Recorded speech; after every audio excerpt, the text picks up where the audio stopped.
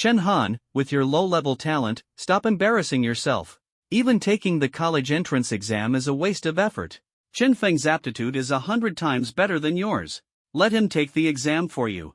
Every year, our family has one military enlistment slot, and that's been reserved for you. Chen Han stared at the hypocritical faces of the elders in the ancestral hall, his eyes blazing with anger, yet he felt powerless to refute them. He clenched his fists tightly, his nails digging deep into his palms, his face full of fury. Ever since arriving in this parallel world, these elders had always been so hypocritical and indifferent.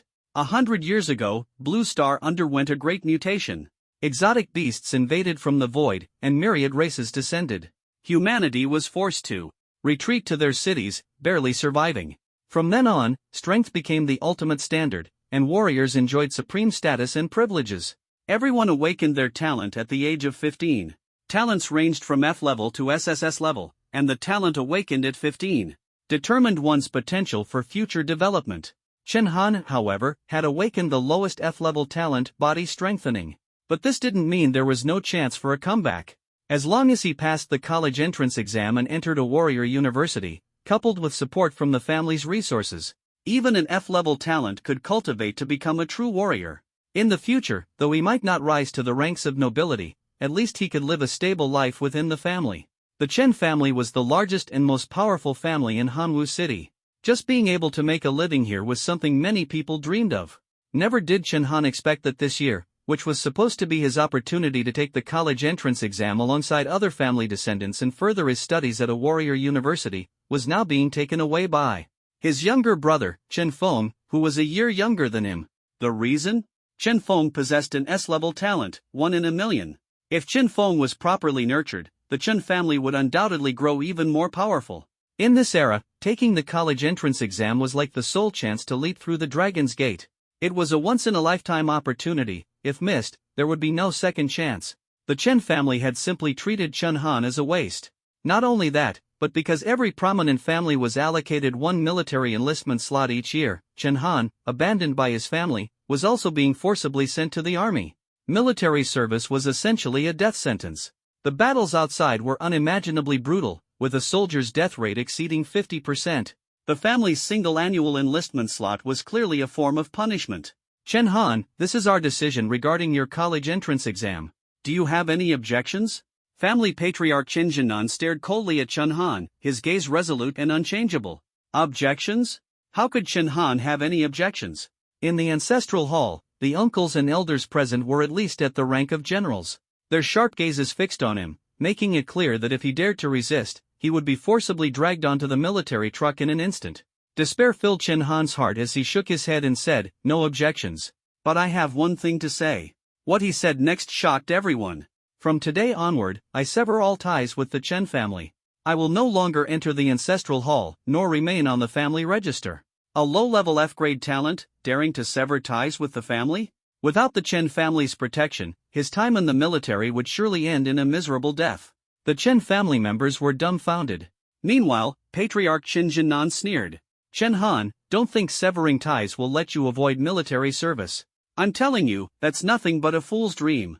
Chen Han had no intention of avoiding it. His thoughts were simple: if he was destined to die, why stay with this family? He had thought that being allowed to take the college entrance exam was the only opportunity the Chen family had given him. He hadn't expected even that to be taken away. So these were his elders. In their eyes, the younger generation had no choices, only arrangements. He had no objections to nurturing Chen Feng, but taking away even his last glimmer of hope was utterly unjust. Instead of waiting to be expelled from the family, he might as well sever ties cleanly. "Don't worry, I'll join the military. But from now on, I have nothing to do with the Chen family." With that, Chen Han strode out of the ancestral hall without looking back. Behind him, Chen Jinnan's sneer echoed. "Chen Han, only by using the name of our Chen family in the military will he have any chance of surviving. Leave the family? He's courting death." Chen Han acted as though he hadn't heard, walking straight to the military truck. Unlike the others, no one came to see him off. In this life, his parents had been sent by the family on a top-secret mission early on and had never been heard from again. Others sobbed uncontrollably, knowing that enlisting in the military was akin to a farewell of life and death. "Son, don't cry. You're bringing glory to the nation, and even if you die, it's an honor. Take care of yourself once you're in the military." The battlefield was cruel, and farewells often meant forever. Just then, Chen Han noticed a petite figure pushing through the crowd. "Brother! You must come back alive." It was his younger sister, Chen Shui. In the entire Chen family, only he and his sister relied on each other. Chen Han was about to respond when the military truck started moving. Chen Shui chased after it, running for a whole mile. It wasn't until the truck disappeared into the distance that she finally gave up.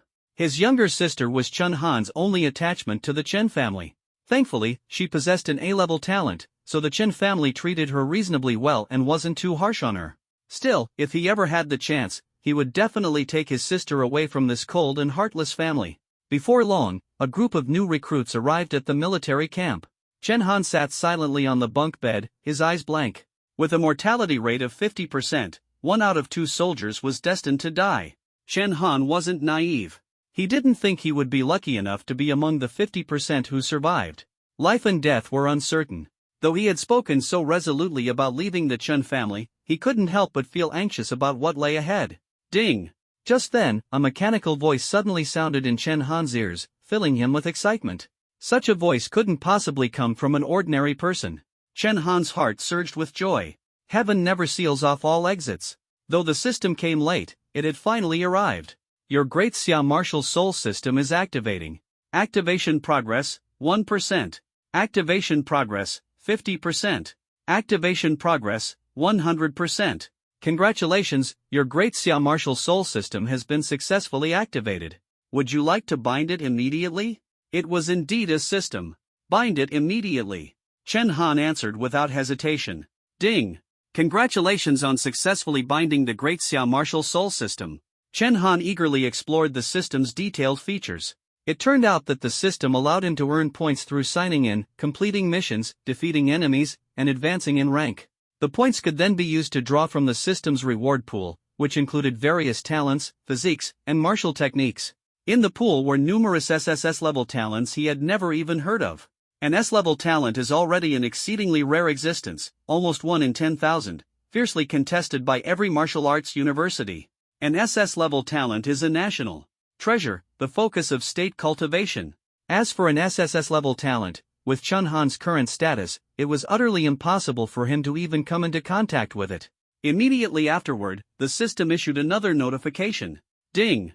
Since this is your first activation of the system, you are granted 3 free lottery draws. You can draw once each from the talent pool, physique pool, and martial skill pool. The novice pools are not restricted by level and can yield anything from F-level to SSS-level talents, physiques, and martial skills.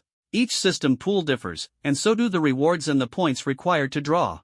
For instance, the lowest level pool costs only 5 points per draw but can only yield up to B-level rewards. The highest level pool, however, requires at least 5,000 points per draw, with rewards ranging from S-level to SSS level. The novice gift pack relies purely on luck, and it was simply exhilarating. Chen Han decided to take a gamble and simultaneously activate the lotteries for the talent, physique, and martial skill pools. Moments later, 3 notification sounds rang out. Ding! Congratulations, you have drawn talent and obtained the SSS-level talent, Sacred Body of the Weapon Soul. Ding! Congratulations, you have drawn physique and obtained the S-level physique, Tempered Body. Ding! Congratulations, you have drawn martial skill and obtained the S-level martial skill, Piercing Deaththorn Spear. To be honest, Chen Han's luck was extraordinary. The chance of drawing an S-level reward from the novice pool was a mere 1%, and SSS level was almost a fantasy.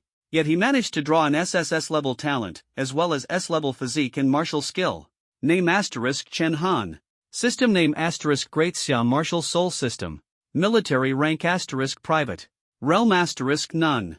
Talents * F-level talent, Body Strengthening, SSS level talent, Sacred Body of the Weapon Soul. Physique * S-level physique, Tempered Body, Proficiency, Beginner. Martial skill * S-level martial skill, Piercing Deaththorn Spear, Proficiency, Beginner. Weapon * None. Current points * 0. Just after finishing the draws, a system interface immediately popped up before Chen Han's eyes. It encompassed attributes such as military rank, realm, talents, and more. Military rank was straightforward, it represented his rank within the army. All new recruits started as privates. After 3 months of training, they would be promoted to private first class. Beyond that were non-commissioned officers, commissioned officers, and the highest rank, Marshal. Each promotion in rank came with significant point rewards, the amount depending on the rank level. The realm referred to the hierarchical classification of martial artists.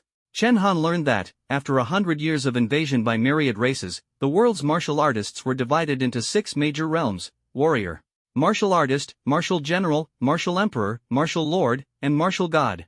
Each major realm was further divided into 8 sublevels. Currently, Chen Han had no realm.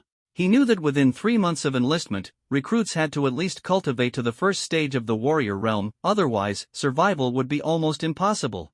Of course, what Chen Han cared about most was his talent. He carefully examined the talent attributes. Sacred Body of the Weapon Soul, *, a talent that achieves ultimate synergy with any weapon. Enables effortless mastery of any weapon and seamless execution. When using any weapon-based martial skill, its power is forcibly elevated by 2 levels. While training with weapons, Chen Han's speed increases tenfold. *, the speed boost varies with weapon quality and training technique, but the base is tenfold. Upon seeing Chen Han, the first person with an SSS-level talent, everyone was utterly dumbfounded. Too powerful, simply invincible. The talents of martial artists on Blue Star were divided into 4 main categories: elemental, enhancement, trait, and manipulation. Elemental talents were straightforward. They allowed control over natural elements like metal, wood, water, fire, earth, wind, and lightning. This was the most common type of talent. Enhancement talents improved physical abilities, such as Chen Han's F-level talent, body strengthening, which could boost muscle strength by approximately 20%. Trait and manipulation talents were the rarest. Manipulation talents involved controlling puppets or mechanisms, making them highly valuable in the military. Trait talents were even rarer, as they didn't fall under elemental, enhancement, or manipulation categories. Instead, they specialized in significantly enhancing the use of weapons. Chen Han had never encountered such a talent before. The Sacred Body of the Weapon Soul was very likely a trait-type talent. Absolutely groundbreaking. Not only could it facilitate proficiency with all kinds of weapons, but it could also elevate martial skills by 2 levels.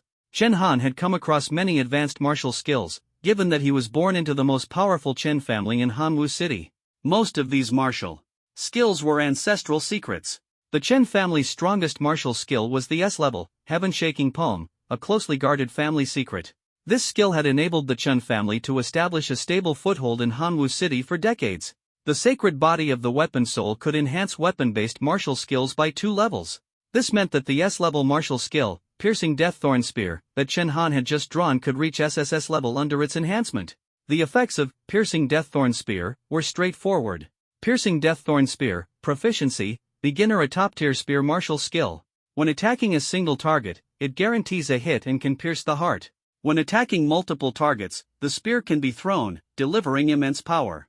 The guaranteed hit effect of this S-level martial skill came with tracking capability, leaving enemies no chance to evade. Combined with the Sacred Body of the Weapon Soul, Chen Han could imagine how powerful this skill would become. The beginner proficiency level was because every martial skill required training. Its true power would only be realized at the highest proficiency level. Finally, there was the special physique Chen Han had obtained.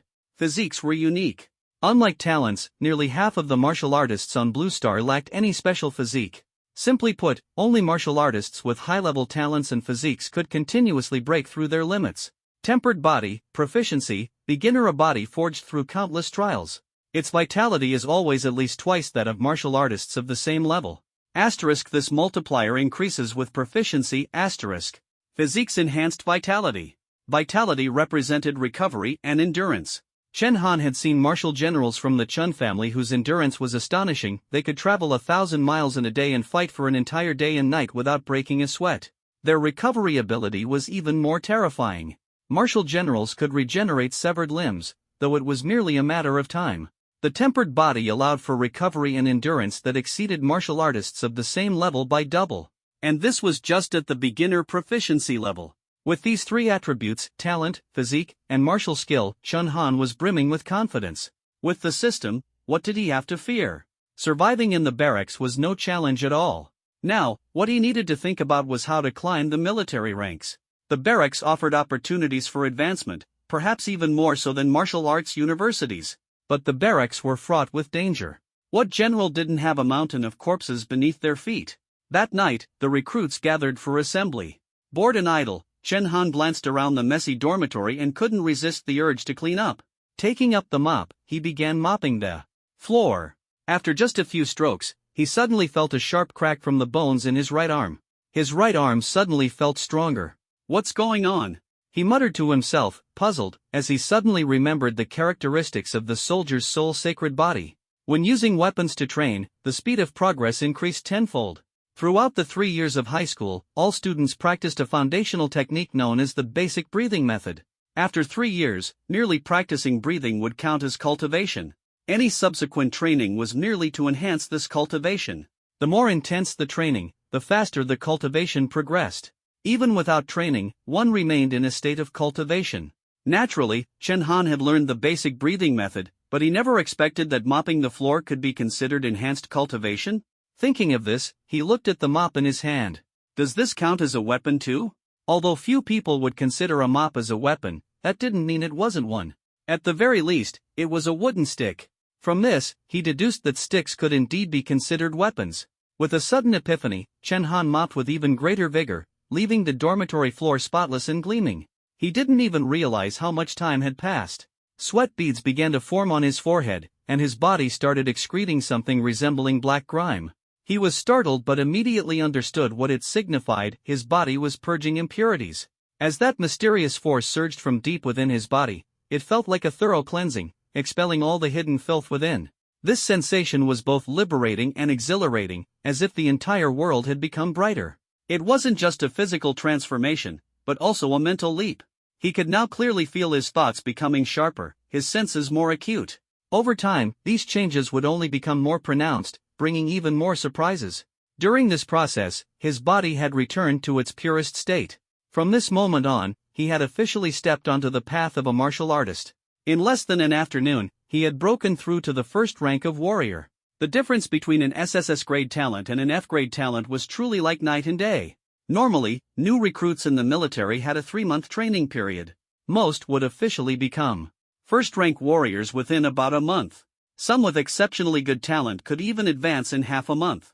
However, such cases were rare, as most conscripted recruits had average talent. Those with excellent aptitude were usually admitted to martial arts universities. Only those from particularly poor families or some with A-grade talent would be sent to the military.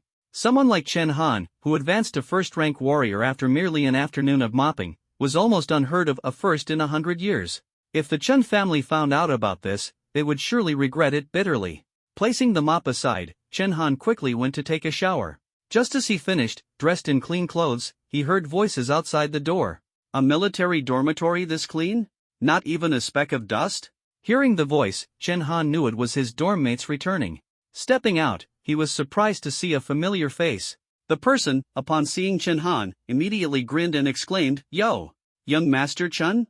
I had no idea you'd end up here too, let alone in the same dormitory." He even made a gesture as if to give Chen Han a hug, but Chen Han quickly dodged in disgust. "Young Master Ji, with your runny nose and tears, go clean yourself up first." This person was Ji Yun, like Chen Han, a side branch member and perceived as a waste from his family. In Hanwu City, two prominent families existed, the Chen family and the Ji family. Given their similar circumstances and attending the same school, they naturally became close friends and even referred to each other as young master. Ji Yun was slightly older than Chen Han and hadn't taken the college entrance exams. He had likely spent a year at home before being sent to the military by his family. The only thing he had over Chen Han was that his parents were still alive. When Ji Yun first entered the military, he cried, but he didn't seem to mind. Instead, he laughed and said, "What's there to fear? Look at me now, when I go to the foot massage parlors, aren't the young ladies and models still calling me big brother obediently?" Over a year without contact, Ji Yun had grown more carefree upon reaching adulthood. He winked at Chen Han and said, "Good brothers should go get foot massages together. When we have time, let's go. You know the Ji family doesn't lack money, right?" Ji Yun was the type of person who would enjoy himself to the fullest, even if the sky fell. Most children from prominent families were similar in this regard.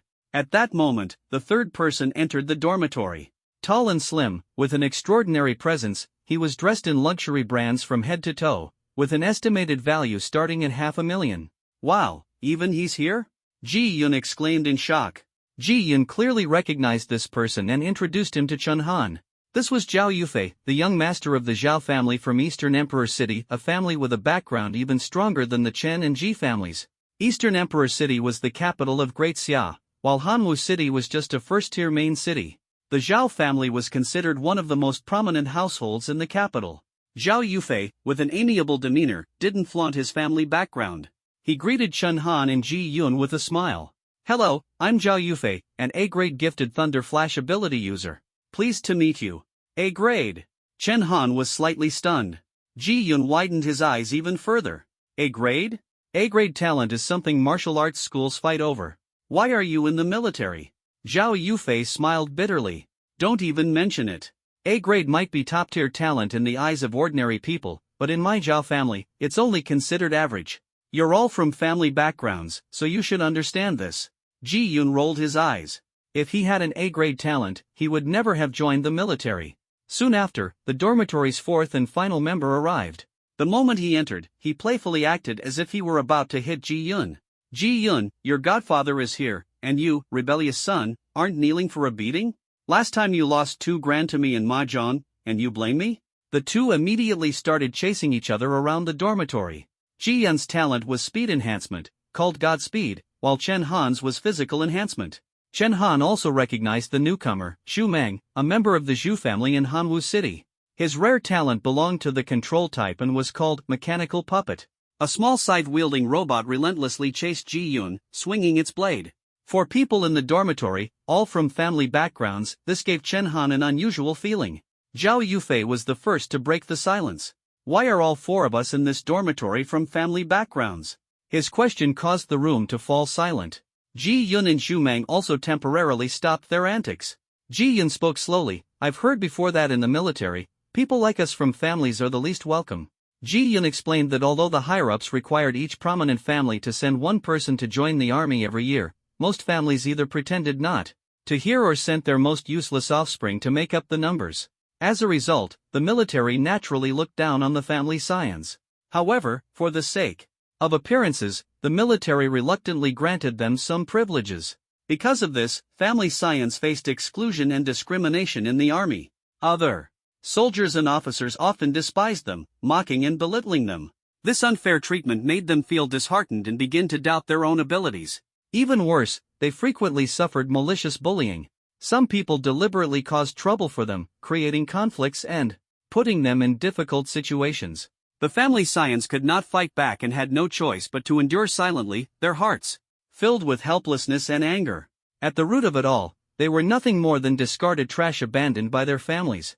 Furthermore, the reputation of family scions in the military was poor, with many being known for cowardice and desertion. However, at this moment, Chen Han smiled.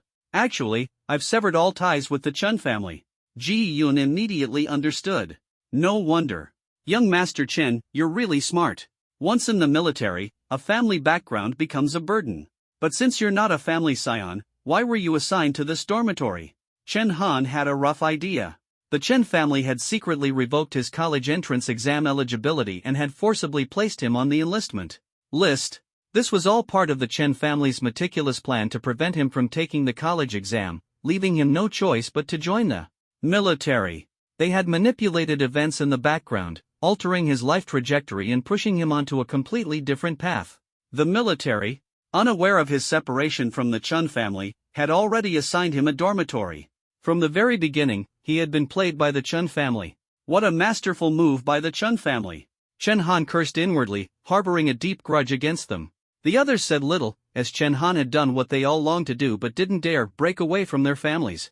"We've endured cold shoulders in our families, but now even ordinary soldiers in the military look down on us.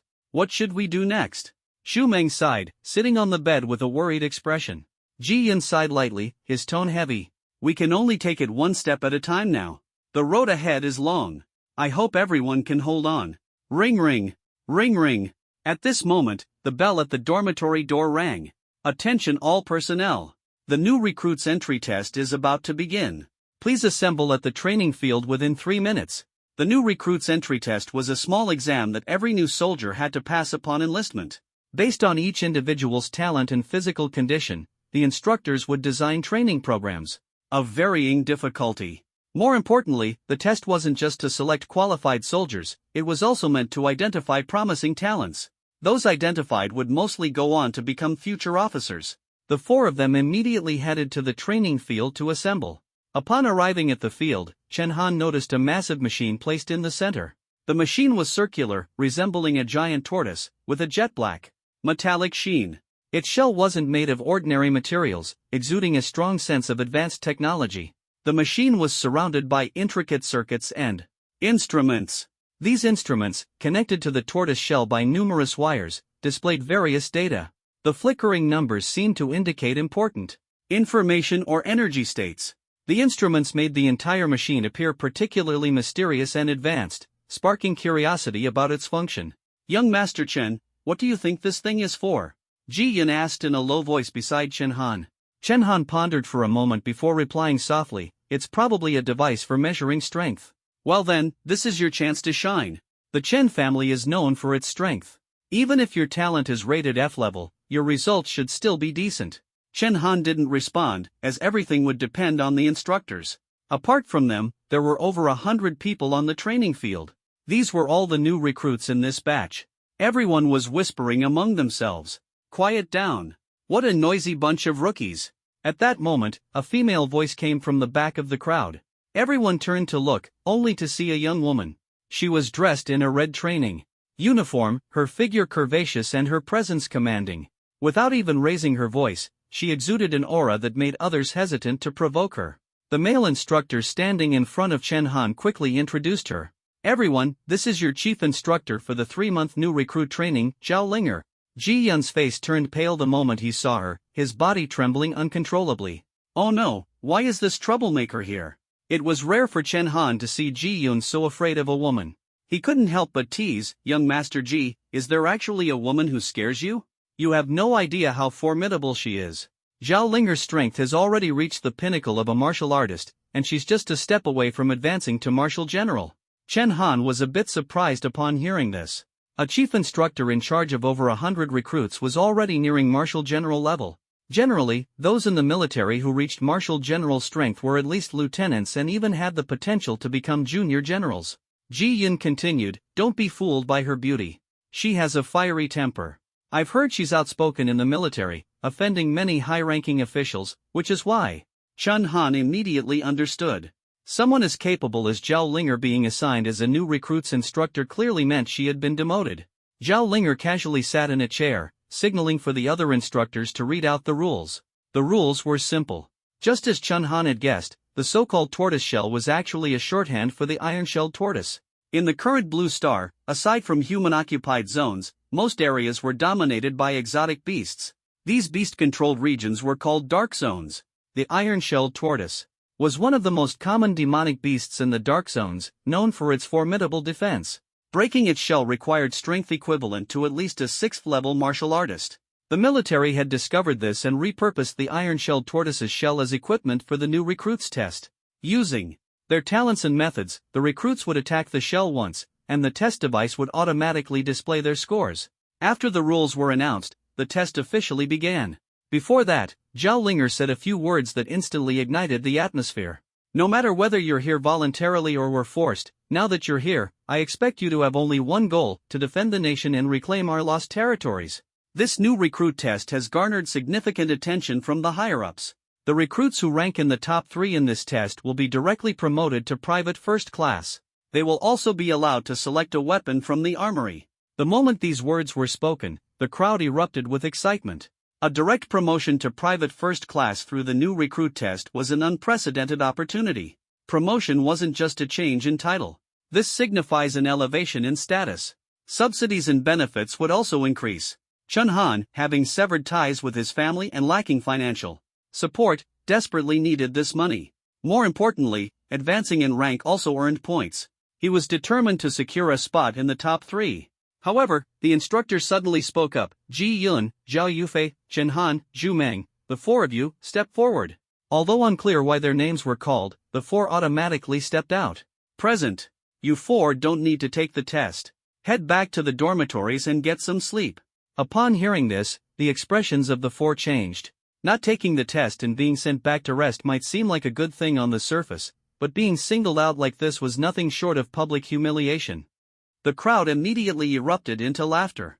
"Ha, these must be the useless scions from some family, right? They don't even qualify to take the test. What a joke! Every year the army gets plenty of these family heirs, this year there are especially many. A group of good-for-nothings just wasting time." It wasn't the first time family disciples were exempted from the recruit tests. This had become an unspoken rule in the army. No one expected these family heirs to perform anyway. As long as they didn't cause trouble, the military generally turned a blind eye. This was what Qin Jinan had meant when he said that having a family background made survival easier. But dignity?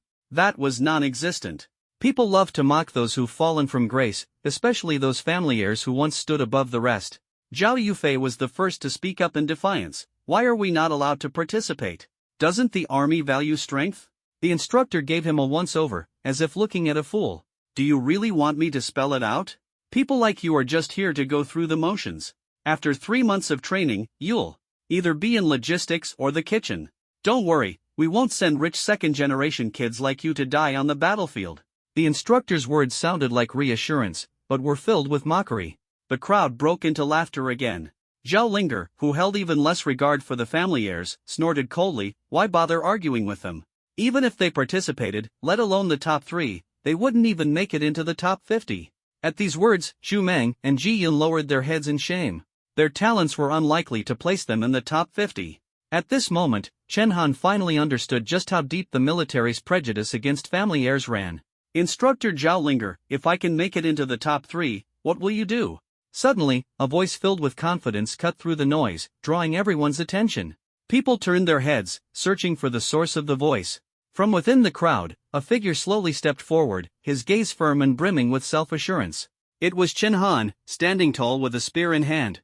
At some point, he had already found a weapon on the training grounds. The military valued strength. Chen Han wasn't one for unnecessary words, he would let his strength speak for itself. Zhao Linger looked at Chen Han, somewhat surprised, and a playful smile appeared on her face. "This year's family heirs are indeed different from previous years. Fine. Let's make a bet. If you can make it into the top 3, I'll ensure your entire dormitory moves into the high-grade quarters, the ones reserved for officers. Also, I'll personally take care of you for the 3 months of recruit training. But if you can't, you'll willingly join the kitchen staff and stop trying to prove yourself. I despise people like you the most." Ji Yun always said Zhao Linger had a fiery temper, and she wasn't joking. With these words, Zhao Linger directly made a wager with Chen Han. Zhao Linger was so confident because she already knew Chen Han's true aptitude. Even Zhao Yufei, with his grade A talent, wasn't guaranteed to make the top 3. And Chen Han, with his grade F talent, on what basis could he even dream of it? To Zhao Linger, Chen Han's words were nothing but empty boasts. Every spoiled heir had some confidence to spout nonsense, didn't they? But this time, she had misjudged. Chen Han gripped his spear with both hands, gathering his strength. A powerful aura erupted instantly. Sensing the sudden surge of energy, Zhao Linger, whose realm far exceeded Chen Han's, became immediately alert. She stood up at once, exclaiming, "Warrior, first tier? He's already stepped onto the path of a martial artist." At this moment, Chen Han's mind was clear and pure. His gaze was fixed solely on the unyielding iron-armored shell before him. His eyes burned like torches as they locked onto the target, seemingly intent on piercing through it.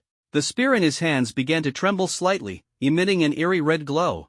The red light shot out like sharp arrows, tinting the entire space with a layer of mystery. Then, Chen Han suddenly struck.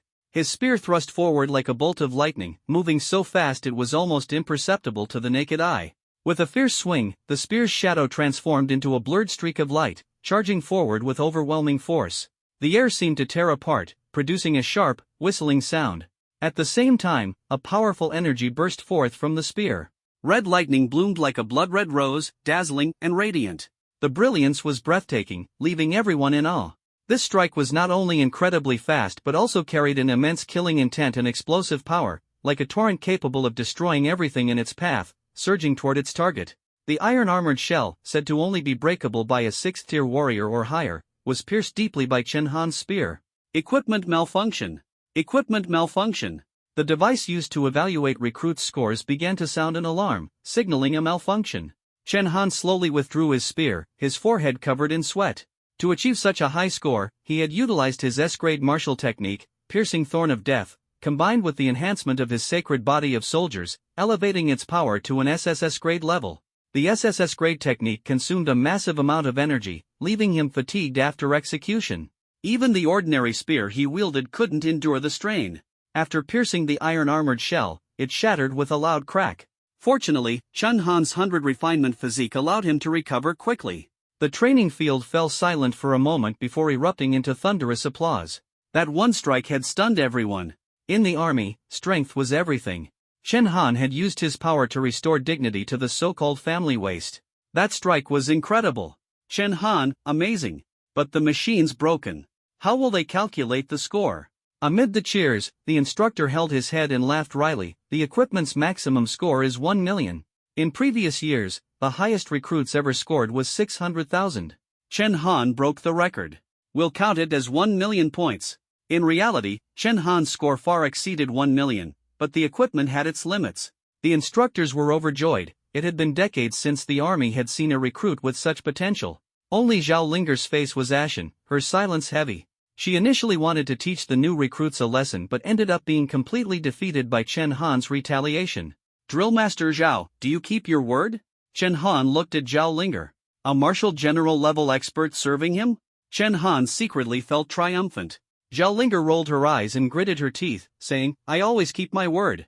This way, please. I'll take you to the armory to pick a weapon first. Her use of please was particularly formal. Without a doubt, Chen Han had secured the top spot in this test, so Zhao Linger naturally had to take him to choose a weapon first. The military armory was known to house extraordinary weapons, something Chen Han had heard about long ago. These weapons were crafted from the materials of exotic beasts, and their quality even surpassed those of the martial universities. It was said that the weapons at martial universities were all supplied by the military. Another reason Chen Han aimed for the top 3 was to secure a high-quality weapon. A top-tier weapon was not only extraordinarily expensive but also extremely rare. The Grand Xia Martial Soul System's prize pool didn't even include weapons. As the two walked side by side, Chen Han immediately felt an overwhelming sense of pressure emanating from Zhao Linger as he got closer to her. However, the effectiveness of realm suppression depended on talent. If the talent gap was too large, such suppression became useless. Zhao Linger, at best, had an A-level talent, whereas Chen Han's talent was SSS-level, an insurmountable gap. In actual combat, a significant gap in realm would make it impossible for Chen Han to match Zhao Linger. However, when it came to the pressure of realm suppression, Zhao Linger's level of talent had no effect on him. Chen Han said calmly, Drillmaster Zhao, using intimidation to suppress others isn't very honorable. By the way, my shoelace seems to have come undone, could you help me tie it? Zhao Linger had assumed Chen Han's talent was at the F level, but seeing him completely unaffected by the pressure, she was momentarily stunned. Instinctively, she glanced down at his shoes. But the shoelace wasn't undone at all. Chen Han was just teasing her. You? Zhao Linger was so furious that her teeth itched, but she was helpless and could only remain silent. At this moment, a voice came from behind them. Zhao Yufei, score, 468,000. Thanks to Chen Han's efforts, Zhao Yufei had also been allowed to take the test and achieved an impressive score of 468,000, making him one of the top performers among the new recruits. Zhao Linger murmured, it seems the children from your families do have some genuine abilities. Zhao Linger opened the armory doors, revealing an array of dazzling weapons in various categories.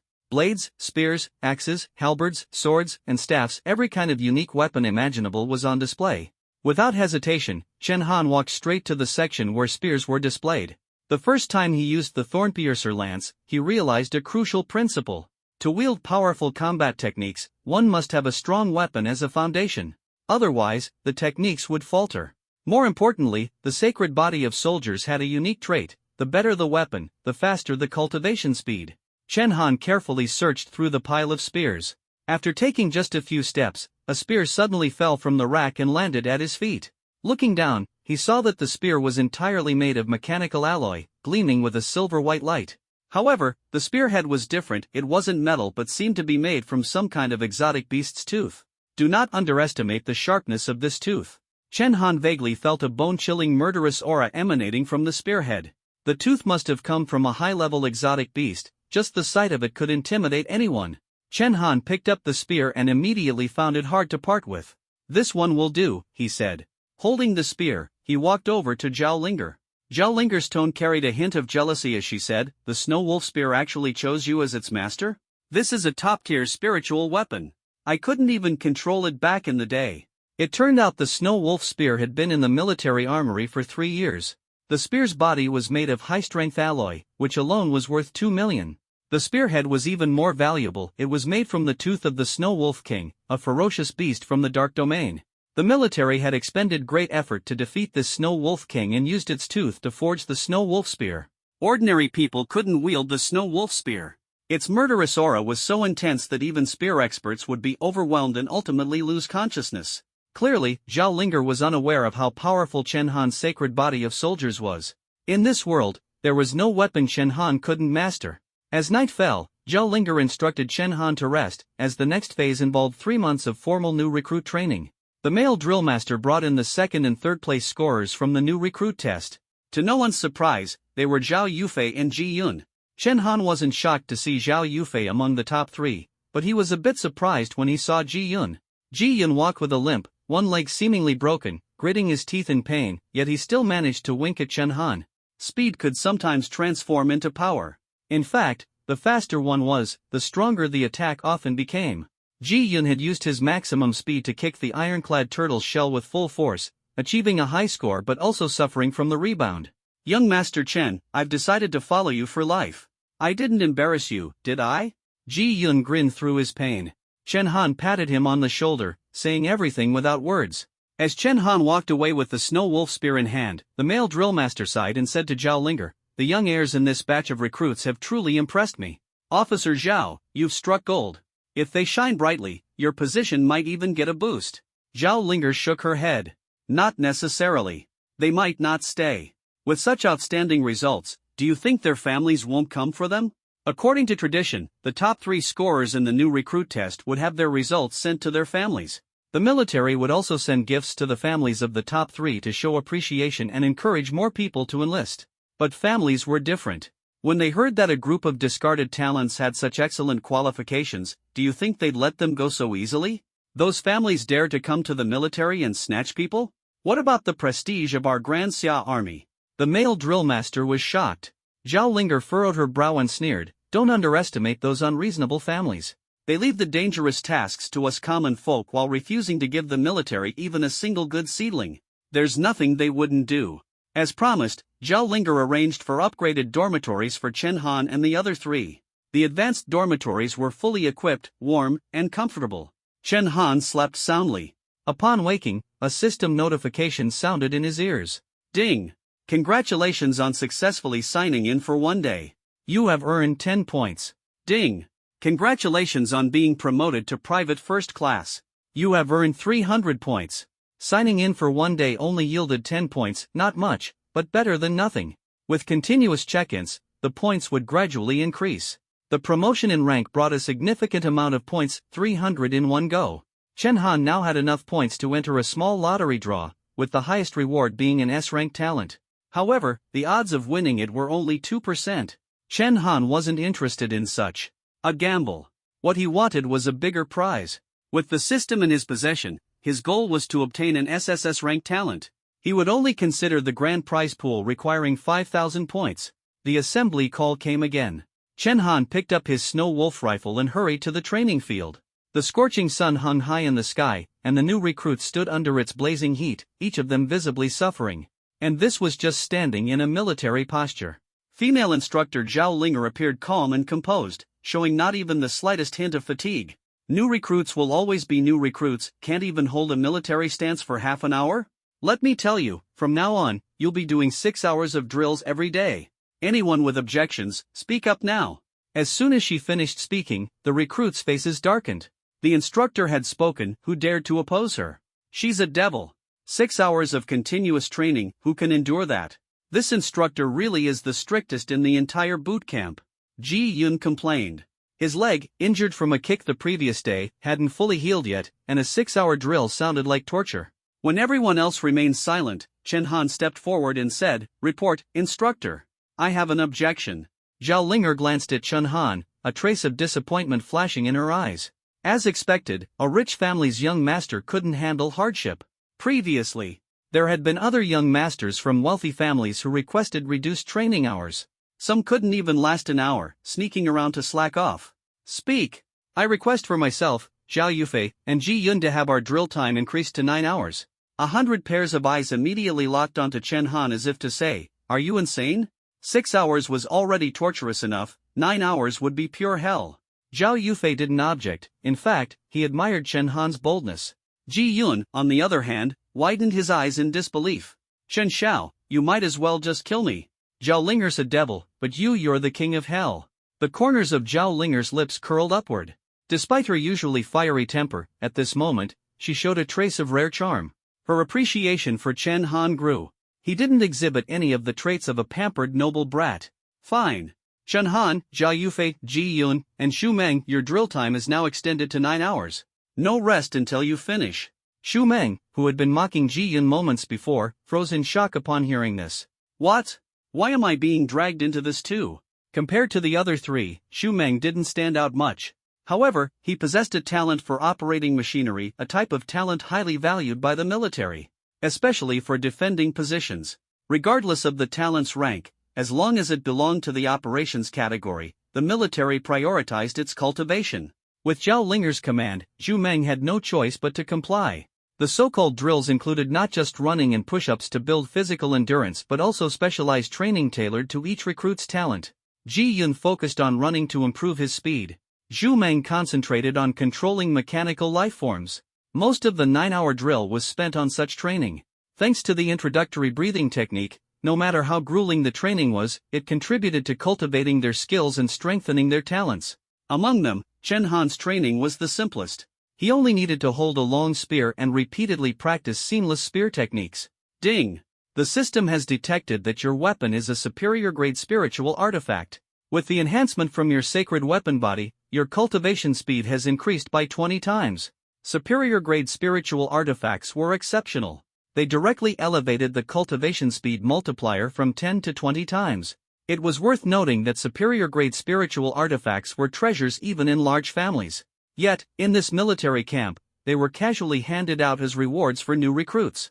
For the first time since his transmigration, Chen Han felt a sense of warmth, and it came from the military. How ironic. The day passed quickly. Ji Yun, despite his flirtatious nature and frequent complaints, gave his all whenever Chen Han spoke. After 9 hours of training, Ji Yun collapsed onto the ground, sweat pouring off him like rain. Chen Xiao, today's training alone is more than what I used to do in 3 months. I need to visit a massage parlor and find a couple of girls to properly relax. Zhao Yufei and Xu Meng were also utterly exhausted. None of the three harbored any resentment toward Chen Han. If they didn't endure hardship now, they'd lose their lives in the future. Moreover, as scions of noble families, they had to work harder than others if they wanted to stand out and earn respect in the military. What shocked them even more was that after 9 full hours of training, not only did Chen Han show no signs of fatigue, he didn't even break a sweat. He even said to the three of them, "You guys rest, I'll keep training for a bit longer. Chen Xiao, we're not accompanying you anymore. If we keep going, we'll really die of exhaustion." Ji Yun admitted defeat and hurried back to the dormitory. Even Zhao Yufei had to throw in the towel. And so, Chen Han extended his drill time to an astonishing 11 hours. This was all thanks to his unique physique, the body of 100 refinements, which allowed him to recover stamina extraordinarily quickly. The longer he trained, the easier it became for him. Time flew by, and in the blink of an eye, a month and a half had passed. At this stage, most of the new recruits had just reached the first rank of warrior. But Chen Han had already advanced to the 4th rank of warrior. A 20-fold cultivation speed boost was no joke. Ordinary warriors would take over 2 years to reach the 4th rank of warrior.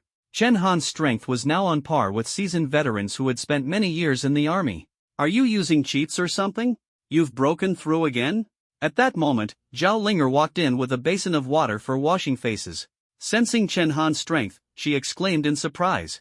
She had always kept her word, serving tea and water to Chen Han as agreed, even after losing to him. But Zhao Linger never forgot this debt, vowing to settle the score with Chen Han once the 3-month boot camp ended.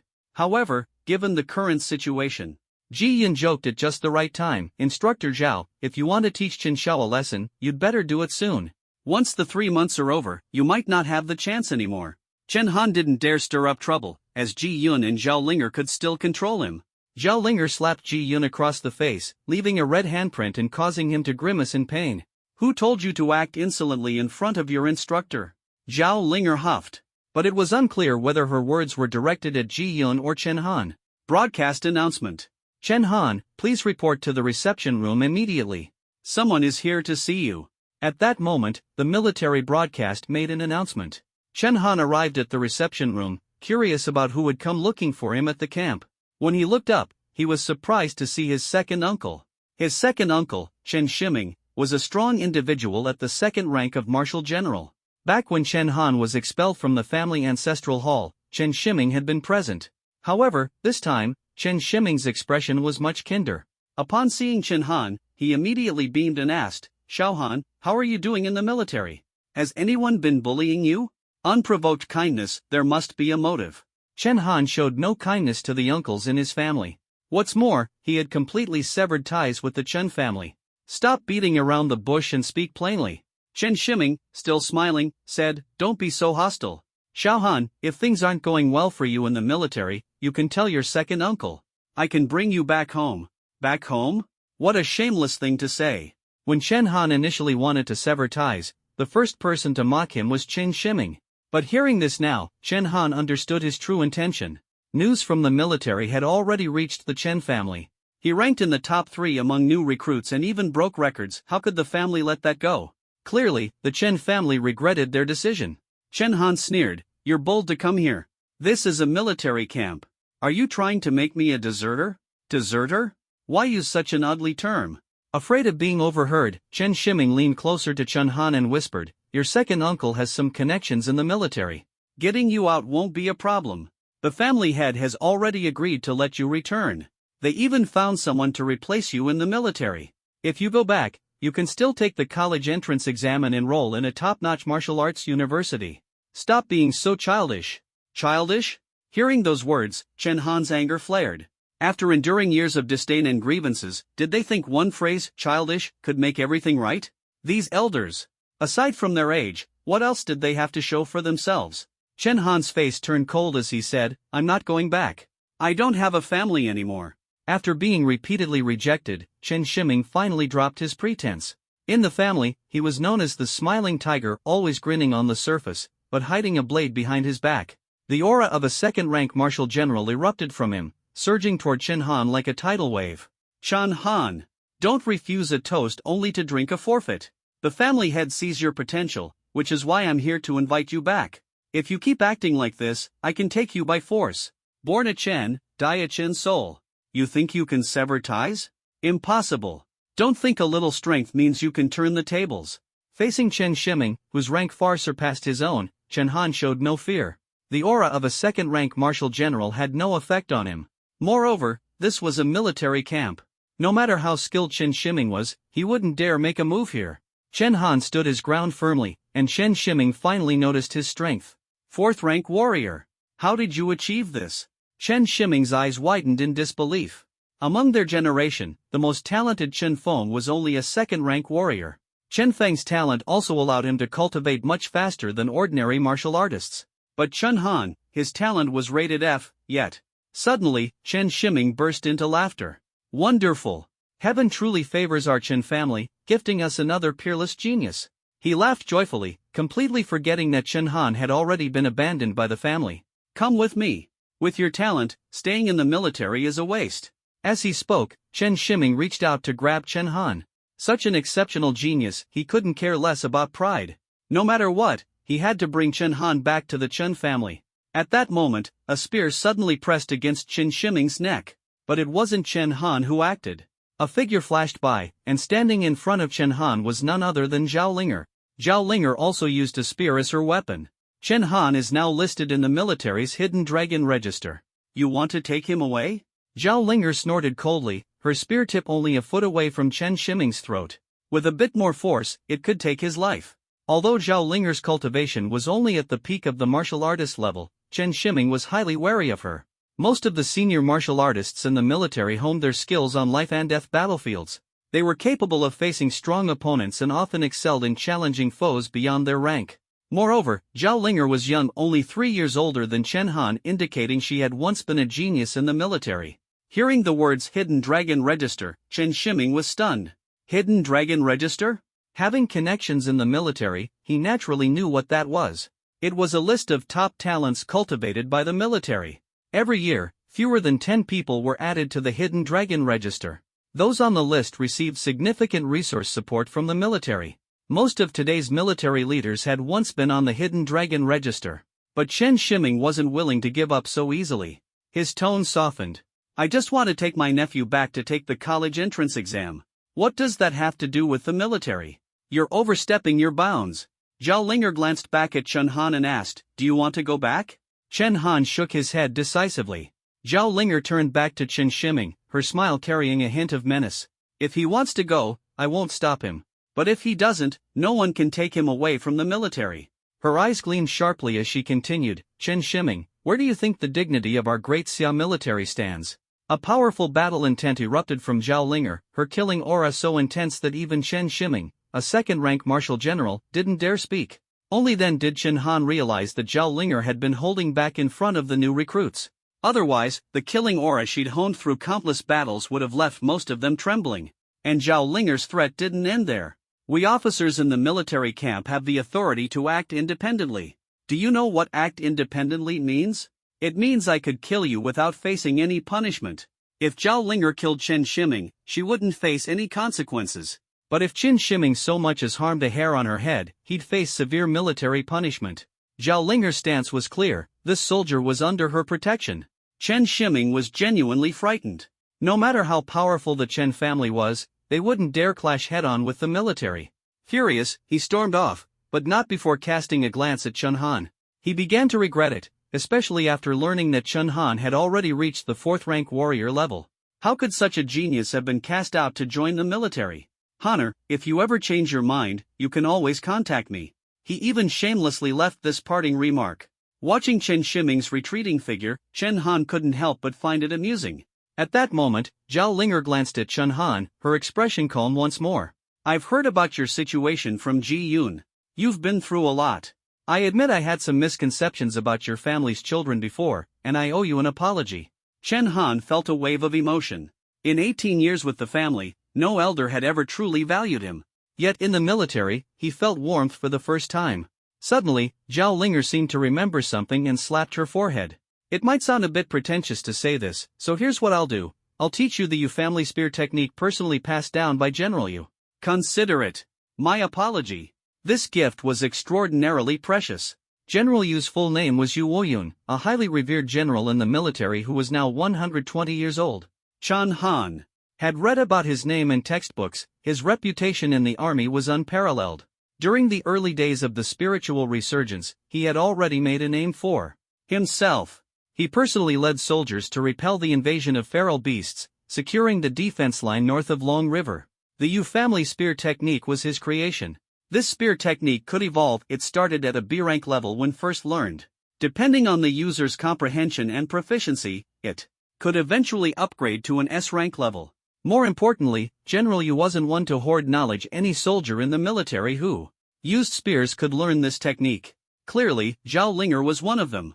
However, this spear technique wasn't something new recruits could learn right after enlisting. One had to serve for at least a year and earn certain military merits before it would be passed down. Watch closely. The Yu family spear technique emphasizes heavy strikes, ferocity, and adaptability. Every change in form enhances the power of the next strike.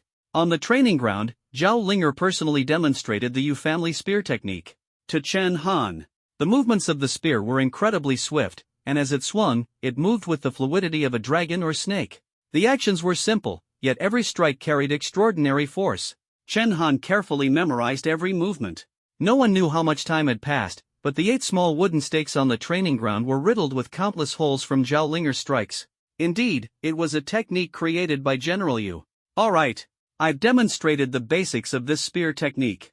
How much you can learn depends entirely on your own comprehension. Zhao Linger retracted her spear with clean and precise movements, showing no hesitation or excess. Chen Han nodded slightly, having already committed the Yu family spear technique to memory with crystal clarity. On his system panel, a new section appeared under the heading of Techniques.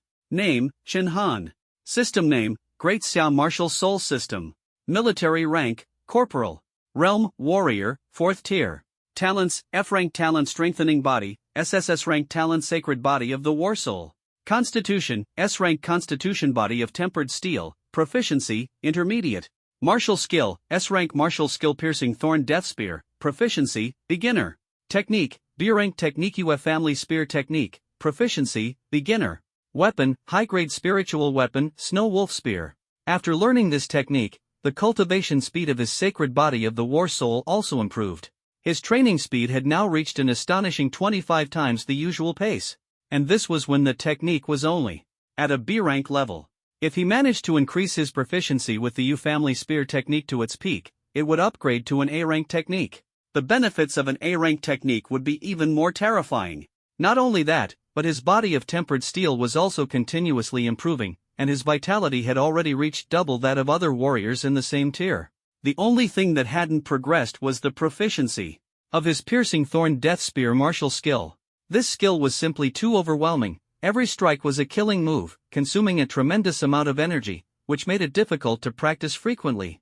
At this moment, Zhao Linger suddenly remarked, "The U family spear technique emphasizes thrusting strikes in flexible variations, which align perfectly with your martial skill. You must practice this technique diligently."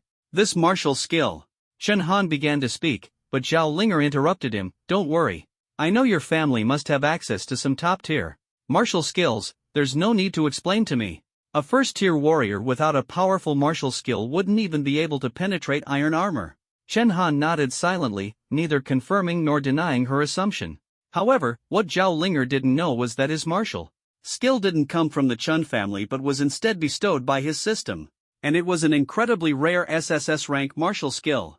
Afterward, Zhao Linger said, "Get ready. Your batch of new recruits is almost done with training, and the new recruit competition is about to begin. Go and prepare." Chen Han nodded in acknowledgement. Just as he stepped out of the door, the system suddenly chimed. Ding! Congratulations on triggering the new recruit competition mission. In the new recruit competition, rank in the top 3 to earn lottery points, 3,000 points for first place, 2,000 points for second place, and 500 points for third place. So it was a system mission. Securing first place in the competition would earn him a full 3,000 points. As for the points for second and third place, Chen Han didn't even consider them. He only wanted first place. Over the next few days, Chen Han began rigorously training in the U family spear technique. 2 weeks later, U family spear technique, forward thrust, backward thrust, upward slash.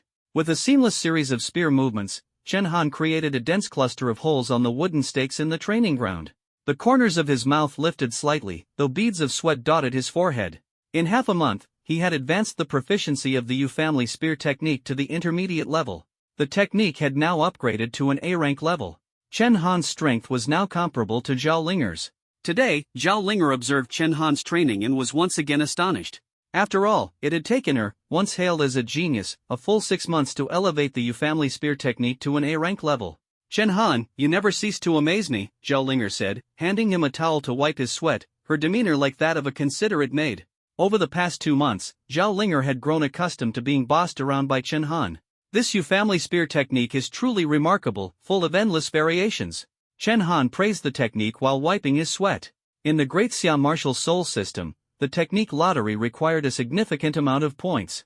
The highest tier lottery pool cost 10,000 points per draw, and even then, obtaining a suitable technique wasn't guaranteed. After all, techniques had to align with one's talents. Without the right talent, even the strongest technique would be useless. Though not the pinnacle of techniques, the U family spear technique matched Chen Han perfectly and saved him a considerable amount of points. He planned to save his points for drawing talents, constitutions, or martial skills. That afternoon was the new recruit competition. Having just upgraded the U family spear technique to A rank, Chen Han was brimming with confidence. After lunch and a brief rest, the competition began right on time. The new recruit competition brought together all the recruits from the past month for a martial tournament. The winner of the competition would be crowned the Rookie King. The name of the Rookie King would be recorded by the military, bringing numerous advantages in the future. Chen Han's batch of recruits was divided into 3 groups, with his being the last. The last group had a slight disadvantage, as the first 2 groups had at least half a month more training. Over 300 recruits gathered at the training ground. After 2 months of rigorous training, their faces bore a resilience forged through hardship. The military was a place of intense tempering. Most recruits now had healthy bronze-colored skin, and no one complained or grumbled anymore. Zhao Linger remained the chief examiner, while the assistant instructor began announcing the competition rules. The rules were simple. It was a one-on-one elimination tournament. Killing was prohibited, but all other means were allowed. Participants could incapacitate their opponents, or even render them unconscious, to secure victory. The tournament would continue until the first-place winner was determined.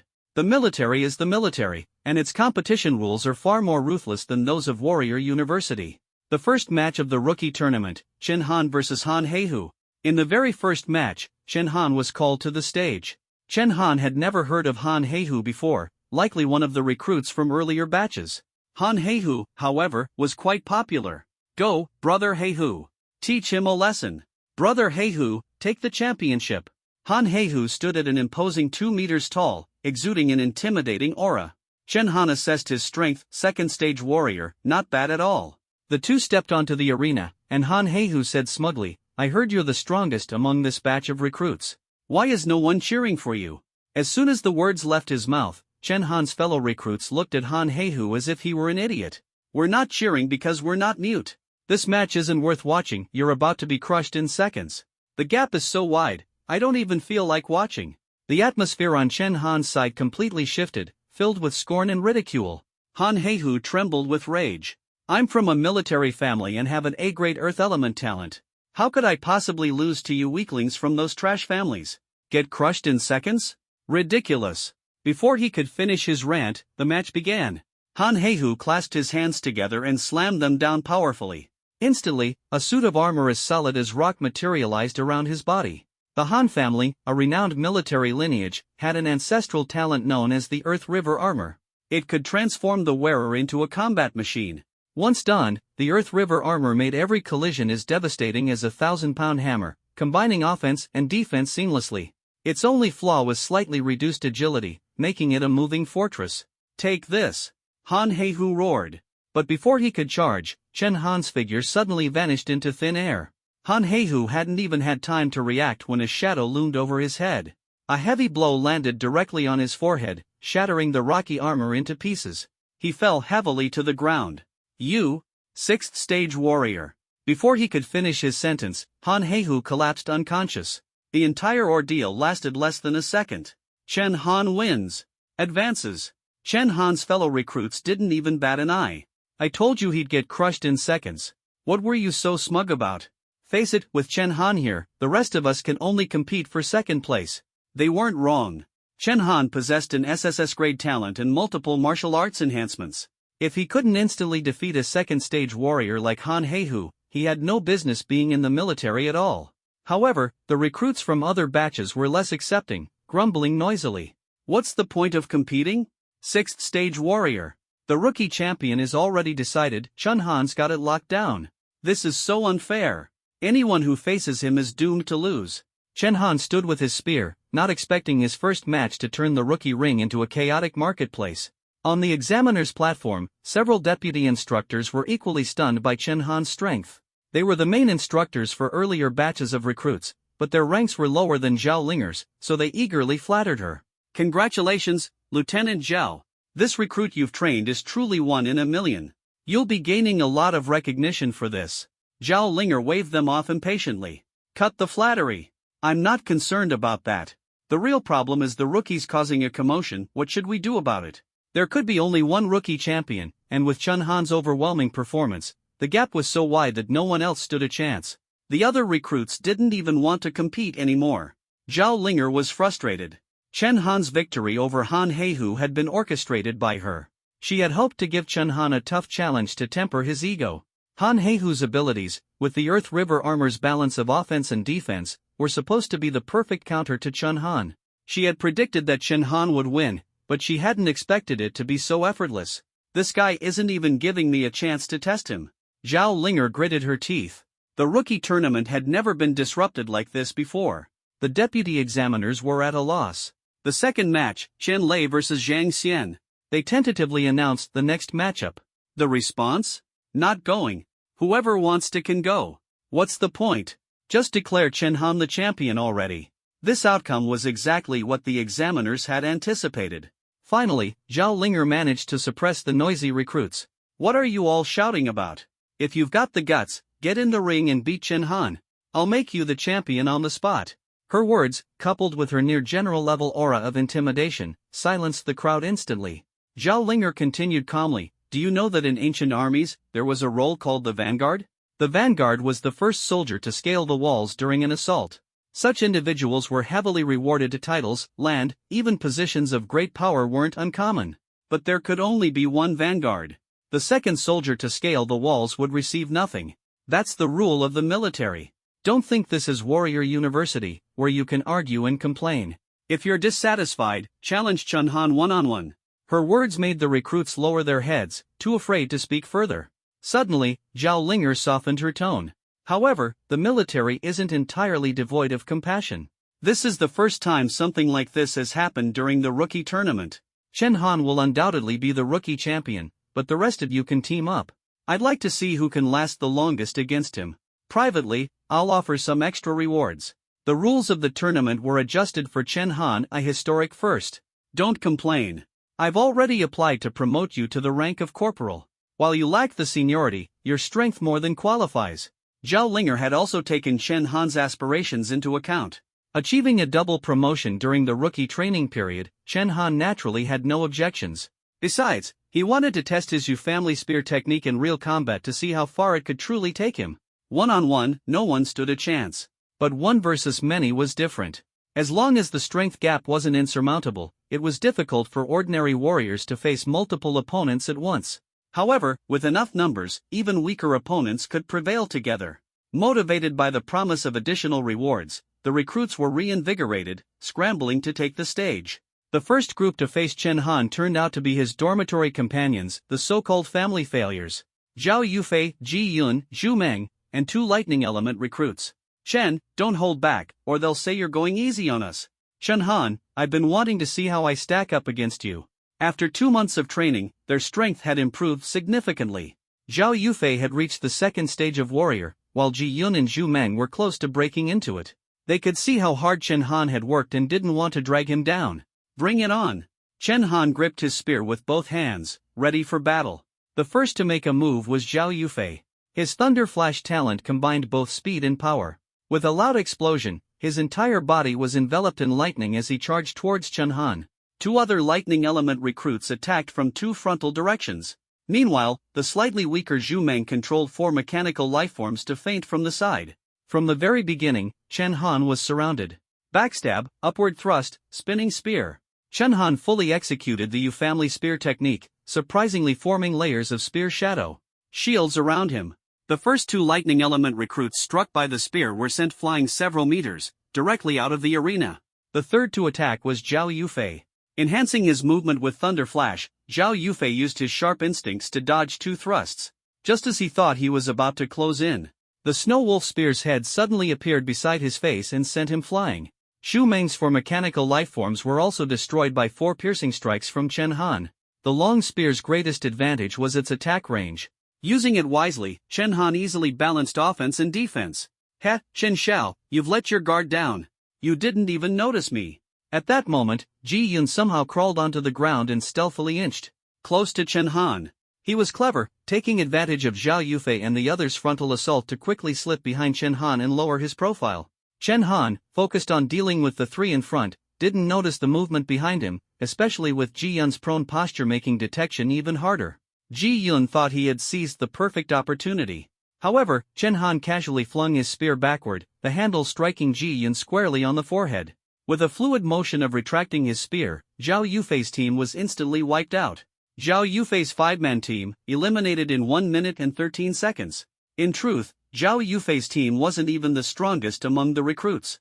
Finally, the other recruits saw a glimmer of hope and began challenging Chen Han one after another. What followed was Chen Han taking on more than a dozen rounds consecutively. Yet, no team managed to surpass Zhao Yufei's time record. The reason was simple: those who trained with Chen Han regularly had learned some of his spear techniques, enabling them to last a bit longer. The others didn't have this advantage. What was originally planned as a 3-day rookie competition concluded in less than a day. Now announcing, the rookie king of the competition, Chen Han. Best team, Zhao Yufei's group. Chen Han was crowned champion without suspense, and Zhao Yufei's team also received commendations. Satisfied, Chen Han returned to his dormitory. As soon as he entered, 2 notifications chimed. Congratulations on winning first place in the rookie competition. Reward, 3,000 points. Congratulations on your promotion to corporal. Reward, 1,000 points. A total of 4,000 points were credited. Combined with the points Chen Han had accumulated over the past 2 months, his total exceeded 5,000, enough for a top-tier prize draw from the points pool. Chen Han immediately opened the system's prize pool and selected the talent category. Talent was the most fundamental and important aspect. Without talent, everything else was futile. Moreover, physique, martial techniques, and cultivation methods could sometimes yield useless results, but talent was always valuable. Starting top-tier talent draw. In the 5,000-point prize pool, the odds of drawing an SSS-level talent were 20%. Chen Han stared intently at the system's roulette wheel, finally watching the pointer stop on an SSS-level talent. Ding! Congratulations, you have obtained the SSS-level talent, Killing God Spear Intent.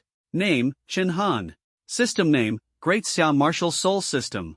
Rank, Corporal. Realm, Warrior Stage 6. Talents, Strengthened Body, F-level, Sacred Body of the Weapon Soul, SSS-level, Killing God Spear Intent, SSS-level. Physique, 100 Refined Body, S-level, Intermediate Proficiency. Martial Techniques, Piercing Thorn Spear, S-level, Beginner Proficiency. Cultivation Methods, U-Family Spear Technique, A-level, Intermediate Proficiency. A new SSS-level talent * Killing God Spear Intent * was added to the talent list. Just from the name, it was evident that this talent was related to spear weaponry. Chen Han immediately checked the detailed description of Killing God Spear Intent. Killing God Spear Intent, the god of spears, brimming with killing intent. While wielding a spear in combat, you accumulate killing intent points. Each point increases all bodily attributes except vitality by 1%. Killing intent points can stack up to a maximum of 200 points. When the killing intent points reach their maximum, you can unleash all the accumulated intent, instantly increasing your attributes by 4-fold for 1 hour, after which the killing intent resets to 0. Additionally, when learning spear techniques, this talent allows you to break through the technique's level cap and elevate it by 1 grade. Another immensely powerful SSS-level talent, perfectly suited for Chen Han. The maximum stack of 200 killing intent points meant a consistent 2-fold enhancement of bodily attributes. Without a doubt, this was a strengthening type talent. Among the strengthening talents Chen Han had seen, even his brother's S-level talent could only enhance physical capabilities by 80%. In contrast, Killing God Spear Intent offered a doubling effect.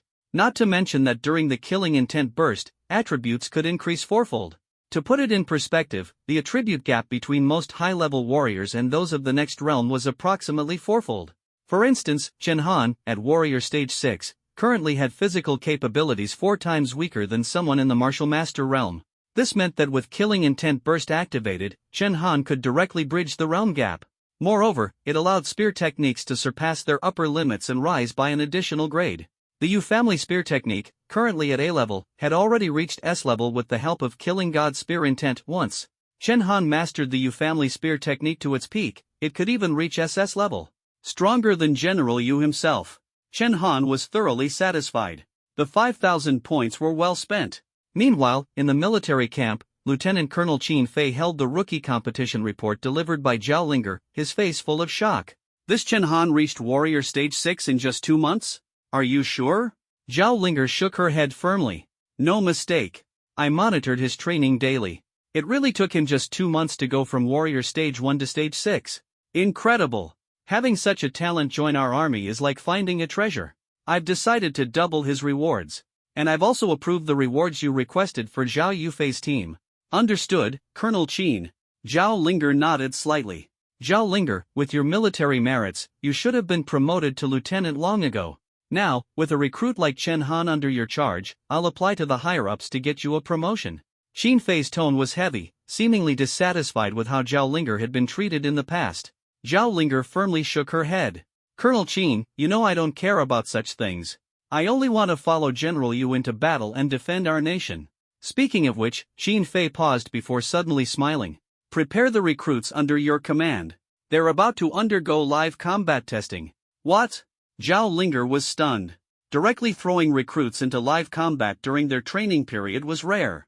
It typically takes 3 months of training and an additional 2 months of coordination before soldiers are truly ready for the battlefield. Currently, the war situation isn't urgent, so new recruits aren't being sent to die on the front lines. Unless...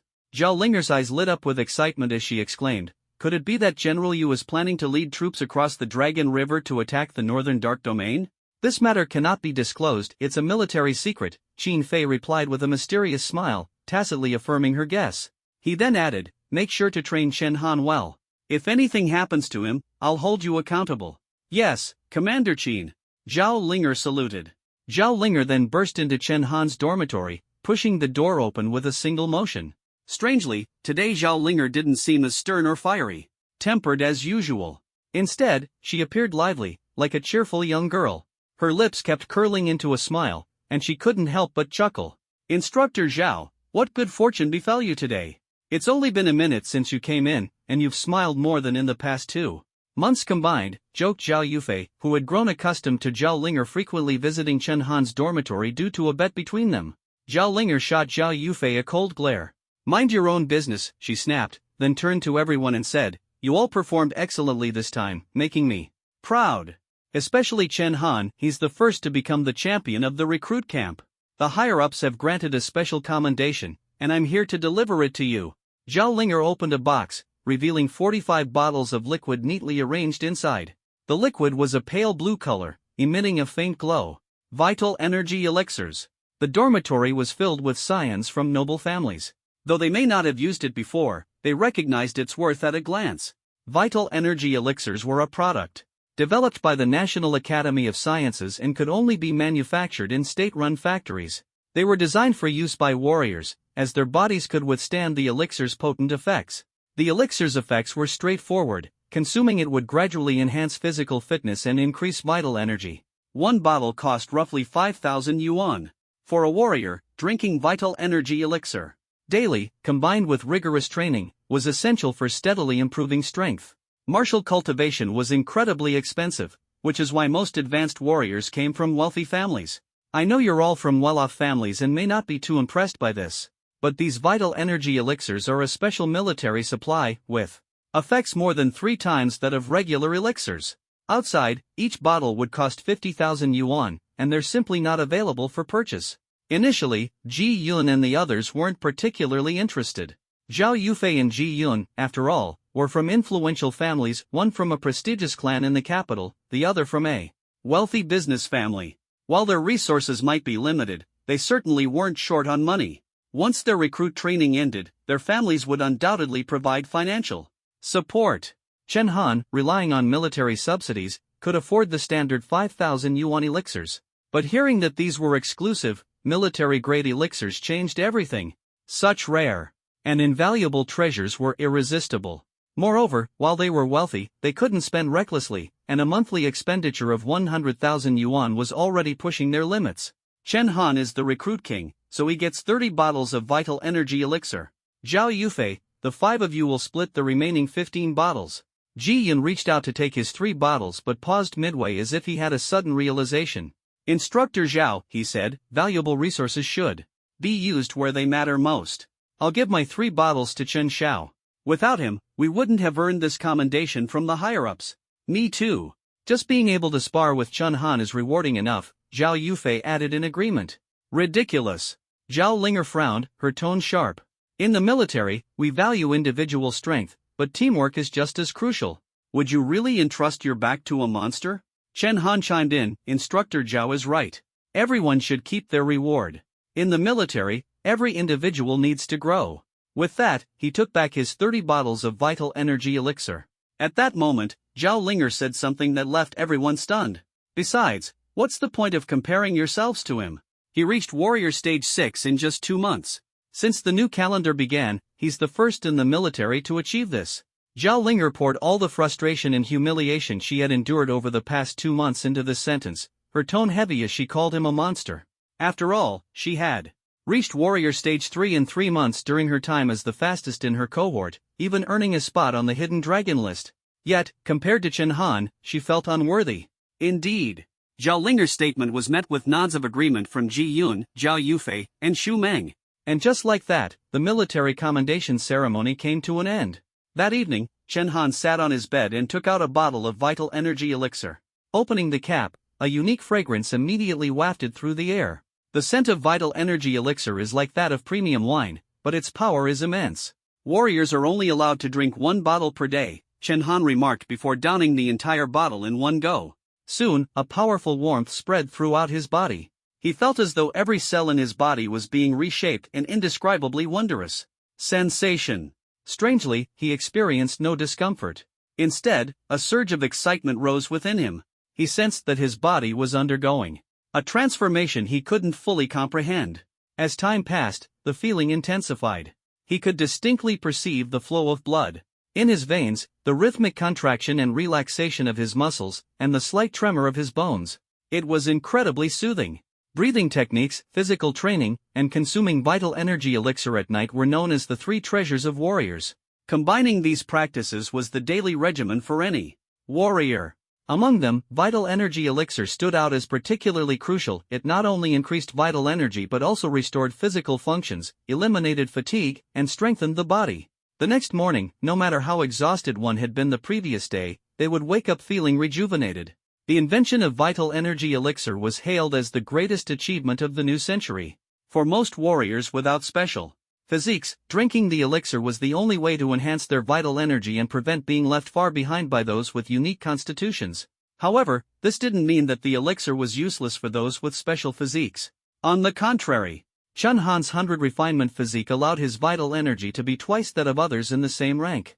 When he consumed 1 bottle of vital energy elixir, its effects were equivalent to someone else drinking 3 bottles. Having a special physique truly provided a significant boost to a warrior's potential. This was no exaggeration. The next day, before 6 in the morning, the sharp sound of the military bell jolted everyone awake from their dreams. Zhao Linger gathered all the recruits on the training field to announce a major piece of news. Starting tomorrow, you will engage in real combat. You'll be sent directly to the battlefield against exotic beasts, fighting in groups of 4 for assessment. This simple announcement struck the recruits like a thunderclap, sending shockwaves through the ranks. What? Real combat training? I've never heard of recruits having to engage in real combat during training. I don't want to die. Upon hearing that they were going to battle terrifying beasts, some of the recruits were so scared they almost wet themselves. Many of them had been forced into the military. Training was one thing, but when faced with life and death, everyone would feel fear. Chen Han noticed that Ji Yun, Zhao Yufei, and a few others standing beside him had begun trembling. Ji Yun's forehead was drenched in cold sweat. Young Master Chen, something's wrong. This isn't right at all. I've never heard of actual combat being part of a recruit's training. The northern border isn't in any trouble right now, so why are they treating us like cannon fodder? Zhu Meng chimed in. Only Zhao Yufei appeared relatively calm. I think this might not be such a bad thing. Don't forget, we are no longer young masters of our families. We are soldiers now. Hearing this from a scion of a prestigious family in the capital, Ji Yun and Xu Meng stopped trembling in fear. Old Zhao is right. Whether we stick our necks out or shrink back, the blade will still fall. We might as well face it head on and get it over with. A soldier's destiny was to go to the battlefield. Loyal bones buried beneath the green mountains, why fear death? The recruits were afraid, and Zhao Linger could understand. However, General Yu's plan required an expedited process to get recruits into the camps. After a moment of hesitation, she spoke. As soldiers, we must have courage and not fear death. Real combat training can't guarantee that everyone will come back alive. If anyone here wants to be a coward, I'll give you the chance. Go report to the logistics camp or the mess hall. As soon as she said this, all eyes turned to Chen Han and his 3 companions. Everyone wanted to see if these pampered young masters from influential families would be scared. Unexpectedly, the 4 of them stood upright, exuding an aura of unyielding determination, fully prepared to face death. Damn it! If even these 4 young masters aren't afraid, what do we have to fear? If we're going to die, we'll die. No way we're letting others look down on us. Zhao Linger had intentionally placed Chen Han and his companions at the forefront, hoping they would take the lead. The 4 of them did not disappoint her, inspiring the morale of all the recruits. Over 100 recruits faced the battlefield of life and death, and not one of them backed down, an extremely rare occurrence. Excellent.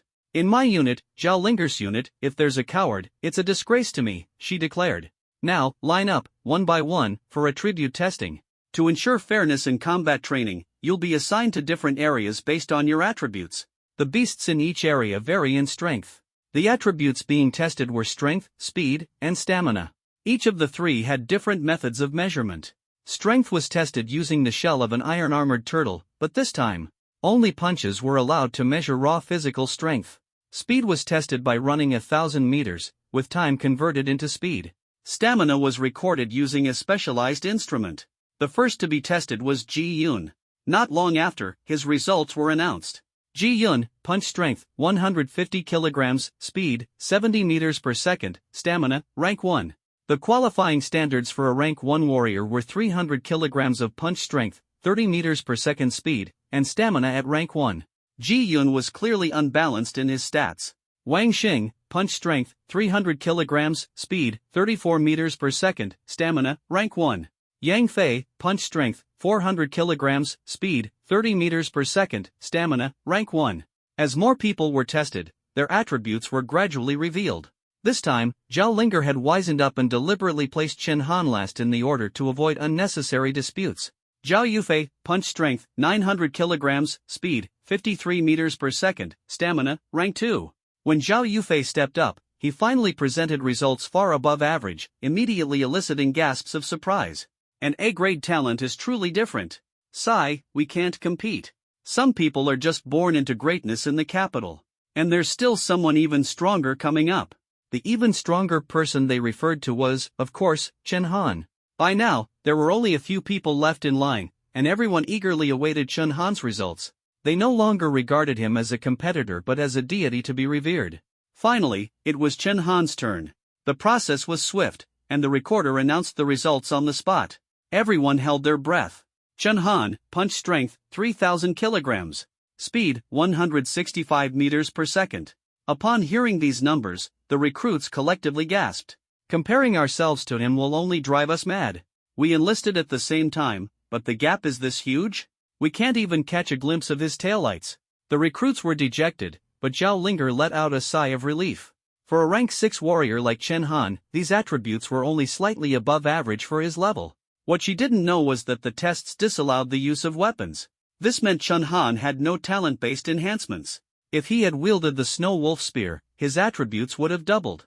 Next, the recorder read aloud Chen Han's stamina value. He glanced at the record sheet, rubbed his eyes, and almost thought he had misread. After confirming it was correct, he slowly announced, "Stamina value, rank 10. What the?" Zhao Linger couldn't help but curse aloud. This time, the recruits had nothing to say. Zhao Linger walked up to the recorder and snapped, "Restart the stamina testing machine. Test him again. The machine must be broken." Her suspicion was understandable. Stamina was the most difficult attribute for a warrior to improve. For most warriors, even at higher levels, their stamina value typically hovered around rank 6. Zhao Linger herself was close to reaching the rank of general, and the military had provided her with ample resources. She was an entire major rank and 10 levels higher than Chen Han. Yet her stamina value was only rank 11. Unless Chen Han had a unique physique, it was impossible for him to possess rank 10 stamina.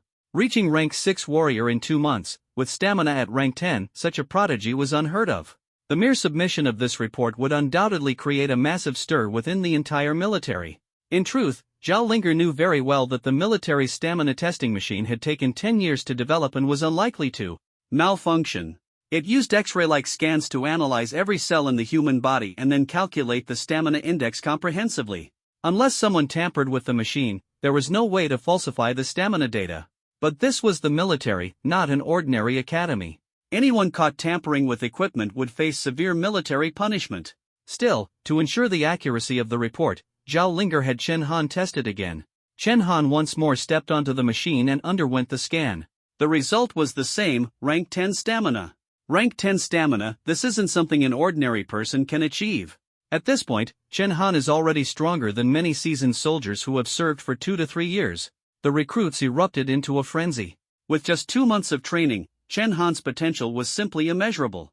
The recorder hesitated slightly and asked Zhao Linger, "Officer Zhao, should this report be submitted?" After the 3-month training period, the recruits would be assigned to various barracks. It was predictable that Chun Han would undoubtedly become the target of intense competition among the major barracks. Submit it. With so many eyes in the military, this report will eventually be seen by the officers of the barracks. There's no point in hiding it. Zhao Linger was more troubled by the question of which exotic beast region Chen Han, with his exceptional skills, should be assigned to for fairness. Go down and select suitable team members to form groups. No training today, practical assessments will begin tomorrow. With that, Zhao Linger left with the documents. Chen Han and the others returned to their dormitory. Clearly, the four of them naturally formed a group. The sudden reality of having to face exotic beasts on the battlefield left everyone unsettled. Write a will first. Don't leave this world without a final word. Ji Yun pulled out paper and pen, beginning to write. Although he felt little attachment to his family, his feelings for his biological parents ran deep. Zhao Yufei snatched the paper and pen away, scolding, "Have some confidence, will you? Why are you already thinking about dying? Instead of focusing on a will, why don't we come up with a name for our group first? Chen Han will be the group leader, no one would oppose that, right?" Ji Yin shook his head fervently. Oppose? Chen Han could take the three of us down in seconds, who would dare to object? Xu Mang also nodded repeatedly, I agree. Chen Han unceremoniously accepted the position of group leader. Since everyone says so, I won't hold back. They spent a long time deciding on a group name. Zhao Yufei, who excelled in academic subjects, came up with a name that everyone found satisfactory. Since Chen Han is the team leader, I'll add the word night. How about we call ourselves the Cold Night Group? Cold Night Group sounds so classy. The four of them nodded in agreement, and Chen Han also found it fitting, so they reported the group name and member list. After resting for an entire day, all the recruits departed on military trucks toward the northern frontier the next morning. The military camp was close to the northern border, allowing for quick battlefield support. 2 hours later, they arrived at the northern frontier, where a towering wall that reached into the clouds came into view. The wall, over 50 meters high, was entirely forged from alloy and was imposing and majestic. The Sky Wall. It took Great Xia over 20 years to construct this wall. Thanks to it, and the blood and sweat of generations of soldiers, we've endured to this day. On the other side of the wall lay the Dark Zone, overrun by exotic beasts and rarely visited by humans. Climb the wall, someone suddenly shouted from above, and a long ladder was lowered. The recruits lined up and climbed the ladder, entering the practical assessment area. Many of them had never seen what lay beyond the wall in their entire lives. Standing atop the wall, Chen Han gazed into the distance. Before him stretched forests and mountains, along with some human ruins. Beastly roars echoed from afar, and looking down, he saw many exotic beasts with gaping, bloodthirsty maws gathering below the wall. The recruits assembled in an open space within the wall. Much like the large-scale competition for new recruits, this practical assessment involved all the recruits who had joined within the past month, forming a total of 82 groups. After assembling, Chen Han noticed the instructors standing in a row, their gazes fixed on the distance as if awaiting an important figure. Chen, is a big shot coming? Look at our officer Zhao, usually so fiery, but today she's as obedient as a little girl. Ji Yun's observation was spot on. Zhao Linger was behaving entirely differently today, as docile as an ordinary recruit. In reality, Zhao Linger held a significant position within the military and was well respected by her peers of the same rank. Her reassignment to a lower position was, in fact, a demotion. For someone to command such respect from her would have to be at least a senior officer of the battalion commander rank. And a battalion-level officer personally supervising recruit training was a rare occurrence. Salute! Zhao Linger suddenly shouted, and everyone immediately snapped to attention with a military salute. An elderly man slowly approached. With a head full of white hair, he appeared aged but exuded a commanding presence. Standing 2 meters tall with a robust frame, he held a massive guando and wore the marshal's cape. His imposing figure was intimidating to behold. This face, Chen Han had seen it countless times in textbooks. Seeing it in person, he couldn't help but be filled with admiration. He was Yu Wuyun, General Yu. In his youth, General Yu had wielded a gun. As he aged and rose to the rank of marshal, he switched to the Grand Guando, which carried more presence. A recruit assessment, and General Yu came in person. General Yu is nearly 80 years old. He's the first marshal of the military and its most senior figure. Before him, the highest rank in the military was only general. Seeing General Yu during our recruit phase, it's worth a lifetime.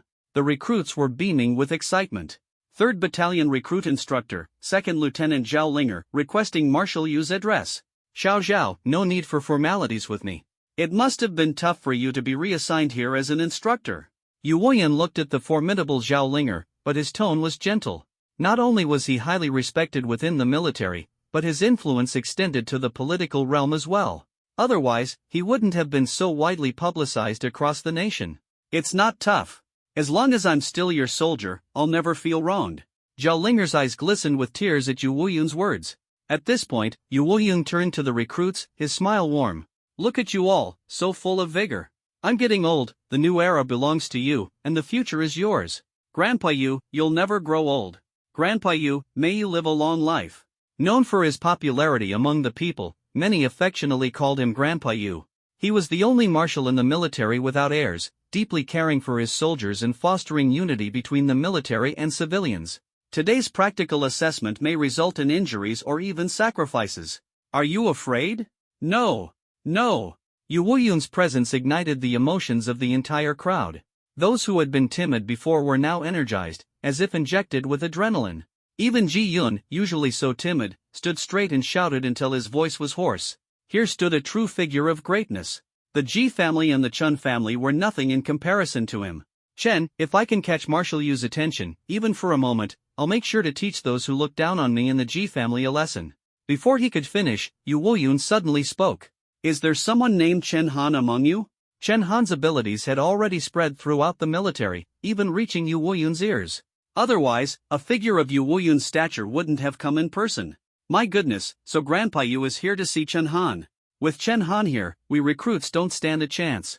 We're destined to be overshadowed by him. The scene was in chaos, and Zhao Linger, overwhelmed by the commotion, coldly commanded, silence. Chen Han, step forward. Chen Han stepped out, his gaze meeting Yu Wuyun's directly. At a glance, Yu Wuyun could see Chen Han's potential. A flash of surprise crossed his eyes, but he quickly masked it. Not bad. Definitely a good seedling. I've met Chen Mohu before, but you're nothing like that old man. Chen Mohu was Chen Han's great-grandfather and the founder of the Chen family in Hanwu City. General Yu's words conveyed a clear message. In his eyes, Chen Han surpassed even his great-grandfather. However, Chen Han did not hold much affection for this great-grandfather. The man was nothing more than a politician. The Chen family's rise to become the #1 family in Hanwu City was not solely due to strength but largely because of Chen Mohu's maneuvering in the capital. Chen Mohu rarely returned to the family and barely paid attention to the descendants born out of wedlock. As for Chen Han, it was doubtful if the old man even remembered his name. The new recruits were filled with envy, their eyes turning red. It was rare for someone in the army to receive direct praise from General Yu. Those valued by him invariably rose through the ranks rapidly. This meant that General Yu already regarded Chen Han as a trusted confidant. A backing of such power was invaluable in the military. Begin. Let these youngsters experience the harsh reality of the army. Yu Wuyun turned to glance at Zhao Linger, signaling that the task was accomplished.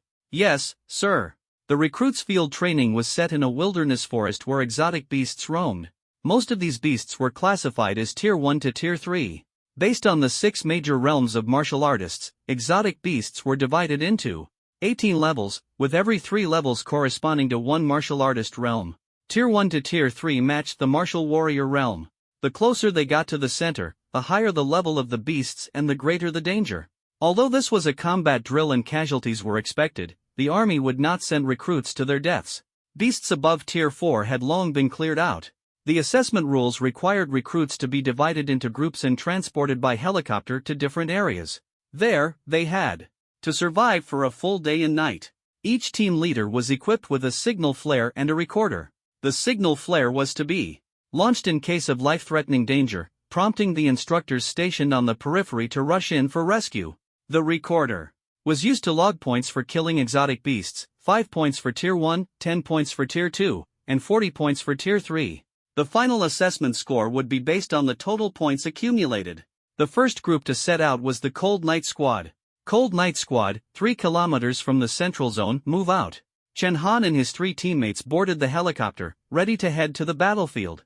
Due to Chen Han's previously demonstrated exceptional strength, the Cold Night Squad was assigned to an extremely perilous area. This location was the most dangerous and complex part of the entire battlefield, filled with unknown challenges and threats. Amid the noise, the helicopter took off, heading toward the central zone. During the flight, Chen Han and his teammates discussed their mission plan. while they all knew the road ahead would be fraught with difficulties, their faces were filled with determination and resolve. High risk brought high rewards. The central zone had a high likelihood of encountering Tier 2 and Tier 3 exotic beasts. The four leaped from the helicopter, and as soon as they landed, a ferocious wild boar charged out of the forest. This wild boar, weighing a massive 2,000 kilograms, had an enormous build and incredible strength, capable of destroying a tree with each impact. It charged directly at Ji Yun. Steel Fong Boar, Tier 2 exotic beast. Its ramming force can reach 3,000 kilograms. Don't let it hit you. Chen Han immediately demonstrated his leadership skills, issuing commands as soon as they landed. Ji Yun, drenched in cold sweat, used his innate speed ability. With a powerful push of his legs and a full leap of his limbs, he narrowly avoided the boar's charge. That was too close. Ji Yun exclaimed, still shaken. But fighting exotic beasts was nothing like sparring in a martial arts dojo. Beasts wouldn't give you time to think or counterattack. Boom! Having missed its first charge, the steel Fong boar roared in anger and charged again. Each of its massive strides shook the ground. Deathly fear engulfed Ji Yun, causing his legs to go weak and leaving him immobile. Don't freeze up. Move. At this critical moment, Ji Yun, who usually acted like a pampered nobleman, summoned astonishing resolve. He leaped onto a nearby tree just as the boar crashed into it, momentarily halting its charge. Attack! Zhao Yufei and Zhu Meng were still in shock, but Chen Han's command snapped them back to focus.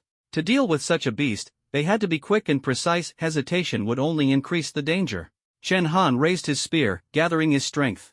With a single strike, the steel Fong boar's body was pierced through, leaving a gaping hole. As he withdrew the spear, its tip was hooked with a dripping, bloody heart. One strike to the heart, instantly fatal. Chen Han displayed extraordinary composure. Stay calm, everyone. This is a battlefield. Anyone can die here. Chen Han coldly reminded his team. On the battlefield, Chen Han became stern and serious, a stark contrast to his usual easygoing demeanor. Understood. Ji Yun and the others felt deeply ashamed. If not for Chen Han's timely intervention, someone would have been injured right after landing. However, Chen Han didn't scold them much. It was, after all, just a Tier 2 exotic beast. Tier 2 beasts corresponded to martial warrior levels 3 through 6. Among them, the strongest, Zhao Yufei, was only at martial warrior level 2. Facing such an imposing threat, they all trembled with fear. Fortunately, Chen Han's leadership reignited their confidence. Chen Han led the charge, his spear whirling as the Yu Clan's spear technique revealed its might. Every thrust resulted in a beast falling. Zhao Yufei and the other two focused on finishing off the wounded beasts that Chen Han hadn't completely killed. In the wilderness battlefield, survival was the top priority. Killing enemies was secondary. As long as they survived a full day and night, they would earn 500 points, enough to pass the assessment. But Chen Han wasn't content with just passing. He wanted his squad to take first place. Settling for second was mediocrity. He was determined to grab the spotlight and claim the glory. First place was his for the taking. Killing exotic beasts also earned points. Before long, Chen Han's Grand Xia martial soul system showed a total score exceeding 200. Though still modest, it was better than nothing. Ding! Your killing intent value has reached 200, granting a 200% attribute boost. The system alerted him that his killing intent value was maxed out. In battle, the killing intent value continued to accumulate. Once maxed, it wouldn't diminish unless unleashed in a killing intent burst. Chen Han's punching force, originally at 3,000 kilograms, now doubled to 9,000 kilograms with the killing intent boost. Against such power, no beast below Tier 3 could withstand a single blow. Under Chen Han's leadership, Zhao Yufei and the others gradually steadied themselves, finding beasts suited to their own strength to hunt. The nearby exotic beasts were quickly cleared out. The sky grew darker, but Chen Han and his group became increasingly fearless, pressing onward toward the most perilous region in the heart of the wilderness. At the entrance to the central zone stood a warning sign that read danger. Before setting off, the instructor had specifically warned them to avoid the wilderness's core. Not only were there tricky third-tier beasts, but there was also the possibility of encountering fourth-tier ones. Fourth-tier beasts were far beyond the capabilities of warriors to handle. Chen Han and his team looked at the warning sign and exchanged a smile. After fighting their way here, their bodies were drenched in blood, yet they felt no fear, only an overwhelming surge of heroism. Shall we go? Chen Han asked with a grin. Let's go. Then we'll head inside and rest. Just as they were about to step into the central zone, a large turtle blocked their path. It was a third-tier beast, the iron shell turtle. Its shell required at least warrior-level strength to break completely. Its defense was formidable, though its attacks were weak, which categorized it as third tier. The iron-shelled turtle appeared to be resting. It glanced at Chun Han's group, seemingly uninterested in a fight, likely because it was full from feeding. However, its dismissive attitude was aggravating. It lounged behind the warning sign with its 4 legs tucked into its shell, a harmless pose but undoubtedly provocative. Chun Han and his group could have bypassed it to enter the central zone, but who could tolerate such an insult? 2 months ago, Chun Han had been capable of shattering its shell, and now it would be even easier. He could even pierce its heart directly. In the darkness, a flash of a spear was followed by a beastly roar that shattered the wilderness's silence, waking up all the resting teams. What was that sound? Definitely Chun Han. With his 10th stage blood energy, only he could keep fighting this long without tiring. Blood Essence Stone. Nice find. Xu Meng retrieved a red stone-like object from within the iron shell turtle's body. It was a blood essence stone, a crystallized form of blood energy from beasts. These stones were key materials for crafting blood energy elixirs and could only be found in beasts of 3rd tier and higher. Each stone was worth roughly $10,000 on the market. Old Zhu, this blood essence stone is quite pure, it could sell for 15,000. Ji Yun's eyes sparkled. His family was in commerce, and his keen sense of quality allowed him to determine value and spot opportunities. This innate talent made him highly adept in business. For many ordinary people, enlisting in the military was their only chance to change their fate. Another lucrative route was hunting beasts, with blood essence stones serving as the primary source of income. Though small sums of money held little appeal for the Cold Night Squad, large sums were a different story. Earning $100,000 a month was enticing for anyone, and blood essence stones were treasures they coveted. After pocketing the blood essence stone, the group stripped the iron shell turtle's shell to use as a tent and set up camp in the central zone for the night. The next morning, when Chun Han woke up, he saw signal flares rising from all directions. 57, 58. By midday, only a third of the original 82 groups remained. Unlike Chun Han's team, who fought their way through, surviving in this beast-filled wilderness was already a significant challenge for the other groups. Ji Yun exclaimed excitedly, "Young Master Chen, at this rate, our first place is guaranteed." Chun Han, however, remained level-headed. Don't get overconfident. Arrogance leads to defeat. Quantity can sometimes lead to qualitative changes. Even though they're on the outskirts, if they've killed enough beasts, they could surpass us. A 3rd-tier beast earned 40 points, while a 1st-tier beast earned only 5. 8 1st-tier beasts equaled the score of 1 3rd-tier beast, but the difficulty of killing a 3rd-tier beast far exceeded that of 8 1st-tier beasts. To maintain fairness, Chun Han had established the scoring system. The group's expressions turned serious as they pressed further into the wilderness's heart. Not long after, they encountered a massive spider blocking their path. The spider was as large as a wild boar, with 8 compound eyes and 19 legs. It was a red venom tarantula, a 3rd-tier beast. Although the red venom tarantula is 3rd tier, its venom is extremely potent. A single attack with its venom can result in paralysis at best and death at worst. Only warriors with sufficient blood energy can resist its toxicity. Having gained experience from the previous day's battle, Zhao Yufei and the others were now more seasoned. Xu Meng summoned a mechanical lifeform to distract the red venom tarantula, while Ji Yun used his speed to prepare for an ambush. Zhao Yufei, possessing the strongest offensive power, naturally took the lead in attacking. The red venom tarantula, distracted by the mechanical lifeform, was struck by Zhao Yufei's thunderous punch, forcing it back 3 meters. Enraged, it lunged again, only to be ambushed by Ji Yun, who slashed its body open with a single blade. The trio worked together seamlessly, finishing the beast without Chun Han needing to intervene. Seeing this, Chun Han was reassured and charged forward on his own. The Yu family's spear technique, as fluid as dragons and serpents, made quick work of 2 more red venom tarantulas in an instant. Keep up. Ji Yun and the others exchanged helpless looks before muttering, "Don't compare yourself to a freak. Don't compare yourself to a freak." The deeper they ventured, the more they realized the area was almost entirely populated by red venom tarantulas. It seemed the spiders had claimed the wilderness's core as their territory. This unusual phenomenon made Chun Han sense that something was amiss. After taking down over 30 red venom tarantulas, the Cold Night Squad finally reached the central zone's core. The sight before them was shocking, a massive red venom tarantula nest. 70 or more red venom tarantulas guarded the nest, which was filled with dark red venom that emitted a toxic gas, enveloping the entire lair. At the very center of the nest stood a unique red venom tarantula. It was a colossal 8 meters long, with a robust body. Tiny red venom tarantulas were hatching from the spider eggs it had laid. Seeing this extraordinary red venom tarantula, Ji Yun, Zhao Yufei, and Xu Meng felt an overwhelming fear. It was as if an invisible weight was pressing down on them. We can't defeat it. There's no chance of winning. The same thought crossed all three of their minds. This was an insurmountable gap in strength. It was clear that this special red venom tarantula's power far exceeded their own. It had reached the 4th tier. Young Master Chen, don't even think about rushing in. Ji Yun's body trembled. Among the four, only Chen Han possessed the highest strength and an SSS grade talent, making him immune to the suppression of such a power disparity. Zhao Yufei added, "This is the brood mother's nest. Not only is it a 4th tier beast, but attacking the nest would provoke all the red venom tarantulas into a frenzied counterattack. The poisonous gas in the nest is lethal, just one breath would leave no place for burial. No warrior at our level would dare act alone against the brood mother's nest." Everyone thought Chen Han would charge straight in, but he wasn't that reckless. "I'm not going in, but we also can't retreat." Not far from the wilderness was Coldwind City, located in the northern border of the Great Xia. It lacked the protection of the towering walls. If these red venom spiders were allowed to spread, spawning countless brood mothers and nests, Coldwind City would face a massive crisis. The nest had just formed, making this the best opportunity to eliminate it.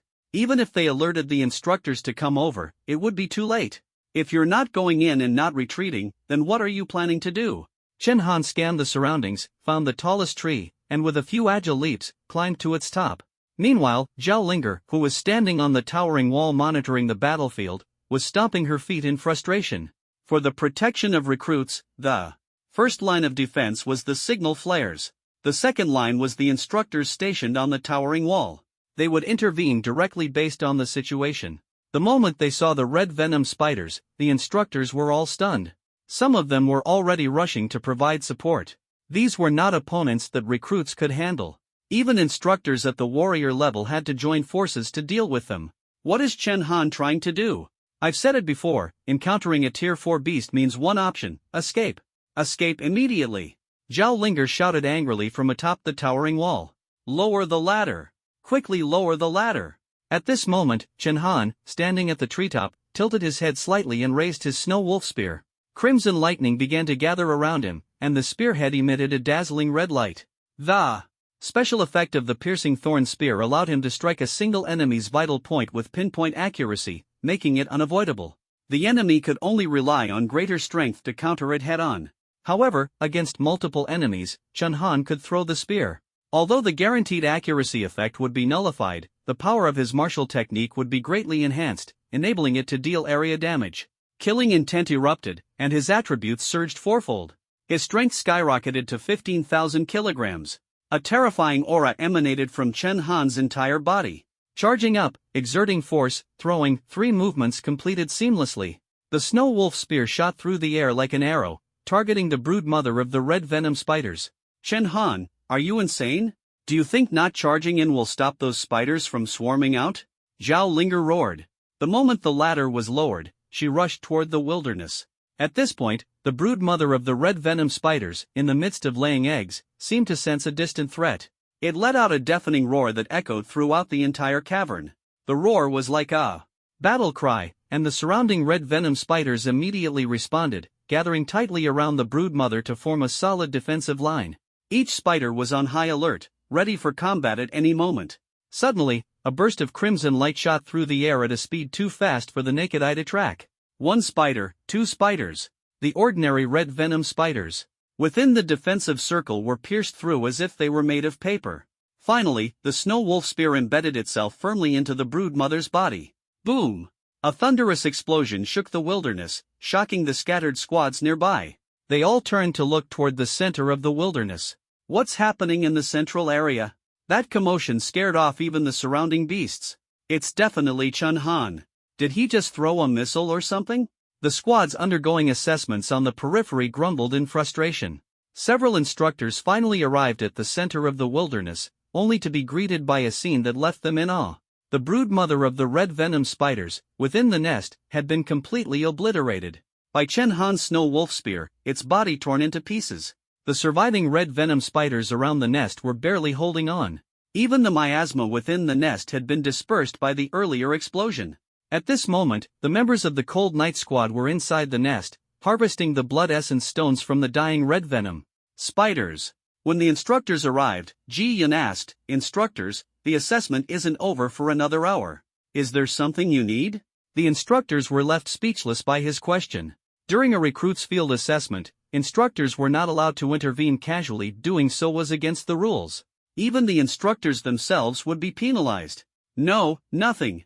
A squad just fired a signal flare nearby, so we came to provide support and happened to pass by here." The instructors awkwardly pretended nothing had happened, sneaking glances at Chen Han as they left. "This Chen Han, he's incredible. He managed to cleanly eliminate a spider nest that would normally take 3 warrior-level individuals to clear." The strength of martial techniques is a warrior's trump card. In critical moments, they can enable one to fight above their level and create miracles. But martial techniques come with immense energy consumption. Chen Han sat cross-legged, closed his eyes, and began to recover while Ji Yun and the others continued harvesting blood essence stones. The piercing thorn spear, transformed from a single target attack into an area attack, had exceeded Chen Han's expectations in power. However, the energy consumption was also beyond what he had anticipated. His 10 stages of vitality were nearly drained. It took about 10 minutes for Chen Han to gradually recover. Using the piercing thorn spear just once consumes so much vitality. In the future, I'll need to acquire more martial techniques. Relying solely on my 100 refinement physique isn't enough. Once I've accumulated 5,000 points, the next step is to draw for a physique. An S-class physique was already enough to make most warriors envious. But this was an unending cycle of growth and improvement. After all, most warriors didn't even have the option to choose a physique, and had to rely solely on vitality and spiritual elixirs for replenishment. Chen Han's S-class physique had already saved him a significant amount of resources. But it was still far from enough. When the assessment concluded, only 11 people were left in the wilderness. The others were either severely weakened, covered in blood, or in low spirits. Only the Cold Night Squad returned with a large bag full of blood essence stones, looking as if they had just come back from a successful hunt. On their way back, Chen Han noticed many injured recruits being carried on stretchers to board helicopters and returned to camp first. Some were even covered with white cloth. Fighting against exotic beasts meant that even the slightest mistake could lead to death. The instructors couldn't save them in time. "We can't let victory cloud our judgment. Chen Han, you're right, pride leads to defeat," Zhao Yufei said, looking at the comrades. Covered in white cloth, his heart heavy with sorrow. If it weren't for Chen Han, the 3 of them would have perished long ago. Everyone's expressions shifted from joy to solemnity. When they returned to the assembly point, only 260 recruits remained out of the original 300. Among them, 34 had died, and another 30 were injured. And this was under the supervision of instructors. A real battlefield would be even more dangerous. A 50% death rate was no small matter. Standing amidst the crowd, Chen Han suddenly felt a chill down his spine. Turning around, he saw Zhao Linger glaring at him with a murderous look in her eyes. Chen Han shrugged, puzzled. "When did I offend her? Attention!" Zhao Linger shouted sharply, and all the recruits quickly snapped into a military stance. "Well done. The casualty rate for new recruits during live combat training is only 10%. You are the group with the lowest casualty rate among all new recruits. Don't lose heart. You are soldiers. The 30+ who died were your comrades, your brothers. Remember them so you can better protect your friends and family." In front of them, over 30 stretchers covered with white cloth were neatly arranged. Some couldn't help but shed tears on the spot. This was the tradition of live combat training for new recruits. Strive for excellence through shame. This was the long-standing tradition of the Dixia military. Once everyone calmed down, Zhao Linger waved her hand, ordering the stretchers to be carried away. "Announce the scores and calculate the results." The live combat scores of new recruits were divided into 4 grades: poor, subpar, good, and excellent. Cold Blade Squad, 325 points, subpar. Scores below 500 generally meant they hadn't survived a day and a night, falling into the subpar category. Koala Squad, 435 points, subpar. Mad Blade Squad, 650 points, good. Those who managed to last more than a day and night, while also slaying a few beasts, typically scored in the good or above category. The assessment scores largely determined the distribution of recruits across military camps. The highest units of the Dixia military were the 6 armies: the Water God Army, Thunder God Army, Wind God Army, Fire God Army, Earth God Army, and Wood God Army. Each army was divided into 4 corps, named the 1st through 4th Corps. Under each corps were 6 battalions. The new recruits would be assigned to these battalions. Each battalion varied in level, some were elite units, while others were ordinary logistical battalions. Recruits like Chun Han, from prominent families, were often assigned to logistical battalions, destined to lead unremarkable careers while also enduring bullying. But this time, things were bound to be different. The male instructor announcing the scores glanced at the results sheet and, after a moment of surprise, declared, "Cold Night Squad, 13,500 points. Record-breaking." Beyond the 4 standard grades of excellent, good, subpar, and poor, there was a special evaluation, record-breaking. Only by surpassing the historical highest score could one earn this rating. The highest record set during the Northern Frontier Beast Uprising 40 years ago has never been broken. 13,500 points? I remember the previous highest record was only 6,400 points. The new recruits were all astonished, especially Han Black Tiger. Coming from a military family, he was well versed in the rules of the army. In truth, the record-breaking performance was largely thanks to the final wolf spider encampment. The points from a Tier 4 beast alone amounted to 3,000, and combined with the Tier 3 red venom wolf spiders, the Cold Night Squad shattered the historical high score. Chen Han, Ji Yun, Zhao Yufei, Zhu Meng, follow me. The rest of you, return to the camp. You still have 1 month of training left, prepare well. You still have a chance to be selected for the elite units. In the military, only the first-place squad was eligible for rewards. Zhao Linger calling Chen Han and his team over was to distribute their prizes. Though others were envious, there was nothing they could do. At least those rated good or above would have their profiles sent to the commanders of various battalions. After the crowd dispersed, Zhao Linger couldn't hold back anymore and spoke up. Chen Han, the most important thing on the battlefield isn't killing the enemy, but staying alive. Facing a Tier 4 beast, you should have fled. Otherwise, it's just courting death. You were lucky this time, but what about next time? It turned out the stern look Zhao Linger had earlier was because of this. As the chief instructor, she bore the responsibility of protecting the new recruits, especially promising ones like Chen Han. Before Chen Han could even defend himself, Ji Yun's words cut her off. "Instructor Zhao, you've misunderstood young Master Chun. We were over a kilometer away from the red venom wolf spiders at the time. Young Master Chen had already calculated their speed and the terrain. If his attack hadn't been effective, we would have immediately fired a signal flare and retreated from the central zone." Chen Han was never someone who acted impulsively. He was passionate but always clear-headed. Otherwise, he wouldn't have been able to take care of his younger sister in the Chun family. Even Ji Yun, from a wealthy background, wouldn't blindly follow his lead. No wonder Marshal Yu holds him in such high regard. No matter how great someone's potential or combat ability is, if they're just a brute, the best they can achieve is becoming an ordinary general. But someone with both wisdom and strength, that's the key to rising from general to marshal. Zhao Linger led the Cold Night Squad to a large door and knocked a few times. "Come in." The door opened, and the Cold Night Squad saw the person inside, their hearts surging with excitement. It was none other than the one who had appeared before the training began, Yu Wuyun, the Grand Marshal Yu. The rewards for the live combat training, Marshal Yu is personally awarding them? Zhao Yufei asked in astonishment. With Marshal Yu's status, we're just lowly soldiers, it can't be. Xu Meng stood stiffly, incredibly nervous. Yu Wuyun began speaking, his first words addressing Chen Han. "Chen Han, I reviewed your live combat performance, it was outstanding. Breaking a record that stood for 40 years is no small feat." Yu Wuyun's face was full of pride. It was then everyone noticed a large window behind him. Through it, one could clearly see the battlefield. Zhao Yufei suddenly realized. So it was thanks to Chen Han that we got to bask in the spotlight. A Tier 6 warrior repelling a Tier 4 beast's nest, this is unprecedented, truly unmatched. Ji Yun chimed in with praise. Suddenly, Yu Wuyun turned to Zhao Linger, his expression instantly stern. "Xiao Zhao, you're still so impulsive in your work. It's exactly because of your temper that I can't trust you with protection duties. Did you not see how far Chen Han was from the wolf spider nest at the time? What's the rush?" The marshal was kind to the recruits but had strict standards for his subordinates. Zhao Linger, fiery to everyone else, could only lower her head and admit her mistake in front of Yu Wuyun. "Yes, I'll be more careful in the future."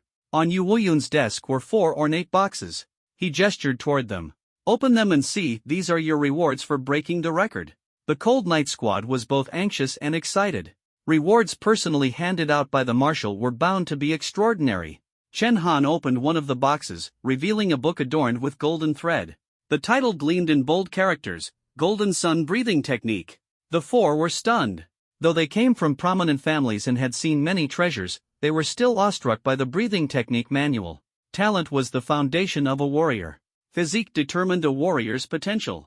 Martial skills were a warrior's trump card. But the most precious of all were cultivation techniques. Among these, breathing techniques were the rarest of all. At the age of 15, when talents awakened, no matter how gifted one was, it took 3 years to stabilize and master a breathing technique. This alone showed its significance. Once a breathing technique was solidified, merely breathing would enable one to enter a state of cultivation. The different breathing techniques determine the extent of a warrior's attribute enhancements during level-ups. For example, on average, when a warrior advances from the first rank to the second rank of a warrior, their punching power increases from 300 kilograms to 600 kilograms. However, if they use a more advanced breathing technique, their punching power could even surpass 700 kilograms. This is why the foundation determines strength. Moreover, switching to a different breathing technique will gradually enhance one's attributes as well. That said, breathing techniques are martial arts methods that only top-tier martial gods can develop after investing a great deal of time and effort. Currently, fewer than 30 types of breathing techniques have been passed down. Over 90% of warriors use entry-level breathing techniques. Everyone is desperate to get into elite warrior academies because they provide access to more powerful breathing techniques. The military, in particular, strictly regulates breathing techniques. Young Master Chen, did I hear you correctly? The Golden Sun breathing technique, which is only granted to officers ranked colonel or higher who have achieved unparalleled military merits, and we obtained it so easily? Ji Yun felt like he was dreaming. Zhao Yufei, who hailed from a prominent family in the capital, turned pale upon hearing this. Marshal Yu is still here. Are you suggesting the breathing technique is fake? Ji Yun immediately realized his mistake and shut his mouth in a hurry. Zhao Linger couldn't help but explain, Chen Han, Marshal Yu holds you in very high regard. Otherwise, even with an exceptional record, he wouldn't have gifted you the Golden Sun breathing technique. Before she could finish, Yu Wuyun interrupted her. Chen Han, I'll be direct. I admire you greatly and sincerely hope you can join the Kuei Battalion of the 1st Corps of the Fire God Army. The Kuei Battalion of the Fire God Army was the most elite unit within the military. Ordinary soldiers had no chance of entering. Out of tens of thousands of recruits, fewer than 100 were selected for the Kuei Battalion. The direct provision of the Golden Sun breathing technique was standard for the Kuei Battalion, leaving new recruits no valid reason to refuse. However, Chen Han did not immediately agree to join the Kuei Battalion. Although Marshal Yu held a high position, Chen Han was not obligated to go. Yet Yu Wuyun's next words struck a chord in Chen Han's heart. Of course, I won't force you. You can decide where you want to go, it's your choice, and you're free to make it. You can take the Golden Sun breathing technique with you, and your rank will be promoted by 2 levels. Additionally, the rest of the members of the Cold Night Squad will each be promoted by 1 level. The right to choose. For the first time in his 18 years, Chen Han felt what it truly meant to have the freedom to decide. Yu Wuyun, whose status was far above the hypocritical elders of the Chen family, never imposed his will on Chen Han. Chen Han hesitated to answer, and Yu Wuyun sighed, it's understandable if you don't want to join the Kuei Battalion. The Fire God Army is engaged in constant combat, with a death rate as high as 70%. The Thunder God Army is stationed in the capital and offers more opportunities for advancement. I assume you're aiming to go there.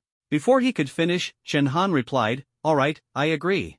Hearing Chen Han's agreement, a smile of genuine happiness appeared on Yu Wuyun's face. Zhao Linger, who had not seen Marshal Yu smile like this in a long time, suddenly realized that he was grooming Chen Han as his successor. But Yu Wuyun's next words made her face flush with anger. Since you've agreed, let me tell you all that after the Cold Night Squad joins the Kuei Battalion, it will retain its structure and report directly to me. Xiao Zhao, you'll also join the Cold Night Squad, with Chen Han as the squad leader. A battalion commander who bypasses intermediate orders and directly follows the marshal's command. Everyone immediately understood that Yu Wuyun intended to transform the Cold Night Squad into a special operations unit for rigorous training. Zhao Linger widened her eyes in fury and couldn't help but shout, Marshal Yu, are you saying I have to join the Cold Night Squad and take orders from this guy? She pointed at Chen Han. Over the past 3 months, she had endured countless hardships, only to find that, in the end, Chen Han had become her superior. Yu Wuyun said coldly, Xiao Zhao, your temper is fiery, and you're arrogant. Only Chen Han can keep you under control. If I don't transfer you to the Cold Night Squad, how can I protect you? Do you think your mistakes weren't that serious? Do you plan to stay in the recruit battalion forever? Zhao Linger's face turned pale with anger. She stomped her foot heavily, gritting her teeth in frustration. The group returned to the recruit barracks, their faces full of joy. They opened the manual for the Golden Sun breathing technique and began practicing. The basic principles of breathing techniques are largely similar. As long as one's foundation is solid, it's easy to grasp other techniques. The Golden Sun breathing technique is an upgraded version of the entry-level breathing method. It allows practitioners to absorb the spiritual energy of the sun during cultivation. Chen Han sat cross-legged on the bed, entering a state of meditation. After 3 months of recruit training and the conclusion of the combat assessments, only 1 month remained. This final month consisted of monotonous drills, and everyone was pushing themselves to improve in hopes of being assigned to a better battalion based on their abilities. On the last morning, Chen Han stood on the balcony, sunlight spilling across his face. He held a long spear, practicing in the limited space. His movements, blocking, gripping, thrusting, lifting, cleaving, and stabbing, flowed seamlessly. Chen Han had mastered the techniques of the Yu family spear to perfection, surpassing even Zhao Linger. Clearly, he had reached an S-level proficiency. With the support of his Killing God spear intent, this S-level spear technique had already reached SS level. In terms of spear skills alone, no one could rival him. Not even Yu Wuyun. As he swung the spear, auras of spiritual energy radiated from Chen Han's body, and his bones crackled like thunder. Then, the halos of spiritual energy dissipated and merged into his body. A powerful force surged within him like a tidal wave, coursing through his 8 extraordinary meridians. All 8 meridians were now fully open, a breakthrough only warriors could achieve. He had succeeded. In just 3 months, Chen Han had advanced directly from the first rank of a warrior to the rank of a martial artist. The Golden Sun breathing technique is truly formidable. It not only accelerated my cultivation but also solidified my foundational attributes. Chen Han gripped his long spear tightly, feeling an endless stream of power flowing through him. He had initially expected it would take 3 more days to break through to the first rank of martial artist. According to regulations, on the final day of recruit training, Chen Han and his fellow recruits were required to report to their designated formal battalions. Chen Han belonged to the 3rd Recruit Battalion, while there were also the 1st, 2nd, and 4th Recruit Battalions, with a combined total of over 1,000 recruits. Many officers from formal battalions would personally visit the recruit battalions to select suitable recruits to bring back to their units. Although Chen Han had already agreed to join Marshal Yu's Kuei Battalion in the Fire God Army, this process still had to be completed, if only for appearances. After taking a shower and changing into a clean military uniform, Chen Han stepped out of the bathroom in a particularly good mood. But as soon as he reached the door, he noticed Ji Yun standing there, staring at him intently with a strange expression on his face. Ji Yun's gaze was filled with confusion and curiosity, as though he were shocked by the changes in Chen Han. He scrutinized Chen Han from head to toe. Feeling a bit uncomfortable under the stare, Chen Han frowned and asked, "What's wrong?" Ji Yun snapped back to reality, the corners of his mouth lifting into a slight smile as he said, "It's nothing, I just feel like you look a bit different today." "How am I different?" Chen Han asked curiously. "Much more handsome."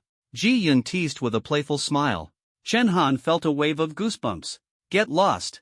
Ji Yun's expression suddenly turned serious. "Just kidding. But honestly, I have this feeling that your strength seems to have improved again. A week ago, you were at the 8th rank of the warrior level, but now you seem even stronger. Could it be that you've already advanced to the martial artist level?" Ji Yun's family talent, apart from granting him exceptional speed, also allowed him to roughly gauge others' strength, regardless of the disparity in their realms. Upon hearing this, Zhao Yufei and Zhu Meng immediately leaned in. Especially Zhao Yufei, whose face looked extremely dejected. "No way, I just advanced to warrior level 3 yesterday, thinking I could close the gap with you, but now you've broken through again? The gap between warrior level 8 and martial artist is astonishing.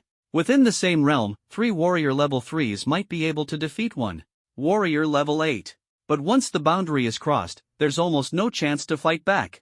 Of course, Chen Han's ability to leap levels and kill a warrior level 4 beast with warrior level 6 strength is an exception. Chen Han didn't hide anything and nodded, saying, "That's right." Zhao Yufei and the others rolled their eyes. Instructor Zhao was right, don't compare yourself to a freak. Reaching martial artist level 1 in just 3 months, probably no one in history can match that. Even the geniuses from top martial arts universities aren't as impressive as you. At this moment, the assembly bell rang, signaling their departure to the formal military camp. When the military vehicles arrived at the formal camp, the scale here was completely different from the recruit camp. Over 1,000 people stood on the field, yet it didn't feel crowded. What drew the most attention were the officers standing on the stage, scrutinizing the recruits. After advancing to martial artist level 1, Chen Han's perception of power became sharper. He could sense the extremely powerful pressure emanating from the officers on stage. From the recruits' discussions, Chen Han learned that this aura was far from ordinary. Wow! Why are so many big shots here after the recruit training ended? Look, that's Fan Shao, the commander of Fengshan Army's Mountain Battalion. His rank is colonel. Look at the one in yellow. Even more impressive, that's Li Mu, the commander of the 1st Corps' 3,000 Battalion in the Earthshan Army. The 1st Corps is usually an elite unit, and Commander Li Mu has an outstanding record. These senior officers rarely came to the recruit camp, but this time, they were all gathered here. The most eye-catching figure was the middle-aged man sitting in the center, wearing a general's cloak. As soon as he sat down, an overwhelming sense of authority filled the air. The one in the middle is Qin Yi, the deputy commander of the 2nd Corps in the Laotian Army, holding the rank of Major General. Now that's a true big shot. The recruits felt nervous seeing so many high-ranking officers. And the reason these officers were here was for one person. Standing in the last row, Chen Han could feel their unified gaze directed at him. Quiet down. It's been 3 months, and you're still so noisy. You don't look like soldiers at all. Zhao Linger shouted sternly. She was the only high-ranking chief instructor in the recruit camp. Line up for a tribute testing. All the battalion commanders are here today, so perform well, Zhao Linger said in a low voice. She wasn't one to flatter, and after speaking, she stood aside without trying to curry favor with the officers on stage. Chen Han, step forward. When the instructor called Chen Han's name, almost all the officers on stage stood up, including Deputy Commander Qin Yi. Seeing how much attention he garnered, the recruits were all astonished. It's Chen Han again. I've heard his name in the 1st recruit camp. The Rookie King, single-handedly taking on the entire camp, with top-tier evaluations in combat tests. Looks like all these big shots are here for him. I wonder what his attributes are now. Chen Han wasn't nervous. He walked to the machine, standing tall and straight, focusing all his strength into his right fist. Before he even struck, Deputy Commander Qin Yi had already sensed his power. Unable to maintain his composure, he exclaimed, "Martial Artist Level 1. As soon as these words were spoken, the scene was instantly shocked. No one had expected Chen Han to have already reached Martial Artist Level 1. The new recruits were filled with envy and admiration, while the senior officers on stage marveled at his potential. Battalion Commander Li Mu of the 3rd Battalion remarked emotionally, "The top martial arts university in the capital, Nebula University, produced a genius named Sun Wu, who reached Warrior Level 7 within 3 months, shaking the entire capital. Chen Han reached Warrior Level 1 in 3 months. I fear this will shake the entire Great Xia." Battalion Commander Fan Shao of the Mountain Battalion couldn't contain his laughter. Ha ha ha. Our military has finally regained some ground. Is the military inferior to martial arts universities? Enough talk, let's first check Chen Han's test attributes. Qin Yi ordered in a low voice, his status preventing Li Mu and Fan Shao from refuting him. However, both understood that Qin Yi was here to compete for Chen Han. The Thunder God Army, directly under the capital, had the best resources, and both Li Mu and Fan Shao sighed inwardly, knowing they likely couldn't match Qin Yi. At that moment, Chen Han struck the iron turtle shell of the strength testing device with a punch. With a crack, the shell's surface shattered significantly. Compared to when he first enlisted, the degree of shattering was similar, but this time he had used only an ordinary punch to achieve it. The device began to alarm, but the strength data had already been measured. Replace the broken device with a new one. Recorder, what is Chen Han's strength? Qin Yi asked calmly. The recorder nervously swallowed and slowly read out, Chen Han, strength, 18,563 kilograms. The average strength for Warrior Level 1 was approximately 16,000 kilograms. Yet Chen Han reached an astonishing 18,563.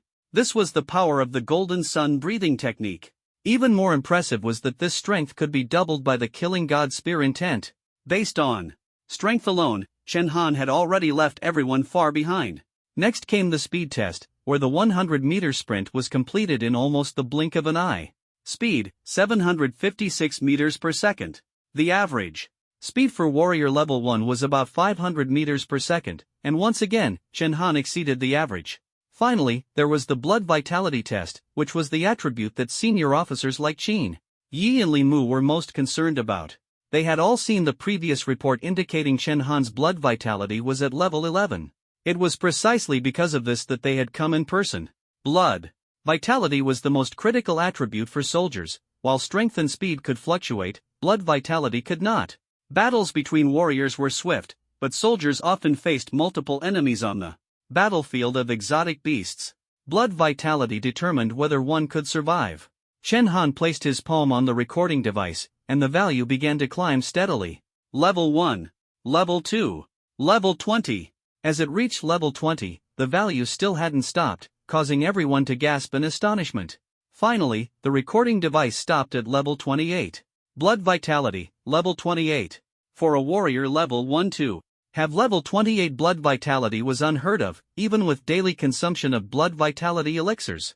Li Mu, who was already at warrior level 4, had a blood vitality value of only level 24, and even he couldn't compare to Chen Han.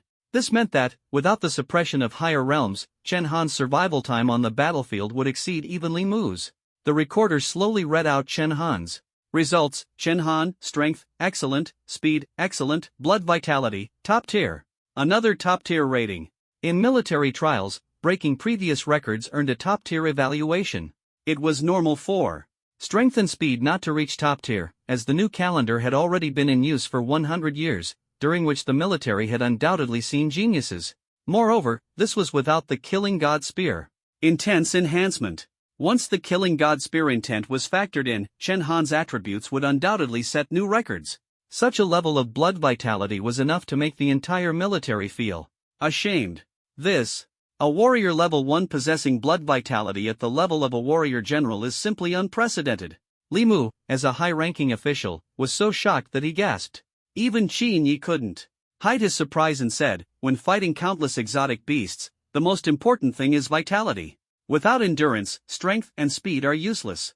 What's more, he managed to reach warrior level 1 in just 3 months, something unprecedented with limitless potential in the future.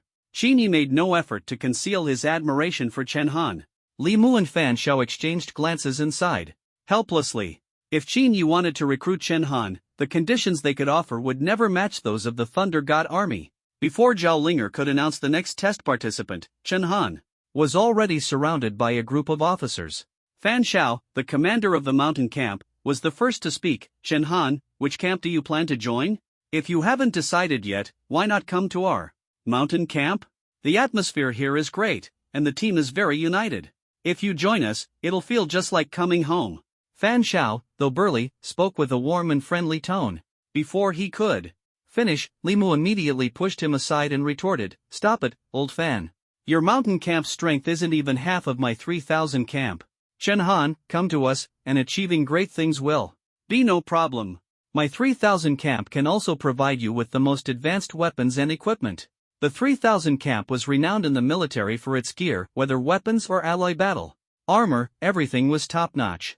The conditions Li Mu offered were extremely enticing. The thousands of new recruits around them were green with envy. So jealous. Chen Han just finished the test, and now the top camps are fighting over him, one recruit said through gritted teeth.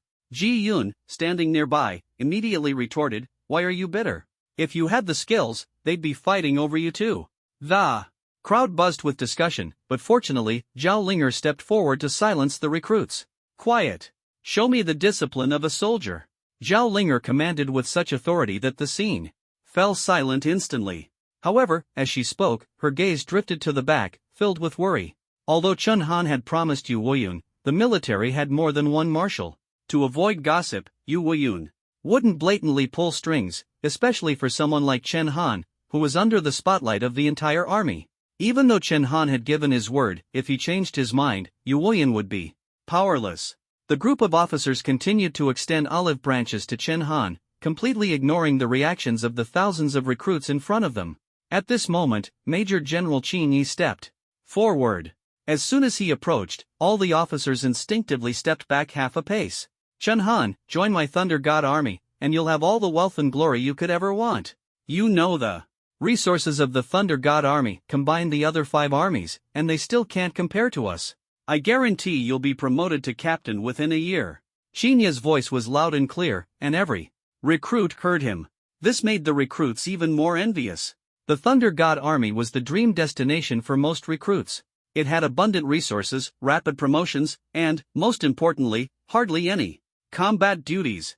The Thunder God Army was responsible for guarding the eastern imperial city of the capital. Unless exotic beasts attacked the city, they rarely had to fight. It was a relaxed and comfortable position. Who wouldn't want to join? However, the Thunder God Army had limited spots, recruiting fewer than 100 people each year. Many of these spots were already reserved for family heirs, who could join without any training. Before Chen Han could respond, Shinya added, I have some ties with your Chen family. I'm an old friend of your family head, Chen Jinnan. With just one word from me, your status in the Chen family will skyrocket. Don't you want to make a name for yourself? He was brimming with confidence, as if he had Chen Han completely under control. But Chen Han never goes back on his word once he agrees to something. Now that Chen Yi was trying to use the Chen family to pressure him, it was even less likely to change Chen Han's decision. Chen Han's expression remained indifferent as he calmly responded, General Chen, you probably don't know that I have already left the Chen family. I am not listed in the family registry, nor am I included in the ancestral hall. Moreover, I have decided to join the Fire God Army's Kuei Battalion. Thank you all for your kindness. Everyone stared at Chen Han in shock. The Chen family of Hanwu City was a renowned clan, and even if their status was average, the family's support still represented tangible benefits. For someone as outstanding as Chen Han to choose to leave the Chen family, was it Chen Han who had gone mad, or the Chen family? Xinye's face instantly darkened. The Thunder God Army and the Fire God Army had always been at odds, and Chen Han joining the Fire God Army was practically a slap in his face. But he didn't blame Chen Han for this, he blamed the Chen family. Upon hearing that Chen Han had left the Chen family, Xinye realized he had lost his leverage. Without Yu Woyun personally stepping in, who could resist the allure of the Thunder God Army? Qin Yi snorted coldly and turned to leave. As soon as he stepped out of the military camp gates, he couldn't wait to shout to his adjutant, quick! Immediately inform the Chen family of this news. How could they let such a top-tier talent slip away? The adjutant was equally shocked but quickly nodded in response, yes, General, I will relay the message right away. Still fuming, Qin Yi continued to question. A genius who can reach the warrior realm in just 3 months, with a blood vitality level as high as 28 tiers, how could the Chen family possibly let him go? Do they not understand what this means? The adjutant lowered his head and replied, please calm down, General. The Chen family may have their own considerations. Perhaps they felt this young man didn't meet the family's standards, or there might be other reasons. Qin Yi took a deep breath, suppressing his anger, and snorted, is Chen Jinnan blind, or has his brain gone to mush? News about Chen Han soon reached the Chen family, the foremost clan in Hanwu City. Once again, the family members gathered in the ancestral hall, where the family head, Chen Jinnan, wore a grim expression. He was the first to speak, furiously throwing the letter sent by Qin Yi onto the center of the hall. Who will explain this to me? Chen Han reached warrior level 1 in just 3 months, with a blood vitality level of 28 tiers. Unprecedented in the military. No, not even in the history of warrior universities. His anger was palpable, and no one in the ancestral hall dared to interrupt. After a long silence, someone cautiously spoke up, family head, could this news be false? Chen Han's F-grade talent reaching warrior level 1 in 3 months is already remarkable. How could he possibly achieve the warrior realm? Chen Shiming suddenly stepped forward and said, it's very likely true. Back when the family had sent me to invite him, he was already at warrior level 4. Reaching warrior level 1 is not impossible. Chen Jinan grew even angrier upon hearing this. Pointing at Chen Zhan, who had spoken earlier, he shouted, Chen Zhan, it was your lousy idea to use Chen Han's college entrance quota to replace your son, Chen Feng. Do you think I don't know what you were scheming? You took advantage of Chen Han's lack of backing to pull this off. Your son Chen Feng, who has been nurtured with the Chen family's top-tier resources, may have S-grade talent, but he's only at warrior level 3 now, what a waste. Chen Zhen kept his head down, enduring the scolding without daring to argue, because the facts were undeniable. After Chen Feng replaced Chen Han to enter warrior university, he spent his days in the capital indulging in food, drink, and entertainment, barely training at all. Chen Jinan began to regret his decision. Although Chen Feng's talent is rare, at most it would only provide the Chen family with an additional strong protector. But Chen Han is different. He is even more formidable than the founder of the Chen family and could enable the family to establish itself in the capital. Now, not only is Qin Yi cursing him, but those in the capital who know the inside story are also criticizing him incessantly. His position as the family head might not even be secure. The ancestral hall remains silent for a long time, with most people looking worried and distressed. At this point, you all must find a way to persuade Chen Han to return to the family. He can stay in the military, but he must return to the family registry and remain a member of the Chen family. Chen Jinan ordered the Chen family members. However, these were the same people who had participated in driving Chen Han away back then. They had thought Chen Han had no one to rely on and that leaving the family wouldn't matter. Now, regretting it was too late. We can only admit our mistakes and apologize now. Let Chen Zhan go, Chen Shiming suddenly suggested, and all eyes immediately focused on Chen Zhan. Just like how they had treated Chen Han back then. This is how large families operate, strength dictates everything, with no room for sentiment. Chen Han had seen through this, which is why he resolutely left the Chen family. Chen Zhan hadn't expected that just over a month ago, his son was still the pride of the family. Now, a month later, he was like a rat scurrying through the streets. Seeing everyone's expressions, Chen Zhan knew that whether he wanted to or not, he had to go. Thinking about apologizing to the young man he had always looked down upon in the family, he gritted his teeth in anger. Fine, I'll go. At this moment, Chen Han, who was at the Kuwei battalion of Mount Vulcan, was unaware of all this. Today was the first day the Cold Night Squad reported for duty. As soon as he entered the military camp, Chen Han could feel that this place was entirely different from the recruit camp. The entire camp was filled with a solemn and tense atmosphere. Thousands of soldiers from the Kuwei battalion were gathered on the training field, each with a serious expression, standing upright, their eyes exuding an extraordinary aura.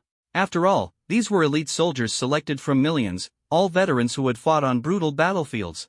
Right face. The commander of the Kuwei battalion suddenly shouted, and all the veterans turned their heads to look at the Cold Night Squad.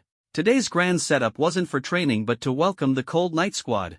This kind of gaze made the members of the Cold Night Squad feel a bit nervous. Is it going to be the old routine of veterans training new recruits again? Chen Han thought to himself, preparing for what was to come. The other members of the Cold Night Squad also braced themselves. Only Zhao Linger seemed a bit impatient, saying, "What are you all pretending for?" Before she could finish speaking, cheers suddenly erupted from the training field. "Welcome, welcome! A warm welcome!" Thousands of people shouted in unison and rushed toward the Cold Night Squad. Except for Zhao Linger, the others were lifted high into the air. This was the grandest welcome ceremony. Wow! It's been ages since our Kuwei battalion recruited newcomers. Seeing the same old faces every day is so boring. Red boy, you're back too. Congratulations, congratulations. When Zhao Linger first joined the Kuwei battalion, she was bold and often argued with Marshal Yu, earning her the nickname Red Boy. Chen Han, Ji Yun, Zhu Meng, and Zhao Yufei exchanged glances. The renowned elite Kuwei battalion of the Vulcan army turned out to have this kind of atmosphere. What they didn't know was that although the Kuwei battalion was elite, it often charged into the most dangerous front lines, with a death rate as high as 60%. Many comrades who were friends today might be gone tomorrow. Thus, the atmosphere in the Kuwei battalion was far less tense than in other camps. Quiet. What do you all look like? How do I usually teach you? Battalion Commander Lu Zixing ordered loudly. As soon as he spoke, the entire scene fell silent, and Chen Han and the others were released. Lu Zixing looked at Chen Han and signaled him to step forward. You must be Chen Han, right? You've been quite famous lately. Who in the army doesn't know your name now, Chen Han? Although it sounded like praise, Chen Han frowned, sensing that Lu Zixing's words carried deeper meaning. Sure enough, Lu Zixing continued, I know you're a genius, but in Kuwei battalion, we never lack geniuses. Lu Zixing pointed to a few people below. That one, as dark as coal, is Emolia. Don't be fooled by his honest appearance. He mastered the Yu family spear technique in just half a month. Even old Master Yu praised him as the heir to the Yu family spear technique. His future achievements will definitely rival Marshal Yu. And that one, Wang Hu, was already famous in the recruit camp. In just 2 years, he reached the level of a marshal general. Let me tell you, even though old Master Yu said you don't have to follow my orders, don't act arrogant and conceited in Kuei Battalion. It was clear that Lu Zixing intended to teach Chen Han a lesson. Standing below the stage, Ji Yun and the others were somewhat worried. Ji Yun asked, Instructor Zhao, what exactly is Battalion Commander Lu trying to do? Does he have to make Chen Han lose face? Zhao Linger didn't answer, as she had undergone a similar test when she first joined Kuei Battalion. Only a genius can suppress another genius. Despite Lu Zixing's stern demeanor, he was actually under 30 years old. Yet his cultivation had already reached the Martial Emperor level. Few people achieve Martial Emperor status at such a young age. He was personally selected by Marshal Yu from over 1 million candidates, making him the youngest colonel in the army. At this point, Lu Zixing suddenly took off his jacket, revealing his solid muscles. Chen Han, if you're not convinced, I can spar with you. As a Martial Emperor-level expert, he actively challenged Chen Han, even though there was a gap of 2 major realms between them. Strangely, the soldiers of Kuei Battalion below the stage didn't find this unusual. They knew Lu Zixing wouldn't use his full strength, he simply wanted to curb Chen Han's arrogance. Almost no one in Kuei Battalion hadn't experienced Lu Zixing's prowess. Alright.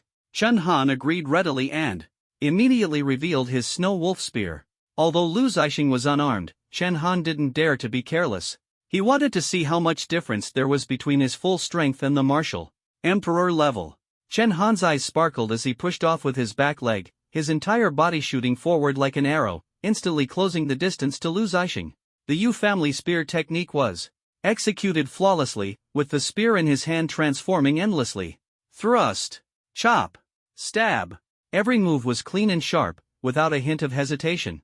As Marshal Yu's personal guard deputy, Lu Zixing instantly recognized the Yu family spear technique.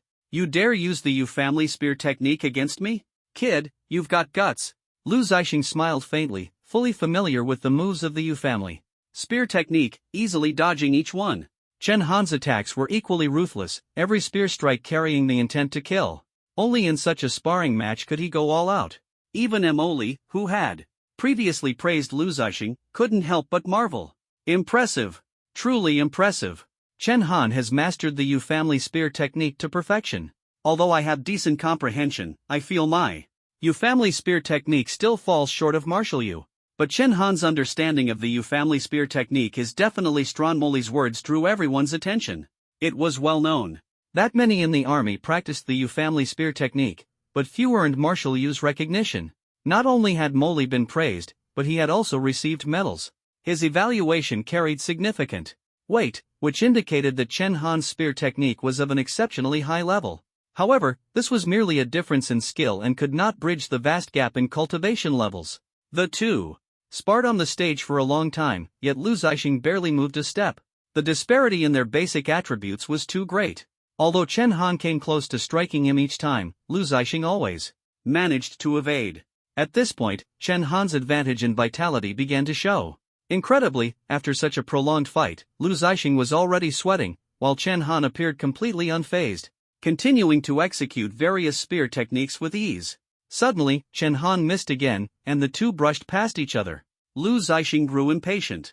He had no intention of attacking Chen Han proactively, but being worn out in this manner would be too humiliating. Enough! Chen Han, I've seen your strength, but even if you practice the Yu family spear technique for another 10 years, you still won't be able to touch me. Before he could finish speaking, Chen Han, who had just passed by him, suddenly shifted his grip on the spear, sank his body, and forcefully struck backward. To everyone's surprise, he executed an upward thrusting, returning horse spear move. Even Lu Zixing hadn't anticipated this.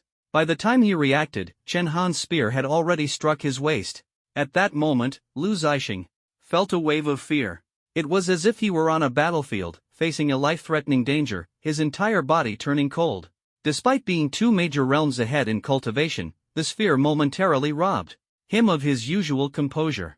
Fortunately, his cultivation was strong, and he immediately leaped backward, retreating off the stage. According to the rules of the arena, he had lost at that moment. The most shocked of all was Moli. What was that move? Even Marshal Yu never taught me that. It was completely unexpected. Could it be that Marshal Yu has hidden techniques? Impossible. The Marshal is upright and would never keep secrets. Unless Chen Han's understanding of the Yu family spear technique has already surpassed Marshal Yu's. The veteran soldiers of Kuwait Battalion were in disbelief.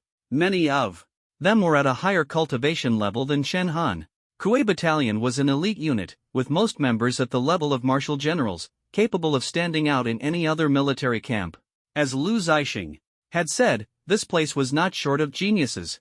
But a genius like Chen Han, rare even among geniuses, was unprecedented. A new recruit had actually surpassed the creator of the technique in mastery. Lu Zixing coughed awkwardly. Ahem. Chen Han, well done. But let me remind you, don't think you only answer to the marshal's orders. As long as you're in Kuwait Battalion, you must strictly follow the training. Here. If I catch any of you slacking off, I won't let it slide. Chen Han knew when to stop. He immediately cupped his fists and said, thanks to the captain's leniency, I was just lucky this time. After speaking, he quickly stepped off the stage and stood at attention in a standard military posture. This gesture greatly pleased Lu Zixing. He had assumed that a genius like Chen Han would be arrogant, but, to his surprise, Chen Han was so humble. At that moment, he seemed to understand why Marshal Yu valued Chen Han so highly. However, the veteran soldiers around Chen Han were a different story. Although most of them were at a higher cultivation level than Chen Han, none had ever put Lu Zixing at a disadvantage. Now, they excitedly surrounded Chen Han. Kid, well done. Ha ha, this is the first time I've seen Captain Lu suffer a loss. Among them, Mo Li was the most active. He changed positions several times and stood next to Chen Han. He asked softly, Chen Han, how did you pull off that shot just now? Truly impressive. The Yu family's spear technique emphasizes both ferocity and variations in spear movements. Ferocity, of course, is related to one's cultivation. The higher the basic attributes, the more powerful the spear technique. The variations in spear movements, however, are much more intricate. The highest level of the Yu family's spear technique is S-level, featuring 36 variations in spear movements. These were all summarized by Marshal Yu through battles and duels on the battlefield. While it seems like anyone can practice them, the ability to master the variations differs greatly. Mo Li had already fully mastered 35 variations, but he was certain that the move Chen Han used earlier was not the one he was missing. Chen Han couldn't explain it either. That counter-thrust move felt like a memory etched into his bones, instinctively executed in an instant. It was the power of the killing god spear intent that elevated his mastery of the Yu family spear technique to an SS level skill. He didn't dare claim that he had truly surpassed Marshal Yu. Thus, this secret was something only he knew, and even if he wanted to teach it, he couldn't articulate it. Chen Han didn't answer, and Mo Li realized he had asked too much, so he stepped back and said, sorry, I asked too much. I'll figure it out myself. Chen Han shrugged and offered no further explanation. In the following days, the Cold Night Squad underwent near torturous training in the Kuwait Battalion. In the recruit camp, Chen Han had already increased his daily training time from 6 hours to 9 hours, often adding extra sessions. But in the Kuwait Battalion, this was just the baseline. To become elite, one needed not only innate talent but also twice the effort of ordinary people. One morning, as Chen Han woke up, a system notification suddenly sounded in his ear. Ding! Check-in successful, 50 points earned. As time passed, the points he earned upon waking each day steadily increased. Now, his daily check-in points had reached 50. It didn't seem like much, but because Chen Han had previously been promoted 2 ranks exceptionally, the formal commendation procedures in the military required numerous steps. In other words, although his rank had been elevated, his records hadn't been updated, and the rank-related point rewards hadn't been credited yet. However, at this moment, he had exactly 5,030 points in hand, enough for a top-tier lottery draw. System, spend 5,000 points for the highest-tier lottery draw, limited to Constitution. A vitality level of 28 belonged to the general tier, but Chen Han felt it wasn't enough, as the piercing dead thorn spear consumed an astonishing amount of vitality. Soon, a roulette wheel appeared before Chen Han, spinning slowly. Chen Han stared intently at the wheel. While Constitution was generally useful, the difference in levels was immense. Low-level constitutions couldn't compare to high-level ones. 5,000 points were not easily accumulated. Finally, the wheel gradually stopped, and the pointer landed in the rarest section. Seeing this, Chen Han breathed a sigh of relief. This meant the constitution he obtained was at least SS level. Ding! Congratulations on obtaining the SSS-level constitution, body of the medicine god. Even more surprising was that it turned out to be an SSS-level constitution. Chen Han eagerly opened the system panel to check the description of the body of the medicine god.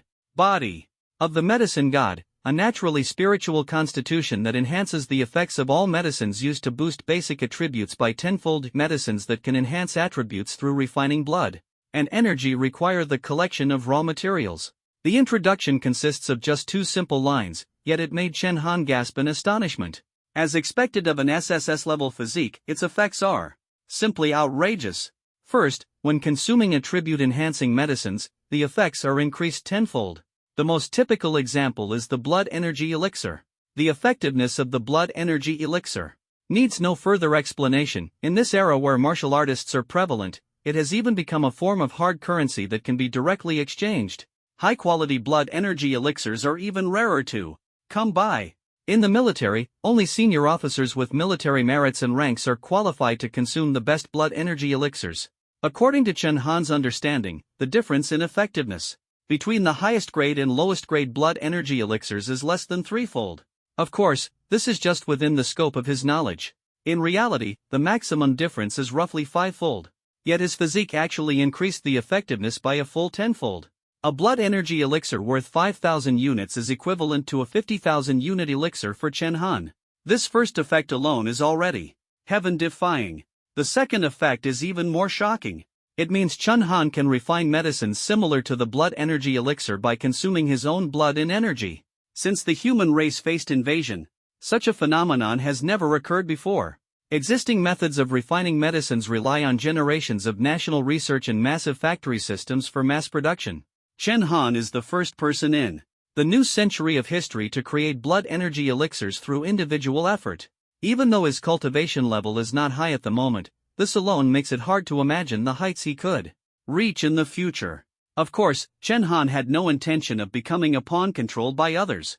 Blood and energy can regenerate, but medicines that enhance attributes are extremely rare. Feeling a bit excited, he prepared to consume a bottle of blood energy elixir to test his medicine god physique. At that moment, several veteran soldiers from the Kuwait battalion rushed in. Chen Han, come outside. Quickly, someone is looking for you. Damn it. We can't get rid of this guy. He's carrying several bundles of thorny branches on his back, saying he wants to offer them to you as an apology. He claims he wants to apologize with thorns, and if you don't come out, he'll keep kneeling at the entrance of the camp. This is a restricted military area. How he even got in, we have no idea. Chen Han frowned. Since joining the army, he hadn't had any major conflicts with anyone. But after thinking for a moment, he roughly guessed who this person might be, likely someone from the Chun family. What's his name? Chun. He says he's your 6th uncle. Since he's a relative, we can't use force to drive him away. Upon hearing the name Chen Zhan, a surge of anger immediately rose in Chen Han's heart. All the grievances he had suffered in the Chun family were almost entirely related to this 6th uncle. From the moment he was born, Chen Zhan had disliked him and constantly suppressed him. In the Chen family, he was one of the people Chen Han despised the most. And now, he had the audacity to come and offer an apology with thorns. Chen Han sneered coldly, that old face of his is certainly thick enough. It was early morning, and letting him kneel there would disrupt military discipline. Chen Han got up, changed into his uniform, and walked toward the camp gate with Emoli. At the gate, a burly middle-aged man was kneeling. There, his upper body bare, revealing solid muscles and dark skin. The most striking feature was the bundles of thorny branches hanging on his back. These brambles seemed to carry a special power, cutting deep red marks into the skin, even causing this martial general-level expert to grit his teeth in pain. When Chen Han stepped out, a glimmer of hope immediately flashed in Chen Zhan's eyes. Good nephew! Good nephew! He called out twice, his tone warm and affectionate. But Chen Han felt a wave of nausea, his skin crawling. How could he forget the smug, self-satisfied look on Chen Zhan's face during that incident in the ancestral hall? Get lost. Chen Han walked up to him and coldly uttered a single word. He no longer wanted anything to do with the Chen family. The only person he still cared about was his younger sister, Chen Shui, who remained in the clan. Otherwise, he wouldn't have even bothered to say that one word. Chen Han's reaction was within Chen Zhan's expectations. 6th uncle simply assumed Chen Han was being childish and rebellious. After all, Chen Han was still young, and in the eyes of these elders, he would always be just a child. Good nephew, stop throwing a tantrum, all right? No matter how Angry you are, it won't help. Sixth uncle is here to admit his mistakes today. Your anger should be gone by now. Come back with me. 18 years of oppression, could a single act of carrying brambles to apologize really make Chen Han forgive the Chen family? Chen Han had long seen through Chen Zhan's true nature. Stop wasting your breath. Your presence here only tarnishes the military camp. If you don't leave now, within 10 minutes, the brothers of Kuei Battalion will throw you out. At the mention of Kuei Battalion, Chen Zhan visibly froze. This is Kuei Battalion? The most elite unit under Marshal Yu? The surrounding veterans of Kuei Battalion did not respond, tacitly confirming Chen Han's words. A solemn atmosphere instantly spread, making Chen Zhan feel uneasy. Although he possessed third-tier martial general strength, in front of the elite soldiers of Kuei Battalion, he was merely ordinary. Not to mention, these men were hardened warriors forged in harsh environments. He wouldn't stand a chance in a one-on-one fight, let alone against multiple opponents. Chen Zhan began to feel fear. This act of carrying brambles to apologize was forced upon him by the family. He certainly didn't want to die. Here. His tone softened. Good nephew, I understand if you don't want to return. How about this? The family head said that as long as you're willing to come back to the Chen family, the family genealogy can have a special page dedicated to you. In the future, the entire Chen family will take pride in you. This honor, not even the current family head has enjoyed. A dedicated page in the family genealogy was no small matter. It was almost equivalent to the status of the Chen family's representative in the capital. Chen Zhan thought Chen Han would surely accept, and a smug smile appeared on his face. Little did he know, from the moment Chen Han severed ties, he had no intention of ever looking back. One sentence plunged Chen Zhan into an icy abyss. Do you think I still care about your worthless Chen family genealogy? Chen Han stared coldly at Chen Zhan, his eyes full of disdain. It was as if the Chen family was utterly insignificant in his eyes. The meaning behind his words was clear. It was a direct insult to the Chen family. Chen Zhan's face immediately twisted in anger. Chen Han, you really have guts.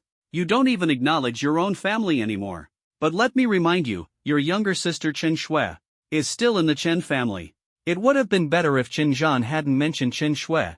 The moment he did, Chen Han clenched his fists tightly, his eyes flashing with murderous intent. Even if it meant bloodshed at the military camp gates, even if it meant violating military regulations, he was ready to kill Chen Zhan on the spot. At that moment, Chen Zhan suddenly let out a heart-wrenching scream. Ah! Before he could react, one of his arms was severed, and blood spurted out like a fountain. The pain almost made him faint, and he immediately roared, "Who did this? Don't you know the Chen family? The top family in Hanwu City?" At this moment, Chen Zhan hadn't realized that when the visitor appeared, the elite soldiers of the Kuei Battalion all stood at attention and saluted, showing utmost respect. There was only one person in the military camp who could receive such treatment. Chen Han's anger was also suppressed as he stood upright.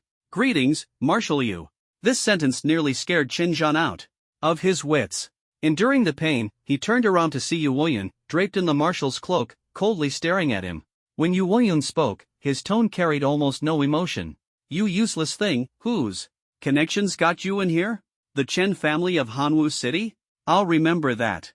Previously, Yu Woyun had appeared kind in front of Chen Han, almost making him forget that someone of Yu's status was one of only 3 in the entire Great Xia. And he was the most senior among them, a national hero, the pride of Great Xia. All these accolades suited him perfectly. In front of him, the Chen family was nothing more than a minor player. Chen Zhan instantly lost his arrogance. Even with a severed hand, he could only endure the pain and bow his head. "Marshal Yu, please don't joke around. How could my Chen family dare offend you?" Chen Zhan hurriedly picked up his severed arm, terrified that the man before him might end his life in a fit of rage. "Remember, Chen Han is my personal soldier." This one sentence clarified Chen Han's current status, personally acknowledged by Yu Woyun as his soldier. There wasn't a second one like him in all of Great Xia. Chen Zhan's scalp tingled. With this identity alone, Chen Han's status was already on par with the Chen family's patriarch. Not just Chen Han, even if someone dared to harm a single hair on Chen Shui, the entire Chen family would be shaken. Chen Zhan felt extremely conflicted. In such a short time, Chen Han had become a talent favored by Yu Woyun, while his own son was still indulging in pleasures in the capital, a gap as vast as heaven and earth. "Then I'll take my leave. Please take care of yourself." Chen Zhan picked up his severed arm and fled quickly, not daring to utter a single complaint. Yu Woyun watched Chen Zhan's departing figure with undisguised disgust. Investigate who let him in. The Fire God Army cannot tolerate such violations of military discipline. With these words, it was unclear how many people would be uprooted. Naturally, this debt would fall on Chen Zhan. Afterward, Yu Woyun summoned Chen Han to the camp office. Chen Han spoke first. Marshal Yu, thank you for earlier. Yu Woyun waved his hand, as if he hadn't taken the earlier incident to heart at all. It's me who should thank you. You actually turned down the Thunder God Army's offer to join my old-timers unit. In recent years, almost all the promising recruits have gone to the Thunder God Army. Young man, you're impressive. After praising Chen Han, Yu Woyun got down to business. Recently, in an effort to emulate Yu Woyun, other camps had also established special forces teams similar to the Cold Night Squad. On the surface, it seemed like competition, but in reality, the other two marshals were trying to curb Yu Woyun's growing influence. After discussions, the higher-ups decided to have these special forces teams undergo a live combat assessment.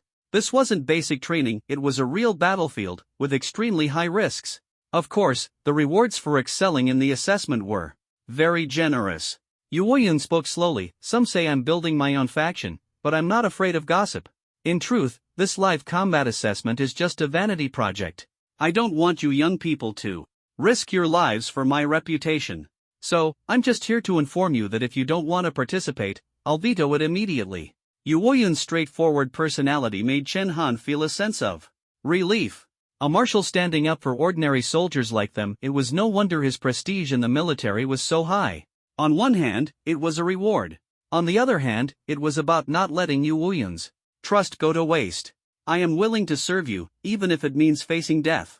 Chen Han agreed without hesitation. Marshal Yu, I'm signing up for this combat assessment.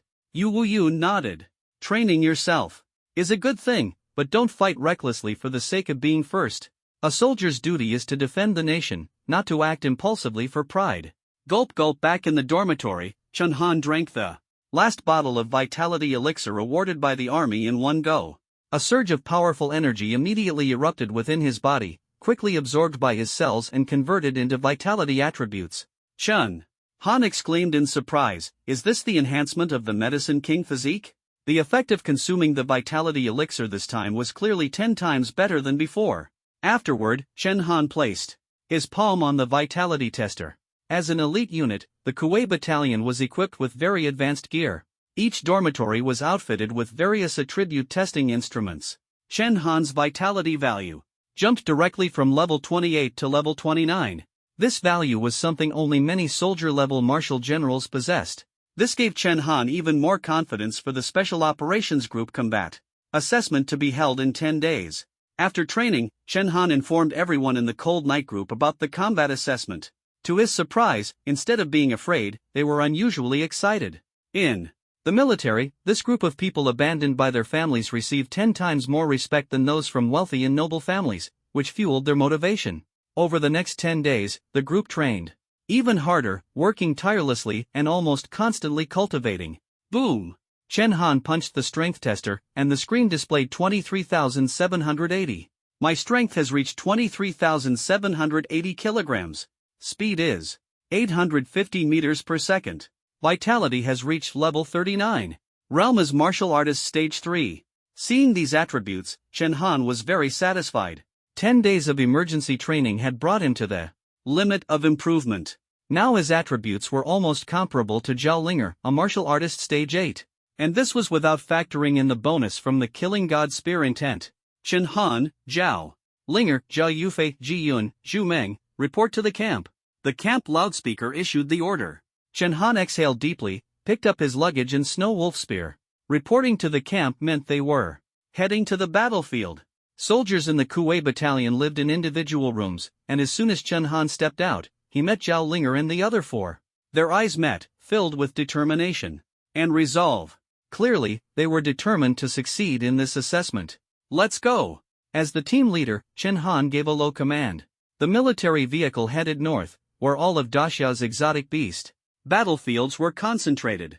The stretch from Long River to the Sky Wall was considered the true war zone. But the place they were heading to this time was vastly different from the previous wilderness. filled with exotic beasts. The exotic beasts in the wilderness were of lower levels, almost like they had been tamed by the army. However, the exotic beasts in the real battlefield would launch organized attacks and retreats, even mounting large-scale assaults on the sky wall. Their movements were no different from those of human armies. Before even entering the real battlefield, Chen Han could feel the ground beneath his feet trembling from the exotic beasts stomping, the deafening sound echoing in his ears. It was unimaginable how many exotic beasts were beyond the skywall. All the special operations teams participating in this live combat assessment had already reached the area behind the skywall. There were a total of 16 teams. These teams varied greatly in strength, but Chen Han could tell at a glance that there were quite a few soldiers at the general level. Soldiers like Zhao Linger, who were just one step away from reaching the general level, made up the vast majority. This competition was completely unfair. Seeing this, Zhao Linger was so furious that her whole body trembled. She already had a fiery temper, and now she was like a little firecracker. What is going on here? I'm going to report this to the higher-ups. I'm going to bring this to Marshal Yu. These special operations teams aren't even from the same batch. They're all seasoned elites from the military camps. Isn't this just bullying? Although Zhao Linger was now on the same team as Chen Han, she had previously been everyone's instructor. Asking a group of warrior-level soldiers to compete against a group of at least fighter-level soldiers was simply unfair. Chen Han, however, shook his head and interrupted her. Zhao Linger, listen to my command. Stop. Don't move. All of this was within Chen Han's expectations. After all, the formation of the special operations teams had been personally spearheaded by Marshal Yu. The Cold Night team was the first special operations team. Those in the military who were at odds with Marshal Yu would never willingly hand over their recruits to him to form special operations teams. From a certain perspective, this assessment was actually a power struggle among the military's top brass, and no one wanted to see their faction lose. Now that Chen Han was Zhao Linger's superior, she had no choice but to comply. At this moment, a man dressed in luxurious attire and exuding an air of nobility suddenly turned to look at Chen Han and slowly walked over. His demeanor was very friendly, and he even extended his hand to shake Chen Han's. You must be Chen Han, the one who broke the limits of vitality and blood, right? I've heard your name for a long time. Although Chen Han felt that the man had ulterior motives, it was hard for anyone to refuse such outward friendliness, so he extended his hand in return. Chen Han, leader of the Cold Night team from the Fire God Army's Kuwei Battalion. A pleasure to meet you. The man introduced himself as well. Jin Zilin, leader of the White Light team from the Thunder God Army's Fierce Tiger Battalion. A pleasure to meet you. Zhao Yufei immediately recognized Jin Zilin as someone from the Jin family of the capital. You're from the Jin family in the capital. Ji Yun and Xu Meng, upon hearing this, felt a chill in their hearts. The Jin family of the capital was a top-tier family with immense power, ranking in the top 5 and wielding significant influence in both political and military circles. Families like Ji Yun's and Zhu Meng's, which were second-tier families in Hanwu City, were mere small players in comparison to the Jin family. Even Zhao Yufei's Zhao family couldn't match the Jin family. Jin Zilin's high status within the Thunder God Army was evident. Jin Zilin sized up Chen Han and remarked, impressive indeed. No wonder your name has been circulating even within the Thunder God Army recently. A third-tier fighter, and you've only been in the camp for 4 months, right? Then, with a shift in tone, he smiled and advised, but let me give you a word of advice. With such great talent, don't waste it here. For this live combat assessment, teams like your Cold Night team wouldn't lose face by withdrawing. Jin Zilin exuded a powerful aura, clearly at the 3rd tier. General level. This realm was a full level higher than Chen Han's. Even Zhao Linger found it hard to breathe under this pressure. Only Chen Han remained calm and composed. He responded indifferently. No need to worry. We'll see you on the battlefield. The suppression of realms was nothing, what truly mattered was talent. Jin Zilin's talent, at best, was SS-level, which was no match for Chen Han's SSS-level talent. In reality, he had yet to reach the SS level, he had merely mastered the Jin family's secret breathing technique. For a top-tier family, having access to such resources was quite normal. At this moment, the chief examiner shouted loudly atop the sky-piercing wall, everyone, the combat assessment is about to begin. I will first explain the assessment rules. Your scores will be calculated based on the points gained by hunting exotic beasts. The higher the level of the beast, the more points you earn. I know all of you are elites from various military camps, But let me remind you, the battlefield this time is an exceptionally rare large-scale beast tide. As he spoke, a broadcast screen appeared before everyone. The scene was overwhelming. Countless exotic beasts surged forward, resembling a rushing flood, pressing down with an unstoppable force. Soldiers fought desperately, but many were slain by the beasts, their bodies torn apart into fragments. Limbs, torsos, heads, all devoured by the exotic beasts in mere seconds. The sight was both shocking and terrifying. The chief examiner, however, seemed accustomed to it, showing little emotional reaction. This footage was taken 10 minutes ago. If anyone is scared, you can leave now. To retreat at this moment would brand one a coward for life. Not afraid. The 16 special operations teams responded in unison. Good. Because of the sheer number of exotic beasts, this assessment won't allow the use of ladders. You must rely on your own skills to climb over the sky-piercing wall. The assessment begins now. This test will be live-streamed throughout, so everyone can witness the true strength of your special operations teams. A full-scale livestream, this caught the Cold Knight team completely off guard. Even Marshall Yu hadn't informed them in advance. Knowing Marshall Yu's character, he would never hide this from Chun Han. The only possibility was that this had been a last-minute decision from the higher-ups. Looking at the other special operations teams, their cultivation levels were all a full realm higher than the Cold Knight team. No matter how one looked at it, the Cold Knight team was undoubtedly the weakest in this assessment. The implications of this were significant. In the worst-case scenario, the higher-ups might question Marshall Yu's capability as a commander, potentially even reducing the Fire God Army's equipment and budget. Chen Han and Zhao Linger realized this almost simultaneously. The two exchanged a glance, their eyes resolute. This battle, we can only win. Losing is not an option. Agreed. As soon as the chief examiner finished speaking, the 16 special operations teams rushed toward the sky-piercing wall. Standing 100 meters tall, the sky-piercing wall was a deadly challenge. Without sufficient momentum, one could even fall to their death. But as elite soldiers, they each had extraordinary skills. Scaling the wall became a showcase of unique abilities, like the 8 immortals crossing the sea, each displaying their own prowess. One soldier summoned a towering mechanical suit, over 10 meters high, which carried their teammates. With a few powerful leaps, they easily ascended the sky-piercing wall. Another extended blade-like arms, stabbing them into the wall and slowly climbing upward. Among them, the most attention-grabbing figure was Jin Zilin, who had earlier faced off against Chen Han. "Ah!" he shouted, and suddenly, a radiant burst of 7-colored light appeared beneath his feet. Like a cloud of mist, it enveloped all the members of the White Light team. Under the watchful eyes of the crowd, Jin Zilin seemed to ride the cloud, ascending steadily and flying straight to the top of the sky-piercing wall. "A light element talent!" Lu Zixing exclaimed in front of the screen. The Cold Knight team represented the entire Kuei battalion in this battle, making it a significant event for the battalion. For this competition, all soldiers of the Kuei battalion had paused their training and gathered to watch the livestream. Beyond the Kuei battalion, most other military camps without active missions had done the same. This combat assessment held immense importance for the entire army. The higher-ups had even issued orders for all regiments and battalions to watch. Jin Zilin possesses an extremely rare natural light-based talent. Over the past 100 years, light-based warriors have been exceedingly rare, almost as rare as phoenix feathers and unicorn horns. The Jin family of the capital has relied on this hereditary talent to maintain its position as one of the top 5 families in the capital.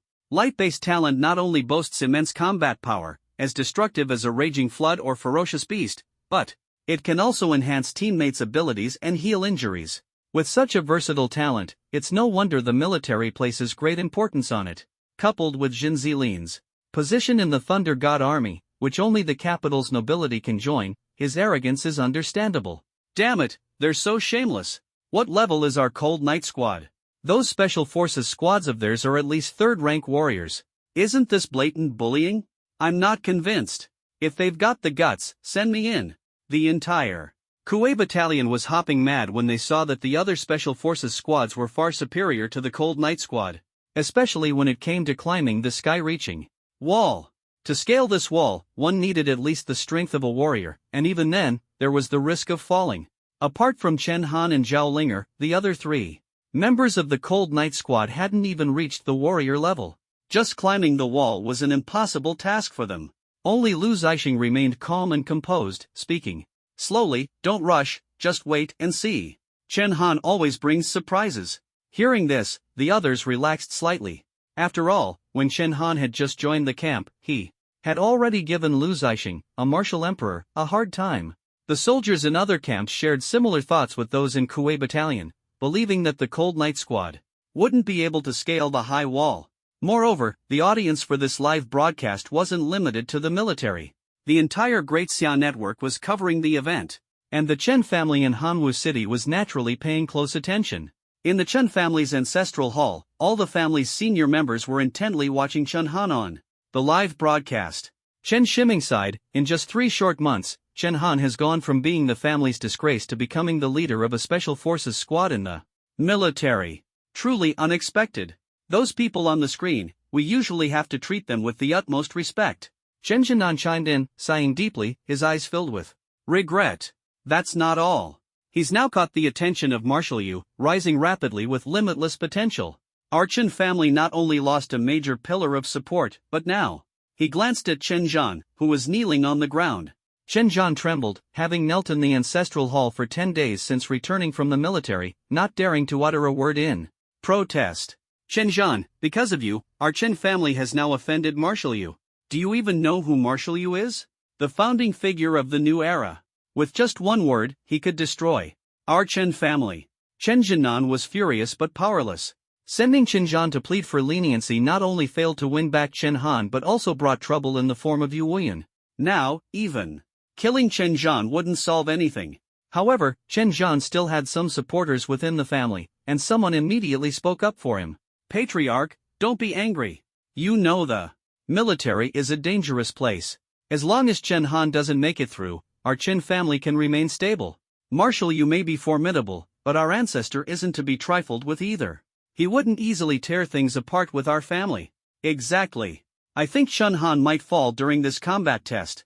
That's the northern frontier, a real battlefield. Hearing these words, Chen Jinnan's anger subsided slightly. In truth, these sarcastic remarks aligned with his own thoughts. To some extent, Chen Jinnan even hoped that Chen Han would die in this combat test. If this disgrace to the family is really dead, it would actually be a good thing. Chen Jinnan stared at the screen, cursing silently in his heart. Among the 16 teams, the weakest overall was the Cold Night team, which had now become the center of attention. Chen Han had already come up with a plan. Xu Meng, summon your mechanical spiders, all of them. Xu Meng glanced at the massive mech towering over 10 meters high above them and sighed, Captain Chen, you don't really expect my mechanical spiders to perform like that mech, do you? That kind of thing requires a martial general level to control. Despite his words, Xu Meng had absolute trust in Chen Han. He was willing to entrust his life to him. Activating his talent, 6 mechanical spiders, each half the height of a person, crawled over from a distance. Chen Han threw the snow wolf spear directly onto the back of one of the mechanical spiders. Everyone, step on the spear. Xu Meng, control the mechanical spiders and climb the wall. As soon as he said this, everyone immediately understood Chen Han's plan. He intended to use his own strength to create friction, allowing everyone to climb up steadily. But this sky wall was a vertical 90-degree slope, towering 100 meters high. The force required to stabilize 5 people was immense. Even if he could stabilize them, the endurance and vitality needed during the climb would be overwhelming. Ji Yin quickly objected, young Master Chen, this won't work. If you take us up like this, you'll probably exhaust yourself to the point of spitting blood. How will you still fight the beasts? You're our main commander. Zhao Linger hadn't expected Chen Han to take such a risk. She took a deep breath and said firmly, I'll stabilize us. Chen Han, once we're up, you focus on killing the enemy. Unexpectedly, Chen Han's casual response left everyone in the Cold Night team stunned. His words also caused many members of the Special Operations teams to look at him in shock. Through the live broadcast, everyone gathered around the screens was equally astonished. My current vitality level is at 39. In just 10 days. And it was the most precious vitality attribute. His vitality had jumped from 28 to 39. What kind of joke was this? It was like throwing a bomb into a crowd, instantly igniting the audience. All the special operations teams, including Jin Zilin, who was at the highest level, were shocked. Even with his physical constitution boost, Jin Zilin's vitality was only at 32. His martial general third-tier vitality of 32 was already extremely rare among the noble families of the Thunder God Army in the capital. In a high-level conference room, Marshal Yu almost spat out his tea upon hearing this. It was rare for a high-ranking elder to lose composure like this. At that moment, there were two others beside Marshal Yu. Both were also wearing martial cloaks but were much younger than him. One had a sharp, cunning face, while the other had a full beard and a standard square face. They were Zhang Guo and Ouyang Quan, the current commanders of the Thunder God Army and the Wind God Army, respectively. These three were the highest-ranking and most powerful figures in the military of the Great Xia dynasty.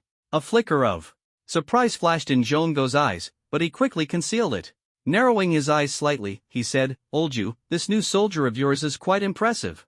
Yu Wuyun, being the senior among them, was addressed as Old Yu even by those of equal rank. Yu Wuyun felt secretly pleased but responded indifferently, "Young people.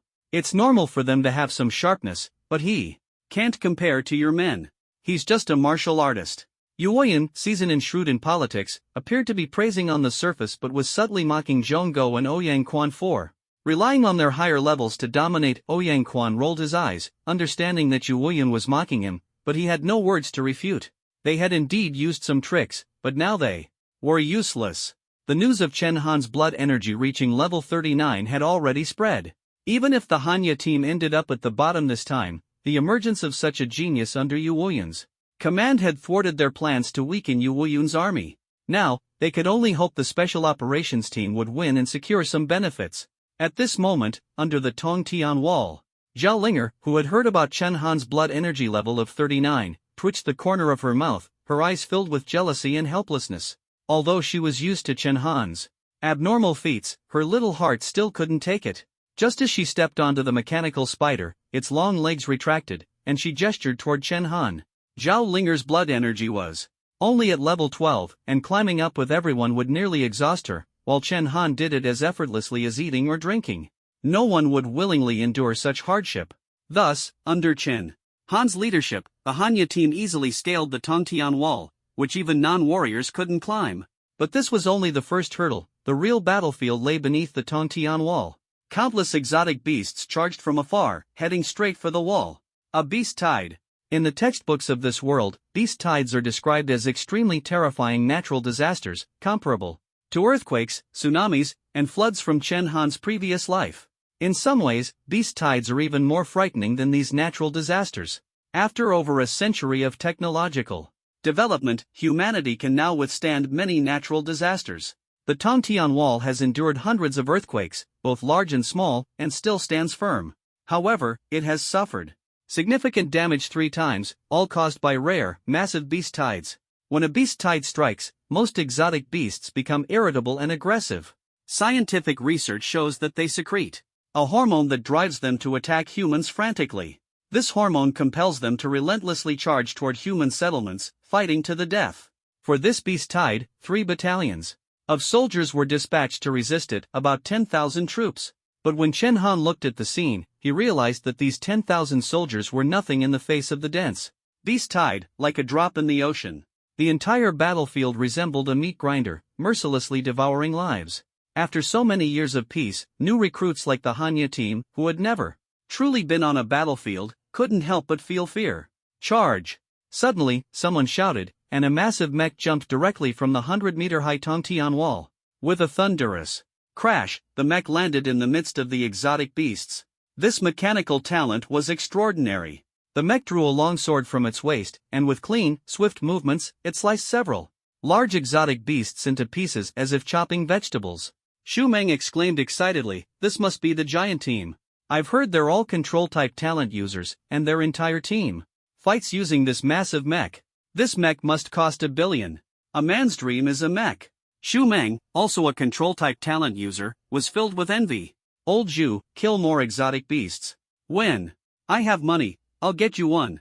Ji Yun patted Xu Meng's shoulder, comforting him. In this situation, however, Chen Han didn't rush to jump down. Instead, he carefully observed the environment below, calmly analyzing the battlefield. The Hanya team's strength was not impressive, and the exotic beasts below were at least 3rd tier, without top-tier mech protection like the giant team. If he jumped directly into the fray, he'd likely be crushed into pulp immediately. Soon, Chen Han discovered a secluded area with few exotic beasts and remote terrain. Go down from there.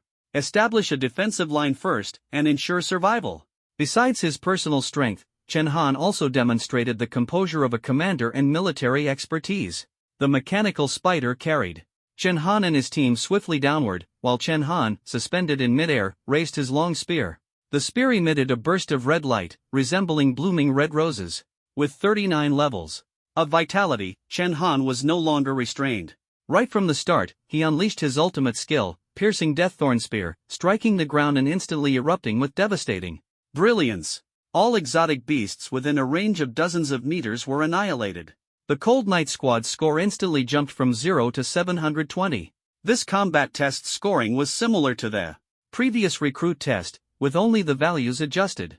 On the other side, Jin Zilin, who had just entered the exotic beast swarm, couldn't help but glance over upon witnessing this scene. He exclaimed, "No wonder Chen Han caused such a stir in the army. The attack power of a third-tier martial artist even surpasses many senior military officers. His vitality is extremely high, his cultivation speed is fast, and he knows martial techniques. Is he really a waste?" Jin Zilin was unconvinced. Marshal Zhongguo of the Thunder God Army had sent him here specifically to suppress the recent momentum of the Cold Knight Squad. "Open!" Jin Zilin roared, and suddenly, a seven-colored light appeared behind him, forming the shape of a peacock spreading its tail. The light then shot out, transforming into sharp arrows that instantly pierced through numerous exotic beasts. By rights, Jin Zilin's strength was already formidable, but his brilliance still couldn't overshadow Chen Han's sharpness. The reason was simple: this test was inherently unfair. Chen Han's rank was the weakest among the veteran Special Operations team, yet his performance was on par with anyone else. Chen Han, well done. Defeat those Thunder God Army bastards. Chen Han is calm and powerful, completely on par with those elite soldiers. Marshal Yu truly has an eye for talent. Not only did Yu Wuyun's confidants in the Fire God Army praise Chen Han, but even the high-ranking members of the Wind God Army and Earth God Army were full of admiration. He was a peerless genius, even a rare talent in the history of martial arts universities. Chen Han did not become complacent. As soon as he landed, he began issuing commands. "Xu Meng, deploy all the mechanical spiders, don't let them wander far, keep them nearby, and form a perimeter with a radius of 100 meters. Ji Yun, you're fast, take charge of clearing out the exotic beast cubs below. Tier 3 around us. Don't engage directly, and avoid alerting the mother beasts. Zhao Yufei, stick close to Ji Yun and help him deal with troublesome enemies." Facing the tide-like surge of exotic beasts, Chen Han quickly formulated a battle plan. The plan was simple: with insufficient overall strength, they would choose this area with fewer exotic beasts as their defensive line. Then, hold the position at all costs. As he spoke, Chen Han raised his long spear and glanced at Zhao Linger. "Zhao Linger, you and I have the heaviest tasks. Most of the exotic beasts charging forward will rely on us to hold them off." Zhao Linger looked back at Chen Han, her eyes showing approval. If she were the one commanding, the plan would be similar. But she was different. From Chen Han, she had developed such military acumen after fighting on the battlefield for 2 or 3 years. Chen Han, on the other hand, was simply a natural-born command genius. Soon, dozens of exotic beasts charged forward. Third-tier exotic beast, saber-toothed tiger. Third-tier exotic beast, scarred giant rat. Fourth-tier exotic beast, thorn swordback dragon. Indeed, the exotic beasts during a beast tide were all formidable, and these types were exceptionally destructive even among beasts of the same tier. However, Chen Han and Zhao Linger were not afraid at all. Zhao Linger's strength was comparable to that of a martial general, making her the strongest in the Cold Knight Squad. Not to mention, she already had real combat experience on the Ironblood battlefield. "Chen Han, don't let me fall too far behind." Zhao Linger slightly raised the corners of her mouth, a cold glint flashing in her eyes as her spear technique danced like a dragon. Don't forget, she was also a genius. The Yu family spear technique was executed flawlessly in her hands. Every thrust and move was clean and decisive. Coupled with her solid foundational attributes, these third and fourth tier beasts were no match for her. With each strike, she swiftly took down several beasts. In front of the screen, Yu Wuyun nodded slightly, a look of satisfaction on his face. Xiao Zhao hasn't been idle during her time in the recruit camp. Her training hasn't fallen behind. Both her foundational attributes and her mastery of the Yu family spear technique have improved significantly. As one of the top martial gods of the Great Xia, he could naturally see Zhao Linger's strength. But what puzzled Yu Wuyun was Chen Han. At this moment, Chen Han had also charged into the enemy ranks. He was facing 3 saber-toothed tigers and 2 thornback sword dragons. Both of these types of beasts were massive in size. Especially the thornback sword dragons, which resembled ancient dinosaurs, their bodies covered in sharp spikes. Coming into contact with those spikes could easily leave a bloody gash. Using long weapons was the best way to deal with them. So, like Zhao Linger, Chen Han was also using the Yu family spear technique. However, his execution of the technique appeared even more agile and versatile. Even when surrounded by beasts, he moved with ease, chopping downward, thrusting forward, sweeping horizontally. The various moves of the Yu family spear technique were performed with masterful precision in Chen Han's hands. Seeing this, Thunder God Army Marshal Zhong Go teased, "Old Yu, when did you improve the Yu family spear technique? Why didn't you tell us in advance?" Yu Wu Yun broke into a sweat. To be honest, even he couldn't fully understand Chen Han's version of the Yu family spear technique. As the creator of the technique, he could recognize the foundational moves Chen Han was using, but many of the variations were completely unfamiliar to him. As a martial god, Yu Wuyun's discerning eye was far beyond that of ordinary people. He quickly grasped the variations Chen Han was employing and could confirm that these changes made the technique even stronger than the original. There was only one conclusion: Chen Han had improved the Yu family spear technique, and he had done so with great success. Yu Wuyun smiled awkwardly. "Marshal Zhonggo, do you believe it if I say Chen Han improved the Yu family spear technique?" Zhonggo snorted coldly, his face full of disdain. "The entire army says you don't keep secrets, but now it seems that's not entirely true." Yu Wuyun shrugged, unwilling to explain further. He let the rumors slide. Meanwhile, Ouyang Quan was inwardly shocked. The old man has always been a man of principle, beyond reproach, and would never lie. Could it be that Chen Han is truly a master capable of improving techniques? Ouyang Quan deeply regretted not spending a fortune to recruit Chen Han into the Wind God army back then. Chen Han's version of the Yu family spear technique had almost completely eliminated its previous flaws, retaining only its strengths. Moreover, since the Yu family spear technique was originally designed to combat beasts, Chen Han's speed in killing them was even faster than Zhao Linger's. Facing a dozen charging beasts, he took them all down in less than 10 minutes. However, the beast tide was vast, and these dozen were merely an appetizer. Meanwhile, other special operations teams were also showcasing their strength. They are all at the level of martial generals or elite soldiers selected from various armies, and their speed in killing exotic beasts is even faster than the Cold Knight team. Especially the White Light team led by Jin Zilin, who leveraged his light-based talent to steal the spotlight. No one knew how much time had passed, but the first wave of exotic beast attacks was finally blocked by the combined efforts of the 16 special operations teams. The live broadcast screen displayed the hunting scores of each team. The White Light team ranked first with a score of 49,730. The Giant team followed closely with 49,500 points. The Cold Knight team was at the bottom with 43,100 points. Just as Chen Han had predicted, Ji Yun, Zhu Meng, and Zhao Yufei were panting heavily, their bodies covered in blood. Seeing the score, they lowered their heads in shame. "Young Master Chen, we've dragged you down again. Sorry." Of the 43,000 points, the majority were contributed by Chen Han, with Zhao Linger accounting for a portion, while Ji Yun and the others contributed roughly 3,000 points. Chen Han said calmly, "Don't worry, this is just the first wave of attacks. The real show is yet to come." This live combat test, nominally a test, was actually a mission assigned by higher-ups to the 16 special operations teams to help stop the exotic beast invasion. Without senior officers leading the 3 battalions of soldiers, they wouldn't have been able to hold out. Thus, this live combat test would continue until the beast tide ended. No one knew when it would end. This was a battle of endurance. Chen Han glanced at all the special operations teams around him.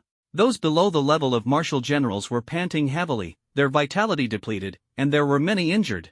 Even the martial generals weren't faring much better. Only Chen Han remained the most relaxed. The advantage of his 39 levels of vitality was now fully evident. Most importantly, his medicine god physique had a special ability: pharmaceutical crafting. As long as he had the materials, he could craft potions of any attribute. Chen Han had previously only used the Yu family spear technique and hadn't utilized the piercing deaththorn spear much, precisely to save it for now. Materials? Chen Han saw them scattered all around him. He opened the system panel, and various basic attribute potion recipes immediately appeared on the Screen. Lower grade vitality elixir, a basic vitality enhancing potion requiring the leg bones of a thicket rabbit and a blood essence stone from a third tier exotic beast. Basic strength. Cultivation potion. When consumed, it can be slowly absorbed during training to gradually enhance strength.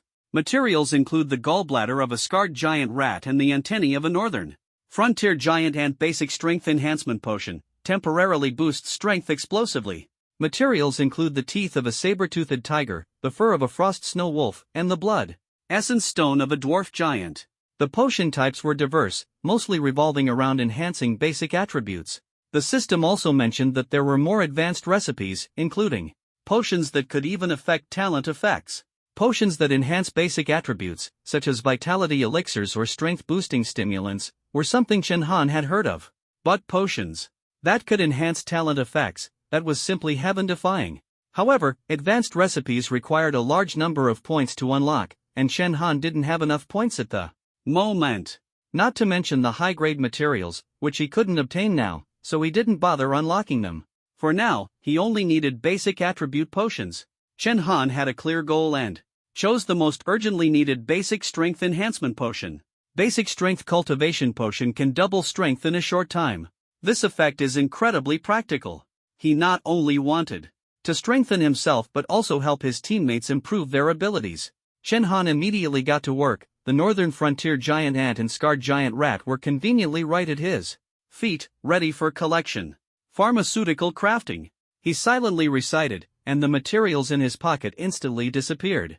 A bottle of blue power cultivation potion appeared in the system space. Chen Han was ecstatic. The divine body of medicine was truly powerful. Not only did it guarantee zero failure in pharmaceutical production, but the potions it produced were completely free of side effects. Such potions existed on the market, but they were all banned substances.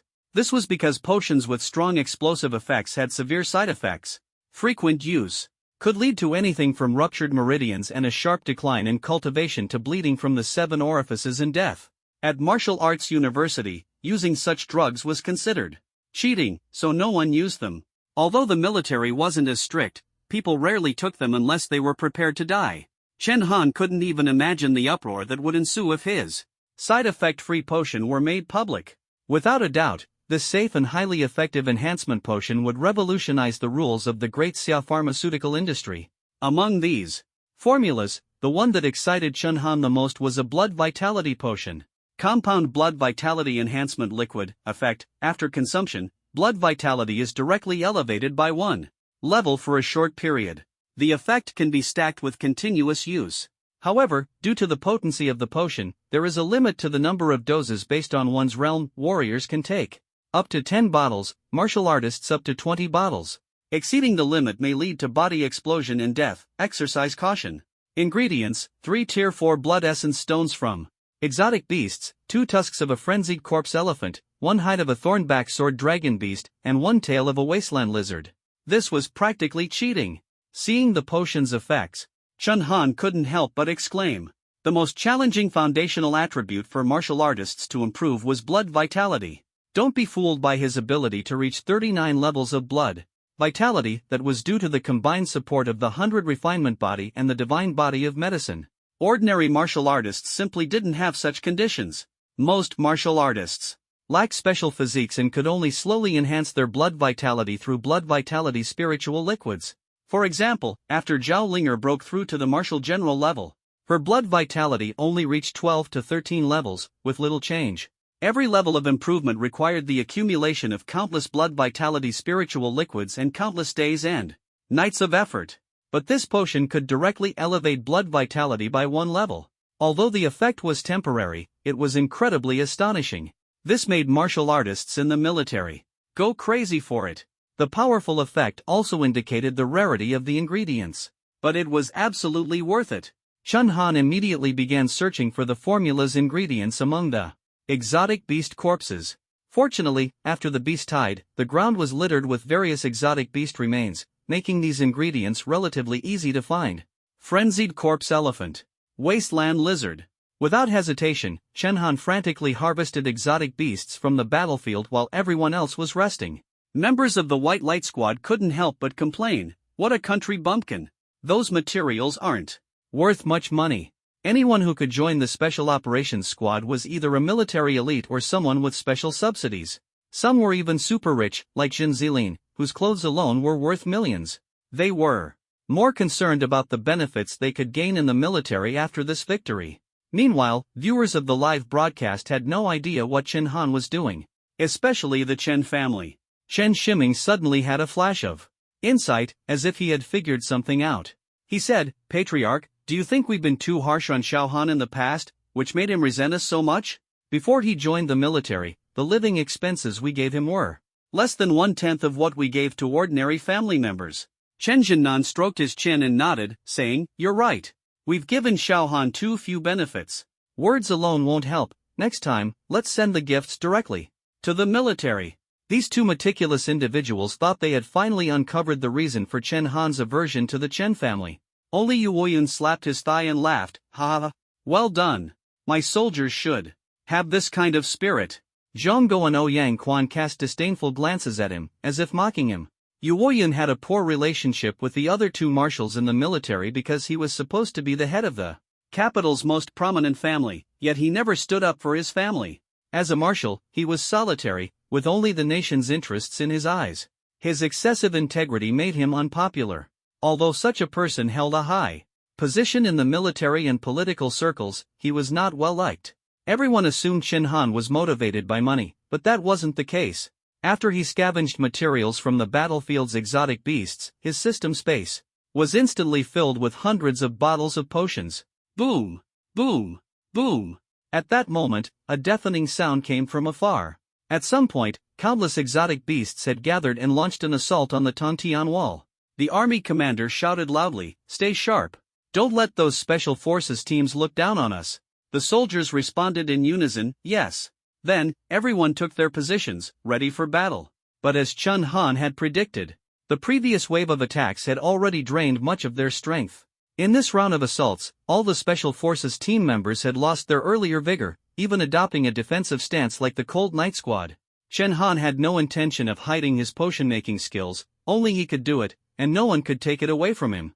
He took out a large number of potions for restoring vitality and enhancing attributes from his system space, and, during the live broadcast, directly handed them to Zhao Linger and the others. "Drink these potions. Next, we're going on the offensive."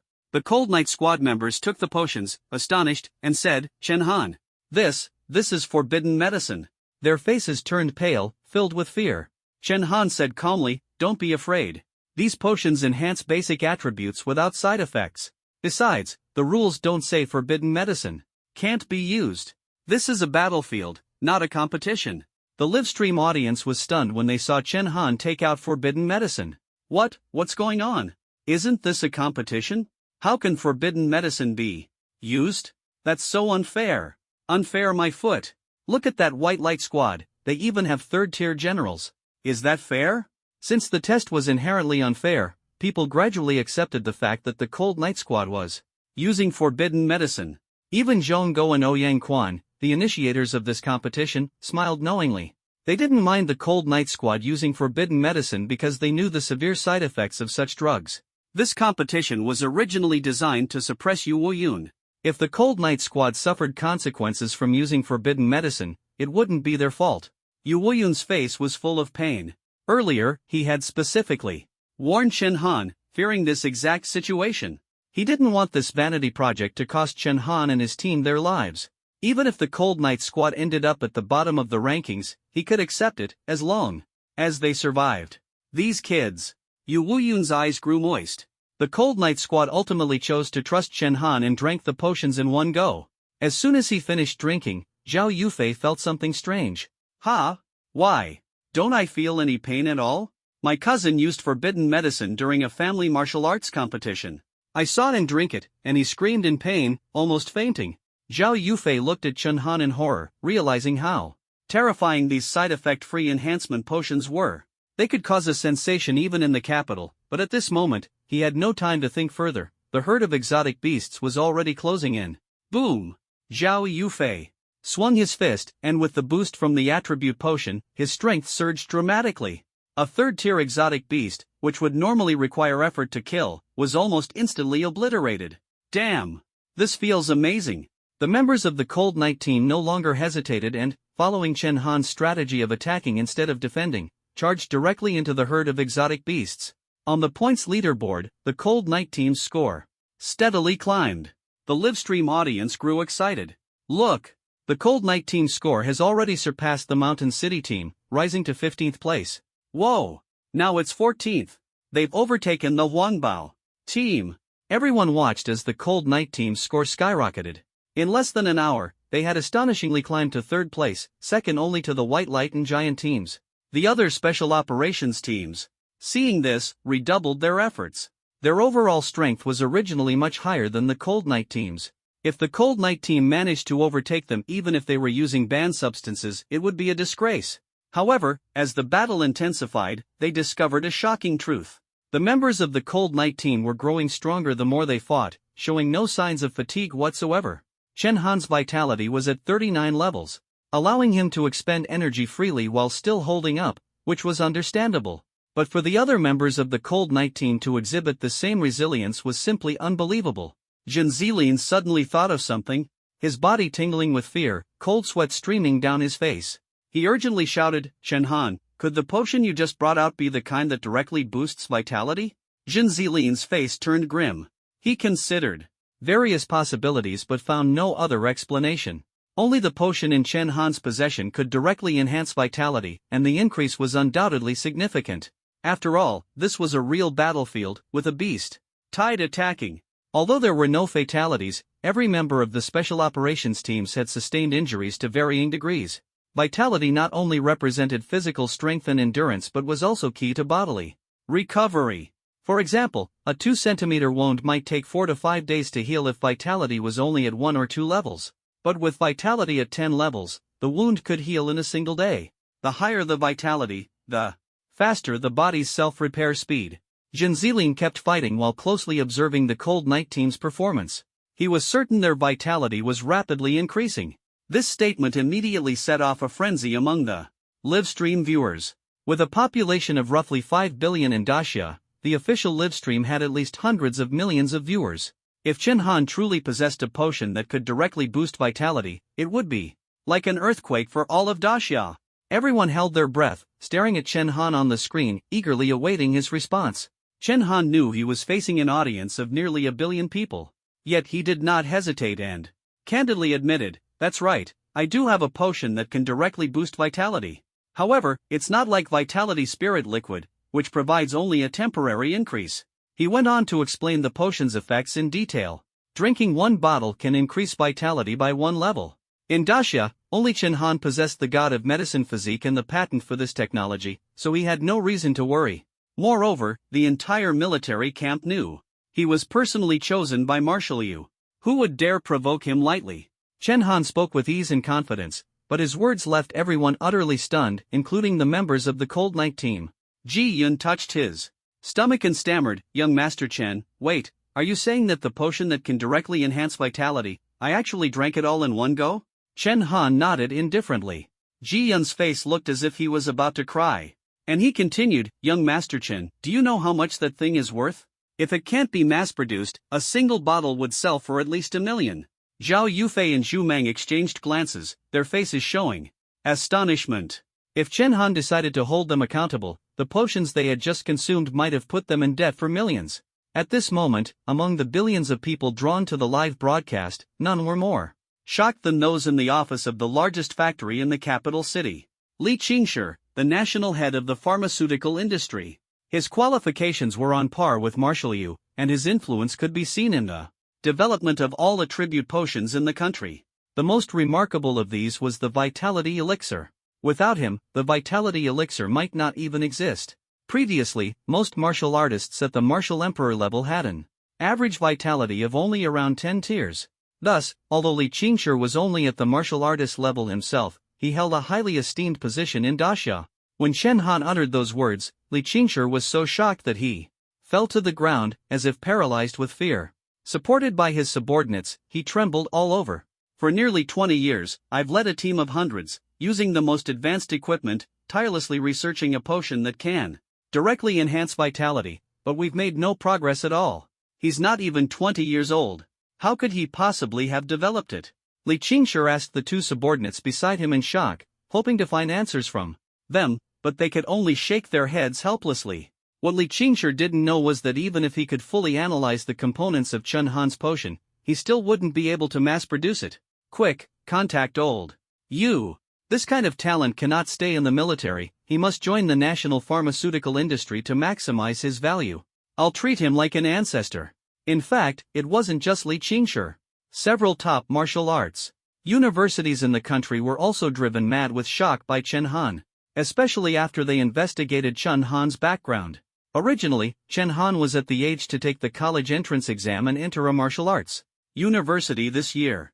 He was also a scion of a prominent family, so how did he end up directly in the military? The reason behind this was obvious. In just a few minutes, the Chen family's phone lines were almost overwhelmed. On the other end of the calls were figures that Chen Jinan could not afford to offend, and all of them were scolding him. Chen Jinan could only force a smile, answering the calls while growing increasingly regretful in his heart. If only he had left a way out for Chen Han when he drove him away back then. On the battlefield, the air seemed to freeze. Although everyone's hands didn't stop attacking the alien beasts, their eyes couldn't help but sneak glances at Chen Han. It was as if everyone had something to say but didn't dare to speak. At this moment, a voice broke the silence. The voice came from inside a giant mech. Chen Han, can you sell me 2 bottles of that vitality potion? $1 million per bottle, I'll pay. Everyone had assumed that the mech pilot would be a rough and burly man, but to their surprise, the voice was that of a soft-spoken girl. Chen Han looked closely, and the person who removed her helmet in the mech's cockpit turned out to be a petite girl, less than 1.6 meters tall. And all 5 members of the giant team were like this. This contrast left Chen Han utterly astonished. Previously, he had never seen the true appearance of the giant squad. They wore heavy battle armor and were nearly 1.9 meters tall. The words of the giant squad exposed everyone's thoughts. This kind of potion that could directly boost vitality and blood, even if it had a time limit, was a life-saving item in critical moments. Many soldiers who died in battle weren't killed by beasts but collapsed from sheer exhaustion. When it comes to fighting for your life, it's all about holding on to that last breath. Once that breath is gone, there's basically no saving you. And Chen Han's potion was equivalent to giving an extra breath. The difference between having a little more or a little less vitality and blood was astonishingly significant. Chen Han, I want to buy 5 million for 5 bottles. Save 3 bottles for me, I'll pay 1.2 million per bottle. At this moment, the various special forces teams, who were supposed to be competitors, were scrambling to buy vitality potions from Chen Han. The allure of this item was too great, and they couldn't care less about saving face. Only Zhen Zilin's face turned ashen. His superiors had intended to use him to suppress the Cold Night Squad, but instead, Chen Han had stolen the spotlight. The members of the White Light Squad whispered to Zhen Zilin, Captain Zhen, should we buy 2 bottles too? Poof. Zhen Zilin was so furious he almost laughed out loud. With a cold snort, he barked, get lost. He focused on releasing his 7-colored divine light. His only goal now was to ensure the White Light Squad maintained first place. However, in the subsequent beast tide, no stronger beasts appeared. The highest level was only Tier 5. A Tier 5 beast was equivalent to a martial artist at levels 3 to 6. But with the Killing God Spear intent enhancing him, Chen Han's base attributes had already reached the level of a Tier 7 martial artist. A mere Tier 5 beast was no challenge at all. Coupled with the boost from the Vitality Potion, Chen Han's terrifying Vitality level of 59 made him fearless. Using the Piercing Thorn Spear, he dealt with groups of beasts as if he were casually throwing weapons for free. Each throw created a massive crater on the battlefield. After retrieving the Snow Wolf Spear, Chen Han used the Yu Family Spear technique to take down a few more beasts. With each strike and withdrawal of his spear, the Cold Night Squad's points skyrocketed like a rocket. Before long, the Cold Night Squad's points surpassed the Giant Squad, climbing to second place. Zhen Zilin felt as if his heart was being torn apart. Despite being a whole major realm stronger than Chen Han, he couldn't do anything even after exhausting all his efforts. Ugh! Zhen Zilin, who had been continuously releasing his divine light, suddenly coughed up a mouthful of blood. The light-based talent was indeed powerful, and its speed in clearing beasts was on par with Chen Han. Unfortunately, it consumed an enormous amount of vitality and blood. Zhen Zilin had been holding on for over 10 minutes, but his internal injuries were severe, and he couldn't sustain it any longer. He stared helplessly at the leaderboard. White Light Squad, 206,400 points. Cold Night Squad, 206,200 points. Boom! With the Snow Wolf Spear exploding among the beasts, the Cold Night Squad's points surged by another 700. 206,900 points. Undoubtedly, they were now in first place. This overtake signified a permanent lead. The members of the White Light Squad were utterly exhausted and could no longer catch up. Before long, under Chinhan's leadership, the Cold Night Squad had a lead of 10,000 points over the White Light Squad. And the gap continued to widen. The elites of the Kuwait Battalion cheered excitedly. Ha ha ha, the Cold Night Squad is incredible. Who would dare look down on our Vulcan army now? Even the usually stern Lu Zixing broke into a smile.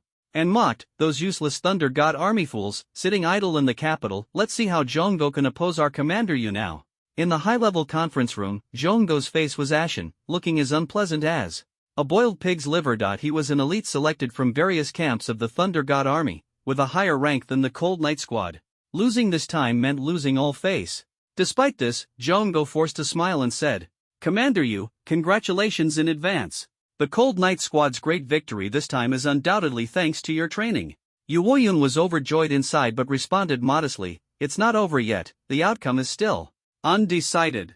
In fact, seasoned veterans on the battlefield knew that this beast tide was almost over. Although it was a large-scale beast tide, it only covered a range of several dozen kilometers. The total number of beasts within this range was merely tens of thousands. On the battlefield, some members of the special operations teams began assessing battle damage and organizing their weapons and equipment. After all, only the team with the highest score in this test would receive rewards, the others were just there for the ride. The number of beasts was gradually decreasing, and their support tasks were complete. Chen Han glanced back at the Cold Night Squad members. Despite the boost from the potions, their stamina was limited, and continuous combat had left everyone exhausted. Seeing the score display overhead, Chen Han put away his Snow Wolf rifle and calmly said, "Everyone, take a rest. Leave the remaining beasts to the brothers from those three camps." Just as everyone thought the war was nearing its end, a series of deafening booms suddenly erupted. The ground beneath their feet shook like an earthquake, making it hard to stand. The scene was as if an ancient giant beast was approaching from the front. At the same time, red lights flashed on the sky wall, and alarms blared loudly. "Alert! Alert! A beast army has appeared ahead! A beast army has appeared ahead!" Upon hearing the words beast army, everyone was stunned, their faces filled with fear. Although beast horde and beast army sounded similar, the actual difference was immense. Beast hordes, despite their large numbers, were like mindless lunatics, blindly charging without any tactics. Human armies, on the other hand, had discipline, formations, and coordination.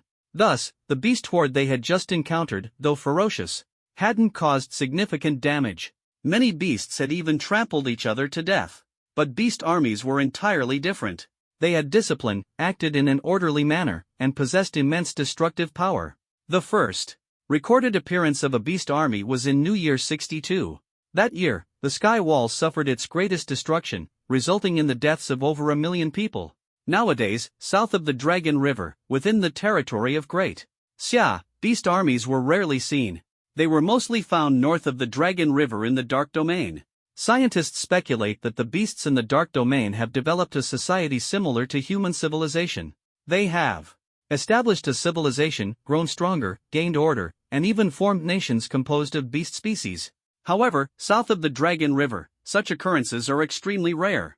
In the past 20 years, beast armies have almost never appeared in Great Xia's territory. Looking up, everyone saw a beast army marching in unison toward the sky wall. Their steps were synchronized, their expressions solemn, completely devoid of the previous frenzy. At the center of the formation stood a massive beast, towering 6 meters high and standing out from the crowd. It had a bull's head, eyes as large as basketballs, with a deep and penetrating gaze. The most terrifying feature was its pair of 1-meter-long tusks, gleaming coldly like some mysterious alloy. It held a unique axe in its hand, made of alloy, which didn't appear to be naturally formed. This minotaur beast lord was a 6th-tier exotic beast. Its appearance immediately instilled fear in everyone, not because it was particularly terrifying, but because its upright posture, the giant axe in its hand, and the decorations on its body made it seem less like a beast and more like a person. Upon seeing this, Yu Wuyan immediately stood up, his gaze fixed on the screen. He exclaimed, "Those guys up north have evolved to this extent?" He instantly recognized that this Minotaur beast lord came from the dark domain north of the Dragon River. For 20 years, the army hadn't sent anyone to investigate the north. Humans had been guarding their cities, thinking that would ensure stability. Although Marshal Yu held a high position, he couldn't single-handedly command the entire nation. Despite his repeated proposals to investigate the north, no one paid attention. Now, after 20 years, the exotic beast civilization in the northern dark domain had developed the ability to manufacture alloys.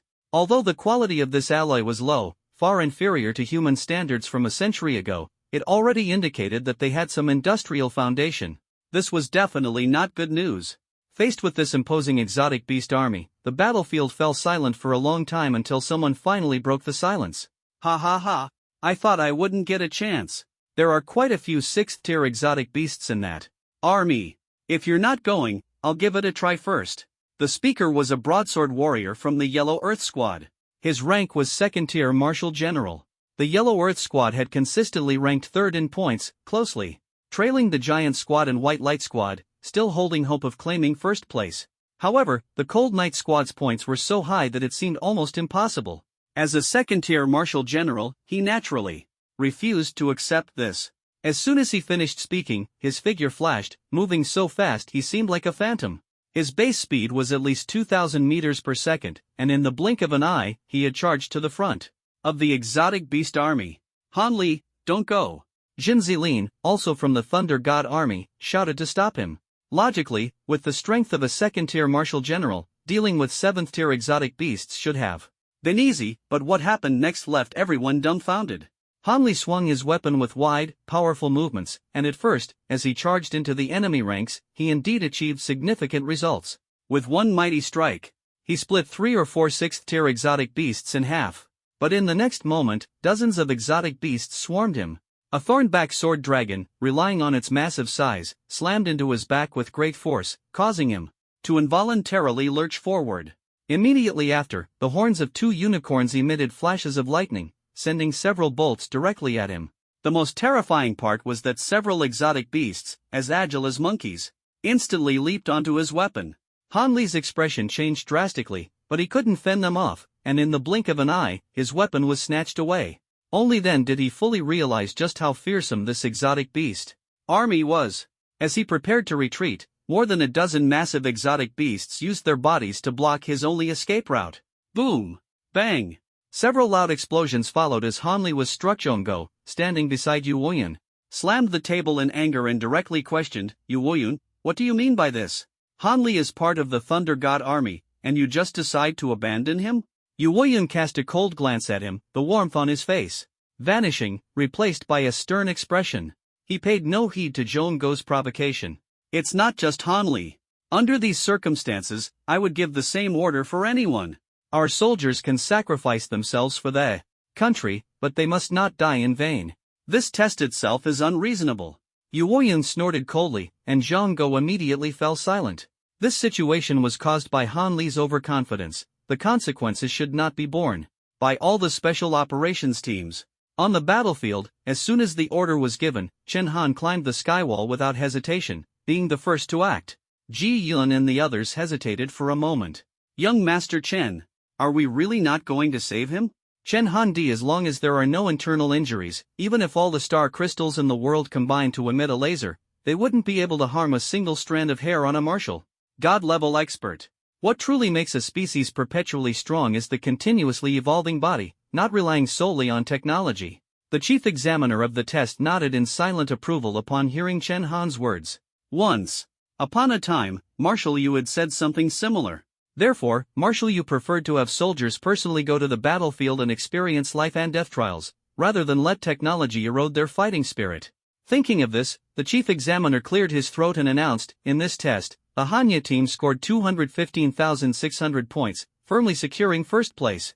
Members of the special operations teams, you may leave now. Rewards will be distributed later." The assessment finally ended, and most of the special operations teams looked displeased. After all the effort to get here, they were overshadowed by the Hanya team, which had the lowest cultivation level. Only the lowly squad within the giant team remained calm.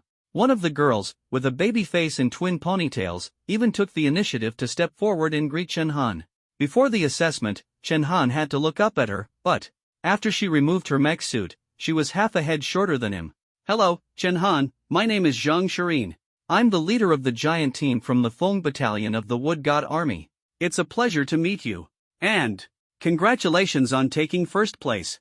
The lowly's petite figure, paired with a mature woman's voice, caught Chen Han off guard. The Wood God Army and the Fire God Army were both under Marshal Yu's command, which was why the giant team bore no hostility toward the Hanya team. In fact, they were a temporary unit, specially sent by Marshal Yu to assist Chen Han. What surprised Chen Han even more was that Zhao Linger actually knew Zhang Shirin.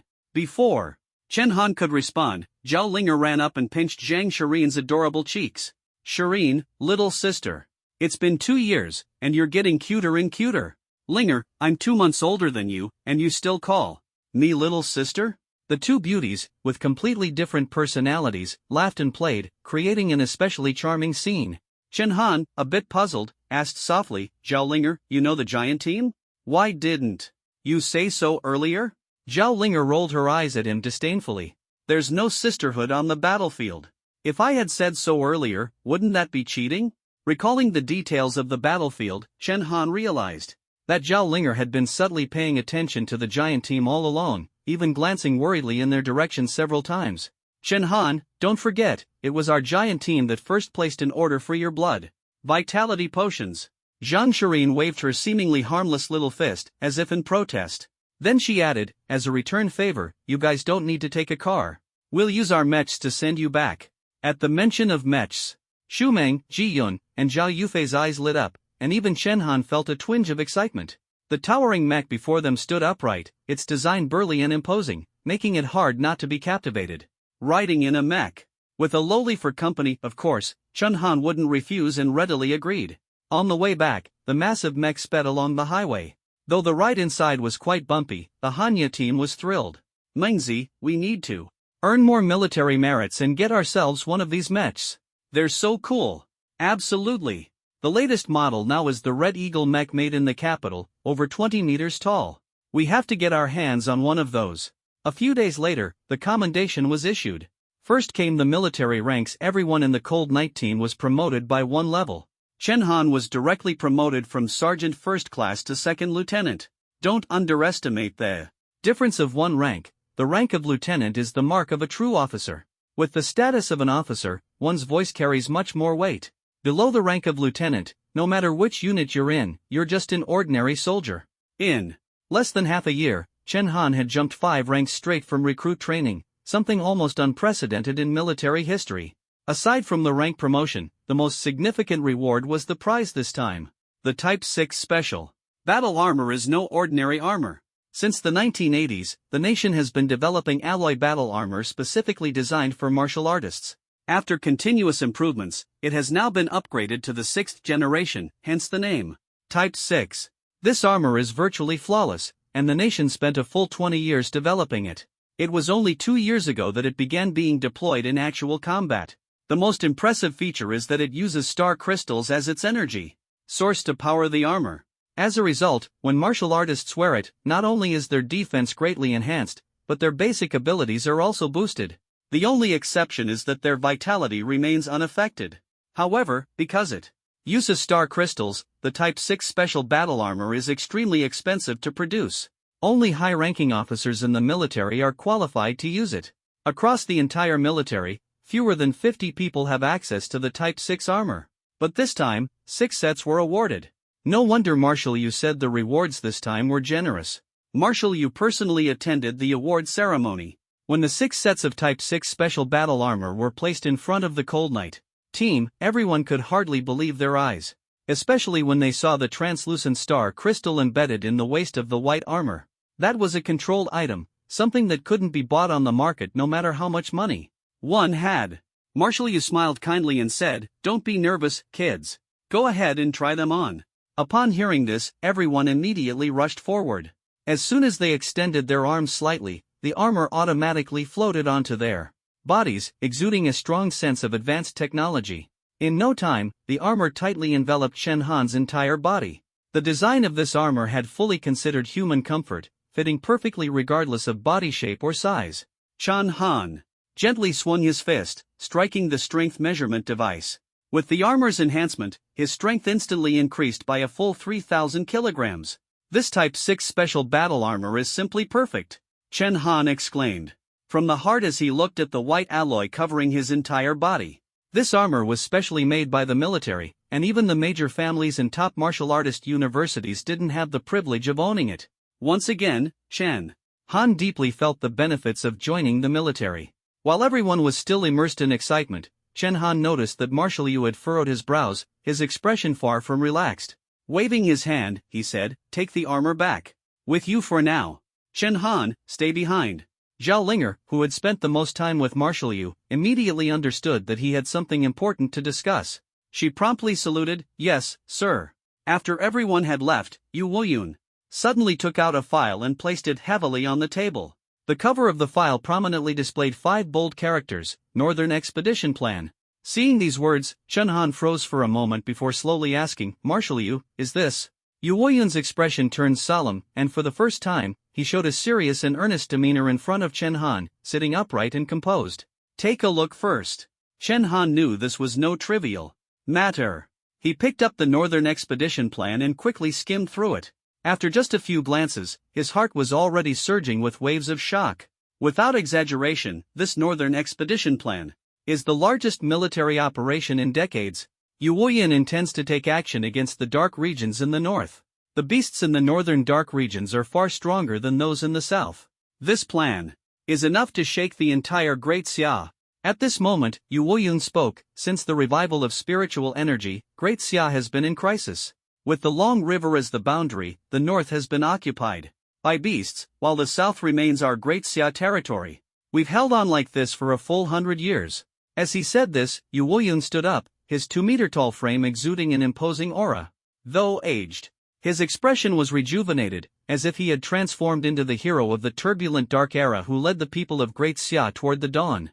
Yu Wuyun continued, "Chen Han, I personally drafted this plan and have already submitted it. What do you think?" Chen Han hadn't fully processed it yet and softly asked, "Are you saying you want to reclaim the northern territory?" "That's right." Yu Wuyun solemnly nodded, suddenly pointing to a complete map of Great Xia, his eyes filled with deep nostalgia. The land north of the Long River was once called the birthplace of Great Xia in ancient times. "Chen Han, you may not fully understand now, but I am a northerner. For a full 100 years, I haven't set foot in my homeland."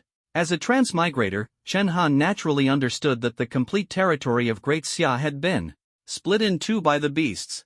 When he first arrived, he found it hard to accept, but he gradually came to terms with it.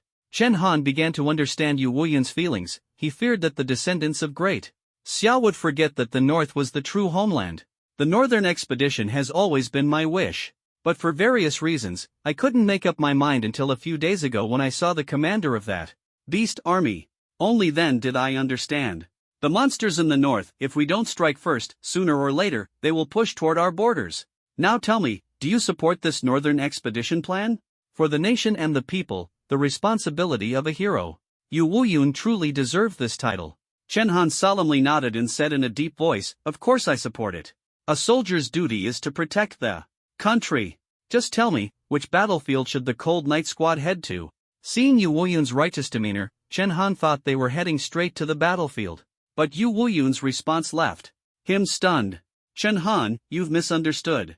Every member of your Cold Night Squad is a treasure. How could I bear to send you to your deaths? Besides, this Northern Expedition Plan isn't so easy to get approved. The Northern Expedition not only requires a large number of soldiers and equipment, but most importantly, this plan must gain the approval of over 70% of the major families." These words shocked Chen Han, a dignified commander of the 3 armies, yet a battle plan had to rely on the nods of over 70% of the major families. Chen Han knew that the power of families in Great Xia was significant, but he hadn't expected it to reach this extent. It was practically as if the families had absolute control. Keep in mind, 80% of Great Xia's military comes from commoners. And now, to go to war, they need the approval of 70% of the families? This is absurd. Are these families afraid that if the commoners are wiped out, they'll have to go to the battlefield themselves? After all, 80% of cultivation resources are controlled by the families. At this moment, for the first time, Chen Han felt ashamed of his family background. The actions of the Chen family had already become repugnant, but other families were even worse than the Chen family. Chen Han, second lieutenant, hear my command. Yu Woyun suddenly let out a sharp shout. Chen Han immediately saluted. Yu Woyun's words were powerful. The mission of the Cold Night Squad is to return to Hanwu City and ensure that over 70% of the families in Hanwu City approve the Northern Expedition Plan. Do you have the confidence to complete this? Yes. There weren't many family descendants in the army connected to Yu Woyun, but coincidentally, the entire Cold Night Squad consisted of family descendants, and they were the team Yu Woyun trusted the most. Only then did Chen Han understand Yu Woyun's intention. Scratching his head, he said, Commander Yu, are you worried that we might have ties to our families, so you're giving us so many instructions to keep our emotions in check? Seeing through his thoughts, Yu Woyun's face instantly turned pale, and he could only glance at him. Chen Han, being too smart isn't always a good thing. Chen Han never expected that Yu Woyun, the revered hero of the human race, could also have such a childish side. He replied, rest assured, we've already severed ties with our families and won't hold back. We guarantee to complete this mission. With Chen Han's repeated assurances, Yu Woyun finally felt at ease. Good.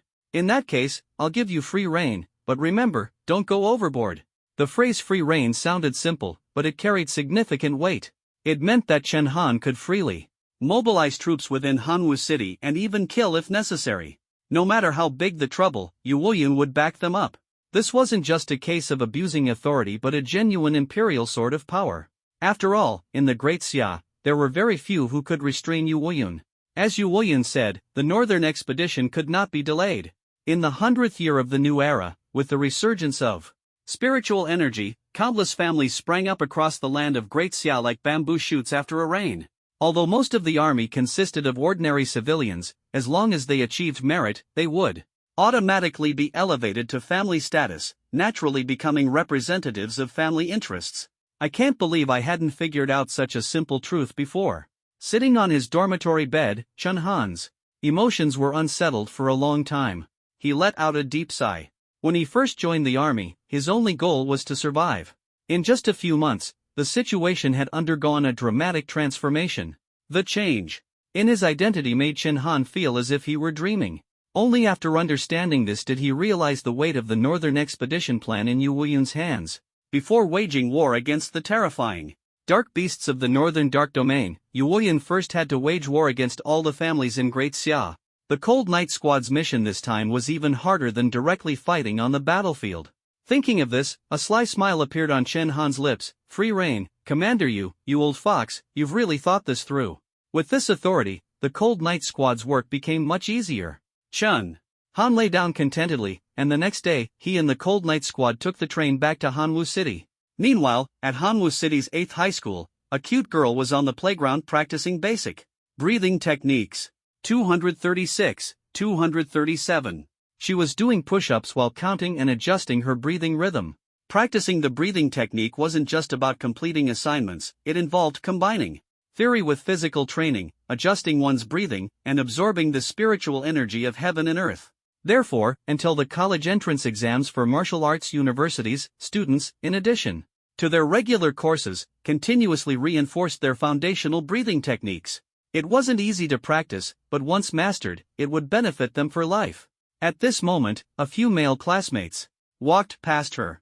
Yo, Chen Shui, still working so hard? Your brother's already been on TV, and you're still not taking a break? With your brother backing you, why are you still working so hard? The girl was none other than Chen Han's younger sister, Chen Shui. Chen Shui turned her head and, upon seeing the mocking expressions of several boys, immediately showed disgust. She snorted coldly, what do you know? My brother used to be called a loser by you guys. As his sister, I have to protect him and make sure he doesn't get bullied. Now that my brother is famous, I have to support him even more. If Chen Han were present, he would surely feel deeply gratified hearing his sister's words. Her statement left the boys speechless, except for one. His face darkened, and his expression turned displeased. His name was Qi Yu. The Qi family of Hanwu City was a partner family of the Chen family, essentially a subordinate, and the two families even had marriage ties.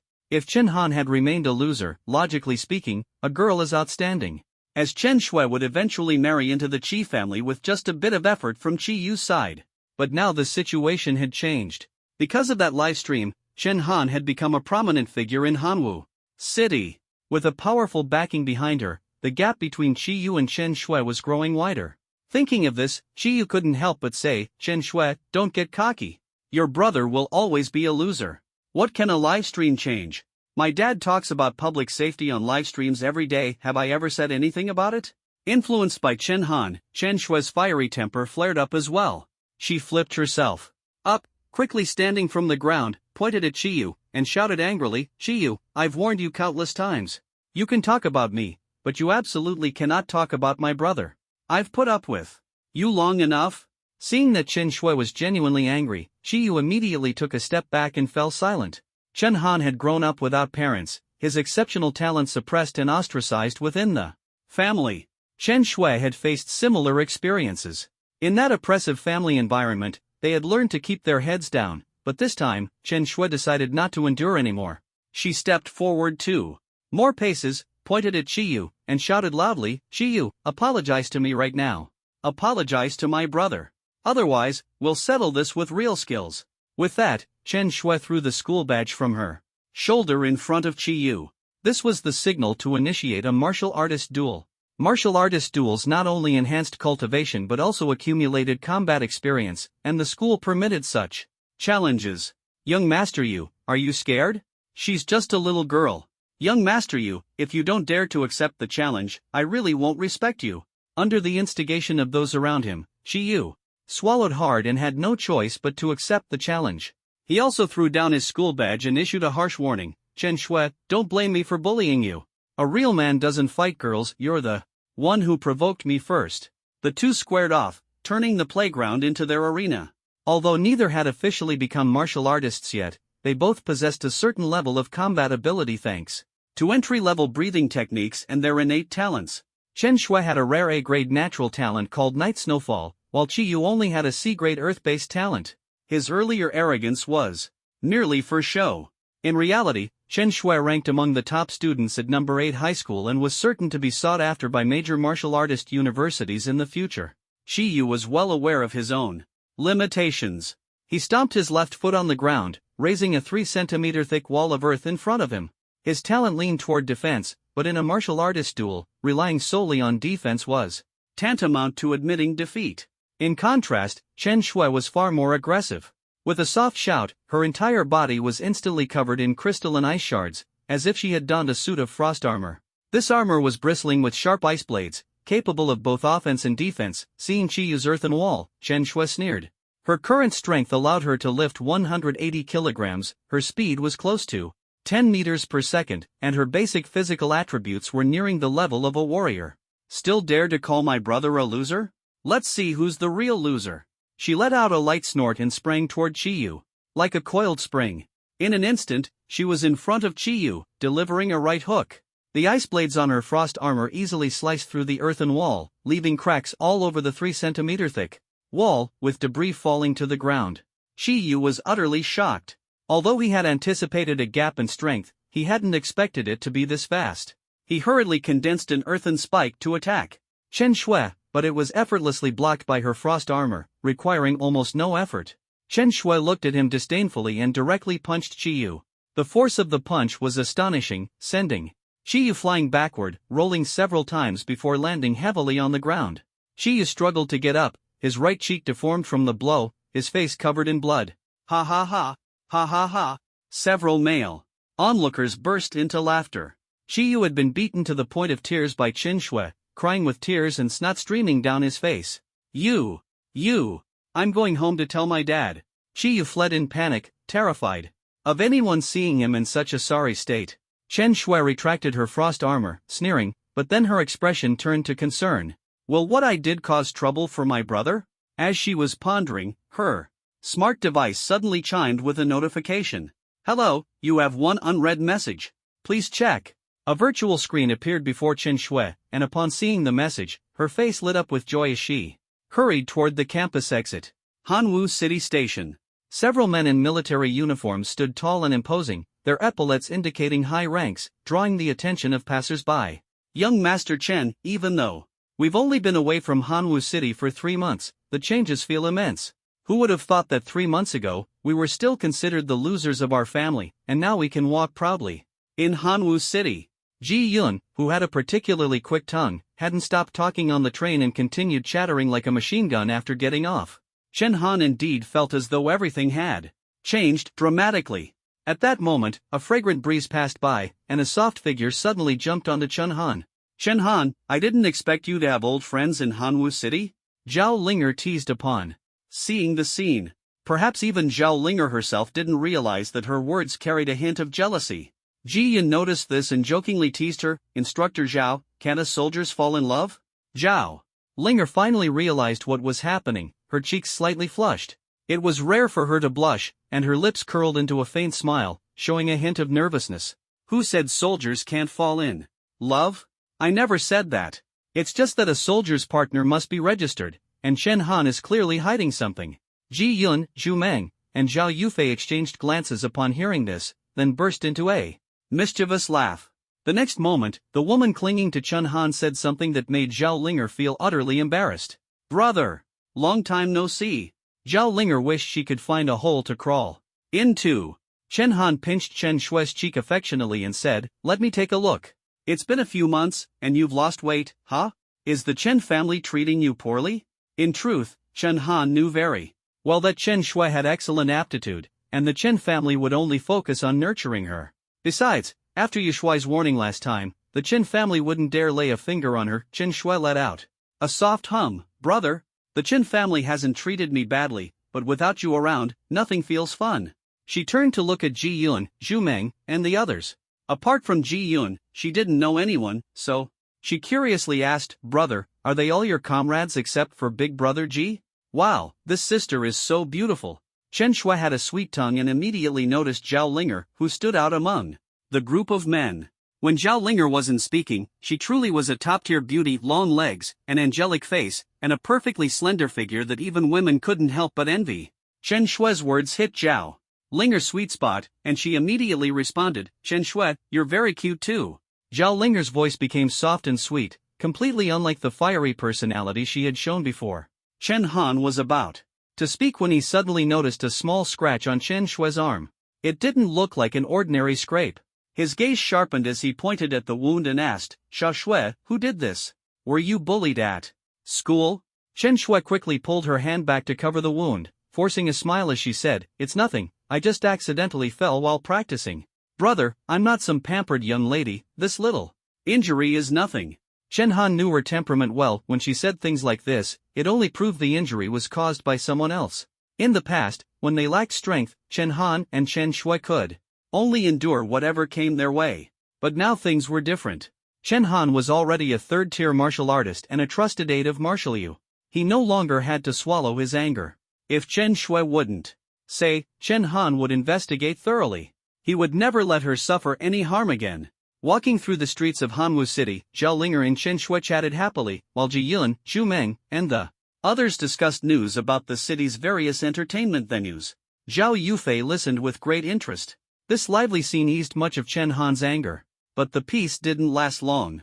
In the distance, a man with half his face swollen like a pig's head was loudly cursing. He was accompanied by 3 black-clad bodyguards, each a martial artist-level expert. Where's that damn woman? Where did she run off to? Dare to hit someone but not show your face? Watch me beat you to death today. His noisy outburst immediately attracted a crowd of onlookers. Because his face was so swollen, few could recognize his identity. And instead, his appearance became a laughingstock. Ha ha ha, who is this guy? I'm dying of laughter. Too miserable. Who beat him up like this? At that moment, the cold night team happened to pass by. Zhao Yufei and Ji Yun laughed so hard they were bent over. Only Chen Shui, the instigator of this commotion, had a bead of cold sweat forming on her forehead. Like a child who had done something wrong, she tugged at Chen Han's sleeve and said, Brother, this place isn't fun. Let's leave quickly.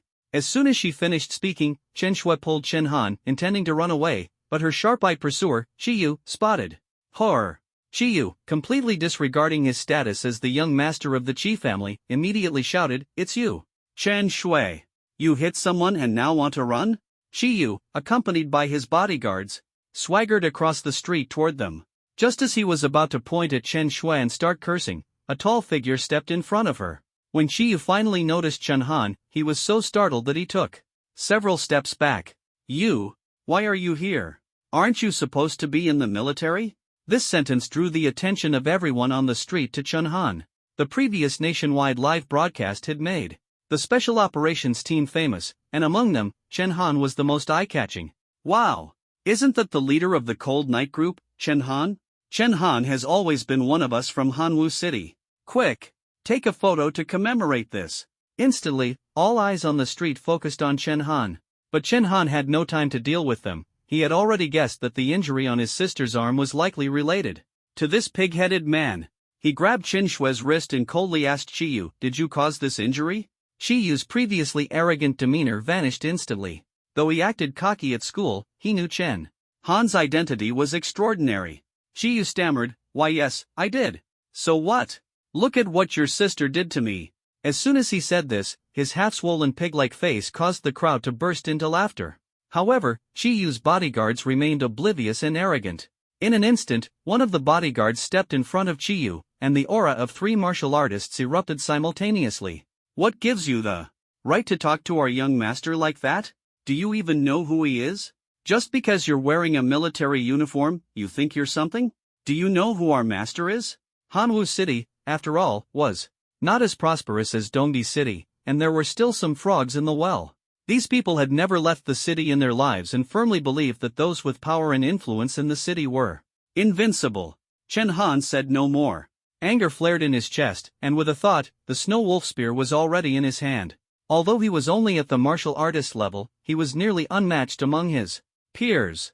In the next moment, the Yu family spear technique burst forth with ferocity, the spear movements as swift as the wind. Before the 3 bodyguards could react, they were struck down heavily, blood spurting from their mouths. Chen Han's strength far surpassed theirs, completely overwhelming them. But he wasn't just looking to beat them up. The snow wolf spear flew out, delivering 3 consecutive strikes. Unstoppable like a breaking wave. He's killing people. Run! Someone's killing people in the street. The crowd scattered in terror. No one had expected Chen Han to act so ruthlessly. What they thought was just a scuffle turned into a bloody scene. Even the members of the Cold Night group were stunned, exchanging glances at Chen Han. But Chen Han's target wasn't just the 3 bodyguards. He pulled the spear from their chests and slowly walked toward Qiyu. Qiyu felt the chill emanating from him, trembling all over. His Panth Cold Night team returned this time with only one goal. To put it nicely, it was to get the major families to sign the Northern Expedition Plan Agreement. To put it bluntly, it was to directly go to war with the major families. Chen Han was angry, but not out of control. Qiyu's crime did not warrant death. If he were just an ordinary citizen, Chen Han would have only crippled him. But Qiyu was the legitimate son of the Qi family, a major power in Hanwu City. He had to die.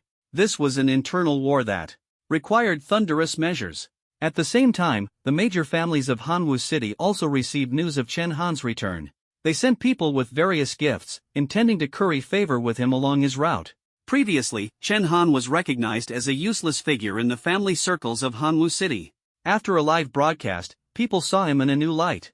The scene of Chen Han killing someone in the street was witnessed by members of the major families. They were stunned, too scared to approach and offer their gifts, fearing they might be implicated by Chen Han. I remember the man on the ground is the young master of the Qi family, the legitimate son of the Qi family. And he was just killed like that? Chen Han has become bold, killing someone in the street, and it's the young master of the Qi family. Although the Qi family and the Chen family have a good relationship, this is too arrogant. What exactly is Chen Han trying to do? The family members watching were visibly terrified, gasping in shock and not daring to get close. Coincidentally, Chen Han swept a cold glance over them, his gaze piercing straight through the crowd. That one look sent them fleeing in panic, throwing their gifts far away. The Cold Night team members were still processing Chen Han's words. They thought the matter was simple, just getting the families to sign a document. In reality, they didn't know that this Northern Expedition Plan. They saluted the Cold Night team with a standard military salute. Hello, Lieutenant Chen. Hello, Lieutenant Zhao. Lieutenant Chen, my name is Luo Feng. The higher-ups have already informed us that you would arrive in Hanwu City today. I was specifically assigned to welcome you, and the food is ready. Luo Feng was very polite and reached out to take Chen Han's luggage. However, Chen Han didn't rush inside. Instead, he tossed his luggage aside and stood at the door, as if waiting for something. After a moment, he asked Luo Feng, which troops are stationed near Hanwu City right now? Luo Feng scratched his head, thought for a moment, and said, currently stationed in Hanwu City are the Water God Army's Tsuzi Battalion, the Earth God Army's 6,000 Battalion, and our Fire God Army's Dingzi Battalion. Without hesitation, Chen Han pulled out a token from his pocket and threw it to Luo Feng. Engraved on it was a large U character. Luo Feng's hands trembled as he received the token, stammering, isn't this General Yu's command token? My goodness! These low-level martial artists, who usually stayed at their posts, had likely never seen Yu Wuyan before, so their reaction was understandable. Chen Han said in a deep voice, Luo Feng, use this token to summon all the troops from these 3 battalions to the station. Since returning to Hanwu City, every move Chen Han made had surprised the members of the Cold Night team. Ji Yun couldn't help but ask, young Master Chen, what are you planning? The soldiers from these 3 battalions amount to at least tens of thousands. They could go to war. Chen Han's face was full of confidence, his eyes fixed on the only road ahead. Just wait. The show is about to begin. Not long after, the sound of police sirens echoed from afar. Soon, city patrol cars sped toward them. Counting them, there were 70 or 80 vehicles. The inexperienced Qin Shui had never seen such a scene before. She was so frightened that she trembled and hid behind Chen Han. Xiao Shui, I'm here. Don't be afraid, Chen Han said, his words instantly calming Chen Shui. One by one, the patrol car doors opened, and uniformed patrol officers stepped out. Don't underestimate these patrol officers, their average strength was at least martial artist level 6, with some even reaching level 8. Most of the younger generation from prominent families, who didn't join the army or go to the battlefield, ended up doing these kinds of jobs. Even Chen Han had once aspired to be one of them. Shi Feihu was the last to step out of a car. Pointing at Chen Han, he cursed angrily, Chen Han, you useless scum. I think you're courting death, you dared to kill my son. As soon as he finished speaking, all the city patrol officers immediately charged forward, surrounding the Cold Night team in an instant. Chen Shui was so scared she was about to cry, sobbing, brother, did I cause trouble for you? I shouldn't have acted against Shiyu. I'm sorry, sob. Kind-hearted Chen Shui was still blaming herself. Chen Han smiled faintly and comforted her, it's okay, Xiao Shui. You were helping your brother. Faced with this situation, the Cold Night team members immediately assumed combat stances, their expressions serious. Fights between martial artists were different from battles against beasts, victory was often decided in an instant. Thus, when outnumbered, most people would rather face a beast horde than be surrounded by martial artists. These city patrol officers numbered in the hundreds, and their overall strength was superior to the Cold Night team. If they really went all out, the Cold Night team might not be able to hold their ground. However, these younger generation members from prominent families, pampered in the rear of Hanwu City, had never experienced life-and-death combat. Some hadn't even fought anyone for real. They don't have the ruthlessness of the army at all. So, without Shi Feihu's orders, they only dared to surround them without making a move. Zhao Linger sneered coldly, Shi Feihu, it seems you're tired of living. Do you know we're from the military? Shi Feihu shrugged, his eyes flashing with murderous intent. So what if you're from the military? Does being in the military give you the right to kill people at will?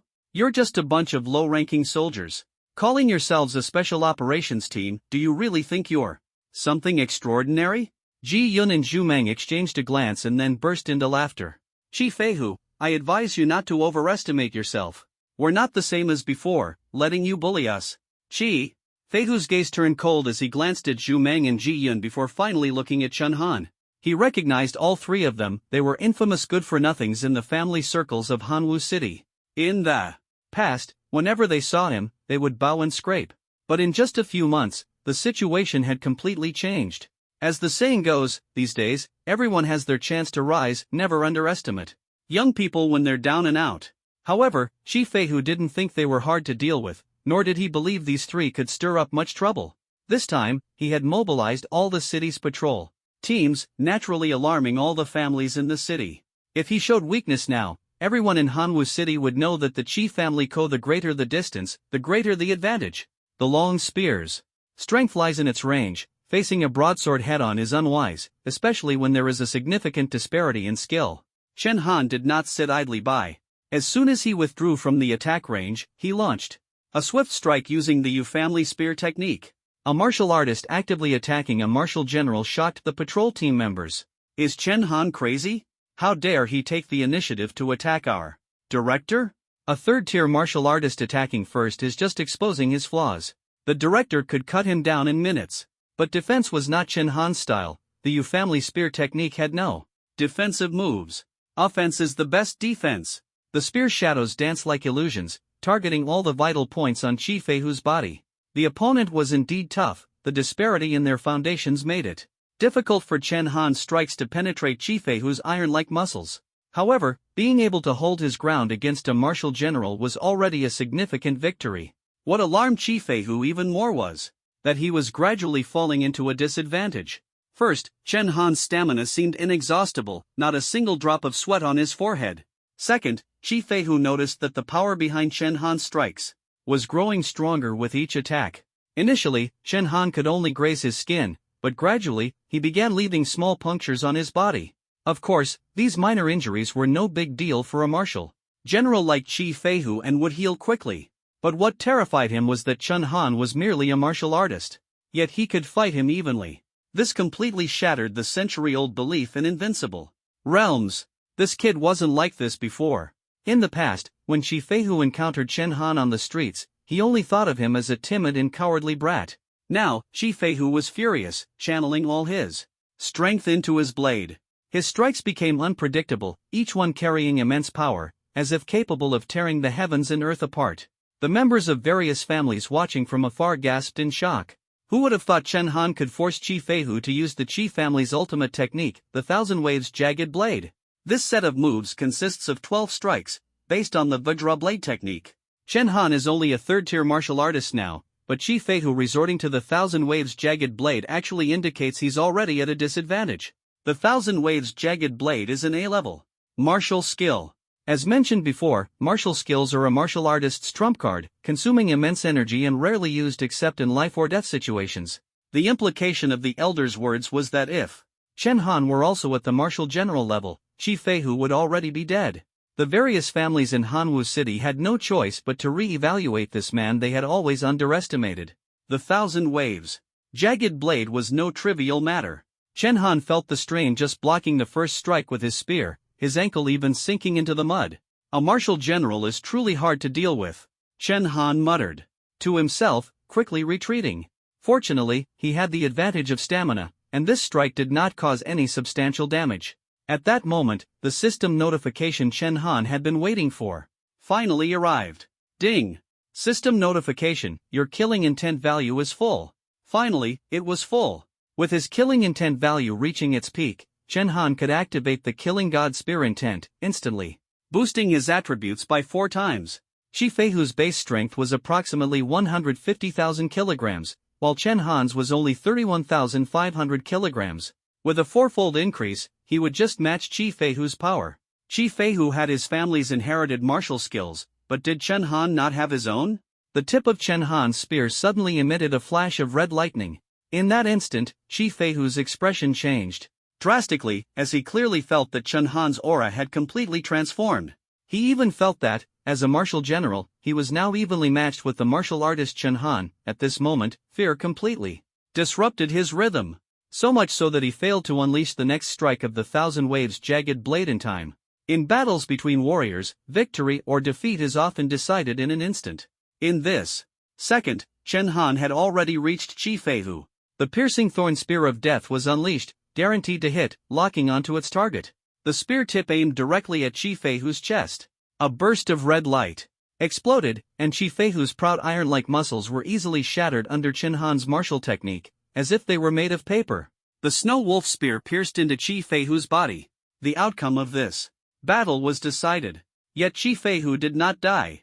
Chen Han was astonished. He was certain the snow wolf spear had pierced Qi Feihu's body, and the piercing thorn spear of death should have struck a vital point. He withdrew the spear, only to see blood gushing from Qi Feihu's chest. It was then that Chen Han noticed a strange shield installed in Qi Feihu's chest. The shield was made of a soft material, likely a special Mechanical alloy. Chen Han suddenly understood, this guy has undergone mechanical biological modification. And it's even in the heart area. Mechanical biological modification is one of the ways modern warriors enhance their strength. Implanting bioalloys, much like modern humans implanting high-tech materials, can significantly boost physical capabilities. However, mechanical modification is extremely expensive, especially in the heart area. After all, in this era, warriors have strong self-healing abilities, coupled with advanced medicine. As long as the brain and heart remain intact, survival is almost guaranteed. Chen Han recalled that the cost of such modifications was astronomical. The alloy capable of blocking the piercing thorn spear of death was certainly no ordinary material. Shi Feihu stared at Chen Han in terror. For the first time in his life, he felt the fear of death, and his pants were soaked. Like father, like son, their personalities were almost identical. At this moment, Shi Feihu couldn't care about his dignity, and shouted at the surrounding patrol team members, "All of you, attack! Kill Chen Han! I'll take responsibility. Whoever kills Chen Han, I guarantee you'll be promoted to Director of the Combat Bureau." Great! Rewards inspire courage. Previously, these patrol team members hesitated to act due to Chen Han's status. But with Shi Feihu's words, everyone was eager to move. The position of Combat Bureau Director was highly coveted by countless family heirs in Hanwu City. Not to mention, killing Chen Han would come without any consequences. In an instant, hundreds of patrol team members drew their weapons, targeting the cold Night Squad. Chen Han calmly retracted his spear, flicking off the blood, and glanced at his watch. It's about time. Just as the patrol team members were about to act, a loud voice suddenly came from behind them. Commander of the Chu Battalion, Lu Linglong, reporting. Deputy Commander of the Chu Battalion, Gao Ying, reporting. Commander of the 6000 Battalion, Zhang Fei, reporting. Commander of the Ding Battalion, Wang Dagong, reporting. Hearing the series of voices, the patrol team members' legs went weak. Turning around, they saw that at some point, the mountains and fields behind them had been filled with soldiers. Their numbers were hundreds of times greater. The marshal's orders were an absolute authority that could not be defied. Even soldiers who had just woken up had to immediately get up and rush over. The hundreds of patrol team members immediately dropped their weapons and obediently squatted on the ground. Shi Feihu's face turned pale, as if his soul had left his body. He never dreamed that Chen Han, a recruit who had only joined the army a few months ago, could mobilize so many people. Revenge is impossible now, he can't even save his own old life. Chen Han's lips curved slightly as he looked at the battalion. Commanders behind Shi Feihu. You all saw what just happened, didn't you? Shi Feihu, director of the War Organization Bureau, dared to speak disrespectfully to me. I taught him a lesson, yet he not only refused to admit his mistake but even dared to retaliate. How should this crime be punished? Chen Han's words were powerful and struck Shi Feihu's heart with every syllable. Kill! Kill! Kill! The thunderous chant echoed through the valley. Chen Han's next words pierced Shi Feihu's heart even deeper. Shi Feihu, I forgot to tell you, before leaving, Marshal Yu specifically granted me the authority to act at my discretion. The phrase "act at my discretion" was instantly understood by Shi Feihu, who had spent years immersed in the political arena. Especially since this authority was granted by Marshal Yu, even the highest authority in Daxia had to show deference to Marshal Yu. In ancient times, this was equivalent to the power of an imperial envoy. As a mere 7th-rank official, offending an imperial envoy meant an inevitable, disastrous outcome. But Shi Feihu felt bitter. Clearly, it was Chen Han who killed his son first. Clearly, it was Chen Han who provoked him first. He felt more wrong than Doi.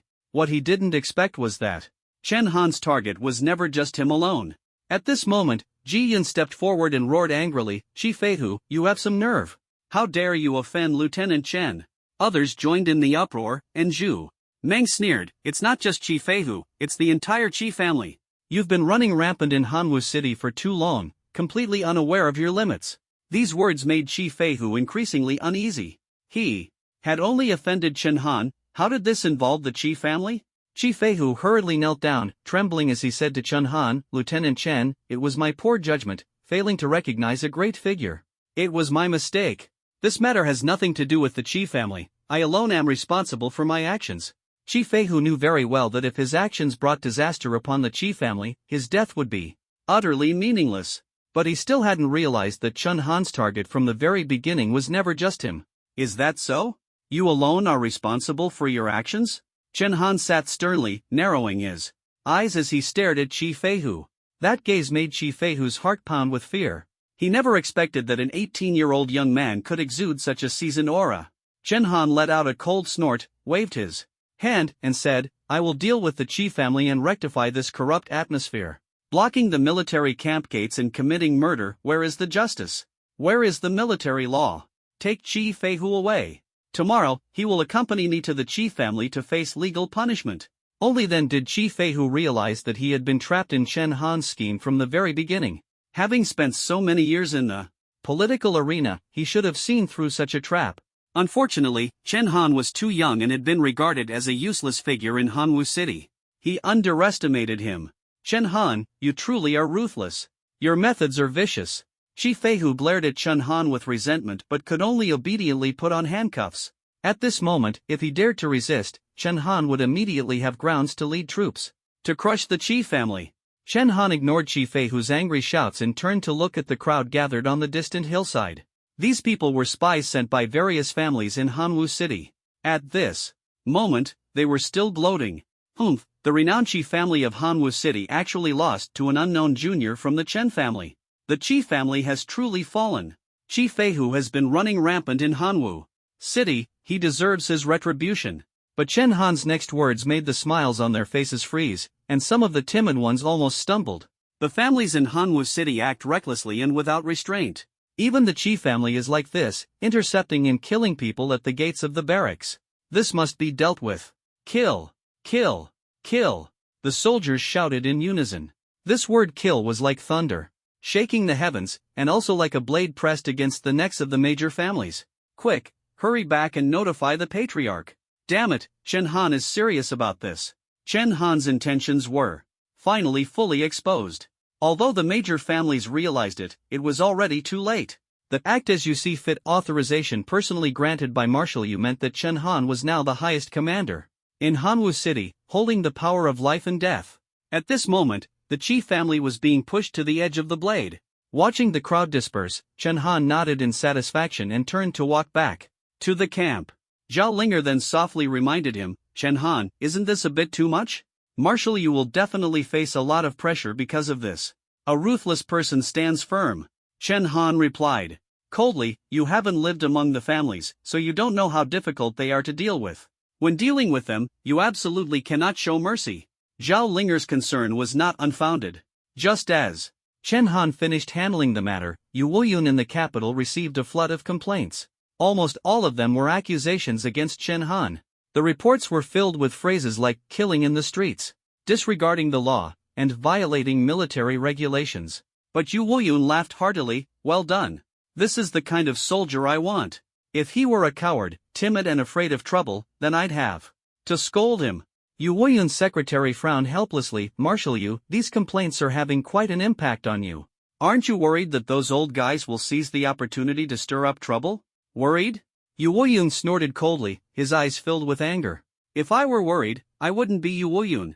I'm over 100 years old, and I'm still afraid of getting into a fight? Perfect timing, so no. One can say this old marshal is weaker than the young ones. With that, he directly picked up his guandao. Follow me to the Qian family. Clearly, Hanwu City was just a first-tier main city, and the tough nut of the capital required Yu Wuyun to personally step in. The next day, a piece of news shocked the entire Great Xia. The mansion of the wealthy Qian family in the center of the capital was directly split in half, leaving a 100-meter-wide pit on the ground. If Zhao Linger had known about this earlier, she probably wouldn't have tried to persuade Chen Han to stop. Under the moonlight, with sparse stars, Chen Han sat cross-legged, quietly cultivating. The daytime confrontation had given him many new insights into martial arts. His combat experience was still insufficient. Most of his time in the barracks was spent facing enemies of the same level, almost always overwhelming them. Martial generals with average strength, like Chi Feihu, were his best opponents. Just as he was immersed in cultivation, a voice suddenly sounded in his ear. Ding! Congratulations, your military rank has been promoted 3 levels consecutively, earning 30,000 points. Hearing this news, Chen Han let out a sigh of relief. The military had finally completed the procedures, and his rank of second lieutenant was officially effective. This was undoubtedly pushed forward by Yu Wuyun behind the scenes, without the confirmation of an officer rank, the battalion level. Officers in Hanwu City would not obey him. This meant that the points corresponding to the rank promotion had finally been credited. A full 30,000. This is no small amount. Chen Han decided to use 20,000 points to directly draw a breathing technique. The remaining 10,000 points would be used to draw martial skills. Currently, these two aspects are his weakest points. Although the Golden Sun breathing technique is decent, it can only be considered average and is far inferior to the top-tier breathing techniques. His limited martial skills also make it difficult to handle complex battles. System, select the highest tier in the technique pool. I want to draw a technique. Ding! Due to your multiple draws, the system is offering you a benefit. You can specifically choose one category from the technique pool, and the grade of the technique is guaranteed to be the highest SSS level. Is there really such a good deal? Chen Han exclaimed in surprise. He could actually make a targeted draw, and it's the highest level. Without hesitation, Chen Han locked his target on breathing techniques. System, targeted draw for breathing techniques. A roulette will immediately appear before him, filled with various top-tier breathing techniques. To be honest, the rarity of breathing techniques is extraordinary. There are only 6 top-tier breathing techniques on the wheel. No matter which one he draws, it's a win. The pointer spun rapidly and soon stopped at Starry Sky breathing technique. Ding! Congratulations on drawing the Starry Sky breathing technique. Starry Sky breathing technique, SSS level, description, created by ancient powerful beings, it allows the absorption of spiritual energy from the vast cosmos to strengthen oneself. Effect, during cultivation, the enhancement of basic attributes is more than double that of ordinary breathing techniques, and cultivation speed increases tenfold. You have already cultivated an entry-level breathing technique. Upon obtaining the Starry Sky breathing technique, the system will automatically replace your current breathing technique with the Starry Sky breathing technique. An SSS-level breathing technique, simple yet powerful in effect. Basic attributes enhanced by twofold. Don't underestimate this twofold increase. For example, Chen Han's entry-level breathing technique allows a third-tier martial artist to have a strength of approximately 24,000 kilograms. The military's top-tier Golden Sun breathing technique enhances basic attributes by about 20%, resulting in a strength of around 30,000 kilograms. However, the Starry Sky breathing technique can boost strength to a terrifying 90,000 kilograms. Even Chi Feihu, a third-tier martial general, has a strength of only 120,000 kilograms. Comparing the two shows just how powerful this breathing technique is. In addition to strength, attributes like speed and vitality will also see significant increases. These basic attributes can further be amplified by the Killing God Spear intent. With an SSS-level breathing technique combined with an SSS-level talent, Chen Han's basic attributes can surpass those of martial artists who are even higher ranked than him by an entire tier. Chen Han was overjoyed and immediately got up to test it. He punched the strength testing machine, and the screen displayed a shocking number, 94,350. After switching breathing techniques, his basic attributes skyrocketed instantly. Now, if Chen Han were to face Chi Feihu again, the situation would be completely different. At the same time, Chen Han placed his palm on the vitality measurement device. The numbers on the device were astonishing, 82. This terrifying vitality level of 82 was achieved without consuming any compound vitality-enhancing potions. This vitality attribute had already reached the Martial Emperor level. In fact, many Martial Emperor level experts, without special constitutions, might not even have such strong vitality values. Indeed, breathing techniques are the foundation of a martial artist's basics, Chen Han murmured softly, taking a long moment to recover from his amazement. Aside from drawing the breathing technique, Chen Han still had 10,000 points left. Naturally, these points would be used to draw martial skills. He drew twice in succession. Luck was once again on Chen Han's side as the pointer firmly landed in the rarest area. Ding! Congratulations on obtaining the SS-level martial skill Void Breakfist. Ding! Congratulations on obtaining the SSS-level martial skill Sun Annihilation Godslaying Spear. The first martial skill, though SS level, was nearly a hand-to-hand combat type. While Chen Han could use it, it was completely incompatible with his Soldier Soul Sacred Body and Killing Spear intent. Unless he was weaponless, it could only serve as a backup. The second martial skill, however, was extraordinary. The name alone exuded dominance. This was Chen Han's first SSS-level martial skill, Sun Annihilation Godslaying Spear. SSS-level, shattering the sun and void, piercing through time with a single strike, overwhelmingly powerful, radiating unparalleled dominance. Compared to the detailed description of the piercing thorn spear, the Sun Annihilation God-slaying spear's introduction was brief. Clearly, this was a large-scale destructive martial skill, so powerful that it couldn't be described in detail. The piercing thorn spear was merely an S-level martial skill, but under the enhancement of the soldier's soul sacred body, it was elevated to SSS level. And the piercing thorn spear had already enabled Chen Han to easily slay the 4th tier mutant beast, the wolf spider matriarch. This indicated that the destructive power of the Sun Annihilation God-slaying spear was beyond imagination. At dawn, Chen Han slowly opened his eyes. After a night of cultivation, he felt a surge of spiritual energy in his meridians. This was a sign of a breakthrough in his realm. In just a few days, he had reached the 4th tier of martial artist.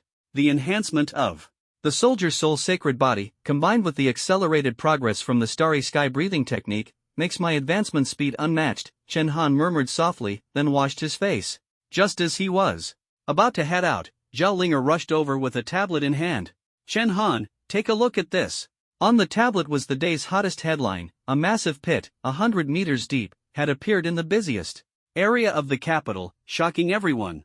The title read, "Shocking. Supreme Commander Yu Woyun's fury, a prestigious family in the capital wiped out overnight."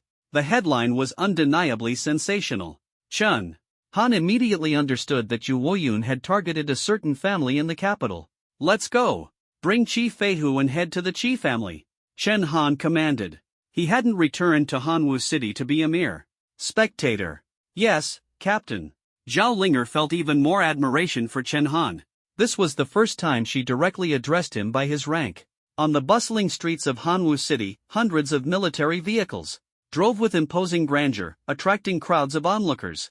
At the center of the convoy, on a large vehicle, Qi Feihu was tied to the roof, paraded for public humiliation. The crowd buzzed with discussion. The bald uncle selling braised meat rice shouted, "Who is this? Such a grand display. Even tied up Qi Skinner." Qi Feihu had run rampant in Hanwu City for years, even extorting heavy taxes from street vendors. The locals all called him Qi Skinner. "I heard it's that useless kid from the Chen family, now a big shot. Only a few months in the military, and he's already so impressive. I'm thinking of sending my son to join the army too." Chen Han coldly observed the crowd's chatter about Qi Feihu. Modesty was not his style, he preferred to be as ostentatious as possible. Soon, the convoy arrived at the Qi family residence. Along the way, Qi Feihu endured endless ridicule, even harboring thoughts of death. But upon reaching the gate, the Qi family's doors were tightly shut, clearly unwilling to let Chen Han in. A voice came from inside. "Captain Chen, our Qi family severed ties with Qi Feihu yesterday. His name has been removed from the family registry. Please leave." Chen Han had long seen through the hypocrisy of these family members. He jumped off the vehicle and pulled out the snow wolf spear. Boom! Following a loud bang, the Qi family's gate and walls were smashed open with a single strike from Chen Han. Almost all the Qi family members were in the courtyard, originally planning to shut the door on Chen Han. They hadn't expected him to be so domineering, and they trembled in fear. "Drive the vehicles in. Anyone who dares block the way, run them over directly." "Yes." Dressed in a black military uniform, Chen Han exuded an overwhelming aura, appearing like a demon from hell in the eyes of the Qi family. Some of the Qi family's martial artists still harbored a glimmer of hope, attempting to block the army's entry. But Chen Han's words were orders. The military vehicles ignored all obstacles and charged through the smashed gate. One Qi family martial artist, caught off guard, was knocked down by a military vehicle. Still stubborn, he tried to stand his ground against the vehicle. Inside the vehicle sat Wang Dagong, the commander of the Fire God Army's elite battalion. "Are you looking for death?" Wang Dagong, with his fiery temper, immediately opened fire. The martial artist was instantly blown to pieces. For nearly a century, the major families had controlled the military and grown accustomed to peace, never witnessing such a bloody scene. The Qi family martial artists who had intended to resist immediately turned tail and fled.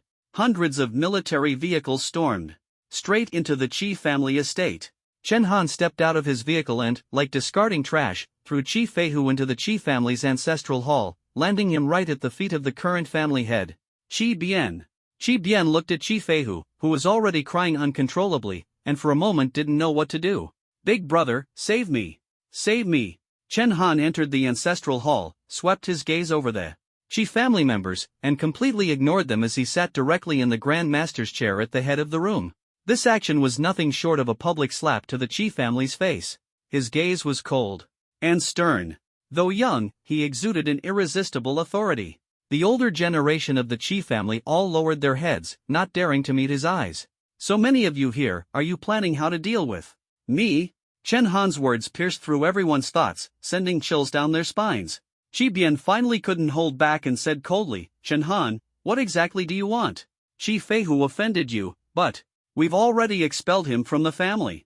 Don't forget, you're also a member of the Chen family. Our Qi family and the Chen family have been allies for generations. Chen Han remained expressionless, his gaze shifting to the soldiers who had just disembarked from the military vehicles. He picked up a cup of untouched tea nearby, took a sip, and spoke slowly. Kill. That single word was like ice water poured over their heads, chilling the Qi family members to the core. A soldier's duty is to obey orders. As soon as Chen Han spoke, the soldiers immediately charged at the Qi family members. Though the Qi family's martial artists were highly skilled, they were no match for soldiers who had crawled out of rivers of blood. In less than a few minutes, screams echoed from within the Qi family estate. Blood stained the steps red. Countless bodies were thrown into the courtyard pond. Chen Han watched coldly, fully aware of the most sensitive pain points of these families. Leave the women. Not a single man stays alive. Qi Bian, upon hearing this, fully understood Chen Han's intent. He was going to ensure the Qi family's lineage was cut off. This was even more cruel than exterminating the family. It was a complete destruction of the family's foundation. For families, lineage was everything. With all the men dead, what use were the women left behind? Qi Bian's heart nearly broke, but he was powerless. He could only shout helplessly, Stop! Stop it! All of this left Qi Feihu in utter despair and regret. He realized he should never have sought revenge against Chen Han. With tens of thousands of soldiers, destroying the Qi family was a simple task. This massacre quickly drew the attention of other families. Chen Han violently broke into the Qi family's gates, and all the tragic scenes were clearly captured. Many people even recorded videos and sent them directly to their family circles. What Hanwu City feared most was the Chen family. At this moment, the Chen family ancestral hall was crowded and chaotic. Normally, there weren't so many people, many were from other families. The reason was simple, the Chen family was the largest family in Hanwu City and represented the interests of various families. These people came partly for help and partly to question. Chen Jinnan, your family has truly produced a ruthless character, actually aiming to destroy the Qi family. After destroying the Qi family, are we next? With General Yu backing him, he can mobilize the entire army. Who dares to challenge him? Chen Jinan silently watched the tragic scenes of the Qi family on the screen, not speaking for a long time. Compared to the questioning from other families, he was more afraid of Chen Han, who sat expressionless in the center of the ancestral hall. Chen Han was well aware of the generations-long friendship between the Qi family and the Chen family, but his ruthless actions against the Qi family were undoubtedly a warning to the Chen family. This was the principle of when the lips are gone, the teeth are cold. Whatever the case, the trouble Chen Han has caused, the Chen family must take responsibility. At this moment, a rough, hoarse shout interrupted Chen Jinnan's thoughts. Already anxious, the shout startled him so much that he fell off his chair, awkwardly sitting on the ground. Everyone froze at the sight. They had expected the head of the Chen family to take the lead, but instead, this happened. Chen Jinnan was so embarrassed that he couldn't say a word. Only Chen Shiming remained calm, reassuring. Everyone, don't panic, everyone. Chen Han is not a mad killer, he must have his reasons for doing this. Let's first figure out what he intends to do. Meanwhile, at the Qi family residence, most of the men had fallen in pools of blood, and cries echoed continuously. Tears streamed down Qi Bian's face as he knelt before Chen Han. Second Lieutenant Chen, I beg you to stop. If this continues, the Qi family will be finished. At the same time, all the influential members of the Qi family in their ancestral hall knelt down. Second Lieutenant Chen, please spare us. Second Lieutenant Chen, have mercy. Chen Han calculated the timing and felt it was about right. Finally, he pulled out the Northern Expedition plan from his pocket and threw it at Qi Bian's feet. Stop! Chen Han ordered, and the soldiers immediately ceased their actions, standing in formation in the Qi family's courtyard. Qi Bian picked up the Northern Expedition plan and began reading it slowly. Northern Expedition Plan, to crusade against the Dark Domain. All families must agree to the plan and generously contribute. Based on family size, donate assets, donate. Reading this, Chi Bian's eyes widened in disbelief, and the plan in his hands fell to the ground. He glared at Chen Han. 100 kilograms of star crystals, why don't you just rob us? Chen Han gave him a cold glance without saying a word. Chi Bian looked around at the corpses of the Chi family members and suddenly realized, his heart turning icy cold. Isn't this robbery? Other assets might be negotiable, but star crystals, a non-renewable resource, were the trump card and strategic reserve of every family. No one would easily bring them out under normal circumstances. Yet Chen Han directly demanded an astronomical amount, 100 kilograms of star crystals. This was almost the entire stock of star crystals the Qi family possessed. It was equivalent to emptying the Qi family's foundation. If they didn't hand over this batch of star crystals, their family would face annihilation. The most critical point was that Chen Han had the moral high ground. Qi Fei, who intercepted and killed Chen Han at the entrance of the military camp. Even if the matter escalated to the capital, Qi Bian would have no grounds to refute it. A figure of Yu Shuai's caliber was far beyond the reach of the Qi family's strongest connections. This was an outright threat. The power of authority is truly overwhelming. Looking at the corpses scattered at his feet, Qi Bian could only negotiate. Second Lieutenant Chen, my Qi family isn't that large. We can't produce 100 kilograms of star crystals. At most, 50 kilograms. Qi Bian said helplessly. Even 50 kilograms of star crystals caused Qi Bian immense pain.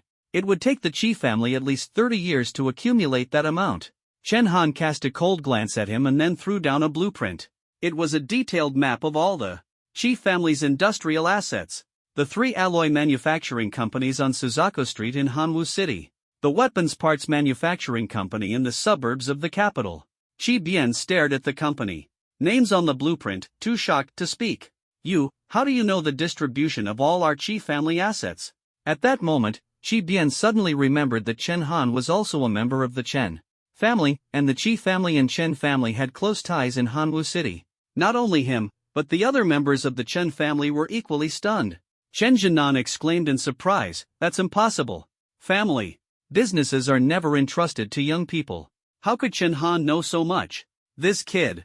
Chen Shiming took a deep breath. I never expected him to be this capable. Although family assets aren't handed over to the younger generation, their general distribution is public knowledge, and he managed to memorize it all. In fact, this was precisely why Yu Woyun had sent the Cold Night Squad to Hanwu City. Qi Bian's last trump card was torn apart like paper in front of Chen Han, leaving him no choice but to pick up a pen and sign the Northern Expedition Plan. Fine, I'll sign. Chen Han achieved his goal, nodded in satisfaction, and then turned to the soldiers from several large camps behind him. Withdraw. Hundreds of military vehicles roared away, plundering the Qi family clean before slowly departing. But at this moment, the most anxious group was the large gathering of family members in the Chen family ancestral hall. Is this Chen Han trying to drive all the families to a dead end? If he insists on doing this, we can't just sit back and do nothing, can we? What should we do? Who can come up with a solution? The ancestral hall was filled with incessant noise, and Chen Jinnan was almost at his wits' end. A few months ago, it was here that he led the Chen family in sending Chen Han to the military camp. Now, just a few months later, the situation had completely reversed. Beyond endless fear, Chen Jinnan felt more regret in his heart. If only he had treated Chen Han better back then, perhaps things wouldn't have escalated to this point. An 18-year-old second lieutenant, personally chosen by Marshal Yu as his successor, the Chen family had once had the chance to soar to great heights. After pondering for a long time, Chen Jinnan finally made up his mind. Send gifts. As soon as these 2 words were spoken, the noise in the ancestral hall immediately quieted down. I don't believe anyone is truly selfless. Chen Han is one of us, a member of the Chen family. I know him. Their goal is money. What Northern Expedition? It's all an excuse. A bunch of inexperienced youngsters, eager to make a splash in their new roles. I'll personally deliver the gifts and give him some face. Chen Jinan finally regained the aura befitting a family patriarch. As the representative of the families in Hanwu City, if he didn't step forward to speak, it wouldn't just be Chen Han taking action, other families would have already descended into chaos. It was just that he suddenly remembered the words he had said to Chen Han a few months ago. The thought of meeting Chen Han in person this time made him feel uncertain and afraid of losing face. The Chen family members tried to persuade him. Patriarch, why don't I go instead? Patriarch, Chen Han is just a kid throwing a tantrum. We can send more people, you don't need to go personally. Chen Jinan shook his head, saying that unless he went himself, Chen Han probably wouldn't relent. The next day, Chen Han moved his office to the Hanwu City Government Building. Having just dealt with the Qi family, Chen Han was in no rush to take the next step. He first sent his subordinates out to observe how the major families would react. Taking advantage of this rare moment of leisure, Chen Han took Chen Shui to the military armory of Hanwu City. Now that Chen Han was the highest commander of Hanwu City, even the city lord had to follow his orders, and the equipment in the military armory was naturally at his disposal.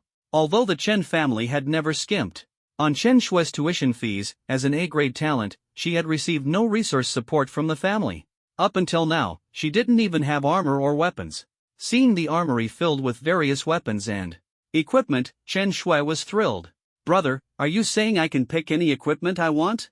Yes. Chen Han affectionately patted her head. In the Chen family, Chen Han had never given his sister any benefits. Instead, he had relied on her high-level talent to receive family subsidies. This made him feel very guilty. Now, he finally had the chance to make it up to her. As he spoke, Chen Han took out a book on the golden sun breathing technique and a vial of qi and blood elixir refined from exotic beast materials. Keep this breathing technique and elixir safe. Remember, the golden sun breathing technique must not be revealed to outsiders. Don't invite unnecessary trouble. Chen Shui nodded obediently, firmly remembering her brother's words. Brother, we finally don't have to endure the Chen family's bullying anymore. Thinking of the hardships over the years, Chen Shui's eyes grew moist. Chen Han felt even more distressed, which was why he could never forgive the Chen family. As a member of the family, he dared to raise a blade against them. At that moment, Ji Yun came running over in a panic. Young Master Chen, your patriarch is here. Hurry and meet him. Speak of the devil. Chen Han had just dealt with the Qi family, leaving them with fewer than 20 male members out of hundreds. He had anticipated that the Chen family would take action, but he hadn't expected it to happen so quickly. Brother, I'm a little scared. The patriarch, Chen Shui, tugged at Chen Han's sleeve, lowering her head. Chen Jinan was the person in the Chen family who had treated the siblings the worst. Although he hadn't personally laid a hand on them, he always turned a blind eye. As the most powerful figure in the family, the news of his personal visit terrified Chen Shui. Xiaoxue, Chen Jinan can no longer threaten us. Let's go. I'll take you to see him. From today on, you will completely sever ties with the Chen family. In the grand hall of the Hanwu City Government Building, Chen Jinan had been waiting for quite some time. He hadn't come empty-handed, he brought several family warriors and over a dozen chests of precious items. Chen Han walked in slowly with Chen Shui. This was the first time Chen Jinan had seen him in person since their relationship had been severed. The moment they met, Chen Jinan was stunned. Fourth-tier warrior. As a 7th-tier general, Chen Jinan quickly discerned Chen Han's strength. Just a few days ago, when Chen Han had fought Qi Feihu, he was only at the 3rd tier. Now, in the blink of an eye, he had advanced to the 4th tier. The progress was astonishing and hard to believe. How on earth did he do it? Chen Jinan's mind was in turmoil, but his face wore a hypocritical smile. Chen Han remained expressionless, ignored him, and walked straight to the center of the hall to sit down. He said coldly, Clan Leader Chen is here. Speak directly if you have something to say. Sitting down, Chen Han scrutinized him in the same way Chen Jinan had looked at him months ago. The shift in status left Chen Jinan flustered, but he had no choice but to endure it. Xiao Han. Before he could finish, Chen Han interrupted sharply, address me by my title during work. Chen Jinan was burning with anger. After all, he was an elder of the family, yet he was being treated this way by a junior. But he gritted his teeth and held back, continuing, Second Lieutenant Chen, I know the family has mistreated you over the years. I feel deeply guilty, so I brought some compensation for you. As he spoke, he signaled for the boxes to be opened. The first box revealed glittering solid gold bars, each weighing precisely as marked. Even in the new era, gold remained a universal currency, its value even higher than before. Then came the second box, the third box. In addition to gold, there were vitality elixirs and rare metals used to forge advanced weapons. Each box was worth over 10 million blue star coins. The most valuable items were in the later boxes, crystal clear star crystals brimming with immense energy, weighing approximately 500 kilograms. To appease Chen Han, the Chen family had truly spared no expense. The family's current star crystal reserves likely didn't even match this quantity. But Chen Han merely narrowed his eyes slightly. Clan leader Chen, what is the meaning of this? Chen Jinnan, thinking. Chen Han was tempted, smiled even more smugly. It means nothing. This is simply the compensation you deserve. Of course, there's also compensation for Chen Shui. Over the years, the family has wronged you siblings. Chen Jinnan's ingratiating demeanor left Chen Shui a bit bewildered. In the past, Chen Jinnan had never even glanced at the two of them. Brother, why has the clan leader changed so much? He wasn't like this before. Chen Shui, still young, didn't understand Chen Jinnan's schemes. Chen Han said nothing, and Chen Jinnan seized the opportunity to continue. Xiao Han, take these things. Your uncle will reinstate your name in the family registry. Return to the military soon, and your uncle wishes you a bright future, bringing glory to the family. But Chen Han's words instantly chilled Chen Jinnan to the core. Chen Han waved his hand and called Ji Yun over. Member of the Cold Knight Squad, Kuei Character Battalion, Vulcan Army, Ji Yun, take note. New Era Year 101, November 20th, Chen Jinnan, clan leader of the Chen family, attempted to bribe this second lieutenant, violating military discipline and law. Ji Yun was somewhat shocked as he listened to Chen Han's icy words. Once recorded, the consequences would be severe. Some matters, if left unsaid, might be ignored, but once spoken, they carried a weight that could crush people. Second Lieutenant Chen, are you sure you want this recorded? Ji Yun hesitated and glanced at Chen Han, quickly understanding the answer from his gaze. He obediently recorded the statement. Chen Jinnan felt a chill run from head to toe. He was well aware of how Chen Han had dealt with the Qi family before. The Qi family had been annihilated over a minor issue. This was the first time the major families had truly felt the threat of national power. If Chen Han were to act again, wouldn't the Chen family be doomed? Chen Jinnan's mouth twitched as he slowly spoke. Second Lieutenant Chen, is it that you find this insufficient? No problem, I can have the major families pool together more. Even the 500 kilograms of star crystals would tempt the major families in the capital, and Chen Jinnan couldn't help but marvel at Chen Han's greed. However, he underestimated Chen Han's resolve. Record this, the Chen family patriarch of Hanwu City attempted to bribe me, the lieutenant, and failed. He even tried to increase the bribe. With just one sentence, the charges against the Chen family grew heavier. Chen Jinnan broke out in a cold sweat. As a 7th-rank martial general, his entire body trembled at this moment. He didn't dare to say much, as even a single word could doom the future of the Chen family. Several martial generals from the Chen family stepped forward to speak on his behalf. Chen Han, enough. No matter what, our Chen family at least gave you a place to eat and live. Do you really have to push us to the brink? Without the Chen family, you'd be an unwanted orphan. You'd already be dead, and yet here you are, mocking us. It sounded like they had a point. But in reality, without Chen Shui, Chen Han truly would have been an orphan. For 18 years, Chen Han survived because of Chen Shui, not because of the Chen family's meager support. One of the martial generals couldn't hold back and directly attacked Chen Han. Today, I'll teach you a lesson.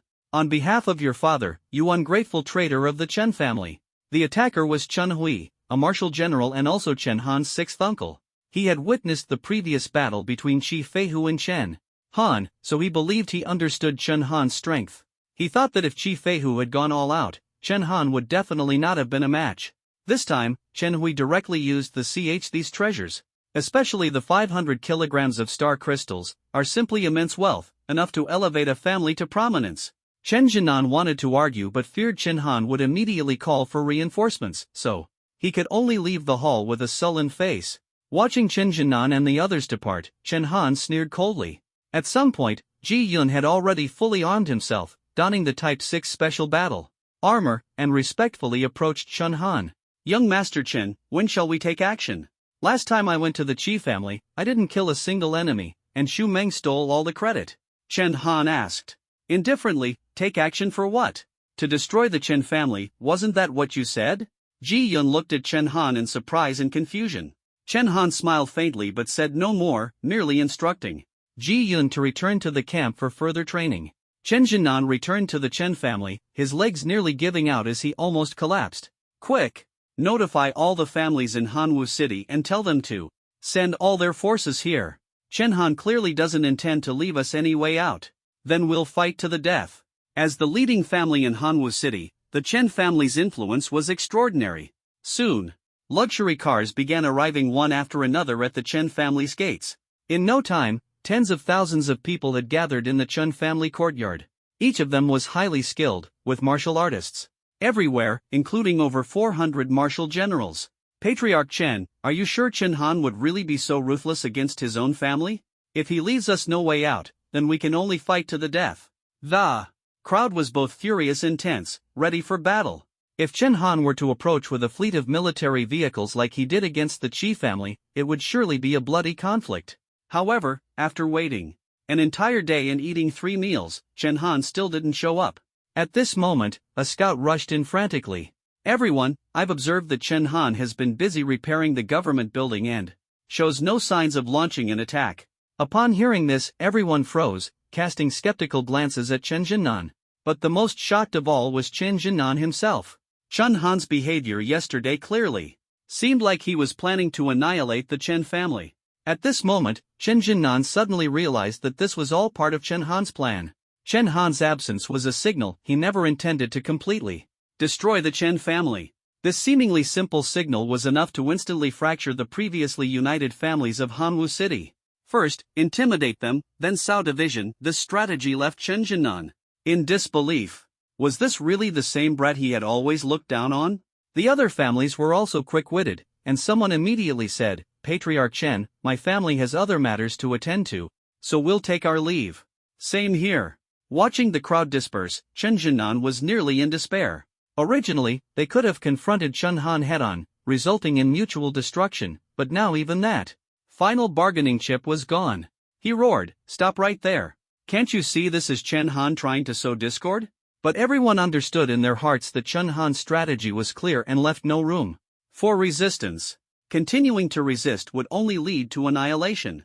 Thus, no one paid attention to Chen Jinnan's words, and the Chen family courtyard quickly became desolate. All of this was under Chen Han's control. That night, a family came forward to surrender. A man and a woman knocked on the door of Chen Han's office. Seeing them, Chen Han stood up to greet them. Uncle Ji, Aunt Ji, what brings you here?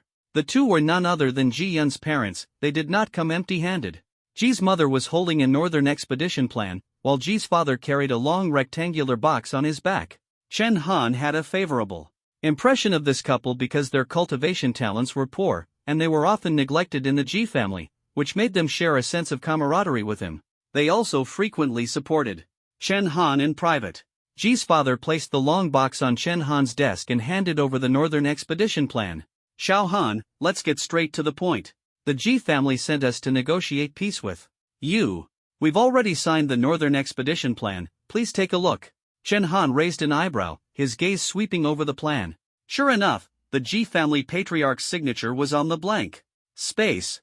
Ultimately, Chen Han's purpose for this trip was to get the family to sign the plan and contribute funds and resources. As long as this goal was achieved, he wouldn't make things too difficult. He nodded in satisfaction. All right. Then, he looked at the long box on the desk. What's this? Ji's father laughed heartily and opened the box. Inside was a long spear. The spear looked extremely high-grade. The entire body emitted a special metallic alloy luster, with lifelike dragon patterns carved on it. The most impressive part was the spearhead, meticulously crafted from a peculiar black stone. Chen Han didn't know why, but just looking at the spearhead, he could feel an intense killing aura. Without even holding it, just a glance made his heart race uncontrollably. Xiao Han, this spear is called the Overlord Spear. The spear body is forged from alloy number 3, a meteorite metal containing star crystals. The spearhead, on the other hand, is made of a mysterious metal yet to be discovered, called Element 7, which far surpasses the strength of all existing metals. Its owner was Han Haoran, the first martial god in the history of the Great Xia dynasty. Han Haoran. Gifted and invincible, he was the first martial god-level powerhouse in the continent's history. It could be said that the martial god realm was officially established because of him. At his peak, he and Yu Woyun were known as the twin heroes of the empire. In that dark era, they carved out a bright new world, creating the stability that the Great Xia dynasty enjoys today. The title of the continent's strongest warrior has remained unclaimed since his death. Yu Wuyun, Han Haoran's old friend, only dared to call himself second. His strength was beyond question, and the weapon he used in his lifetime was naturally extraordinary. At this moment, Ji's father sighed. What a pity that such a powerful figure passed away suddenly due to illness. Chen Han silently shook his head. As a soldier, he later reviewed classified documents and learned that Han Haoran's death was far from a simple illness. Han Haoran had ventured alone into the northern dark zone and unknowingly entered a forbidden area. It was said that he encountered a fierce battle in the extreme cold. When he returned, he was severely injured, with old ailments flaring up and new wounds worsening, leading to the death of this martial god-level powerhouse at the age of 60. This incident instilled an indescribable fear of the northern dark zone among the upper echelons. If even the continent's strongest warrior suffered setbacks, others dared not even approach. Yu Wuyun's northern expedition plan had been rejected for years, partly because of this. Chun. Han asked curiously, the weapon used by General Han must be more valuable than a national treasure. What are you two planning to do with it? Before he could finish speaking, Ji Yun's parents suddenly knelt down.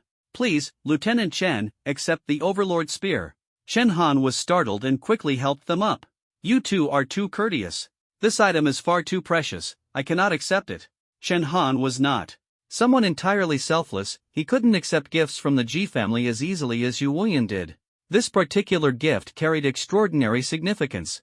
Yet, Ji Yun's parents seemed resolute, even calling Ji Yun into the room. Xiao Han, don't feel pressured. We're not doing this for the Ji family but for Ji Yun, that unreliable rascal. We'll have to trouble you to look after him in the future. Even Ji Yun, who was rubbing his ear and complaining about the pain, chimed in, young Master Chen, just take it. My dad got this by chance during his business dealings and has kept it as a treasure for years. We're good brothers. No need to be polite. It turned out that this Overlord Spear was Ji Yun's father's private collection. Chen Han no longer hesitated and clasped his fists toward Ji Yun's parents. Thank you, uncle and aunt. In truth, Chen Han had liked this Overlord Spear immensely from the moment he first saw it. It felt as though the spear was tailor-made for him. Compared to his previous Snow Wolf Spear, this Overlord Spear was far superior, a truly top-tier divine weapon. Currently, the continent's highest weapon ratings are divided into 4 levels: ordinary, superior, exceptional, and supreme. There might be levels beyond supreme, but current technology is incapable of crafting them. Even supreme-grade divine weapons cannot be created overnight, the materials alone pose insurmountable challenges for many. As a result, supreme-grade divine weapons are exceedingly rare on the continent. Official records list only 2 supreme-grade spears. One belonged to Commander Yu, but after Han Haoran's death, Yu retired the spear, switched to a Guandao, and buried the spear underground to commemorate his friend. The other is the one now in Chen Han's possession. Coincidentally, Chen Han possesses a rare SSS-grade weapon Soul Sacred Body, which demands extremely high-quality weapons. The stronger the weapon, the greater the power of the weapon Soul Sacred Body. When Chen Han gripped the Overlord Spear, a system notification immediately sounded in his ear, ding. Congratulations on obtaining the supreme-grade divine weapon Overlord Spear. Cultivation speed increased by 100 times. Wow! Chen Han was secretly amazed a supreme-grade divine weapon could boost his cultivation speed by 100 times. This meant that one day of his cultivation was equivalent to 100 days for an ordinary martial artist. Coupled with the starry sky breathing technique, his cultivation speed was unimaginably fast. The next day, Chen Han woke from meditation to find a surge of spiritual energy flowing through his body, martial artist 5th stage. How much time had passed? Chen Han was ecstatic and accelerated his training, seemingly throwing the northern expedition plan entirely to the back of his mind. Martial artist 6th stage, martial artist 7th stage. In just a few days, Chen Han's strength had terrifyingly reached the martial artist 7th stage, advancing faster than a rocket. Of course, during these days, various families, including the Ji family, visited to sign the Northern Expedition Plan and brought small gifts. However, Chen Han politely declined them all. About 1/3 of the major families in Hanwu City had peacefully signed the Northern Expedition Plan. In contrast to Chen Han's smooth progress, the Chen family was in utter chaos, especially Chen Jinnan. He spent his days sitting in the family ancestral hall, staring fixedly at the door, on the verge of collapse. This was because Chen Han had gradually eroded the Chen family's supporters, swallowing up their influence bit by bit, leaving the Chen family completely isolated. Chen Shiming handed Chen Jinan some food. Big brother, eat something. Martial artists won't die immediately from not eating, but long-term malnutrition will cause a decline in vitality. If you keep this up, your cultivation level will drop. Chen Jinan went berserk, violently throwing away the food in Chen Shiming's hand. I won't eat. Where is that brat Chen Han? Bring him here. Doesn't he want to destroy me? Why doesn't he dare to come? A few months ago, the once high and mighty Chen Jinan would never have imagined that retribution would come so quickly. Chen Shiming was also helpless, not to mention other families. Even within the Chen family, more and more people were questioning Chen Jinan. Some had even started proposing a family meeting to remove Chen Jinan from his position as patriarch. Watching Chen Jinan's deranged state, Chen Shiming finally understood Chen Han's true intention. He wanted Chen Jinan to experience the pain of being expelled from the ancestral hall. An eye for an eye, a tooth for a tooth. What a Chen Han, truly ruthless and heartless. Chen Zhanwang stared in the direction of the government building, clenching his fists tightly. On this day, some unexpected guests arrived at the Hanwu City government building. It turned out to be the Baiguang team, who had previously lost to them in the Special Operations Group test. Seeing them, Chen Han frowned, knowing that this visit was far from simple. The family's counterattack was imminent. If the major families were so easy to deal with, the Northern Expedition plan wouldn't have been delayed until now. Yu Woyun and Chen Han had exchanged several phone calls, and even the capital was facing significant obstacles. Behind the Baiguang team was Zhong Go, the representative marshal of the family conglomerates, and he certainly hadn't come bearing good news. Sure enough, Zhen Zilin met Chen Han without any courtesy and directly threw him a military order. The order was signed by some of the most prominent figures, Zhonggo, Ouyang Quan, 2 of the 3 current marshals, and the 24 Privy Council, the highest authority in Daxia. The content of the order was simple. Chen Han was to participate in a military and university exchange competition, an unprecedented event. The competition's target was the geniuses from universities across the nation. Essentially, it was a gathering of the most elite talents. This competition was clearly no ordinary event. With the joint signatures of 2 marshals and the 24 Privy Council, it had the full backing of Daxia's highest authority. It was practically mandatory. The most shocking part was that, despite being called a military and university exchange competition, the military's sole representative was Chen Han himself. The intent behind such blatant targeting was self-evident. Zhen Zilin sneered, "Chen Han, are you scared?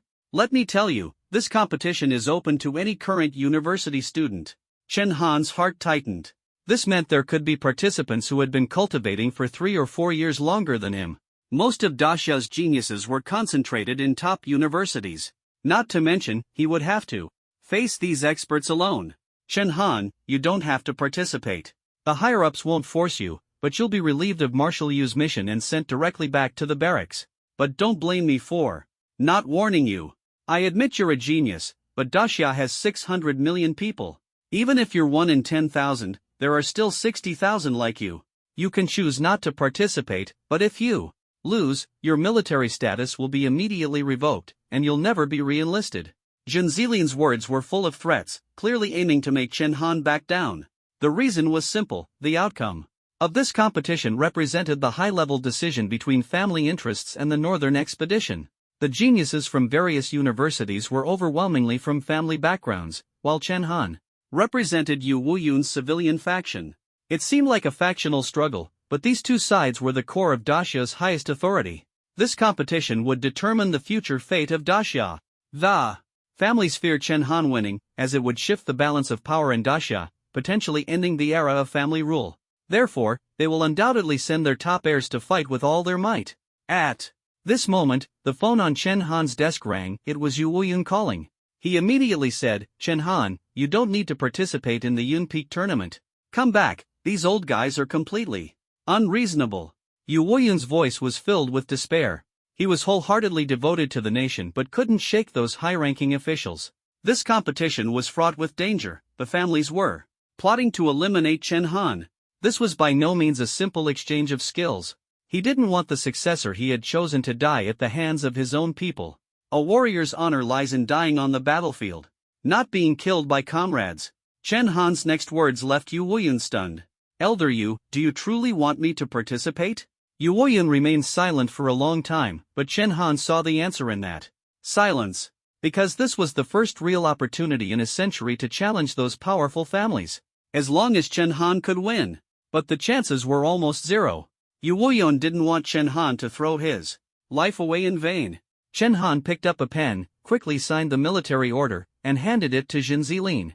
Jin Zilin was dumbfounded, completely shocked by Chen Han. He exclaimed in panic, "Chen Han, are you crazy? In this competition, you're the only representative of the military. You'll have to face those peerless masters alone. You have no backup, no support. You could lose your life at any moment." Having lived a comfortable life in the Thunder God Army for years, Jin Zilin couldn't believe Chen Han actually dared to sign the military order. Those peerless masters were so formidable that even with his martial general third-rank strength, he would have to admit defeat. Chen Han stood up calmly, exuding an overwhelming aura of dominance. The moment this aura appeared, Jin Zilin was utterly stunned. Martial artist. 7th rank? That's impossible. He remembered the last Special Forces test. It had only been half a month. In just half a month, Chen Han had advanced from martial artist 3rd rank to martial artist 7th rank. This was an unbelievable miracle. Half a month ago, although Jin Zilin had lost to Chen Han, he had been confident that, in terms of pure strength, he could easily defeat him. His loss was only due to Chen Han's unusually strong vitality. But now, facing Chen Han's aura, Jin Zilin, as a martial general 3rd rank, began to doubt his own chances of winning. He swallowed hard and hesitantly asked, "Chen Han, can you tell me your basic attributes?" Chen Han didn't hold back. His phone was still connected, and most of what he said was directed at Marshal Yu on the other end. "My current basic strength is 124,500 kilograms. Basic speed is 2,672 meters per second. Vitality value, 82 levels." These three numbers nearly left Jin Zilin frozen in place. Were these the basic attributes of a martial artist 7th rank? His own basic stats as a martial general 3rd rank were roughly on par with Chen Han's. His vitality value was even 40 levels lower than Chen Han's. Advancing to martial artist 7th rank in half a month was already astonishing, but his basic attributes were also absurdly high. Yet, seeing the confidence on Chen Han's face, Jin Zilin was certain he wasn't lying. On the other end of the phone, Marshal Yu was also silent for a long moment before bursting into laughter. "Ha ha ha, good, good, excellent. Our Daxia military has produced such a genius. I'd like to see what those old guys have to say now." Yu Wuyun said good 3 times in a row, then hung up the phone, likely to continue threatening those in the highest echelons of Daxia's power. Being too outstanding inevitably invites jealousy and suppression. Chen Han had long anticipated that the family would retaliate. He just hadn't expected the target to be him alone. Too dazzling, and this is the consequence. But without sharpness, he wouldn't be Chen Han. Even if millions oppose him, he will persist to the end. If he wins, the great northern expedition of Daxia will rise, and the entire power structure of Daxia will be reshuffled. But if he loses, any hope of overthrowing the family will be completely extinguished. Jin Zilin's expression was complicated as he sighed. "Chen Han, aren't you afraid that revealing your basic attributes to me will allow your enemies to re-strategize against you?" Chen Han's expression was contemptuous, even a bit disdainful. "Bring it on, let them come." Despite their differing stances, Jin Zilin couldn't help but admire him from the bottom of his heart at this moment. Smiling, he said, "Make our military proud." After he left, a system notification sounded in Chen Han's ears. Ding! System task issued: participate in the Cloud Summit Exchange competition and win the championship. Reward: 60,000 points in 2 targeted lottery draws. 60,000 points in 2 targeted draws. This time, the system's rewards were quite generous. But it also indicated that the task wouldn't be easy. The capital's preparations moved at an astonishing speed. In just 2 days, the competition venue was fully constructed. The event was set to take place in Hanwu City. This exchange competition attracted attention from all sides. In just 2 days, over 30 million people flooded into Hanwu City. Major families were closely watching this grand event, and many prominent figures, usually only seen on screens, appeared on the streets of Hanwu City. The day of the competition arrived quickly. Chen Han, wielding his overlord spear, arrived at the venue alone. As the focal point of the exchange competition, his appearance immediately caused a massive uproar, with crowds scrambling to catch a glimpse. "Look, That's Chen Han, the military's sole representative. They say he's a once-in-a-century genius. That's right. He broke through from martial artist Tier 3 in just over 3 months, unprecedented. Forget Tier 3, the latest news suggests he might already be at martial artist Tier 7. Just one step away from becoming a martial general. The crowd buzzed with discussion, and Chen Han's overwhelming aura sent chills down their spines. Of course, there were skeptics as well. A genius? Don't make me laugh. This exchange competition is full of top-tier experts. Do you know Zhao Wuji from Wuchuan University? He's from the Zhao family in the capital and has incredibly strong lightning abilities. A freshman who can defeat seniors. And then there's Shang Ming from Xingkong University, who possesses an SSS-level talent. He's currently a junior and already at Martial General Tier 6. Xia has never lacked geniuses. Just among the participants here, many are the cream of the crop from their respective universities. Judging by appearances alone, Chen Han's strength doesn't seem formidable enough. Among the onlookers were also many family scions who shouted loudly, "Chen Han, just admit defeat. Don't throw your life away. Chen Han, you're bound to lose." Amid the chorus of doubts, Chen Han spotted a familiar figure.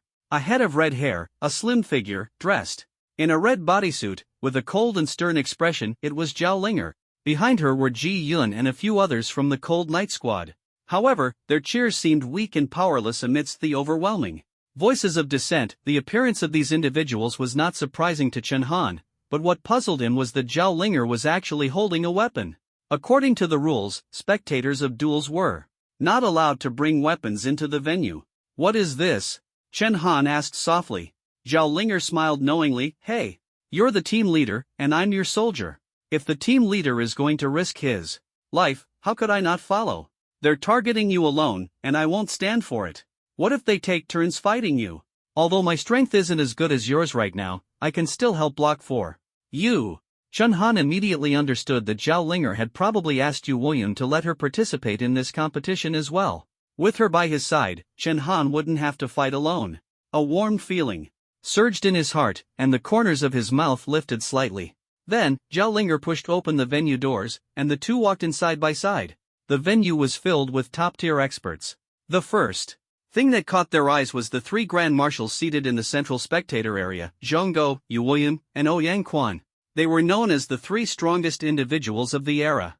The aura of these three martial gods was extraordinary. Even without speaking, the venue was so silent that one could hear a pin drop. Zhong Go glanced at Chen Han and immediately assessed his strength. Martial artist. Level 8.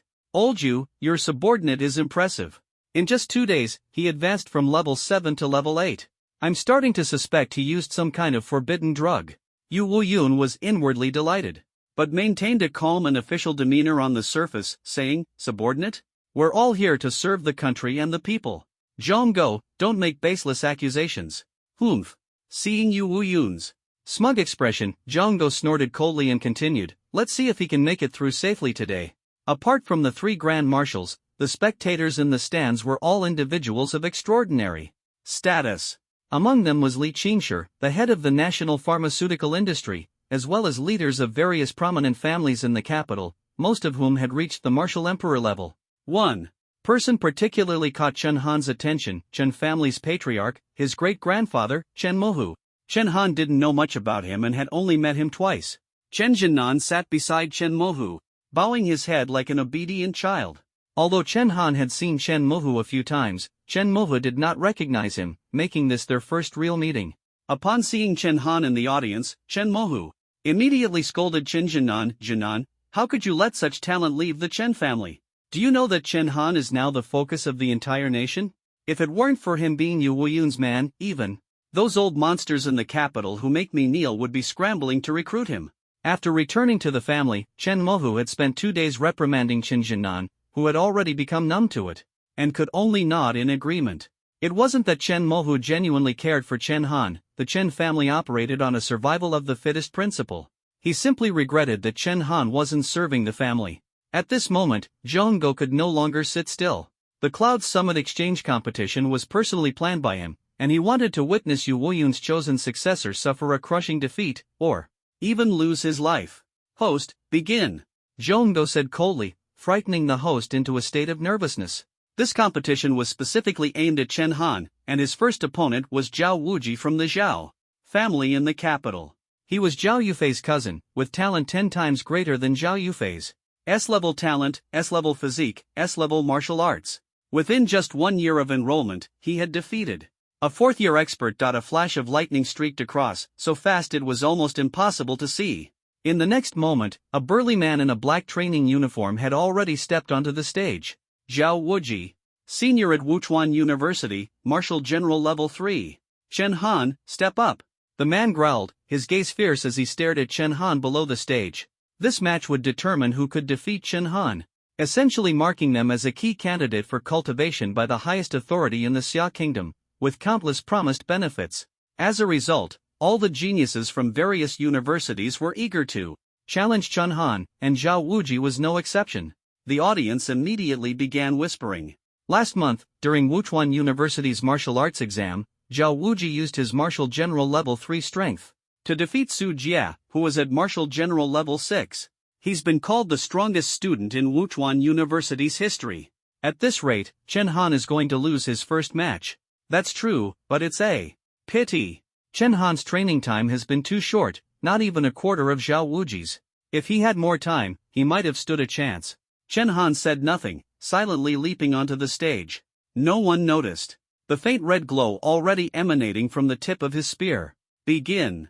The host had just started to speak when the red light on Chen Han's spear suddenly illuminated the entire venue, like a storm of red lightning engulfing the stage. Before anyone could react, Chen Han moved with his spear. Start. The word had barely left the host's mouth when Chen Han's spear had already pierced through Zhao Wuji's chest. A bright red heart hung on the tip of the spear, forcing everyone below the stage to confront the bloody reality. In that moment, Chen Han shattered the rules of martial realms. It could even be said he overturned the entire martial order. A martial practitioner defeating a martial general in an instant utter domination. This single strike stunned every spectator present. Even the 3 marshals on the stage were caught off guard. What kind of technique had Chen Han used to pierce Zhao Wuji's heart with a single strike? What just happened? In the blink of an eye, Zhao Wuji is gone. Zhao Wuji, a genius who could easily defeat a martial general level 6, didn't even put up a fight. The entire venue erupted in shock. Especially Chen Muhu, the patriarch of the Chen family, who was so stunned he could barely speak. His strength was at Martial Emperor level 6, fully capable of following Chen Han's movements. Yet he couldn't comprehend how Zhao Wuji, who had been on full alert, could be killed in a single strike. It was simply unbelievable. By all logic, Zhao Wuji should have counterattacked the moment he saw Chen Han aiming for his heart. Even if he couldn't completely block it, he shouldn't have been killed so quickly. Chen Nan, this martial technique, it's definitely not from our Chen family, is it? Chen Muhu asked Qin Nan, who stood beside him. It was Qin Nan's first time witnessing Chen Han fight up close, and he was so shocked he couldn't respond. Jin Nan. Chen Muhu's stern shout snapped Qin Nan out of his daze. He sighed deeply. It's definitely not from our Chen family. Chen Han must have experienced something extraordinary after joining the military. A true child of destiny. For the Chen family to have such a descendant. Jin Nan, I don't even know what to say to you. A talent like this, no matter the cost, the entire family must do everything to keep him. Chen Muhu's face was filled with regret, blaming himself for not recognizing Chen Han's potential sooner. Although the competition had just begun, Chen Han's first match, defeating a martial general as a martial practitioner, had already shocked the entire audience. This achievement was unprecedented in history. Chen Han killed a man without a hint of care. He casually withdrew his spear and stomped hard on Zhao Wuji's corpse. Then, he shot a cold, disdainful glare at Zhong Go, who stood on the stage. That gaze was incomparably arrogant, an utter insult to Zhong Go. Furious, Zhong Go's anger surged like a storm. He had anticipated that Zhao Wuji might lose, but he never expected such a humiliating defeat. A powerful aura swept across the entire venue as Zhong Go roared, Chen Han, this is the arena. Zhao Wuji is the top fighter of Wuchuan High School, how dare you kill him? Kneel before me. Zhong Go unleashed an overwhelming pressure that swept through the hall like an ocean wave. The title of martial god represented the pinnacle of martial arts in the modern era. This realm, marked by the word god, signified a transcendence beyond ordinary human limitations. Below the martial god level, all were mere mortals. Most of the audience was forced to their knees by this oppressive aura. Some, whose willpower was weak, even spat blood. However, Chen Han, standing on the stage, remained upright and unshaken. Starkly different from those below. His unwavering stance was thanks to his extraordinary talent, two top-tier abilities that granted him immunity to the pressure of martial god-level energy. Chen Han coldly retorted to Zhonggo's threats, "Marshal Zhong, the rules of the competition don't forbid killing. Life and death are the responsibility of the participants. A weakling like that dares step into the arena? It seems the talents from these so-called prestigious schools are getting worse and worse. Arrogant. Incredibly arrogant." Chen Han's words not only humiliated the elite schools but also directly slapped Zhonggo in the face. After all, these schools selected their talents under Zhonggo's personal oversight, grooming them to potentially become his trusted aides in the future. Zhonggo's killing intent surged, and he gathered strength in his right hand, prepared to kill Chen Han on the spot. But he forgot behind him stood the #1 warrior of the human race, a peerless powerhouse undefeated for decades. A large hand gently rested on Zhonggo's shoulder, effortlessly neutralizing the hidden force he had amassed. "Zhonggo, sit down." An even more immense aura instantly overpowered Zhonggo, causing cold sweat to drip down his face. He had no choice but to obediently sit back down. The old general who had once saved the human race now appeared gentle and approachable, but his age did not mean weakness. Yu Woyun snorted coldly, "A marshal with no sense of decorum? On the martial stage, life and death are commonplace." He cast a glance at Ouyang Quan, who was itching to make a move beside him, and added, "You want to fight too? Don't forget, neither of you may even be able to defeat me." With just a few words, Yu Woyun subdued the entire crowd. For many years, his position as the #1 figure in the military was not maintained merely by seniority. "Arrogant youth, arrogant elder," someone muttered under their breath from the crowd, though they dared not say it aloud. This pair, one old and one young, had completely suppressed all the dignitaries present. "The match is over. Chen Han wins." Only then did the host finally announce the result. Yet the audience offered no applause. Instead, their faces were filled with tension, as each represented the interests of their respective families. With every victory Chen Han achieved, they edged closer to danger. Clap, clap, clap. At that moment, applause rang out from a corner of the hall. It was none other than Chen Muhu, the ancestor of the Chen family. He laughed heartily and said, "Good. Excellent. As expected of a child from my Chen family, what a brilliant performance." The crowd turned to look at Chen Muhu in astonishment, only to follow it with a chorus of boos. That Chen Mu who really knows how to claim credit for himself. Most of the people present had already investigated Chen Han's background and knew full well that he had long since left the Chen family. Chen Muhu paid no attention to everyone's disdain, and instead continued, "Everyone is here, please bear witness for me. I have spent many years in the capital and neglected the cultivation of the younger generation of the Chen family, which led to an outstanding descendant like Chen Han leaving the family. This was all a misunderstanding, and I deeply regret it. So today, I have specially invited Chen Han to return to the Chen family." As soon as he finished speaking, the contempt on the faces of those around him became even more apparent. After all, if Chen Mohu truly cared about Chen Han, he should have stepped in when Zhonggo Wei threatened him. But this old man waited until Yu Woyun resolved the matter before pulling this stunt. On one hand, he wanted Chen Han to return to the family, and on the other, he wanted to use the opportunity to cozy up to Yu Woyun, truly a clever two-pronged strategy. Such words could only be spoken by someone with an exceptionally thick skin. What was even more shocking was that Chen Mohu knelt down in front of everyone, pulling Chen Jinan to kneel with him. Tears streamed down his face, and his acting skills left even Chen Han stunned. "Xiao Han, it was your great-grandfather's fault. Great-grandfather has wronged you." Chen Han's mouth twitched. This was the first time he had witnessed such shamelessness. To actually pull off something like this, a family elder kneeling before his own grandson in front of so many people. However, everyone was already familiar with Chen Mohu's shamelessness, so it wasn't anything new. Not long ago, when a prominent family in the capital relocated their ancestral graves, he even went to cry at the gravesite. The crowd was actually observing Chen Han's reaction, as Chen Mohu was putting him in a difficult position. In this situation, Chen Han won't refuse, right? If he does, it would be like rejecting his ancestors. Chen Mohu's move is truly brilliant. The audience buzzed with discussion. Rejecting his ancestors? That statement was a bit much. At this moment, Chen Han's response was simple. He directly revealed the incident of Chen Jinan bribing him at the government building. On November 20th, year 101 of the new calendar, Chen Jinan, the head of the Chen family, attempted to bribe me, a second lieutenant, but failed. Chen Hui, in a fit of rage, attacked a public official and was killed by me in self-defense. Chen, family elder, now that you're kneeling, are you trying to evade responsibility? As soon as he finished speaking, the entire venue fell silent. In truth, these matters weren't particularly significant. But once they were brought to light, the situation changed dramatically. Not only did Chen Mohu lose face, but he also bore the stigma of trying to absolve the family of its crimes. He was momentarily at a loss for how to respond and glared at Chen Jinan. Chen Jinan, why didn't you tell me earlier? Chen Jinan's face turned red. Many in the family already had grievances against him.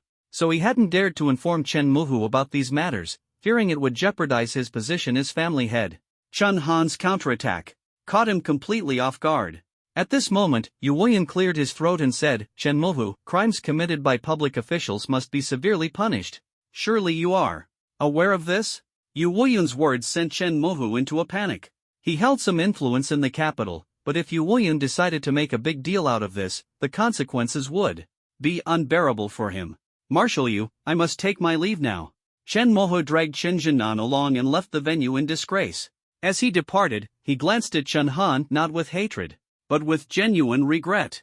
A younger member of the family, with such deep foresight, was no less cunning than him, a seasoned veteran of the political arena. Coupled with Chen Han's astonishing talent, Chen Mohu realized that the Chen family had missed out on someone who could potentially rise to the pinnacle of the great Xia kingdom. Xiao Han, if you have time, go to the Chen family. Your great-grandfather will personally host a banquet to apologize to you. Chen Mohu no longer dared to offend Chen Han and tried his best to curry favor. Before leaving, Chen Han had seen shameless people before, but never anyone this shameless. He ignored it, as today's competition had already ended. Next would be the duels between the geniuses of various prestigious universities. Although these duels were aimed at Chen Han, the major families still wanted to save face on the surface, so the schedule wasn't set for Chen Han to fight continuously. Instead, the strongest contender from each round would be determined, and then, through behind-the-scenes arrangements, they would face Chen Han. After all, this competition was under the watchful eye of the highest authority in Daxia.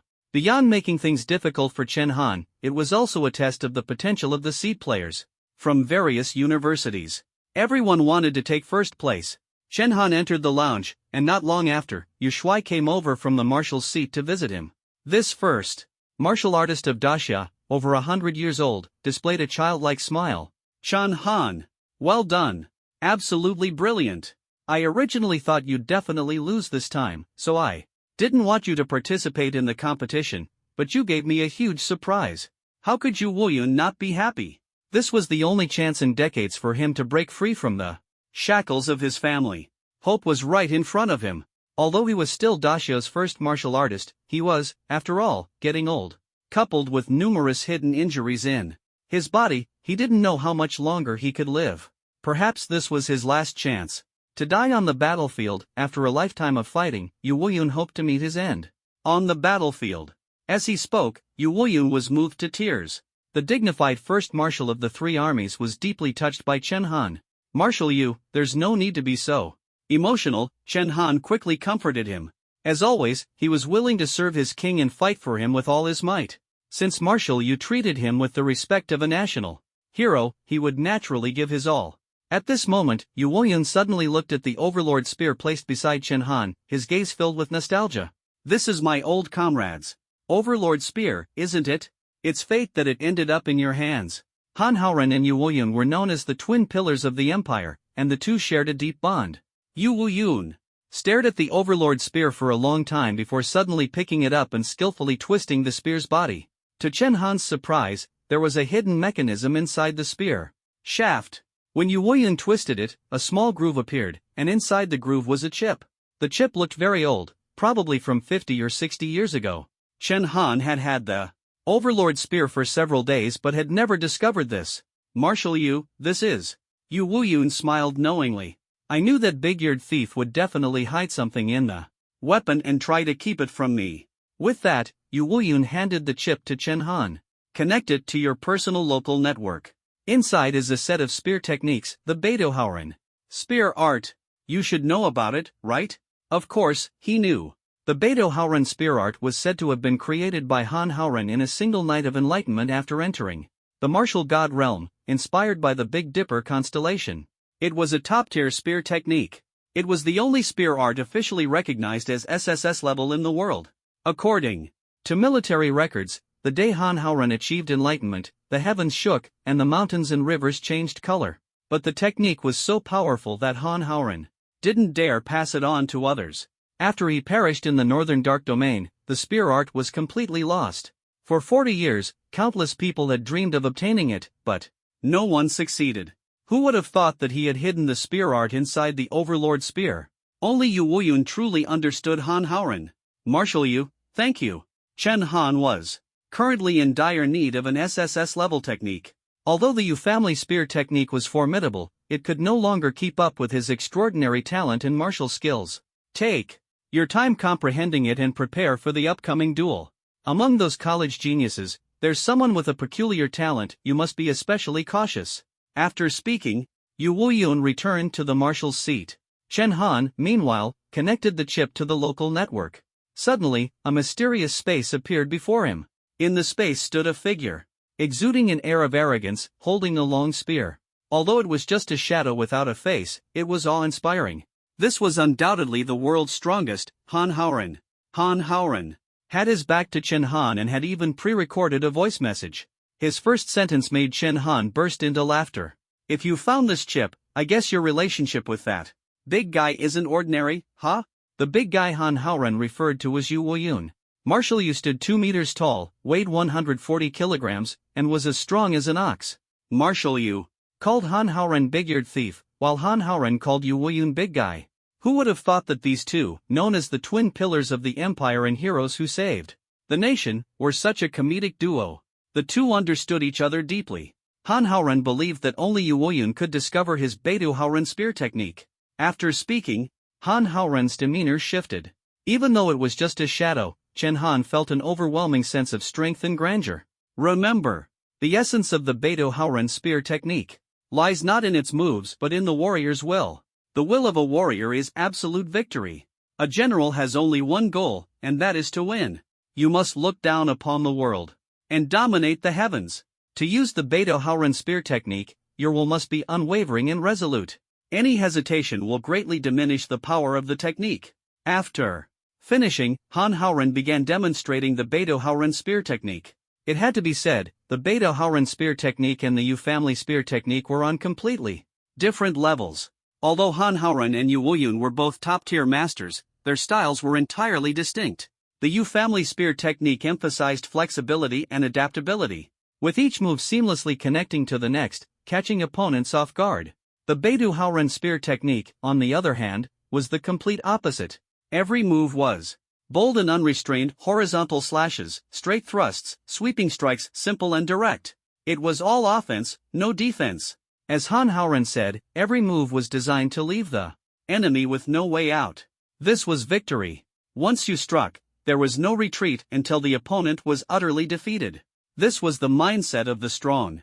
Han Haoren's spear technique was overwhelmingly domineering, focused solely on defeating the opponent at all costs. In this regard, Yu Wuyun, who always considered the greater good of the nation, was far less decisive.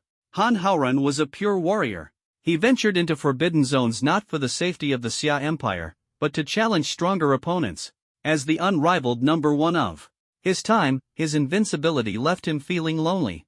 Chen Han saw the will of the strong hidden behind these seemingly simple moves. This was the true essence of the Beidou Haoren spear technique. No wonder it was an SSS-level technique. Before long, Chen Han fully comprehended the spear technique. On his system interface, the technique column now displayed the words Beidou Haoren spear technique. The 10th match. Zhao Linger vs. Zhang Mu. At that moment, the broadcast sounded. Chen Han hadn't expected that comprehending the Beidou Haoren spear technique had taken him the entire duration of 9 matches, roughly 2 hours.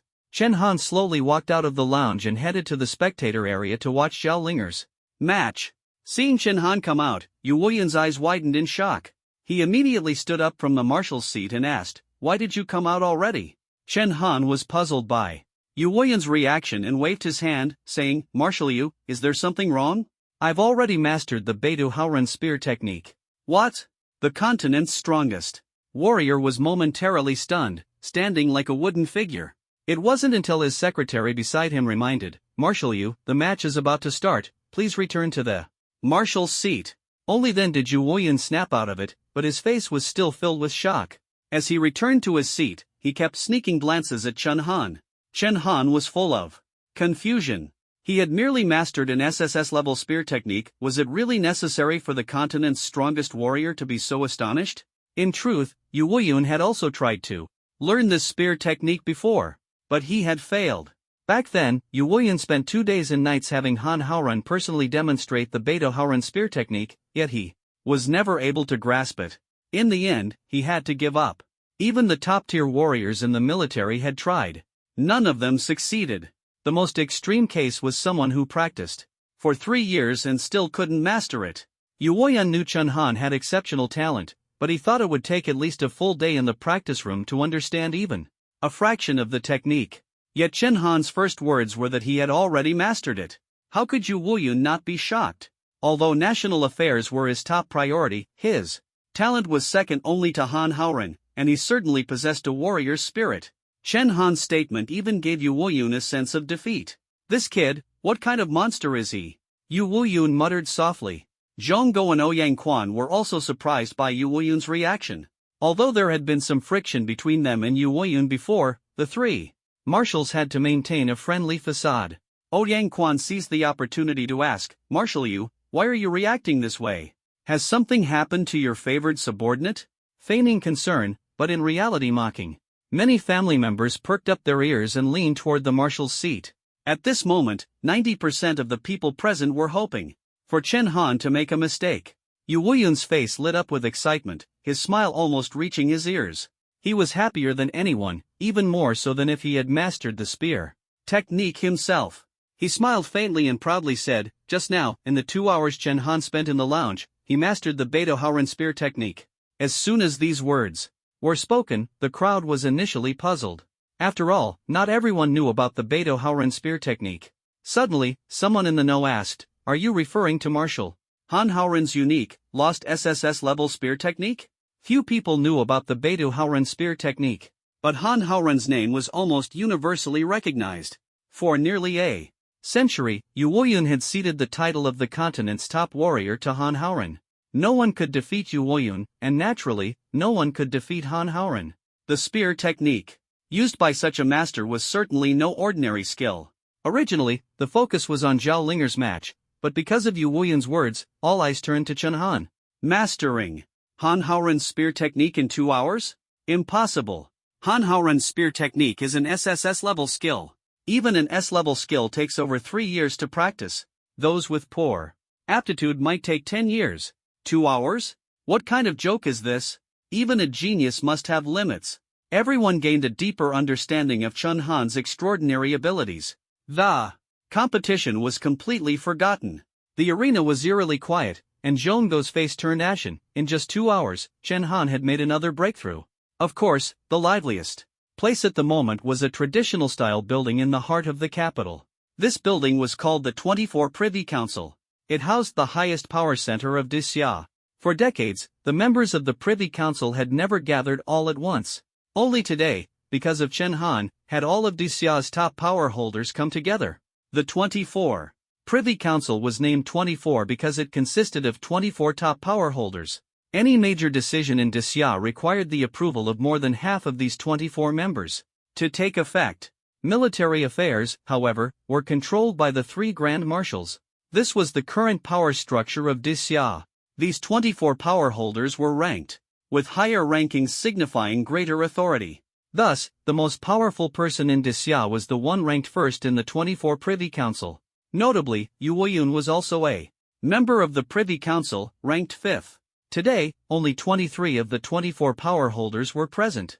Even so, unless the nation faced a major crisis, it was rare for all 24 to convene.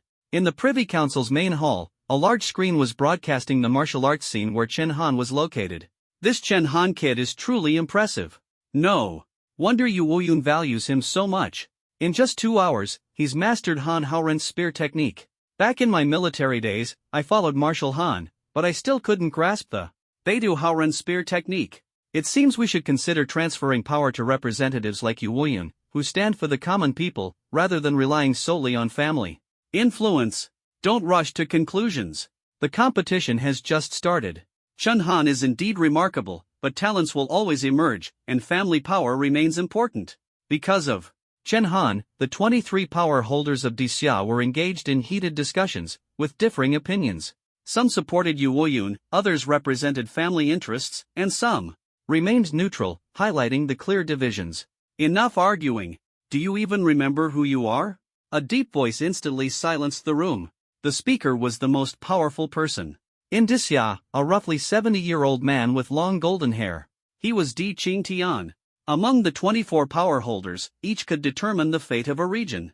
But Di Qingtian could decide their rankings, and thus their level of authority. This demonstrated the extent of his status. After quieting the room with his words, Di Qingtian slowly said, "Everyone, don't rush. Let's wait until the competition ends before discussing further." Di Qingtian maintained a neutral stance. Whoever won, he would support. This neutrality was the reason for the exchange competition. Although Yu Woyun was a Grand Marshal ranked 5th, Di Qingtian did not necessarily agree with his views. When Di Qingtian spoke, all factions had no choice but to listen. However, he added one more statement: Chen Han indeed has great potential. If you want to fight, I won't interfere, but Chen Han's life must be preserved. If he dies, whether during the competition or outside of it, I will investigate thoroughly. These two sentences granted Chen Han a death exemption card. As soon as the words were spoken, everyone in the venue looked at each other in astonishment. Although Di Qingtian remained neutral between family interests and the Northern Expedition Plan, he remembered Chen Han. With this, no one in Daxia would dare to harm Chen Han. Not even Zhongguo or Ouyangquan. For decades, despite the emergence of many top-tier geniuses, no one had ever received such attention from Di Qingtian. Sitting in the spectator stands, Chen Han was completely unaware, fully focused on watching Zhao Linger's match. The match ended quickly because Zhao Linger's opponent was not strong. Zhao Linger was once a military prodigy, having trained 3 years longer than Chen Han, and was now a first-tier marshal general. Her opponent was only a second-tier marshal general. How could they compare to Zhao Linger, who had fought on the battlefield for years? The Yu family's spear techniques were exquisite, and she defeated her opponent, Zhan Mu, with overwhelming skill, leaving the audience in awe. Zhao Linger is truly a genius. Too bad she wasn't admitted to any of the academies. The family members, watching the match, sighed. What made them sigh even more was that Zhao Linger belonged to Chen Han's side, representing his faction. Chen Han was already incredibly powerful, and if he had the backing of a major force, no one could stop him. In reality, Chen Han's strength was unmatched. Over the next 3 days, Chen Han won 3 consecutive matches. He finally advanced to the national top 8. He defeated Qian Ming, representing Wanchur Academy, Wang Daku, representing Jinghai Academy, and Luo Wen, representing Yingxi Academy. These 3 were all 4th-tier marshal generals or higher, with Luo Wen even reaching the 5th tier. These 3 academies were all located in the capital, and the 3 were the pride of their respective schools, renowned and prestigious. Yet none of them could withstand Chen Han's onslaught. The piercing thorn spear technique Chen Han used was incredibly lethal. This move was a killing machine, eerily similar to the way Zhao Wuji had died. Before each match, Chen Han's spear would emit a red glow. As soon as the match began, he would launch a blazing, fierce attack with his spear. The 3 opponents gave it their all but still couldn't evade that breathtakingly stunning strike. Luo Wen possessed the divine speed ability, an SS-level talent that could significantly enhance his speed. His burst speed was at least 6 times higher than Chen Han's base attributes. Logically, Chen Han shouldn't have been able to catch up to him, but once Chen Han unleashed his martial technique, he astonishingly ran hundreds of laps around the arena and still managed to precisely pierce Luo Wen's heart with his spear. The piercing thorn spear was a martial technique that controlled the laws of causality. Against humans, it was almost an invincible existence, surpassing any SSS-level martial technique. It was unavoidable, unblockable, and the only way to counter it was to endure it head-on or grow a second heart. But over the past 3 days, the top players from major academies across the country had been desperately studying it, yet they still couldn't crack Chen Han's one-hit kill ultimate move. Every strike was a fatal blow. He left no room for Mercy. 3 matches, 3 victories, each one with a single move. All 3 matches were broadcast live nationwide. The entire country was in shock. An 8th-tier martial artist had rendered a group of martial general-level experts completely powerless. This was an unprecedented sensation. Even ordinary citizens were discussing this matter over their meals. How on earth can Chen Han's martial technique be countered? It's incredible. It's like he doesn't even need to move, the spear seems to pierce the heart on its own. The biggest news over the past few days was figuring out how to counter Chen Han's unbeatable martial technique. The smartest people in the country racked their brains but remained clueless. The most surprising thing was Qi Feihu, who had long been imprisoned. These days, he woke up every day in high spirits. The reason was simple: the martial skill that no one in the country could crack had been directly endured by him, and he was still alive and well. Every time Chen Han killed a top martial artist from a prestigious university, his value increased even more. In fact, the soft alloy heart inside Qi Feihu was the only way to withstand the piercing death-thorn spear. Although the spear targeted the heart, it actually locked onto a large area surrounding the heart. As long as the spear pierced the body, the special effect of causality would be nullified. This was the reason Qi Feihu survived. At the time, Chen Han was only at martial artist level 3, and combined with the strength of the soft alloy, these two conditions together blocked the piercing death-thorn spear. But even if other university martial artists knew this method, it was too late.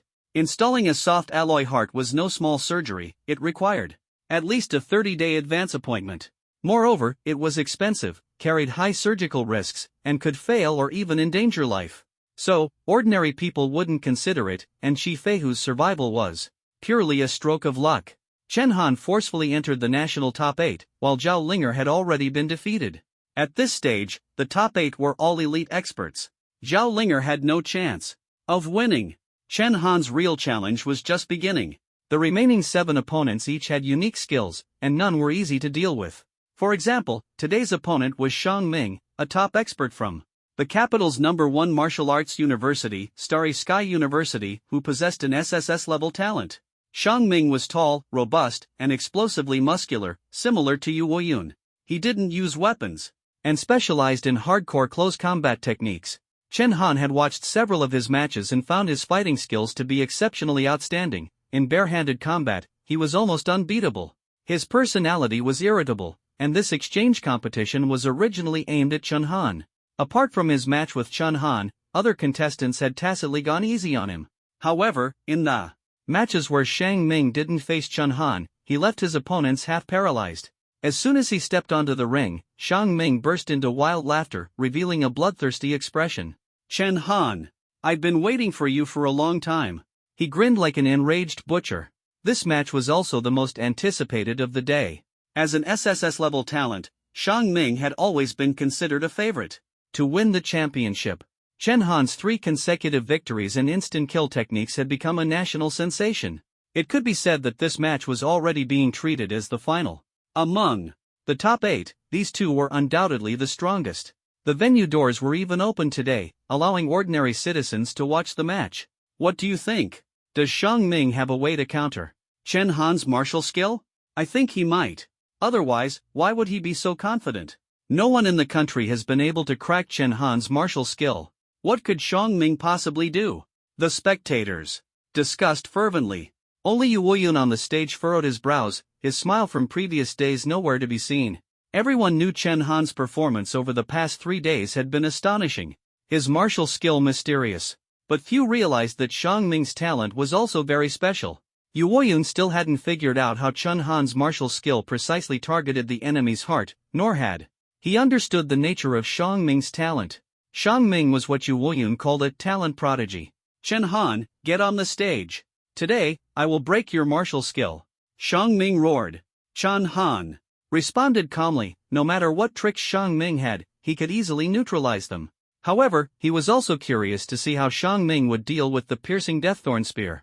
This martial skill was like a cheat code against enemies. Moreover, Xiang Ming didn't seem to be equipped with any metallic alloy-like external gear. How could he possibly counter this causality-based martial skill?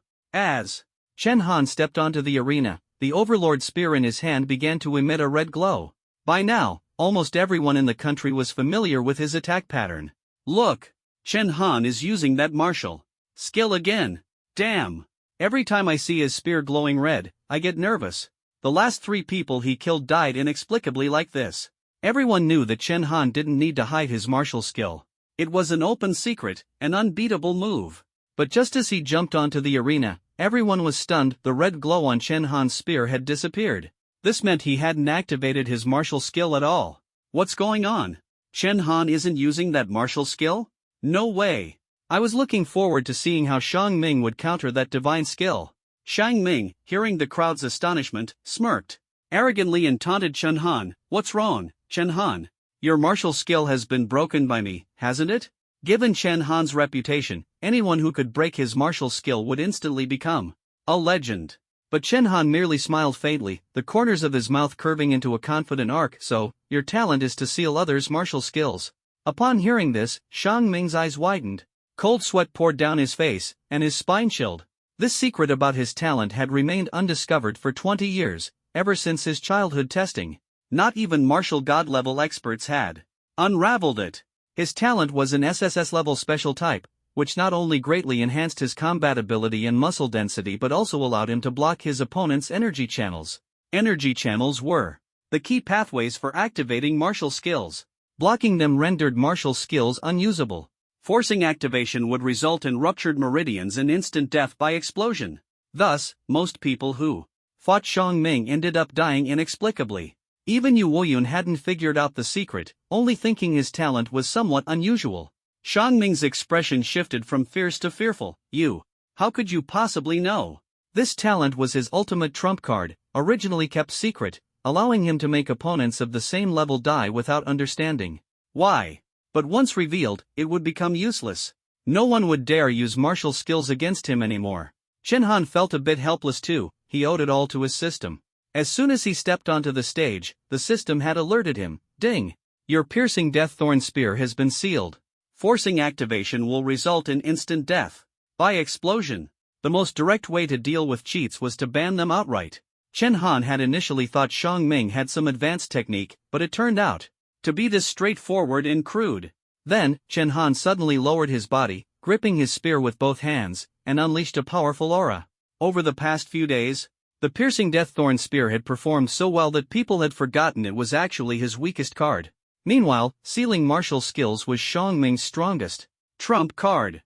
A special talent.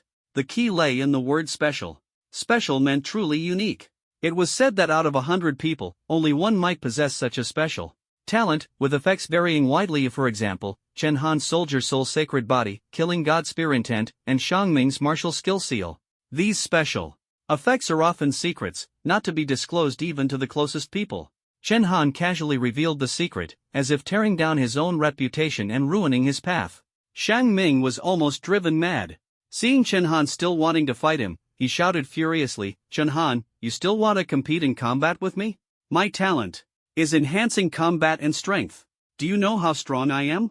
326,000 kilograms. What do you have to compete with me?" This was the first time Xiang Ming publicly revealed his base strength, 326,000 kilograms, shocking the entire audience. He was currently at the 6th rank of Martial General, where the average strength at this level was around 200,000 kilograms, already considered top tier. Xiang Ming's strength was nearly double that of others at the same rank. This kind of foundational advantage was terrifying. An elderly man in the audience exclaimed, "Xiang Ming truly deserves to be called the best student of Starry Sky University in the past 5 years. This strength. Don't forget, he also has an SSS-level talent bonus, which makes his strength even greater in actual combat. This time, Chen Han is likely to be defeated, isn't he?" The aristocrats present all breathed a sigh of relief. If Chen Han were defeated, the Northern Expedition plan would be aborted, and their interests would be preserved. The family elders were naturally pleased. Even the members of the Cold Night team, who had always supported Chen Han, couldn't help but sweat nervously at this moment. Chen Shui anxiously clung to Zhao Linger's arm and asked worriedly, "Sister Linger, what should we do? Will my brother lose? Will he be killed by Xiang Ming?" Zhao Linger, although she hadn't made it into the national top 8, was not disappointed. Instead, she comforted Chen Shui, "Don't worry, Xiao Shui, you have to trust your brother." Though she said this, no one noticed that Zhao Linger's palms were already drenched in sweat. Facing a superhuman martial general, while Chen Han was only in 8th rank, martial artist and had his martial skills sealed, his chances of winning were almost non-existent. Zhao Linger looked at Yu Woyun, hoping to find an answer in his expression. Unexpectedly, Yu Woyun's reaction left her speechless with shock. Before the duel, he had furrowed his brows and seemed restless. But now, he was laughing heartily. Waving to his secretary, "Bring me some sweet potato fries and a cup of milk tea. Sitting here has made me a bit hungry." This scene almost made Zhao Linger curse him out. A man over 100 years old, still eating sweet potato fries and milk tea? His most prized subordinate seemed to be on the verge of collapse. Not only Zhao Linger, but even Ouyang Quan and Zhongguo were full of confusion. These martial god-level experts couldn't see any chance for Chen Han to win. Suddenly, Chen Han moved on the arena. Facing an opponent who was a whole major rank higher and whose attributes far exceeded his own, he actually took the initiative to attack. Moreover, he leapt up, his spear tip slashing downward. This kind of move, when used against a weaker enemy, would be overwhelming, but against a stronger enemy, it was suicidal. The openings were too obvious. Yet Chen Han did it anyway. Xiang Ming sneered, courting death. His base attributes far surpassed Chen Han's, so he didn't even bother to dodge. Direct confrontation was his style. He gathered strength in his right hand, his muscles swelling like iron balls, and then unleashed a merciless right hook to meet Chen Han's Overlord spear head-on. Boom! The collision produced a loud noise. Logically, Xiang Ming should have sent Chen Han flying with one punch. But strangely, the situation reversed. Xiang Ming was suppressed. Chen Han was not only not knocked away but instead used his spear to press down Xiang Ming's 2.5-meter frame, shattering the ground beneath them. Xiang Ming was incredulous and roared, "Impossible! How can your strength exceed 400,000 kilograms? To suppress him like this, the strength must be at least 400,000 kilograms." But no matter how powerful Chen Han was, it was impossible for him to possess such exaggerated strength. However, Chen Han seemed detached from the world, completely ignoring Xiang Ming's doubts and offering no response. In his mind, there was only Han Haoran's words, "A general's goal is singular victory." His gaze was resolute, giving Xiang Ming no chance at all. Sweeping strikes, straight thrusts, ground-clearing spear techniques. These moves, originally the most basic spear techniques, were now executed by Chen Han with overwhelming dominance. Each strike seemed imbued with unstoppable force, directly targeting his opponent. Of course, Xiang Ming was no pushover. His innate talent included bonuses to combat techniques.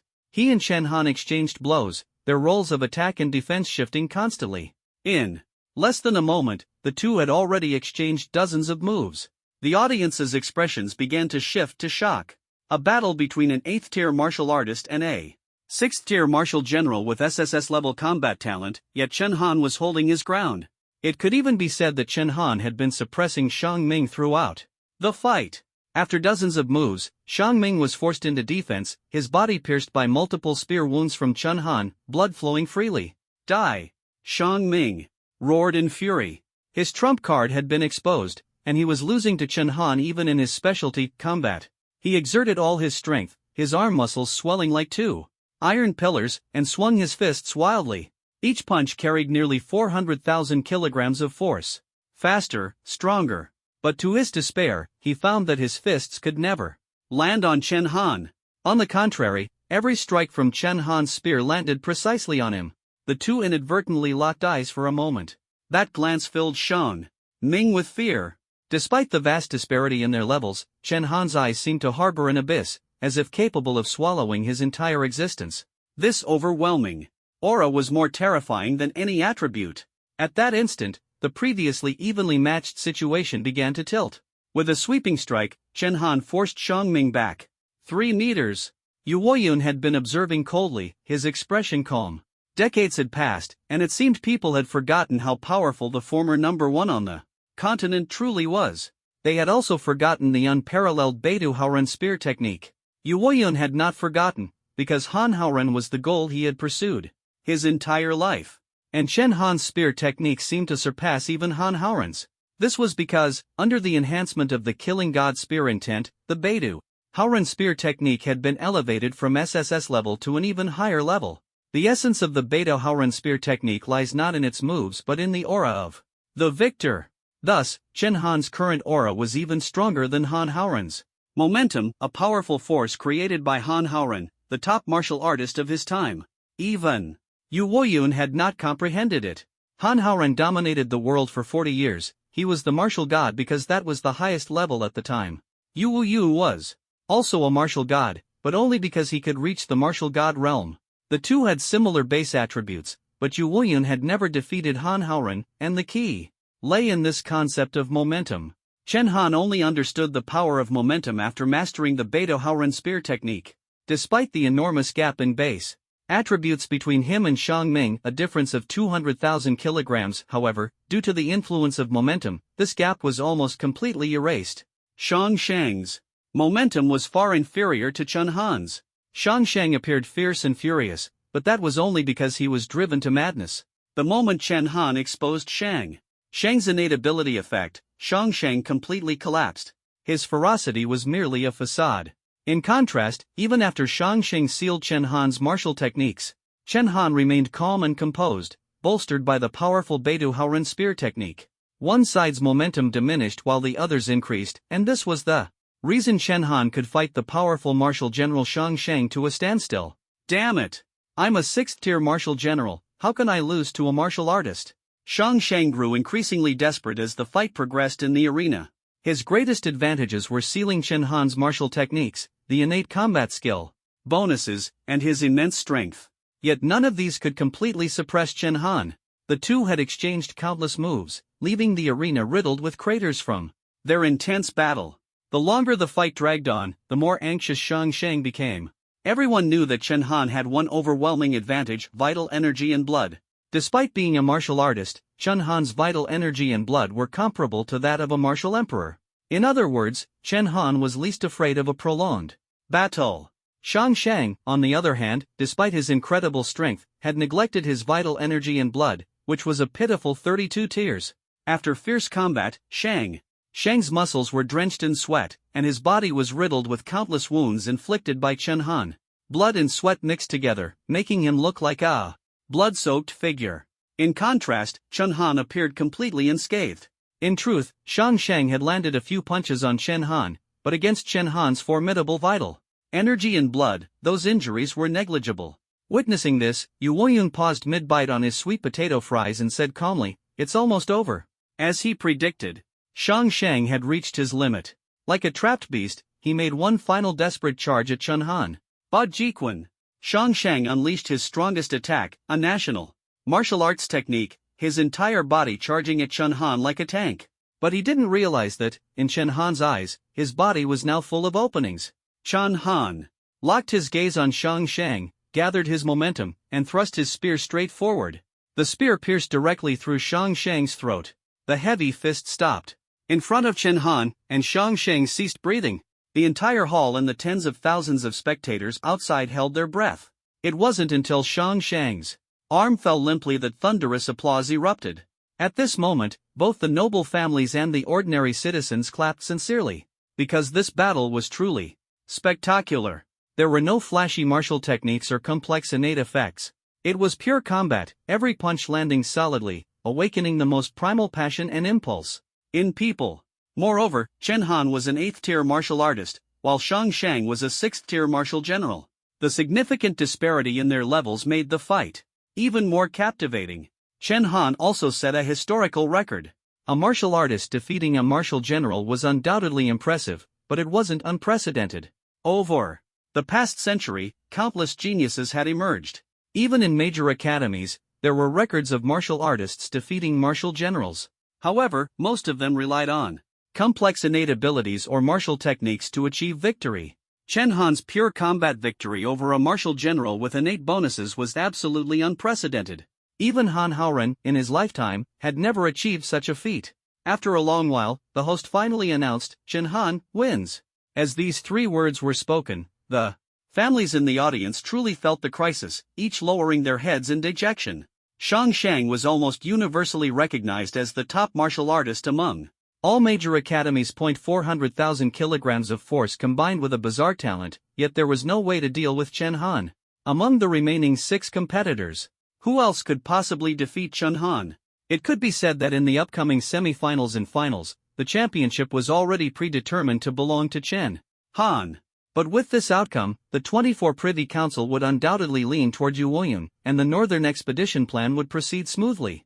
Those who obstruct, it would be eliminated without question. In fact, within the 24 Privy Council in the capital, the 23 highest-ranking officials were all watching the screen displaying Chen Han standing tall, each of them utterly shocked. Chen Han can actually unleash Han Haoran's Beidou Haoran spear technique to such an extent, it's truly astonishing. If he leads the Daxia army in the future, perhaps he really could help Daxia rise again and reclaim lost territories. Among the 23 top leaders, originally about 16 opposed the Northern Expedition, only 3 supported it, and 4 remained neutral. However, Chen Han's victory this time had already caused 12 of the leaders to change their stance and begin supporting the Northern Expedition. They had seen Chen Han's incredible potential. Everyone turned their gaze toward Daxia's highest authority, Di Qingtian, awaiting his decision. If he also supported the Northern Expedition, the discussion would be settled. However, Di Qingtian simply stared at Zhongguo on the screen. Chen Han had won, but Zhongguo's expression was not as dejected as he had imagined. The battles between these old foxes often revealed clues through a single expression. He spoke in a deep voice, "Don't rush to conclusions. Zhongguo must still have some hidden cards up his sleeve. He's been contending with Yuoyun for so many years and has managed to hold on to the position of marshal. How could he possibly admit defeat so easily?" As Daxia's highest authority, Di Qingtian naturally had far-reaching plans. However, while some were calmly analyzing, others were beginning to lose their composure. Take the Chen family, for instance. At this moment, seeing Chen Han, once considered the disgrace of the family, shine brightly on the screen, they were all dumbfounded and speechless for a long time. Undoubtedly, this victory had made Chen Han the most dazzling star of the era.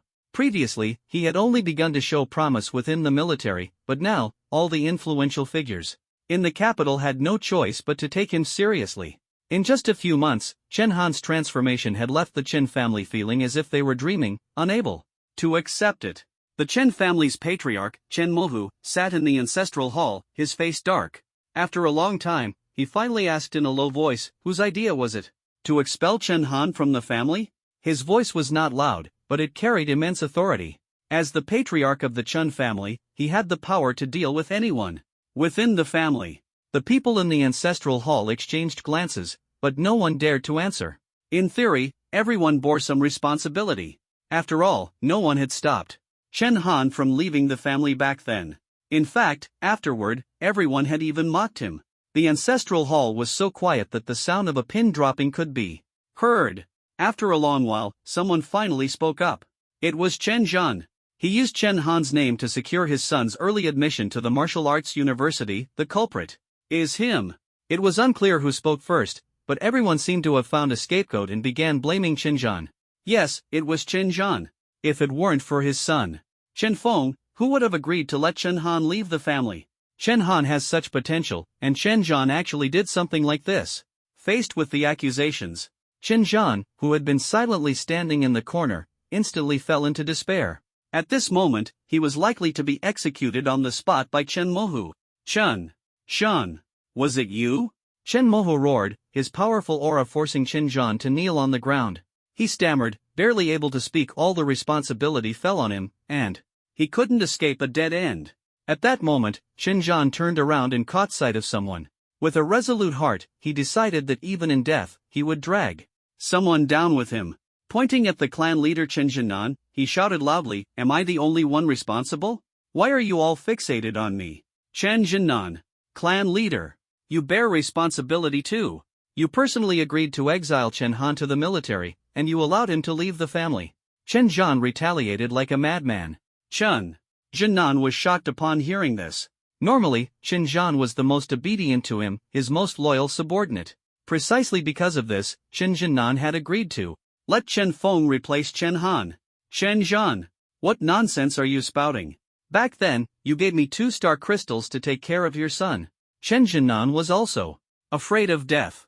Although Chen Mohu was unreasonable outside, within the family, he was a ruthless killer. Even though Chen Zhinan was the clan leader, Chen Mohu could depose him at any time and establish a new leader.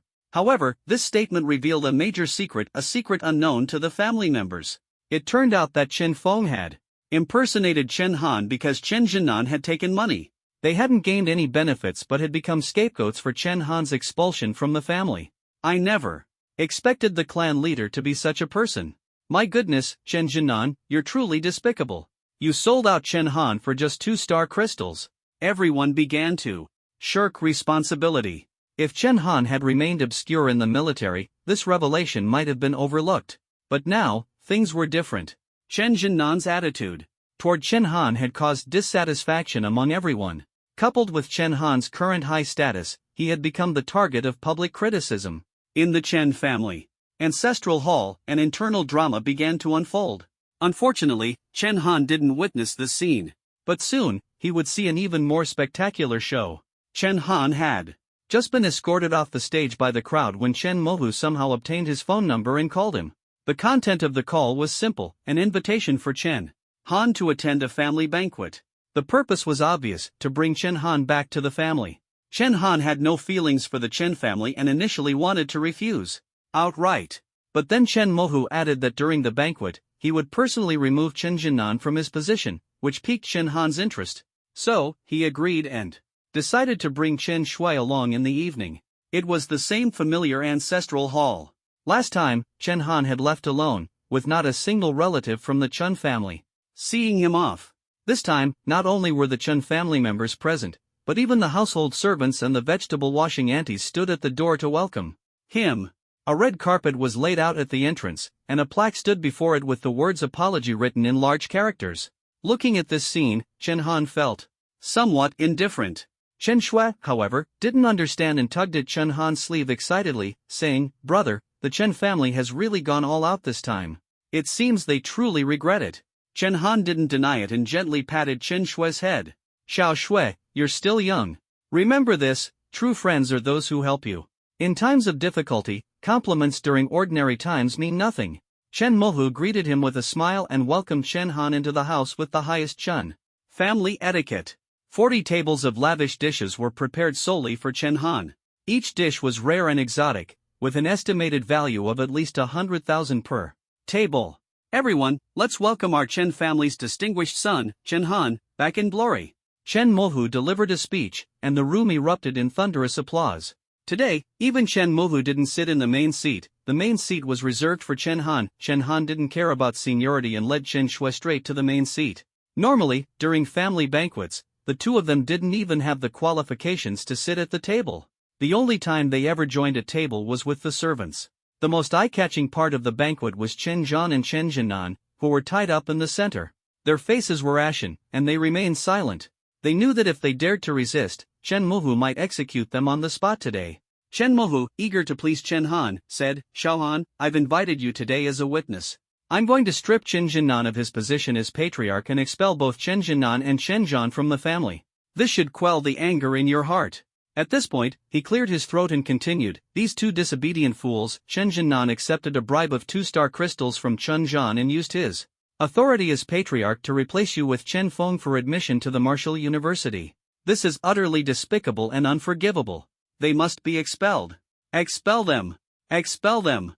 Expel them! The members of the Chen family shouted loudly. Hearing the curses from all around, Chen Jinan and Chen Zhan, tied up at the center, wore grim expressions. Their hearts were filled with despair. They clenched their fists tightly, their nails digging deeply into their palms until blood seeped out, yet they didn't dare utter a single word. At this moment, they finally understood what Chen Han had felt back then. Chen Han was slightly surprised to hear that Chen Jinan had accepted bribes to replace him with Chen Feng. This matter had been concealed so well that even most of the family members didn't know about it. However, it no longer mattered now. Compared to Martial University, Chen Han believed that the military was a more genuine and heartfelt place. In some ways, he even felt he owed these two a debt of gratitude. Chen Mohu glared coldly at Chen Jinan and Chen Zhan, asking, "Chen Jinan, Chen Zhan, do you have any objections?" Chen Jinan was already disheartened, but Chen Zhan still wanted to try his luck. He pleaded, "Ancestor, you can expel me from the family, but please don't erase my name from the family registry. I beg you." The family registry was like his root. As long as his name remained, he would still be a member of the Chen family in the future. No matter what, the Chen family was the largest family in Hanwu City. Chen Mohu glanced at Chen Han and, seeing his calm expression, immediately roared angrily, "How dare you? After committing such grave errors, if I were to keep your names, Wouldn't our ancestors laugh at me? These words were akin to a death sentence for Chen Zhan and Chen Jinan. From now on, no matter what, they would find it nearly impossible to return to the family. On the surface, Chen Mohu was punishing Chen Jinan and Chen Zhan, but in reality, he was trying to curry favor with Chen Han. All the members of the Chen family focused their eyes on Chen Han, seated at the main position. Under the cold gazes of the crowd, Chen Jinan and Chen Zhan, though unwilling, could only leave with sorrowful expressions. Get out! The Chen family doesn't welcome you. As soon as the two stepped out the door, the Chen family members locked it behind them. Chen Jinan's expression was desolate, but he let out a bitter laugh, saying, "Ha ha! I managed the Chen family for 18 years, working diligently every single day. Though I achieved no great merits, I've certainly put in my share of hard work." Forget it! Forget it! A bunch of ungrateful wretches! Chen Jinan shouted outside the door. Everyone in the Chen family heard him, but not a single person showed the slightest trace of guilt. Instead, they raised their glasses one after another to toast Chen Han. Especially Chen Shiming, a staunch supporter of Chen Jinan, who took the lead in driving him out. He was also the first to raise his glass to Chen Han. "Xiao Han, you've really made something of yourself. Second uncle toasts you. From today onward, don't even think about leading the Chen family. No matter what, the Chen family will always be your strong backing." Chen Han, who had been silent all this time, suddenly moved. He unceremoniously picked up a glass of wine from the table and poured it directly onto the ground. "Business is business. I can't afford to drink this wine." The moment the words "official business" were spoken, everyone's expressions instantly became incredibly complex. This meant that Chen Han was not attending the banquet as a member of the Chen family but as a second lieutenant in the military. Despite all the efforts the Chen family had made, he still refused to turn back. Chen Muzhu's smile immediately froze. In theory, although the Chen family wasn't considered a superclan, it was undoubtedly a dominant force in Hanwu City. From a perspective of interests, Chen Han had absolutely no reason to refuse returning to the Chen family. Chen Muzhu pondered for a moment, feeling that the conditions he had offered were still insufficient. He gritted his teeth, as if making a firm decision. "Chen Han, since Chen Jinan has already been expelled from the family, the position of clan leader is vacant." "How about you take the position of clan leader?" As soon as these words were spoken, the Chen family members were stunned. That was the position of clan leader. Although Chen Han, based on his strength, was already the foremost figure in the Chen family, the position of clan leader still required seniority.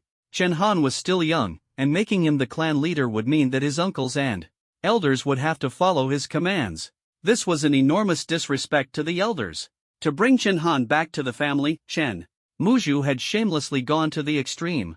However, Chen Han was not moved in the slightest. Instead, he felt even more repulsed by this great-grandfather. Although Chen Muzhu was a martial emperor-level powerhouse and held considerable prestige in the capital, Chen Han saw no trace of a true martial artist in him. He was nothing more than a thorough politician.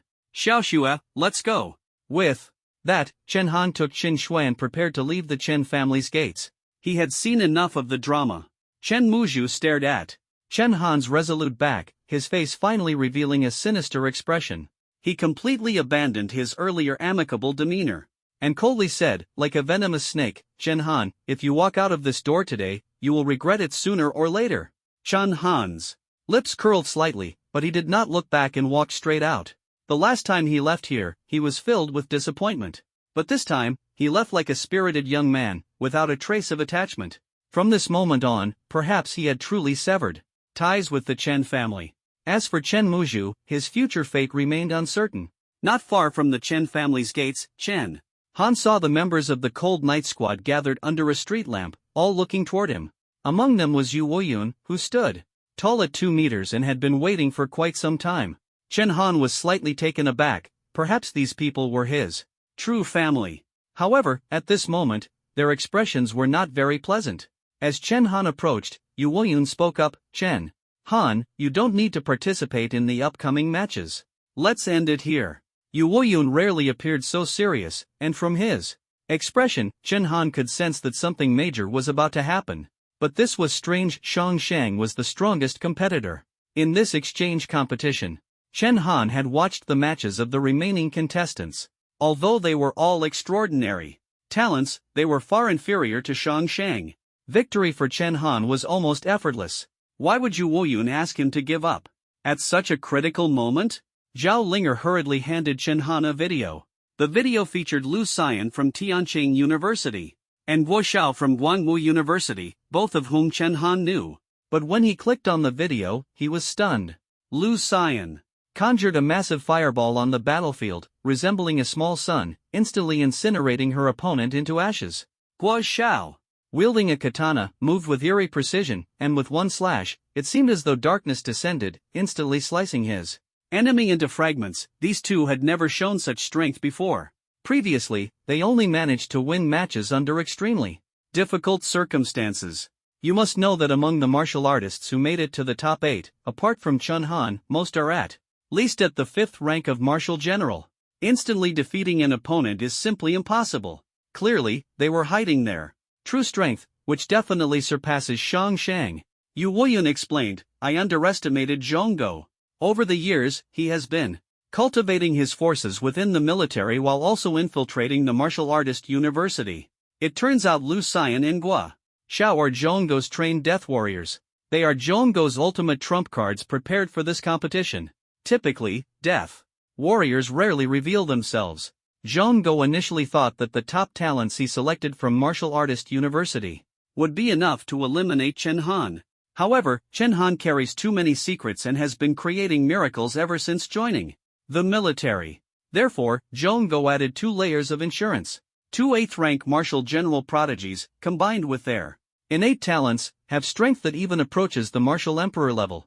The two have been hiding their strength not for any special reason but because they are death warriors. If Shang Shang hadn't failed, Zhongguo would never have let them appear so easily. Chen Han, give up.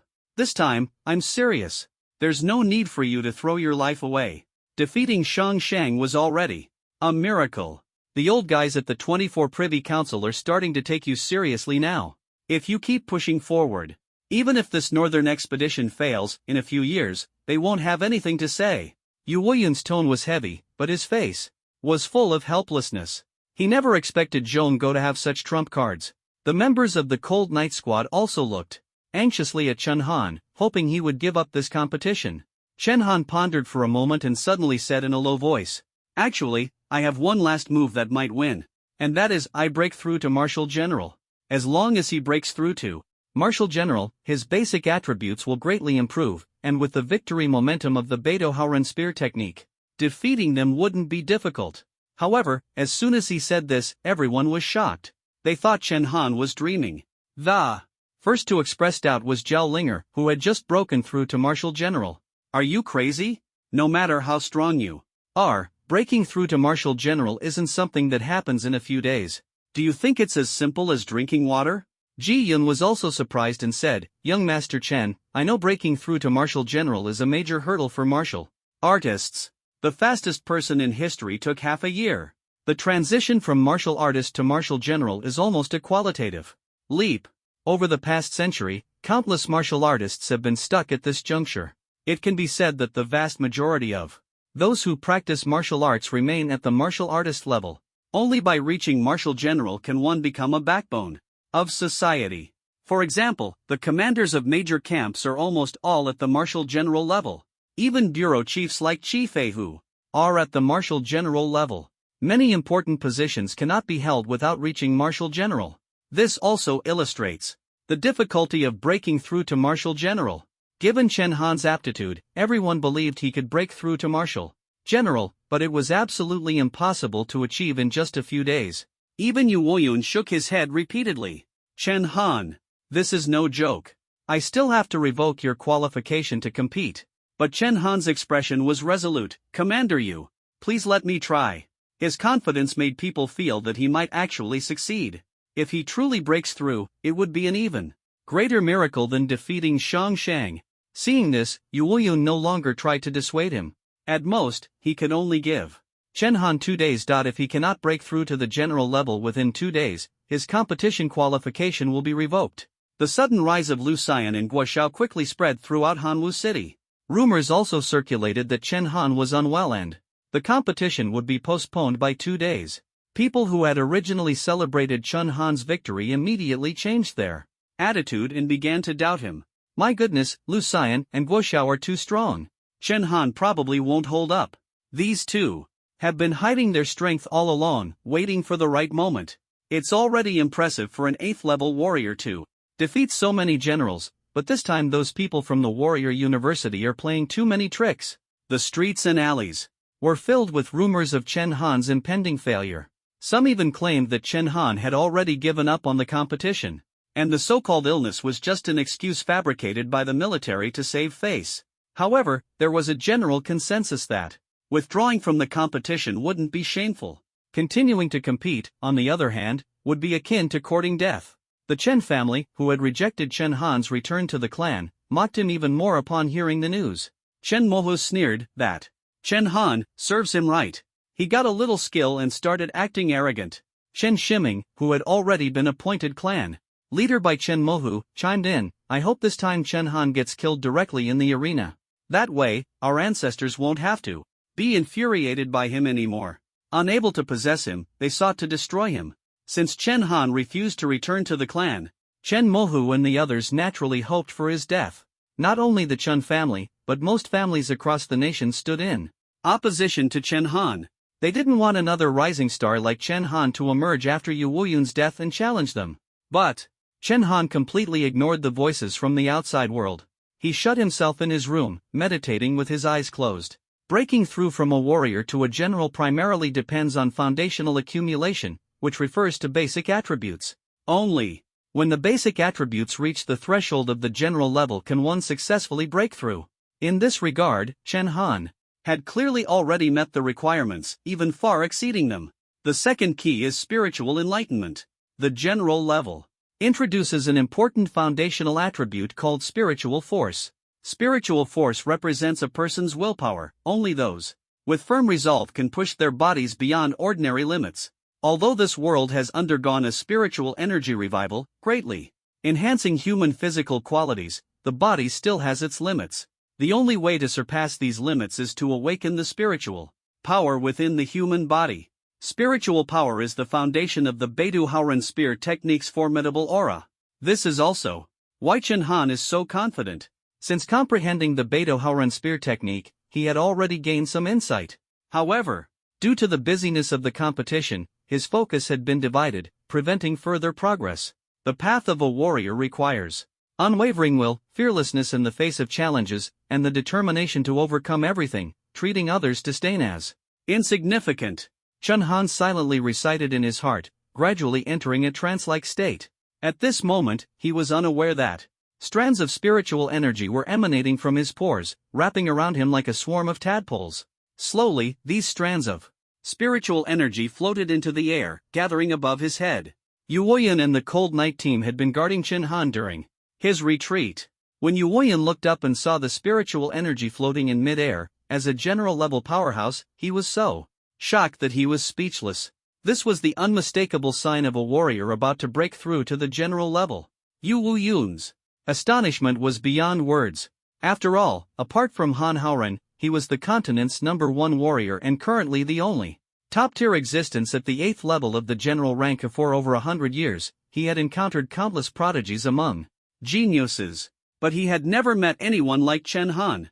Even Han Haoren of the past couldn't compare to Chen Han. Both surprised and thrilled, he stroked his graying beard and laughed. Chen Han always manages to bring surprises. This beam of spiritual energy could only be seen by warriors at the general level. Zhao Linger was so frightened that she fell to the ground, unable to speak for a long time. In fact, it wasn't just the members of the Cold Night Squad, all warriors above the general level in Hanwu City had noticed the anomaly in the military camp. Especially Zhongguo and Ouyangquan. Zhongguo, accompanied by Lu Xian and Guo Xiao, had been sitting in a high-end restaurant celebrating. In his view, the victory of the family clans in this exchange competition was already a sure thing. But when he saw the spiritual energy beam flickering above the military camp, his face instantly turned pale. What kind of monster is that kid Chen Han? Zhongguo exclaimed. To frighten even a martial god-level expert like this was rare. Among generals, Lu Xian and Guo Xiao, still not fully understanding, asked in confusion, Commander Zhong, what's wrong? Zhongguo didn't answer, but Ouyang Quan pointed to the spiritual energy beam above the distant military camp and said, "Look, Chen Han is about to break through." At this moment, Lu Xian and Guo Xiao still hadn't grasped the gravity of the situation. Guo Xiao, slightly stronger than Lu Xian, sneered, "Two commanders, there's no need to be so tense. Even if Chen Han breaks through to become a general, so what? The blade in my hand can still tear him to pieces." Both were SSS-level talent powerhouses. Talent not only had levels but also varied in strength. Their talents, even within the SSS level, belonged to the strongest tier. But Zhong Go and Ouyang Quan were not optimistic. From the time Chen Han joined the army until now, he had already created countless miracles in the military camp. If Chen Han hadn't entered the general realm, they would still have full confidence. Once he broke through, their chances of victory would drop to less than 30%.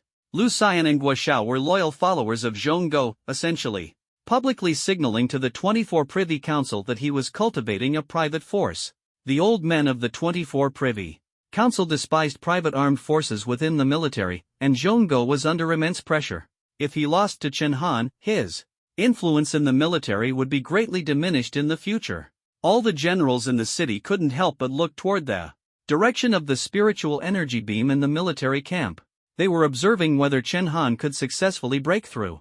When warriors attempt to break through to the general level, failure is possible. If the spiritual energy beam in mid-air dissipates, it means the attempt failed. If the beam returns to the body, it signifies that Chen Han has successfully harnessed the spiritual energy of heaven and earth for his own use, achieving a breakthrough. Everyone held their breath, anxiously waiting. At that moment, the spiritual energy beam in mid-air suddenly moved. Streams of light, like tiny tadpoles, slowly swam downward, eventually converging into a cluster and rushing back into the room at incredible speed. Breakthrough successful. Chen Han felt a surge of immense power filling his entire body. He clenched his fists, and although he hadn't tested it yet, he had a rough grasp of his basic attributes. My strength is approximately 300,000 tons. Speed is around 2,800. Vitality value reaches 92 levels. Without the enhancement of the Killing God Spear's intent, Chen Han's basic strength was already comparable to Shang Shang. His speed and vitality had also significantly improved. Additionally, his basic attributes now included a new category, spiritual force. Spiritual force is tiered, similar to vitality levels. When Chen Han broke through to the general level, his spiritual force reached the 5th tier. Don't underestimate these 5 levels. Many martial generals train for decades and still can't reach them. Take the Chen family's martial generals, for example. Chen Han's talent is the pinnacle they strive for their entire lives. Without sufficient mental strength, one can only remain at the martial general level for life. At that moment, the door suddenly slammed open, and the Han Yi team, along with Yu Weiyun, rushed in. Everyone's faces were filled with excitement. "Young Master Chen, did you break through?" Ji Yun was the first to ask Chen Han. But the martial god level Yu Weiyun had already seen through everything. He laughed heartily, "Ha ha ha, Chen Han is truly incredible. Breaking through the martial general level in a single day, unprecedented and unmatched." With Yu Shuai's acknowledgement, Chen Han didn't need to say much. The Han Yi team surrounded him, happier than if they had achieved the breakthrough themselves. Chen Han's tone was calm as he said to Yu Weiyun, "Yu Shuai, there's no need to wait until the day after tomorrow. Let's start the arena competition tomorrow." Yu Weiyun saw the firm confidence in Chen Han's eyes, nodded in agreement, and no longer tried to dissuade him. This news spread throughout the entire city within a day. Chen Han's astonishing feat of breaking through the martial general level in a single day once again tipped the scales of victory in his favor. The next day, before the Hanwu City Exchange Competition's arena even opened, the venue was already packed with people. It wouldn't be an exaggeration to say that today's match had become the focus of the entire nation. The venue, inside and out, was crowded with people. 3 floors inside and 3 floors outside, all filled with spectators. There were over 500,000 people on site alone. Under the expectant gazes of the crowd, Chen Han was the first to leap onto the arena. The host immediately announced his opponent. In the semifinals, Chen Han versus Lu Xian. There was no suspense. Zhong Go's behind-the-scenes manipulation ensured that Chen Han would inevitably face Lu Xian. If he won the next match, he would have to face Guo Xiao in the final showdown. But at this moment, Chen Han made a move that shocked everyone. He looked up at Zhong Go and said coldly, "Commander Zhong, stop beating around the bush. I know this competition was set up specifically against me. If I win, the next match will be against Guo Xiao, right?" The venue instantly fell into an eerie silence, the atmosphere tense to the extreme. Although Chen Han wasn't wrong, these were behind-the-scenes secrets. Now that the competition had garnered national attention, Chen Han openly exposing this was akin to tearing off the facade in public. Lu Xian was furious, shouting sharply, "Chen Han, don't be so arrogant. You can't beat me, keep dreaming." Chen Han ignored her, crossing his arms as his figure slowly rose, with the Overlord spear floating above his head. He looked down at Lu Xian, his gaze as if she were trash. "Commander Zhong, don't bother. Let the two of them come at me together." Arrogant. Too arrogant. Everyone had only one thought in their minds. No matter what, Chen Han had just broken through to the martial general level. Meanwhile, Lu Xian and Guo Xiao were both top-tier warriors personally selected and trained by Zhang Go from a young age. Both possessed top-level talent, at the 8th stage of the martial general level, and could even challenge a martial emperor. Yet Chen Han wanted to take on both of them at the same time. Even with his exceptional talent, no one dared to be so presumptuous. The most enraged person was Lu Xian on the arena. As Zhang Go's elite warrior, she had hidden her strength for years, always underestimated by others, and she never allowed anyone to look down on her. In every competition, she gave her all and never admitted defeat easily. "Chen Han, I'll destroy you!" Lu Xian shrieked, her hands quickly gathering a golden fireball, its intense heat radiating outward as if it could evaporate everything. At this moment, Zhang Go spoke. His tone was unusually calm. "Lu Xian, stand down. Guo Xiao, you and Lu Xian will go up to the arena together." Surprisingly, Zhong Go was not as excited as others had expected. Chen Han's action seemed suicidal to outsiders, and logically, Zhong Go should have mocked him a bit. But he didn't. As a marshal, his emotions were naturally different from ordinary people. More importantly, Zhong Go was not excited, he was actually a bit scared. Scared. Despite Chen Han's usual arrogance, he had real skills to back it up. Zhong Go knew very well that Chen Han was no fool. If he dared to challenge both Guo Xiao and Lu Xian at the same time, he must have the strength to do so. The young and impulsive Guo Xiao was completely unaware and could only obey orders. "Marshal Zhong, is this really necessary? Can't Xian handle him alone? Wouldn't the two of us going up together be too much of a bully?" Guo Xiao sneered, clearly not taking Chen Han seriously. However, Zhong Go's actions shocked everyone. He actually slapped Guo Xiao across the face from a distance. "Stop pretending." It was hard to imagine a marshal losing his temper like this. But this slap completely woke Guo Xiao up. He drew the katana from his waist, ready to fight. At that moment, Chen Han moved. The tip of the Overlord spear above his head emitted a small white light. At first, it was inconspicuous, but it quickly grew brighter. In an instant, the intense light became so dazzling that it was almost impossible to keep one's eyes open. The sun-extinguishing god-slaying spear. This was a large-scale destructive martial technique. It could release 3 consecutive powerful energy shocks. The first shock surged like a mighty river, overwhelming in momentum. The second shock resembled a vast ocean, shattering mountains and rocks. The third shock was like a scorching sun, sweeping away everything in its path. This was Chen Han's strongest martial technique at the moment. It was also his first time showcasing it in front of everyone. The last time he used it was against his 6th uncle. At that time, Chen Hui, who was at the level of a martial general, couldn't even withstand the first shock. So, he hadn't yet demonstrated the full power of the sun-extinguishing, god-slaying spear. But this time, Chen Han unleashed its full force. Zhong Go had already revealed his trump card, so naturally, Chen Han wouldn't hold back either. A powerful aura quickly spread, felt within a radius of over 10 kilometers. The Overlord spear, hovering above Chen Han's head, exuded an overwhelming dominance. Lu Xian and Guo Xiao, who initially underestimated him, gradually turned to fear. They simultaneously unleashed their ultimate moves. Lu Xian pushed both palms forward, and a golden fireball instantly exploded, burning as fiercely as the sun. Guo Xiao swung his katana, and black energy erupted from his entire body. But their reactions were clearly half a beat too slow. Boom! With a loud explosion, a beam of light roared forth, directly striking the two of them on the head. Instantly, the arena was blasted into a 5-meter deep pit, and the shockwave even affected the surroundings, forcing family members to use their cultivation to defend themselves. Chen Han really went all out this time. Wu Yun exclaimed, immediately jumping down from the marshal's seat and swinging his blade to block the devastating impact. Even the spectators were affected, and Lu Xian and Guo Xiao, who were at the center of the beam, suffered even more. Despite possessing top-tier talents and light-based solar flames and void-based abilities, both at the SSS level, their attacks were instantly obliterated in the face of the sun-extinguishing god-slaying spear. However, their SSS level was at its limit, while Chen Han's SSS level was merely the minimum standard. Don't forget the enhancement from the soldier's soul sacred body, which elevated any martial technique by 2 levels. If the martial technique level could surpass SSS, the power of the sun-extinguishing god-slaying spear would be even greater. Lu Xian and Guo Xiao were both lucky and unlucky. The first wave of impact, they actually withstood it. Lu Xian's hair was disheveled, her face covered in blood.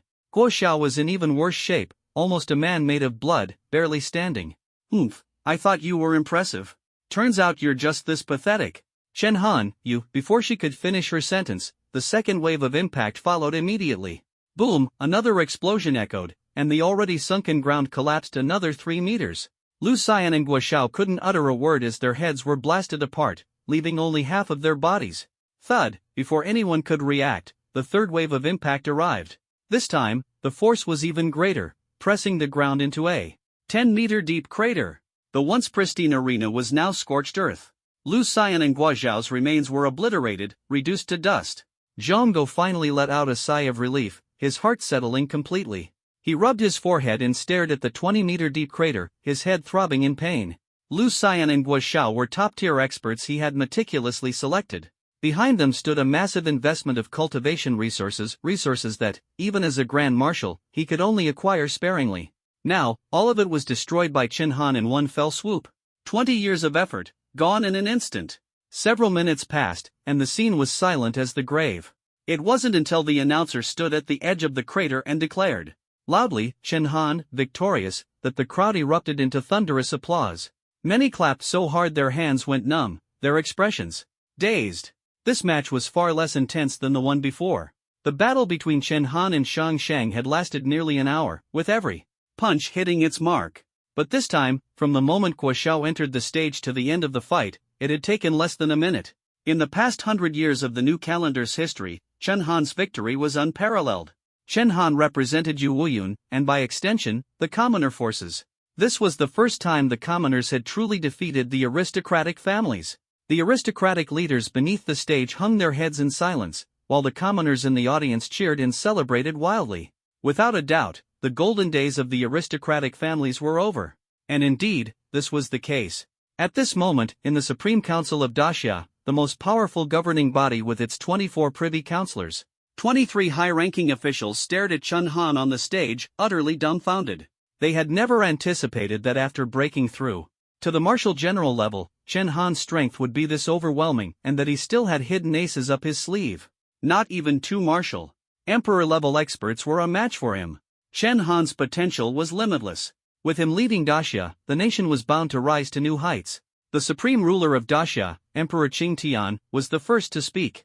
Chen Han is not only boundless in potential but also exceptionally intelligent. He knows how to endure and seize the right moment, daring yet steady. Wu Yun truly chose the right man this time. After finishing his statement, Emperor Qing Tian took out Wu Yun's northern expedition plan. "Everyone, I have already approved this northern expedition plan. Does anyone oppose?" With Emperor Qing Tian's words, the rest of the supreme policymakers in the chamber fell silent. Oppose? At this moment, only a fool would object. These individuals, while representing the interests of their respective families, also bore the responsibility for Daxia's future as a whole. Opposing the northern expedition was primarily due to the belief that the chances of success were slim, and it would unnecessarily cost the lives of many soldiers. They were not fools. Wu Yun's concerns were entirely reasonable. Currently, the dark domain in the north was home to increasingly powerful mutated beasts, some of which had even mastered language and technology. What did this imply?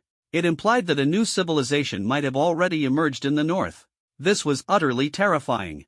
Humanity's ability to resist the beasts had always relied on the advantage of its civilization. The beasts, originally, were nothing more than a horde of brainless monsters, but once they gain intelligence, humanity's only fate is extinction. The appearance of Chen Han gave them hope. This is not a struggle for family interests but the future of the entire Great Xia. I support the Northern Expedition. I support it too. All the supreme authorities of the 24 Privy Council signed the agreement for the Northern Expedition Plan. At the martial arts competition venue in Hanwu City, the host announced the news that Chen Han had won the championship of the exchange tournament. Without a doubt, after Chen Han instantly defeated Lu Xian and Guo Xiao, no one dared to challenge him anymore. Even the family bigwigs in the audience, despite their gloomy expressions, could only force a smile and offer congratulations. Second Lieutenant Chen, congratulations. You are now a prominent figure in Great Xia. Second Lieutenant Chen, please take care of my MO family in the future. Second Lieutenant Chen, a young talent, truly admirable. Faced with these false compliments from the old foxes, Chen Han remained indifferent. But he took the opportunity to deliver an acceptance speech that gave the families below a headache. I won the championship purely by luck. The one who deserves the most thanks is Marshal Yu Woyun, who initiated the Northern Expedition. Everyone has seen the Northern Expedition Plan, right? I hope all the families will generously contribute an additional 200 kilograms of star crystals to support the army. 200 kilograms of star crystals. Right off the bat. What kind of concept is this? Even the largest family in the capital city only nets about 200 kilograms of star crystals in 5 years. In Hanwu City, 200 kilograms of star crystals could even be considered the entire assets of a family. This was not just a bold move. It was an outright life-threatening demand. But since Chen Han had won the military exchange tournament championship and had enough prestige, these families could only grit their teeth and agree. If they didn't agree, who knows if Chen Han would cause trouble for them in the future. This was clearly a power play. Those seated at the venue were all major figures from the capital. They were accustomed to a life of luxury and naturally disliked hearing Chen Han's blunt remarks. One family elder immediately stood up and shouted, "Chen Han, we're giving you face, don't be ungrateful." Before he could finish his sentence, another elder beside him covered his mouth. "Sho, Elder Mo, if you want to die, don't drag us down with you. Look at Great Xia now, who dares to offend Chen Han?"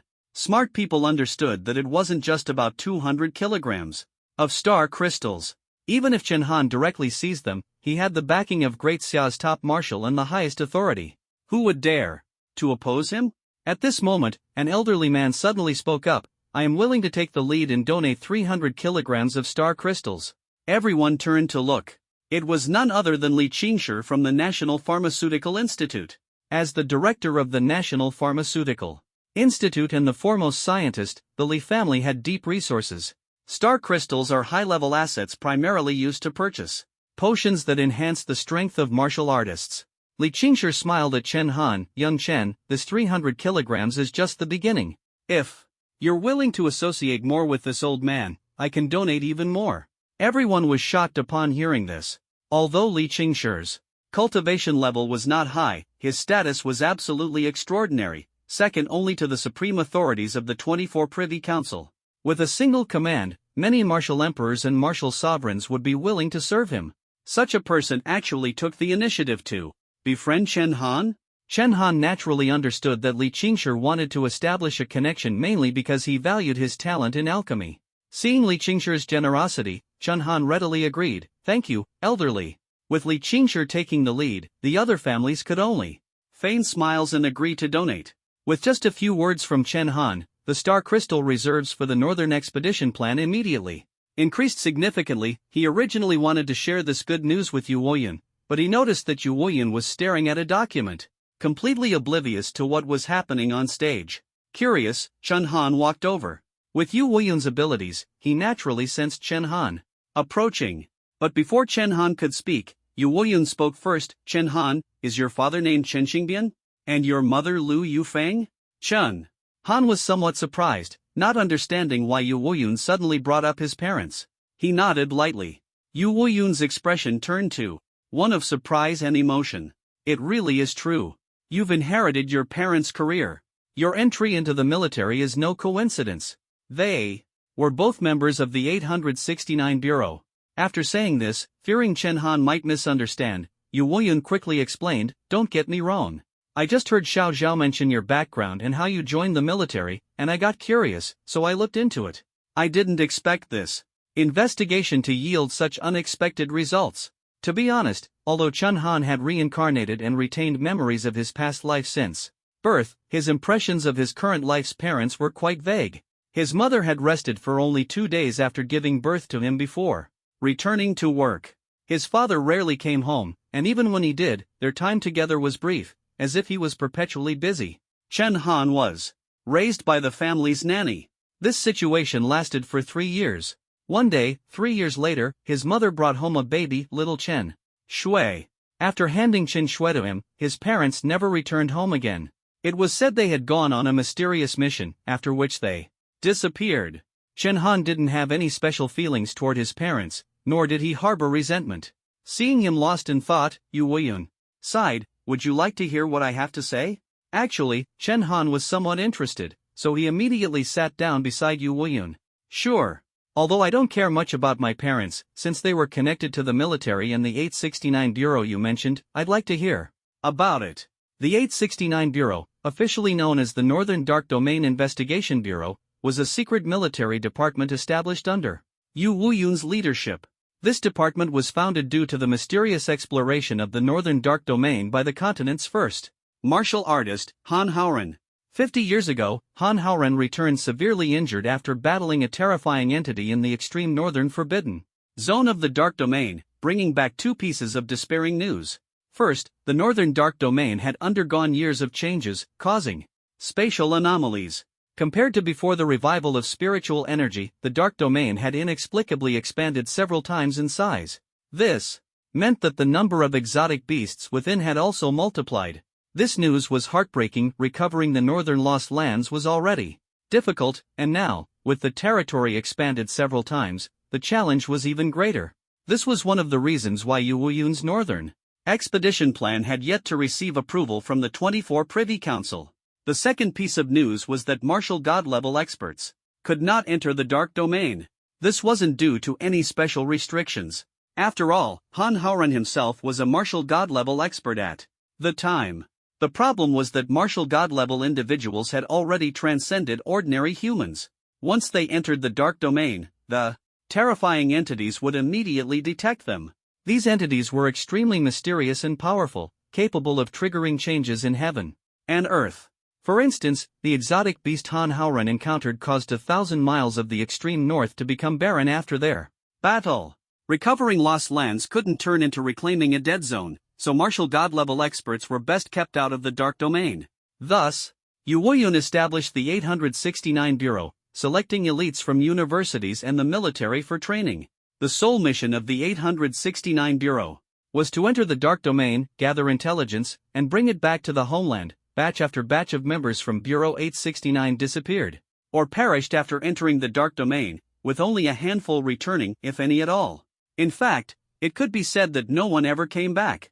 Longha not only blocked the southern invasion of the beasts but also cut off the retreat of Bureau 869 members. Yet, for the future of humanity, they chose death without regret.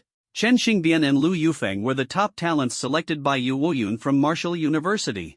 Due to the slow progress of Bureau 869's exploration, it was abolished 15 years ago by the 24 Privy Council. Yu Wuyun gave the last batch of members their final order to continue venturing into the Northern Dark Domain. Thus, the last group, including Chen Xingbian and Lu Yufeng, never returned. At this point, Chen Han noticed tears in Yu Wuyun's eyes. "I feel guilty in my heart. They followed me, had to hide their identities, couldn't see their families, and walked a path of no return." Yu Wuyun then looked at Chen Han, his tone sincere. "Chen Han, I owe your parents, but I owe you even more. The pain you've endured for 18 years is my fault. Your parents were both top talents at Starry Sky University back then. If it weren't for me, no matter how much I apologize, it's just empty words. Chen Han, if you have any requests, just say them, even if it costs me my life." Yu Wuyun's words were heartfelt and moving. He was full of guilt toward the members of Bureau 869. Almost none of the members of Bureau 869 left behind descendants. Chen Xingbian and Lu Yufeng were exceptions. They fell in love at university, joined Bureau 869 together, and Yu Woyun even approved their marriage. After hearing this, Chen Han remained silent for a long time. In truth, he did not blame Yu Woyun. With Yu Woyun's character, he would never force anyone to join Bureau 869. This indicated that Chen Han's parents likely had very firm ideals, which led them to choose to enter Bureau 869. It could only be said that Chen Han's relatives were despicable. From a certain perspective, both Chen Han and Chen Shui were actually family members of martyrs. At that moment, Chen Han suddenly thought of a question, and said something that even surprised Yu Woyun. Commander Yu, do you think it's possible that the members of Bureau 869 who entered the Northern Dark Domain, including my parents, might not actually be dead?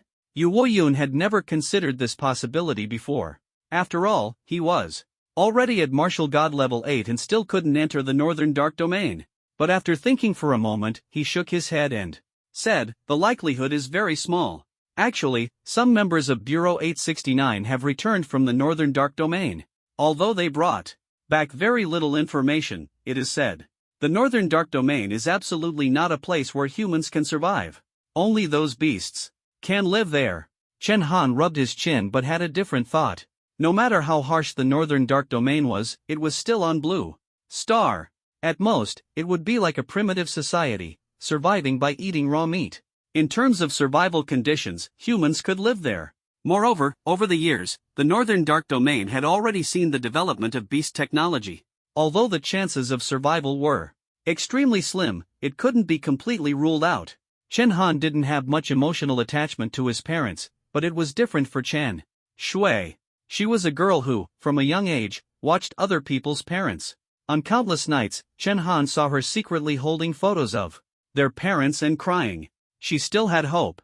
Now, with the northern expedition imminent, if there was any possibility, Chen Han hoped to find Chen Xingbian and Lu Yufeng. Clearly, Chen Xingbian had a good relationship with Commander Yu. Yu Woyun enthusiastically chatted with Chen Han. For half an hour, the story mainly revolves around Chen Han's parents. The two were considered a golden couple during their university days, often teaming up for competitions with seamless coordination, earning great fame at the prestigious Shinkong University. At this moment, Yu Woyun suddenly remembered something and slapped his forehead. All right, since you're Xingbian's descendant, I should hand over his belongings to you. Coincidentally, those items are in Hanwu City. After saying this, Yu Woyun took Chen Han away from the arena. Seeing this plague god finally leave, the elders of the family all breathed a sigh of relief. They were worried that if Chen Han said something, the family might have to donate several years' worth of assets again. Not long after, Yu Woyun brought Chen Han to a secluded place in Hanwu City. There stood a building that seemed to have been abandoned for a long time. Chen Han had lived in Hanwu City for 18 years but had never heard of this place. Yu Woyun explained, this is the old site of Bureau 869. Before heading to the Northern Dark Domain, your parents worked here. Yu Woyun led Chen Han into the building, which still contained many training grounds and equipment, indicating that Bureau 869 had once been a hub of talent. Walking through the place where his parents had given their all, Chen Han felt a mix of emotions. Finally, Yu Woyun brought Chen Han to a secret chamber. The room was filled with various items left behind by the members of Bureau 869 before they went to the Northern Dark Domain. These items might not have been very valuable, but they held great significance. Yu Woyun carefully searched through the room and finally took out a black box. He dusted off the box and slowly opened it. Chen Han looked closely and saw that inside the box was a mechanical bow made of alloy metal. Its appearance resembled a compound bow, but the material was extraordinary. Chen Han even felt that the metal of this bow was somewhat similar to the metal of his overlord spear. Marshal Yu, what is this? Chen Han asked softly. Yu Woyun took out the bow, his face filled with pride. This is the prize your father received when he won the martial arts exam at Shinkong University. Like your overlord spear, it is a supreme divine weapon. It is called Dragon Roar Bow. The Dragon Roar Bow was one of the treasures of Shinkong University. The bow's body was made of the world's most advanced alloy at the time, identical to the material of the overlord spear, making it extremely valuable, even comparable to star crystals. What made it most unique was the bowstring. Years ago, a powerful beast appeared in the forbidden zone of the South Sea, causing severe disasters and nearly destroying coastal cities. The beast resembled a five-clawed golden dragon and was only defeated after a joint effort by the Empire's two top martial gods, Han Haoran and Yu Wuyun. That battle lasted 3 days and 3 nights. At the time, Han Haoran and Yu Wuyun were the only martial god-level powerhouses in Daxia, which showed how formidable the beast was. After killing the dragon, craftsmen extracted a dragon tendon about 13 meters long from its body. This dragon tendon contained immense and mysterious power. Coincidentally, the bowstring of the dragon roar bow was made from this dragon tendon, which is why it was named the dragon roar bow. In all of Daxia, there were very few people skilled in archery, so among the supreme divine weapons, bows were extremely rare. Most supreme divine weapons were swords and blades, followed by spears. Peerless divine bows were exceedingly scarce, further proving the might of the dragon roar bow. Those capable of wielding this bow could unleash a force comparable to a full-strength strike of a martial general, even with just an empty draw of the string. Chen Han looked at the dragon chant bow and couldn't help but ask, "Commander, are you saying you want to give me this bow? But I'm not skilled with bows." Yu Wuyun's face carried a trace of nostalgia, but in the end, he handed the dragon chant bow to Chen Han. "No matter what, you are Xingbian's son. This bow belongs to you and no one else. If I gave it to someone else, I wouldn't feel right." Chen Han couldn't refuse, so he had to accept the dragon chant bow. As soon as he grasped the bow, a system notification suddenly sounded in his ear. Ding! Congratulations on obtaining the supreme divine weapon, the dragon chant bow. Due to the enhancement of the sacred body of the weapon soul, you can choose a primary weapon and a secondary weapon. Upon successful selection, you will receive an additional cultivation speed bonus. What? Chen Han was astonished to discover that the enhancement of the sacred body of the weapon soul was not limited to spears. He could freely choose his primary and secondary weapons. To be honest, he currently had no means of long-range attack. The spear's attack range was limited and couldn't adapt to the complex and ever-changing northern battlefield. Although the piercing thorn spear and the sun-slaying god spear could be used for ranged attacks, those were martial techniques that consumed a large amount of energy and blood, sacrificing the spear's flexibility. If he could use a bow, it would perfectly make up for his shortcomings. With one weapon for close combat and another for long range, Chen Han could remain invincible at all times. It was as if an instinct embedded in his genes was driving him. The moment he saw the dragon chant bow, his heart was already eager. System, I choose the spear as my primary weapon and the bow as my secondary weapon, Chen Han said without hesitation. Ding! System confirmation, you have chosen the spear as your primary weapon and the bow as your secondary weapon. Your dragon chant bow will receive an additional 50x cultivation speed boost. Not bad. Although the cultivation speed bonus from the secondary weapon was only half, it was still an extra boost. Chen Han's current cultivation speed had already reached an astonishing 160x. Moreover, he didn't need to train arduously. As long as he carried the Overlord Spear and the Dragon Chant Bow with him, he could enter a cultivation state. Chen Han was secretly delighted, and immediately picked up the Dragon Chant Bow to test its compatibility with him. Unexpectedly, as soon as he pulled the bowstring slightly, an astonishing scene unfolded. Boom! A loud explosion echoed, and several walls in front of Chen Han were pierced through by a mysterious force. The entire building of Bureau 869 was directly blasted with a massive hole. Yu Wuyun covered his forehead, laughing and crying at the same time. I forgot to tell you, the bowstring of the Dragon Chant Bow contains the power of the Dragon God. Even a light pull unleashes incredible force. Back in the day, your father destroyed quite a few buildings like this. I had to apply for repair funds from above countless times because of it. Chen Han felt a bit awkward, the corner of his mouth twitching. Should I pay for the damages? Forget it, forget it. This old building isn't of much use anyway. Yu Wuyun sighed helplessly.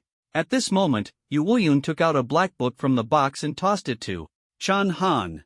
This is another treasure your father left behind. Besides being a warrior, he was also a scientist. I was shocked for a long time. When I saw this, Chen Han picked up the book and flipped through it, and its contents left him amazed. His father was truly no ordinary person. Generally speaking, star crystals are used as energy sources for strategic weapons. Only advanced technology can harness star crystals. But this book actually recorded a method to craft star crystals into arrows. What a genius! Chen Han sighed softly in admiration. Star crystals are not ordinary materials. Their structure is complex, and they are far from being something that would simply explode when thrown. For example, the Type 3 laser on the Skywall, although based on star crystals, required scientists to install dozens of complex physical reaction devices inside it to extract star crystal energy and create the Type 3 laser. Yet his father directly used it as a weapon. The book described it simply. Use a star crystal as the arrowhead, install a small reactor on the arrowhead, and it can extract and release star crystal energy. But such a simple thing had been pursued by countless scientists for a century in the new era, and no one had succeeded. As for the power of star crystals, there's no need to elaborate. Back then, the Type 3 laser instantly wiped out a large area of alien beasts. These star crystal arrows are practically miniature nuclear missile launchers.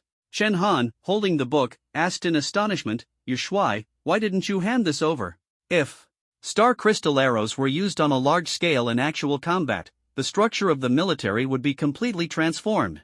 Yu Wuyun nodded, understanding his question. However, the recoil of star crystal arrows is extremely strong, and only those at the level of a general or above can draw the bow device. Moreover, star crystal arrows are difficult to control, and if something goes wrong, it could harm their own people. This level of danger determined that they couldn't be used on a large scale. And most importantly, star crystal arrows were the patent of Chen Xingbian, and Yu Woyun would only pass them on to Chen Xingbian's descendants. Just from Yu Woyun's attitude, Chen Han believed that his parents, and even everyone in Bureau 869, weren't forced by him to sacrifice themselves.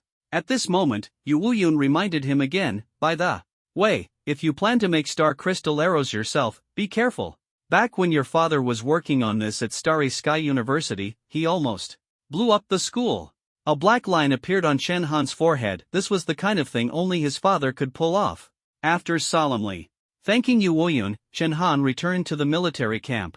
Now that the path for the northern expedition was clear, Yu Woyun would fully prepare for the related matters. Chen Han's task was also clear: to intensify training with the Cold Night Squad before the northern expedition.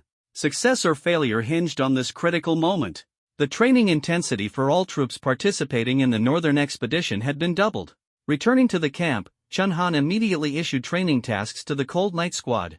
Before the northern expedition, Zhao Yufei, Zhu Meng, and Ji Yun had to break through to the warrior realm. If they couldn't even reach the warrior level, they would undoubtedly drag the team down during the expedition. As for Zhao Linger, she needed to learn a martial skill. Chen Han couldn't teach her martial skills, but the Ji family had an A-level martial skill called Flame Spear. While not top tier, it was perfect for Zhao Linger. After reaching the general realm, the speed of improvement would slow down. The higher the mental power, the faster the advancement, so it wasn't realistic for Zhao Linger to level up before the northern expedition. After issuing the tasks, Chen Han began his own secluded training. Before training, he had one thing to do: use the 60,000 points in 2 targeted draw opportunities rewarded by the system. The rules for targeted draws had changed. If using a targeted draw, the point consumption was double the original. In other words, without a targeted draw, the maximum cost was 5,000 points. With a targeted draw, Chen Han would have to spend 15,000 points. But this amount of points was entirely acceptable to him. At 5,000 points per draw, if he didn't get the desired talent, physique or martial skill, it would be a waste. What Chen Han wanted to draw first was talent. The holy body of weapon souls enhances the talent bonus for all weapons, while the killing spear intent only applies to spears. So what he needed most now was talent related to bows and arrows. This would ensure that his basic attributes wouldn't fall too far behind when using bows and arrows. System: I want to use 15,000 points to consume a targeted draw opportunity and extract a talent related to archery. A roulette wheel immediately appeared before him. Talents related to archery were pitifully few, only 8 in total. The pointer spun continuously and finally stopped at a talent called Arrow God's Insight. Congratulations, you have obtained the SSS talent, Arrow God's Insight. Arrow God's Insight, the god of archery, invincible divine arrows. When using a bow and arrow, the field of vision expands fourfold, arrow power doubles, and charging is possible. The longer the charge time, the greater the power, up to a maximum of threefold. Arrows ignore wind direction and airflow, speed doubles, and accuracy is 100%. When learning archery techniques, the technique level automatically increases by 1. Powerful. Absolutely powerful. This SSS-level talent is entirely on par with Chun Han's gun-related talent, Killing God's gun intent. Not only does it enhance vision, power, and speed, but the most impressive feature is that arrows hit their target every single time. It's no exaggeration to say that this effect is identical to the piercing death thorn gun. As long as the target is within the field of vision, Chen Han can lock onto it even if it's just a tiny dot, and the arrow will hit accurately. Combined with star crystal arrows, Chen Han's long-range capabilities are simply astonishing. Chen Han was very satisfied. He still had 45,000 points and one targeted draw opportunity remaining. Next, he planned to extract a physique. However, this time, he aimed to draw a physique related to spiritual force, not vitality. This is the rarest type of physique in all of Great Xia. Half of the warriors in Great Xia lack a physique and can only rely on spiritual medicine to replenish vitality. There is only one type of medicine that can enhance spiritual force, and its refiners are extremely few, with prices so high they are terrifying. This is also the reason most warriors stop at the martial general level. Among the other half of warriors who do have a physique, those that can enhance spiritual force are even rarer. Without a foundation of understanding momentum, spiritual force has little impact on warriors and does not affect basic combat attributes. Its sole function is reaching a certain base value to advance. But this is precisely what blocks 99% of warriors. Therefore, this physique was something Chen Han absolutely needed. Otherwise, no matter how fast he cultivated, it would be useless. The roulette pointer spun rapidly and finally slowed to a stop. Congratulations, you have obtained the SSS-level physique Sacred Physique of the Nether Knight. Sacred Physique of the Nether Knight. During nighttime meditation, spiritual force doubles in growth. Spiritual force is permanently doubled. When spiritual force exceeds that of the opponent's basic attributes decrease by 50%, while one's own basic attributes increase by 50%. This is truly a top-tier SSS-level physique. Spiritual force can only be gained during nighttime meditation in the inner realm. The amount of spiritual force obtained depends entirely on one's comprehension ability. The stronger the talent, the more spiritual force naturally gained. This is why warriors with lower-level talents can only reach the martial general level at most. Chen Han now possesses 3 SSS-level talents, and the spiritual force he gains during meditation is already twice that of a single SSS-level talent. The Sacred Physique of the Nether Knight can double this amount again. It can be said that Chen Han's spiritual force is as strong as his vitality, far surpassing warriors of the same level. Even more impressive is that this Sacred Physique of the Nether Knight has an extraordinary ability. As long as his spiritual force is stronger than the enemy's, it can directly reduce the enemy's basic attributes by 50%. This includes strength, speed, vitality, and more. At the same time, it will increase his own basic attributes by 50%. With this skill, as long as his spiritual force is stronger than his opponent's, it would be almost impossible for Chen Han to lose. Whether it's talent or physique, Chen Han was extremely satisfied. He still had 30,000 points in his hand. However, he wasn't in a hurry to use them. Although 30,000 points was a lot, if he couldn't draw suitable talent or martial skills, it would be a waste. It was best to wait until targeted draws were available. After the northern expedition ended, these 30,000 points would also come in handy. After finishing the draw, Chen Han walked outside and saw the members of the Cold Knight squad intensely training. Naturally, he couldn't relax. Yu Woyun spent an entire month preparing the northern expedition army and personnel. This month passed quickly, in the blink of an eye. On the training field, Zhao Linger, dressed in tight training clothes, was drenched in sweat, her movements full of energy. Her opponent was Chen Han, wielding the Overlord spear. Zhao Linger let out a loud shout, her spear moving swiftly, and soon the tip of the spear began to emit a fiery red glow. Flames merged with the spear's momentum, radiating scorching heat. Take this! Suddenly, Zhao Linger's figure vanished. In an instant, reappearing in front of Chen Han, her spear striking straight at his face. Chen Han merely waved his spear lightly, effortlessly, blocking Zhao Linger's attack.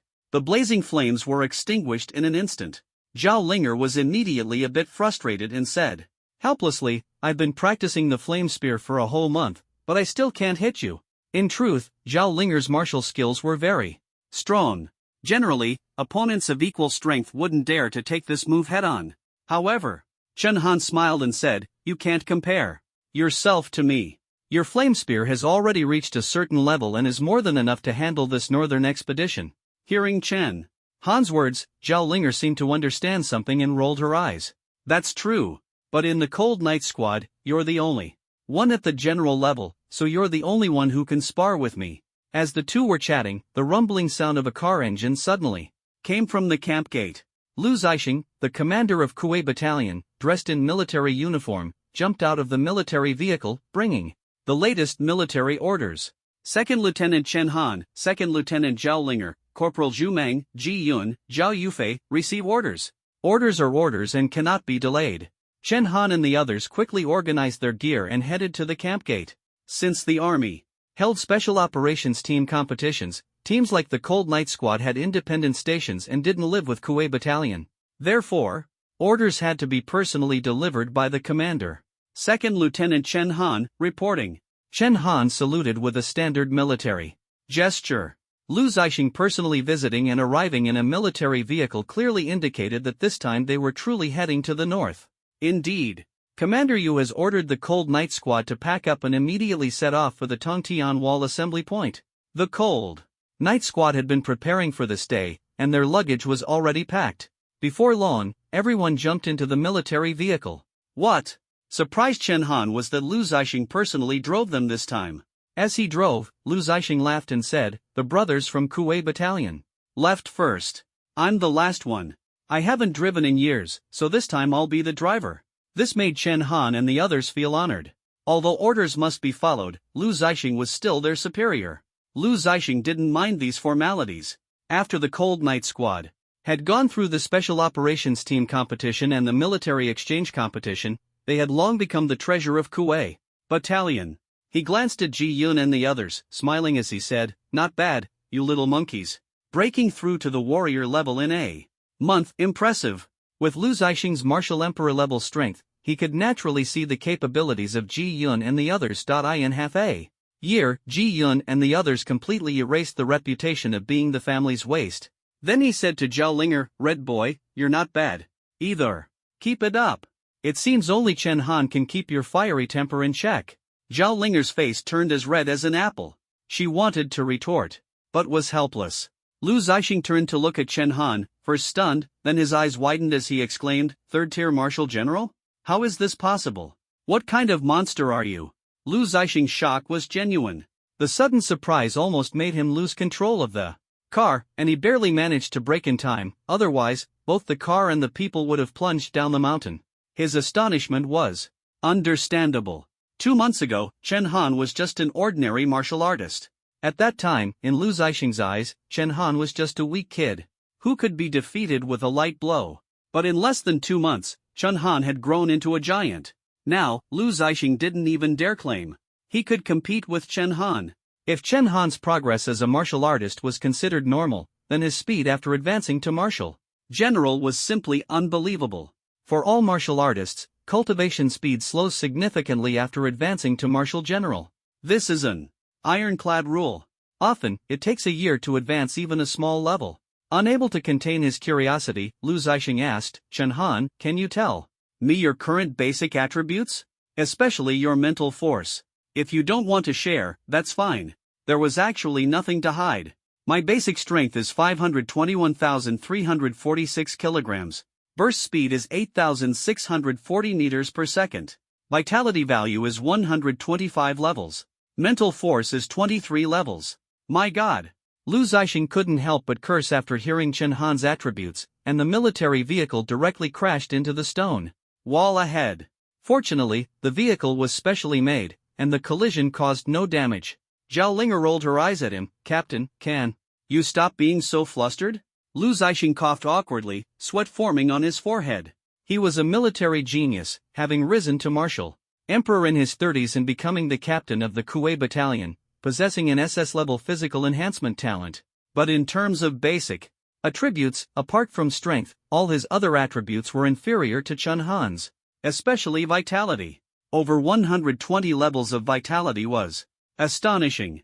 If he remembered correctly, even Yu Woyun, an 8th-tier martial god, only had 230 levels of vitality. The most terrifying aspect was mental force. Lu Zixing had trained hard for 7 or 8 years, and his mental force was only at 30 levels.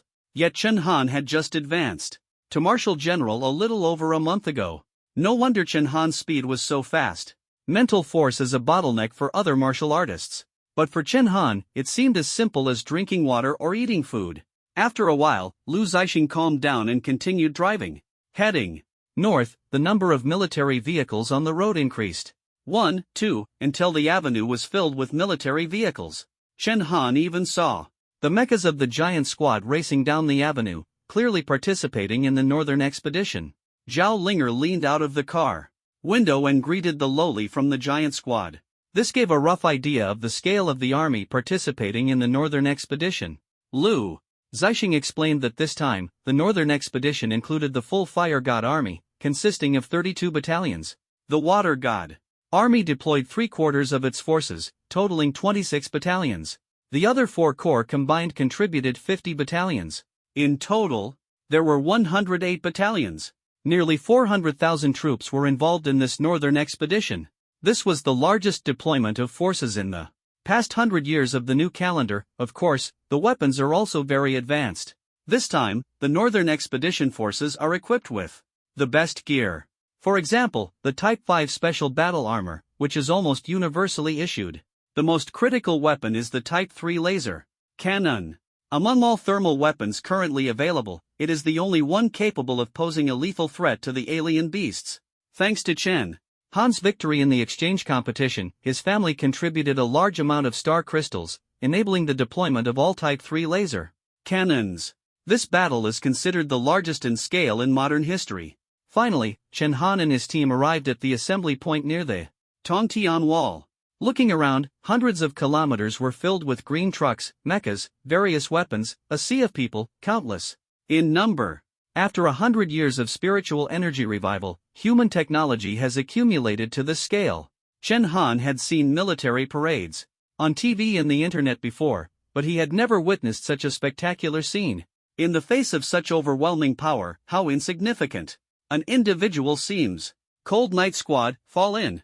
Ji Yun and the others were still immersed in their emotions when Lu Zixing's command snapped them back to reality. The Cold Night Squad, being part of the Kuwei Battalion, had to line up within the Kuwei Battalion's formation. Once all 108 battalions were neatly arranged, the commander of the northern expedition, Yu Woyun, slowly ascended the city wall. Everyone must be very excited, right? This was Yu Woyun's first display of his aura as the world's foremost martial artist. With a loud roar, his voice was powerful and resonant, spreading across hundreds of kilometers and deafening to the ears. Let me pour some cold water on your excitement first. Many people will sacrifice their lives today. Some may die at the Long River, others in the dark northern regions. Are you afraid? Yu Woyun's voice was full of strength, inspiring the troops. Over the years, he had garnered deep support, and under his call, fear seemed to vanish among the 400,000-strong army. Not afraid. Not afraid. Yu Woyun continued to motivate them. Not afraid? No. You should be afraid. Everyone fears death. But you and I are soldiers. A soldier's duty is to protect their homeland. If your loyal bones are buried in the green hills, there's no need to return wrapped in horsehide. Behind you is the nation. Soldiers, I, Yu Woyun, wish you victory. Drink this cup of wine, and immediately advance toward the Long River at full speed. After downing the cup of wine, the 400,000-strong army, along with countless advanced weapons, marched mightily toward the Long River. The distance from the Tongtian Wall to the Long River was still dozens of kilometers. Along the way, they would encounter many alien beasts. But in the face of the 400,000-strong army, these alien beasts were nothing more than appetizers. Soon, the army arrived at the Long River. The Long River is the mother river of Disxia and the birthplace of Disxia's culture. The revival of spiritual energy has caused the Long River's area to expand more than twice its original size. It was winter at the time, and the river water was murky yet calm, flowing steadily. The first obstacle the Northern Expedition Army faced was this Long River. Despite its calm surface, as the boundary between the northern dark region and Disxia, it was no ordinary river. Hidden within its waters were countless ferocious underwater alien beasts. These creatures were massive, capable of swallowing an entire ship. Ji Yun stood by the riverbank and casually tossed a small stone. Boom! Water splashed everywhere as several giant underwater beasts quickly surfaced, startling everyone. The underwater environment made it impossible for the Northern Expedition Army or anyone attempting to enter the northern dark region from the south to use ordinary boats. Flying was even more dangerous. Low-altitude helicopters became easy targets for the monsters. If shot down into the long river, survival was nearly impossible. The Dragon River not only prevents northern monsters from invading the south but also cuts off the route to the north. Now the only solution is to use alloy metal rafts developed by the Academy of Sciences to break through the Dragon River's defense of exotic beasts and forcefully cross. These rafts are small in size, making them convenient for vehicles to carry. The downside is that each raft can only carry 3 people. Therefore, the 400,000 troops must be divided into groups of 3 per raft, to cross the river. Attention all units. Get into combat positions and prepare to cross the river. Artillery units ready, Type 3 laser cannons activated, conduct saturation bombardment on the exotic beasts within the Dragon River region. Yuoyun's deployment involved 108 large camps spread along the Dragon River, covering over 100 kilometers. The plan was to land in the Northern Territory along the front line. This large-scale northern expedition was broadcast live, nationwide. On one hand, it aimed to inspire the populace, allowing the long-complacent citizens of Dacia to witness the ferocity of the exotic beasts outside. On the other hand, it was a strong demand from the major families. After all, they had invested a significant amount of funds, equivalent to half their family assets, and naturally wanted to see results. For Yu Wuyun, this was a high-stakes gamble. He was betting on the future of Dacia. If the northern expedition succeeded, Dacia would prosper. If it failed, he would lose his position as the army's commander-in-chief. Nearly all of Dacia's 600 million citizens gathered in front of screens to watch the live broadcast. Soon, Chen Han arrived at the combat site with the Cold Night team and thousands of brothers from the Kuei Battalion. The Kuei Battalion, the elite of the Fire God Army, was naturally the final trump card for the assault. Open fire! A command echoed from the mountain. Lu Zixing's expression changed, and he shouted sternly, "Everyone, stay back. We can die on the battlefield, but we must never accidentally harm our own people." The Type 3 laser cannons conducted saturation bombardment along hundreds of kilometers of riverbank, an unprecedented scale. Chen Han looked up and saw countless black lasers from the mountain raining down into the Dragon River. The scene was awe-inspiring. This was Dacia's most advanced weapon. The Type 3 lasers had extremely strong penetration, capable of reaching dozens of meters underwater. Roar! Roar! Roar! As soon as the lasers entered the water, countless exotic beasts in the Dragon River let out deafening roars. The sound echoed across the heavens and earth, sending chills down the spine. Soon, massive corpses of exotic beasts floated up from the riverbed. Blood dyed the river red, and the bizarre corpses of exotic beasts covered hundreds of kilometers of river stretch. This was the power of the Type 3 laser saturation bombardment. Seeing this scene, the soldiers and the nationwide audience were exhilarated. "I never thought our Dacia's military strength had become this powerful. With these Type 3 lasers, exotic beasts will surely flee as soon as they see us, right? Ha ha, looks like we'll be able to travel to the north soon." Phew. People knew that the recent round of powerful Type 3 laser attacks, though impressive, was actually burning money. After all, the laser bombardment covered hundreds of kilometers of riverbank. In less than 3 minutes of laser strikes, the amount of star crystals consumed was roughly half of the star crystal reserves of all the families in Hanwu City. The highest leaders of the 24 Privy Council watched the scene with heavy hearts. To support Yu Woyun's northern expedition, they had endured all the opposition from the families. That old guy Yu Woyun, why can't he be a bit more frugal? Dacia's supreme leader, Di Qingtian, couldn't help but sigh. Yu Woyun actually wanted to save resources, but saving star crystals would mean sacrificing more soldiers' lives. In comparison, he valued the lives of his soldiers more, and now, most of the underwater beasts have been eliminated. Yu Woyun immediately issued an order: Fire God Army's 2nd Corps and 4th Corps, Water God Army's 6th Corps and 7th Corps, and Wind God Army's 3rd Corps and 1st Corps, a total of 6 corps, comprising 24 camps, to charge first. Deploy the rafts. As the order was given, countless alloy rafts dropped onto the surface of the Dragon River like dumplings. The soldiers of these 24 camps, euphemistically called the Vanguard, or bluntly speaking cannon fodder. Their mission was to pave the way for the elite troops behind them. After all, once they set foot on northern soil, the main force would still rely on the army's elite.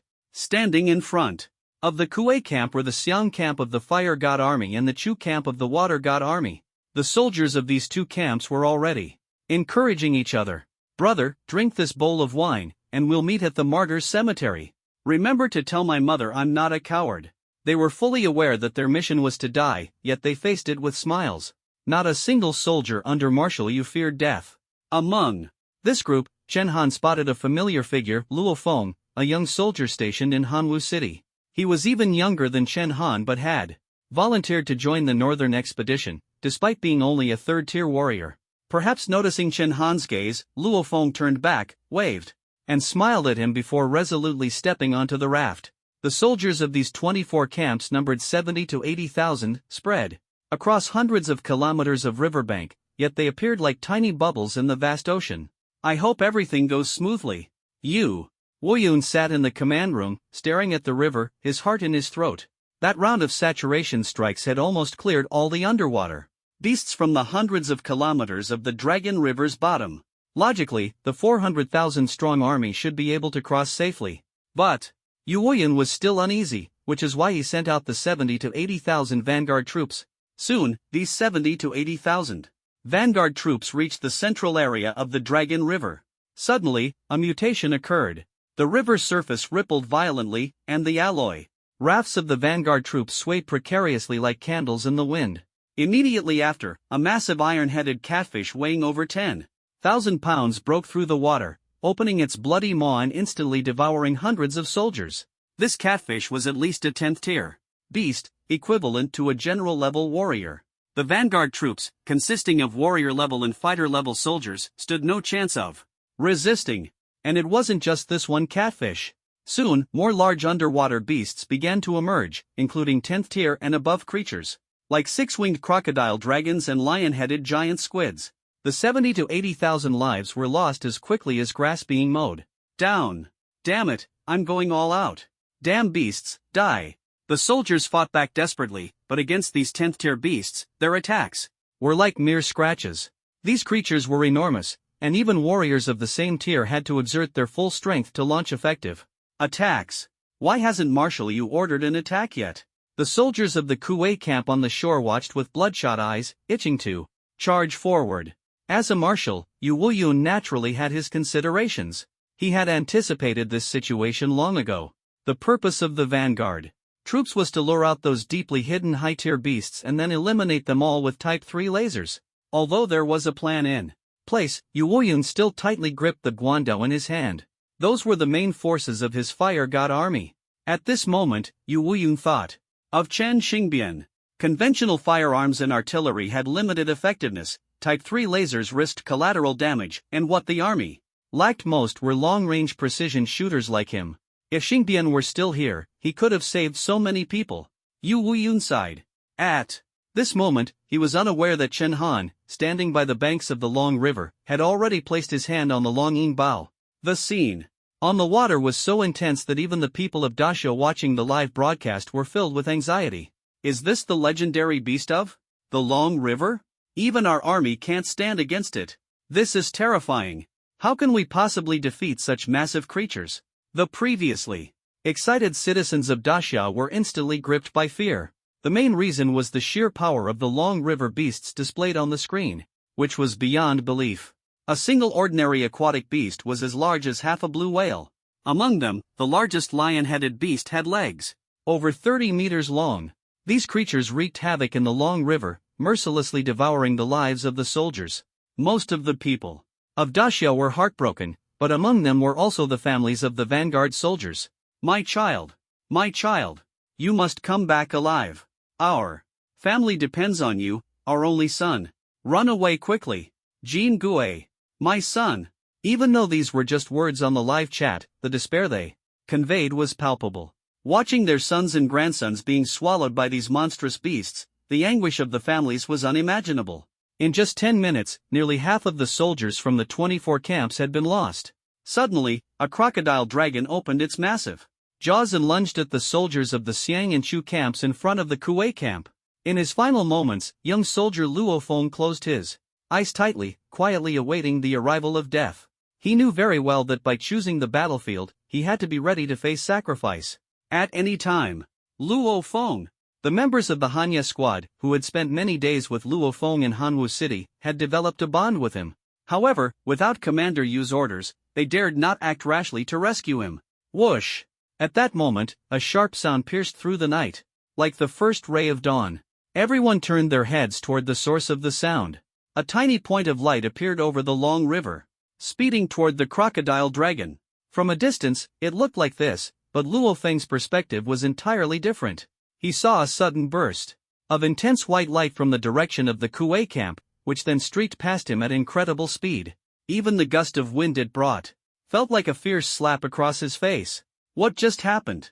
Luo Feng was still confused. When he came to his senses and looked at the ancient crocodile dragon again, he was utterly stunned. At some point, the crocodile dragon's entire body, from its mouth to its tail, had been pierced by a massive hole. The wound was bizarre, with smooth, circular edges and no signs of damaged internal organs or blood vessels. It seemed as though everything within the attack's range had been completely obliterated. Luo Feng peered through the hole and was even more astonished.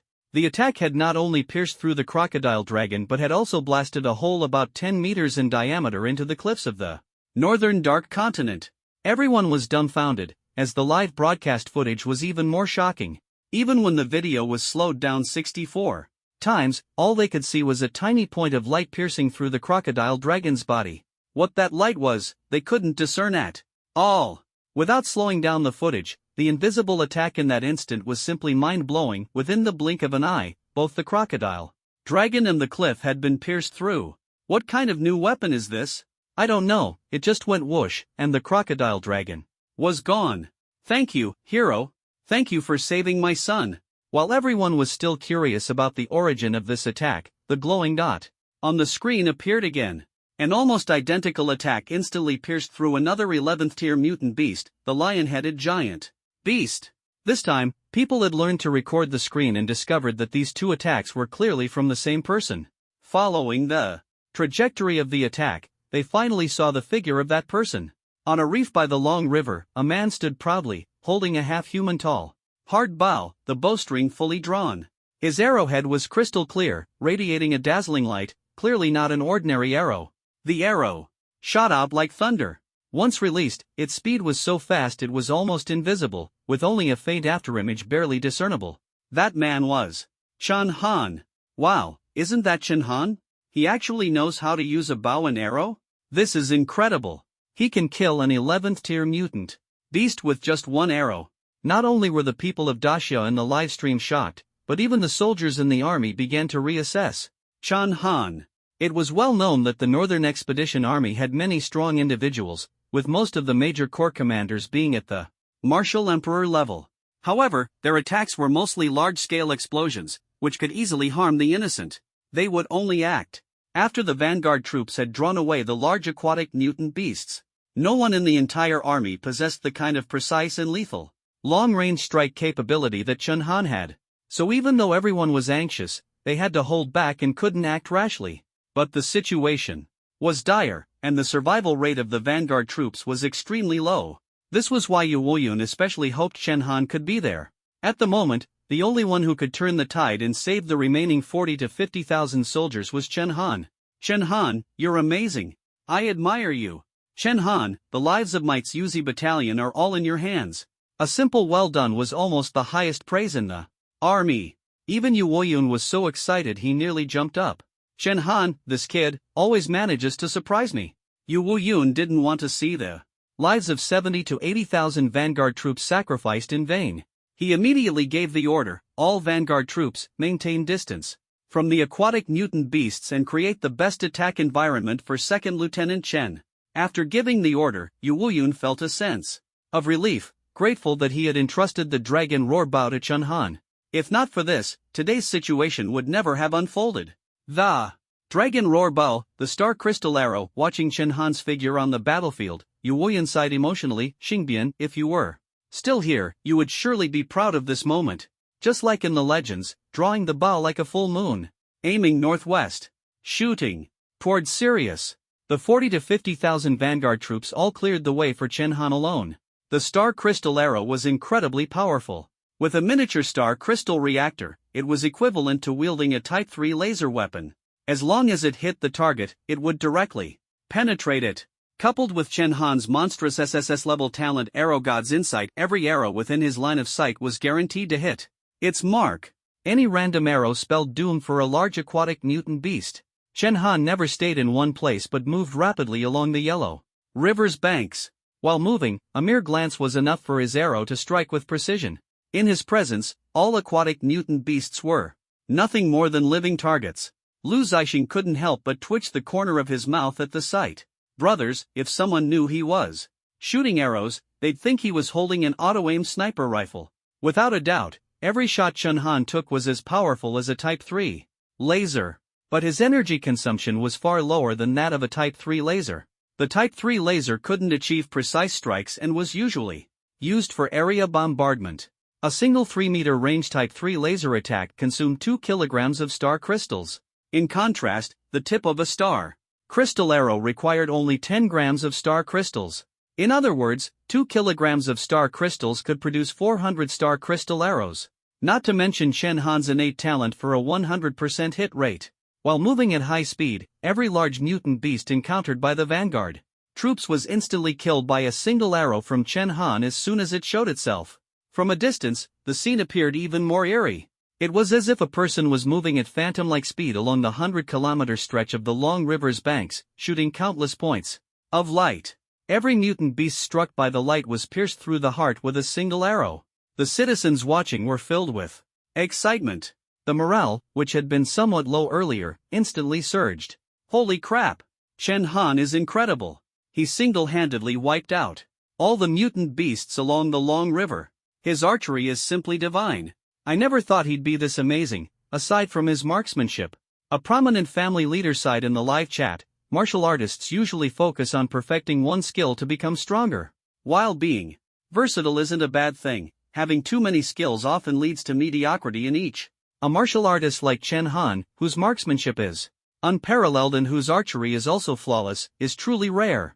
At this moment, along the 100-kilometer stretch of the long river, 400,000 troops shouted a single name in unison. Chen Han, mighty and invincible. Chen Han, mighty and invincible. Without Chen Han, the vanguard force of 70 to 80,000 soldiers would have been lucky if even 10,000 survived. Yu Wuyun, sparing no effort, used his martial god level cultivation to amplify his voice like thunder, spreading it across the banks of the Yellow River.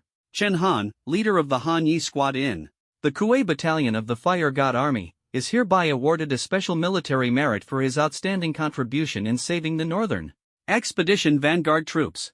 This is an official announcement to the entire army. Since being promoted to second lieutenant, Chen Han's rank had not been elevated further.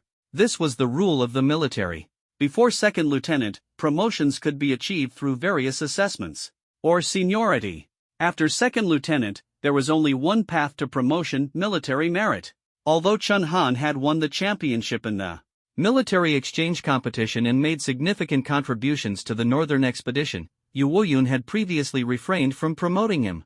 To avoid gossip, the military rule was that only battlefield kills counted as military merit.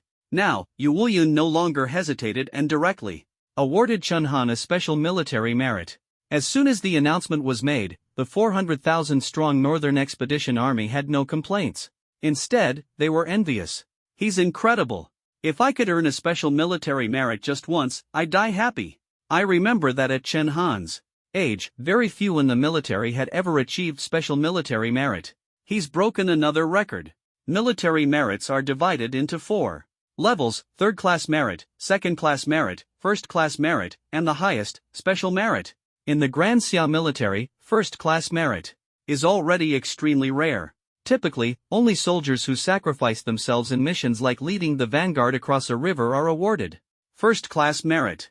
Special merit is even rarer. It is only awarded to military gods who single-handedly defeat large numbers of enemies in turn. The tide of battle. In the 100 years since the resurgence of spiritual energy, fewer than 100 special merits have been awarded in the military. This shows just how precious special merit is.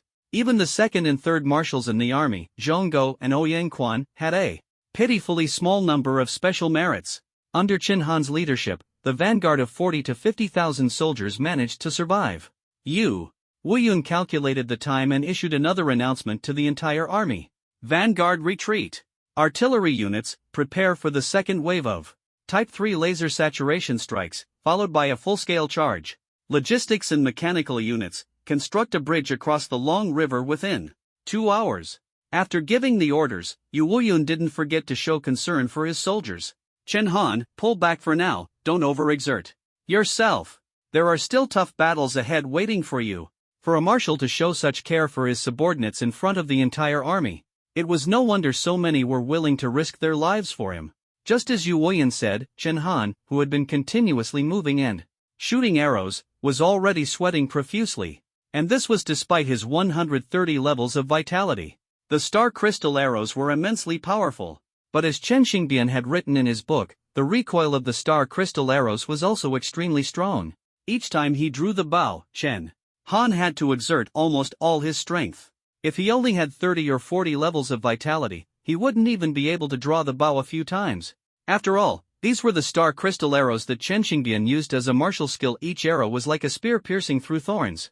As soon as Chen Han stopped, many soldiers immediately gathered around him. At this moment, Chen Han had become a true battle hero. Old Chen, you're incredible. Old Chen, can you teach me your archery skills? My goodness. A sniper rifle's range is only a few kilometers, but you can shoot an arrow 20 kilometers.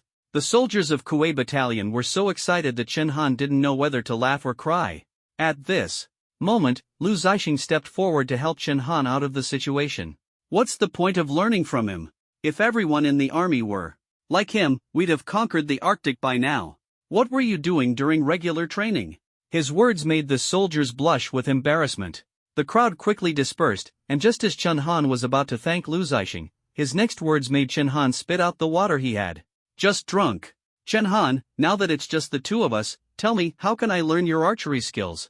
Speaking of Lu Zixing, he was also a battalion commander, but he was always so unserious.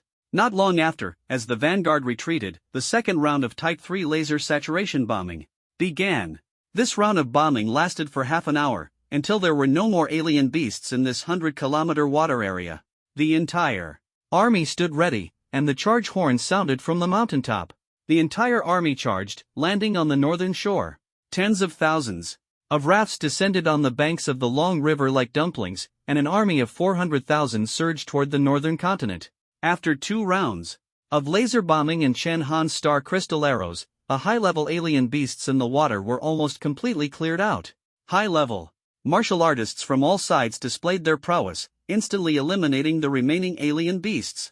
A total of 108 battalions, following their designated positions, finally set foot on the northern continent. 100 years after the recovery of spiritual energy, the people of Daxia finally returned to the northern continent.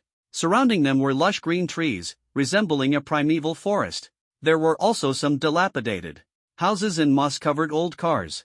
This was a historic moment. 600 million people of Daxia wept as they watched the live broadcast. Chen Han looked at an Audi license plate and felt a surge of emotion in his heart. It was, in some sense, a memory of his past life. Just as he was lost in thought, a rustling sound came from the nearby grass. In the next moment, a massive boulder flew from afar, directly smashing into the center of Kuei Battalion. The boulder before them was like a small mountain, with an estimated diameter of 50 to 60 meters. It's hard to believe what kind of force could lift such a massive boulder. Get out of the way. Chen Han and Lu Zixing almost simultaneously noticed the giant rock overhead and shouted in unison. But apart from the 2 strongest members of their team, no one else reacted in time. By the time everyone noticed the boulder, they were already panicking and unprepared for battle. If this boulder were to crash down, it would cause at least 1,000 casualties. Almost simultaneously, Chen Han drew his dragon roar bow, and Lu Zixing unsheathed his spear and leaped into action. Chen Han didn't use a star crystal arrow. While the power of the star crystal was immense, its attack range was small and could only strike in a straight line, making it ineffective against the boulder. Instead, he pulled the bowstring without an arrow. With his current strength, the dragon roarbao could unleash hundreds of thousands of kilograms of impact force even without an arrow. With their combined efforts, the boulder was quickly shattered. The crisis was averted. Everyone let out a long sigh of relief. Lu Zixing sternly warned, "Keep your eyes wide open. This is the north, the territory of the beasts." Having just set foot on unfamiliar land, the group was still a bit excited, but Lu Zixing's words quickly brought everyone back to their senses, making them vigilant of their surroundings. In fact, it wasn't just the area where the Kuei battalion was located. According to Yu Wuyun's plan, the 400,000-strong army was divided into 40 regions, advancing north simultaneously. The area Chen Han was in consisted of the Kuei battalion, the Xiang battalion, and the Chu battalion, totaling about 10,000 people. Besides this area, there were 39 other regions. They all seemed to have encountered attacks almost simultaneously. Those with bad luck had already suffered heavy losses. In Yu Wuyun's command center, battle reports kept pouring in. Reporting to Commander Yu, the Bai battalion in Region 12 was attacked by a giant serpent beast, with over 100 casualties. Reporting to Commander Yu, the Di Huang battalion in Region 16 entered a swamp and was attacked by swamp beasts, suffering 600 casualties. Reporting to Commander Yu, the Tiangong battalion in Region 32 entered a forest of man-eating trees and suffered over 50% casualties. One report after another gave Yu Wuyun a massive headache. However, the current casualty numbers were still within his acceptable range. After all, intelligence on the northern dark domain was scarce, and the soldiers' strength varied greatly across battalions. Different battlefield live streams from the regions were broadcast separately. Watching soldiers fall one by one in pools of blood, the citizens were heartbroken. The dark domain is terrifying. Our soldiers have only advanced 2 or 3 kilometers and have already encountered so many bizarre beasts. Sigh, reclaiming the northern territory is still a long way off. But at least we've made a good start. Meanwhile, in Chen Han's area, not long after the first boulder was dealt with, a second boulder appeared in quick succession. Fortunately, everyone was prepared this time. Various attack methods were unleashed, and the boulder was swiftly shattered. Lu Zixing and Chen Han exchanged glances, then looked up in astonishment. The forest they were in had trees over 30 meters tall, so dense they blocked out the sky, completely obscuring their view. What kind of creature could launch such precise attacks on their area in this environment? I'll go take a look. The feeling of being watched by an unseen enemy was deeply unsettling. After speaking to Lu Zixing, Chen Han leaped up and climbed to the treetops in just a few bounds. But when he stood at the top and looked around, all he saw was an expanse of green forest. With no trace of any large beasts in sight, being able to move such massive boulders must mean the creature is a colossal beast, yet not a single trace of it has been found. This left Chen Han feeling deeply puzzled. Unwilling to give up, he continued observing. Before long, the opponent finally revealed a flaw. In the distance, a small black dot suddenly appeared, flying toward Chen Han at an incredible speed, gradually growing larger. It eventually transformed into a giant boulder with a diameter of 50 to 60 meters. Following the direction from which the boulder came, Chen Han finally saw the true form of the beast. It turned out to be a 7 to 8 meter tall ape. Though its size was enormous, it couldn't quite be classified as a giant beast. It looked peculiar, with a frail, emaciated body resembling a monkey wrapped in skin and bones. However, its 2 arms were exceptionally robust, occupying half of its body's volume. Each arm was as thick as the combined arms of over a dozen people. This indicated its strength was extraordinarily powerful, otherwise, it wouldn't be able to move such boulders. Even more remarkable were its eyes, which were as sharp as those of an owl. This meant its vision was exceptionally keen. The moment Chen Han discovered it, the strange ape also noticed him. In terms of vision, it was likely on par with Chen Han, who possessed an SSS-level talent. Chen Han gave this ape a name: Eagle-Eyed Power Ape. This was a brand new species of beast, and according to the regulations of Dixia, the person who discovers a new species has the right to name it. In just an instant, Chen Han analyzed the characteristics of the Eagle-Eyed Power Ape: extraordinary strength and an extremely wide field of vision. This meant it possessed formidable long-range attack capabilities. This guy might be tough to deal with. Ha! Suddenly, Lu Zixing patted Chen Han on the back. At some point, Lu Zixing had also climbed up the tree. Although he couldn't clearly see the ape's specific appearance, he could roughly make it out. The Eagle-Eyed Power Ape was hiding in the dense jungle, with natural cover, and was at least 20 kilometers away from them, making it indeed difficult to handle. Ha! Chen Han nearly smiled faintly, pulling out a star crystal arrow from his quiver. The dragon roar bowstring was drawn to its fullest, and with a sharp sound of air being pierced, the star crystal arrow shot toward the eagle-eyed power ape at an astonishing speed. The eagle-eyed power ape seemed to possess a certain level of intelligence. It saw Chen Han drawing his bow and shooting the arrow but didn't dodge. It was confident in the distance.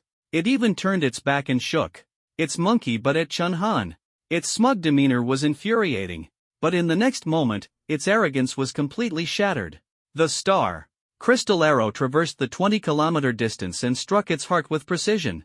A massive hole instantly appeared in its chest. Damn! Lu Zixing spat. Although the details couldn't be seen clearly in the distant forest, the ape's figure had vanished without a trace. Clearly, Chen Han had killed it with a single arrow.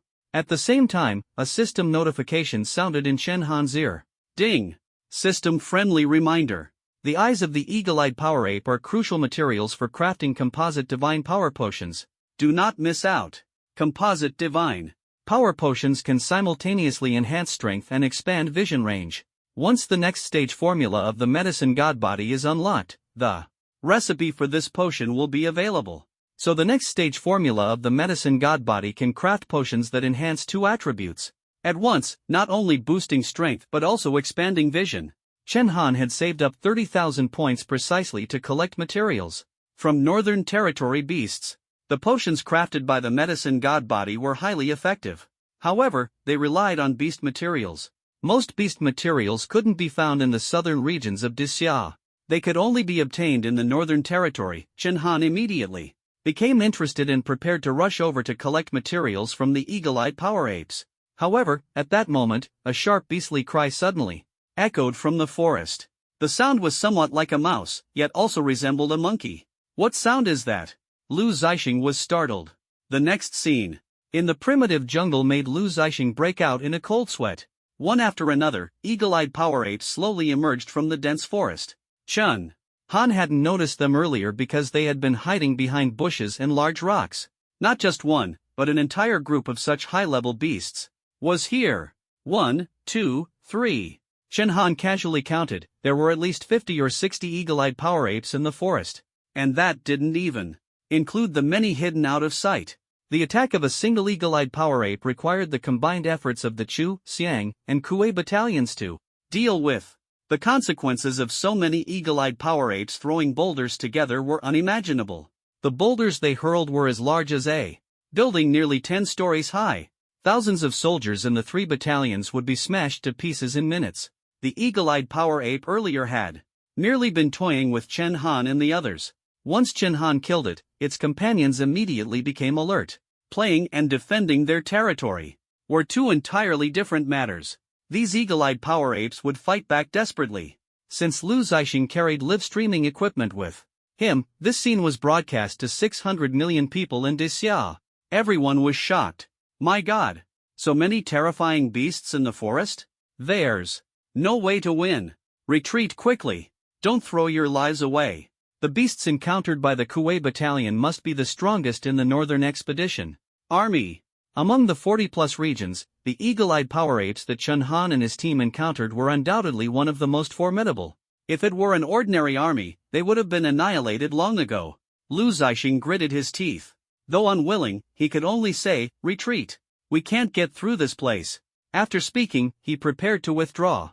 However, this was humiliating, as the Kuei battalion was the elite of the Fire God army and had fought many tough battles.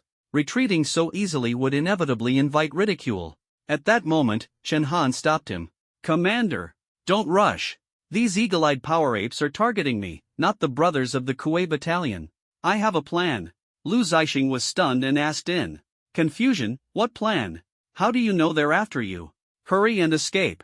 But Chen Han didn't flee. Instead, he leaped to another position, completely opposite to the battalions of Kuei, Xiang, and Chu. Lu Zixing immediately understood Chen Han's intention. Chen Han wanted to use himself to attract the attention of all the eagle-eyed power apes, to buy time for the soldiers of the 3 battalions.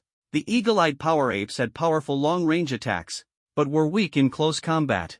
Their short legs made them run at a speed comparable to that of a martial artist-level human. Once the soldiers of the 3 battalions got close, the apes would be defenseless.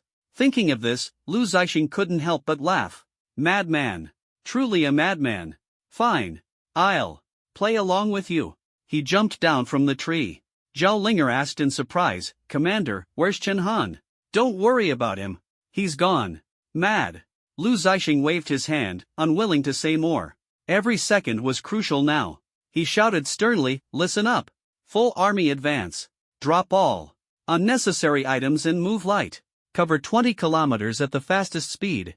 For soldiers, the most important thing is to obey orders, although no one understood what was happening. Over 10,000 people immediately formed ranks and charged into the depths of the jungle.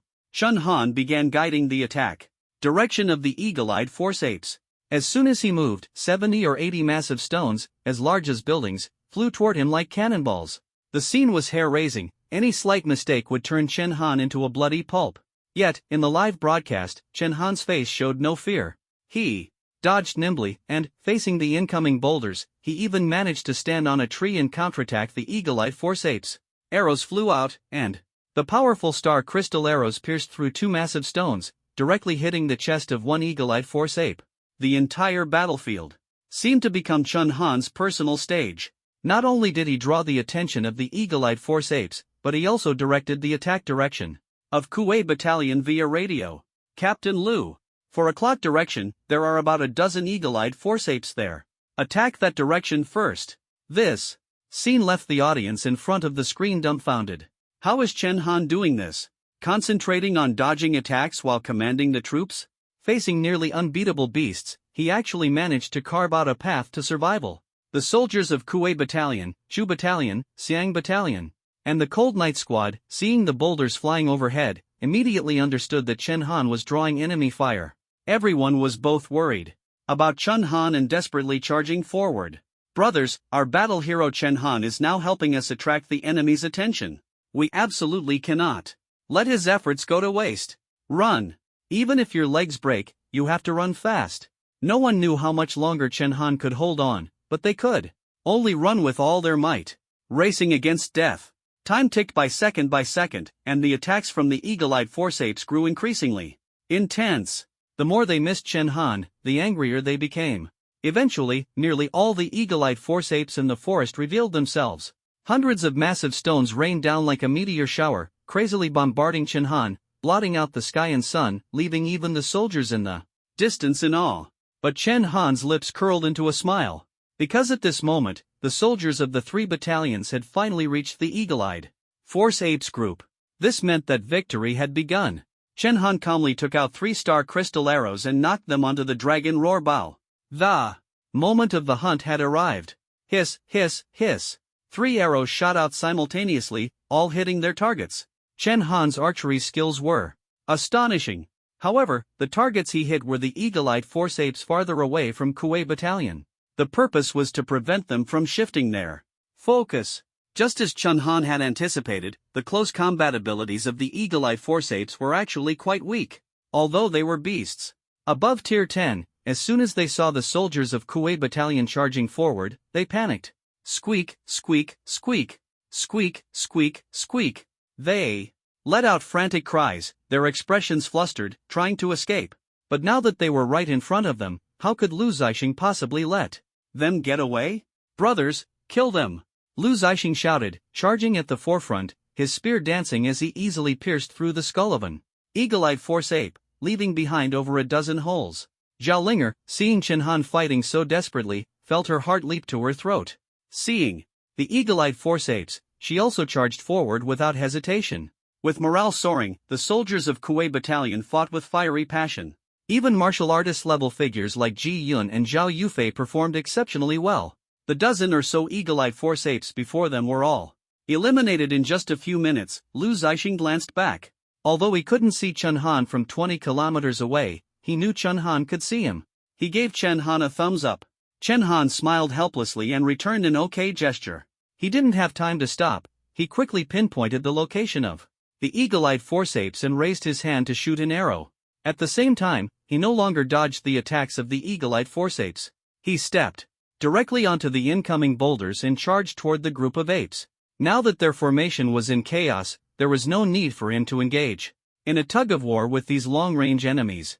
After all, the bow and arrow were merely his auxiliary weapons. Chen Han slung the bow over his back, took out his spear again, and moved like a phantom. Soon, stepping on the flying boulders, he reached the eagle-eyed forceps. Piercing death thorn. Spear! Chen Han shouted in a low voice as an eerie red light flickered on the overlord's spear. In an instant, the red light exploded, and the spear pierced through the heart of one eagle-eyed force ape. Another ape panicked at the sight and tried to flee. Chen Han immediately executed the Beidouhauren spear technique, his moves bold and sweeping, designed specifically for close combat. A horizontal sweep opened a large wound on the opponent, blood splattering everywhere. Bathed in the blood of his enemies, Chen Han resembled a god of war, terrifying the eagle-eyed forceps into fleeing in panic. But under his spear, they had no chance of escape. Before long, all 100-plus eagle-eyed forceps were completely wiped out. The Kuei Battalion became the first area to clear out the enemy. Even more shocking was the fact that the battle losses were zero. Under Chen Han's leadership, over 10,000 soldiers fought without a single serious injury. Such a situation was rare in military history, an unprecedented victory. The triumphant news was immediately relayed to Yu Wuyun's command room. Yu Wuyun laughed heartily and slammed the table. Good. Excellent. Chen Han alone is worth my entire army. Notify all battalion commanders immediately to regroup and take inspiration from Chen Han. Don't let these minor exotic beasts scare you. This victory greatly boosted morale. Watching the live broadcast, the citizens of Dasha were so moved that they knelt and shouted, "Heaven has eyes! Heaven has eyes!" It seems we'll soon be able to travel to the Northern Territory and even gain access to its resources. With Chen Han leading the charge, the troops in other battle zones were inspired and achieved their own victories one after another. Reports of triumph flooded the command room. Across the northern border, the Northern Expedition Forces achieved overwhelming success.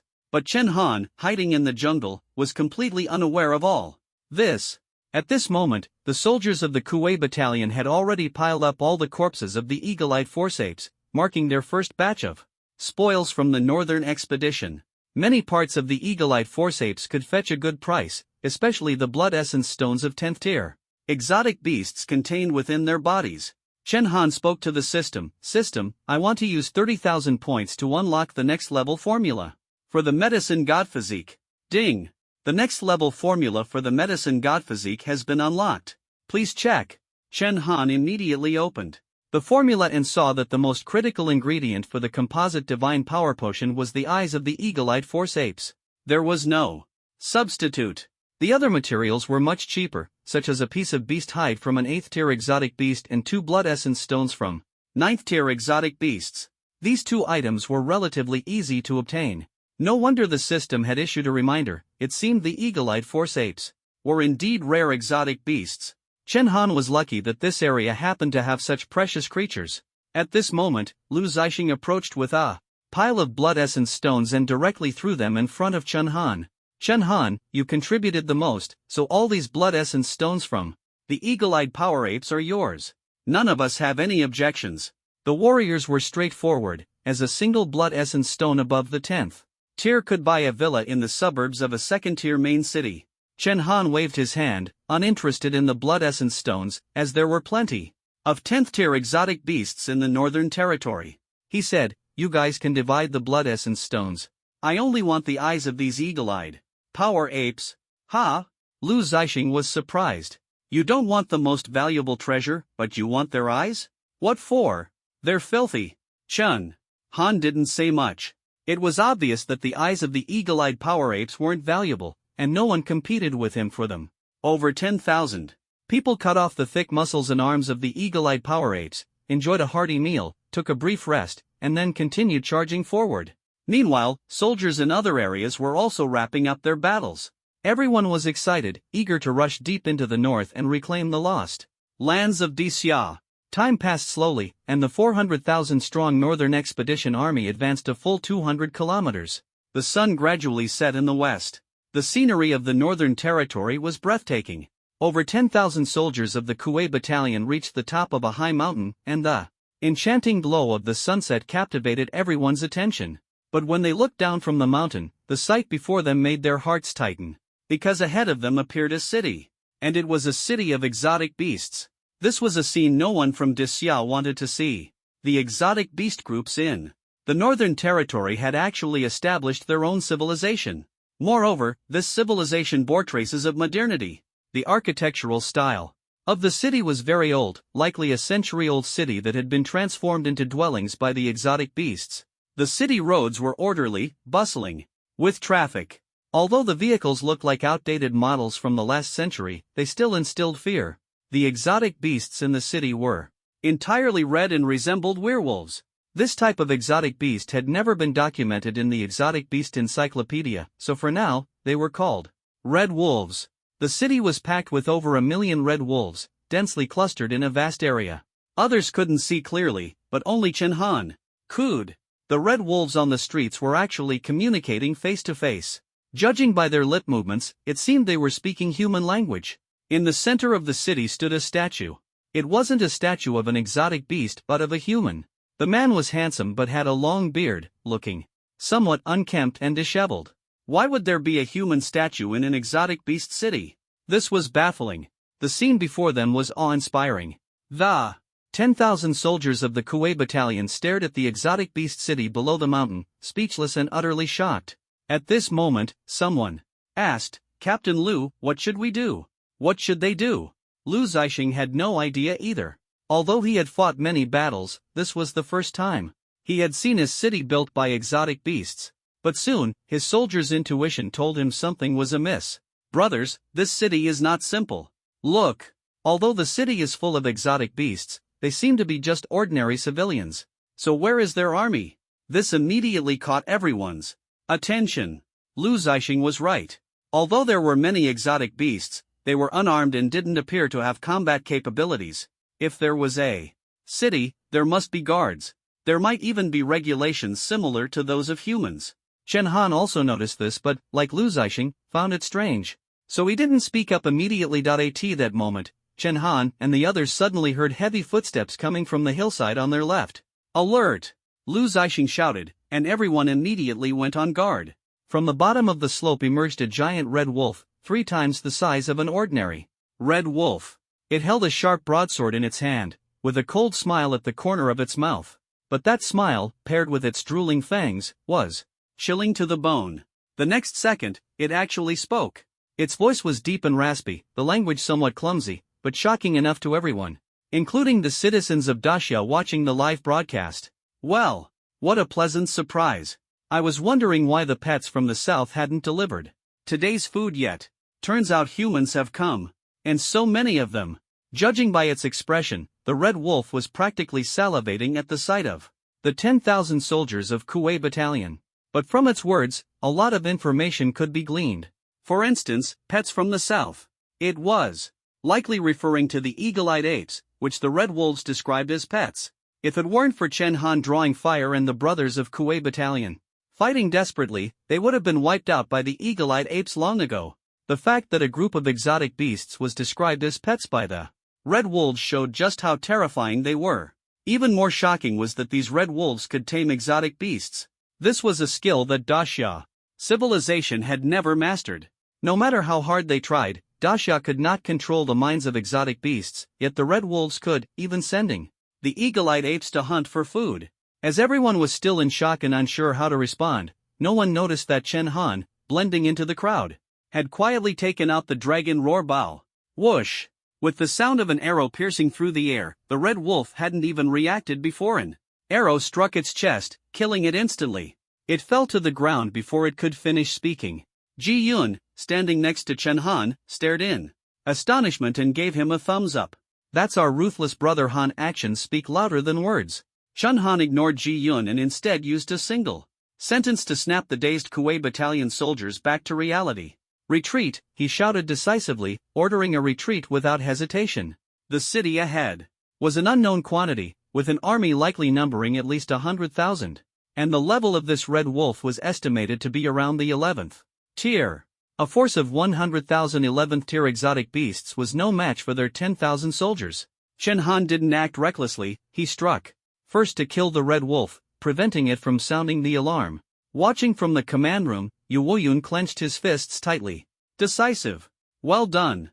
As a military commander, the most important skill is to quickly assess the situation and respond accordingly. Retreating isn't shameful, losing is, especially when facing the risk of total annihilation.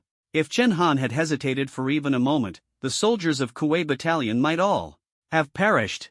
Thus, the 10,000 soldiers immediately began their retreat. But dealing with exotic beasts capable of forming a civilization was no easy task. The Red Wolves were a highly organized exotic beast civilization. Each Red Wolf could sense the mental state of other Red Wolves.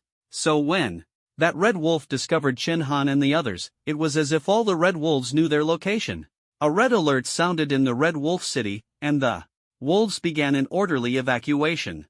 Meanwhile, mysterious horn sounds suddenly echoed around the mountain where Chen Han was located. Soon, armored Red Wolves began to appear. 1, 2. Before they knew it, tens of thousands of Red Wolves surrounded them from all directions. And the numbers continued to grow. Humans are here. Ever since the arrival of the mountain god, I haven't tasted human flesh for 18 years. The Red Wolf beasts drooled as they ran.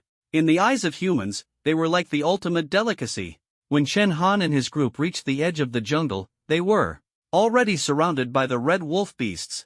These creatures had powerful leg muscles and were much faster than the soldiers of the Kuei Battalion.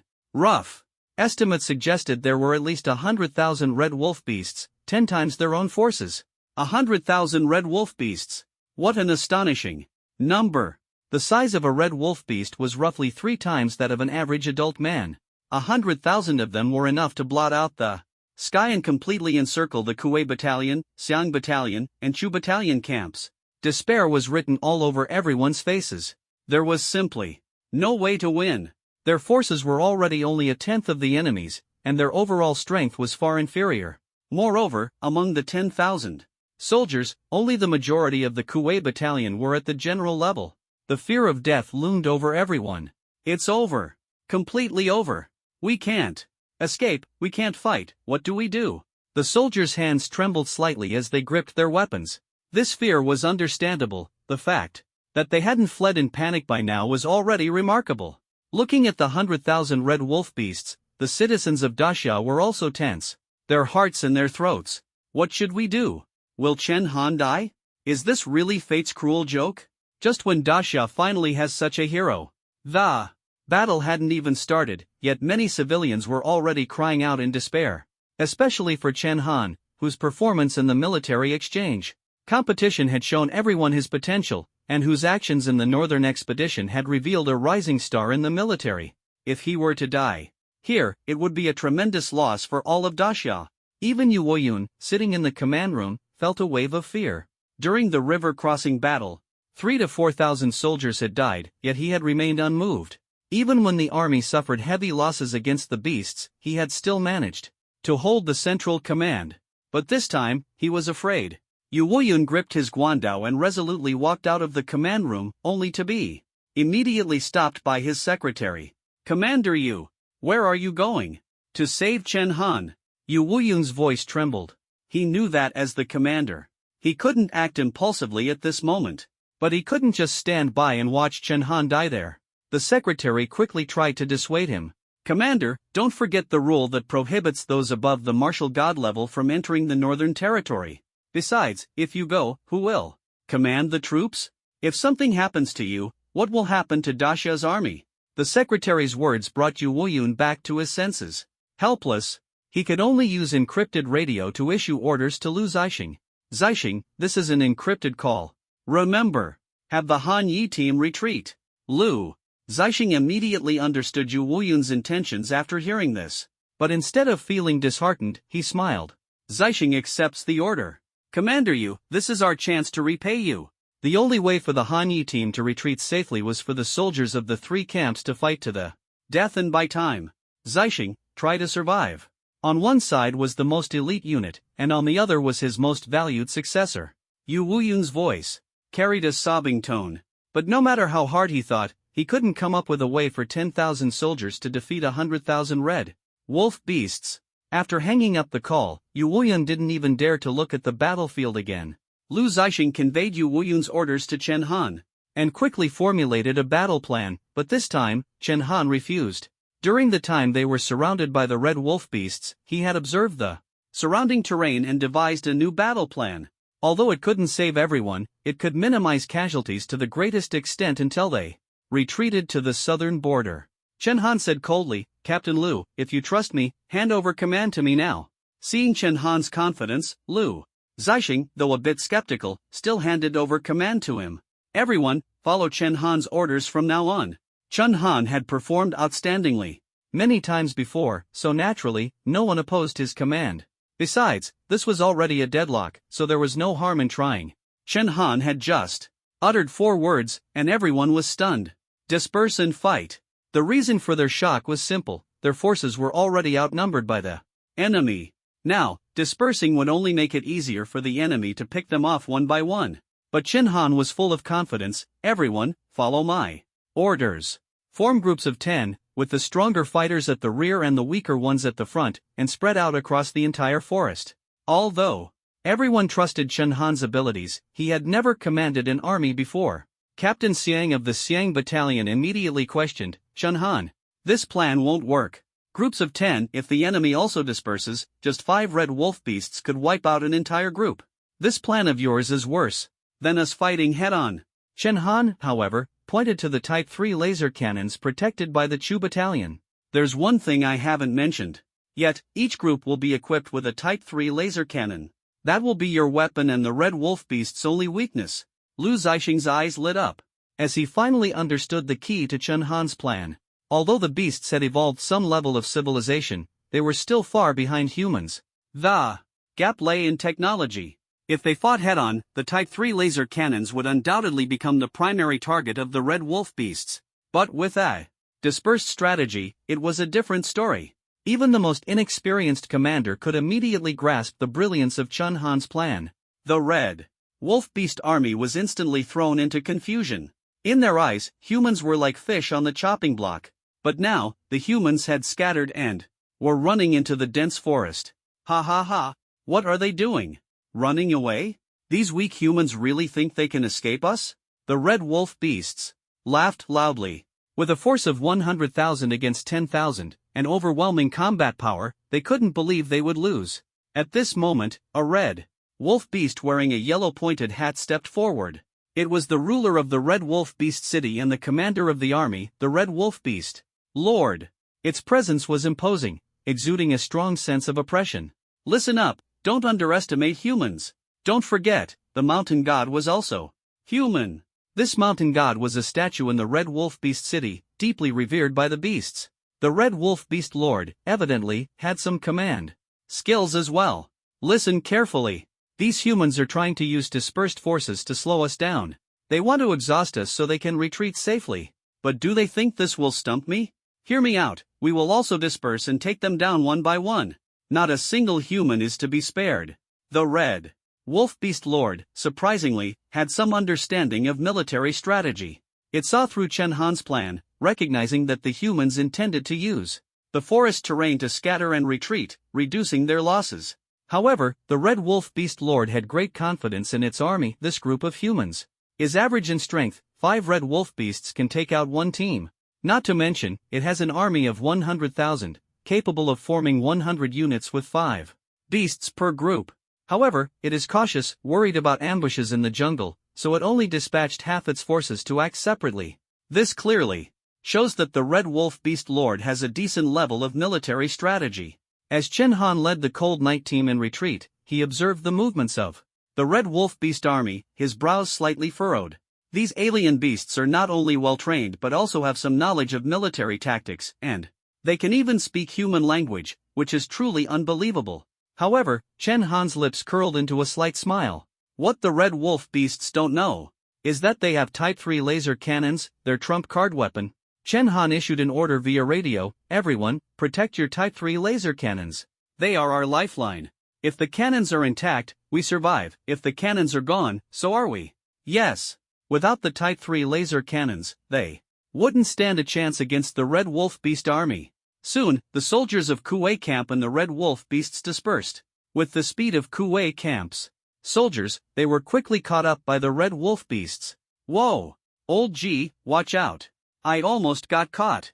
Xu Meng, carried by Ji Yun as they leaped through the forest, narrowly avoided being struck by the claws of a red wolf beast. These beasts possess astonishing strength, estimated at 300,000 kilograms. Although Xu Meng has a talent for manipulation, his basic attributes are weak. A single claw strike would leave him half dead. Humans! Humans!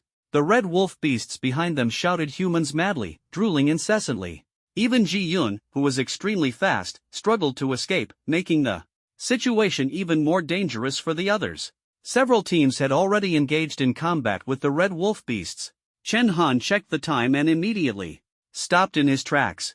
Everyone, stop engaging the red wolf beasts head-on. Remember, try to lure them together and take them out in one go with the Type 3 laser cannons. After saying this, Chen Han and the Cold Night team stopped completely, turning to face the red wolf beast army behind them. Chen Han, being the strongest in the three camps, attracted the most red wolf beasts, at least 500 or 600 of them. The red wolf beasts licked their lips. Finally stopped running? Can't run anymore, huh? Let's have a good meal. Chen Han wasted no words, drew his bow, and with a swoosh, the talking red wolf beast was shot through the head. This single arrow revealed Chen Han's strength to the 500 or 600 red wolf beasts, instilling fear in their eyes.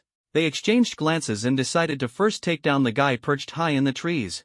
Howl! With a wolf's cry, 500 or 600 red wolf beasts charged forward, targeting Chen Han directly. Chen Han's expression was resolute as he set down his bow and slowly raised the Overlord Spear. A burst of intense light instantly enveloped the entire group of red wolf beasts, making it impossible to keep one's eyes open. The red wolf beasts were clearly afraid of the light. Under the radiance of the sun-extinguishing god-slaying spear, they closed their eyes and screamed in fear. Strike while they're vulnerable, and catch them off guard. The shockwave from the sun-extinguishing god-slaying spear suddenly swept through, and just the first wave of impact left most of the red wolf beasts severely injured. Chen Han shouted sharply, Zhao Yufei. Ahead, Zhao Linger, Ji Yun, and Zhu Meng quickly cleared a path. Zhao Yufei was in charge of the Cold Night team's Type 3 laser cannon. In an instant, the sun-extinguishing god-slaying spear and the Type 3 laser cannon fired simultaneously, wiping out the 500 or 600 red wolf beasts in an instant. A few seconds later, the small patch of jungle ahead had turned into scorched earth. The red wolf beasts' corpses couldn't even be found. They had all turned into soil fertilizer. This commotion also caught the attention of the surrounding soldiers from the Kuwei battalion. Brothers, Captain Chen Han is bravely killing the enemy. We can't fall behind. Don't forget, we carry the hopes of the people of Daxia. That's how military operations work. Whenever there's a glimmer of hope for victory, morale skyrockets. Morale is the key measure of a military's strength. Strike while the iron is hot, there's no room for slack. Chen Han seized the moment and shouted to all the soldiers, open fire. Countless black laser beams instantly lit up the jungle. Many red wolf beasts didn't even have time to react before being blasted into ashes by the Type 3 laser cannons. What is this? The Lord never told us humans had such powerful weapons. In stark contrast to the high morale of the Kuwei battalion soldiers, the red wolf beast horde was utterly terrified. The power of technology remains unmatched. 600 million Daxia citizens sat in front of their screens, their eyes brimming with tears of excitement. They did it. Chen Han really did it. Using 10,000 to fight against 100,000. With this kind of spirit, charge, crush them completely. This thrilling scene inspired countless young people to feel the urge to enlist. Over 10,000 soldiers, not a single one afraid of sacrifice. This is the true people's army of Daxia. Even Yu Woyun clenched his fists, his face filled with excitement and pride. That battle was one he, a seasoned veteran of countless wars, couldn't see any chance of winning. Chen Han had never truly set foot on the battlefield against alien beasts, nor had he undergone systematic command training. Yet he managed to stay calm in an instant, utilize the terrain, and withstand an enemy 10 times his size. It was nothing short of a miracle. Yu Woyun had originally planned to send Chen Han to the military academy to study tactical command after the northern expedition ended. After all, he had only ever trained Chen Han's personal combat abilities. The army indeed needs formidable special forces soldiers, but it needs commanders who can oversee the entire battlefield even more. Now, it seems that might not be necessary. Chen Han is simply a genius. Just as Yu Woyun was filled with excitement, his secretary rushed in, panting heavily, holding a battle report. Report! The 30,000 troops in Districts 13, 14, and 15 encountered the Dark Bat Army and suffered heavy casualties, nearly wiped out. Report! The 20,000 troops in Districts 26 and 27 encountered the Horsehead Beast Army and were completely annihilated. In stark contrast to the near-victory news from Chen Han's side, the Northern Expedition forces in other areas were also facing fierce attacks from alien beast armies, but they were almost entirely wiped out. Yu Wuyan looked at the battle report, his face ashen, burning with rage. Ugh! A mouthful of fresh blood spurted from the mouth of the centenarian general. Years of warfare had left Yu Wuyan with numerous hidden injuries. This time, his anger overwhelmed him, and his secretary turned pale with fright on the spot. Marshal Yu, are you all right? Yu Wuyan forced himself to stand firm and steady his mind. He had underestimated the strength of the northern alien beasts. He had initially thought the alien beast city Chen Han encountered was an isolated case, but he realized this situation was widespread. The northern alien beasts had already evolved to the point of claiming territories and dividing power. Yu Wuyan, despite his vast experience, found it difficult to deal with such an overwhelming disparity in strength. His initial decision to disperse the 40,000 troops for exploration was meant to avoid total annihilation, but now it seems better to concentrate forces. Otherwise, it wouldn't have ended in such a tragic state. At this moment, Yu Wuyan sensed two powerful presences outside the door. He snorted coldly, "When we were winning battles, you were nowhere to be seen. Now that we've lost, you've come to nitpick? Come in. You too." The door to the command room was pushed open, and Marshals Zhang Go and Ouyang Quan slowly walked in. Their purpose was clearly not to assist Yu Wuyan. After all, there was only one commander for this northern expedition, Yu Wuyan. Zhang Go smirked mockingly, "Commander Yu, you don't look so good. Didn't get enough rest?" Ouyang Quan chimed in, trying to smooth things over. "I saw it in the livestream, several areas were almost completely wiped out. The corpses piled up like mountains." Just as Ouyang Quan said, out of more than 40 areas, only the one where Chen Han was stationed achieved a slight victory. The other areas were either routed by the beast army or littered with corpses. The casualty rate was at least 70%. In other words, out of the 400,000 Northern Expedition troops, only about 100,000 remained. People cheered for Chen Han's victory but mourned the devastating losses of the other forces. The army of Daxia suffered a heavy blow. 30,000 seasoned soldiers recovering from this would take time. Yu Wuyan looked at the two men gloating, his anger growing. The failure of the Northern Expedition was his responsibility, but many of the troops were also their loyal followers. That these two could still laugh was infuriating. Yu Wuyan said coldly, "What exactly do you want? Speak clearly." Zhang Go, unhurried and still smiling, replied, "Commander Yu, don't blame me for not reminding you, the responsibility for this northern expedition lies solely with you. It has nothing to do with me or Ouyang Quan." So they had come to shirk responsibility. Although they hadn't personally commanded, if the northern expedition had succeeded, they would certainly have claimed a share of the credit. After all, the Wind God Army and Earth God Army were under their command. Yu Wuyan's face darkened, the sight of the soldiers' corpses on the screen fueling his killing intent. He had no patience for pleasantries. "Get out. I will take full responsibility for this northern expedition. You don't need to interfere."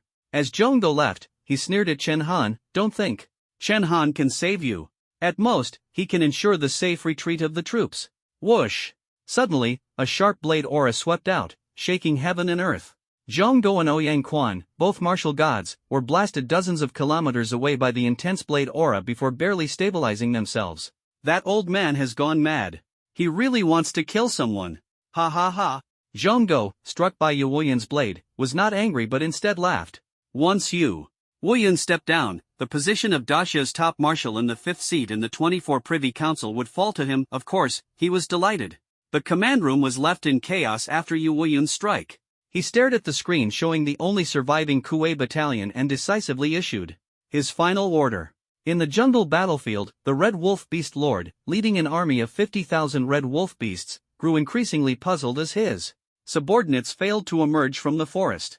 Given human speed and the Red Wolf Beast's running ability, he had originally estimated the battle would be over in less than 10 minutes.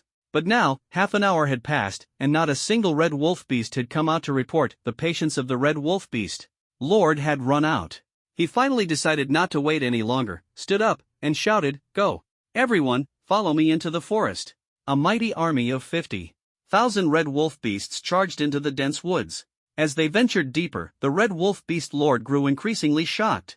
Scattered throughout the forest were countless severed limbs of red wolf beasts. To be more precise, these were not complete corpses but fragments of wolf heads, wolf claws, and wolf arms, brutally sliced apart by some mysterious weapon, strewn all over the ground.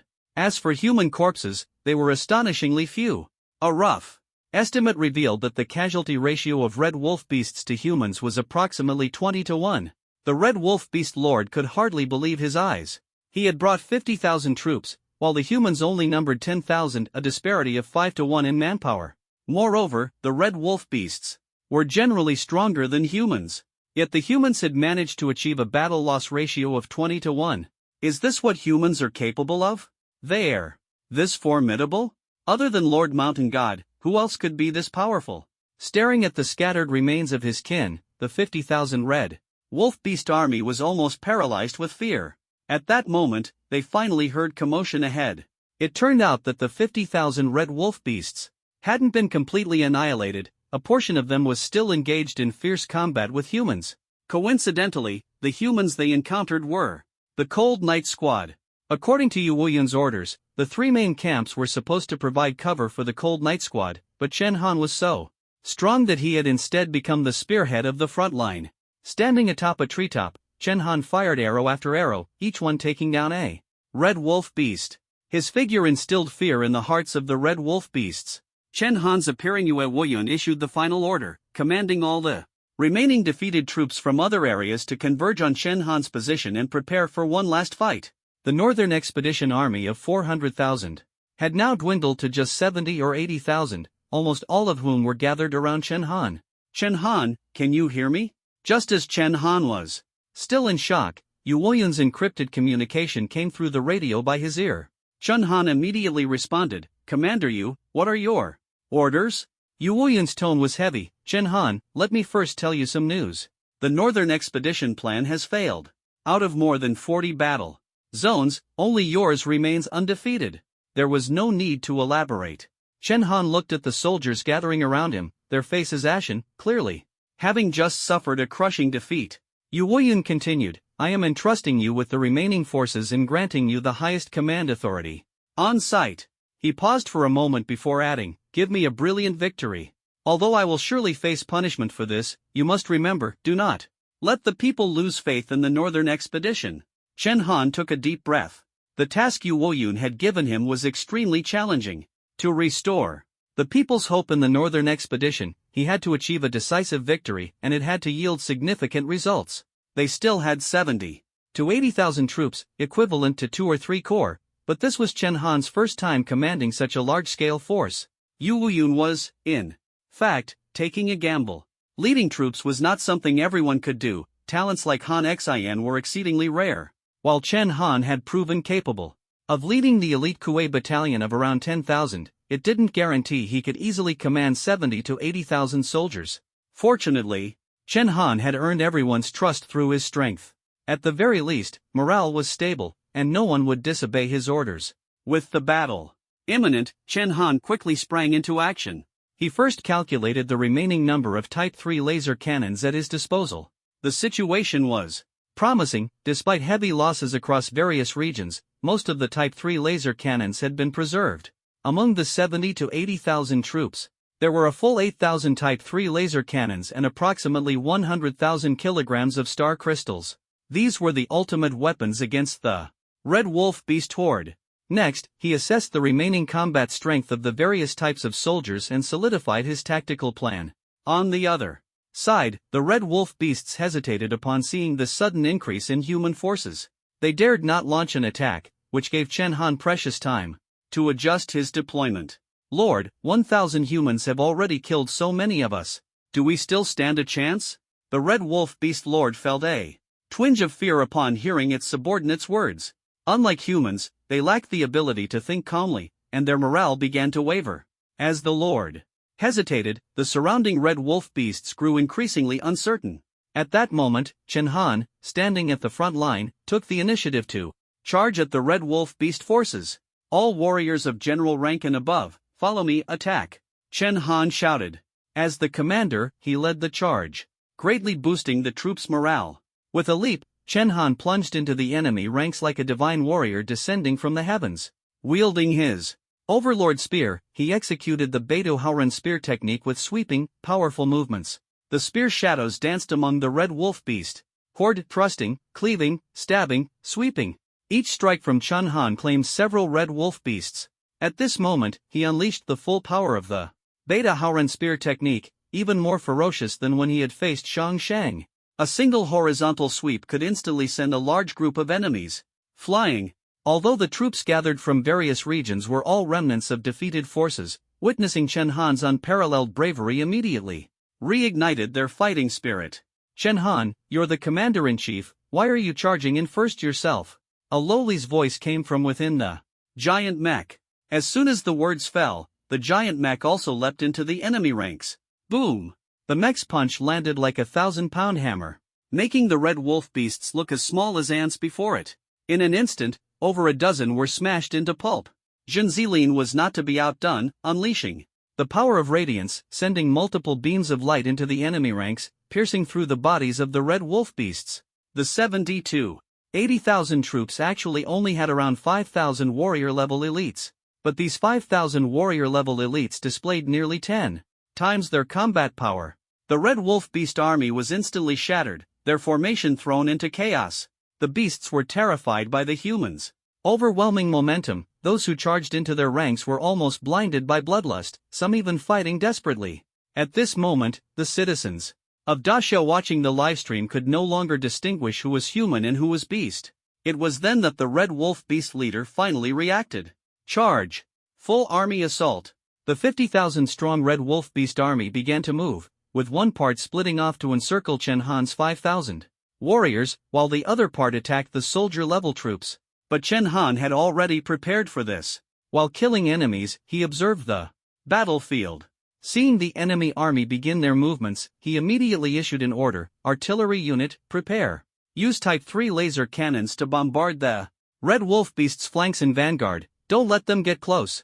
Chen Han led his 5,000 warriors into the red wolf beast's central army, where the enemy's flanks and vanguard were bound to be stronger. Just as these red wolf beasts charged toward the Northern Expedition Army, rows of black Type 3 laser cannons instantly aimed at them. Beams of black lasers shot skyward, enveloping the battlefield in an instant. The red wolf beasts didn't even have time to scream before they were reduced to dust. After the first round of bombardment, the charging red wolf beasts' flanks and vanguard were almost completely annihilated. Seeing this, the entire army's morale soared. Meanwhile, the red wolf beasts, witnessing their comrades' gruesome deaths, were scared out of their wits. Chen Han led his 5,000 elite warriors like a sharp spear, piercing straight into the heart of the red wolf beast army. Along the way, anyone who blocked them was killed, anyone who resisted was destroyed. Before long, Chen Han, charging at the forefront, was less than 200 meters away from the red wolf beast leader. The red wolf beast leader, seeing the god of slaughter before him, was terrified out of his mind. Without saying a word, he turned and fled. His speed was astonishing, disappearing completely in the blink of an eye.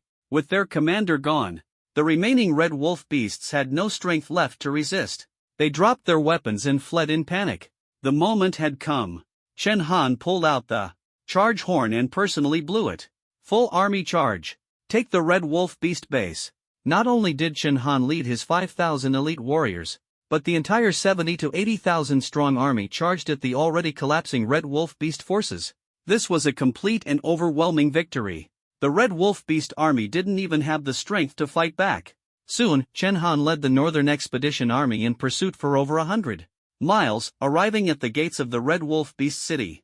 Millions of red wolf beasts were gathered inside the city, and the red wolf beast leader had also fled back to the base, preparing to rely on their numerical advantage to annihilate Chen Han's army. But Chen Han stopped outside the city, coldly watching the panicked red wolf beast civilians inside. Artillery unit, hear my command. Concentrate all Type 3 laser cannons on one location. At this moment, everyone understood Chen Han's intent. He planned to use all 8,000 Type 3 laser cannons to directly bombard the Red Wolf Beast City. This idea was shocking. The commander of the Fengshan Army's Quinzi Battalion couldn't help but ask, Chen Han, are you really going to bomb this city? There are over 1 million alien beast residents in the city. This is no small matter. Aren't you planning to report it? Chen Han sneered, no need to. Report. Marshal Yu has already handed over the supreme command of the Northern Expeditionary Army to me. I have the authority to make decisions. The reason Chen Han didn't report was simple. Yu Wuyun had already taken most of the blame for the failure of the Northern Expedition. Bombing an entire city would undoubtedly cause a huge uproar. If anyone were to assign blame, the responsibility would fall solely on Chen Han.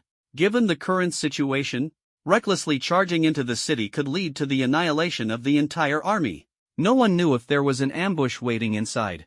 Chen Han didn't want to take that risk, so he decided to level the city with laser cannons.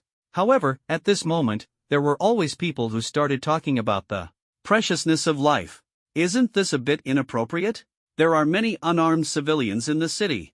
The Red Wolf Beast Army has already collapsed across the board and has little resistance left. We can just go in and take them out. Some in the army began to waver, urging Chen Han to show mercy. Most of these people were officers. Moreover, many citizens of Daxia watching the live broadcast also felt puzzled. After all, Chen Han was preparing to completely annihilate the enemy. I think these Red Wolf beasts might be open to negotiation. What if we can tame them? They can understand human speech. Maybe they could even serve us. Their strength is no small matter. Chen Han is young and too impulsive. Before even entering the city, many people had already started discussing how to make use of the spoils of war. They seem to have forgotten that not long ago, the 300,000-strong Northern Expeditionary Army had been completely wiped out, devoured entirely by the alien beasts. At this moment, Chen Han made a move that shocked everyone. With a wave of his right hand, the Overlord spear flew out, directly piercing through an officer who had been making idle remarks, pinning him to the ground. This scene sent chills down the spines of the 70,000 to 80,000 soldiers of the Northern Expeditionary Army, silencing everyone in terror. Chen Han, his expression cold, walked up to the officer, pulled out the Overlord spear, and blood splattered everywhere. With the enemy at our gates, anyone who shakes the morale of the army will be executed without mercy. This statement left everyone trembling in fear.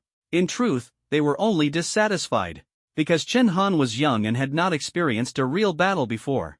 If Yu Wuyun were here, they wouldn't dare utter a single word.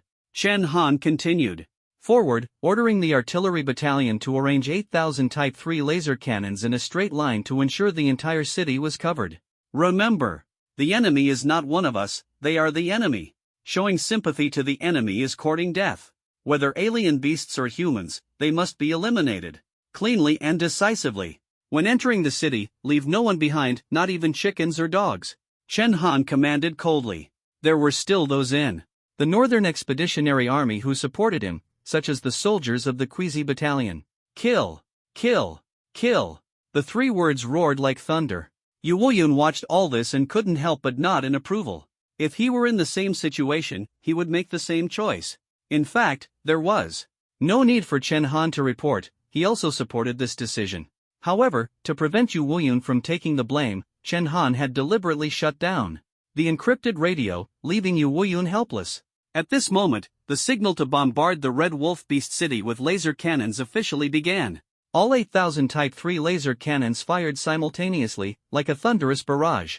Countless dense black lasers rained down like a torrential downpour, directly striking the city of the Red Wolf Beasts. The Type 3 laser cannons fired without a sound, leaving the surroundings in complete silence. But when the lasers struck the Red Wolf Beast City, the scene was utterly despairing. The destructive power of the Type 3 laser cannons was unlike that of ordinary artillery. Any living being or object within the laser's range would be instantly obliterated. In just a brief moment, the 8,000 Type 3 laser cannons had leveled a vast area of buildings at the front of the city to the ground. Witnessing the terrifying destructive power of the Type 3 laser cannons, the city was thrown into panic. The piercing screams of the Red Wolf Beasts were deafening, a scene of utter carnage. But Chen Han did not stop. As soon As one round of laser cannon fire ended, he immediately ordered the replenishment of star crystals to prepare for the next round of bombardment. Each unit had prepared nearly 100,000 kilograms of star crystals, and they were determined to make full use of them. Fire! The second round of Type 3 laser cannon fire followed immediately. The Red Wolf beasts, who had no time to escape, along with numerous buildings, were once again destroyed, turning the city into ruins. During the bombardment, it was discovered that among the million Red Wolf beast civilians, there were actually many soldiers hidden. They were concealed in various corners of the city, and if the Northern Expedition Army had recklessly entered the city without understanding the terrain, they could have been ambushed and caught off guard. The jungle terrain was advantageous for the Northern Expedition Army, but this city was the stronghold of the Red Wolf beasts. Everyone couldn't help but admire Chen Han's foresight. Choosing to bomb the city was undoubtedly the wisest decision. The Red Wolf Beast Lord was utterly unlucky. He had originally planned to lure Chen Han and his forces into the city and engage the Northern Expedition Army in urban warfare. Not only did he have his original 100,000 strong army, but there were also nearly 50,000 troops hidden in the city that he hadn't deployed. The outcome of the battle could have been unpredictable. The Red Wolf Beast Lord was completely dumbfounded, forced to watch helplessly as his subordinates were annihilated one by the black lasers. He even blurted out a phrase he must have learned from somewhere: "These humans, why don't they play by the rules?" If anyone had heard the Red Wolf Beast say such a thing, they would have laughed uncontrollably. No one knew how long the bombardment lasted, but most of the Red Wolf Beast city had been reduced to ruins, with broken walls and rubble everywhere. The wailing had ceased, and at least 90% of the million Red Wolf beasts were dead. The remaining 10% were almost entirely incapable of fighting. The 100,000 kilograms of star crystals were nearly depleted as well. When the time was right, Chen Han immediately gave the order: enter the city. Remember, eliminate everything. Even if you see a little red wolf cub, deal with it according to the law. Charge! 70 to 80,000 Northern Expedition soldiers surged into the ruins of the Red Wolf Beast City. Every Red Wolf beast they encountered was slaughtered. As the commander, Chen Han led the charge. He casually used his gun to pry open a piece of rubble and discovered a wolf cub and a mother Red Wolf beast hiding underneath.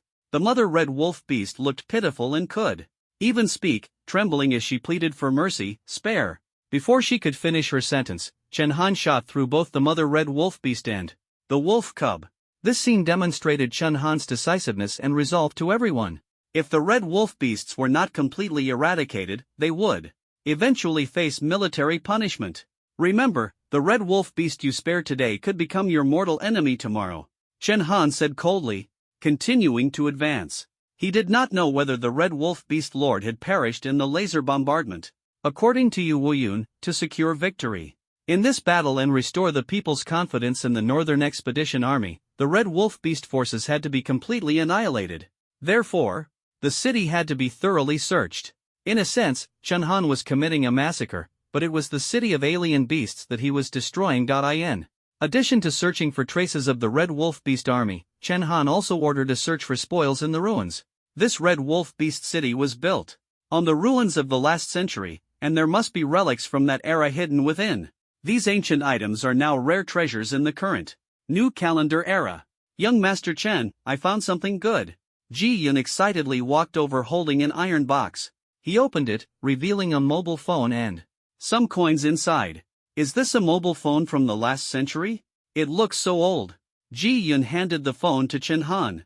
To Ji Yun, it was an antique. But to Chen Han, it was very familiar. It was an Apple phone, also known as a kidney phone. Chen Han's lips curled slightly as he tossed the phone back to Ji Yun. This thing will definitely fetch a good price in the market. Keep the coins too. The southern region of Disya had undergone years of development, leaving no traces of the last century, while only the northern region still had some ruins. At that moment, Chen Han suddenly saw a dazzling flash of light ahead. Who's there? Chen Han thought it was an ambush by the Red Wolf Beast Army and immediately shouted, raising his gun and chasing after it. However, when he arrived at the scene, he was so shocked that he couldn't speak. The source of the white light turned out to be a massive piece of star crystal, approximately 6 meters wide. This star crystal should have been buried underground, located at the edge of the city. It was only due to the change in the angle of sunlight that the crystal's brilliance reflected into Chen Han's eyes. At this moment, the Cold Night team also followed Chen Han to the surface of the star crystal. Their eyes widened in disbelief, as if they had never seen anything like it before. My goodness, such a large piece of star crystal must weigh at least 10,000 kilograms. Ji Yun, coming from a business family, was the first to estimate the value of the crystal. Zhao Yufei, who hailed from a prestigious family in the capital, was also stunned by the sight of such a massive star crystal. He said, "As far as I know, Daxia star crystals are usually divided into 1 kilogram pieces for convenient trade. A whole piece of star crystal this size is extremely rare in Daxia now. It's far more valuable than scattered star crystals." No wonder they were all so astonished, as if they had never seen anything like it before. Not just the Cold Night team, but even the high-ranking officials of the 24 Privy Council watching the live broadcast were all dumbfounded. The Northern Territory is truly the Northern Territory. The star crystal reserves there are at least 10 times greater than ours. In the south. Exactly. Our invasion of the north is primarily to seize these precious energy resources. Not to mention the north also has various rich mineral resources. The 24 Privy Council approved the Northern Expedition Plan mainly to capture the star crystals in the north. The star crystals in the south had almost been completely mined. The more they used, the less remained. And these star crystals are currently the most efficient energy source. It's no exaggeration to say that 1 kilogram of star crystal can sustain the operation of over a dozen major factories in the capital for an entire year. Everyone understands how terrifying this energy is. If the majority of the star crystal resources in the north could be developed, Daxia's energy crisis would be completely resolved. However, among the high-ranking officials of the Privy Council, only Emperor Qingtian knew the true secret of this star crystal deposit. Don't rush, this might just be a small exposed surface layer. There could be a massive vein hidden underneath. As soon as these words were spoken, the high-ranking officials of the 24 Privy Council all gasped in shock. A star crystal vein. That would be the real treasure. It's important to note that Daxia has a population of 600 million, but there are only 2 known star crystal veins, one located in the outskirts of the capital and the other at the southern border. These 2 mineral veins account for 3/4 of the star crystal reserves in Great Xia. Unfortunately, after over a century of mining, they are nearly depleted. If this truly is a star crystal vein, it would be a historic discovery. Chen Han's contribution would be unimaginable. The high-ranking officials of the 24 Privy Council trembled with excitement at the thought. Meanwhile, on the battlefield, Chen Han seemed to realize this as well. He ordered someone to bring a shovel and began digging into the ground, 1 scoop at a time. Just as Di Qingtian had predicted, this piece of star crystal was merely the tip of the iceberg exposed on the surface. As Chen Han continued to dig, more star crystals were revealed.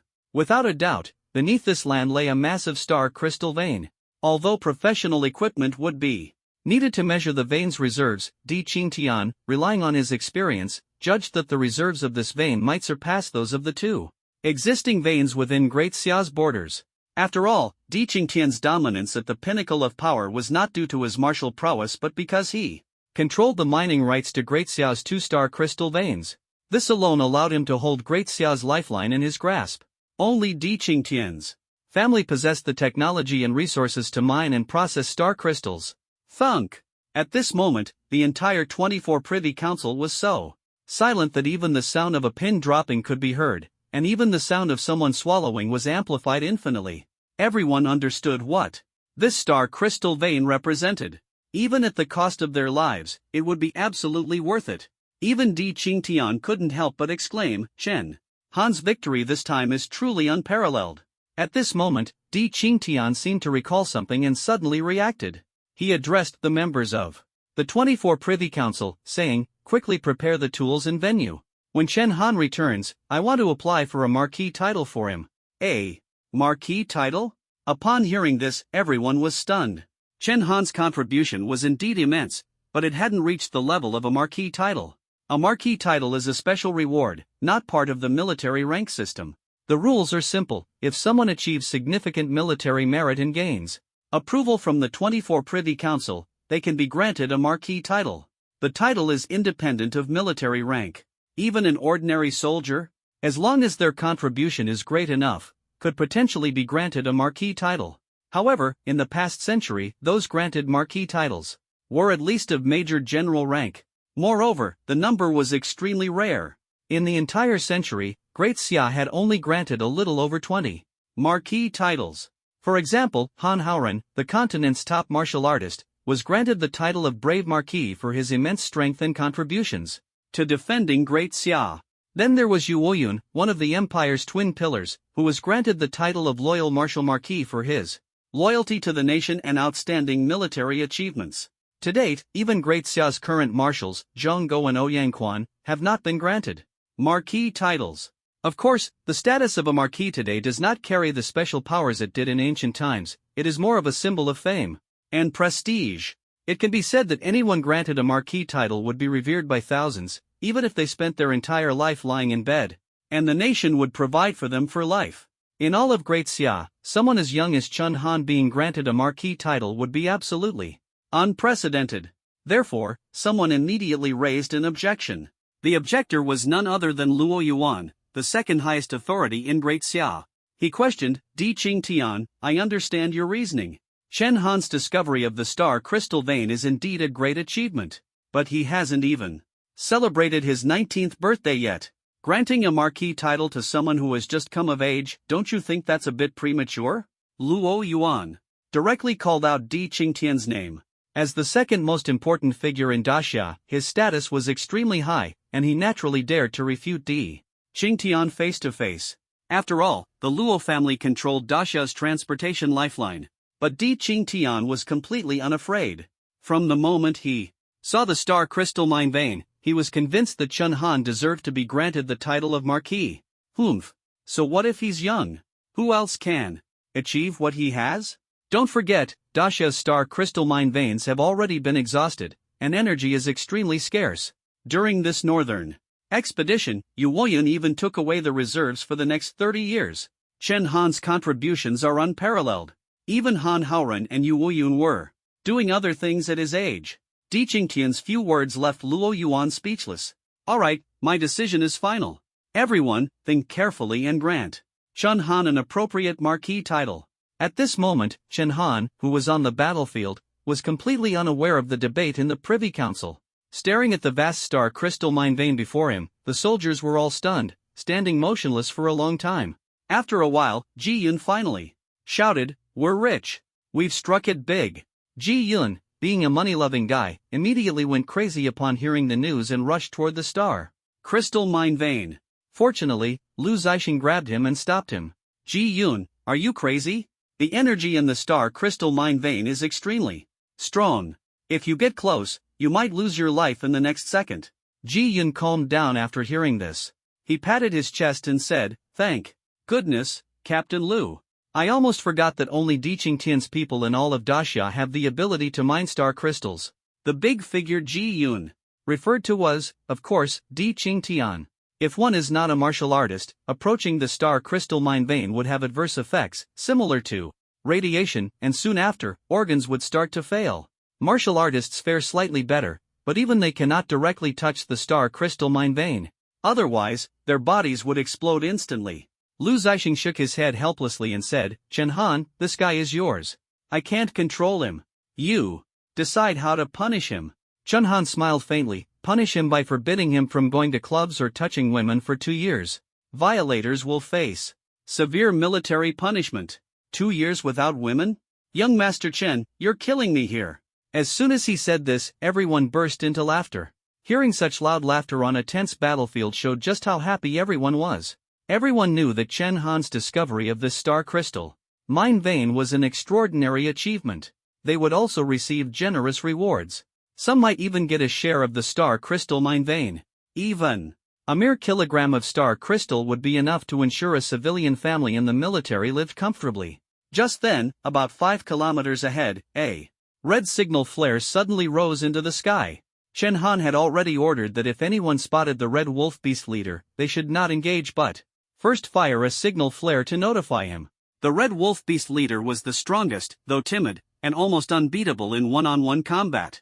Seeing the signal flare, Chen Han's expression immediately turned serious. He quickly grabbed his overlord spear and rushed in that direction. Soon, he arrived.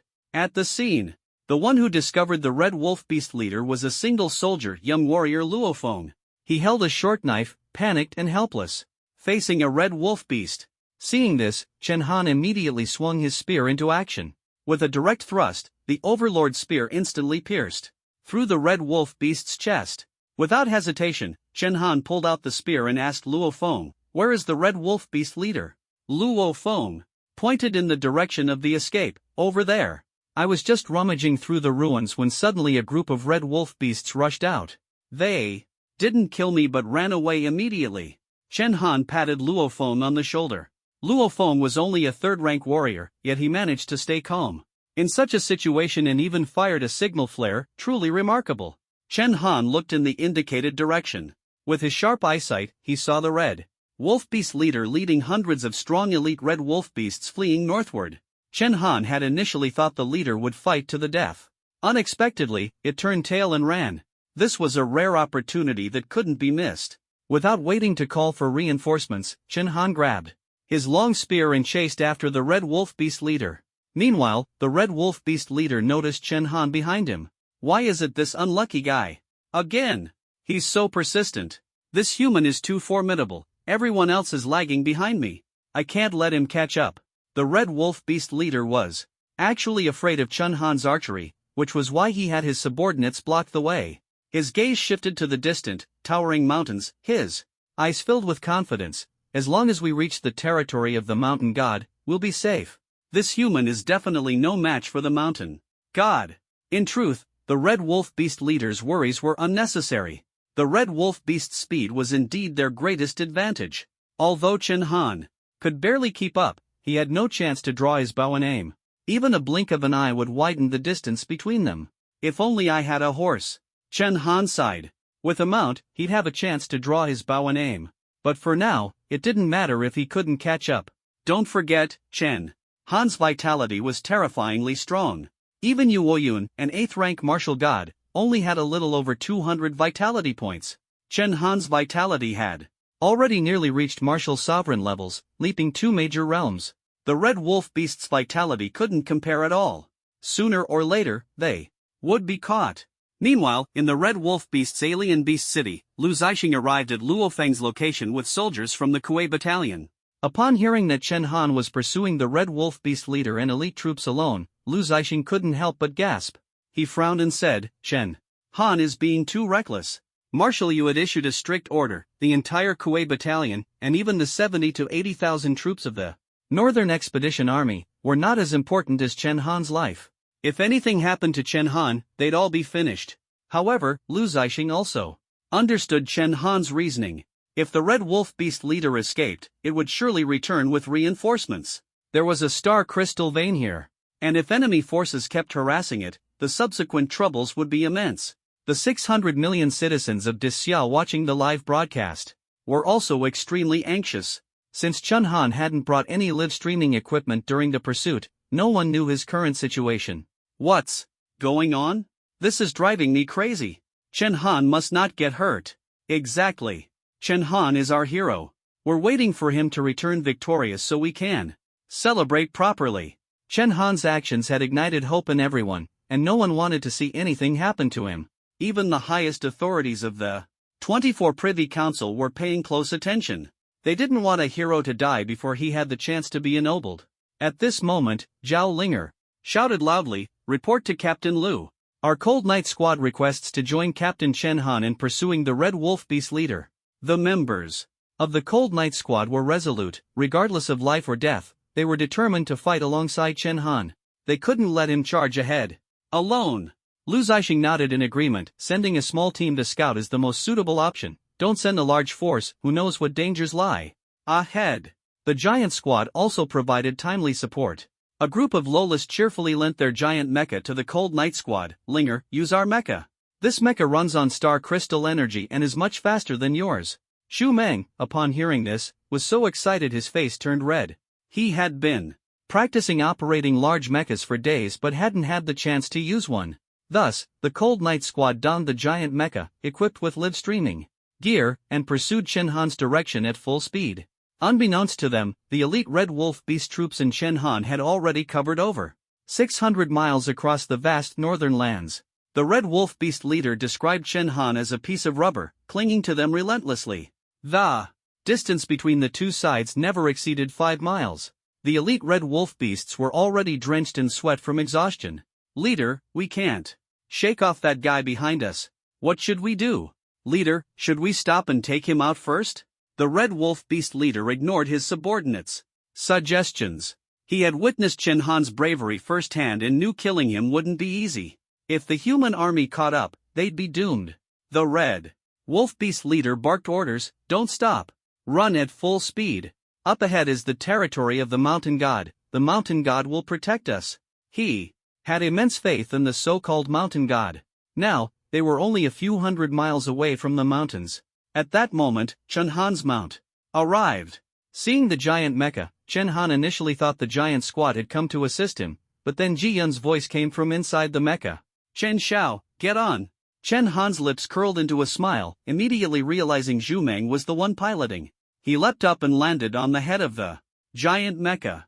He softly said, "Zhu Meng, keep it steady." Then he began to draw his bow and nock an arrow. Zhu Meng's piloting skills were exceptionally stable, and Chen Han barely felt any jolts while standing atop the mecha's head. Holding his breath, he pulled out a few precious star crystal arrows from his quiver, aimed at the Red Wolf Beast leader, and swiftly released an arrow. Whoosh! A sharp sound pierced the air, and the Red Wolf Beast leader panicked instantly. The Mountain God's territory was right in front of him, but the Red Wolf Beast leader didn't care. He grabbed a few nearby Red Wolf Beasts and threw them behind him. The star crystal arrow pierced through several elite Red Wolf Beasts, its power diminishing before it finally embedded itself into the ground. "Block it for me," the Red Wolf Beast leader roared. Chen Han was prepared, firing several arrows in succession, nearly wiping out the elite Red Wolf Beast troops. Just as the Red Wolf Beast leader entered the so-called Mountain God's territory, he finally breathed a sigh of relief and shouted loudly, "Mountain God, save me!" Chen Han paid no attention to the Mountain God.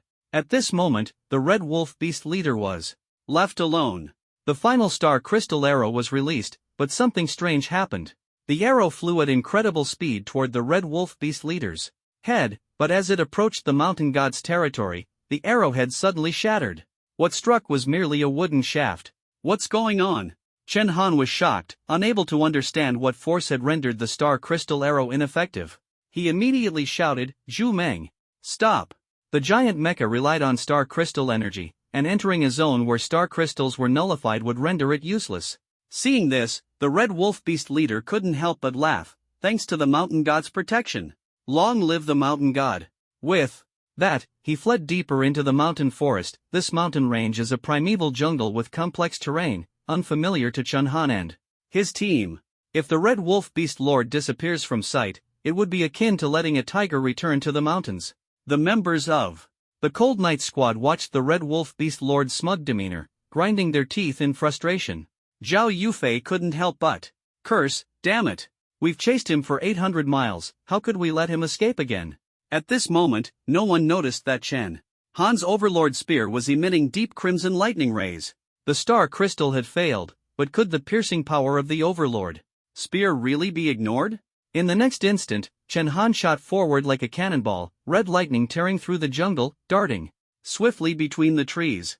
The Red Wolf Beast Lord had intended to turn back and mock the Cold Knight Squad, but as soon as he turned, he found Chen Han already within arm's reach. "You..." Before he could finish speaking, a long spear pierced straight into his heart. So impressive. Witnessing this scene, whether it was the 600 million citizens of Daxia or the Cold Knight Squad, there was only one feeling in their hearts. Chen Han, dressed in a black military uniform, had effortlessly pierced the enemy leader's heart from a distance of 5 kilometers. The power of the piercing Deaththorn spear lies in its ability to precisely kill enemy leaders amidst thousands of troops. Chen Han had refrained from using it because of the high risk involved. This move required preparation time, and as the commander, he couldn't afford to take such risks lightly. During the chase, he hadn't used it due to the chaotic number of enemies, as the spear required full concentration to wield. But now, the situation was different. Only the Red Wolf Beast Lord remained, allowing him to unleash this move without hesitation. And it was guaranteed to be a one-hit kill. In fact, since the Northern Expedition battlefield, Chen Han had never used the piercing death-thorn spear. This time, its use shocked the entire nation. Chasing for 800 miles and slaying the enemy leader, this undoubtedly stirred the blood of the people. Although the achievement couldn't compare to discovering a star crystal vein, it greatly boosted morale. Citizens embraced tightly, crying tears of joy. Daxia is truly fortunate to have a young talent like Chen Han. The future of Daxia is full of hope. An elderly man who had lived through the dark turmoil wept uncontrollably. He exclaimed excitedly, looking at Chen Han, "I feel as if I'm seeing Han Haoran and Yu Wuyan from back in the day. Perhaps even more remarkable. Since Han Haoran and Yu Wuyan quelled the turmoil, Daxia had gone a full century without heroes of this caliber." Meanwhile, in the streets of Daxia's major cities, an important announcement was being broadcast. National announcement. Second Lieutenant Chen Han successfully pursued the Red Wolf Beast Lord for over 800 miles on the Northern Expedition battlefield and killed the Red Wolf Beast Lord. Nationwide celebration. This announcement was jointly issued by the 24 Privy Council. They understood the importance of morale. The Northern Expedition Army had just lost over 30,000 soldiers, and without a victory, the people's confidence in the Daxia government would waver. The only way to restore faith was through such triumphs. The announcement also included another notice: due to Second Lieutenant Chen Han's great victory in the Northern Expedition, the entire nation will have a 3-day holiday. 3 days off might not seem like much, but in this highly technological era, it was an exceptionally rare occurrence. This also indirectly highlighted how monumental Chen Han's slaying of the Red Wolf Beast Lord was. The entire nation erupted in celebration, cheers echoing to the skies, and fireworks were even set off in various places to commemorate the event. The scene was no less lively than when Han Haoran and Yu Wuyan quelled the dark turmoil years ago. This was an auspicious start, signifying that the North would no longer be a forbidden zone for humanity. However, at this moment, Chen Han on the battlefield was completely unaware of what was happening within Daxia's borders. He pulled the long spear out of the Red Wolf Beast Lord's body and cast a cold glance at its corpse. Then, looking ahead, he noticed a human statue standing in the distance. The statue was almost identical to the one in the Red Wolf Beast City, a man with disheveled, long, messy hair and an equally long beard. Could this be the mountain god the Red Wolf Beast Lord mentioned? He looks entirely like a savage. Chen Han sneered disdainfully. Soon after, Chen Han realized that this was not the only statue in the forest. Roughly every few miles, there was another statue of the so-called mountain god. Surrounding them were scattered feathers and shells of various exotic beasts. It seemed that the Red Wolf beasts were not the only ones who came here to worship. Likely, the other exotic beast cities encountered by the Northern Expedition Army also came here to pay their respects. But who exactly was this mountain god? Even stranger, this area somehow rendered star crystals and star crystal reactors ineffective. To date, none of the scientists in Daxia had ever observed such a phenomenon. Clearly, this region was extraordinary. At that moment, Zhao Linger approached, holding a black box in her hands. She handed the box to Chen Han and said, "Chen Han, take a look at this. I just found it under a big tree. It seems to have been there for a long time. It's covered in dust." Chen Han, curious but clueless about what the black box was, opened it. Inside were various intricate modern components, glass tubes, gears, and some mysterious black metals. Judging by its contents, the black box appeared to be some kind of instrument. Chen Han, not particularly knowledgeable about science, had no idea what the instrument was for. However, Li Qingshi, watching the livestream, was stunned. As an expert from the National Academy of Sciences, he immediately recognized the instrument's function. He quickly sent several bullet comments. This is an instrument capable of generating a magnetic field. The metal on the instrument is a special material from meteorites during the Dark Turmoil era, capable of emitting a powerful magnetic field. We currently lack the technology to utilize such a magnetic field, but whoever created this instrument is no ordinary person. These comments were noticed by the board Ji Yun, who took screenshots and sent them to Chen Han. Chen Han immediately thought of a chilling possibility. He carried the black box out of the mountain range and casually tossed it aside.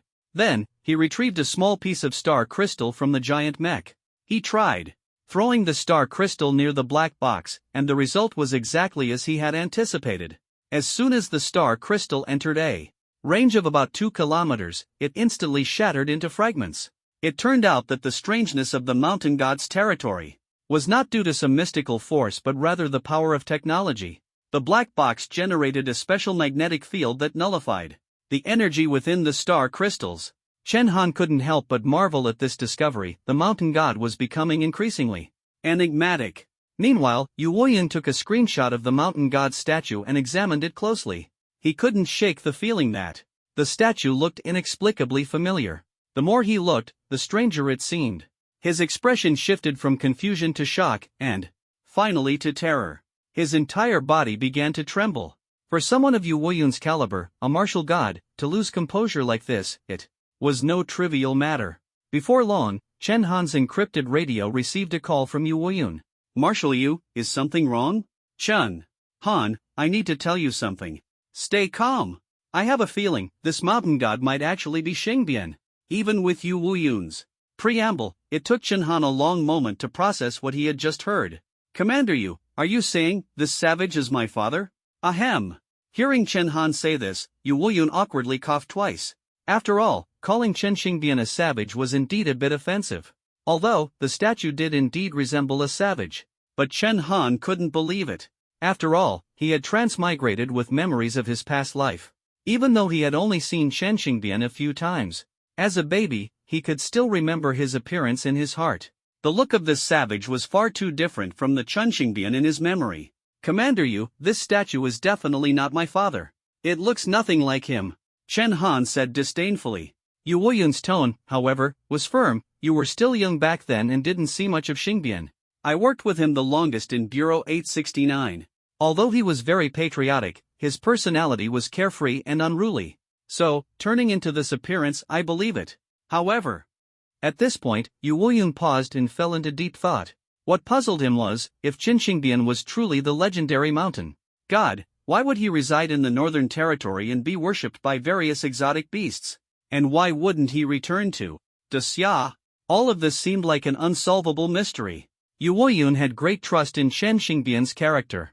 Although he was eccentric, he was undoubtedly sincere and would never secretly work for the mysterious Bureau 869. Chen Han was still uncertain about his appearance. However, judging by the black box that could disable star crystals, apart from Chen Xingbian, who could craft star crystal arrows, it seemed there was no one else in Xia capable of such a feat. At this moment, Chen Han suddenly said something that shocked Yu Wuyan. "Commander Yu, if the mountain god is truly my father, do you think he might be hiding in this mountain right now?" Yu Wuyan's expression immediately became excited. To be honest, he had never believed that Chen Xingbian could still be alive and hiding in the Northern Territory. But the current situation gave him hope. He immediately issued an order. "Chen Han, search the mountain thoroughly. Ensure the safety of the Northern Expedition Army while making it a priority to find Chen Xingbian." Chen Han nodded. The Northern Expedition Army was currently stationed in the Red Wolf Beast City, which was relatively safe. The task of searching the mountain was assigned to 1,000 elite soldiers from the Kuwei Battalion. He wasn't sure if there would be dangerous exotic beasts in the mountain, so he only sent these 1,000 men. He also specifically instructed them not to carry any star crystal equipment. The 1,000 soldiers began a meticulous search along the mountain range that stretched for hundreds of miles. Soon, a day had passed. Chen Han and his team discovered a large number of black boxes capable of disabling star crystals scattered throughout the mountain range, almost covering the entire area. The scale of this operation was unimaginable. Even Li Qingshi, who was watching the live broadcast, couldn't help but marvel. Creating just one of these black boxes required top-tier technology and an immense amount of time and effort. Yet the mountain god had managed to produce thousands of them, achieving mass production. If given the chance, I'd love to invite this mountain god to join the National Academy of Sciences. Northern Expedition Army, you must protect him. Li Qingshi posted in the live chat. However, Chen Han was feeling quite troubled. After searching the mountain for an entire day and night, they hadn't found any signs of human habitation. His father seemed like a mole, hiding in some unknown place. Fortunately, Lu Zixing brought someone along, a young soldier named Luofeng. It was then that Chen Han learned Luofeng had a talent called infinite tracking. This talent was useless in combat but extremely effective for searching. It was said he could detect someone's scent from 100 miles away. Chen Han was impressed by Luo Feng. Although his combat skills were average, such a talent was rare in the military. Second Lieutenant Chen, let me give it a try. Although the mountain is full of complex scents, I'm confident, Luo Feng said with a smile and began using his infinite tracking ability. Unexpectedly, he really found something. It was a hidden cave surrounded by a maze-like terrain, likely protected by mechanisms or formations. Outside the cave were 3 layers of deadwood. Without Luo Feng leading the way, Chen Han and his 1,000 men would never have found it. Chen Han immediately awarded Luo Feng third-class merit and then pushed aside the straw at the cave entrance. Inside, there were indeed signs of habitation. But at that moment, Chen Han suddenly sensed danger. He shouted, "Everyone, get back!" Whoosh! Whoosh! Whoosh! Whoosh! Countless black dots flew out from the cave toward Chen Han and his team. Chen Han reacted quickly, wielding his spear and even spinning it in a circular motion to block the attack. Clang! Clang! Clang! The sound of weapons clashing rang out. Fortunately, Chen Han had warned them early, and since the members of Kuei camp were far away, no one was injured. After the attack inside the cave ended, Chen Han let out a sigh of relief. He picked up a throwing knife from the ground and examined it carefully. The knife had a peculiar design, with a serrated blade that was incredibly sharp. The tip of the knife had black spots, seemingly coated with deadly poison. Chen Han cautiously asked, "What is this thing?" At that moment, Yu Wuyan informed him through an encrypted call, "Chen Han, if I was unsure before whether the mountain god is Chen Xingbian, now I can confirm it.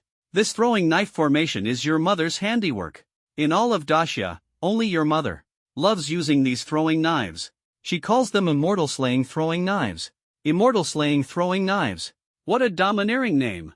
Yu Wuyan explained that if Chen Xingbian is an archer and scientist, then Lu Yufeng is a master of hidden weapons and formations. Formation masters are a special profession that emerged after the spiritual energy revival of the last century. Martial artists can become formation masters, but formation masters are not necessarily martial artists. Formation masters use the principles of Chiman Duanjia to trap or kill enemies. Lu Yufeng's formations are top-notch in Daxia because she was trained by Zhang Daoming, the foremost formation master 40 years ago. In terms of hidden weapons, Lu Yufeng is equally formidable. Take the immortal slaying throwing knives just now. If they hit their target, even a martial emperor-level expert would be seriously injured. If not for Chen Han's quick reaction, at least half of Kuei camp's 1,000 members would have been lost. And this was just a mechanical hidden weapon. Yu Wuyan said that if Lu Yufeng herself had launched the immortal slaying throwing knives, even Chen Han might not have been able to catch them.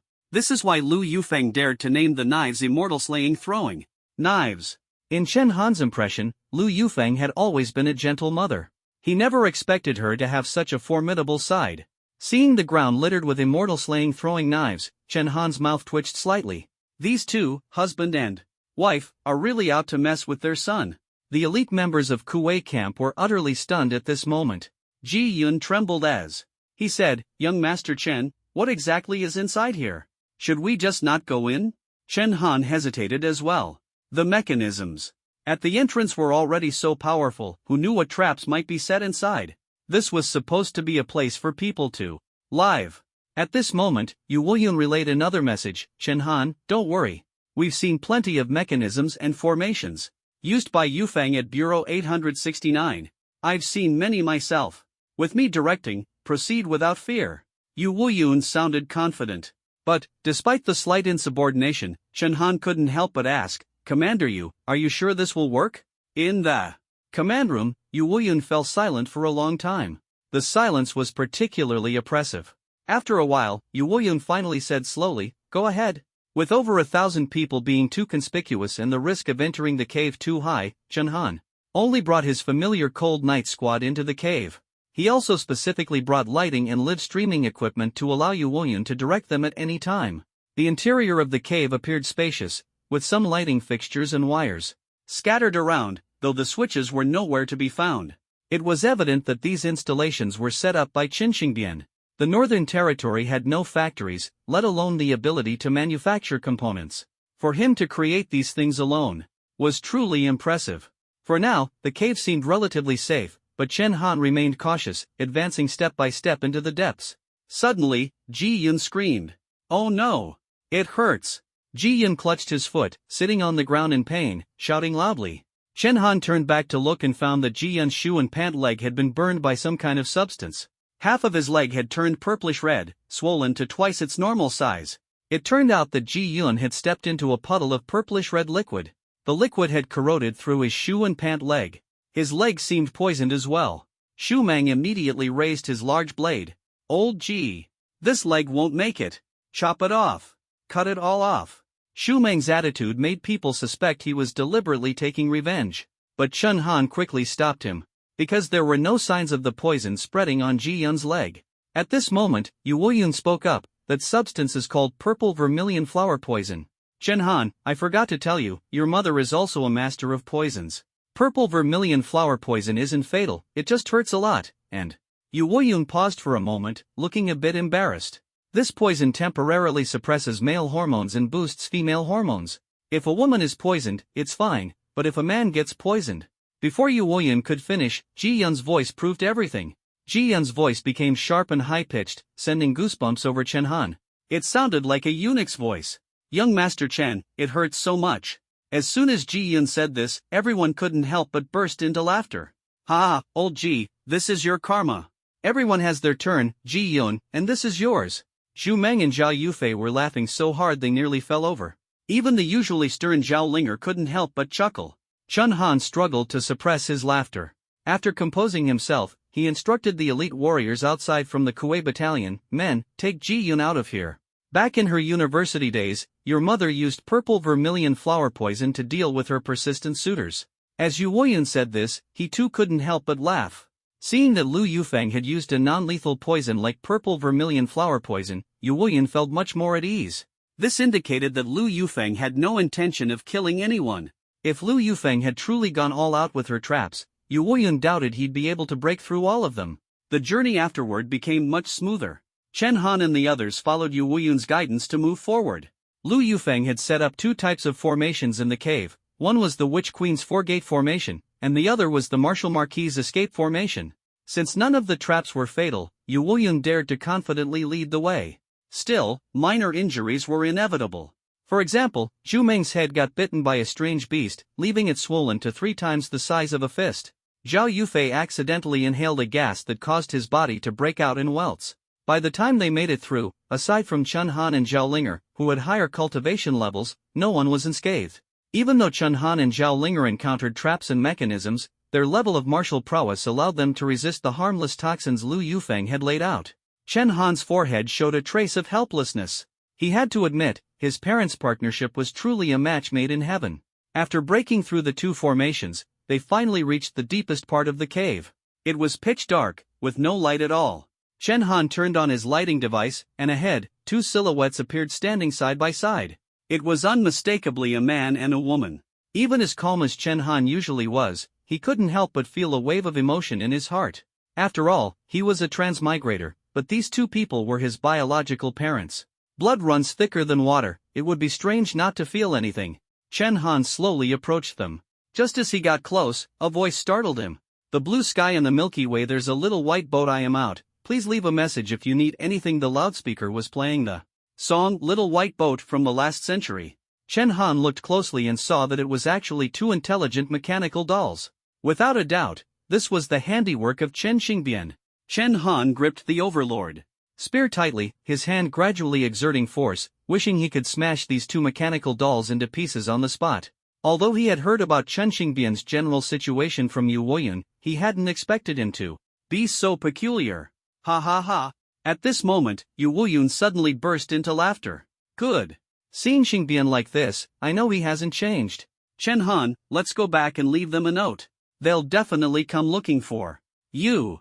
Chen Han had no choice but to leave a note. By order of Commander Yu, return immediately. Red Wolf Beast City. Then, he and the Cold Knight squad walked out of the cave together. This marked the end of the Northern Expedition. Not only had they completely eradicated a city of alien beasts, but they had also seized a massive star crystal vein. This victory was unprecedented in new history. Because of this victory, the Northern Expedition Army would not return directly to the military camp but head straight for the capital. At this moment, Chen Han was unaware that on the way back to the capital, 600 million people of Dacia had spontaneously formed welcoming teams, stretching for hundreds of miles. In the capital, the 24 highest-ranking members of the Privy Council had already prepared to hold a ceremony to confer a marquis title upon him. The entire capital was in an uproar, and the streets were abuzz with discussions about this youngest marquis in new history. Just as they entered the Tongtian Wall and hadn't gone far, the Northern Expedition Army saw crowds of people ahead, lined up to welcome them. The nationwide celebration was by no means insincere. This was the first time in a century that humans had proactively attacked alien beasts and achieved a monumental victory. The significance was extraordinary. Without a doubt, in this battle, Chen Han stood at the forefront, with even Commander Yu Wuyan behind him. Chen Han, you're amazing. Chen Han. Chen Han. I love you. I only saw you online before, but seeing you in person, for the first time, you truly are a young genius. The crowds welcoming Chen Han were endless, and the cheers were incessant. Chen Han, still unaccustomed to such scenes, could only smile and wave in response. The atmosphere within the Northern Expedition Army was jubilant. After all, although Chen Han had the greatest merit, everyone had gained benefits and received the people's gratitude. The only one who seemed downcast was likely Yu Wuyan. Although this Northern Expedition had achieved great success, it had come at a heavy cost. 30,000 soldiers had sacrificed their lives. How could Yu Wuyan possibly be happy? However, his years of good reputation ensured that he faced no complaints along the way. Instead, the people said to him, "Commander Yu, my son did not let you down. I saw him on the screen, he wasn't timid at all. Commander Yu, don't be sad. My eldest son performed outstandingly, taking down 2 alien beasts on the battlefield. I have a younger son, and I'll let him join the army next year.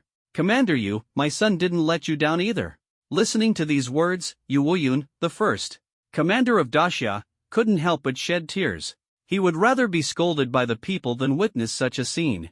War inevitably involves bloodshed and sacrifice. Yu Wuyan understood this better than anyone. He had lived through dark and chaotic times, witnessing countless separations and deaths. On the battlefield, facing 30,000 fallen soldiers, he could still remain composed. After the war, however, he felt utterly ashamed in front of these ordinary people. Yu Wuyan shouted, "Fellow villagers, I'm sorry. You entrusted your children to me, many of them your only sons, and I failed to bring them back. This is my fault." Chen Han, walking at the forefront, was deeply moved by the scene. In truth, he believed Yu Wuyan was not at fault. Intelligence from the north was severely lacking, and no one could have predicted that so many exotic beasts would gather and form a civilization. Scattered searches were the only way to minimize casualties. Yu Wuyan would inevitably face accountability, but his position as marshal must not be revoked.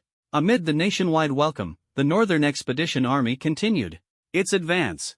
A magnificent city appeared before them. The city's outskirts were resplendent with gold and jade, skyscrapers towering, and its scale at least twice that of Hanwu City, the primary first-tier city. This was the current capital of Dacia, the imperial city of Dongdi. It was Chen Han's first time in Dongdi City, and he hadn't expected his arrival to coincide with a citywide celebration in his honor. "Set off the fireworks." A command echoed from the city walls, and instantly, the sky was filled with dazzling fireworks, vibrant and colorful.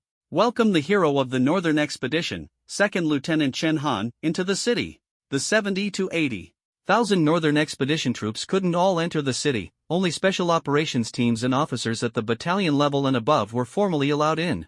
The citizens' welcome inside the city was even more enthusiastic than outside. Though Dongdi City was vast, at this moment, every street was packed with people. Many spectators had traveled great distances just to catch a glimpse of Chen Han. According to the reception staff, the venue for welcoming the heroes of the Northern Expedition was Yulong Terrace in Dongdi City. Yulong Terrace was the highest point in Dongdi City, reserved only for significant state affairs, where the 24 Privy Council would convene.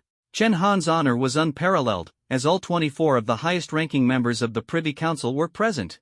In the past decade, Yulong Terrace had never witnessed such a grand occasion. When Yu Wuyan heard the news, his eyes lit up, and he patted Chen Han on the shoulder. "Well, those old guys from the Privy Council are putting on such a grand show. It must be that old fellow Di Qingtian planning to grant you a marquis title." Yu Wuyan, with seniority surpassing even Di Qingtian, was ranked 5th but dared to call Di Qingtian that old fellow. The marquis title for the junior he valued most was the happiest event for him since the Northern Expedition began. He instructed Chen Han to change into a new outfit first. Watching Yu Wuyan's departing figure, Chen Han felt a bit puzzled.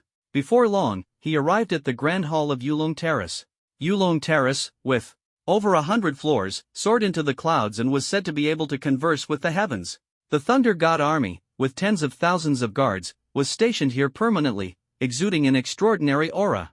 The Grand Hall was luxuriously decorated, with red cloth and golden light shining everywhere, radiating solemnity. The 24 highest-ranking members of the Privy Council sat in a circle on a high platform. Chen Han scanned the room, noting that they varied in size and expression, but all exuded an air of authority. Some were not warriors, yet they emanated a unique presence. They all wore purple dragon robes, symbolizing the civilization of Daxia, with the number of dragons on the robes signifying their rank. Marshal Yu was among them, wearing a purple robe adorned with 6 dragons. He smiled at Chen Han upon seeing him. So, this was the outfit he had meant.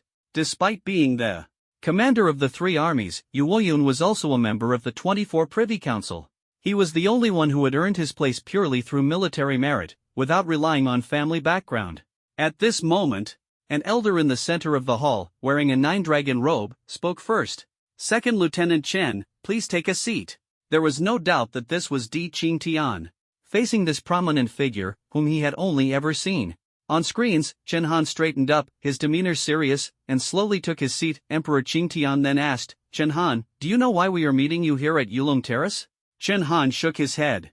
Emperor Qingtian gave a command, "Commence." As soon as the words fell, the ceiling of Yulong Terrace slowly opened, revealing a dazzling galaxy above. The Milky Way was breathtakingly beautiful, and the height of Yulong Terrace made it feel as though one was standing amidst the stars. No wonder people said Yulong Terrace connected to the heavens. At this moment, all the lights within Yulong Terrace dimmed, leaving only the starlight shining upon Chen Han. "Emperor!" Qingtian's voice suddenly rang out. "Second Lieutenant Chen Han, during the northern expedition, you shot and killed the Longha beast, aiding the army in crossing the river. You broke through the Eagle-Eyed Apes boulder formation with valor. You outwitted the Red Wolf Beast army, annihilated the Red Wolf Beast city, discovered a star crystal vein, broke through an 800-mile blockade, and slew the Red Wolf Beast leader. Heaven bears witness, and the earth testifies. All 24 of the highest authorities of the Great Xia unanimously agree. You are hereby conferred the title of Champion Marquis, a paragon of wisdom and courage, unmatched in the army." The title Emperor Qingtian bestowed upon Chen Han was none other than Champion Marquis. This title had existed since ancient times, with the most famous bearer being the young general Hua Zubing. Although the title of Champion Marquis was prestigious, very few were deemed worthy of it. First, one had to achieve extraordinary military merit. Among the 24 marquises of Great Xia, only half earned their titles through military achievements. The other half were political titans, many of whom were only granted the title posthumously. Young and militarily accomplished individuals like Chen Han were exceedingly rare. Only Han Haoren and Yu Wuyun, the twin pillars of the empire, could be considered his equals. Age was another factor. The youngest of the 24 marquises was Han Haoren, who was 50 years old when he became the first Marquis of Great Xia. The title of Champion Marquis was more suited to young prodigies, ideally under 25 years old, which disqualified many candidates. Thus, while the title of Champion Marquis had long existed, no one had been able to claim it. Chen Han, not yet 20 years old, had already achieved military feats more glorious than the empire's twin pillars. Leading an 800-mile pursuit, he slew the enemy leader, shaking the entire army. To wear the crown, one must bear its weight. Only Chen Han was worthy of the title Champion Marquis. Ha ha ha! What an extraordinary Champion Marquis! Yu Wuyun laughed heartily, sounding even more excited and proud than Chen Han himself. He almost forgot that the responsibility for the northern expedition's failure still rested on his shoulders. At that moment, Emperor Qingtian suddenly produced a ring. The ring was entirely black, seemingly forged from a special metal that bore a resemblance to the spearhead of the Overlord spear. Embedded in the ring was a star crystal weighing several grams. Upon closer inspection, tiny characters were engraved on the star crystal, Champion Marquis. This was a ring exclusive to marquises, and Yu Wuyun had one as well. Currently, only the Qingtian family of Great Xia possessed the technology to mine star crystals and engrave characters on their surfaces. Thus, this ring was truly one of a kind. Emperor Qingtian descended from the platform, his form of address changing, Champion Marquis Chen Han, receive your title. Chen Han saluted and accepted the Champion Marquis ring with both hands. Emperor Qing Tian spoke slowly, Chen Han, you will become the 25th Champion Marquis of Great Xia. I hope you will continue to fight for Great Xia and make even greater contributions. Yes. Chen Han's voice was resolute. This was merely the conferral ceremony. The rewards were yet to come. First was his military rank. Chen Han's rank of second lieutenant was directly promoted by 3 levels, making him a major. Throughout the history of the military, Chen Han once again broke a record. Starting from second lieutenant, each promotion in rank requires the accumulation of significant military achievements. The higher the rank, the stricter the requirements. The military never promotes without reason. At the rank of major, one is essentially a true commander. Moreover, the ranks of the members of the Cold Knight Squad were also raised by 2 levels. In addition to rank, there were material rewards.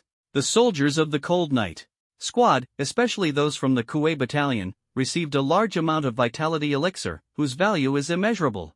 More importantly, they were granted one opportunity for unrestricted human modification, essentially, the implantation of soft equipment like Chi-Hus. This was already an extremely generous reward. However, the reward Chen Han received included one item that left everyone in the room utterly stunned. It was clear that this reward was something Di Qingtian had not disclosed to anyone beforehand, as even the authorities on the high platform were shocked. The reward was a 10% mining right to the Daxia Star Crystal Vein. It sounded mysterious, but in reality, only the Di Qingtian family had the capability to mine star crystals. Simply put, 10% of the star crystals produced from the Northern Frontier's star crystal mines could now be taken by Chen Han.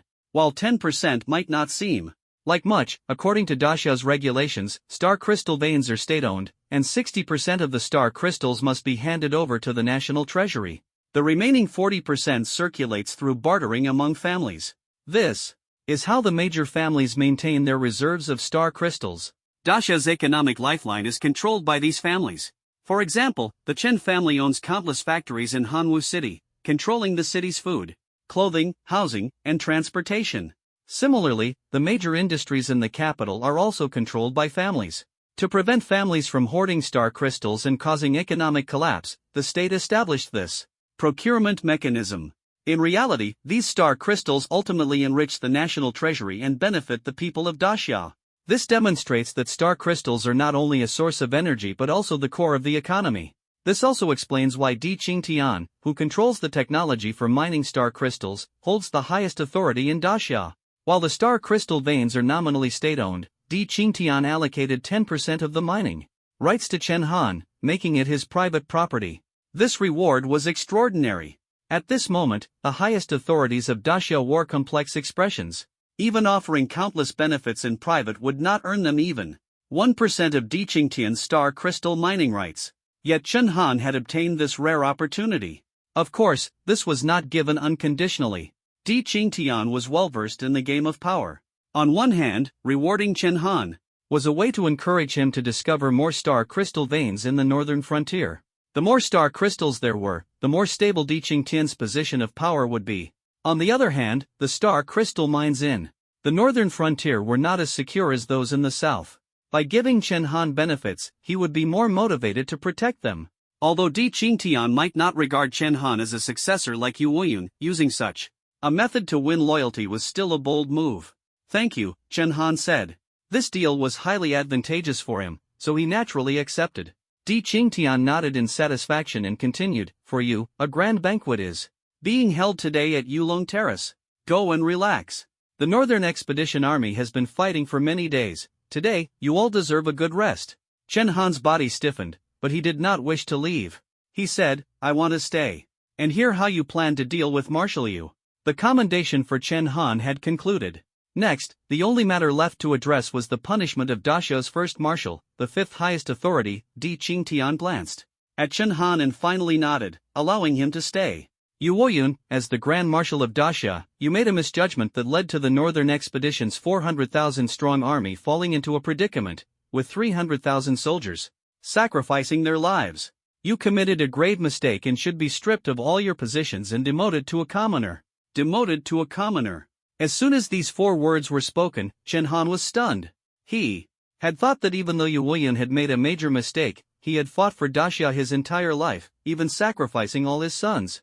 He lost his wife in middle age and his sons in old age. Even if he hadn't achieved great merits, he had endured great hardships. Moreover, he was a hero who had quelled the dark turmoil.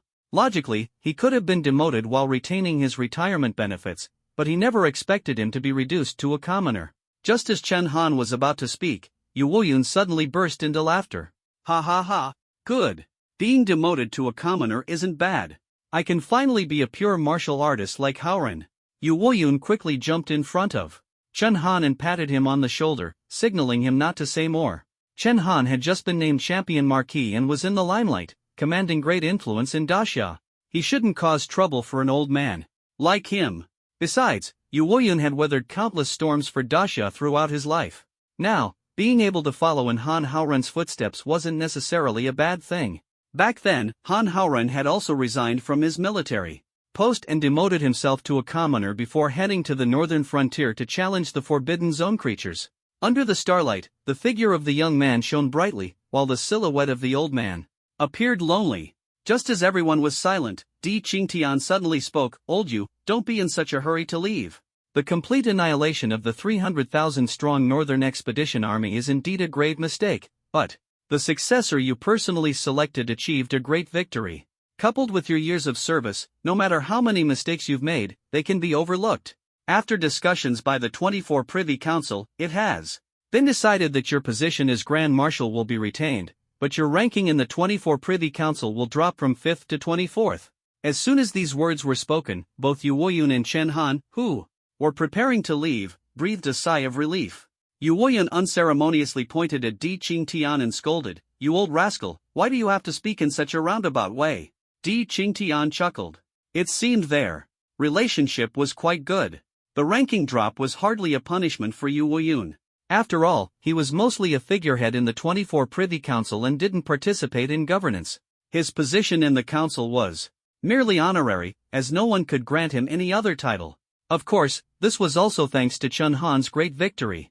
Without him, Yu Wuyun would have long been scapegoated. Otherwise, there would have been no way to explain things to the public. Chen Han silently pondered, realizing that Di Qingtian was actually weighing the pros and cons. As the supreme leader of Daxia, he had to maintain balance. Currently, among the three grand marshals in the military, Yu Wuyun, Zhang Go, and Ouyang Quan, only Yu Wuyun represented the civilian faction. In the 24 Privy Council, more than half of the members supported the aristocratic faction. Only Yu Wuyun held up the civilian side. If Yu Wuyun truly left, the balance of power in both the political and military spheres would tilt entirely toward the aristocracy. This fragile equilibrium would be completely shattered. Di Qingtian did not want to see such a situation. So even if Yu Wuyun wanted to resign, he would never allow it. A person who could rise to such a position was certainly no fool. Chen Han felt relieved and turned to head toward the banquet hall. To celebrate the victory of the Northern Expedition, most of the important figures in the capital had gathered. The Yulong Terrace had been fully booked, with 3 entire floors reserved. All kinds of delicacies were available, but at today's banquet, among all the prominent figures, there was only one true protagonist. "Congratulations, Champion Marquis. Champion Marquis, I toast to you." As Chen Han descended the stairs, countless influential figures raised their glasses to him. He instantly became the center of the banquet, receiving toasts wherever he went. Although his current military rank and position were not particularly high, he was the 25th Marquis of Daxia. And not just any Marquis, he was the Champion Marquis. Everyone could see that Chen Han's future held limitless potential. Some prominent families in the capital had even begun considering marriage alliances for him. "Champion Marquis, you're young and promising. Do you have a suitable partner?" "Champion Marquis, I have an 18-year-old daughter, beautiful and outstanding. She would be a perfect match for you." Many beauties cast flirtatious glances at Chen Han. Zhao Linger watched this unfold, and at some point, the wine glass in her hand had already been crushed. Ji Yun felt that Zhao Linger resembled a ferocious beast at this moment, but she couldn't resist a bit of verbal provocation. "Officer Zhao, you're the official wife, don't get angry, don't get angry." Xiao Yun's usual performance was impeccable, but Zhao Linger didn't strike directly. Instead, she flung a vial of purple venom from the northern border onto Ji Yun's face. Ji Yun immediately felt a sharp pain, almost crying out. Don't talk nonsense. I'm just worried that if Chen Han drinks too much, his kidneys won't be able to handle it tonight. Zhao Linger gritted her teeth and spoke each word with emphasis. Only Zhao Yufei's expression was that of a fool. How can drinking hurt the kidneys? Isn't it supposed to harm the liver? Chen Han made his way from the first floor of the banquet to the third floor. Yet the enthusiasm of the crowd showed no signs of waning. However, it was here that Chen Han encountered a few people he had no desire to see: the Chen family's old patriarch, Chen Mohu, and the current head of the Chen family, Chen Shiming. Clearly, at today's celebration banquet, these two had come uninvited. Even more shamelessly, they were brazenly toasting various families at the banquet. You must be the old patriarch of the Chen family, Chen Mohu, right? I remember the champion marquis is from your Chen family. Your family has truly produced an extraordinary descendant. Head of the Chen family, R2. Families should interact more in the future. Now that you've produced the champion marquis, you must help us more. Chen Mohu shamelessly replied, of course. The current champion marquis owes everything to the meticulous cultivation of our Chen family. Without us, he wouldn't have achieved today's success. Chen Shiming chimed in, that's right. Back when Chen Han was with our Chen family, we poured all our resources into nurturing him. It wasn't easy for our family. Chen Han's lips curled into a cold smile. After a few drinks, these two seemed oblivious to who he was. He glanced around, then suddenly hurled 2 wine bottles. Before Chen Shiming and Chen Mohu could react, the bottles struck the back of their heads. With 2 loud bangs, the entire hall fell silent in an instant. Who did that? Do you not know that I'm the champion marquis-in-law? Chen Shiming hadn't finished speaking when he turned his head and saw Chen Han. His face immediately turned pale. Xiao Han, why are you here? Chen Han replied coldly, call me champion marquis. Then, he swept his gaze across the crowd and continued, everyone, listen carefully. I have severed all ties with the Hanwu Chen family. My achievements have nothing to do with the Chen family. From today onward, I stand on my own. The Hanwu Chen family is nothing but a bunch of useless chickens and dogs. Chen Mohu and Chen Shiming's actions were truly revolting. The Chen family never invested a single penny in Chen Han, yet now that he has become the champion marquis, they are claiming credit for his success. However, Chen Han had long seen through these old folks. With just 2 sentences, Chen Han sent 2 clear signals to the prominent figures in the capital. The first was a harsh slap in the face to the Chen family. The more Chen Mohu and Chen Shiming bragged, the louder the slap resounded. From now on, Chen Han would never return to the Chen family. He would establish his own household and sever all ties with them completely. The second signal was even more shocking. Referring to the Chen family as worthless chickens and dogs implied not only a severance of relations but also the high likelihood of enmity between them. This was a warning to all the families present. Anyone who associates with the Chen family would be making an enemy of the champion marquis. For the prominent families in the capital, it was impossible not to grasp the implications. From this day forward, whether they had been planning to ally with the Chen family or were already closely connected, they would have to cut ties. No one wanted to offend the rising star, the champion marquis. Chen Mohu and Chen Shiming's faces turned ashen. They had only intended to freeload a meal and boast a little, but they hadn't expected to be pushed to this point by Chen Han. Xiao Han. Chen Shiming tried to plead, but the 2 guards beside Chen Han had already raised their weapons to his head. The champion marquis commands you leave at once. If they delayed any longer, the 2 might meet their end. They had no choice but to flee in disgrace. Chen Han didn't kill them outright or destroy the Chen family, because he had just received news about Chen Xingbian and Lu Yufeng. Once he found his parents, he would settle accounts with the Chen family. Watching the 2 flee in embarrassment, Chen Han's lips curled into a faint smile. He then pushed his younger sister, Chen Shui, forward. Everyone, remember this, my family now consists of only 2 people, myself and my sister, Chen Shui. As soon as he said this, the crowd immediately began to flatter them. As expected of the champion marquis' sister. She's so petite and adorable. Nonsense. She's clearly valiant and heroic, sure to be a future general. Ha ha ha. The compliments made Chen Shui blush. Having been overlooked in the Chen family for so long, she now felt shy, clutching Chen Han's sleeve as she said, brother, I'm a little embarrassed.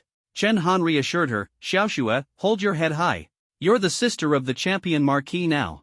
There's no need to bow your head to anyone. Stand tall and proud. Hearing this, Chen Shui felt a surge of pride and confidence. She beamed as she accepted the crowd's praise. The banquet continued as usual.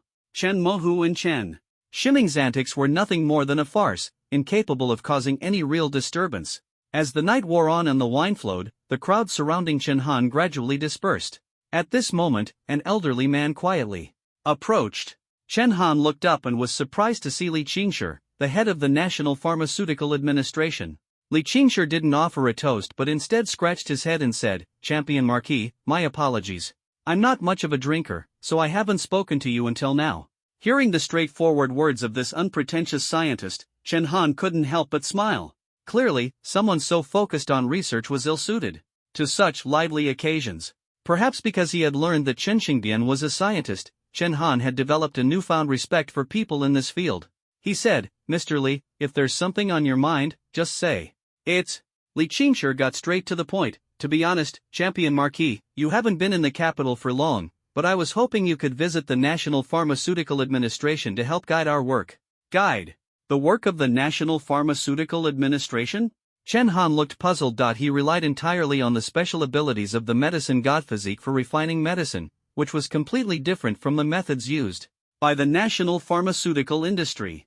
The medicine god physique could directly refine medicine using only materials from exotic beasts, whereas the national pharmaceutical industry required countless complex procedures to produce a single bottle of vitality elixir. Chen Han wasn't unwilling to help, he simply didn't understand the science behind it. Just as he was about to decline, Li Qingshi, seemingly prepared, immediately handed him an invitation. Chen Han glanced down at it. The invitation read, "New Generation Red God Mecha Launch Event Invitation." Li Qingshi explained, "Don't worry, I won't let you come for nothing. This is an invitation to the launch event for the new generation of mechas being held by the National Academy of Sciences research team tomorrow. The spots are extremely limited and highly valuable." To get Chen Han to provide guidance, this straightforward scientist had resorted to bribery. Li Qingshi continued, saying that the Red God Mecha was the latest model among all mechas on the market. It could reach a maximum height of 15 meters. The entire mecha was made of the latest memory alloy, with conductivity and sensitivity several levels higher than older models. The most impressive feature was that this mecha could be equipped with Type 3 laser cannons powered by star crystals, up to 8 cannons. What did this mean? If the Red God mecha could be mass-produced, the military might no longer need artillery units. This mecha could not only fight but also serve as a platform for powerful laser cannons. Of course, this was almost impossible to achieve because the cost of building the mecha was too high. Moreover, the consumption of star crystals by 8 Type 3 laser cannons was enormous, making large-scale production absolutely unfeasible. But it was enough to drive many top-tier piloting geniuses crazy. With this Red God mecha, its battlefield performance would far surpass that of older models. Although Chen Han didn't have piloting talent, Ji Yun and Zhu Meng had discussed buying one the first time they saw a giant mecha. Naturally, Chen Han supported the idea. After all, a mecha required only one person to operate but could significantly enhance the overall combat power of the Cold Knight Squad. Last time, it was by standing on a mecha that Chen Han managed to defeat the elite forces surrounding the Red Wolf Beast Lord. If they could equip it with 8 Type 3 laser cannons, it was almost unimaginable. Chen Han was tempted and agreed to provide guidance. After all, it wasn't like he had to change the national pharmaceutical formula, it wasn't a big deal. When he shared the news with the Cold Knight Squad, everyone was thrilled, especially Zhu Meng, who jumped up in excitement. Tonight was destined to be a sleepless night. The launch event was scheduled for 8 a.m., and the Cold Knight Squad set out for the venue early. Before they even entered, they could see the mechas from a distance. The venue was only 8 meters high, but the Red God mechas in the center stood as tall as 15 meters. The mechas were towering and imposing, painted entirely in red, with numerous five-pointed stars engraved on their bodies. For Type 3 laser cannons were mounted on their shoulders. Is that the Red God mecha? Zhu Meng's eyes sparkled with desire. For men, mechas were the ultimate dream. For those with piloting talent, mechas were their greatest temptation. Encountering something this incredible, of course, they wanted to buy one. At that moment, Zhu Meng suddenly pulled out a tightly wrapped bank card from his pocket. He handed it to Chen Han. "Captain Chen, no need to say anything. This card contains all my savings, consider it a token of my sincerity." Ji Yun laughed and teased, "Wow, the stingy Iron Rooster is actually breaking the bank today. How much money is in that card?" Xu Meng's answer left Ji Yun utterly stunned.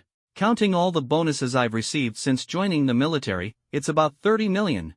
Ji Yun's eyes widened. Xu Meng, who usually lived frugally and was even stingy about buying blood vitality elixirs, had actually saved up 30 million. Although 30 million was still far from enough to buy a mecha, it was nonetheless a significant amount of money. Zhao Linger also took out a card. I have 5 million here. Zhao Yufei immediately followed suit, pulling out a card. I have 8 million here. Truly, a starved camel is still bigger than a horse. For Zhao Linger, saving 5 million after years of fighting wasn't difficult. As for Zhao Yufei and Xu Meng, like Chen Han, they came from families that looked down on them. Before Chen Han enlisted, he couldn't even scrape together 2,000 yuan. Yet the savings they brought out all started in the millions. Of course, there was still someone as poor as Chen Han. Everyone's eyes turned to Ji Yun, who panicked and quickly emptied his pockets. Don't look at me, my pockets are cleaner than my face. Ji Yun wasn't entirely broke, most of his money had just been spent at clubs. However, Chen Han didn't actually accept their money. With his 10% ownership of the Northern Star crystal mining rights, his financial power alone was enough to rival the great families of the capital. The Cold Night team entered the venue. As soon as they stepped in, many people came forward to congratulate them. Congratulations to champion Marquis Chen Han on your great victory in the Northern Campaign. Overnight, Chen Han's name had spread throughout the imperial capital, becoming almost universally known. But there were also those who regarded him with caution. Why is the champion Marquis here? Could he also be after the Red God Mecha? Most of these people were ability users, naturally drawn by the release of the Red God Mecha. Li Qingshi had mentioned before that the number of Red God Mecha units available this time was extremely limited. And since this was the capital, everyone attending the launch event was either wealthy or influential. Surprisingly, even the 5 little girls from the giant team were present. Chen Han was a bit taken aback, and Zhao Linger leaned in to explain. Shirin's family is quite well known in the capital. Chen Han immediately understood. No wonder these 5 little girls could afford mechas. Upon seeing Chen Han, Zhang Shirin immediately came over to greet him. Champion Marquis, you had time to attend this launch event today as well? Chen Han smiled and replied, yes, I still haven't had the chance to thank you for lending us your mecha last time. When pursuing the Red Wolf Beast leader in the Northern Territory, if not for the giant team generously lending their mecha, the mission might not have gone so smoothly. That was nothing. But as for today's mecha, I won't let you have it so easily. Zhang Shirin playfully waved her tiny, non-threatening fist, as if teasingly challenging Chen Han. Please take your seats. At this moment, the host from the organizing committee slowly stepped onto the stage. Everyone here today must be here for the Red God Mecha. To be honest, this mecha is the culmination of 10 years of effort by the research team at the Dasha Academy of Sciences. As he spoke, a large curtain was drawn back, and the host gestured toward the Red God Mecha in the center of the venue. According to the introduction, there were 3 Red God Mecha units available for sale today. While the materials used were largely the same, their performance varied. For instance, the power systems were divided into low-grade, mid-grade, and top-grade configurations. The performance differences weren't significant, but the key distinction lay in the laser cannons equipped on each mecha. The shortest Red God mecha could only mount 4 laser cannons, the 12-meter tall one could mount 6, and the tallest 15-meter mecha could mount 8 laser cannons. Its performance was also the strongest. Naturally, the prices varied as well. The host's introduction left the audience thrilled, as the performance of the Red God mecha far surpassed that of the previous generation, especially the 15-meter tall Red God mecha. It can withstand approximately 300,000 tons of force. That's roughly the power of a strike from a martial emperor level expert, excluding abnormal powerhouses like Chen Han. Most experts who have just reached the martial emperor level can only unleash a force of 300,000 to 400,000 tons. It's worth noting that giant mechas have always been the pinnacle of mecha technology, yet they can only withstand tens of thousands of tons of force. No wonder the audience was so excited after hearing the introduction. Seeing the enthusiastic response, the host said with satisfaction, everyone, let me be straightforward. To develop the Red God mecha, the treasury of the Great Xia Kingdom invested a massive amount of funds, and the researchers put in tremendous effort. Now it's time to recover the costs, so these 3 mechas will be sold through auction. We ask for your understanding. In the past, new mechas were sold at fixed prices, but the Red God Mecha, being a groundbreaking creation, was unexpectedly put up for auction, which surprised everyone. However, it was understandable. After all, there were only 3 mechas, while the venue was filled with hundreds of people. Fixed pricing wouldn't work. The first mecha to be auctioned was the 15-meter-tall Red God Mecha.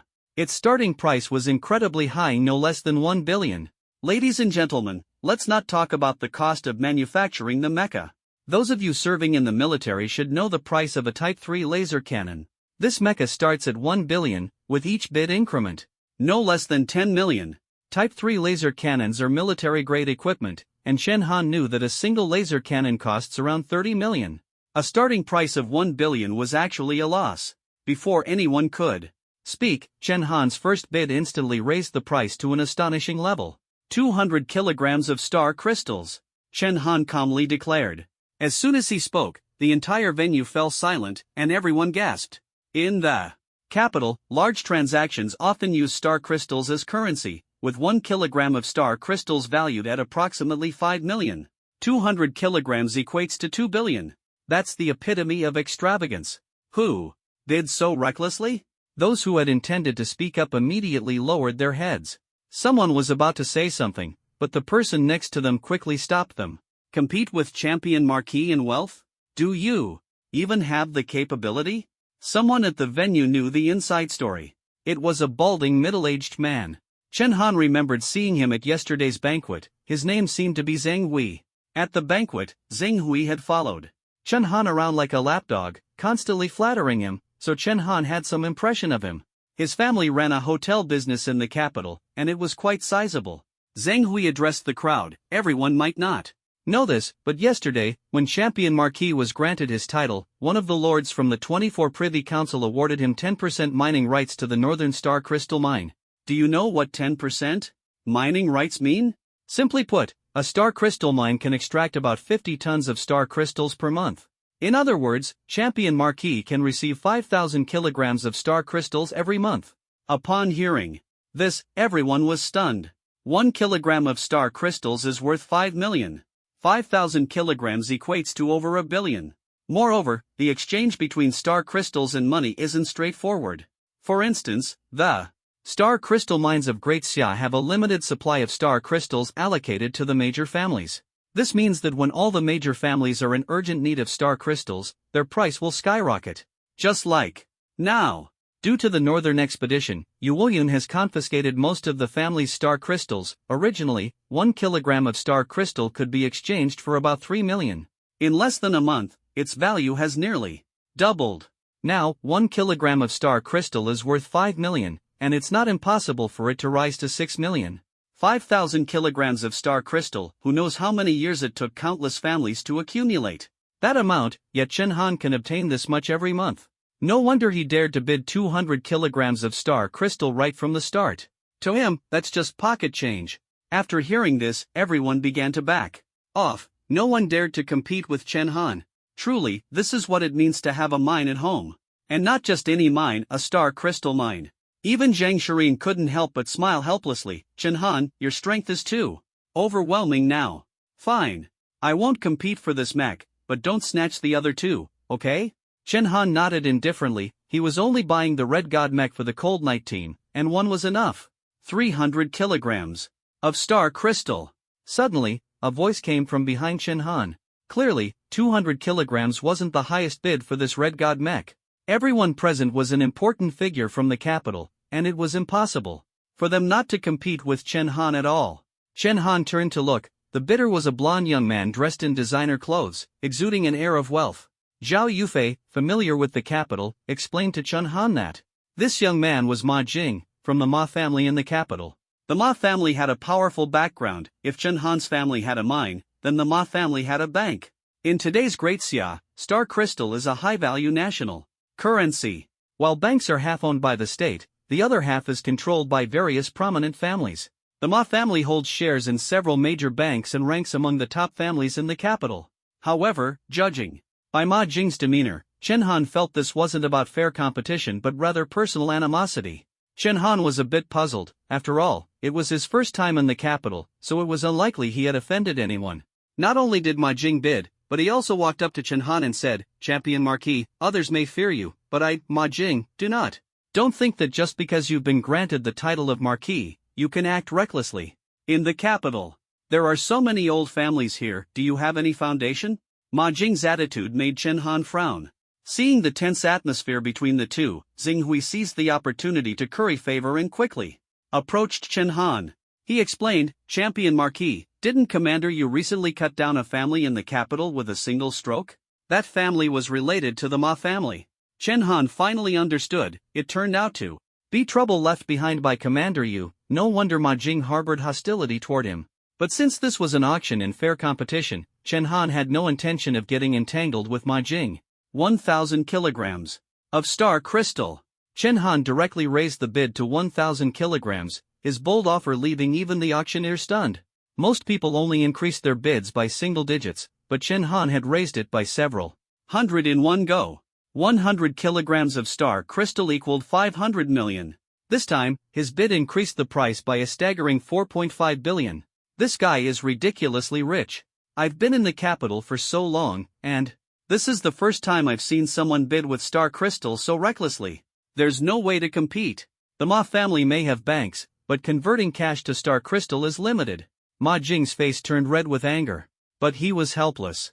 As everyone said, even though the Ma family had banks, converting cash to star crystal was limited. Prominent families generally don't lack money, but they all lack star crystal. Ma Jing became agitated and angrily shouted, 1,100 kilograms. Seeing Ma Jing so determined, Xinghui quickly tried to dissuade Chen Han, "Champion Marquis, please don't bother with Ma Jing. The Ma family isn't just wealthy, Ma Jing's uncle is the 22nd highest ranking official in Great Xia. Collusion between politics and business, no wonder Ma Jing is so confident." But Chen Han didn't care about Zhang Hui's words at all. 2,000 kilograms of star crystal. Chen Han showed no weakness. He wasn't particularly concerned about saving face, but this time he wanted to compete with Ma Jing for victory or defeat. The reason was simple, Ma Jing's hostility toward him stemmed from the matter involving Yu Shuai. If Chen Han conceded now, it wouldn't just be embarrassing, it would also make him look weak. Everyone in the capital was saying that it was Yu Shuai who made the mistake. Ma Jing wasn't targeting Chen Han directly, he was aiming at Yu Woyun, who stood behind Chen Han. Thus, Chen Han's bid was extraordinarily bold, directly raising it to a full 2,000 kilograms of star crystal. Ma Jing was so furious that he trembled all over. He didn't dare to speak further because the Ma family could mobilize only about 1,500 kilograms of star crystal. To exceed that by 500 kilograms would require tapping into a significant portion of the family's cash reserves, and it would take at least a month to gather the funds. What was even more terrifying was that, judging by Chen Han's momentum, the Ma family's maximum capacity couldn't even meet Chen Han's minimum requirement. Suddenly, Ma Jing questioned, "Chen Han, don't get too smug. I heard you only received your reward yesterday. The star crystal mine in the Northern Territory will take at least 2 months to start mining. How could you possibly have 2,000 kilograms of star crystal?" He even pointed at the host on stage and said, "Our Daxia research team spent 10 years developing the Red God Mecha. Are you making empty promises?" Unexpectedly, the host was exceptionally upright and firmly supported Chen Han. "Mr. Ma, there's no need to argue about this. The champion Marquis achieved a great victory in the Northern Territory, and our research team deeply admires him. We developed the Red God Mecha not just for money but as a matter of belief. Without such belief, our team of thousands could never have persisted for 10 years on a project with such a low success rate. Even if it takes 2 months or a year, we can wait." The host's words made Ma Jing's face turn as red as a pot bottom, and he wished he could find a hole to crawl into. He seemed to have forgotten that the Red God Mecha was painted red, with a 5-pointed star on it. That was the color of the national flag. The color of belief. The color of Daxia. And Chen Han's disdainful glance further drove Ma Jing to madness. Chen Han coldly looked at him and said, "Didn't your uncle tell you? Yesterday, the 24 Privy Council already awarded me 10,000 kilograms of star crystal in advance from the National Treasury." This was a ruthless statement that killed and broke hearts. Chen Han had solid backing, otherwise, he wouldn't have made such a bid. He wasn't the type to make empty promises. It was precisely because of the 10,000 kilograms of star crystal reward that Chen Han dared to bid so high. Ma Jing was practically shooting himself in the foot. At that moment, a soldier suddenly rushed into the open-air venue, leading a group of researchers who had worked on the Red God mecha. They marched uniformly onto the stage. Before anyone could react, the soldier suddenly shouted, "Attention!" The researchers immediately stood straight, their gazes firmly fixed on the auction stage. "Salute the champion marquis." In an awe-inspiring scene, over 1,000 researchers simultaneously saluted Chun Han. The sight was deeply moving. They weren't soldiers and had no obligation to perform a military salute. This was entirely voluntary, born from genuine respect and admiration. Chen Han's expression turned solemn as he, along with the members of the Cold Knight Squad and the Giant Squad, returned the salute to the researchers. If not for these researchers' tireless efforts day and night, many of the military's weapons and equipment wouldn't have been supplied. At this moment, Chen Han finally understood why Yu Woyun was so committed to the northern expedition. Chen Han had just become the champion. Marquis and was already bearing immense attention and expectations. As for Yu Woyun, who had fought his way through the chaotic era, even walking down the street, he carried the hopes of the people. With the honors and status he had achieved, he could have retired early and lived a peaceful life. On Yulong Terrace, Yu Woyun had said he wanted to become a pure warrior like Han Haoran, and those words were not empty talk. He had this aspiration, but he simply couldn't let go of Disxia and its people. This, in a way, was also because of his beliefs. Then, the host said something that shocked everyone. "Ladies and gentlemen, after deliberation by the research team, we have decided to give this highest configured Red God mecha to the champion marquis for free. Although we also want to recoup some funds, we are more eager to see the mecha we personally crafted go to the battlefield to kill enemies. Only then will 10 years of effort not be in vain." From the moment Chun Han started bidding, the research team had this idea. They weren't trying to curry favor with anyone, the researchers had simple intentions, they just wanted to see the Red God mecha used in combat. "You're amazing, research team. Honestly, such a great creation should be used on the battlefield, not for internal conflicts in the academy." The crowd praised the greatness of the researchers. In contrast, Ma Jing appeared utterly humiliated and could only slink away from the venue. "Boo!" The crowd jeered at him. Of course, Chen Han wouldn't take advantage of the research team. 2,000 kilograms of star crystals might seem like a lot, but divided among everyone, it was only about 1 kilogram per person. 10 years of hard work was worth just 5 million star crystals, which wasn't much. You have to know that scientists working for families probably earn about that much in a year. If they achieve research breakthroughs, a single project could easily bring in tens of millions. 2,000 kilograms means 2,000 kilograms. I'll have someone deliver it right away. Chen Han said calmly. "Thank you, Champion Marquis." The host led all the researchers in bowing deeply to Chen Han. Afterward, Chen Han asked Zhu Meng to stay behind. Once the Red God mecha was adjusted, he could pilot it away. Just as they stepped out the door, Chen Han and his group found Ma Jing and a few of his servants still lingering at the venue entrance. "Young master, let's leave. Staying here any longer is just embarrassing." "Leave? I came here today to buy a mecha. If I can't get the highest configuration, maybe I can buy a lower configuration one from someone else." It turned out he hadn't left because he wanted to buy a lower configured Red God mecha from someone who had already purchased one. He was too embarrassed to re-enter the venue. Seeing Chen Han come out, Ma Jing didn't dare offend him directly but gave him a cold look and began speaking sarcastically. "To be honest, those scientists are all fools. What era is this, and they still believe in things like faith? What's faith worth? Having money in hand is what's real. If they're willing to develop new mechas for me and serve the Ma family, I'll set the price." Ma Jing's words were somewhat reasonable, but they sounded extremely unpleasant. The members of the Cold Knight team frowned one after another. The servants, seeing their young master speak so recklessly, quickly tried to dissuade him. "Young master, please say less." Earlier, Chen Han and the researchers had exchanged salutes, and now Ma Jing's words were practically a slap in Chen Han's face. Taijima Jing dismissed it with arrogance, laughing wildly. "So what if I say it? Can I speak with a mouth? This is Kyoto. On the streets. So what? Who would dare commit murder in broad daylight? There's a saying, if you don't seek death, you won't die." If Jing truly understood Chen Han, he would know that in Hanwu City, Chen Han was a god of slaughter. What is the capital compared to that? Chen Han didn't even give Jing a chance to beg for mercy. With a sudden motion, he hurled the Overlord spear in his hand. Jing, a talent in manipulation, was only at the warrior level.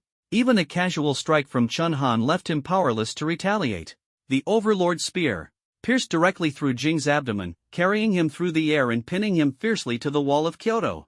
In broad daylight, in front of the capital's elite, Chun Han effortlessly killed a scion of a prominent family. The bystanders were terrified, their souls nearly leaving their bodies, especially when they realized the killer was Chun Han. Someone committed murder in broad daylight. Holy crap! Who's so bold to kill on the streets of Kyoto? Looks like it's Champion Marquis. Damn, that's impressive. The crowd buzzed with discussion. Even more shocked were Jing's family servants. Jing's sharp tongue was a long-standing issue, relying on his status. He had been reckless in Kyoto for years. Though occasionally disciplined, no one had ever dared to kill him. They knew Chun Han was not to be trifled with, but they assumed he would at most teach Jing a lesson, not outright kill him. The servants roared in fury, "Chun Han, are you insane? How dare you kill our young master? Do you know the status of the Ma family in the capital? Do you know that the young master's uncle is Ding Muxuan, the highest authority in the Privy Council?" Chun Han's expression remained calm. He merely glanced sideways at Ji Yun, who immediately understood his intent and pulled out a notebook. Record this.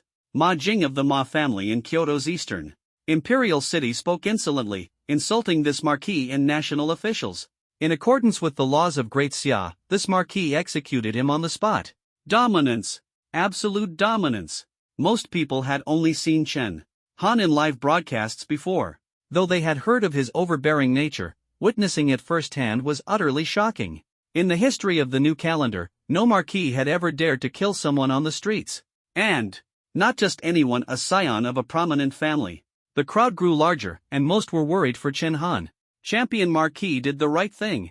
That Ma Jing has been running rampant in the capital for ages. Just a few days ago, he even sent people to smash my shop because he was dissatisfied with the food. I hope Champion Marquis won't get into trouble. Ma Jing deserved it, but Champion Marquis shouldn't suffer because of him.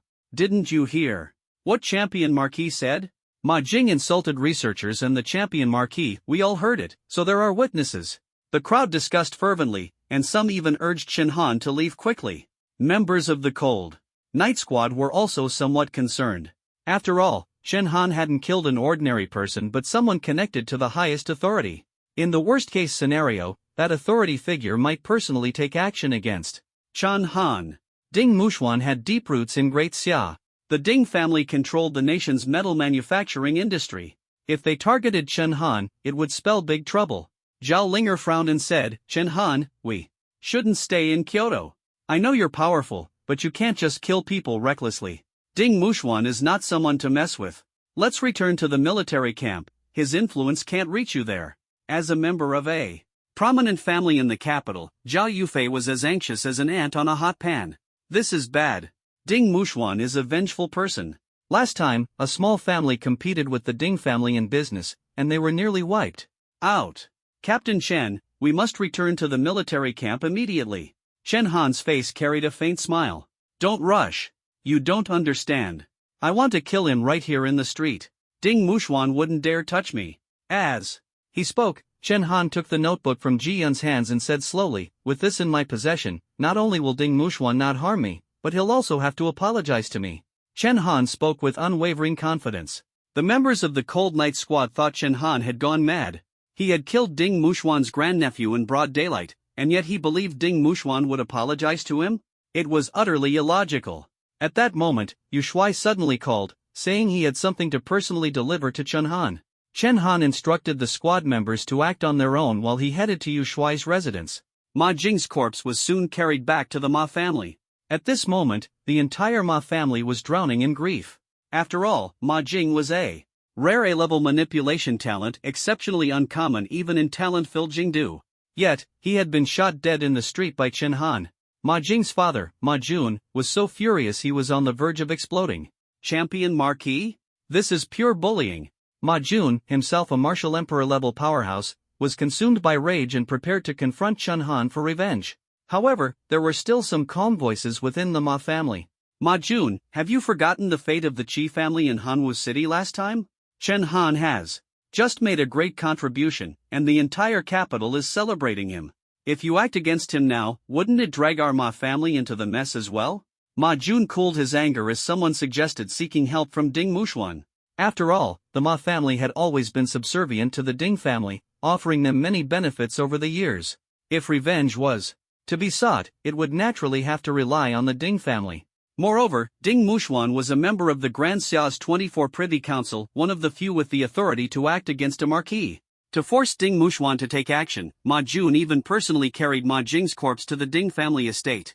Uncle! Ma Jing was killed in the street by the champion Marquis Chen Han. You must avenge him. Ma Jun cried bitterly, placing Ma Jing's corpse in the center of the Ding family courtyard. He believed that seeing this scene, no matter how formidable Chen Han was, Ding Muxuan would have to act. After all, Ma Jing was his grandnephew.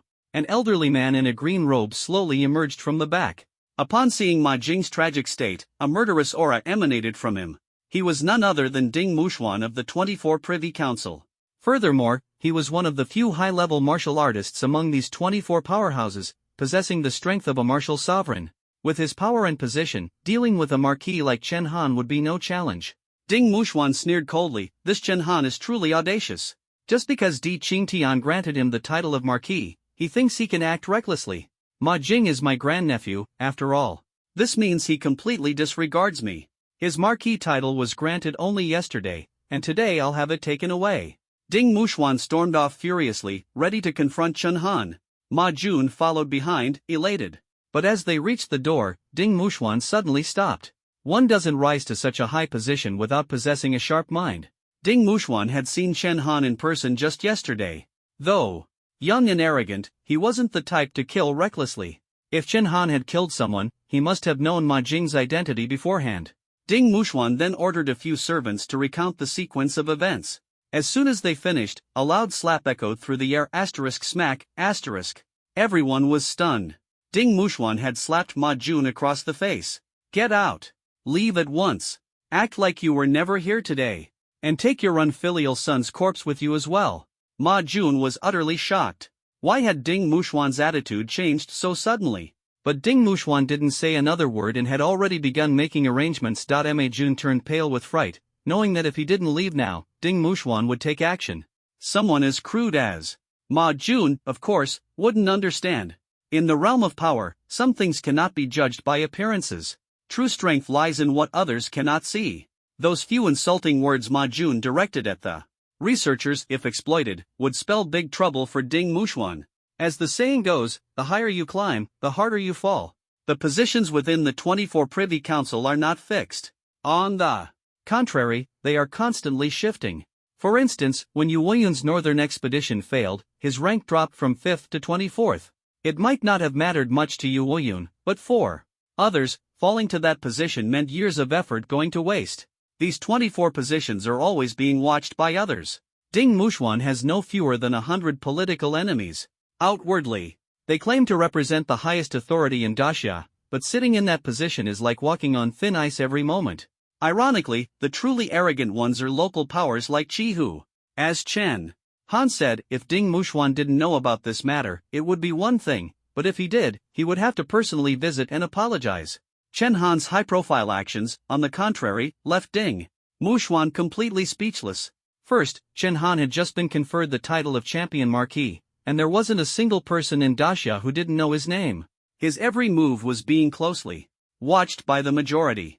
If Ding Muxuan wanted to act, he would have to do so openly and justifiably. Otherwise, even if a single hair on Chen Han's head were harmed, everyone would suspect Ding Muxuan. From this perspective, not only would Ding Muxuan not dare to touch Chen Han, but he would also have to assign people to protect him. Secondly, Chen Han wasn't just the champion marquis. Behind him stood Yu Weiyun, Daxia's foremost marshal, a figure renowned since the Dark Era. The number of people daring to provoke Yu Weiyun could be counted on one hand, and Ding Muxuan was certainly not among them. Not to mention, due to that star crystal mine vein, Chen Han had also established a connection with Di Qingtian. One was a political authority, the other the top figure in the military. If Ding Muxuan acted against Chen Han without reason, the Ding family would be utterly destroyed in the next moment. Moreover, this whole mess was caused by Ma Jingxian. If Chen Han had acted covertly, Ding Muxuan might have had a reason to retaliate. Chen Han, only 18 years old, yet so cunning. The more Ding Muxuan thought about it, the more terrified he became. Chen Han was definitely not the type of impulsive teenager who killed recklessly. The truth was, everything was under Chen Han's control. He killed Ma Jing, and not only did Ding Muxuan not dare to touch him, but during this period in the capital, Chen Han even gained 2 bodyguards from the Ding family for protection. Thinking of this, Ding Muxuan cursed at Ma Jing's corpse, "You bastard. Dead is dead, but you've left me with such a huge mess." Of course, everything happening in the Ding family was within Chen Han's expectations. Now, he had already arrived at Marshal Yu's residence. The dignified marshal, surprisingly, didn't have a standalone villa in the capital but only a standard apartment allocated by the government. The interior was simply decorated, without a trace of luxury. Chen Han couldn't help but feel a sense of admiration. After so many years of holding high positions in both politics and the military, it was no wonder he had many enemies, yet no one could tarnish his reputation. What was most remarkable was that while he maintained his own integrity, he didn't impose the same standard on his subordinates. Most of the rewards he received were distributed among his military subordinates. When Chen Han secured 10% of the mining rights to the star crystal vein, Yu Woyun didn't utter a single word of moral coercion. Such a person was truly worthy of respect. Before Chen Han could speak, Yu Woyun poured him a cup of tea. "Chen Han, have some tea." A simple cup of tea made Chen Han feel especially warm. However, Yu Woyun's next words left him momentarily speechless. "Chen Han, you're really something. You were just named Champion Marquis yesterday, and today you're already killing people on the street?" It had to be said, Yu Woyun's intelligence-gathering ability was extraordinary. It had been less than an hour since Chen Han killed someone in the street, and Yu Woyun had already received the news.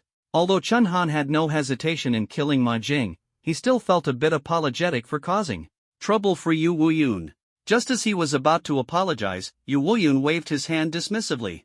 "All right, no need to say more. That Ma family brat was no good to begin with. Killing him is no big deal. But you, to compete with him, you must have spent quite a bit of money at the press conference, right? I know you did it for me. The Ma family has always been targeting me. But 2,000 kilograms of star crystals, can you really afford that?" As he spoke, Yu Woyun pulled out a few coins. "I can't come up with 2,000 kilograms of star crystals. This old man only has this much money on him." Chen Han smiled and replied, "Marshal Yu, how could I possibly take your money?" The fact that the Grand Marshal of the Great Xia had less money on him than the playboy Ji Yun was almost laughable. But it was precisely because of this that he was even more admirable. Yu Woyun wasn't truly penniless. After returning from the northern expedition, he had donated all his savings to support the families of the 300,000 soldiers who had sacrificed their lives. At this moment, Chen Han brought up the main topic. "Marshal Yu, you mentioned over the phone that you had something for me, is that right?" "That's correct. I can't give you 2,000 kilograms of star crystals, but I do have something good for you. But first, let me ask you, this time, the higher-ups rewarded each of you with an opportunity for body modification. What are your thoughts on it?" Yu Woyun asked with a serious expression. Chen Han admitted that, for now, he had no intention of undergoing body modification. Body modification generally fell into 2 categories: mechanical modification, which involved replacing parts of the body with alloy metals, such as arms or legs, to enhance strength or speed. Some special martial techniques could only be performed with a mechanical body. The other type was soft tissue modification, which involved implanting memory metals or parts of exotic beasts. The purpose was the same as mechanical modification, but it was more dangerous and could be fatal if something went wrong. However, the potential benefits were greater. For example, Chi Feihu had once blocked Chen Han's lethal gunshot thanks to such modifications. That said, Chen Han was reluctant to try either type of modification. At higher levels of cultivation, a martial artist's cellular abilities far surpassed those of any mechanical or exotic beast materials. Moreover, body modification was almost irreversible. For advanced martial artists, prior modifications could become a burden unless they never aspired to reach the martial sovereign level. For this reason, most people wouldn't lightly choose to modify their bodies. Yu Woyun nodded. "I'm glad you think that way. As a martial artist, you must have the mindset of a strong person. However, whether or not to undergo body modification depends on the materials used." With that, he took out a small black box. Opening it, he revealed a small bone inside. The bone was extraordinary. The moment Chen Han saw it, he could feel the immense power emanating from it. The oppressive force was so overwhelming that, if not for his SSS-level talent, his Legs might have given out on the spot. And this was just a single bone. The strength of the creature it came from must have been unimaginable. No, this didn't seem to be a human bone. Judging by its appearance, it looked more like a beast bone. Yet, it also bore some resemblance to human bones. Seeing Chen Han's expression, Yu Wuyan nodded in satisfaction. Not bad. You encountered this thing and weren't scared. Your talent is truly extraordinary. The origin of this bone is as follows. 50 years ago, a sacred beast, a qilin, appeared in the western regions. Han Haoren and I, along with the 8 strongest martial gods in the world at the time, joined forces to subdue it. The qilin had a bone that contained all its essence, which we called the qilin precious bone. Chen Han's heart trembled. He had heard of this event before. There was even a popular rhyme about it. The qilin of the western regions shocks the world. 10 martial gods joined the battle. Back then, the qilin suddenly soared into the sky, spreading flames for 1,000 miles, nearly turning half of the Great Xia into ashes. In the end, it took the combined efforts of the 10 top human warriors to defeat it. That battle lasted for over a month. 2 martial gods sacrificed their lives. It was almost like the end of the world. This sacred beast required the strongest human forces to suppress it. Just thinking about its power was terrifying. Naturally, the materials from its body were priceless treasures. Yu Wuyan told Chen Han that the remaining materials from the qilin were divided among those who participated in the battle. The most precious of these was the qilin bone. Among the martial gods who participated, one was an expert in human body modification. He determined that this qilin bone was an excellent material for human enhancement. Its shape perfectly matched human bones and could significantly boost basic attributes. Even martial artists at the martial god level could gain tremendous benefits from it. Since Han Haoren contributed the most during the battle, the qilin bone was given to him. However, Han Haoren was delayed by certain matters and never got the chance to undergo body modification. Before heading to the northern frontier, he entrusted all his belongings, including the qilin bone, to Yu Wuyan. Yu Wuyan had kept it for 40 to 50 years without using it. Now, he brought it out for one purpose, to give it to Chen Han. This thing is easily worth 2,000 kilograms of star crystals. Take it. Yu Wuyan casually tossed the invaluable qilin bone to Chen Han. This item was worth far more than 2,000 kilograms of star crystals.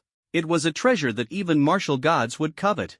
To be honest, even a complete star crystal mine couldn't compare to its value. Chen Han accepted Yu Wuyan's gift without hesitation. Thank you, Commander Yu. As Yu Wuyan had said, whether or not to undergo body modification depended on the materials.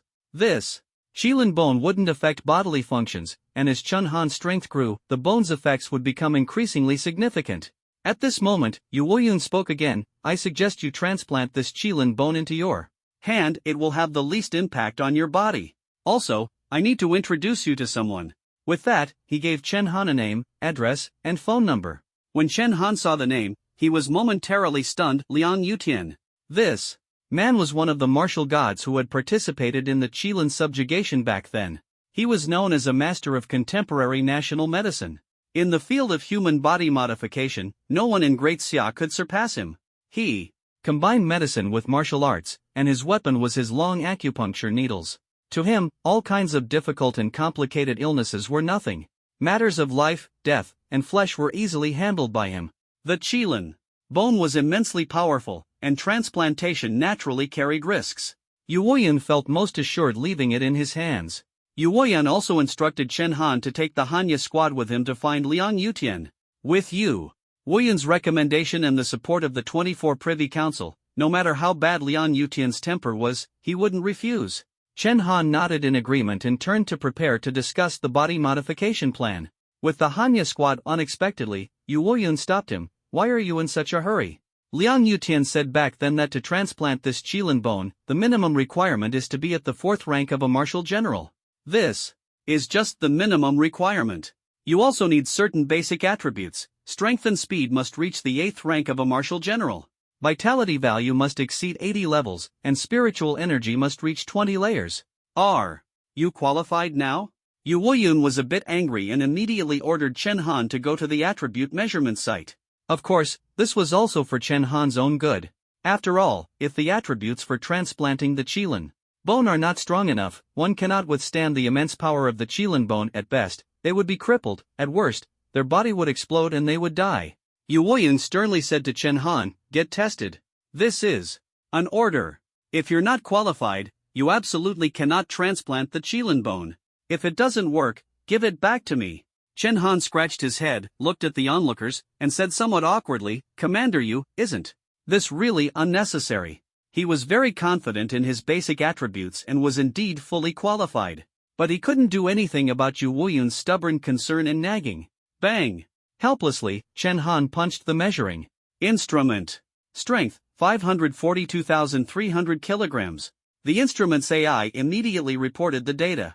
Yu Woyun's mouth twitched. This strength not only met the standard but far exceeded it. He waved his hand, signaling Chen Han to proceed with the next test. What followed were even more astonishing attributes that appeared one after another. Basic speed, 2,364. Vitality, 145 levels. Spiritual energy, 31 layers. Each basic attribute not only shocked Yu Woyun but also left the onlookers dumbfounded. Isn't that Champion Marquis? I remember he's at the Marshal General level. Are these basic attributes even real? Wow! This is clearly the basic attributes of a Martial Emperor. No wonder he's Champion Marquis. Being conferred the title definitely makes sense.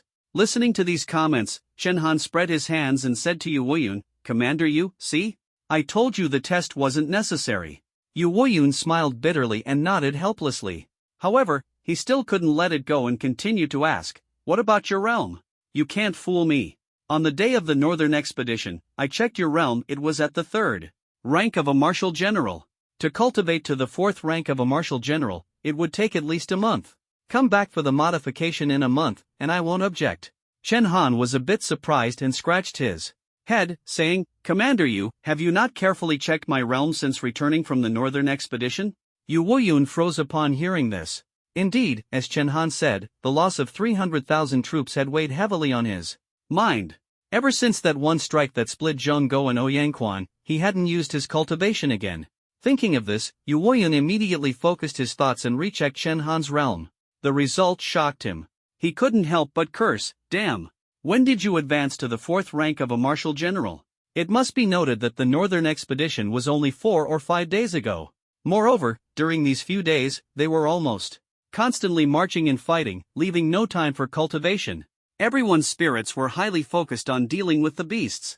Before the Northern Expedition, Chen Han's realm was only at the 3rd rank of a Marshal General. Advancing one rank within 4 or 5 days was almost impossible. This was the Marshal General level. Even for a genius, the most they could do was advance one rank at the Martial Warrior level within a few days. What's more, during these few days, Chen Han's actions were under constant surveillance, and everyone knew whether he had been cultivating or not. This was precisely what puzzled Yu Woyun the most. Chen Han was clearly fighting battles, his mind highly tense. How on earth did he cultivate? This cannot be explained by ordinary talent. In fact, the effect of Chen Han's soldier soul's sacred body is that as long as he holds a weapon, he is considered to be in a state of cultivation. During marches and battles, weapons naturally never leave his side. He even sleeps with weapons for self-defense. Although he doesn't have time to sit down and meditate to stabilize his foundation, in a certain sense, Chen Han progresses faster during marches and battles than through simple seated cultivation. Yu Woyun was speechless. It had been a long time since he measured Chen Han's basic attributes. Unexpectedly, his basic attributes had already reached this level. Even Han Haoren back in the day would have to admit defeat in front of Chen Han. Left with no choice, Yu Woyun agreed to let Chen Han immediately transplant the Qilin bone. Actually, this might not necessarily be a bad thing. Currently, no one in Disya has used the Qilin bone for human modification, and the earlier the modification, the more likely one is to benefit. It could even promote a breakthrough in cultivation levels. Chen Han got up and prepared to find Liang Yutian, bringing the Cold Night Squad along. However, he didn't know that during the time he was meeting with Yu Woyun, a major incident had occurred with the Cold Night Squad. Led by Zhao Linger, the Cold Night Squad had gone out to buy some daily necessities and were preparing to return to Chen Han's marquee residence. Except for Zhao Yufei, the others hadn't settled in the capital and could only temporarily stay at Chen Han's Champion Marquis residence. Just as they arrived at the gate of the residence, they saw several plainly dressed men vandalizing the walls of Chen Han's new Marquis residence. Even more outrageous, one of them was actually a Marshal General level expert. They brazenly smashed Chen Han's Champion Marquis plaque, stomped on it, and humiliated it. They didn't know that all of this was orchestrated by Ma Jun. Ma Jing had been killed by Chen Han, and the Ma family didn't dare to offend him, while Ding Muxuan was unwilling to intervene. Unable to bear it any longer, Ma Jun sent people disguised as civilians to cause trouble at the gate of the Champion Marquis residence. If they couldn't kill Chen Han, they at least wanted to make him suffer. Although this approach was somewhat childish, it did have some effect. The people, sent by the Ma family, pretending to be civilians, kept cursing loudly at the gate of the residence. The Champion Marquis is nothing but a fake hero. Killing people in the street, he completely disregards the law. These curses attracted many onlookers who were unaware of the truth. Chen Han had just gained fame, and Ma Jun's goal was to tarnish his reputation. Zhao Linger's temper was actually quite fiery, though she usually restrained herself in front of Chen Han. Seeing the situation before her, her face darkened, and the spear in her hand instantly flew out. In the next second, one of the Ma family members pretending to be a civilian was pinned to the wall by Zhao Linger. Compared to Chen Han, Zhao Linger might not seem as strong, but everyone had forgotten that Zhao Linger was also a genius, at least 2 minor realms stronger than them, making killing no problem for her. Among the people Ma Jun had hired, apart from one martial general at the second tier, the others were ordinary martial artists and naturally no match for Zhao Linger. Zhao Linger shouted sternly, "What are you making a fuss about here?" As soon as she finished speaking, she strode forward and punched another Ma family member. Beside her, the usually calm Zhao Yufei was dumbfounded. He couldn't help but exclaim, "These two have such fiery tempers." He had originally intended to persuade Zhao Linger to wait for Chen Han to return before making a decision. But now that Zhao Linger had already started fighting, Zhao Yufei and the others could only join in. The Cold Knight Squad had fought alongside Chen Han on the Northern Expedition battlefield, and the people hired by the Ma family were no match for them. Especially Xu Meng, who was now operating the newly adjusted Red God Mecha. The massive mech stopped at the entrance of the Marquis residence, its sheer presence intimidating everyone. That reckless warrior from the Ma family dared to go head-to-head with the Red God Mech. As a result, the Red God Mech, like a small mountain, swung its fist and sent the man flying over 20 meters, crashing through several shops in succession. Good. Well done. The onlookers clapped and cheered. Chen Han, much like Yu Woyun, now enjoyed a stellar reputation among the people, leaving the Ma family unable to sway public opinion. Ma Jun, hiding in the back, gritted his teeth in anger. His plan to retaliate against Chen Han had backfired, only making Chen Han even more famous. Sigh. Ma Jun let out a long sigh. At that moment, he suddenly felt a powerful aura approaching from behind. Turning around, he was startled. The person approaching was none other than Zhong Go, the second marshal of Daxia. Marshal Zhong. Ma Jun was terrified, his heart pounding. He had orchestrated all of this, and the Cold Knight Squad was part of the military. If Zhong Go decided to investigate thoroughly, Ma Jun would be in serious trouble. However, Zhong Go seemed to ignore Ma Jun and instead stared thoughtfully at the Cold Knight Squad. Before long, several military vehicles pulled up directly in front of the Champion Marquis residence. Soldiers from the Thunder God Army jumped out of the vehicles and surrounded the Cold Knight Squad. In layers, the leading officer shouted, "Tie them up. Take them to Black Rock Prison." These Thunder God Army soldiers were all at the level of warriors, leaving the Cold Knight Squad no chance to resist.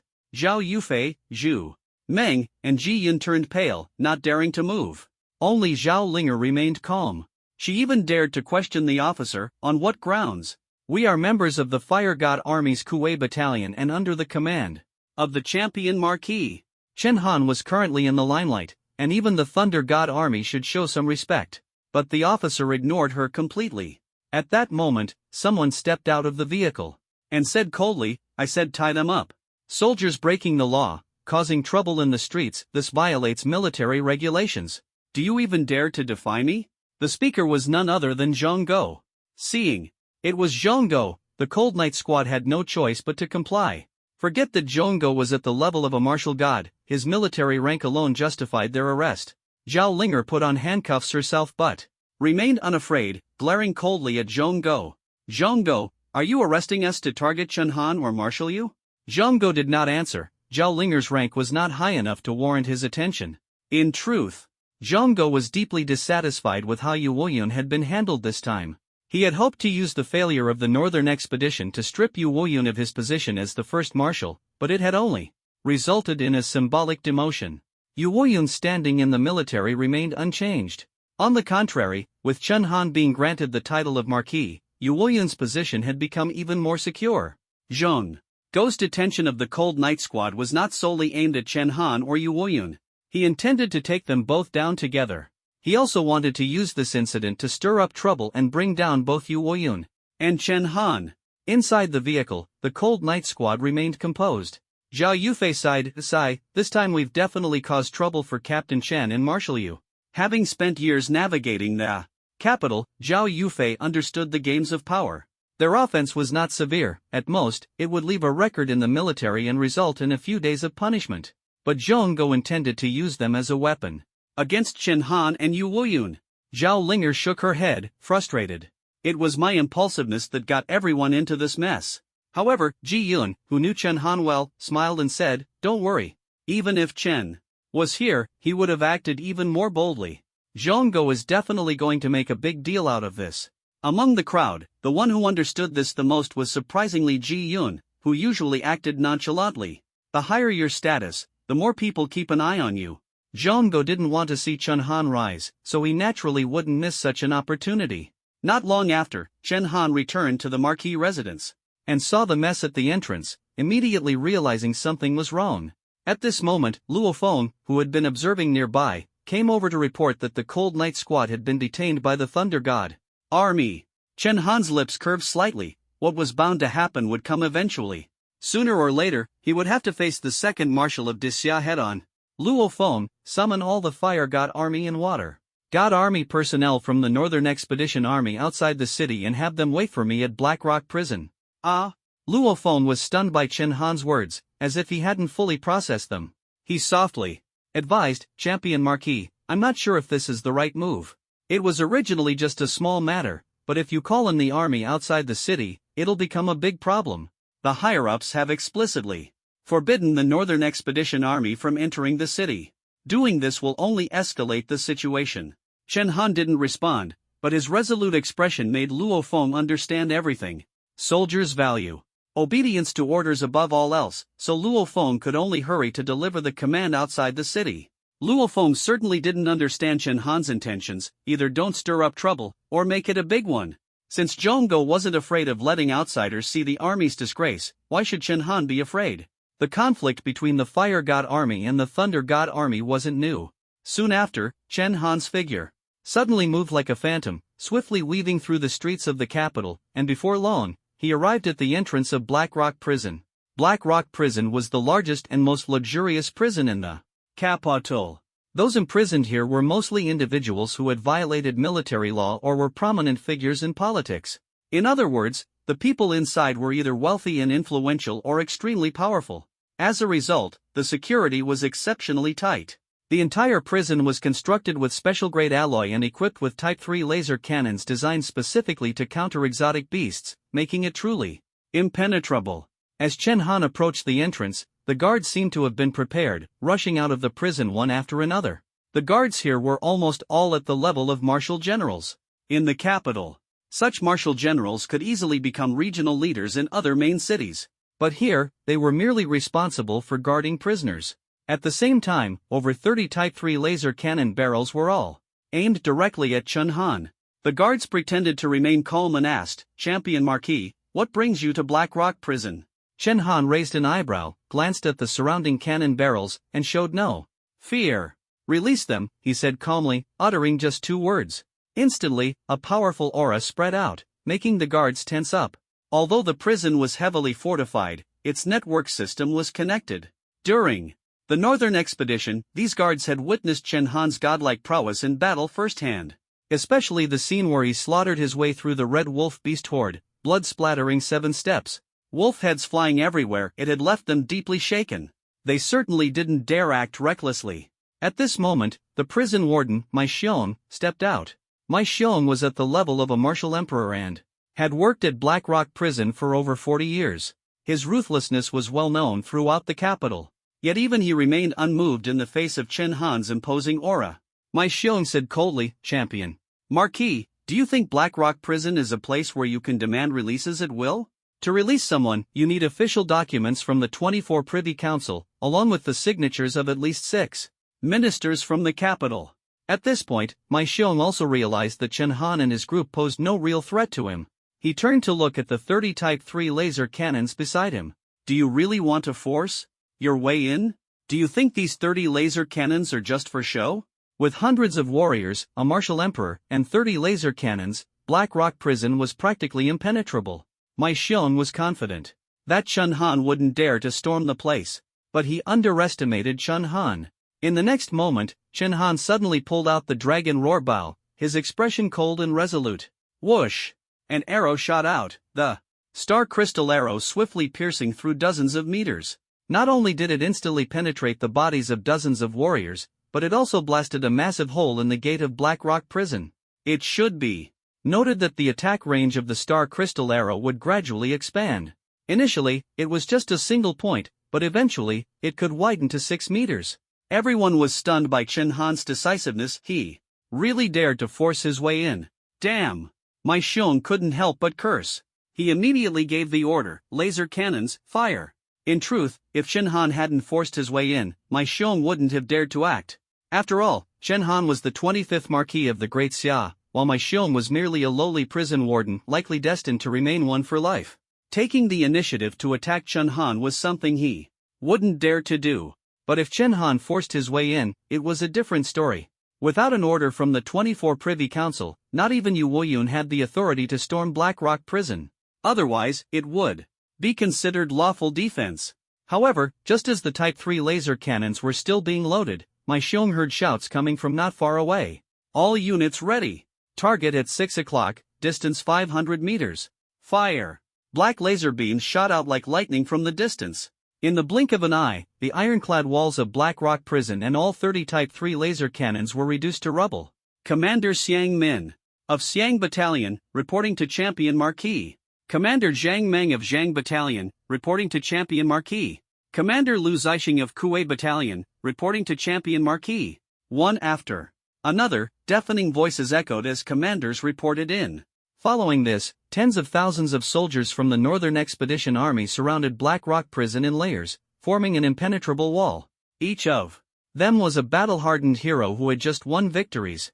Surrounded by such a group of victors, the guards of Black Rock Prison were like a lone boat in the vast ocean, too terrified to utter a word. Even Mai Xiong dared not say much. Each of these individuals was suffocatingly intimidating to him.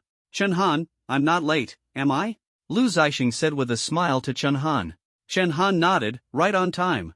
He then turned his gaze directly toward the guards of Black Rock Prison. Lu Zixing ordered the artillery battalion to aim all the Type 3 laser cannons at the prison gate. Release them. What right do you have to detain my brothers? I'll level this place to the ground right now. The soldiers of the Fire God Army were all tough men, fearless in the face of death, ready to act if provoked. At this moment, the key figure in the incident finally appeared. Zhang Go, who had been coldly observing from the sidelines, hiding in the prison and waiting. Zhang Go held a high-ranking position, and everyone could only bow their heads in silence. But unexpectedly, before he could finish his reprimand, Chen Han stepped forward, pointed at him, and shouted, Zhang Go, out of respect, I call you Marshal. Otherwise, what are you even worth?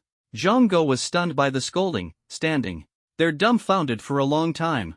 He had only one question in his mind, who was the real marshal here? Even the soldiers of the Northern Expedition Army looked bewildered. After all, standing in front of Chen Han was the second marshal of the Great Xia, second only to Yu Woyun. The two were less than a meter apart. In truth, the reason Chen Han spoke this way was because of his marquis status. He wasn't addressing Zhang Go by his military rank but by his noble title. This was Zhang Go's Achilles heel. Although he was the second marshal, he had risen to the position through family connections. The Thunder God Army, stationed in the capital for years, had hardly participated in any border battles and naturally had no military achievements. In the military, respect comes not only from strength but also from accomplishments. Without achievements, no one truly respects you. Thus, despite Zhang Go's impressive title, no one outside his two units took him seriously. Yu Woyun, on the other hand, was entirely different. He earned his position as the first marshal through real battles and countless military achievements. Even the 24 Privy Council granted him the fifth highest authority in Great Xia. Therefore, no soldier in the Northern Expedition Army dared to disobey Yu Woyun's orders. Chen Han was reminding Zhonggo that he had the status of a marquis, which Zhonggo did not. Outside the military camp, Chen Han's status was no lower than Zhonggo's. He didn't need to follow Zhonggo's orders. Zhonggo's face turned red with anger, and he wanted to retort, but Chen Han cut him off with one sentence. You say I'm breaking military discipline? Fine. Tomorrow, I'll make sure the entire Thunder God army is wiped out, their families destroyed. What will you do then? These words made sense. If a soldier doesn't even care for his own brothers, what's the point of wearing the uniform? Privately, the Northern Expedition Army agreed with Chen Han's stance, though no one dared to show it in front of Zhonggo. Lu Zixing secretly gave Chen Han a thumbs up. Not only was the statement reasonable, but it was also a direct threat to Zhonggo. The message was clear: if Zhonggo continued to detain the members of the Cold Night Squad, Chen Han would make the Thunder God Army's life a living hell. A mere major daring to threaten a marshal? The scene left the soldiers behind Chen Han gasping in shock. The champion marquis is truly bold and fiery, an old soldier in the army side. Zhonggo's face turned bright red with anger, but he was at a loss for words. In the end, he can only try to assert his authority. Major Chen Han, I am your superior, the marshal of the army. What military rule allows you to speak to your superior like this? Chen Han was prepared and waved dismissively. Zhonggo, stop trying to elevate yourself. You think you're qualified to be my superior? My direct superior in the military is only one person, and that's the first marshal of Great Xia, the loyal and brave Marquis Yu Woyun. Chen Han's tone shifted, striking directly at Zhonggo's weak spot. You're nothing more than a perpetual second place. Since Yu Woyun became the marshal of Great Xia, he had held the position for a full 60 years. Zhonggo, on the other hand, had been promoted to marshal 40 years ago and had been overshadowed by Yu Woyun ever since, his glory long faded. As the saying goes, don't hit someone where it hurts. But Chen Han deliberately stabbed at Zhonggo's sore spot as the second marshal of Great Xia. You. Zhonggo was so furious that he could only stammer you. Twice, his anger nearly exploding. In fact, Zhonggo was 30 years older than Yu Woyun. Chen Han was considered the youngest among the younger generation. Being scolded face to face by such a young man, Zhonggo could no longer suppress the anger in his heart. You brat, I'll kill you. Zhonggo roared. At that moment, the sky suddenly became overcast, and the oppressive aura of a martial god quickly spread over a dozen miles. The soldiers of the Northern Expedition Army couldn't withstand it and fell to the ground one after another. Those with weaker talents simply fainted directly. Only Chen Han stood firmly, without a trace of fear. This was the first time Chen Han had seen a martial god unleash their full power. A martial god was already beyond the reach of ordinary people. This was no exaggeration. Just moments ago, the sky was clear, but the dark clouds overhead were clearly summoned by Zhonggo. Zhonggo was gifted with lightning abilities and had climbed to the position of the second marshal of Xia, so his strength was naturally extraordinary. According to Chen Han's understanding, he was at the 8th rank of martial god, the same level as Yu Woyun. Boom! Thunder rolled. The thunder clouds gathered, and lightning danced like giant serpents within the clouds, striking fear into people's hearts. Even those inside Black Rock Prison could see the thunderclouds overhead through the windows. Zhao Linger immediately recognized that Zhonggo had made his move. This is bad. Chen Han is confronting Zhonggo head-on. This is not good. Beside her, Ji Yun and others also looked worried. They knew Chen Han was strong, but not yet at the level where he could directly contend with a martial god. While everyone was tense, Chen Han, standing less than a meter away from Zhonggo, showed no sign of fear on his face. In truth, Zhonggo didn't really intend to kill Chen Han. Chen Han was at his peak, and killing him would be a lose-lose situation. He merely wanted to intimidate Chen Han and make him afraid. Seeing Chen Han completely indifferent, Zhonggo became even angrier. Chen Han, do you really think I don't dare to kill you? Do you think your title of champion marquis is truly a get-out-of-jail-free card? Apologize to me immediately. But despite his words, he didn't dare to act. Otherwise, the lightning overhead would have already struck down. Moreover, Chen Han was staring at Zhonggo with an expression that seemed to say, "You're making such a big commotion, do you think no one in the capital will notice?" The next second, a guandao came hurtling down from the sky. It instantly tore through the air, the fierce blade directly shredding the lightning. The thunderclouds that Zhonggo had spread over 100 miles were split apart by the guandao in the blink of an eye, and the sky returned to its clear state. But it didn't stop there. After splitting the thunderclouds, the Guandao suddenly dove down, heading straight for Zhang Go. Zhang Go's face turned pale with fright, and he quickly waved his hand to defend himself, constructing countless lightning barriers overhead. Yet, in front of the Guandao, these barriers were as fragile as paper. Blood splattered. Zhang Go's right hand and half of his body were severed by a single strike of the Guandao. Even among martial gods of the 8th rank, there were differences in strength. Yu Woyun had dominated the realm for 60 years, naturally possessing extraordinary abilities. His only weakness was Han Haoren. Apart from Han Haoren, he was the number one under heaven. In the next moment, a tall and imposing figure appeared before Chen Han. Zhang Go, you've got some nerve. The newcomer was none other than Yu Woyun. Having effortlessly severed Zhang Go's right hand, Yu Woyun's expression remained calm as ever. Marshal Yu. Seeing Yu Woyun, the Northern Expedition Army's morale soared. And Chen Han, as the champion marquis, displayed an aura that extended far beyond this. Zhang Go clutched his severed arm, wanting to argue with Yu Woyun. But upon seeing the person who appeared behind him, he immediately dared not utter another word. Desia's highest authority, Emperor Qingtian, was walking toward the prison with 24 guards directly under the Privy Council. His brows furrowed. This was the aura of the champion marquis. A small black rock prison could actually bring together the top figures of the military and political worlds at the same time. Unprecedented. Before even approaching, Di Qingtian angrily rebuked Zhang Go. Zhang Go, you've got some nerve. A dignified marshal, instigating internal strife within the military. Do you want the entire city to mock the army? And you privately laid hands on champion marquis. Do you think you can dominate a region on your own? Facing Yu Woyun, Zhang Go could still talk back a little. But in front of Di Qingtian, Zhang Go didn't dare utter a single word. Even injured and bleeding, he had to kneel before Di Qingtian. Zhang Go's position as marshal was only achieved through the backing of his family. Di Qingtian, however, was the leader of the most powerful family in Desia. When it came to dealing with Yu Woyun, Di Qingtian had to be especially cautious. If Yu Woyun were still alive, he wouldn't even dare to easily remove him from his martial position. But Zhang Go was different. A disobedient dog could be kicked out at any time and replaced with a new one. Terrified and trembling, Zhang Go could only helplessly explain, Mr. D, please listen to me. Chen Han disrespected his superior. Di Qingtian didn't want to hear another word from him. Enough nonsense. You detained Champion Marquis's people, and you think Champion Marquis should thank you for it?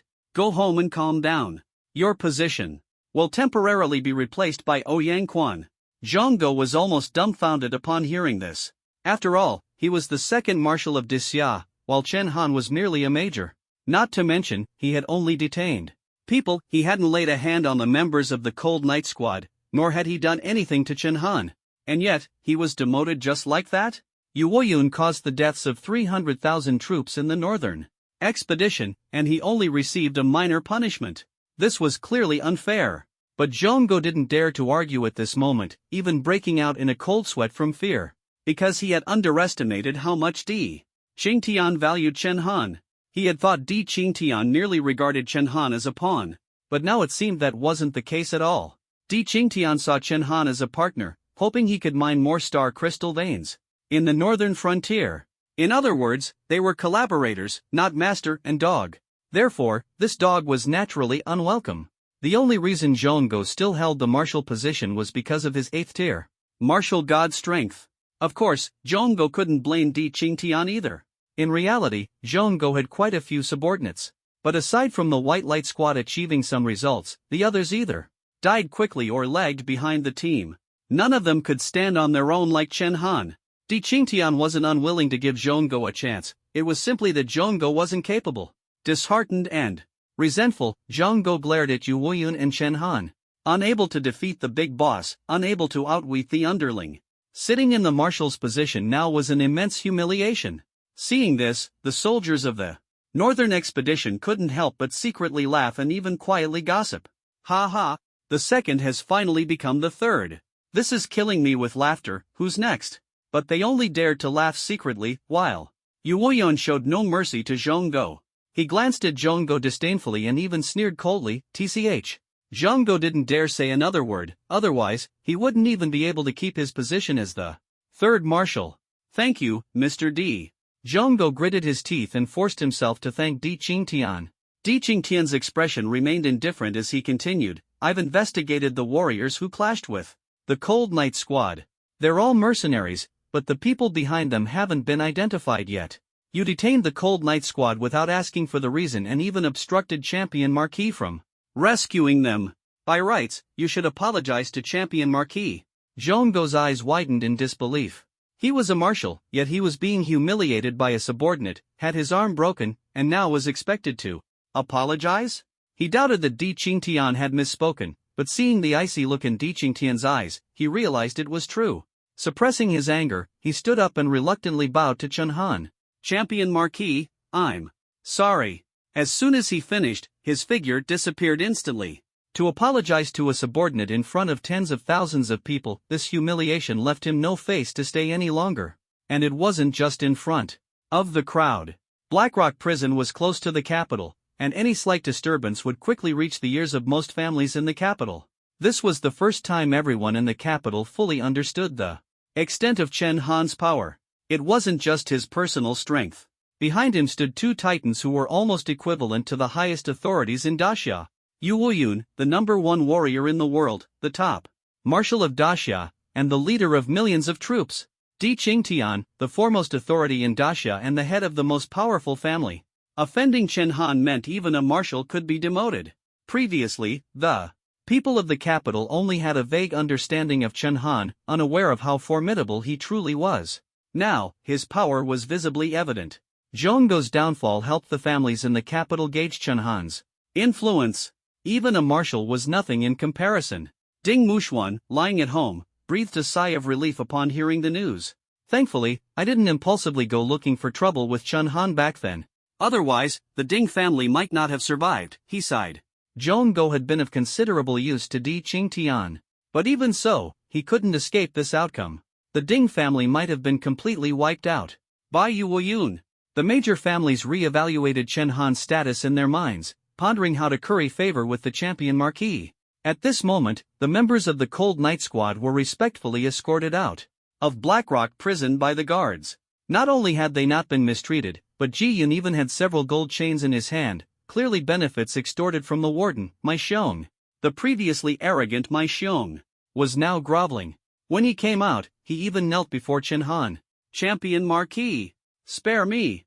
I was only following Marshal Zhong's orders. Please let me off. I have elders and children at home. How could I dare offend you? Mai Xiong cried pitifully, snot and tears streaming down his face. If someone like Zhonggo could be dealt with, his own life as a warden was even less secure. Chen Han looked at him with disdain. The fact that he hadn't shot Mai Xiong with his first arrow showed that he didn't even consider him worth his attention. With his status, there was no need to argue with a dog. However, compensation was inevitable. Before Di Qingtian could speak, Mai Xiong had already handed over almost all the treasures he had accumulated during his years as warden to Chen Han. Among them was one item that particularly caught Chen Han's eye. It was a weapon storage box made of a special white metal. When a weapon was placed inside, it could instantly clean and polish it. Every time it was taken out, the weapon looked brand new. Even more impressive, this item could maintain and enhance weapons, making them stronger and upgrading their level. It was called the Imperial Weapon Box. Yu Wuyun and Emperor Qingtian had never seen it with their own eyes, but Yu Wuyun seemed to recognize its origin. Yu Wuyun asked, was this crafted by Feng Yufeng? Feng Yufeng was one of the 10 martial gods who participated in the siege of the sacred beast Fire Qilin in the western regions, and one of the 2 who heroically sacrificed their lives. He was hailed as a war hero of Daxia and was posthumously granted the title of Marquis. His talent specialized in crafting tools. Among the 4 major talent systems, only the trait system had talents that were bizarre and unpredictable. For example, Chen Han's talents were focused on enhancing weapon usage. But Feng Yufeng's talent was even more unique. The items he crafted, whether weapons or tools, all carried special effects. This talent was called Soul of the Artifact, an SSS-level talent. However, despite being a top-tier talent, the effects of the items he crafted varied greatly. For instance, he once made a set of bowls and chopsticks. Those utensils made all food taste like manure. That might sound tolerable, but the stranger part was that the owner of those utensils could only use them for the rest of their life, otherwise, they would be cursed by the talent. Because Feng Yufeng's talent was so powerful, many people were willing to take the risk of owning the items he crafted, regardless of their effects. It's said that the person who ate food tasting like manure for their entire life is still alive. Ordinary weapon boxes could not possibly have the function of upgrading weapon levels. It must be noted that supreme, divine weapons are the highest grade weapons. So far, no weapon more advanced than this has appeared. The Overlord Spear and the Dragon Chant Bow are both supreme divine weapons, but the Emperor Weapon Box might allow these two weapons to break through their limits and become even more advanced. For Chen Han, this was not just about enhancing the power of his weapons. Due to the influence of the sacred weapon soul physique, his cultivation speed, techniques, and martial skill intensity would all be greatly enhanced as the weapon level increased. The Emperor Weapon Box was undoubtedly the most suitable divine artifact for Chen Han. After receiving Mai Xiong's confirmation, Yu Woyun laughed heartily. Old Feng spent his whole life crafting things, 9/10 of them were duds, and he kept half of the good ones for himself. The ones that have survived to this day are all one-of-a-kind treasures. Chen Han never expected that a trip to prison would yield such a treasure. Warden Mai Xiong smiled and asked, "Is the champion Marquis satisfied? Can you forgive my mistake?" Chen Han felt fortunate. Luckily, Mai Xiong had been far from the prison gate at the time. Otherwise, that arrow of his would have pierced Mai Xiong, and the Emperor Weapon Box would have been out of reach. Chen Han nodded slightly, letting Mai Xiong off the hook. He hadn't intended to tangle with Mai Xiong in the first place. The Emperor Weapon Box was an unexpected bonus. This prison incident shook the entire capital. Some cried, some laughed. Besides Chen Han, there was another big winner. At this moment, Ouyang Quan was inspecting the military training grounds. Hearing the report from his subordinates, he couldn't help but smile, even in front of everyone. After a while, he finally burst out laughing. Ha ha ha! Zhongguo's maneuver had unexpectedly elevated him to the second position. In fact, the ranking of Marshal had remained unchanged for 30 years. Unless something major happened, the order of Yu Woyun first, Zhongguo second, and Ouyang Quan third would persist until retirement. But this time, Ouyang Quan had done nothing and was inexplicably promoted to second place, a win while lying down. Ouyang Quan knew about Zhongguo detaining the Cold Night Squad, but he was aware that Chen Han was in the spotlight, so he stayed out of it. "Zhongguo, oh Zhongguo, you old fool!" Ouyang Quan burst into laughter, so overjoyed that he even issued an order to the entire army, declaring a day off from training. After being suppressed for so long, Zhongguo returned to the barracks, and upon seeing the scene before him, he felt a sharp pain in his chest and suddenly spat out a mouthful of blood. "Heavens, why are you so unfair to me?" Zhongguo couldn't help but look up and sigh deeply. The next day, Chen Han arrived at Liang Yutian's residence as planned. Unexpectedly, the person who opened the door was a man around 30 years old. Zhao Linger blurted out, "Mr. Liang, hello." Chen Han, Ji Yun, Zhao Yufei, and the others were all stunned. The martial gods they had seen before, such as Yu Woyun, Zhongguo, and Ouyang Quan, were almost all elderly men with white hair. Ouyang Quan was considered relatively young, but he was already over 80. Liang Yutian had been over 50 during the campaign against the Fire Qilin, so he should be close to 100 now. As if he had seen through their confusion, Liang Yutian smiled and said, "You must be Champion Marquis Chen Han, right? I've seen you on live broadcasts. You truly are a young man with potential. Old you didn't misjudge you." After exchanging pleasantries, he explained, "Don't be surprised. The higher a martial artist's realm, the more active their body cells become, making rejuvenation not too difficult. Old you and the others simply prefer to present themselves as older, and I have special methods to maintain my youth." With this explanation, Chen Han and the others finally understood. Since he was a martial god introduced by Yu Woyun, Chen Han politely said, "Mr. Liang, hello." Liang Yutian invited them inside. His clinic was small, with only a few hospital beds, giving no indication that this was the private hospital of the world's top physician. What the Cold Night team didn't know was that the cost of undergoing body modifications or receiving treatment here was measured in billions. If it weren't for Yu Woyun's personal recommendation, Liang Yutian wouldn't have been so accommodating. Chen Han explained his purpose for coming, and the Cold Night team members introduced the parts they wanted to modify one by one. Ji Yun, who excelled in speed, naturally wanted to modify his legs. Xu Meng wanted to modify his cervical spine to facilitate mechanical control. Their modifications were relatively simple and didn't even require Liang Yutian to personally handle them. His disciples could take care of it. But when it came to Chen Han, it was the main focus. Liang Yutian seemed to have anticipated this and instructed the Cold Night team members to discuss their modification plans with his disciples first, leaving him and Chen Han to talk privately. Take it out, Liang Yutian said, referring to the qilin bone. Chen Han immediately took out the segment of qilin bone. Seeing the qilin bone, Liang Yutian's eyes were filled with fervor. Back then, we begged for ages, but old you was unwilling to part with it. It seems he truly values you. If it were anyone else, they would have already done whatever it took to snatch this treasure. Chen Han knew the qilin bone was precious but hadn't expected it to be this exaggerated. Liang Yutian wasn't overstating. The moment the qilin bone appeared, the greed in his eyes was almost uncontrollable, though he quickly restrained himself. Since Yu Wuyun had recommended him, it was clear he had strong moral character. Liang Yutian instructed Chen Han to lie down, preparing to use instruments to test his compatibility with the qilin bone and determine how to proceed with the transplant. Compatibility testing involves assessing the rejection reaction between the modifier and the modification material. The levels range from D to S, with D being the worst and S the best. Poor compatibility results in a painful modification process and may lead to rejection reactions, ultimately requiring the removal of the modification material. Good compatibility minimizes pain and may even unlock special abilities. Chen Han had seen many modifiers in the barracks. Lu Zixing was one of them, and his right fist had undergone mechanical modification. His adaptability was rated S. As a result, the strength of his right arm was greatly enhanced. Under special circumstances, it could unleash a force of 1 million kilograms. Yet his usual tested strength was only 530,000 kilograms. The benefits of high adaptability went far beyond this. While equipping Chen Han with the device, Liang Yutian said, "Don't worry. Based on my assessment of your talent, your adaptability to the qilin bone should be B. As long as it's B level, you have a chance to successfully undergo the modification. But I must warn you in advance, if it's D level, I absolutely won't perform the surgery. I don't want you dying on the operating table, because I won't be able to save you." Liang Yutian reminded Chen Han to prepare himself mentally. The qilin bone was different from ordinary alloys or exotic beast materials. It was the bone of a sacred beast. It required extremely high talent from the person undergoing the modification.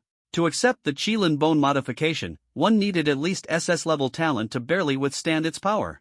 Even then, there was still a risk of the body exploding and dying. The reason Liang Yutian judged Chen Han's adaptability as B was that the 10 martial gods who participated in the siege of the Fire Qilin back then had all been tested.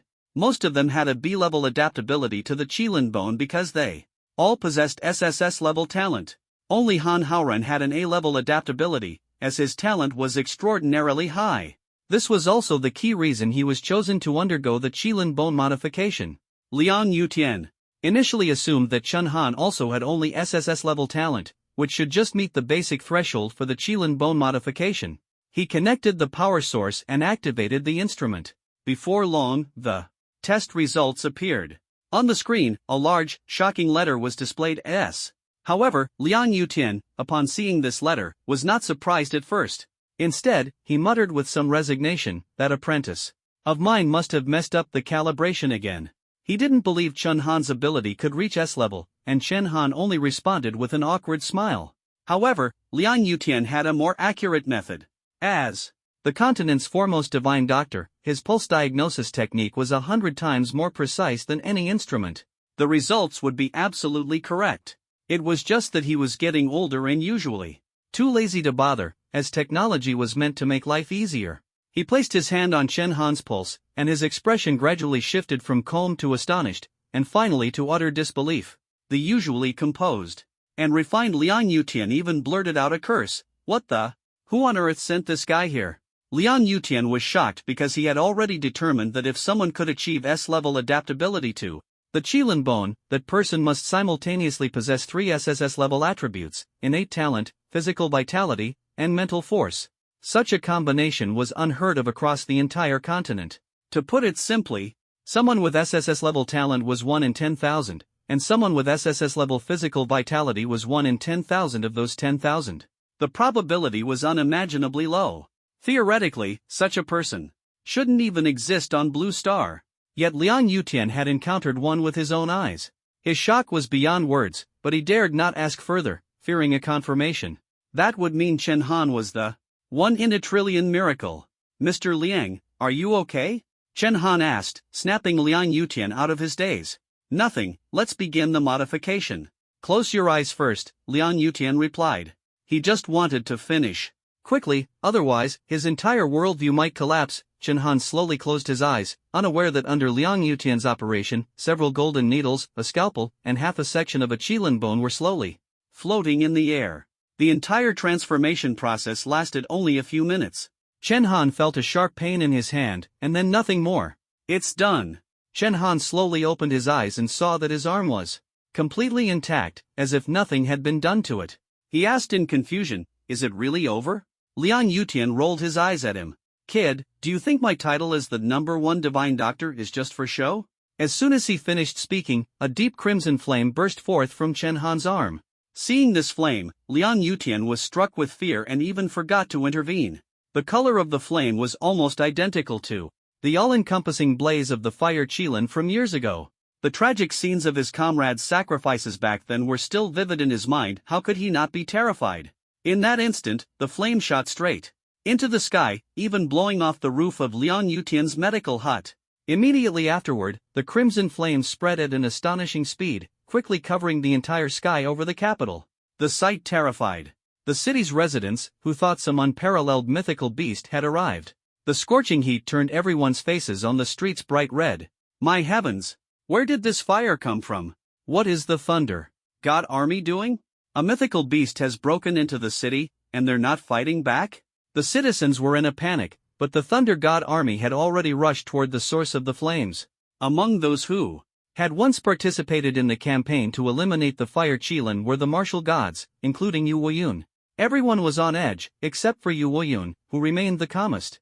Although the flames resembled those of the fire qilin, they lacked its killing intent. It was important to note that if this truly were the fire qilin's flames, no one in the capital, except for martial god-level experts, would have survived.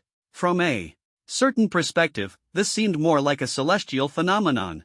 It seems Chen Han's transformation was a success, Yu Weiyun said with a faint smile. At this moment, a system notification sounded in Chen Han's ears. Ding! Congratulations on successfully transforming the qilin bone and obtaining the unique growth type talent, Sacred Fire Qilin Flame. Sacred Fire Qilin Flame, unique growth type talent, S rank. This is the heaven-scorching flame of the sacred beast qilin, which can only be activated by transplanting a qilin bone. When used, the qilin's sacred fire can envelop the entire body or even weapons for combat, and it can also be unleashed to attack enemies. The qilin's flames possess the power to destroy everything, and their extreme heat makes it impossible for enemies to approach.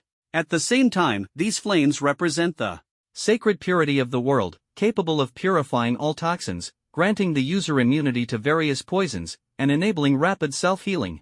This ability is independent of the user's basic vitality attributes. This talent will upgrade as the user's strength increases, ultimately growing into a top-tier SSS rank talent. Qilin's Sacred Flame. Chen Han never expected that simply transplanting a qilin bone would grant him such a powerful talent for free. And it was the only growth-type talent. According to the system, this unique growth-type talent had two implications. First, this talent could not be drawn from the system's talent pool. It could only be obtained by transplanting a qilin bone. This alone demonstrated its power. It wasn't even included in the system's talent database. Second, acquiring this talent was entirely a matter of luck. If Chen Han had not transplanted the qilin bone at this specific time, but earlier or later, he would not have obtained this growth-type talent. Previously, he couldn't acquire it because he did not yet possess three simultaneous SSS-level talents: innate talent, vitality constitution, and spiritual force constitution. Only when these three conditions are met simultaneously, a probability that is extremely low, can the qilin bone achieve perfect compatibility. This is the basic requirement for obtaining the qilin's sacred flame talent. As for the future, he wouldn't be able to acquire it because his realm would be too high. Only those at the general level are qualified to possess the qilin's sacred flame, which can ultimately grow into an SSS-level talent. Of course, don't assume that the higher the realm, the stronger the qilin's sacred flame. If he transplanted it at the Emperor level, he might only obtain an ordinary qilin arm. Simply put, timing is more important than strength. Chen Han's ability to acquire the qilin's sacred flame is nothing short of a miracle. Even Liang Yutian, Beside him couldn't help but exclaim, "Young man, your constitution is so rare it's unbelievable." Liang Yutian's words were not without reason. Generally, when people transplant materials from exotic beasts, they can only gain the special ability of that specific part. For example, Ji Yun transplanted the leg bone of a swift rabbit, which greatly enhanced his leg speed. However, aside from speed, the swift rabbit also has the ability to discharge electricity. Ji Yun, despite his increased running speed, could never discharge electricity like the swift rabbit. This is because, at the cellular level, humans and exotic beasts are completely different. There is only one extremely rare exception when the individual's body structure is uniquely special, possessing naturally rare root bones. Only such individuals can acquire all the abilities of an exotic beast. But this can only be inherited. Only parents who are top-tier geniuses can give birth to such children. Undoubtedly, according to Yu Shuai, Chen Xingbian and Lu Yufeng were among the rarest of geniuses. As a result, Chen Han's root bones underwent mutation. Therefore, even without the system, Chen Han's aptitude was extraordinarily rare. Unfortunately, the Chen family failed to recognize this. In fact, with Chen Han's aptitude, no matter what cultivation method he practiced, his learning speed would far surpass that of ordinary people. He could master anything almost instantly. For example, he basically mastered the introductory breathing technique in less than a month. It was only because the Chen family was unwilling to provide him with resources that he wasted 3 years. During the military exchange competition in Hanwu City, Chen Han was able to immediately grasp Han Haoren's Beidou Haoren spear technique and the momentum of the victor, not solely because of the system's talent. Talent does not enhance comprehension, it merely makes weapon usage easier. Even Chen Han himself was unaware of this. Without the system, he would still be an unparalleled genius. Such individuals are called natural anomalies, a secret known only to martial god-level experts. In this era that values talent, this kind of aptitude is instead overlooked. This is also the third condition that enabled Chen Han to acquire the Qilin Sacred Flame. 3 SSS-level constitution talents, general level strength, combined with rare root bones and a natural anomaly, allowed him to obtain a talent even the system couldn't provide. Liang Yutian seemed to sense that Chen Han had gained additional abilities, his eyes filled with fervor. "I really don't know how old you found you. It's like he struck gold. You might be the only one among us old folks who can break through to the martial god level, and the only one capable of breaking the genetic limitations of humanity." Liang Yutian's words grew increasingly exaggerated, making even Chen Han's back feel a little chilly. Did this old man really need to keep flattering him like this? Chen Han asked in confusion. "Mr. Liang, what do you mean by genetic limitation?" He didn't know that Liang Yutian wasn't praising him but genuinely believed in him with a kind of madness. Liang Yutian countered, "Chen Han, do you think the martial god level is the highest realm for martial artists?" Chen Han thought for a moment and nodded.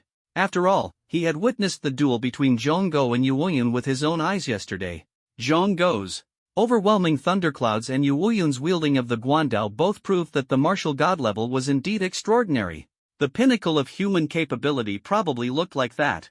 But Liang Yutian shook his head and asked again, "Then what is your current burst speed?" "Around 6 to 7 kilometers per second. Chen Han replied. Liang Yutian continued, "Do you know why old Yu is called the number 1 under heaven? Do you know how fast his burst speed is? 16.5 kilometers per second. I'll tell you, my burst speed is also 16.5 kilometers per second. Han Haoren's is also 16.5 kilometers per second. But if they were to get serious, I wouldn't be able to block even a single move." Chen Han gradually began to understand the issue. Theoretically, from martial general to martial emperor, then to martial sovereign and martial god, the basic attributes should multiply. But the base speed of those martial god 8th tier experts was only about twice as fast as his. Why was that?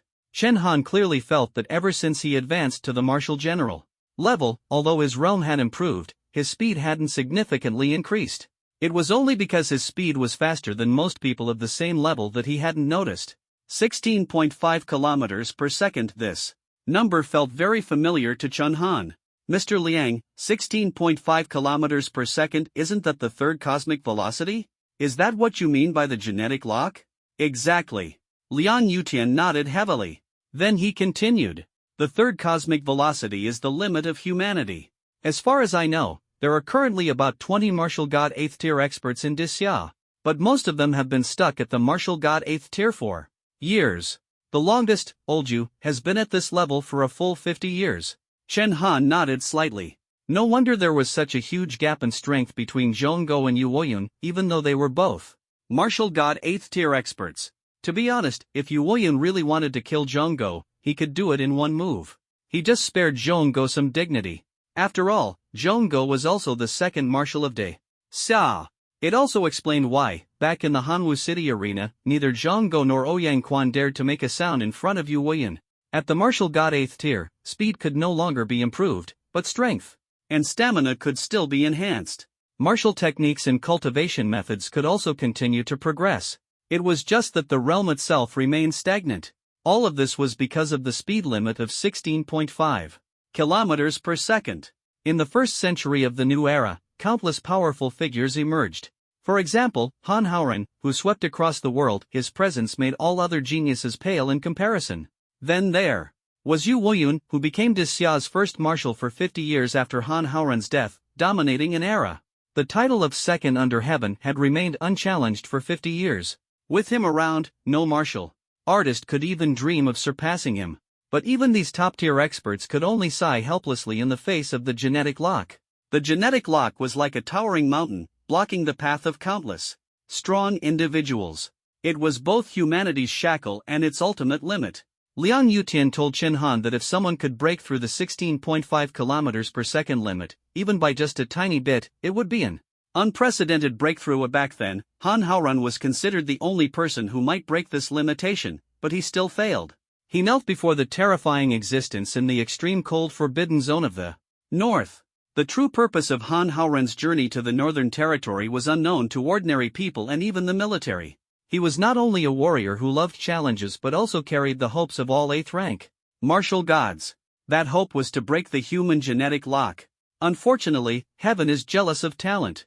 Chen Han stroked his chin and thought for a moment. Mr. Liang, since I am currently only at the martial general level, far from the 8th rank of martial god, why do you think I can break the genetic lock?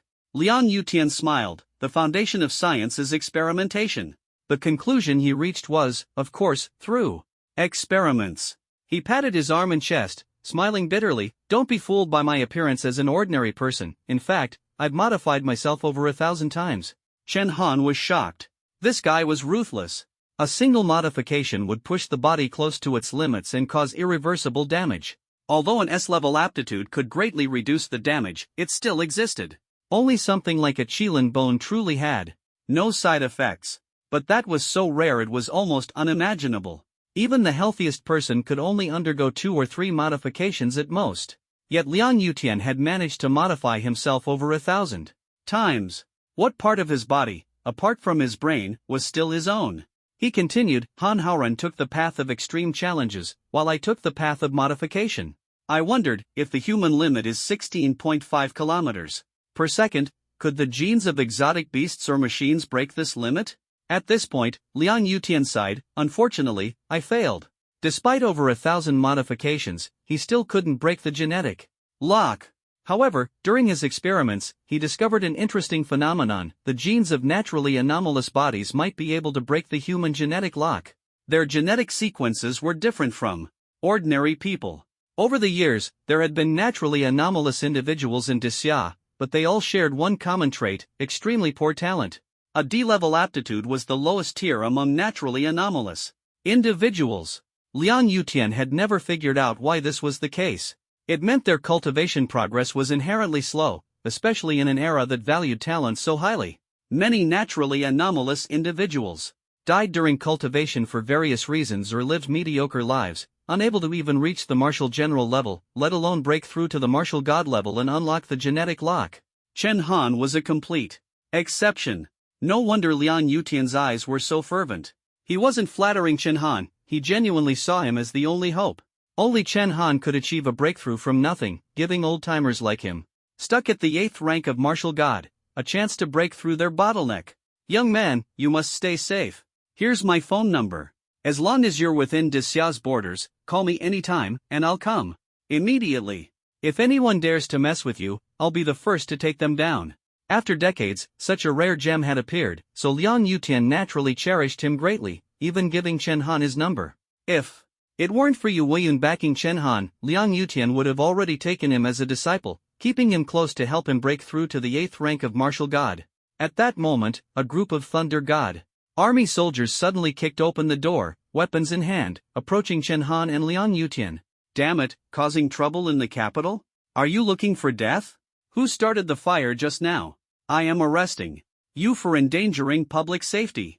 Because the lighting equipment in the room had been destroyed by Chen Han, the Thunder God Army couldn't clearly see the two people's faces and immediately moved to apprehend them. The arrogance of the Thunder God Army was nothing new. They held the highest law enforcement authority in the capital, which had long made them the subject of public resentment. But this time, they encountered a tough opponent. Before Chen Han could react, a golden needle suddenly rose behind Liang Yutian. In the blink of an eye, over a dozen Thunder God soldiers exploded into pools of blood. Though the golden needle was small, as long as it pierced a human body, the person would explode on the spot. After all, Liang Yutian was a martial god-level powerhouse from the same era as Yu Weiyun. The Thunder God soldiers outside, who had yet to enter the room, froze in shock. It was only then that they noticed a danger sign hanging near the medical clinic. In the capital, this sign signified an absolute no-go zone. Even the Thunder God Army couldn't arrest anyone here. If they were killed, they could only swallow their pride. Senior, we apologize for the offense. Please forgive us. The Thunder God captain quickly apologized and fled with his subordinates in a panic. Liang Yutian, as if nothing had happened, smiled and said to Chen Han, "Young man, did you see that? Whoever dares to mess with you, I'll take care of them." Chen Han gave an awkward smile, finally understanding why Liang Yutian and Yu Weiyun had such a close bond.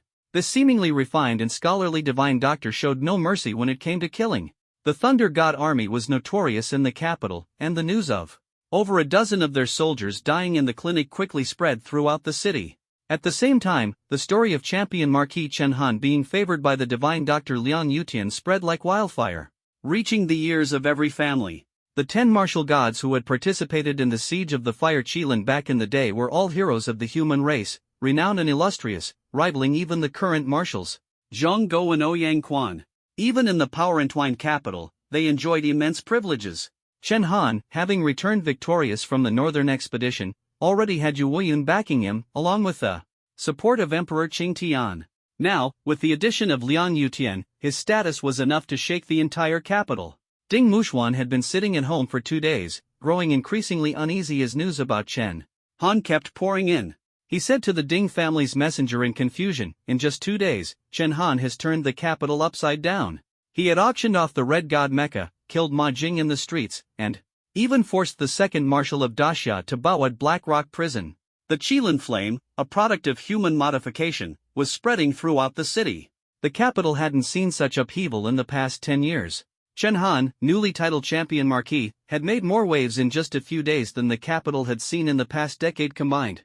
Even the Ding family's messenger found it hard to believe. "Master, to be honest, every time I hear this news, it sounds too exaggerated." Ding Muxuan was overwhelmed with a headache. In the capital, the only ones openly at odds with Chen Han were the Ma family and the Ding family. The Ma family aside, everyone was waiting to see the Ding family make a fool of themselves. Ding Muxuan had already given up on seeking revenge against Chen Han. He was even hoping Chen Han would quickly return to the barracks or head to the northern frontier so he could stop living in constant fear. He told the messenger, "Send all of the Ding family's experts above the martial emperor level to protect Chen Han. Tell them that as long as Chen Han is in the capital, his life is our Ding family's life, even more important than their own." Ding Muxuan was now extremely concerned about Chen Han's safety. Yu Weiyun, Emperor Qing Tian, Liang Yutian, any one of them could easily wipe out the Ding family. "Don't worry, the 10 martial emperors of the Ding family are almost constantly guarding Chen Han," the messenger replied. Only then did Ding Muxuan breathe a sigh of relief, and continue asking, "Have you found Ma Jun's whereabouts? Once you locate him, hold him down, and if necessary, eliminate him." Besides fearing for Chen Han's safety, Ding Muxuan was also worried that Ma Jun might come looking for Chen Han to settle scores. Ma Jun, that brainless guy, if he dared to appear in front of Chen Han, the blame might end up falling on Ding Muxuan. The messenger shook his head, "No idea. We've mobilized almost all the forces in the capital to search for him, but Ma Jun seems to have gone into hiding." Ding Muxuan frowned deeply. "I hope he's already fled the capital. Otherwise, I'm truly doomed." In reality, Ding Muxuan had no idea that not only had Ma Jun not left, but he was also hiding in the capital, plotting an assassination against Chen Han. In a dim, damp underground basement, there resided a massive figure. Upon closer inspection, it appeared to be a woman, but she was extraordinarily obese, her sheer size enough to instill fear. Even more terrifying was the long scorpion tail trailing behind this 300-pound woman. She was like a fusion of human and monster. If Yu Woyun were here, he would undoubtedly be shocked. Because she was none other than the SSS-level fugitive of the Great Xia from 30 years ago, nicknamed Red Madam. With the resurgence of spiritual energy, everyone awakened talents, and more people took up martial arts. As bodies grew stronger, so did greed, leading to an increase in martial crimes. The prisoners held in Black Rock prison were all dangerous criminals of this sort. However, SSS-level fugitives were extremely rare. Such individuals were either incredibly powerful, making it impossible for ordinary martial artists to capture them. Only martial god-level experts could intervene, or they were extremely brutal, having killed too many people, prompting the government to classify them as the highest level of danger. This meant that ordinary martial artists, upon encountering them, could only run for their lives. Although the bounties were astronomical, most people lacked even the courage to fight them. And Red Madam was one of the latter. She was born in a small border town, her family a Miaozhong clan specializing in witchcraft and poison. Her talent was astonishing. She reached the martial emperor realm by the age of 40, the first in a century to cultivate martial arts using poison techniques. Because of this, the capital placed great importance on her. At the time, Yu Woyun personally visited her multiple times, hoping she would enlist. Her poison techniques were effective against exotic beasts, making her a powerful strategic weapon on her own. Red Madam agreed to enlist, but despite her talent, Ma Jun's face was cold. All these years we've supported you, the Ma family has done so many unspeakable things. You change 20 men every month, and they all have to be handsome. We've taken care of you for so long, it's time for you to repay the Ma family. The Red Madam finally stood up, her massive figure making Ma Jun look like a child next to an adult. The small room couldn't even contain her. She sneered, Ma Jun, don't think too highly of yourself. If it weren't for the Ma family serving me well, I would have wiped out your entire family long ago. Speak, what is it? For you to come begging me, it seems you've offended someone important. Ma Jun didn't say much. Help me kill someone. Who? Champion Marquis Chen Han. And let me tell you, he's Yu Woyun's successor. Who? Yu Woyun? Don't you know everyone says Yu Woyun is my mentor? These words left Ma Jun stunned. He asked in confusion, someone like you cares about that? Didn't Yu Woyun beat you up back then? Later, it was my father who saved you. Though the Red Madam was formidable, she was nothing compared to Yu Woyun, the world's #1. Years ago, Yu Woyun had slashed her chest open with a single strike. Unfortunately, he hadn't checked carefully. The parasitic worms in the Red Madam's body had automatically repaired the wound. Having practiced with these worms for years, her body was different from ordinary people, in a state of suspended animation. Yu Woyun, who hadn't delivered a finishing blow, the team members spoke candidly with one another, deepening their camaraderie. After eating and drinking their fill, they all returned to the Ho residence together. Just as they reached an intersection, the surrounding streetlights suddenly went out, plunging the area into pitch darkness. Zhao Yufei, who knew someone at the power company, immediately tried to call to inquire about the situation, only to be shocked to find that his phone signal was blocked. Chen Han and the others also had no signal at all. Clearly, someone had installed an electromagnetic jamming device in the area. Zhao Linger frowned and said, something's not right. The capital hasn't had a power outage in decades, let alone a sudden loss of signal. The cold night team immediately heightened their vigilance. In the next moment, a figure slowly approached them. Chen Han, I've been watching you for days. I've observed the route you, the champion Marquis, take every day, and this spot is perfect for an ambush. Chen Han focused his gaze and saw that it was a middle-aged man. He had noticed this person before but hadn't paid him much attention. Now, hearing the man openly admit to planning an ambush, Chen Han instantly guessed his identity. You're Ma Jing's father, Ma Jun, aren't you? The man admitted openly, that's right. What goes around comes around. Chen Han, you killed my son, so you should have known this day would come. No matter who you are, a life for a life, that's the rule. Hearing it was Ma Jun, the Cold Night team members gasped. They had long heard that Ma Jun was a martial emperor-level powerhouse. Moreover, Ma Jun had clearly come prepared. Jamming the signal and choosing this remote intersection meant Chen Han couldn't call for reinforcements. It had to be said, Ma Jun was far more cunning than Zhang Go. Young Master Chen, this is trouble. Ma Jun is well known in the capital, and he's clearly determined to kill. This won't be easy to handle, Ji Yun said worriedly. Chen Han, however, remained unfazed. Not only was he confident in dealing with Ma Jun, but Ma Jun wasn't the only one who had been secretly following him these past few days. Swish! Swish! Swish! In the next moment, several figures leapt out, surrounding Ma Jun. Counting them, there were exactly 10. The aura emanating from these 10 was no weaker than Ma Jun's. They were also martial emperor-level powerhouses. Champion Marquis, we apologize for the offense. It's our Ding family's fault for not keeping this dog in check, allowing him to dare make a move against you. This is entirely our mistake. The leader of the group spoke to Chen Han with utmost respect. These 10 were martial emperors sent by the Ding family to secretly protect Chen Han, never leaving his side. Chen Han's lips curved into a slight smile. Mr. Ding, you're being too polite. Ma Jun, however, sneered. Ha, the Ding family, a bunch of useless trash. The leading Ding family martial emperor immediately burned with anger. After all, the Ma family was at best a lackey of the Ding family. Ma Jun, the family had told you to stay home and even tried to reason with you. You wouldn't listen, so we brothers have no intention of showing mercy. On the surface, these 10 Ding family martial emperors were all Ma Jun's cousins, but they showed no hesitation in their actions. Though Ma Jun was strong, he was no match for the combined strength of these 10. If they attacked, Ma Jun likely wouldn't last more than 10 moves before meeting his end. However, Ma Jun showed no fear. Instead, he burst into wild laughter. Ha ha ha! You cowards! Did you think I would show up without being prepared? In the darkness, a massive shadow suddenly leapt out from a nearby building. Before one of the Ding family martial emperors could react, he was struck heavily and fell to the ground. In theory, a martial emperor-level powerhouse had a robust physique, and while the blow was heavy, it shouldn't have been fatal. At most, it would deplete some vitality.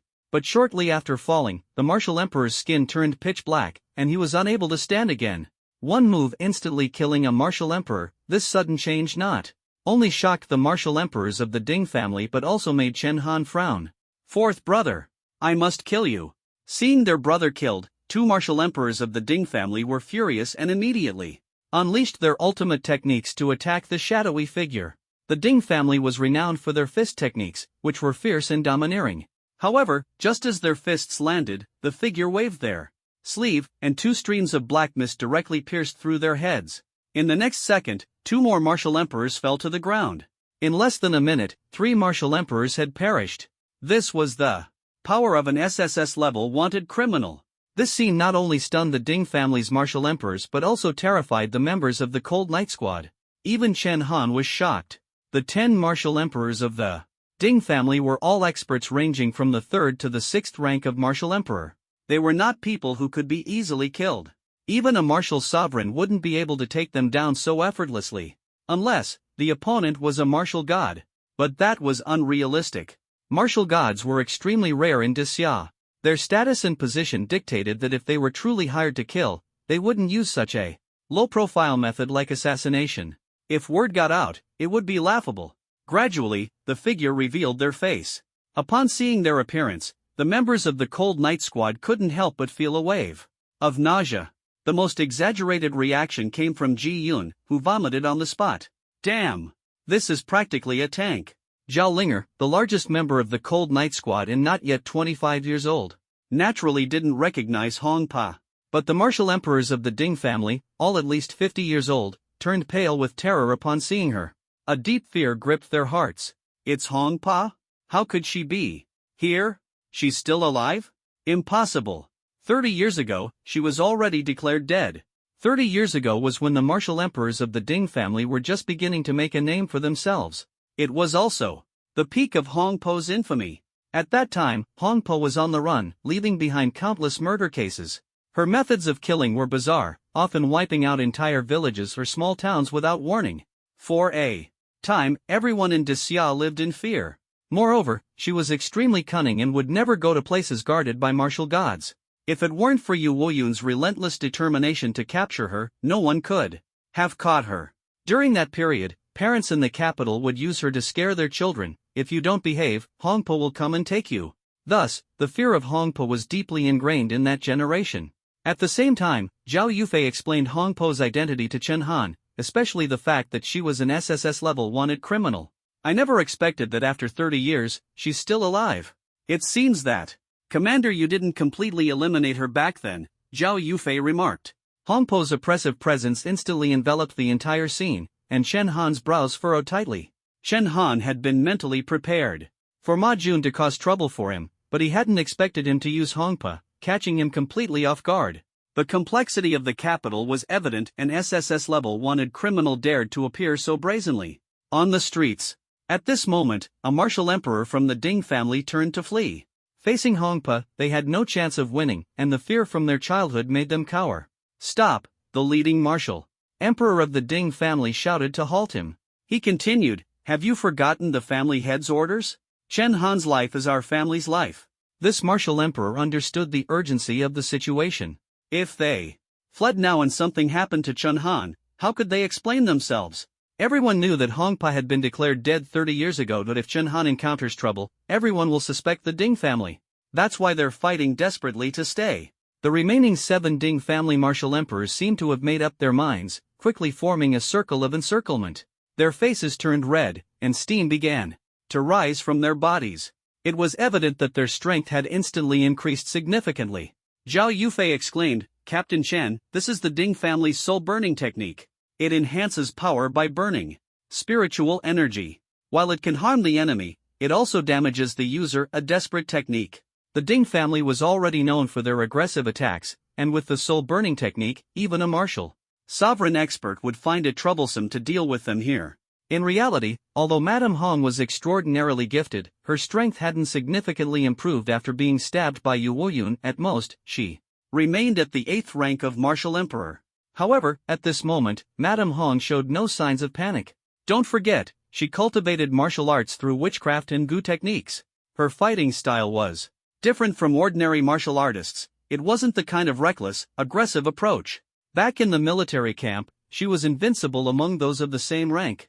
The 7 Ding family martial emperors simultaneously punched toward Madame Hong's large, plump body, but she burst into laughter. 30 years have passed, and there are still people in the capital who remember me. I'm truly delighted. The next second, the Ding family martial emperor's fists sank into Madame Hong's flesh. But then, a bizarre scene unfolded. Black mist suddenly emerged from their punches. Upon closer inspection, it wasn't ordinary black mist, it was countless tiny goo insects. The black mist that had attacked the other 3 martial emperors earlier was actually these goo insects. These insects burrowed into the bodies of the martial emperors through their fists. In the blink of an eye, 6 Ding family martial emperors collapsed to the ground, turning into corpses. The only survivor was the leading Ding family martial emperor. Reacting swiftly, he decisively severed one of his arms before the goo insects could invade his body. The entire process took less than 3 minutes. Out of the 10 Ding family martial emperors, only 1 remained. This scene left the members of the Cold Night Squad trembling in fear, their legs weak. While everyone was still in shock, Madame Hong had already stepped in front of Chen Han. You must be Yu Woyun's successor, right?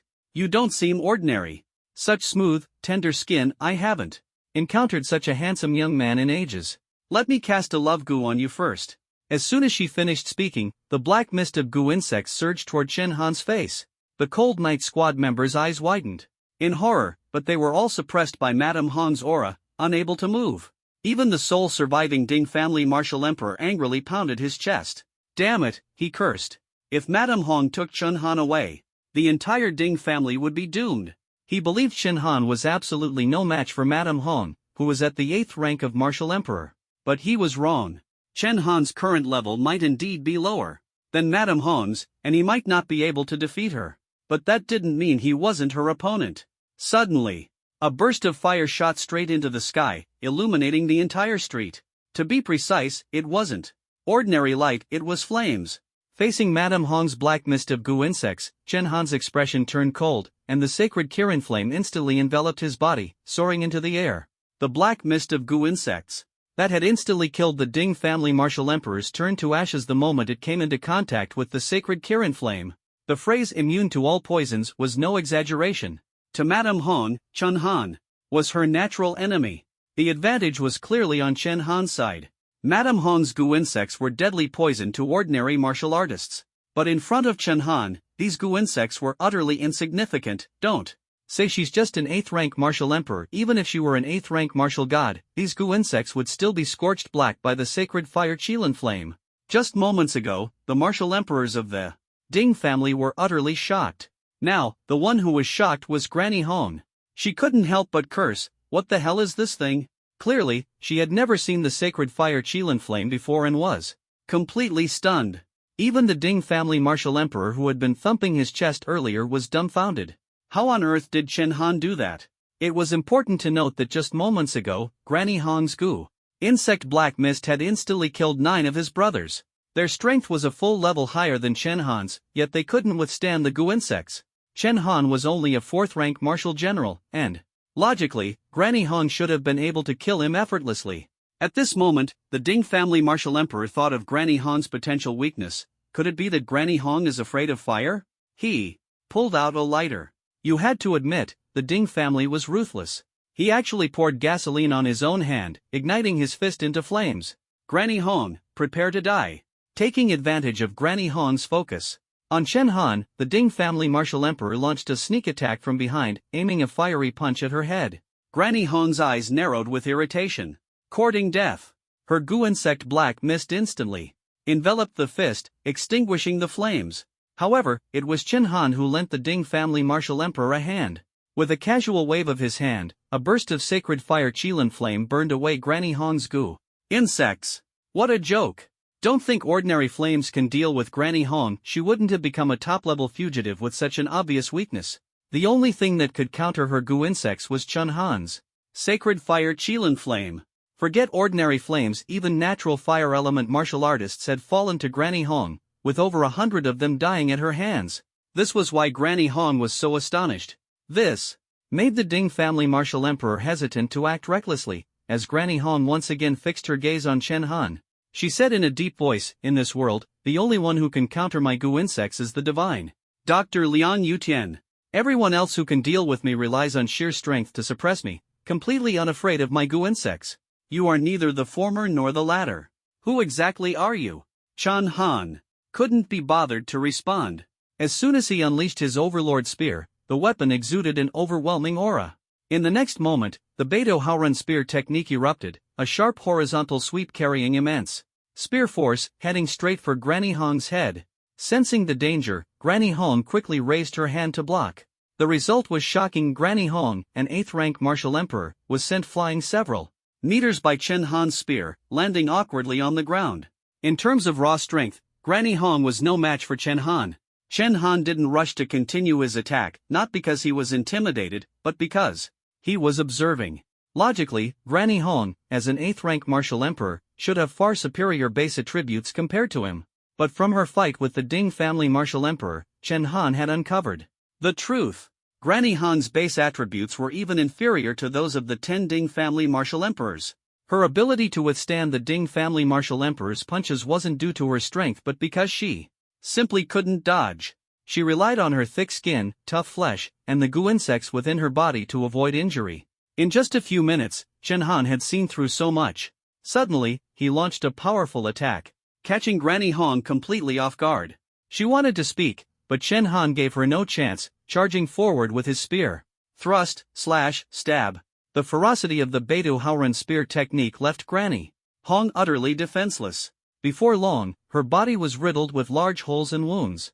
Chen Han's Qilin flame restrained Granny Hong, preventing the goo insects in her body from healing her wounds, causing her to bleed profusely. The Ding family martial emperors were dumbfounded. A 3rd rank martial general was actually able to beat an 8th rank martial emperor, a top-level fugitive, into complete submission.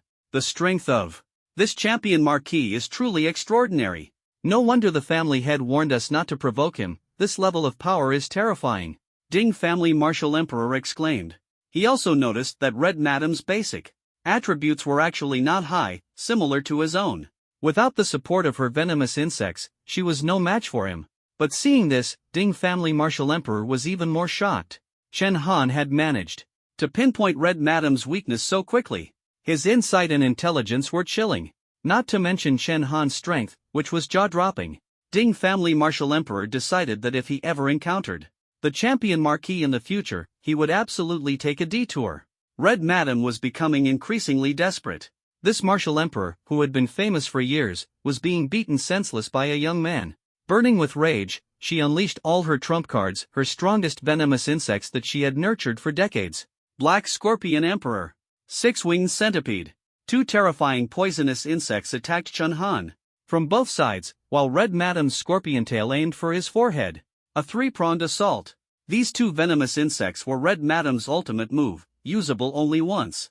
Originally, she had planned to save them for dealing with Yu Wuyun. These two insects posed a threat even to martial gods. While they couldn't kill Yu Wuyun outright, their venom combined with his years-of-old injuries could at least severely wound or even cripple him. For anyone below the martial god level, they were instant death upon contact. Yu Wuyun, if I can't kill you, I'll kill your successor first. Red Madam roared. Unexpectedly, Chen Han faced the two venomous insect kings without dodging at all. Instead, his spear strikes became even fiercer. No one dared to intervene in their battle. No one wanted to risk being caught in Chen Han's spear attacks or be in Madame Hong. Once served in the military, holding the rank of Major General. Outside the skywall, she successfully repelled a total of 18 beast tides, earning remarkable military achievements. Unfortunately, she later strayed onto a dark path. Even so, Yu Wuyun never intended to kill her. Otherwise, how could Madame Hong have escaped from under his watch time and again? But in the end, Madame Hong poisoned 800,000 people, shocking the entire nation, and Yu Wuyun had no choice but to punish her publicly. Even then, he left her a way out.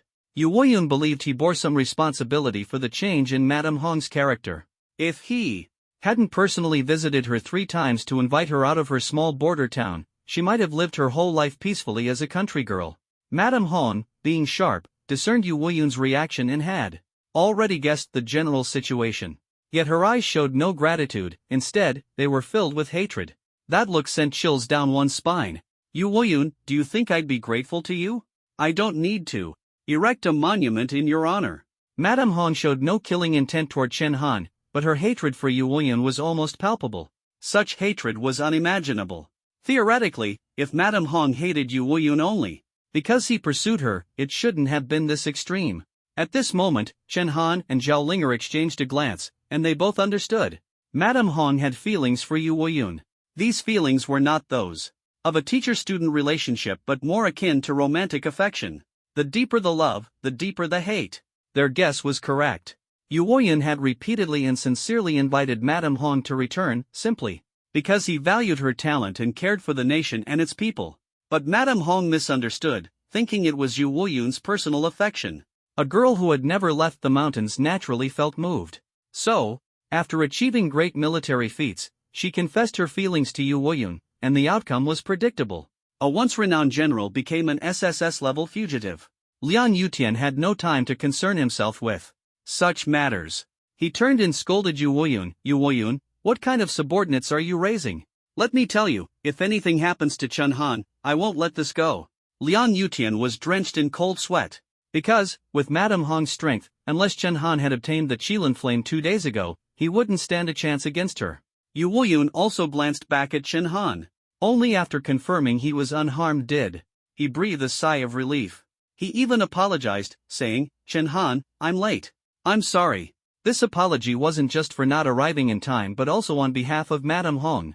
It was hard to imagine how Yu Wuyun, who loved the people as his own children, must have felt when facing the families of the 800,000 victims back then. Chen Han didn't take it to heart. It had to be said, Ma Jun was very clever, staking out the area for days before choosing this most suitable spot for an ambush. However, once Yu Wuyun and Liang Yutian arrived, they lost their chance. Yet Madame Hong glanced at the time and revealed a crazed smile. Yu Wuyun, aren't you always preaching about the nation and its people? Today, I'll ruin your reputation. As soon as she said this, Chen Han immediately became alert. Not good, they've left a backup plan. Boom! Boom! Boom! Just as Chen Han finished speaking, a series of explosions echoed from all directions in the capital. If they were just ordinary bombs, it wouldn't be too concerning, as few explosives besides Type 3 laser cannons could cause large-scale destruction in the capital. But this time was different. After the explosions, the entire capital was enveloped in a bluish mist. This wasn't ordinary fog but a poisonous mist filled with the same venomous insects as Madame Hong's black mist. At this rate of diffusion, it wouldn't be long before the bluish poison mist covered the entire capital. The Red Granny laughed maniacally. Yuoyun. This is the venomous insect I've spent 30 years refining. Everyone in Kyoto below the martial sovereign level will die within a day. In one day, Kyoto will become a city of death. As she spoke, she pointed at Liang Yutian, her laughter growing even more arrogant. Even he won't be able to find the antidote. Before her words had fully landed, wails echoed from all directions. Her venomous insects would accelerate their effects based on the strength of the victim. For martial artists at the warrior level, symptoms would appear within half an hour. For those at the martial emperor level, the longest it would take was a day. But the fastest to succumb were the ordinary civilians with no cultivation. This green poisonous mist covered at least several hundred miles around Kyoto. This meant that even the Northern Expedition Army stationed outside the city wouldn't escape unscathed. Kyoto's population was as high as 30 million, but those who had reached the martial sovereign level or above were probably only a few hundred. The city of death, the Red Granny mentioned, was no exaggeration. You vile woman! Yuoyun's veins bulged in fury, and his killing intent surged instantly. But the Red Granny gave him no chance to act. In the blink of an eye, before anyone could react, she grabbed Chen Han's overlord spear and thrust it straight toward her own throat. Without hesitation.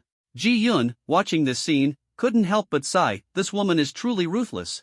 The Red Granny couldn't kill Yuoyun, but she could destroy everything he held dear. Kyoto was the heart and nerve center of Daxia. If it fell, Daxia would be paralyzed. Not to mention, all the elite troops were now gathered in Kyoto. The martial emperor of the Ding family was heartbroken as he watched, for the poisonous mist engulfed the entire city, and the Ding family was naturally not spared. He roared in fury, questioning Ma Jun. Ma Jun, are you insane? The Red Granny's poisonous mist will affect everyone in your Ma family. You're destroying your own clan. Ma Jun, however, was indifferent.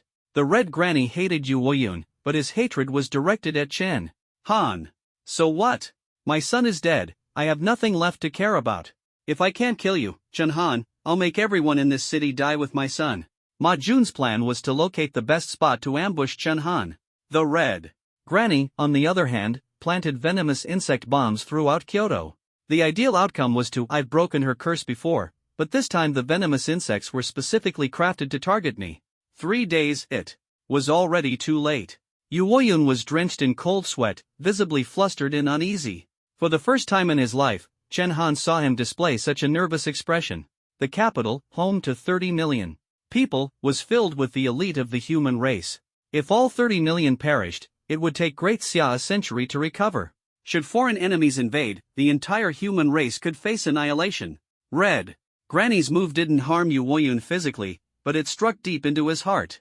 Zhao Linger began to worry about the safety of the Northern Expedition Army and urged Yuoyun, Commander Yu, the venomous insects haven't spread outside the city yet.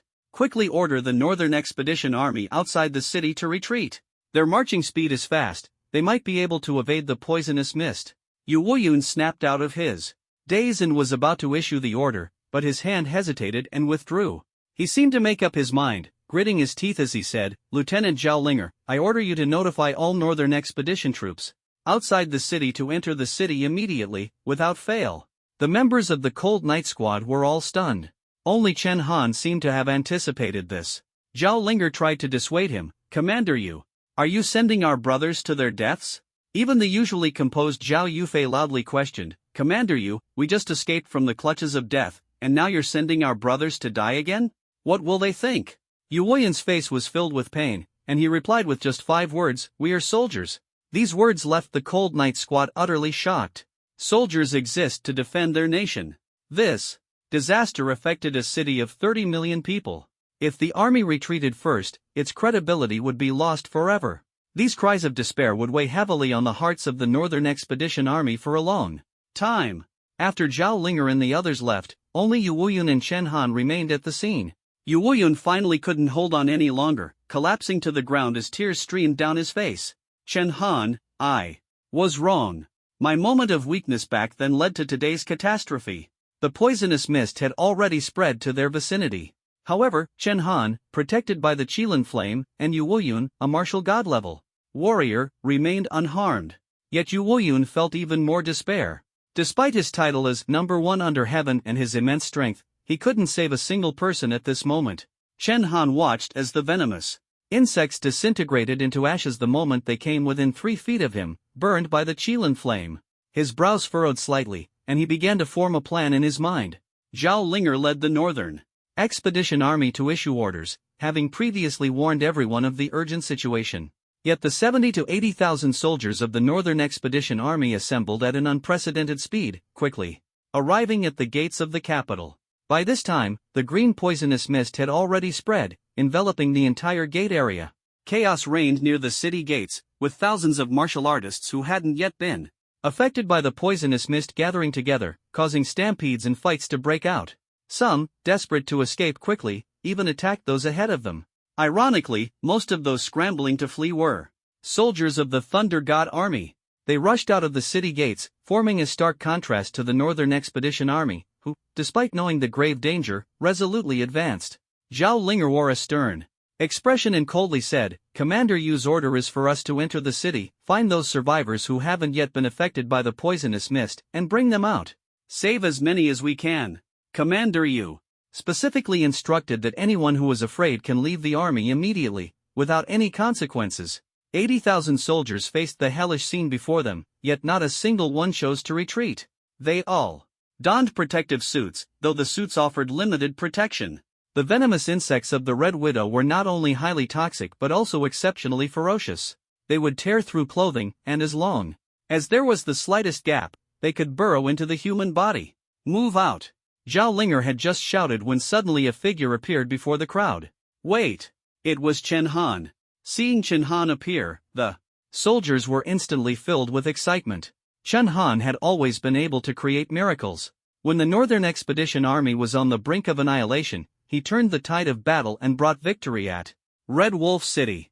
Champion Marquis! Champion Marquis! The soldiers of the Northern Expedition Army shouted excitedly. Could the Champion Marquis create another miracle this time? The answer was a resounding yes. Chen Han shouted, "If we can save one, we save one, better yet, save them all." Then, he snapped his fingers. In the next moment, deep crimson flames ignited simultaneously on the bodies of all 80,000 soldiers. It was none other than Chen Han's sacred Kirin flame. At the sight of the flames, a trace of fear appeared on every soldier's face. But they quickly realized that the flames did not harm them, instead, they instantly incinerated the green venomous insects attacking them.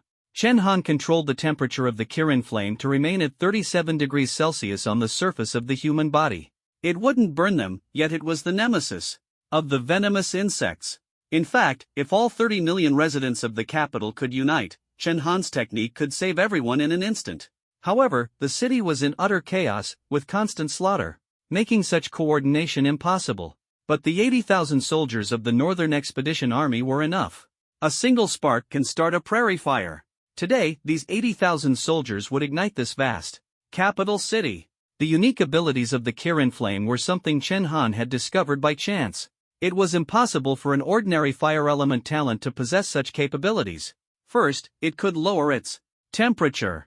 Chen Han could control the Kirin flame to maintain a temperature of around 37 degrees Celsius on the human body. Not only did this prevent any sensation of heat, but it also provided a soothing feeling, like soaking in a hot spring. Second, it could conduct. Ordinary fire element talents also had conduction abilities, but their conduction was essentially just ignition. Ignition and conduction were entirely different. Chen Han's Kirin flame possessed both ignition and conduction properties. This was why he could make the Kirin flame appear simultaneously on the bodies of 80,000 soldiers. More importantly, this flame caused no harm to its conduction targets. The Kirin flame's powerful regenerative ability was also transferred to the targets it conducted to. These two traits were extremely rare and absent in all known fire element talents. Fire element talents typically represented destructive power. Yet Chen Han's Kirin flame not only had immense destructive power but also defensive and restorative capabilities. Such traits were only found in a very small number of light element talents. For example, Jun Zilin's light element talent could bestow holy light upon his teammates. No wonder it was called the sacred Kirin flame. The flame symbolized a fire element talent, while the word sacred indicated it also possessed light element properties. These two natural talents had somehow fused into one. Moreover, the destructive power of the Kirin flame was extraordinary, capable of instantly incinerating even the Red Widow's god-tier lifebound venomous insects. This proved it far surpassed ordinary fire element talents. The cooling and conduction functions of the Kirin flame also made it vastly superior to ordinary light element abilities in terms of restoration and defense. Even Jin Zillian's SS-grade light element talent, which Chen Han had witnessed, could not achieve such effects. No wonder that Fire Qilin's sacred beast traveled all the way from the western regions back then, requiring the simultaneous attack of the 10 strongest experts of Great Xia. Even so, 2 martial gods were sacrificed. Its power is truly terrifying. According to Chen Han's understanding, if it weren't for Han Haoran among the 10 martial gods, the remaining 9 might have perished alongside the Fire Qilin. It was Han Haoran who endured the deadly destructive power of the Qilin flame, delivering the fatal blow to the Fire Qilin. Honestly, even though the current sacred Fire Qilin flame is only S-level, it is far stronger than most SSS-level talents. It's unimaginable how terrifying it would be once it grows to SSS level. This is a talent that even the system hasn't recorded. At this moment, Chen Han is still unaware of a shocking hidden effect of the Qilin flame. Now, the Northern Expedition Army, carrying the Qilin flame, has charged into the capital. Under Chen Han's command, they spread the Qilin flame throughout the entire city. Amid the ruins, a mother clutches her child, crying incessantly. Dense green insect mist, like a flash flood, is surging toward this surviving area. Is anyone there? Save my child. The woman cries out, her face full of despair. Just moments ago, her husband had rushed into the insect mist to clear a path, only to die before her eyes after running just a few steps. Witnessing that scene firsthand, her despair is unimaginable. At that moment, a figure surrounded by flames bursts out of the insect mist, dispersing it wherever they pass. It is Zhao Linger. Her figure is even more agile than before, and upon closer inspection, one can see 2 white wings, like those of a fairy, growing from her back. She quickly arrives in front of the mother and child, comforting them. Don't be afraid, it's okay now.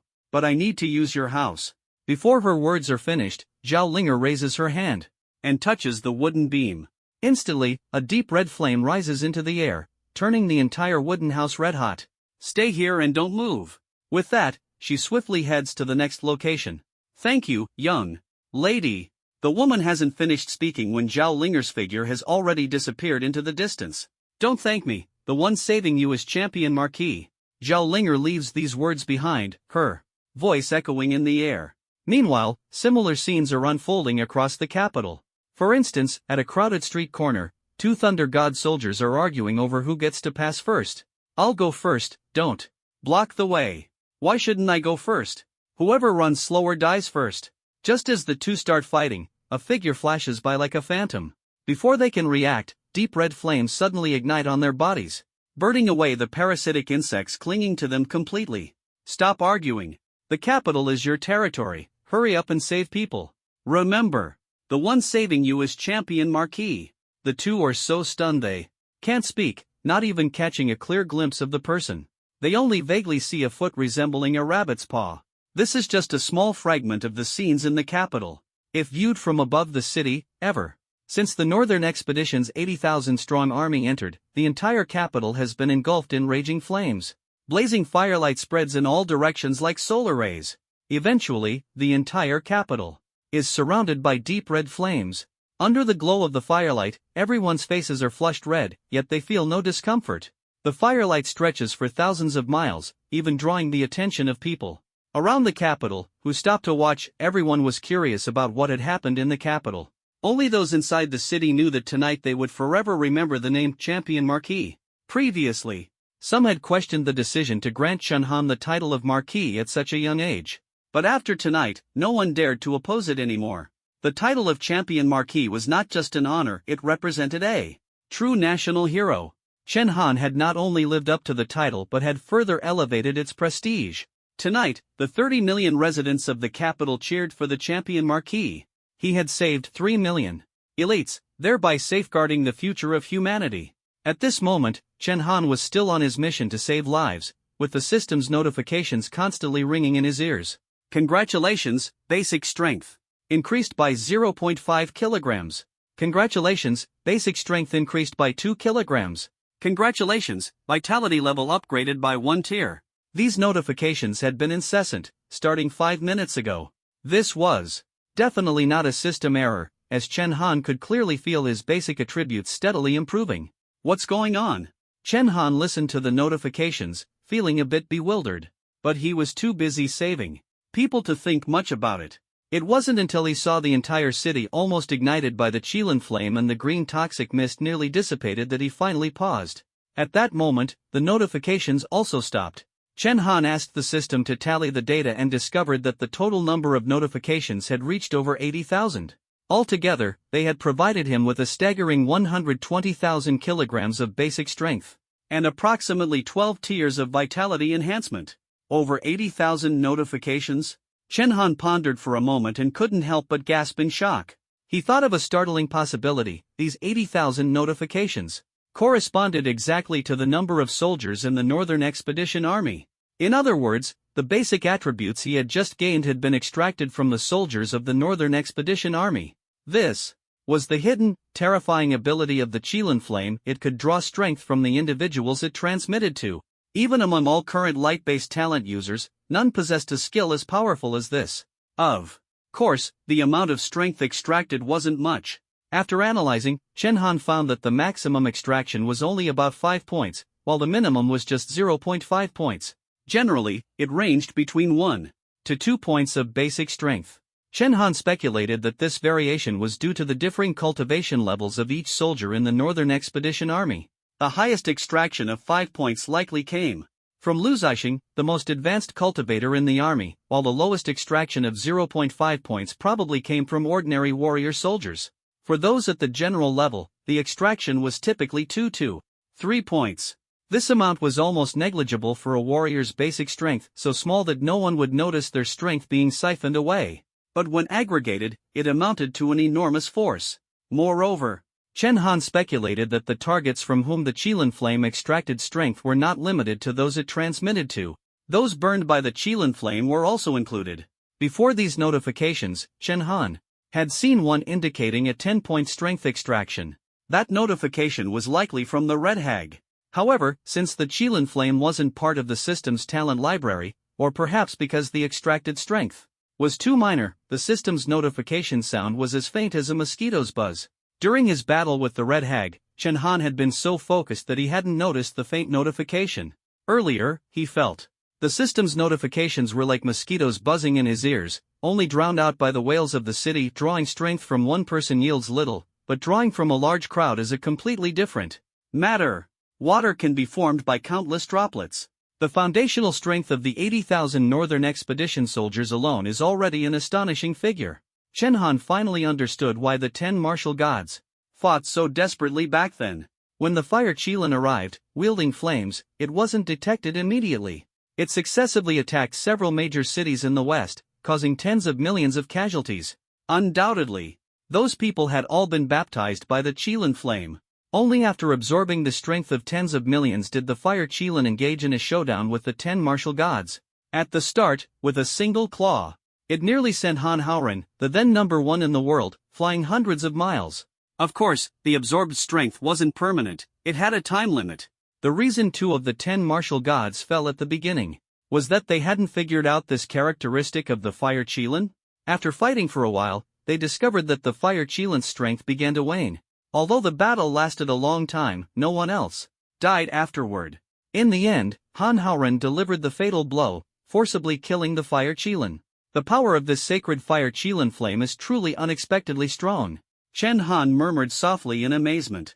At the same time, he was a bit puzzled. Several of the Qilin flame's special abilities weren't detailed at all by the system. He had to explore them on his own. For the previous talents, the system had provided clear explanations of their functions. If the system had self-awareness, it would probably complain to Chen Han. Since the Qilin flame wasn't part of the system's talent library, how could it possibly know all its effects? The system's description of the Qilin flame was merely a guess based on the existing talent library. The only certainty was that the Qilin flame was the sole talent combining growth, destruction, and recovery effects. The system could only endure this frustration in silence. At this moment, The poisonous mist in the capital had been largely brought under control, with only some cleanup work remaining. The name Champion Marquis had already spread throughout the entire capital. Everywhere Chen Han went, he could hear the heartfelt gratitude of the people. Hongpa had planted hundreds of poisonous gas bombs throughout the capital. If not for Chen Han's intervention, even if Liang Yutian had managed to develop an antidote in time, the losses would have been catastrophic. Of course, it was inevitable that many civilians still lost their lives in this incident. Ordinary people without cultivation would die instantly upon contact with the poisonous insect mist, and not even the gods could save them. However, the capital, being the #1 city in the world, had over 80% of its population at or above the warrior level of cultivation, otherwise, they wouldn't be able to survive there.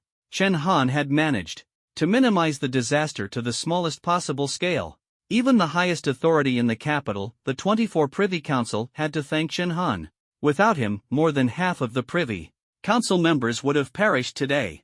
For now, they had managed to escape temporarily, but they couldn't hide forever. Even though they had retreated to underground spaces, as soon as they surfaced and came into contact with the green poisonous mist, they would meet their end. At this moment, within the 24 Privy Council, Di Qingtian was busy preparing documents to reward Chen Han. Yu Wuyan still stood in place, his gaze fixed on the blazing capital before him, his expression dazed. Liang Yutian stood beside him, patting his shoulder. "Old you, don't be so downcast. I may scold you, but who would truly blame you? After all, Hongpo was once your subordinate, this isn't entirely your fault. You have two flaws: 1, you're too soft-hearted, and 2, you're overly sentimental." Yu Wuyan didn't respond, his face still etched with pain and guilt. If Chen Han hadn't stepped in to resolve this crisis, even Liang Yutian might not have been able to stop him from committing suicide to atone for his sins. Worried that Yu Wuyan might do something foolish, Chen Han walked over to him. When Yu Wuyan saw Chen Han approaching, he finally spoke. He glanced at Hongpo's corpse. With Chen Han's Qilin flame, there was no way the goo worms in Hongpo's body could repair her. Yu Wuyan spoke slowly. "Chen Han, if you were me and encountered this situation with Hongpa, how would you handle it?" Chen Han hadn't expected Yu Wuyan to ask this, but he answered candidly, "Commander Yu, if it were me, I would have killed Hongpa the first time she wantonly murdered our comrades." Hearing Chen Han's words, the dejection on Yu Wuyan's face vanished completely, and he even burst into laughter. "Well said." At that moment, Zhao Linger also ran over. Like Chen Han, she had rushed back out of concern for you. Wu Yun. She knew him well and understood that he might take all the blame for Hongpo's actions upon himself. But seeing Yu Wuyun laughing, she was utterly surprised. This laughter wasn't forced, instead, it seemed like he had finally let go of a heavy burden. Zhao Linger was stunned, and Chen Han was equally taken aback by her reaction. Zhao Linger was dressed in a tight red outfit, her body ablaze with Qilin flame, and a pair of white, ethereal wings spread out behind her. She looked breathtakingly beautiful, almost otherworldly. But her beauty was secondary. What struck Chen Han more was the significant increase in her strength. Her base power and speed had more than doubled. "What is this?" Chen Han couldn't help but ask. Zhao Linger pouted, her expression proud. "Did you think Commander Yu only cares about you?" Yu Wuyan explained to Chen Han, "Chen Han, besides that piece of Qilin bone, I also had a set of Dark Moon Elf exoskeleton, which I gave to Xiao Zhao." Dark Moon Elf. Chen Han froze. During the period of the Dark Chaos, when spiritual energy had just begun to recover, a large number of meteorites fell, and alien races invaded. At that time, the continent was teeming with all kinds of strange and exotic beasts. Not only were there powerful mutated beasts from ordinary animals, but also legendary creatures like vampires, dragons, and goblins. These beasts appeared suddenly near the meteorites, and were far more challenging to deal with than regular mutated beasts. Later, humanity migrated to the southern regions where fewer meteorites fell. With Yu Wuyun and Han Haoren, the Empire's twin heroes, leading the army to clear out the southern beasts, these legendary creatures became exceedingly rare. Within the borders of Daxia, including the areas around the Tongtian Wall, such monsters were almost non-existent. The Dark Moon Elf was one of the rarest of these legendary creatures. Even among legendary beasts, the Dark Moon Elf was exceptionally rare. They were incredibly powerful. According to records, the combat strength of an 8th-tier Dark Moon Elf was equivalent to that of a 500-strong army of martial artists. Elven beasts shared a common trait: every part of Their bodies was highly suitable for human transplantation. Most humans who transplanted elven bones achieved a very high level of compatibility. If someone grew elven wings after transplantation, it indicated that their compatibility had reached the highest level. Unlike the Qilin bone, which required stringent conditions to unlock its innate abilities, transplanting elven bones made it much easier to gain powerful talents. There was a time when many martial artists in Daxia desperately pursued the modification of elf bones, causing the market price of elf bones to skyrocket. And this was just for a single bone. If it were a complete exoskeleton, its value would be priceless. Although it couldn't compare to Chen Han's Qilin bone, Zhao Linger's exoskeleton was absolutely unique in Daxia. After all, the Dark Moon Elf, a rare beast, would rather die than be captured by humans most of the time. They even possessed a self-destruct skill with immense power, capable of taking down martial artists one level stronger than themselves. Yu Shuai truly cared for his subordinates like his own children, never hesitating to provide resources. The modification materials for Ji Yun, Zhao Yufei, and Xu Meng were all personally supplied by Yu Shuai. Perhaps this was why Yu Shuai had always been lenient with Hongpa, unable to comprehend how this old subordinate could ultimately betray him, tarnishing his reputation. The night quickly passed. As dawn broke, the poisonous mist of the goo insects on Hongpa gradually dissipated. The capital finally returned to its usual order, with the streets filled with government officials busy comforting disaster victims. This calamity was the most devastating the capital had seen in a century. If not for Chen Han, the capital would have long been shrouded in a green mist, with corpses piled high. As they received government relief supplies, the people repeatedly said, "Thank you, CH for the Northern Expedition Army." Chen Han's authority even surpassed that of the three marshals Yu Weiyun, Zhang Go, and Ouyang Quan. Even they could not interfere with Chen Han's decisions. From a certain perspective, although Chen Han's military rank was that of a major, he was effectively the fourth marshal of Daxia. The key lies in this independent decision-making power. This was a privilege that even the three great marshals of Daxia did not possess. If they wanted to mobilize troops, they first had to seek approval from the 24 Privy Council and go through a series of complex procedures. For example, Yu Weiyun's northern expedition required tremendous effort. But with this authority, Chen Han could bypass the Privy Council and directly mobilize the Northern Expedition Army. Using an ancient title to describe him, he could completely be called the King of the North. Of course, this was not merely a reward. The 24 Privy Council had placed the future of humanity on Chen Han's shoulders. That's why he was granted such immense power. Once the army crossed the southern border into the northern territory, even the 24 highest authorities had to act according to Chen Han's decisions. Chen Han immediately accepted the commendation order and saluted the 24 highest authorities on stage. Besides Chen Han, other members of the Northern Expedition Army also received generous rewards. After risking their lives in battle last night, today they were given passes to stay in the capital. These passes included a high-priced apartment in the city center. It's worth noting that these properties were impossible to afford in a lifetime relying solely on subsidies and income from hunting alien beasts. While Chen Han didn't care much about this, the soldiers of the Northern Expedition Army cherished it deeply. After all, most of them came from civilian families, and living in the capital was a lifelong dream for many. In addition, they received various attribute potions and vitality elixirs provided by the National Pharmaceutical Company. Speaking of the National Pharmaceutical Company, Chen Han suddenly remembered Li Qingshi's invitation. So much had happened in the past few days that he had momentarily forgotten about it.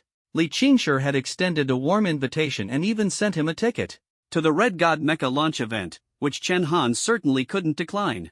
Now, the 24 Privy Council had bestowed upon Chen Han the titles of Champion Marquis and King of the North, as well as granting him 10% of the star crystal mining rights.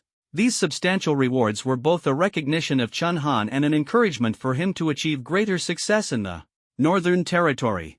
Coupled with his mission to find his parents, Chen Han estimated that he would soon return to the Northern Territory. But before leaving, he had to take care of this matter first.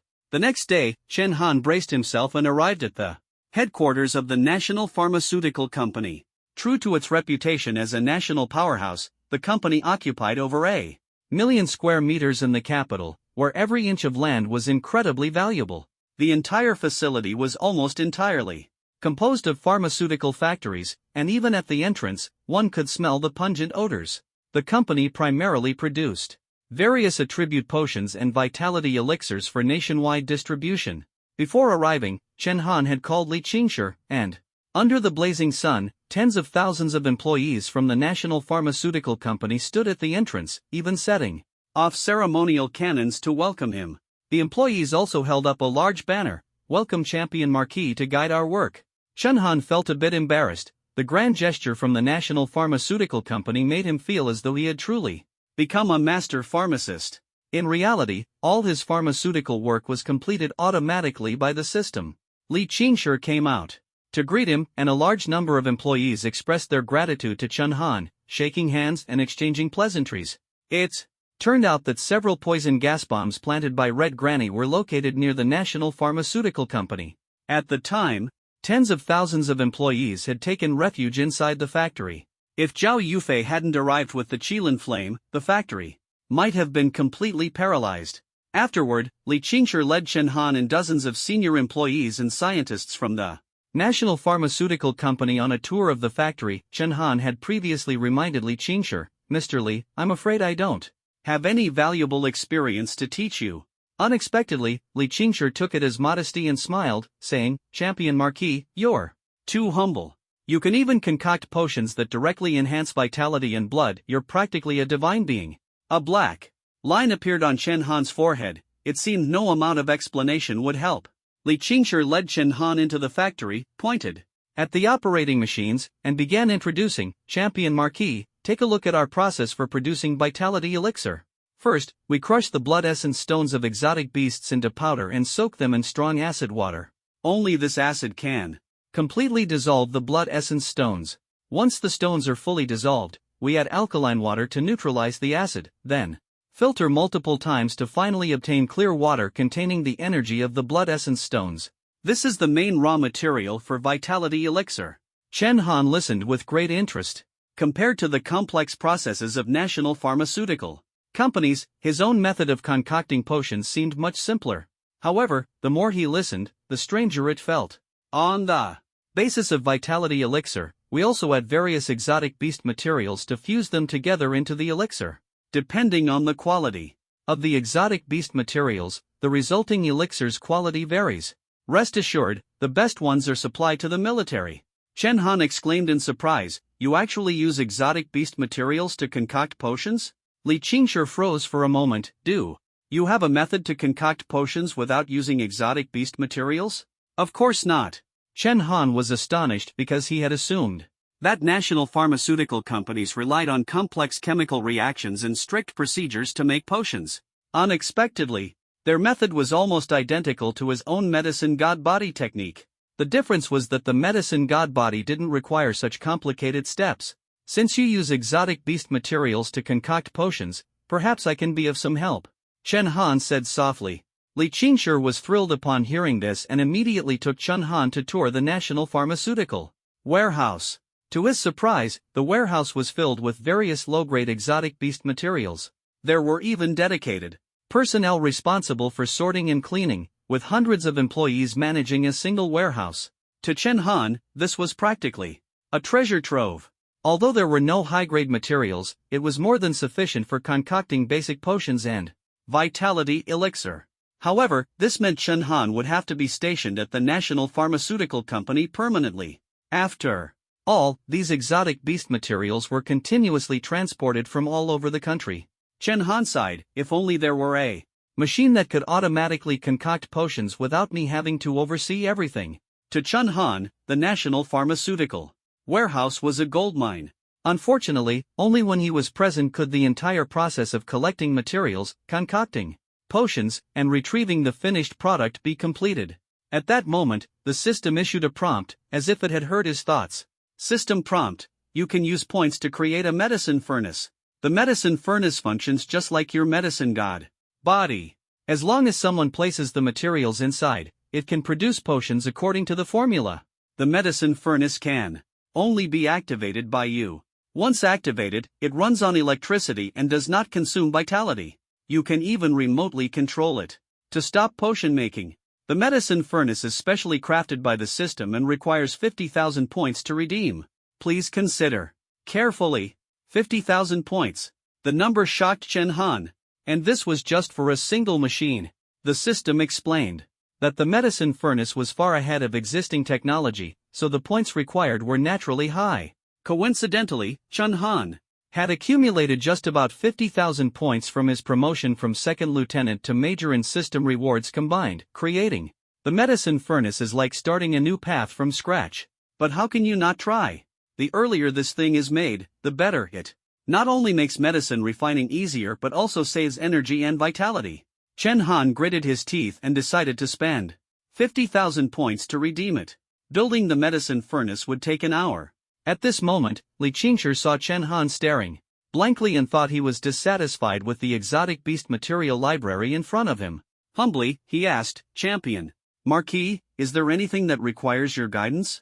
This question snapped Chen Han out of his daze. Regarding the exotic beast material library, Chen Han naturally had nothing to teach. After all, the national pharmaceutical industry had developed for over 100 years, and many processes were already highly refined. However, when it came to medicine refining, Chen Han did have his own ideas.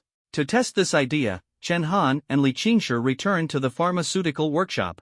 Rolling up his sleeves, Chen Han said to Li Qingshi, "Mr. Li, please arrange for someone to bring me 1 blood essence stone from a 4th-tier exotic beast and 3 leg bones of a thicket rabbit.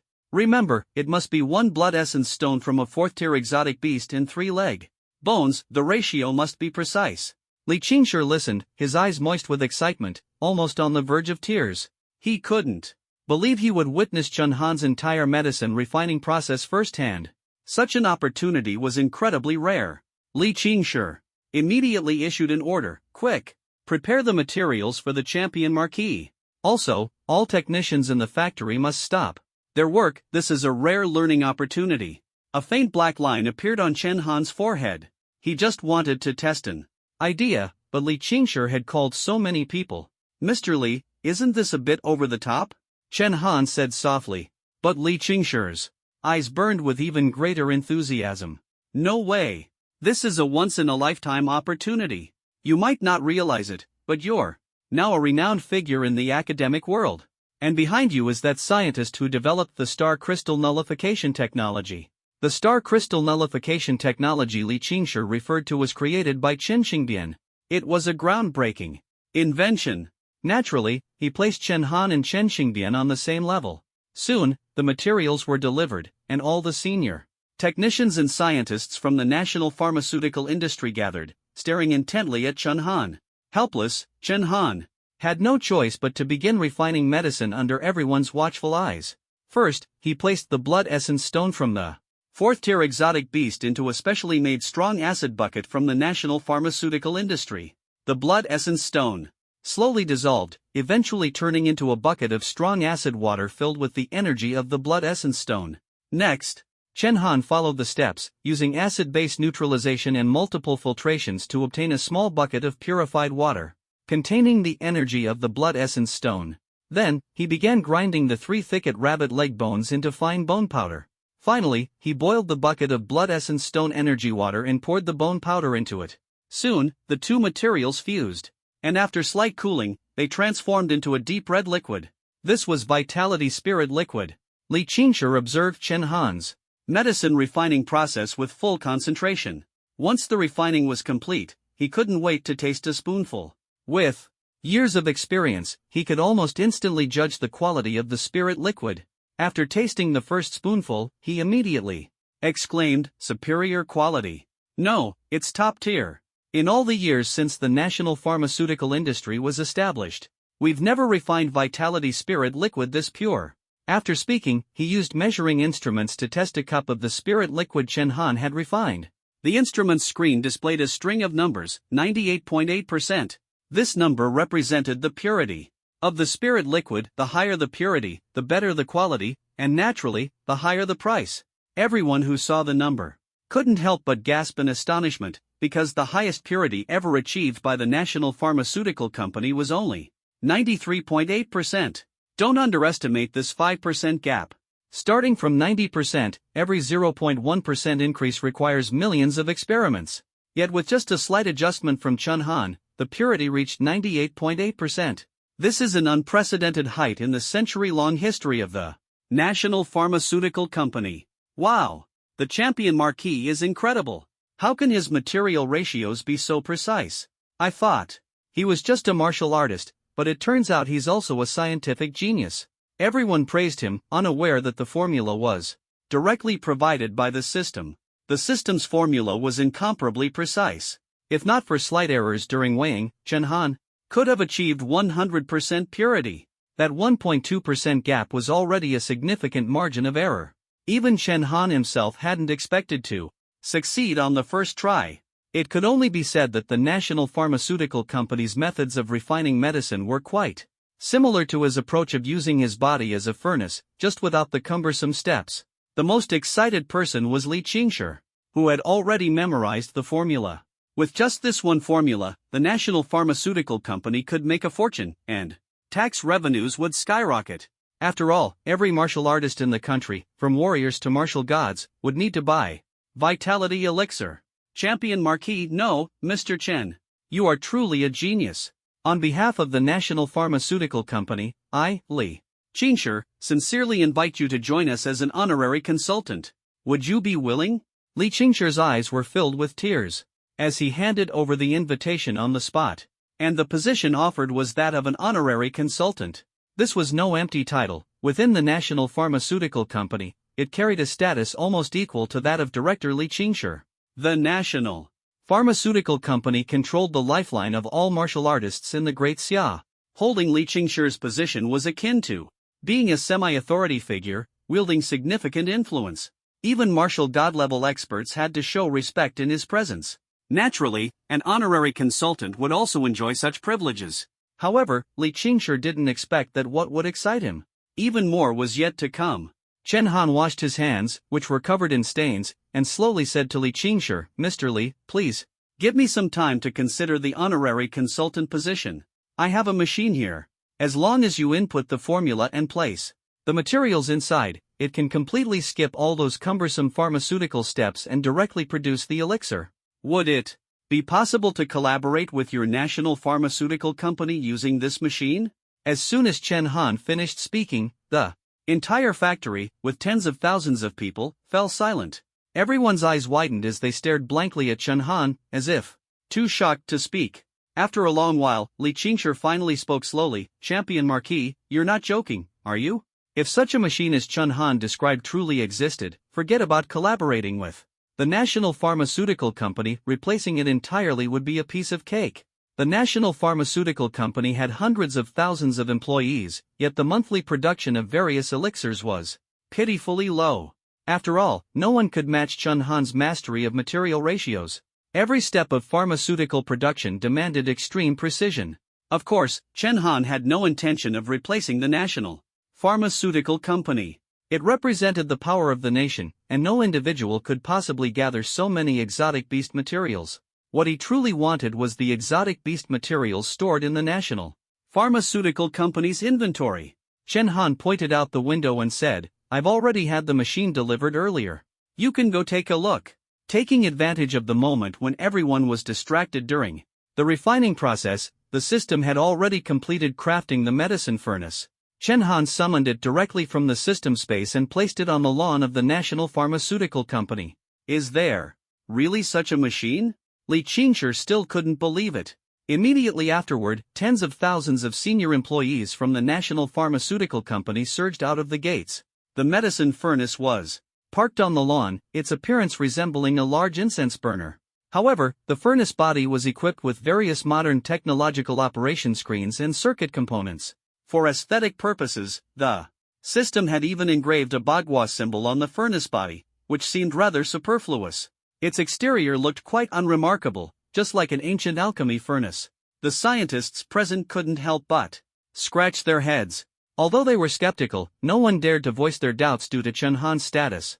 Finally, Li Qingshi expressed his thoughts, Champion Marquis, is this thing really as miraculous as you say? Since the system had created it and spent 50,000 points, Chun Han naturally had no doubts. He instructed the employees to bring the materials for making the vitality elixir and then input the formula into the medicine furnace. After connecting the power, he pressed the start button. The system's prompt sounded, "Ding. Do you confirm the activation of the medicine furnace?" Once confirmed, the medicine furnace will operate continuously while powered. You can stop its operation at any time with a verbal command. "Confirm," Chen Han commanded, and the medicine furnace immediately emitted a strange glow. He then opened the lid and directly threw in the materials for refining the vitality elixir. The refining process took only a few seconds. At the outlet, a large quantity of vitality elixir quickly poured out. Fortunately, Chen Han had instructed someone to place barrels there in advance. What had just been thrown in were 12 leg bones and 4 blood essence stones, and the resulting vitality elixir amounted to exactly 4 small barrels. This operation left Li Qingshi and the group of scientists dumbfounded. Was this still a scientific instrument? It was practically a mystical artifact. Calling it mystical wasn't an exaggeration. The system explained that as long as the formula was input, no matter what materials were thrown in, the medicine furnace would calculate the most precise proportions. Not a single bit of material would be wasted. Moreover, it could simultaneously refine multiple formulas. As long as there were enough materials, the medicine furnace's outlet could produce different types of potions. Li Qingshi swallowed hard and picked up a barrel of potion. At first, he didn't dare to taste it. After hesitating for a long time, he finally took a small sip. That sip completely overturned his understanding. Li Qingshi stepped back a few paces, pointing at the vitality elixir refined by the medicine furnace, stammering, "This potion is even purer than the ones you manually refined, Champion Marquis." The crowd on site displayed expressions of disbelief. Li Qingshi's subordinates quickly brought measuring instruments, which promptly showed the purity of the potion. The numbers shocked everyone. 100%. The potion refined by the medicine furnace had an astonishing purity of 100%. How is this possible? Theoretically, machine-refined potions can't surpass the precision of manual refinement. This is simply unbelievable. At this moment, the crowd's focus shifted from the potion to the medicine furnace itself. A large group of scientists gathered around the furnace for closer inspection. The more they looked, the more astonished they became. The components on this furnace body are far too advanced, completely beyond the technological level we've seen. Did you notice the circuit components on the furnace body? In an area the size of a palm, it's densely packed with circuit elements. The scientists discovered a terrifying fact: the circuit etching on the furnace body might have reached a level smaller than even nanotechnology. And this was just the exterior of the medicine furnace. Its internal structure was beyond imagination. If the previous black box that could disable star crystals was considered a groundbreaking invention, then this medicine furnace has completely surpassed all levels of human technology. No one could believe that such a complex and precise instrument was handcrafted by Chen Han alone. And he completed it entirely by himself? Champion Marquis, you are truly a pioneer of a new era. Newton and Einstein can't compare to you. You are the greatest scientist I've ever seen. Faced with everyone's praise, Chen Han could only smile helplessly. After all, he couldn't fully reveal the secret of the system and could only claim that this instrument was a one-of-a-kind creation, one that even he couldn't replicate. As for collaboration, Li Qingshi naturally agreed without hesitation. He even predicted that within a year, all the potions consumed by the warriors of Daxia would come from this medicine furnace. Chen Han's instrument, which transcended human capabilities, would drive a pharmaceutical revolution across Daxia. Even if the national pharmaceutical industry spent hundreds of years, it couldn't produce potions of Chen Han's caliber. Chen Han agreed to hand over the medicine furnace to the national pharmaceutical industry but set a few conditions. The first condition was that the potions produced by the medicine furnace must be prioritized for the Hanya Squad and the Northern Expedition Army. No matter what, his own troops must have sufficient supply, and all of it must be free. The second condition was that the profits from selling the potions would be split equally between the national pharmaceutical industry and Chen Han. These conditions were entirely reasonable. The national pharmaceutical industry not only received a top-tier instrument for free but also obtained some of Chen Han's formulas. While operating the instrument, they could also produce higher purity potions themselves. Li Qingshi readily agreed and even planned to offer Chen Han the position of head of the national pharmaceutical industry. Upon hearing this, Chen Han quickly declined. The reason he created the medicine furnace was precisely so he wouldn't have to stay in the national pharmaceutical industry. At this moment, Chen Han was unaware that major events were unfolding thousands of miles away in the northern frontier. The reconnaissance general stationed in the Red Wolf Beast City was sweating as he reviewed report after report. To the west, swarms of dark bats, like black clouds, were slowly approaching Red Wolf Beast City. Communication with several scouts to the east had long been cut off. Their last message reported that a group of plant-based old-face demon vines was moving toward Red Wolf Beast City, but the most terrifying threat came from the north. A legion of dozens of 300-meter-tall giant elephant beasts was sweeping through everything in its path, leaving nothing but ruins. Their target seemed to be Red Wolf Beast City. They appeared to be following some kind of command, surging toward the city one after another. The day after handing over the medicine furnace to the national pharmaceutical industry, Chen Han received a report from the northern frontier. 3 armies of alien beasts were marching in grand formation toward Red Wolf Beast City, which had recently been reclaimed by humanity. They were the Dark Bat Clan, the plant-based Old-Face Demon Vine Clan, and the Giant Elephant Clan from the north. These 3 types of alien beasts were all extremely ferocious. First, there was the Dark Bat Clan. During the northern expedition, the 400,000-strong army had witnessed their terror firsthand. 3 camps of the Water God Army and 2 camps of the Wind God Army, 40,000 soldiers in total, had perished at their hands. Each of these bats possessed strength close to that of a 12th-tier alien beast. Their attack methods were incredibly bizarre, capable of draining a human's blood in an instant. On the other side were the old-face demon vines. Although they hadn't been encountered during the northern expedition, the reconnaissance general's report was alarming. The scouts he sent out were almost all experts at the level of marshal generals. Theoretically, even if they couldn't win, it was impossible for all of them to be annihilated. Escaping should have been no problem. Yet, the entire squad of 4 marshal generals failed to return. This indicated that the old-faced demon vine was not to be underestimated either. But the most terrifying threat was the group of giant elephants in the north.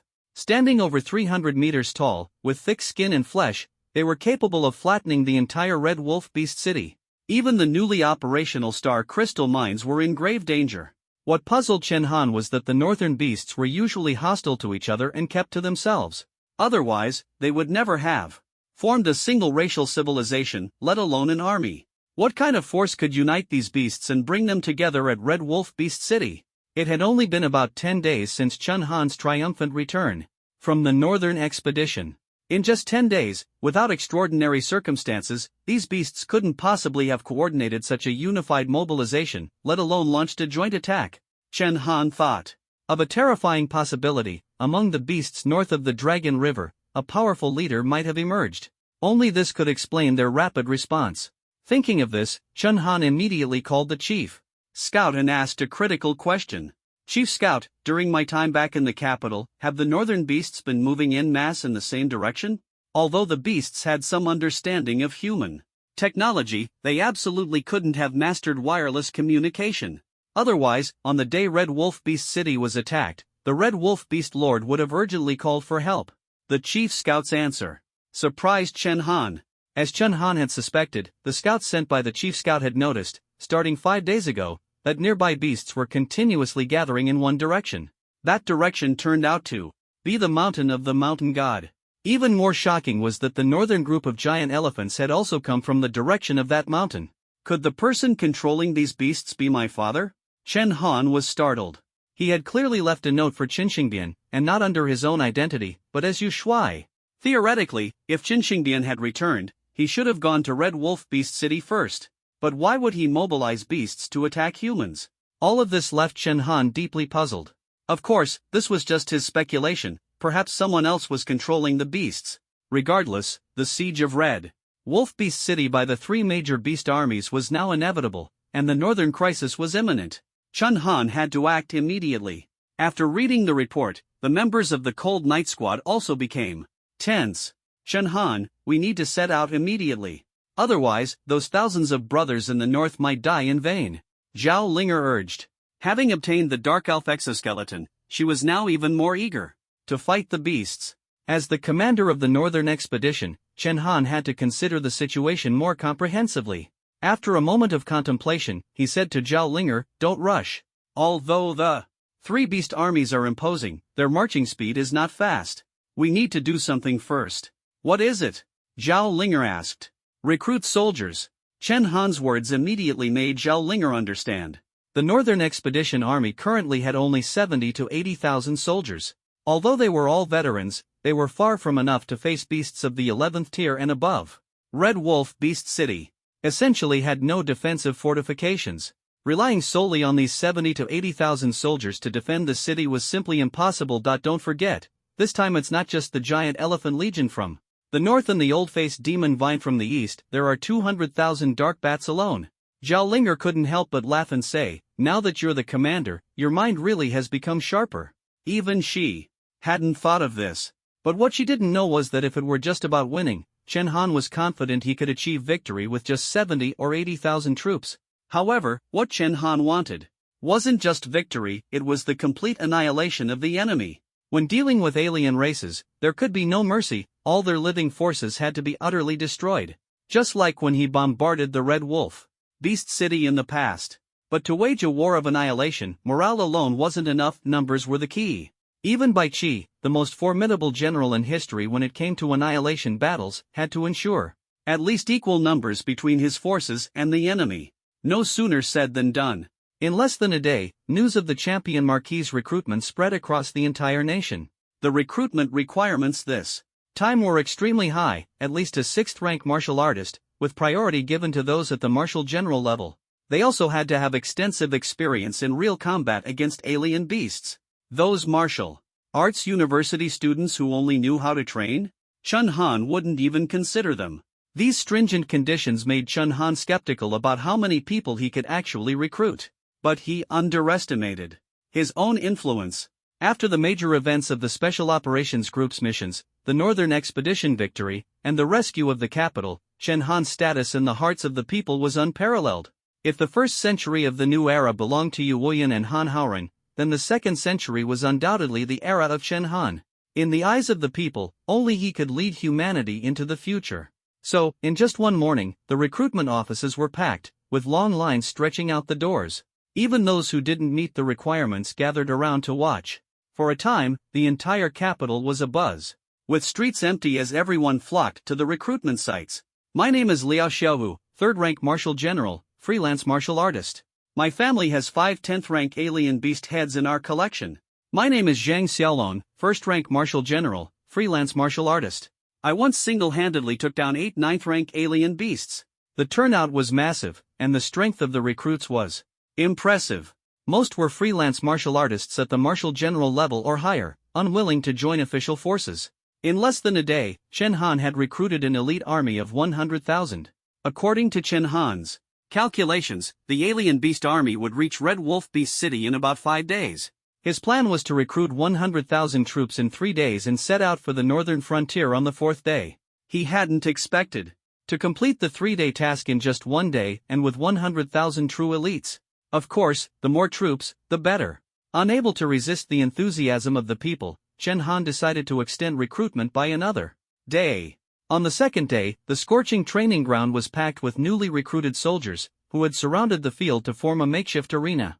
In the center of the arena stood the new recruit king, Liao Xiaowu, and Chen Han.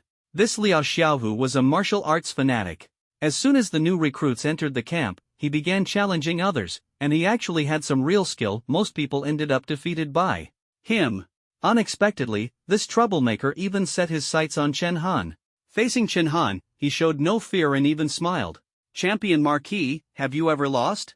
I know you're a 4th-rank martial general, but I've defeated plenty of 4th-rank martial generals.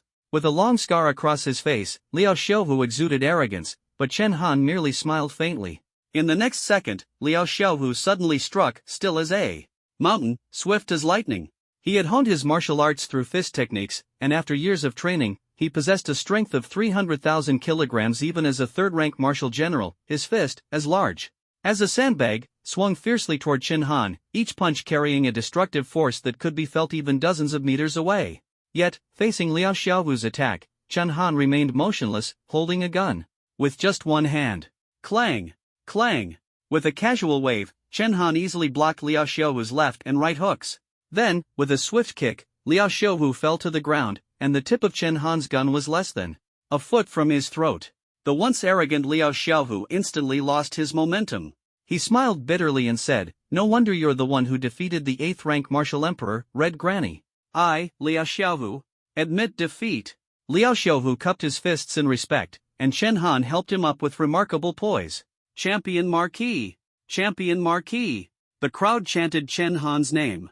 They had joined the army not just because of Chen Han's reputation but also because of his strength. Defeating Red Granny before the age of 20, Chen Han had become an idol for countless young martial artists in Daxia. This small contest attracted even more people to join the Northern Expedition Army. "Marshal Yu," someone suddenly shouted. The crowd stood at attention. It was Yu Wuyun. Chen Han saluted, and Yu Wuyun smiled. "Chen Han, you're now the 4th Marshal of Daxia. Do you still need to salute an old man like me?" Chen Han smiled helplessly. "Marshal Yu, you're joking." In terms of rank, Chen Han was still some distance from being a marshal, but in reality, the power he wielded was on par with the 3 great marshals. He commanded the entire Northern Expedition Army. Yu Woyan looked at the elite soldiers around him, a satisfied smile on his face. "Well done." These 4 words were the highest praise for Chen Han. Then, Yu Woyan called Chen Han into his office and casually handed him a chip.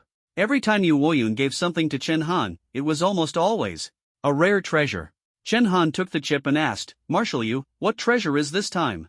Yu Woyun glanced at him, his expression tinged with reluctance. "I originally planned to give this to you once you reached the Martial Emperor realm, but with the Northern War breaking out so quickly, I have no choice but to hand it over now. This is Han Haoran's only martial technique, known as the strongest martial technique of humanity." Chen Han's heart trembled upon hearing this. It was something from Han Haoran again. The last time Han Haoran had imparted the Beta Haoran spear technique to him, it had brought him immense gains, even allowing him to comprehend the momentum of a victor.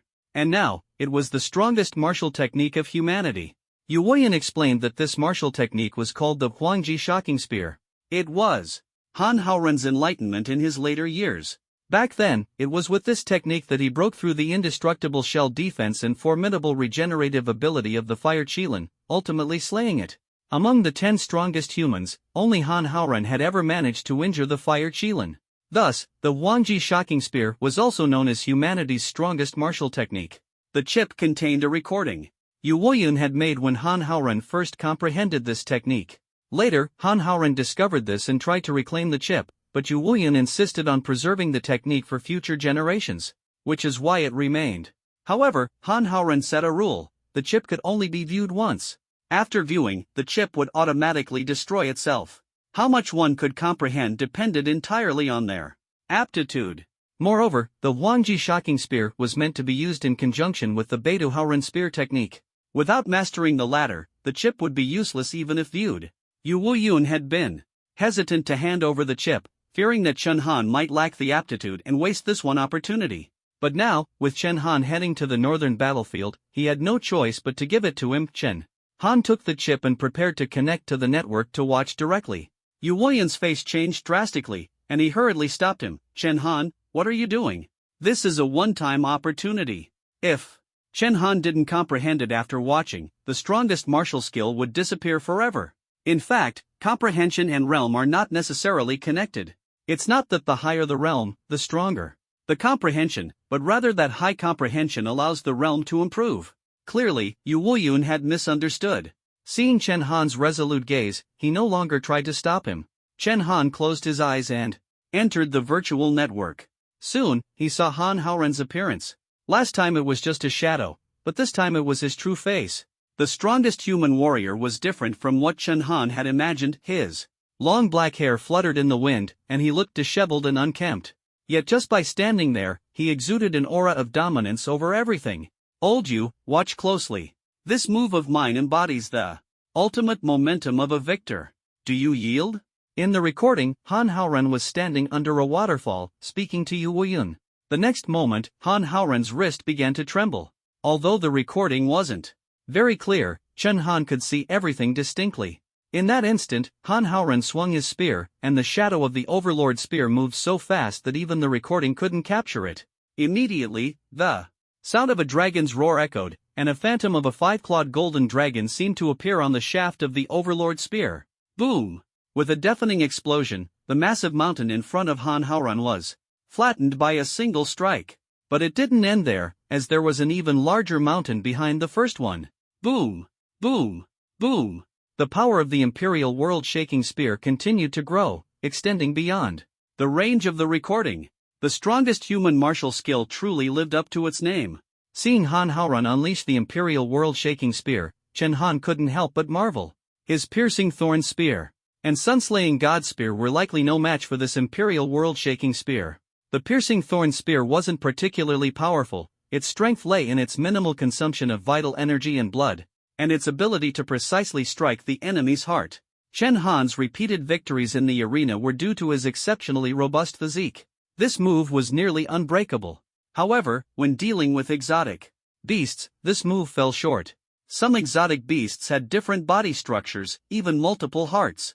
This rendered the piercing thorn spear's fatal effect useless, and its close-range nature completely negated the advantage of a spear. As for the sun-slaying god spear, its power was indeed explosive, but it consumed too much vital energy and blood, required 3 stages of attack, and needed charging time. Both moves had obvious shortcomings. The Imperial World-Shaking Spear, on the other hand, completely avoided these flaws and retained only the advantages.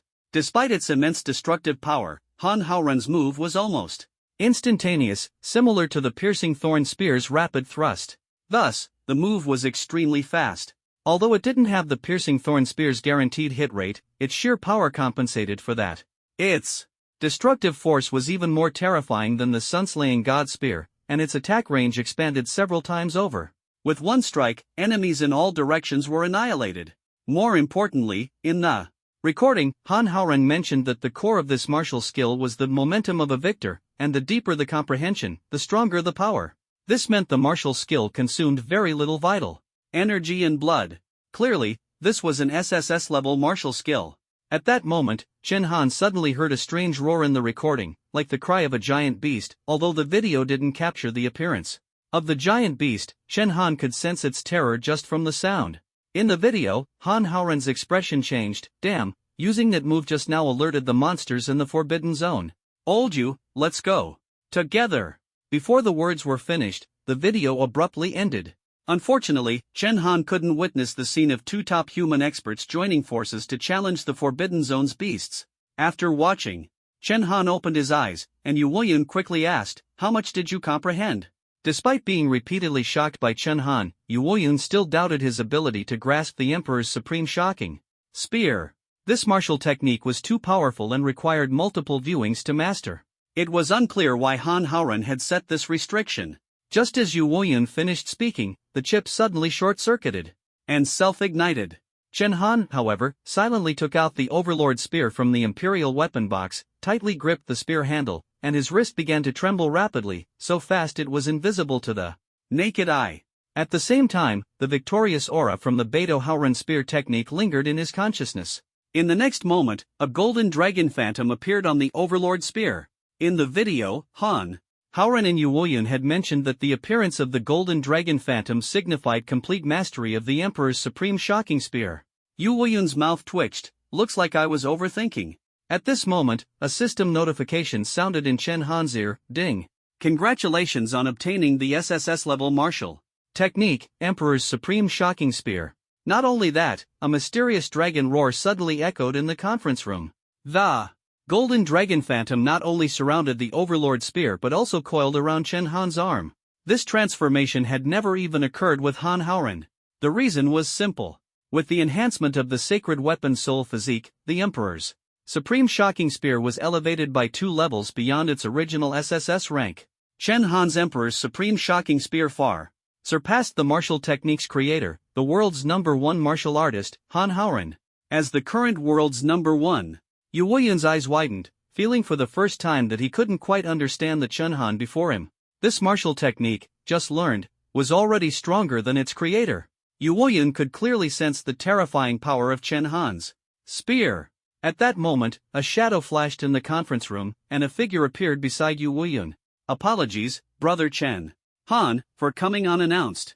The newcomer was Liang Yutian, who glanced disdainfully at Yu Wuyan and said indifferently, "Why? Are you so surprised? Didn't I tell you before? This is the strength of a naturally gifted physique. Liang Yutian wasn't the least bit surprised that Chen Han could comprehend the emperor's supreme shocking spear. Chen Han asked with a mix of amusement and exasperation, "Elder Liang, what brings you here today?" Liang Yutian, carrying a large backpack, placed it on the ground.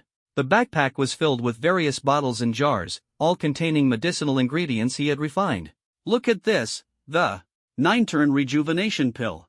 As long as the head or heart isn't hit, taking this pill will basically ensure survival. And this, the poison bug bomb. I found it last time at Red Granny's place. With this, if you can't win, you can at least escape." Liang Yutian continued introducing the uses of these treasures. It turned out that his purpose was the same as Yu Woyun's. They had both heard that Chen Han was heading to the Northern Territory and had come specifically to deliver items to assist him. The most attention-grabbing item was the shield Liang Yutian took out. The shield was diamond-shaped and made of a peculiar black metal. Liang Yutian told Chen Han that the shield was crafted by Feng Yufeng and could withstand a full-force strike from a martial god-level expert, but it had one drawback: once the shield endured a sufficiently strong attack, it would shatter, but don't worry, as long as the fragments are intact, the shield will restore itself in 48 hours. Back in the days of battling the Fire Qilin, Liang Yutian relied on this shield to save his life, while Feng Yufeng heroically sacrificed himself. In other words, this shield can even block the Qilin flame of the peak Fire Qilin. Feng Yufeng gave it a resounding name: Xingtian Shield. This Xingtian Shield is undoubtedly a top-tier divine weapon. Yu Woyun picked up the conversation, leaving Chen Han utterly shocked. Yu Woyun patted the Xingtian Shield and sighed, "Old Liang, you actually dare to bring this out? Even I can't break through its defense." Chen Han had witnessed Yu Woyun's strength firsthand. Zhonggo had formed countless thunder shields with his mighty thunder, yet they couldn't withstand Yu Woyun's dominating blade. But the Xingtian Shield could resist it.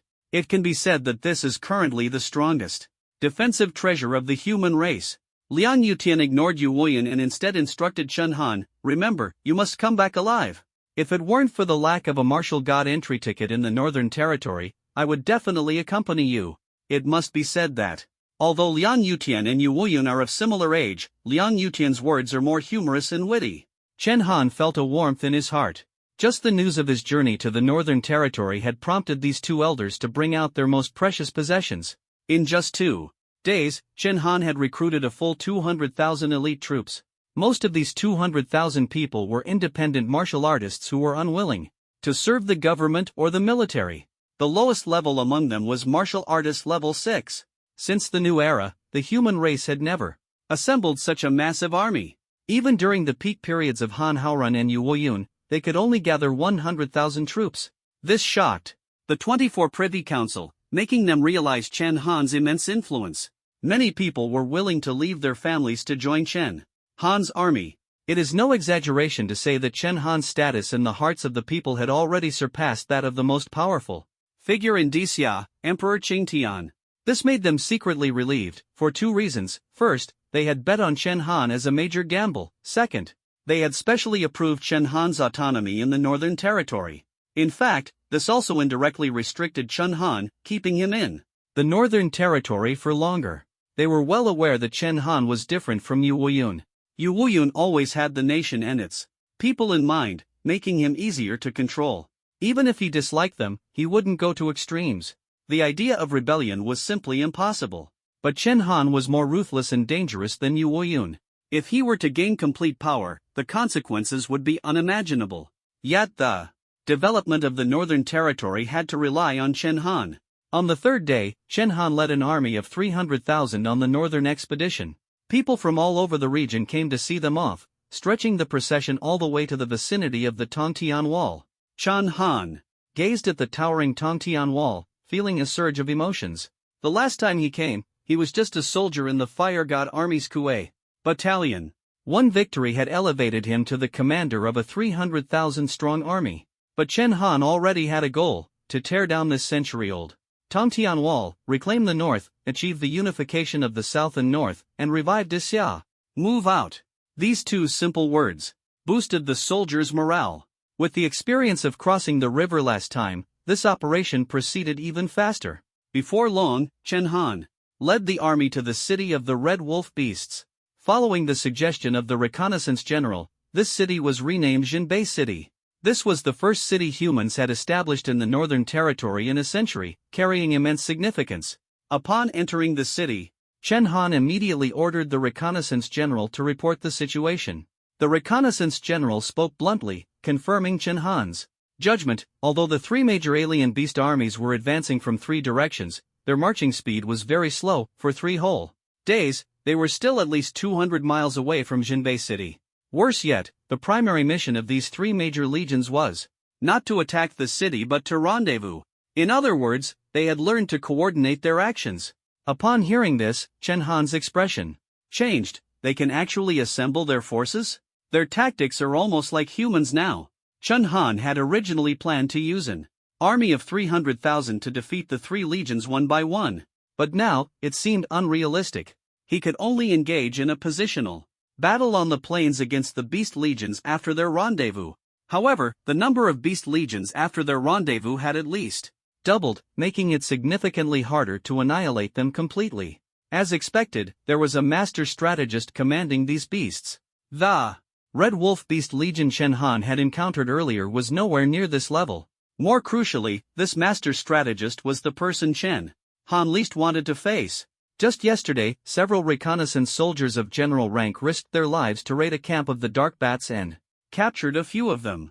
They had known beforehand that the Dark Bats could speak human language, so they intended to interrogate them. These Dark Bats were not particularly tough. In terms of interrogation, humans had thousands of years of advantage over beasts. With just a few torture devices, the Dark Bats confessed everything. They revealed their troop deployment and disclosed the orders for this operation. The Dark Bats had dispatched an army of 200,000. The old-faced demon vines had a force of 100,000. As for the giant elephants, they were not considered a legion but merely the mounts of the beast species. The truly terrifying ones were the beasts riding on the backs of the giant elephants, yakshas. Although the yakshas only had a force of 10,000, their overall strength surpassed that of the Dark Bats and old-faced demon vines. Therefore, in this operation, both the Dark Bats and old-faced demon vines had to follow the yakshas' commands. Being able to tame giant elephants as mounts, the yaksha tribe's intelligence far exceeded that of ordinary beasts. However, at the end of the day, they were still beasts. Despite the yaksha's strength, the Dark Bats and old-faced demon vines would not easily submit. The only reason they obeyed was because they had a common leader, Lord Mountain God. But this mysterious Lord Mountain God had only been seen by the high-ranking beasts. Ordinary beasts had never laid eyes on him. The only known fact was that Lord Mountain God was a human. Strangely, the high-ranking beasts had a fanatical faith in Lord Mountain God. Only Chen Han knew that this Lord Mountain God was very likely his father. Could it be that Chen Xingbian had truly betrayed them? Subsequently, Chen Han ordered the reconnaissance commander to bring the Dark Bat forward. This Dark Bat was several times larger than ordinary bats, roughly the size of an adult human. However, its eyes were oddly diamond-shaped. This Dark Bat had been tortured to the point of being unrecognizable. Upon seeing Chen Han, it knelt and begged for mercy. "Spare me! Spare me!" Judging by its demeanor, it likely wasn't lying to Chen Han, which surprised him even more. Meanwhile, in a dark space further north of Jinbei City, a beautiful woman was reprimanding a man who looked like a savage. "Chen Xingbian, you've disappointed me so much. You let beasts attack our own comrades. Where is your conscience?" These words revealed the savage man's identity. He was not only the Lord Mountain God worshipped fanatically by the beasts but also Chen Han's father, Chen Xingbian. Beside Chen Xingbian lay the note left by Chen Han. His expression was complex, and his eyes were filled with hatred. Chen Xingbian snorted coldly, "Our own comrades? Yu Feng, don't forget, our 8 brothers were all killed by them. 18 years. Do you still remember how we've lived these 18 years? 18 years without seeing our own child." Upon hearing this, Lu Yufeng recalled the past and fell silent. After a long pause, she slowly said, "Xingbian, what if this note was really left by Commander Yu?" "Impossible. The martial god can't enter the Northern Territory. Until I see Commander Yu with my own eyes, I won't believe anyone." Chen Xingbian gritted his teeth and said coldly, "Yufeng, I'm already at Martial Master level 8. Just give me some more time. Once I become a martial god, not only will we be able to see our children, but we can also avenge our brothers." If anyone overheard this, they would surely be shocked.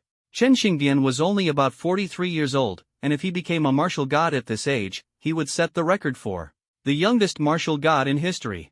Thinking of her two children, Lu Yufeng ultimately remained silent. They couldn't reveal their identities. Now one had to do everything possible to survive, even if it meant accidentally harming their own people. Hidden within this was a heavy past.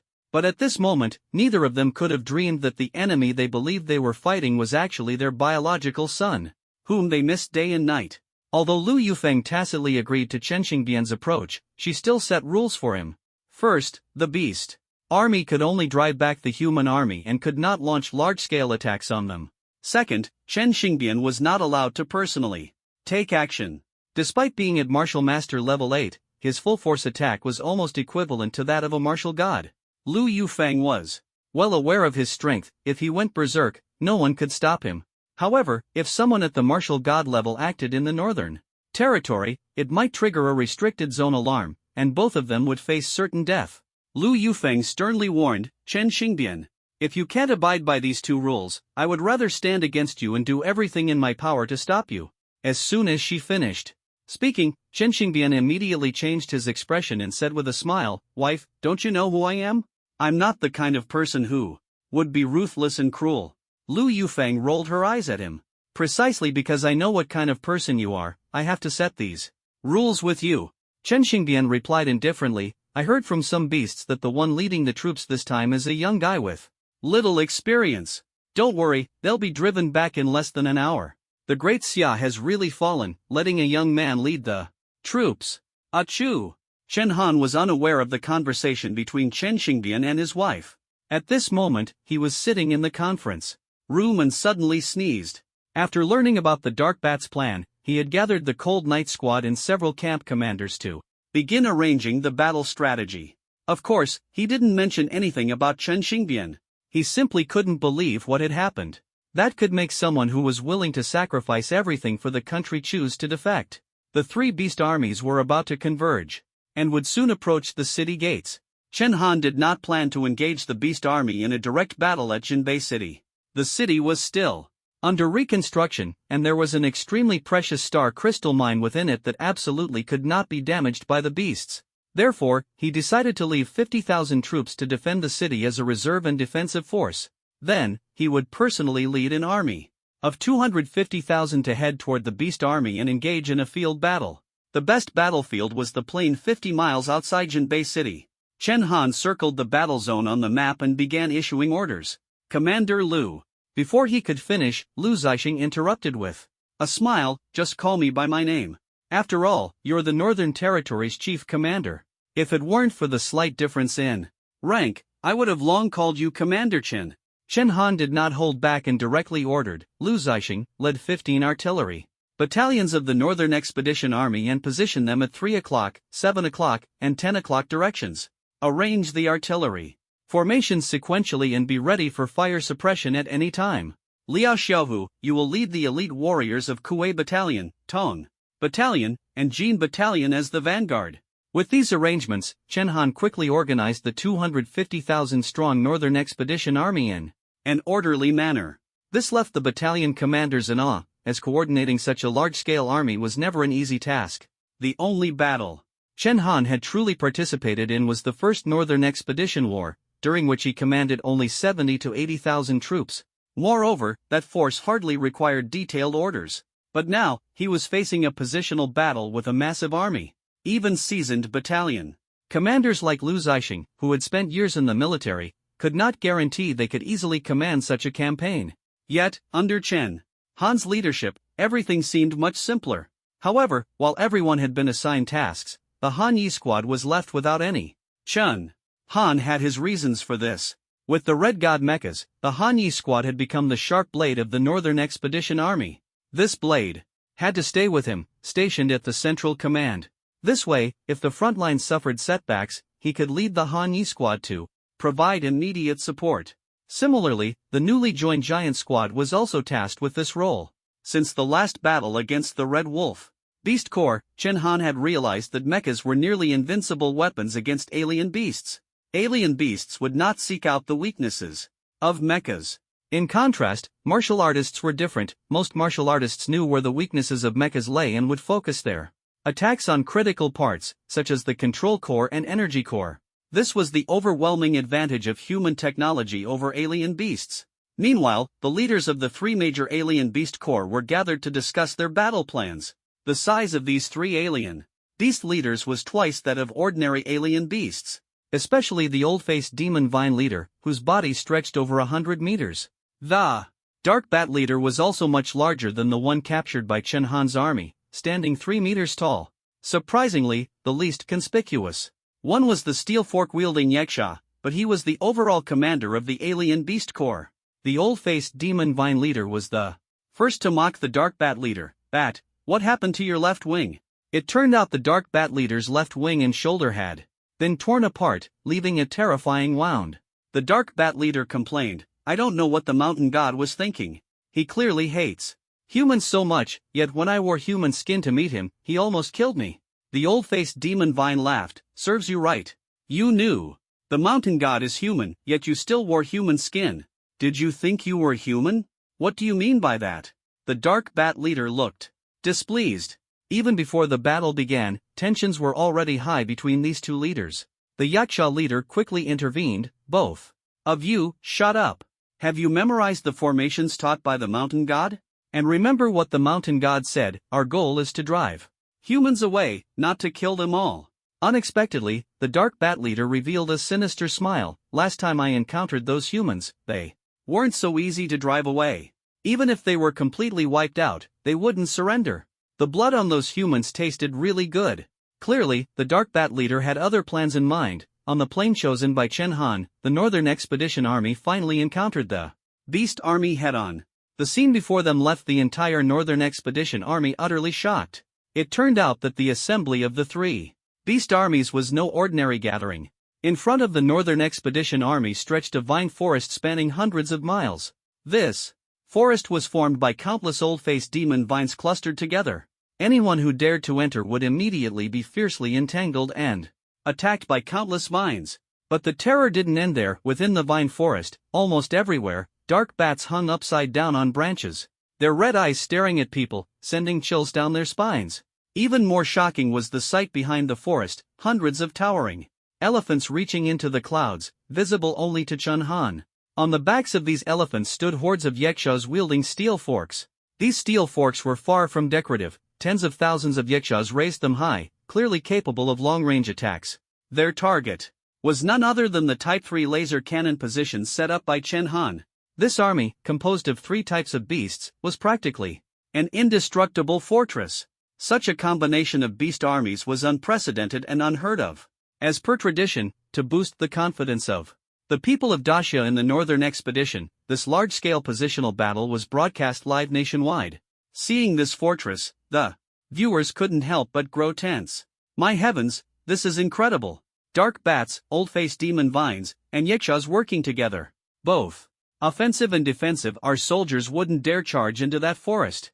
Chen Han stared at the battlefield, frowning slightly. If he had previously been uncertain whether this beast army was commanded by Qin Xingdian, now he was 100% sure. Only a scientific genius could design such a perfect combination based on the characteristics of the beasts. These three types of beasts were meticulously selected by Qin Xingdian, and together, they left no grass growing wherever they went.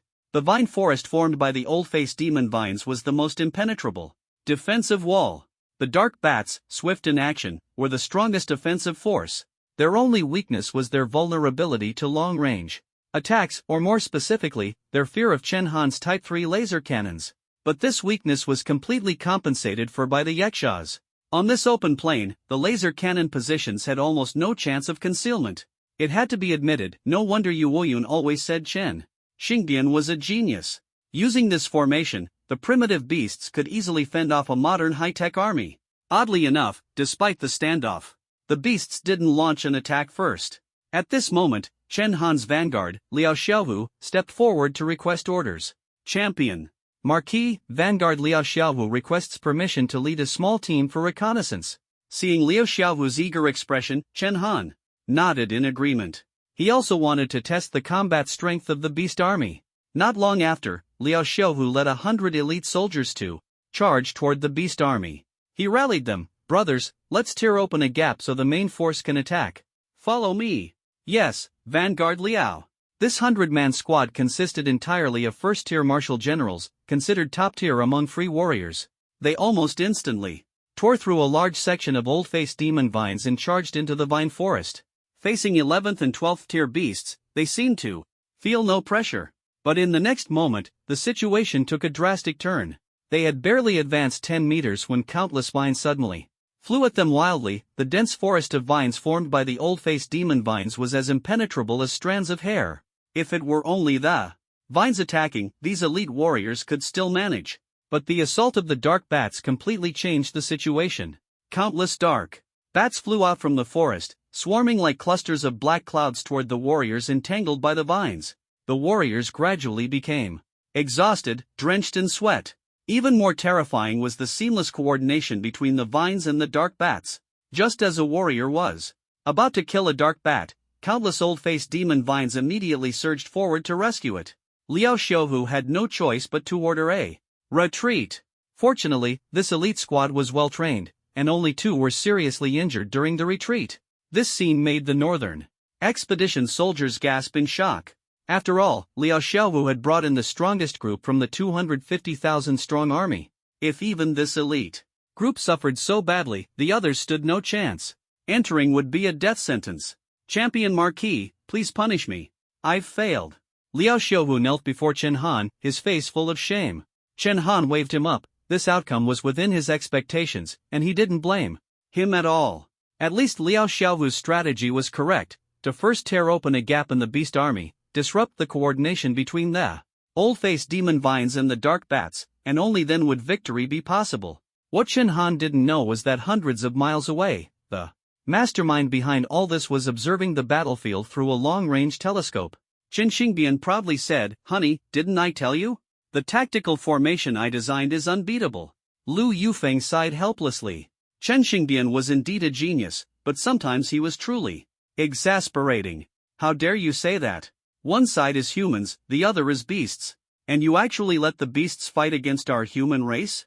If Commander Yu finds out, he'll definitely punish you severely. Lu Yufeng sighed again, her greatest worry being that they might disappoint Yu Wuyun. Chen Xingbian lowered his head at this point and sighed, "There's no choice, it's for self-preservation. If these people aren't Commander Yu's but rather our old enemies from back then we're not wrong." Lu Yufeng said no more, her telescope fixed on Chen Han among the human army, inexplicably finding him somewhat familiar.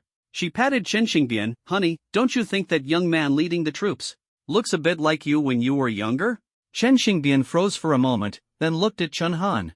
After a brief silence, he suddenly said, "Don't joke around. That kid could never be as handsome as me. Back in my youth, all the girls in school."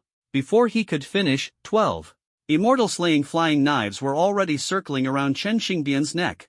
At this moment, the beast army, having just won a small victory, was brimming with morale.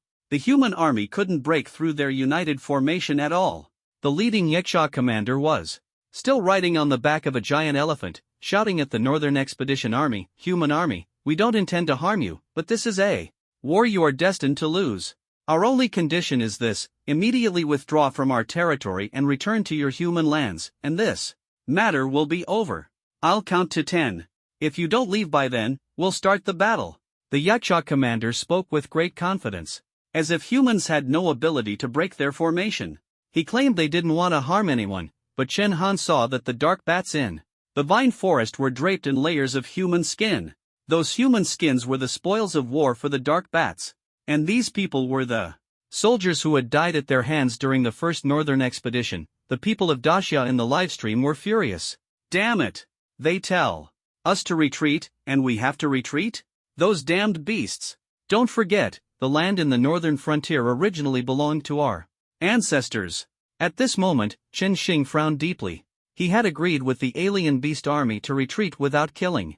But if the alien beast army continued to advance, the battlefield would inevitably be drenched in blood.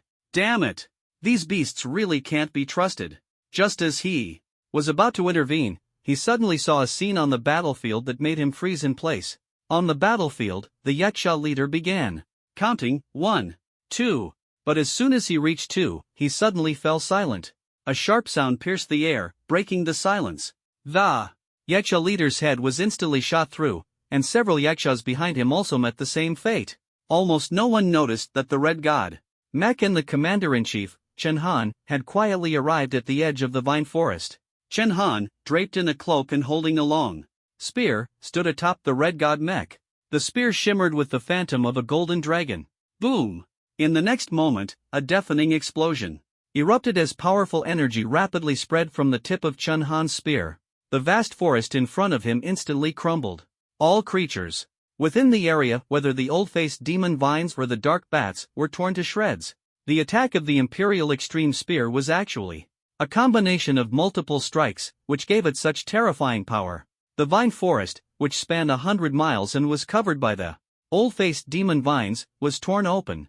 The force of the spear was so overwhelming that it instantly severed large formations, splitting the enemy army in two. It even reached the giant elephants in the rear. A giant elephant over 300 meters tall was pierced through by Chen Han's spear, and the yakshas on its back fell heavily to the ground. This was the power of humanity's top-tier martial techniques. The alien beasts had not anticipated such destructive force. They barely had time to react, and in their terror, nearly scattered in all directions. The people of Dacia watching the livestream were equally astonished. Holy crap! Is this the power of a fourth-tier martial general? Even the moves of a martial emperor might not be this fierce. The champion Marquis is truly a god among men. I'm a yaksha, and I was so scared. I had just counted to 2, and then my head exploded. The people's confidence soared. Chen Han's attack was the most powerful counterstrike, delivering a heavy blow to the arrogance of the alien beasts. Yet the alien beasts still hadn't fully recovered from the shock, especially the Yaksha army. One Yaksha, staring in panic at their fallen leader, shouted at Chen Han, "The mountain god told me that you humans have something called martial virtue, but your commander has none. This is a sneak attack." Chen Han couldn't care less. He and his troops had long abandoned any notions of martial virtue, especially when dealing with alien beasts. He snorted coldly, "Those who are not of our kind will always have different intentions. The corpses of our soldiers will be draped over these dark bats. The brothers of the Northern Expedition have yet to rest in peace. I don't care who's right or wrong. Cold Night Squad, clear the way. Everyone, charge." Chen Han did not forget his role as commander. Instead of leading the Cold Night Squad in the charge, he retreated to the Central Army and personally sounded the charge horn. Kill! Kill! Instantly, the battlefield erupted with deafening cries of battle. The 200,000-strong Northern Expedition army surged through the gap Chen Han had created. The Red God Mech led the charge, crashing directly into the enemy's formation. It gave the enemy no chance to recover. The 8 triple-type laser cannons on the mech alternated their blasts, rapidly expanding on Chen Han's initial gains and opening an even larger breakthrough for the charging soldiers. At that moment, Zhao Linger, dressed in red and carrying white mechanical wings, suddenly leaped out of the mech. Holding a long spear, she exuded heroic vigor. "I am Lieutenant Zhao Linger of the Fire God Army's Kuei Battalion, Han Yi's squad. Charge with me," she shouted loudly. Zhao Linger was the first to rush into the enemy ranks. Her mastery of the Yu family spear technique was extraordinary, and with one strike, she pierced through a dark bat that wasn't watching its path. Although Zhao Linger's strength alone wasn't enough to instantly kill a dark bat, the dark elf exoskeleton she wore provided her with a significant boost. Dark elves were top-tier beings among the fantasy beasts, known for their incredible speed and special ability Shadow Charm, which allowed them to quickly identify an enemy's weakness while deftly evading attacks. Clearly, Zhao Linger had inherited this talent. Not only did she evade the dark elves' attacks, but she also struck it down with a single spear thrust. The Yu family spear technique was versatile and ever-changing, perfectly complementing Zhao Linger's exoskeleton. Before long, she carved a blood-soaked path forward. Meanwhile, Zhao Yufei and Ji Yun also performed exceptionally.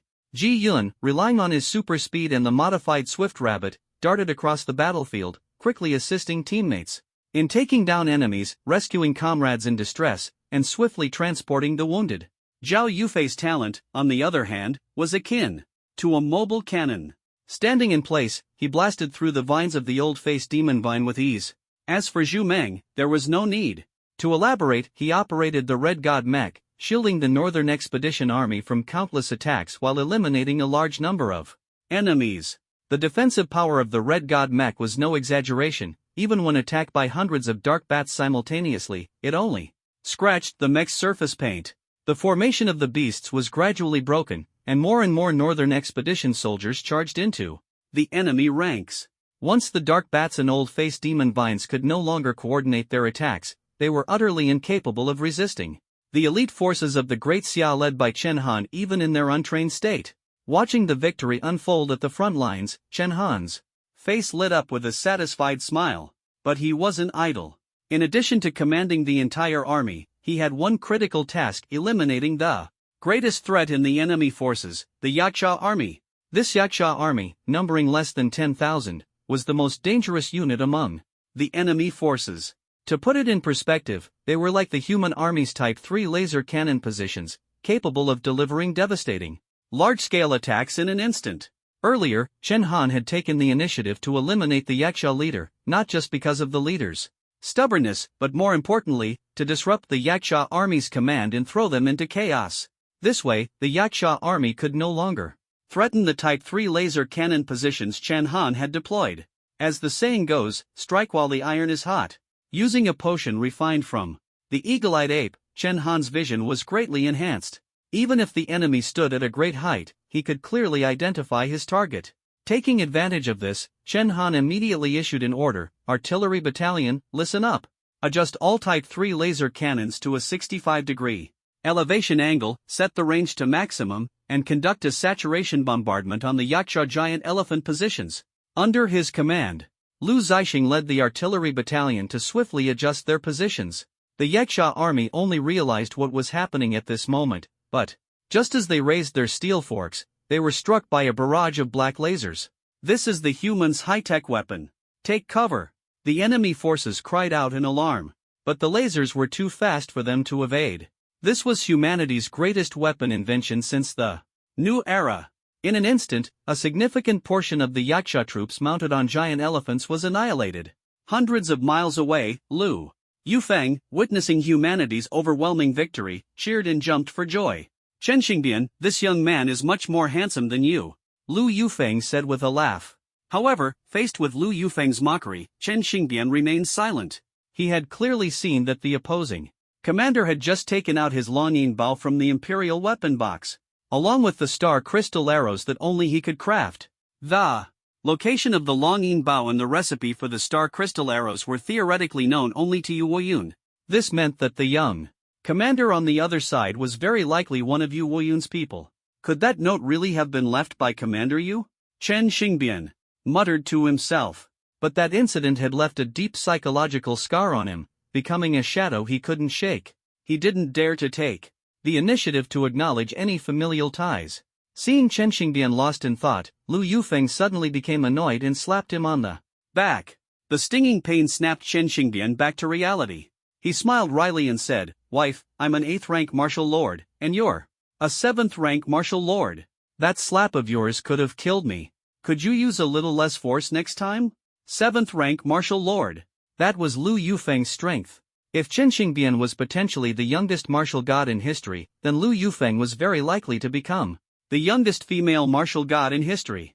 20 years ago, the two of them had been dazzling prodigies. Even at the prestigious Starry Sky University in the Great Xia Empire, they were hailed as geniuses among geniuses, dominating their era. Lu Yufeng pouted and half-jokingly said, "Well, that's what you get for not listening to me." It was only then that Chen Xingbian realized the opposing commander was very likely one of Yu Woyun's people, and he no longer felt like joking with Lu Yufeng. He shared all his suspicions, especially pointing out the Longyin Bao and star crystal arrows, as Lu Yufeng hadn't noticed this detail earlier. Lu Yufeng's expression gradually turned serious. After thinking for a while, she voiced a shocking idea that left Chen Xingbian stunned. "Do you think it's possible? That young commander might actually be our son, Xiaohan?" Lu Yufeng explained to Chen Xingbian that Commander Yu had treated the Longyin Bao he left behind as a family heirloom. Such an important item would never be casually handed over. If Commander Yu believed they were already dead, he might have buried the Longyin Bao and other items in a symbolic tomb, leaving them underground forever. Only someone very close to him could have obtained the Longyin Bao. Moreover, considering the age of the opposing commander, the only reasonable explanation was that he was Chen Han. Lu Yufeng's speculation made a lot of sense. Chen Xingbian thought for a moment and then gave a strange smile. Yufeng, after all these years, you're still so good at overthinking. Let me tell you, it's absolutely impossible. His reasoning was simple. Ever since the spiritual energy revival in the Great Xia Empire, everyone could awaken their innate talent. Although the official age for awakening was said to be 15, special instruments could detect talent levels from birth. Chen Xingbian and Lu Yufeng had left when Chen Han was about 2 years old. Given their special status, they naturally had access to such instruments. So they were very clear that Chen Han's talent was only F level. Even if Chen Han worked hard, it would be lucky for him to become a martial artist by now. But based on Chen Xingbian's observation of the opposing commander, the power of that spear was at least at the martial emperor level. Martial emperor level experts were extremely rare. So he absolutely refused to believe that the opposing commander was Chen Han. Chen Xingbian then sighed. When I found out Xiao Han was F level back then, I left all my wealth with the Chen family. In this lifetime, I don't expect him to achieve greatness. I just hope he lives a safe and peaceful life. At this point, Chen Xingbian and Lu Yufeng both lowered their heads. What they worried about most was their son, Chen Han. They knew that an F-level talent was not valued in the family. Apart from the Dragon Chant Bow and Star Crystal arrows, everything else was left to the Chen family. Before leaving, he specifically instructed his relatives that as long as Chen Han could successfully get into college, it didn't matter if he ended up doing odd jobs in the family. The treasures left behind were worth a fortune. Just the 2,000 kilograms of star crystals alone were enough to make the Chen family stand out in the small Hanwu city. If Chen Xingbian knew how the family treated Chen Han, what would he think? Lu Yufeng didn't say it out loud, but in her heart, she agreed with Chen Xingbian's thoughts. She always felt a strange sense of familiarity with that young man. Chen Han not only resembled Chen Xingbian but also bore some resemblance to her. Unfortunately, the distance was too great. Although they could see each other clearly, they couldn't hear a word. Suddenly, Lu Yufeng had an idea. Husband, why don't we disguise ourselves, put on masks, and go take a look? It's not like it's the first time we've done this. Even if the opposing commander wasn't Chen Han, it was very likely someone under Yu Wuyun. Thinking of this, Chen Xingbian's interest was piqued. He suddenly pulled out 2 Monkey King masks. Let's go! 2 figures darted forward like phantoms, heading toward the front lines. At this moment, the battle at the front lines was still fierce.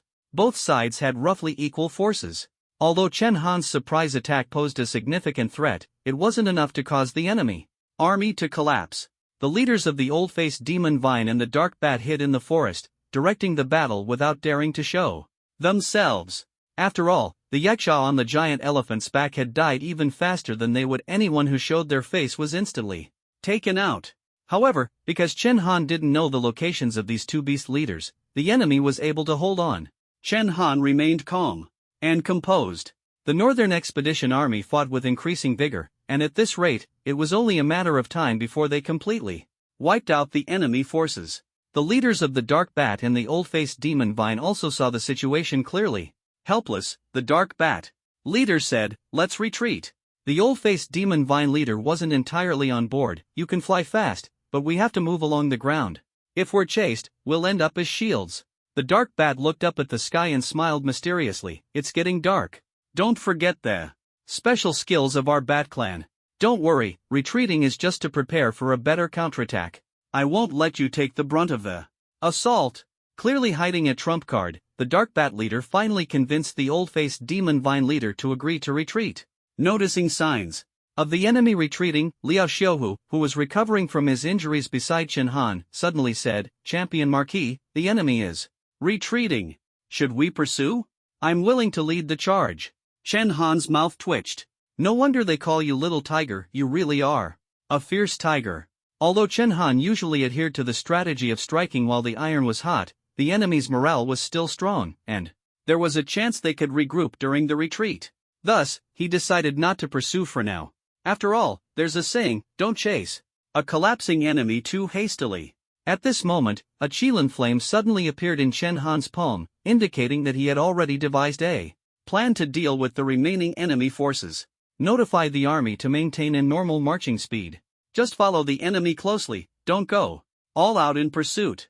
Thus, the beast army and the human army pursued relentlessly, eventually arriving at a valley. The dark bat leader and the old-faced demon vine leader quickly reorganized their formations, taking advantage of the terrain at the mountain pass. Seeing this, Zhao Linger, who was leading the charge, immediately shouted, "Everyone, stop! This valley is clearly a terrain that is easy to defend and hard to attack."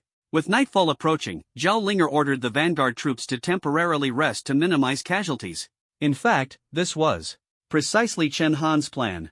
At night, the jungle formed by the old-faced demon vine occupied the only mountain pass, with countless red bats' eyes hidden all around. At such a time, a direct assault would be suicidal. Zhao Linger returned to the military camp to report, "Champion Marquis, I have ordered the army to pause and rest. What are your next instructions?" Undoubtedly, the Cold Knight squad played the most significant role in this battle. Zhao Linger alone had slain over 100 dark bats, earning remarkable achievements. However, Chen Han did not intend for the army to rest through the night, as he had already understood the special abilities of the dark bats. They had to strike first. He issued an order to Zhao Linger, "Lieutenant Zhao, you don't need to join the battle for now. Go prepare a large amount of gasoline and get ready to throw it into the enemy camp." Gasoline? Zhao Linger looked puzzled, like a monk unable to grasp the situation. But Chen Han was her direct superior, and she did not question him, obediently going to prepare. At this moment, deep within the jungle formed by the old face demon vine, two beast leaders were counting their losses and discussing strategies. Their behavior had already approached that of humans, with their own thoughts and considerations. The old-faced demon vine leader, upon seeing the casualty numbers, was on the verge of collapse. His kin had suffered 60,000 deaths, 40,000 of which occurred during their retreat, killed by the human army. Furious, he questioned the dark bat leader, "Didn't you say we wouldn't be used as cannon fodder? Yet all my kin were killed during the retreat." The old-faced demon vine was burning with rage, and if not for the Yaksha leader maintaining order, they would have already started fighting. The dark bat leader, however, responded calmly, "My kin lost 80,000. Don't worry, deep night is approaching, and that will be the best time for us to counterattack." The dark bat leader explained that their species possessed a unique talent. At deep night, their strength and speed would increase significantly. Not only that, but they could also conceal all physical traits, almost achieving invisibility. Once this talent was activated, the human army would have nowhere to escape. At that time, the old-faced demon vine would seize the opportunity to surround the human camp, annihilating the entire force of 200,000 troops. To entice the old-faced demon vine, the dark bat leader added, "Don't forget, human blood is our best supplement, and decaying human corpses are your favorite nourishment." Without the Yaksha leader's suppression, both the dark bats and the old-faced demon vine revealed their ferocious nature. The Yaksha feared the mountain god's orders, but they did not. Humans were the best food for most beasts. Just as they were brimming with murderous intent, a voice suddenly came from a certain direction. "You've grown quite bold now." Upon hearing this familiar voice, the dark bat and old-faced demon vine leaders instantly felt their legs weaken. They were not afraid of the mountain god, but they only dared to act arrogantly when the mountain god was absent. Once the mountain god appeared, their innate reverence was unavoidable. "Lord Mountain God." The two beasts immediately greeted respectfully. In the darkness, two figures slowly emerged, wearing Monkey King masks. Before any words were spoken, a celestial slayer flying blade suddenly shot out, instantly slicing off one wing of the dark bat leader. This dark bat leader, whose strength was equivalent to a 6th-tier martial emperor beast, was cut down without any resistance, even falling to his knees. "Lady Mountain God, spare me." Lu Yufeng coldly rebuked, "Did the mountain god teach you human language and rules so you could use them against humans?" The leader of the dark bats broke out in a cold sweat and quickly nodded. "The mountain god's wife is absolutely right. I won't dare do it again." He knew full well that only the mountain god's wife could step in to save the situation. If the mountain god himself intervened, he wouldn't even survive. Of course, Lu Yufeng's reprimand was merely incidental. She hadn't forgotten her true mission. She waved her hand and said, "Continue guarding this place and hold off the human army. I will go to the front line with the mountain god to take a look." Although the leader of the dark bats was displeased, as Chen Xingbian and Lu Yufeng had disrupted his ambush plan, he was helpless. On the other hand, the leader of the old-faced demon vines was unusually excited. Mountain God, are you going to personally lend us a hand? Chen Xingbian did not respond and simply walked toward the front line with Lu Yufeng, the old-faced demon vine leader, not understanding what was happening, shouted excitedly, "This is great! With the mountain god's help, we are sure to win." Chen Xingbian had only taken a few steps when he suddenly caught a strange smell. "Wife, do you smell that? There's a gasoline odor." The pungent smell of gasoline made Lu Yufeng glare at him in disgust. "Did you skip bathing again? What kind of invention are you messing with now?" Chen Xingbian was about to defend himself when suddenly a clay pot fell from the sky. They quickly dodged, only to discover that it was filled with gasoline. Not just here, countless gasoline pots were flying into the entire vine-covered forest. Now the entire forest was soaked in gasoline. The strong smell of gasoline posed no threat to the beast army, they were completely unbothered by it. However, Chen Xingbian quickly discerned the enemy commander's intent. He chuckled and said, "This kid is still green, trying to use fire attacks. To be honest, creatures like the old-faced demon vines and dark bats aren't afraid of fire at all. The old-faced demon vines may be made of wood, but they absorb large amounts of water from underground every day, leaving them completely soaked. Even if the gasoline is ignited, the fire won't last long." Chen Xingbian saw through the enemy's strategy and smugly mocked them. Over the years, he had studied the beasts of the Northern Territory and knew that fire attacks were useless. If Lu Yufeng hadn't stopped the dark bats and old-faced demon vines from launching a nighttime ambush, the human army would likely have suffered a devastating defeat. But what he hadn't anticipated was that ordinary flames might be ineffective. But what if the flames weren't ordinary? In the next moment, Chen Xingbian was dumbfounded. At first, he only saw a dark red flame appear at the front of the battlefield. But in an instant, the flame spread through the vine-covered forest like wildfire. The blaze extended for hundreds of miles, turning the entire night sky crimson. The fire even reached the rear of the beast army where Chen Xingbian stood. All of this happened in less than a minute. The entire forest was filled with endless wails as the burning old-faced demon vines were completely unable to resist the encroaching flames. The vines on their bodies, like strands of hair, were burned to ashes bit by bit. What Chen Xingbian could foresee, Chen Han had certainly not overlooked. He had long noticed that the old-faced demon vines were moist and difficult to ignite. That was why the enemy had thrown gasoline pots. Otherwise, the fire attack would have been launched during the day to directly burn down the enemy camp. The enemy's goal wasn't for the fire to last long but for the flames to spread rapidly with the help of gasoline. Once Chen Han's Qilin flame touched the beasts, it could instantly burn them to ashes. Even water couldn't extinguish it. The old demon vine was set ablaze, and the dark bats stationed on the vine also suffered. No matter how formidable they were at night, even with their ability to turn invisible, as soon as they encountered the Qilin flame, they were doomed. The beast army suffered heavy casualties in an instant. The surviving beasts that hadn't been reduced to ashes began to flee, but the fire only grew fiercer as they ran. Seeing this, the human army sprang into action. Chen Han immediately blew the charge horn. "All troops, charge!" At this point, no strategies were needed, nor was there any need to maintain formation. The enemy was like lambs waiting to be slaughtered. The Northern Expedition Army, having rested and conserved their energy for hours, could no longer hold back. Even Lu Zixing, who was in charge of the Type 3 laser cannon positions, led the artillery into the beast-infested forest. At this moment, Chen Xingbian stood dumbfounded, watching the raging flames beside him. Although he wasn't burned, he could feel the intense heat of the fire, like a wave of scorching air that made it hard to breathe. Out of curiosity, Chen Xingbian approached a cluster of Qilin flame and reached his hand into it. "I need to see what kind of fire this is. It must be some sort of innate flame. I have to study it carefully."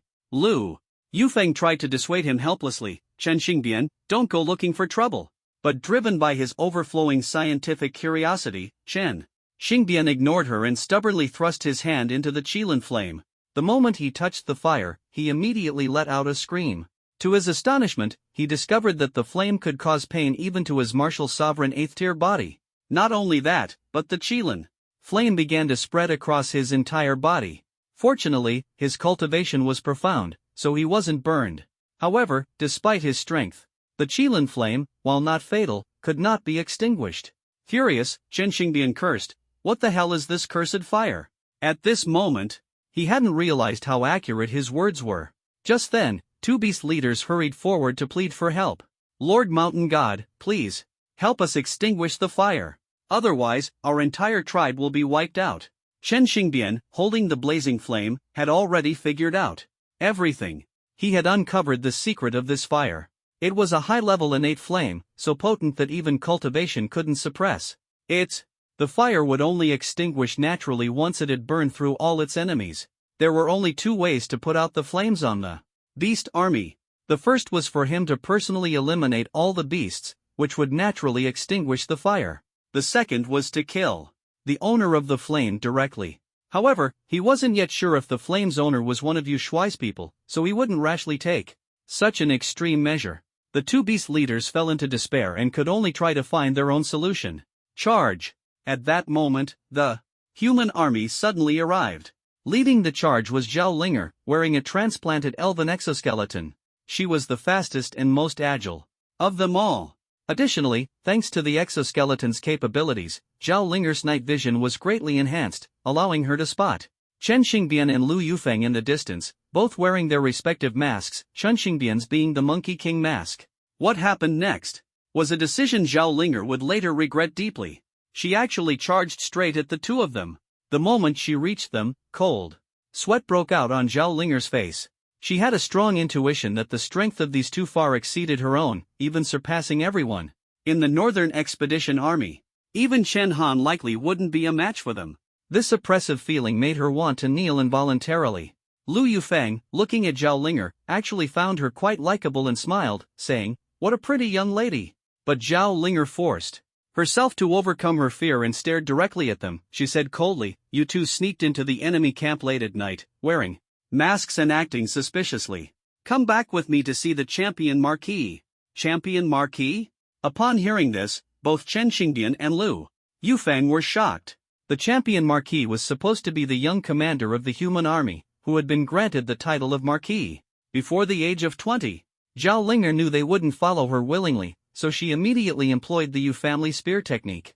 Sure enough, Chen Xingbian and Lu Yufeng quickly realized that the young woman before them was no ordinary person. Moreover, the major event that had occurred 18 years ago was also orchestrated by someone of noble status. Both of them began to feel hesitant. Although Zhao Linger's Yu family spear technique was impressive, it posed no real threat to them. The disparity in strength was evident. Even if there were no disparity, the two of them were peerless masters. As Zhao Linger executed her spear techniques, it looked like a mere performance of monkey tricks in their eyes. She exhausted herself but failed to inflict even the slightest harm on them. However, it was precisely this spear technique that left Chen Xingbian and Lu Yufeng deeply astonished. They recognized its origins. Yu family spear technique. The two exchanged a glance, understanding each other. Zhao Linger's mastery of this technique was exceptional, and only a handful in the military could reach such a level. Almost all of them were close confidants of Yu Wuyun. They were nearly certain that this beautiful young woman was undoubtedly one of Yu Wuyun's subordinates. Lu Yufeng became serious. Initially, she had only intended to toy with Zhao Linger, but suddenly, she grabbed Zhao Linger's spear, rendering her immobile. This single move made Zhao Linger fully realize the gap in their abilities. If these two truly wanted to kill her, one move would suffice.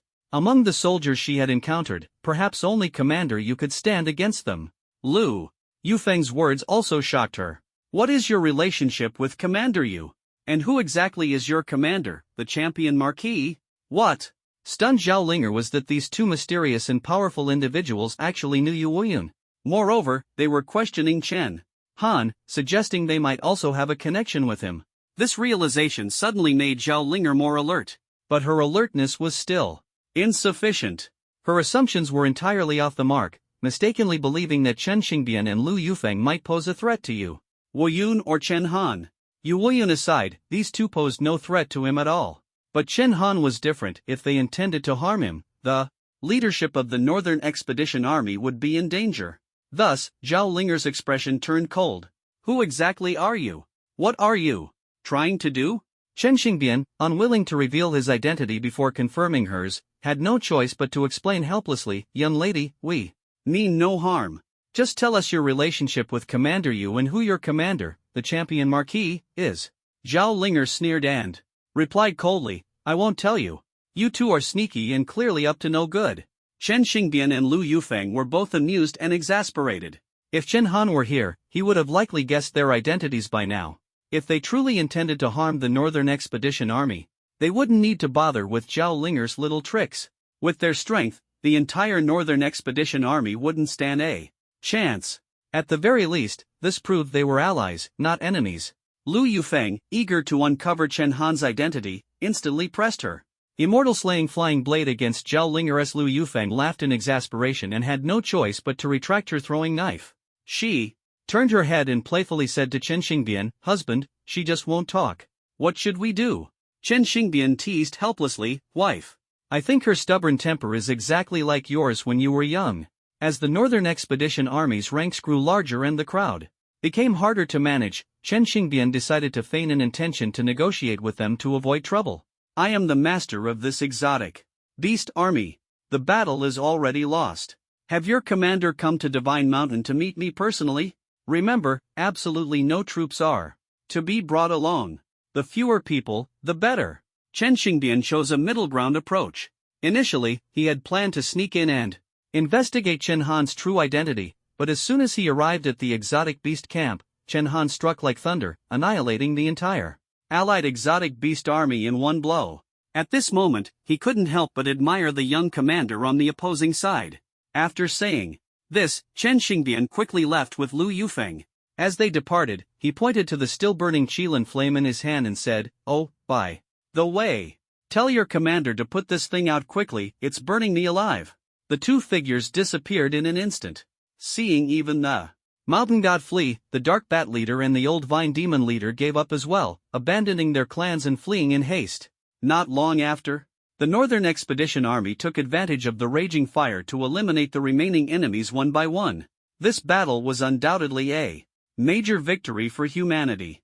Out of hundreds of thousands of exotic beast troops, only 2 leaders remained unaccounted for. Chen Han entered the Red God mech and began clearing the battlefield. Soon, he noticed Zhao Linger standing in place, lost in thought. Thinking something had happened to her, he quickly disembarked the mech with the members of the Cold Night Squad to check on her, only to find she was merely daydreaming. After hesitating for a moment, Zhao Linger recounted Chen Xingbian's words verbatim. Chen Han's mouth twitched, and he rubbed his forehead. Then, with a snap of his fingers, he extinguished the burning Qilin flame completely. Zhao Linger exclaimed in surprise, you really put out the fire?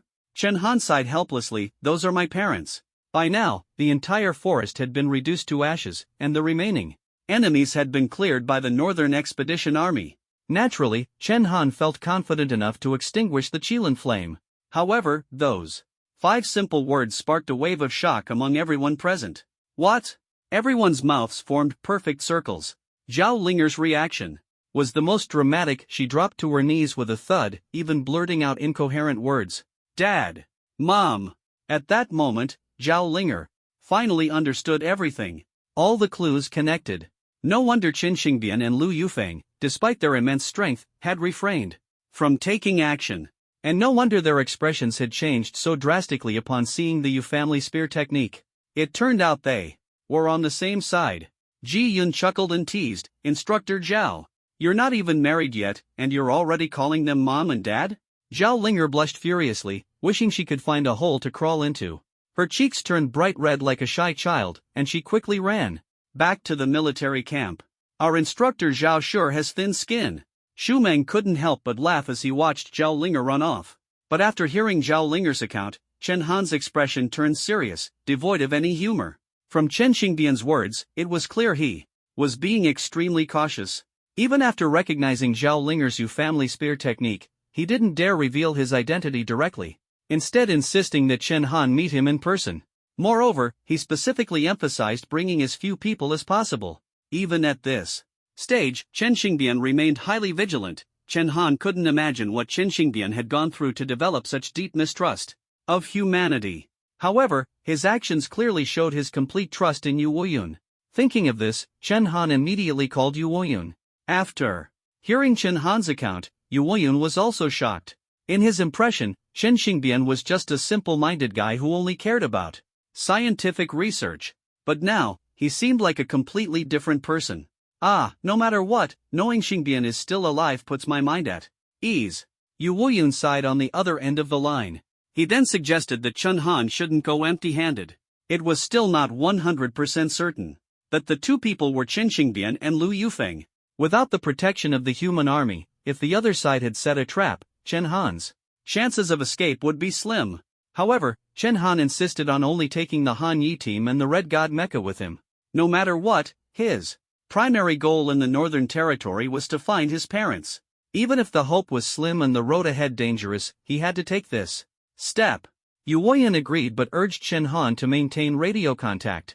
If anything unexpected happened, he would risk triggering the restricted zone to rush to the Northern Territory for support.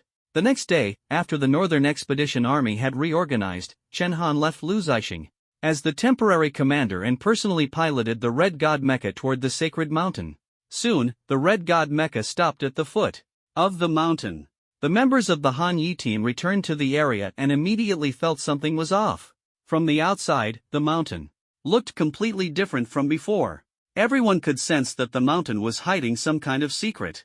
Xu Meng frowned and said, "Captain Chen, why don't we go in with the mecha? I have a feeling there's danger inside." Chen Han waved his hand dismissively and said, "No need, just leave the mecha here. Don't forget, it still contains the black box that can block star crystal energy." The Red God Mecha was a top-tier scientific achievement of Dixia, and Chen Han would never allow it to be wasted here. The group then proceeded into the mountain on foot. Chen Han's mood was heavy and tense, and he didn't say a word along the way. They were already familiar with the location of the cave from their previous exploration. Before long, they had ventured deep into the forest. Suddenly, Chen Han noticed a slight movement in the jungle. "Ahead!" he shouted coldly, "Come out!" The presence wasn't human, it had to be a beast.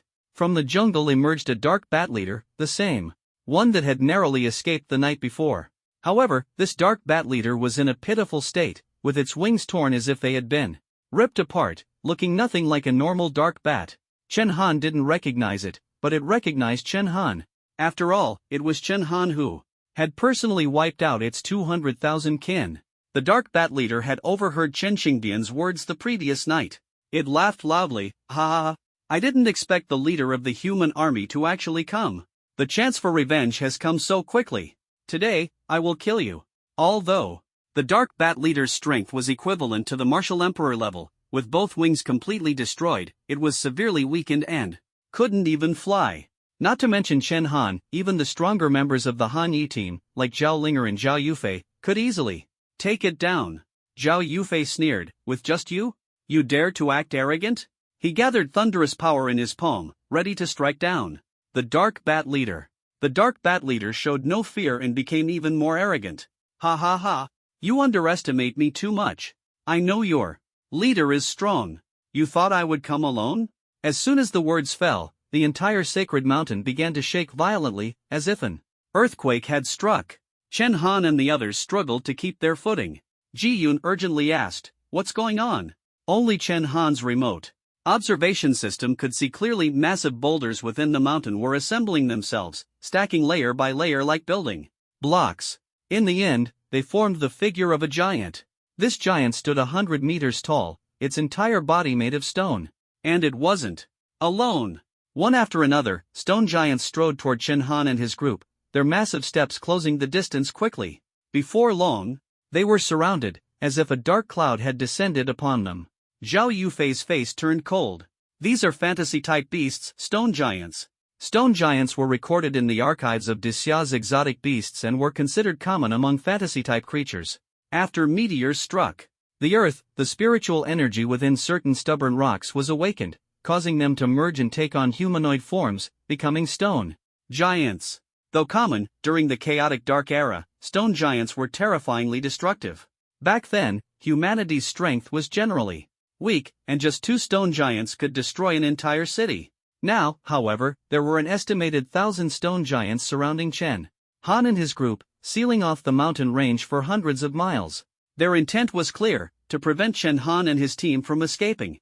Evidently, the leader of the Dark Bats knew that relying on stone giants alone wouldn't be enough. At that moment, a group of massive figures emerged from the shadows. They were humanoid, about 3 meters tall, grotesque in appearance, with foul-smelling drool dripping constantly from their mouths. Most horrifying of all, they had 2 heads, and their teeth were jagged like saw blades, sending chills down one's spine. Upon seeing these creatures, Zhao Yufei broke out in a cold sweat. These are high-level fantasy beasts, 2-headed ogres. 2-headed ogres were also fantasy-type beasts, but their strength far surpassed that of stone giants. Their status was second only to the royal class of fantasy beasts, the Dark Elves. However, Dark Elves were extremely rare, almost non-existent. In contrast, during the Dark Chaotic Era, 2-headed ogres were everywhere. Even in the southern regions, where meteor impacts were less frequent, 2-headed ogres were the most numerous exotic beasts. Statistics show that during the entire Dark Chaotic period, 2-headed ogres were responsible for the highest number of human deaths, and humans, in turn, killed the most 2-headed ogres. In this forest alone, there were tens of thousands of 2-headed ogres visible to the naked eye. From a distance, Lu Yufeng, who was observing the battle, was shocked and glared angrily at Chen Xingbian. Chen Xingbian, is this the ambush you arranged? Chen Xingbian shook his head. No, but I knew about the existence of these beasts. They were all transferred here by the dark bats from the Tyrannosaurus King. The Tyrannosaurus King? Lu Yufeng was visibly stunned upon hearing those words. The beasts under the Tyrannosaurus King don't follow your orders at all. Chen Xingbian, are you insane? Are you really planning to kill Yu Shuai's men? Lu Yufeng, furious, pounded Chen Xingbian's chest with her fists, each blow carrying significant force. But Chen Xingbian silently endured it, a trace of ruthlessness appearing on his face. My dear, don't blame me. This is just my contingency plan. You have to understand, we're betting everything on this. If he truly is Yu Shuai's man, then we've won. But if not, then whether it's this young commander or the entire human army, we must completely annihilate them. Until I reach the martial god realm, I cannot allow any information to return to Dixia. Chen Xingbian refused to follow orders and naturally wouldn't listen to Lu Yufeng either. He knew Lu Yufeng wouldn't resort to harsh measures, so he simply deceived her, taking things to the extreme. However, Chen Xingbian didn't expect Chen Han's next words to send a shiver down his spine. Faced with the encirclement of these strange beasts, the members of the Cold Night team all showed expressions of despair. The encirclement, formed by 2-headed ogres and stone giants, was like an iron barrel. No matter how hard they fought, they couldn't break through. Only Chen Han remained calm and composed. Instead of moving forward, he slowly knelt in the direction of the sacred mountain's cave. Unfilial son. Chen Han pays respect to father and mother. At this moment, the forest was so silent that even the sound of a pin dropping could be heard. No one expected Chen Han to suddenly make such a move. The dark bat was already drenched in cold sweat because it had thought of a possibility. Could his parents be the mountain god and the mountain god's wife? The dark bat was utterly shocked. If that were true, the tens of thousands of strange beasts it had brought would be nothing more than lambs to the slaughter. Just then, the sound of weapons clashing suddenly echoed through the air. The members of the Cold Night team froze, and Zhao Linger curiously asked, "What's that sound?" The sound rang out a few more times, and in the next moment, something happened that left everyone dumbfounded. The 2-headed ogres surrounding Chen Han and his group suddenly had their heads fall off their bodies like watermelons, one after another. In just a few seconds, tens of thousands of strange beasts were mysteriously decapitated. What the hell is going on? Ji Yun exclaimed. The cuts on the ogres' necks were clean and smooth, clearly caused by weapons. Strangely, no one saw the weapons themselves. Only Chen Han, with his supervision, vaguely saw 12 flying knives dancing in midair, and within mere seconds, all the 2-headed ogres were beheaded one by one. Those flying knives were none other than Lu Yufeng's immortal slaying knives. Chen Han took a deep breath. Yu Woyun had once said it was impossible for him to catch Lu Yufeng's knives, and now it was clear there was no chance at all. The speed and destructive power of those 12 flying knives had reached an astonishing level. The Dark Bat leader, who was familiar with Chen Xingbian and Lu Yufeng, immediately understood who had acted. It instantly fell to its knees, begging for mercy. Mountain God's wife, spare me. Mountain God, spare me. Before it could finish speaking, an arrow shot straight into the ground beside its foot. It was a star crystal arrow. Strangely, the arrow didn't seem to have any destructive power. While everyone was still in shock, the Dark Bat leader suddenly looked as if it had encountered something extremely terrifying. Its pupils dilated sharply, and it frantically fled toward the mountain's edge. In the next moment, a white light rapidly spread from the star crystal arrow. Everyone could feel the terrifying energy emanating from the white light. A fear of death enveloped all the strange beasts, and even the members of the Cold Night team felt their hearts tighten. Instinctively, the Cold Night team members began to move away from the white light. Unfortunately, no one could escape. The white light spread at an incredible speed, covering half the mountain in less than the blink of an eye. The Cold Night team members thought they were doomed, but as they stood within the white light, they were completely unharmed. "Ha! It seems like nothing happened," Ji-yun murmured in surprise. Then he looked at the scene before him and was so shocked he couldn't speak. The stone giant that had been standing right in front of him had vanished without a trace in the white light. Everything had turned to nothingness, not even a speck of dust remained. Not only the stone giant, but all living creatures, trees, flowers, and grass, everything except the ground vanished in the white light. Only Ji-yun remained alive. The members of the Cold Night team were all stunned, and they began to speculate it must have been Chen Han's parents who intervened. With just a light move, they left the Cold Night team in utter shock. Such power was clearly beyond the reach of ordinary people. Martial gods. Only martial gods could achieve this. Zhao Linger finally realized how foolish she had been. If Chen Han's parents had truly wanted to kill her, it would have been effortless. Chen Han himself was also shocked. He knew his parents would be stronger after 18 years of cultivation, but he hadn't expected them to be this powerful. However, they were not actually martial gods. One was at the 8th level of martial lord, and the other at the 7th level. Although, in theory, the gap between martial lords and martial gods was just one realm, the difference was as vast as heaven and earth. To draw a comparison, the gap between martial lords and martial gods was as great as the gap between martial lords and ordinary warriors. Yet these two seemed to completely defy this rule. Because of this, Chen Xingbian and Lu Yufeng had pioneered an unprecedented realm, half-step martial god. In the past, martial lords were martial lords, and martial gods were martial gods, with an unbridgeable chasm between them. There was no such concept as a half-step martial god. But without this level, it would be impossible to explain why Chen Xingbian's strength far surpassed that of a martial lord, yet fell just short of a martial god. Lu Yufeng was slightly weaker, but she had also nearly reached the level of a half-step martial god. When the white light dissipated, the exotic beasts around the Cold Night team had long since turned to nothingness. Even the ground within a 100-mile radius was left barren, with no vegetation remaining. This. Ji-yun's eyes widened, and for a moment, he was speechless. Suddenly, he felt two streams of energy sweep past him, and in the next second, two figures appeared beside Chen Han. They were none other than Chen Xingbian and Lu Yufeng. "Xiao Han. Is it really you, Xiao Han?" Chen Xingbian still harbored some doubt, but Lu Yufeng had already pulled Chen Han into a tight embrace. The bond between mother and son left no room for doubt when Chen Han personally confirmed his identity. "He is absolutely Xiao Han. I would never mistake my own son. How could a mother possibly not recognize her own child?"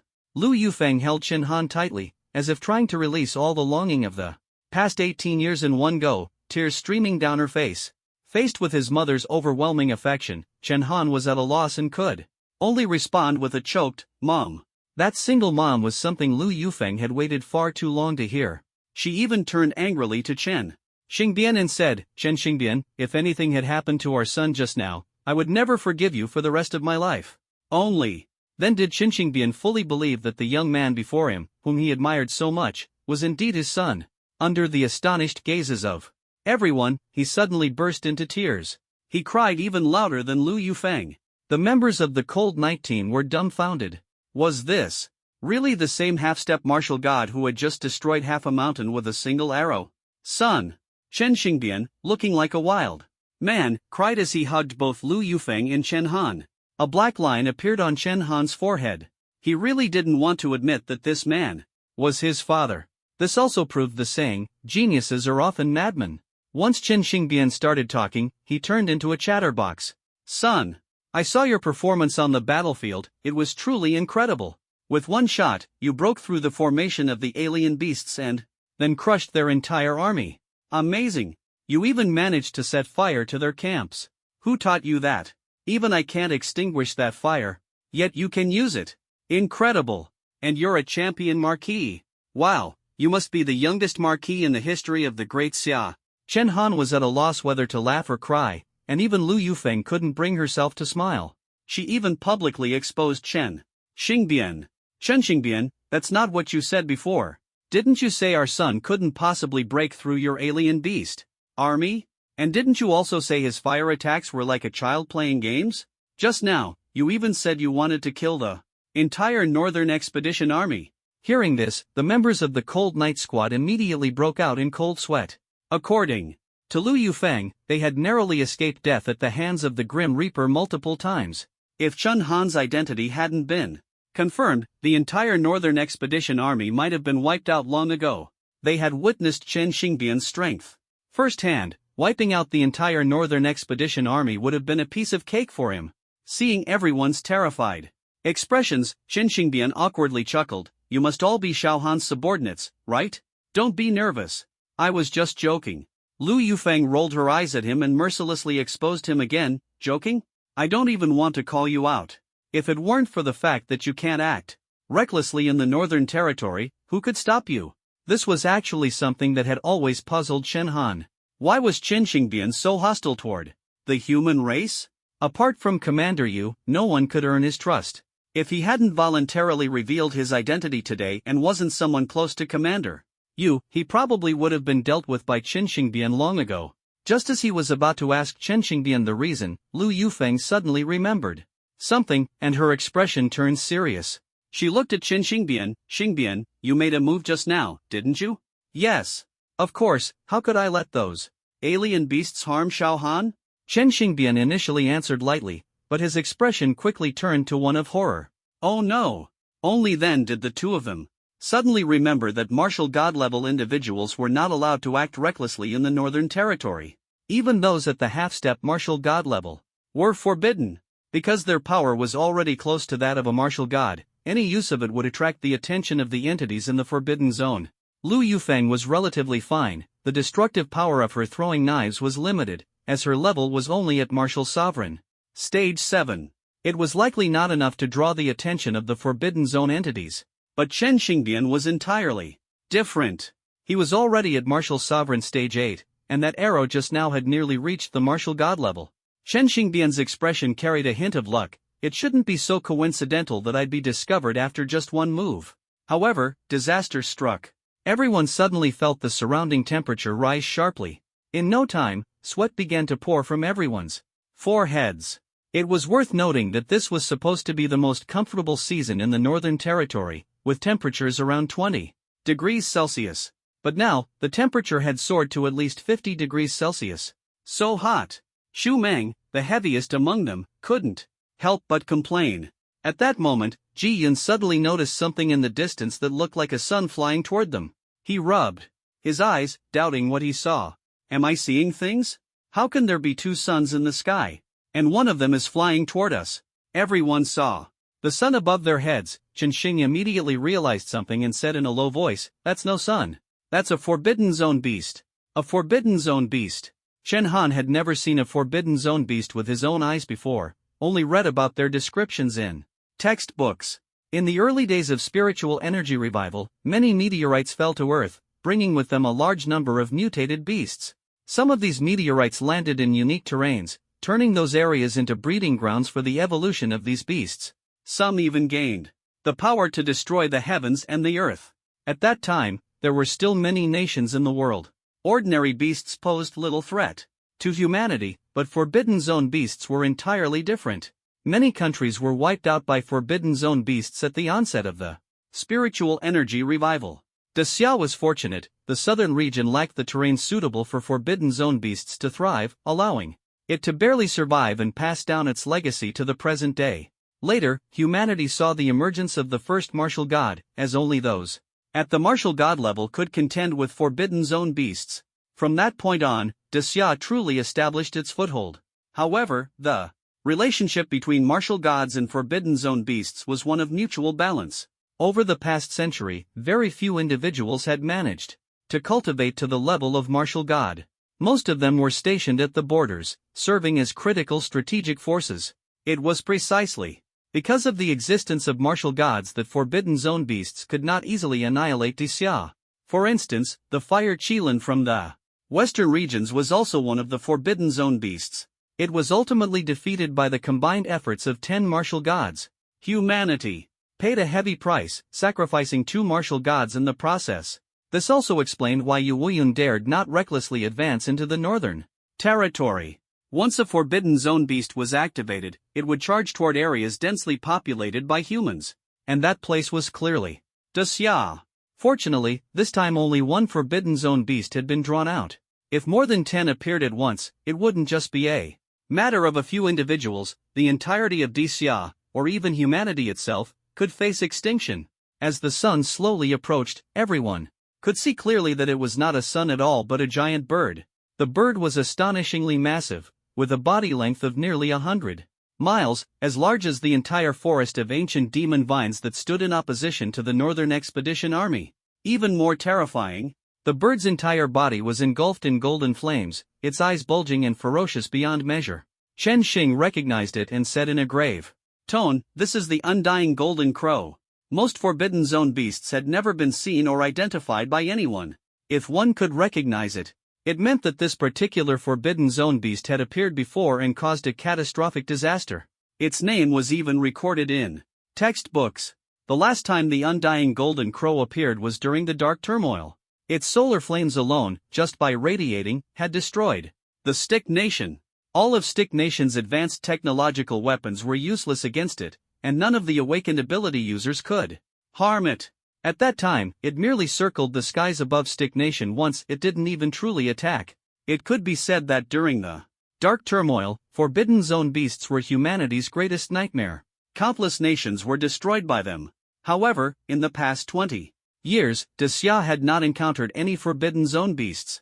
As a result, the younger generation's understanding of them remained confined to textbook impressions. For the members of the Cold Night Squad, this was their first time witnessing a Forbidden Zone beast up close. The undying golden crow flew at an incredible speed. At first, it looked like a distant sun, but as it drew closer, it obscured more and more of the sky. The temperature rose higher and higher. Wherever it passed, all flowers, grass, and trees withered instantly. The solar flames on its body scattered at random, emitting thunderous roars like volcanic eruptions. Wherever the solar flames landed, all life was reduced to ashes. The exotic beasts fled in panic, not knowing how many species were wiped out just because the golden crow flew by. The scene before them was nothing short of apocalyptic. Chen Xingbian took a deep breath. This is trouble. Lu Yufeng looked at him nervously and rolled her eyes. Why did you act first? Do you think I couldn't handle those exotic beasts? Now look what you've done. Chen Xingbian smiled wryly, feeling helpless. He had acted impulsively earlier, worried that the stone giants and two-headed ogres might harm Chen Han. There was no time to think it through. Clearly, the existence of such a Forbidden Zone was beyond their ability to deal with. After all, the strength of the entities in the Forbidden Zone was equivalent to that of human martial gods. However, with the combined strength of Chen Xingbian and Lu Yufeng, escaping with the Cold Night team wouldn't be difficult. Lu Yufeng pulled Chen Han along and said, "Son, let's go. Your father never holds back when he acts." With that, she took Chen Han and ran toward the rear. Unexpectedly, at that moment, Chen Xingbian suddenly stroked his chin and uttered a puzzling remark. "Xiao Han, the flames you used that day, are they your innate ability?" He was, of course, referring to the Qilin flame. Chen Han nodded in acknowledgement. Chen Xingbian's expression immediately turned excited. "Then that's it. The Yang Flame Golden Pill will definitely be useful to you." Chen Xingbian explained to Chen Han that the undying golden crow contained a treasure called the Yang Flame Golden Pill. This pill was the key to the golden crow's body being covered in Yang Flame and the source of its power. He had heard that the Yang Flame Golden Pill could be consumed by humans. Moreover, it had an extremely strong auxiliary effect on all fire attribute talents, enhancing their original fire abilities with the powerful effects of the golden crow's Yang Flame. The power of the golden crow's Yang Flame was unparalleled. Even a small amount could cause destruction akin to a volcanic eruption. In terms of attack power, no flame could compare to it. Even Chen Han's Qilin Flame was slightly inferior. While the Qilin Flame had various special effects, its attack power alone wasn't top tier. The golden crow's Yang Flame, on the other hand, was the ultimate expression of offensive and defensive capabilities.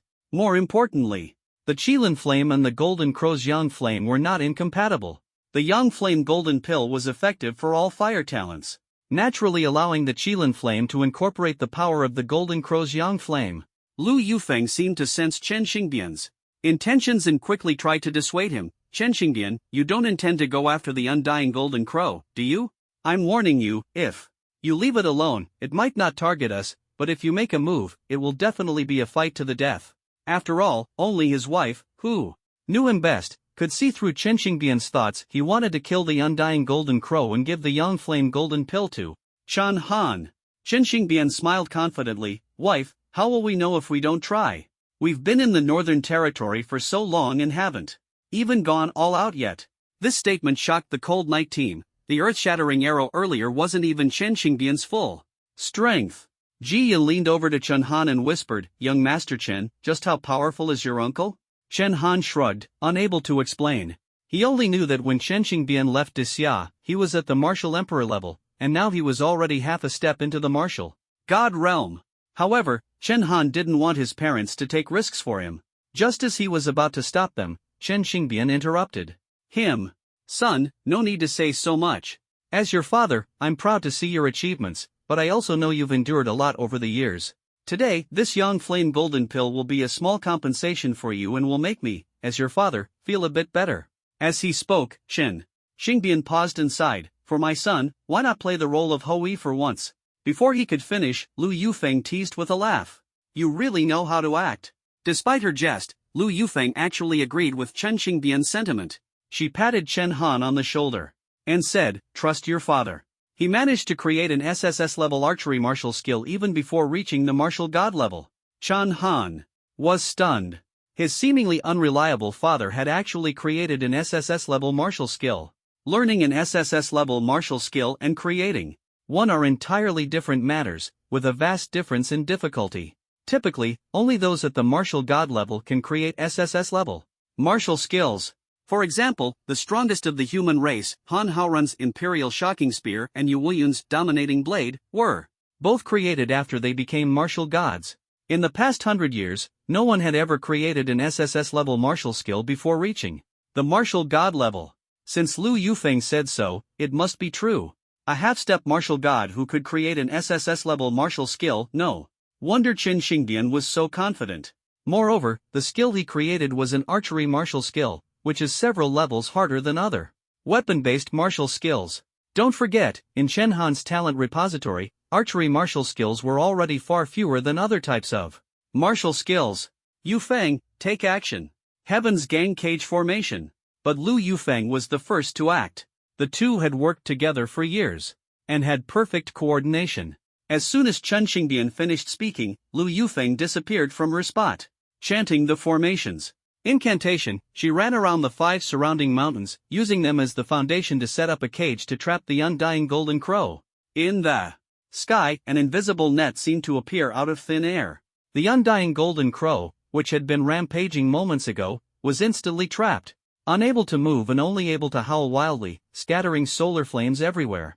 Chen Xingbian was indeed powerful, but Chen Han thought his mother was equally formidable, effortlessly trapping a forbidden zone entity.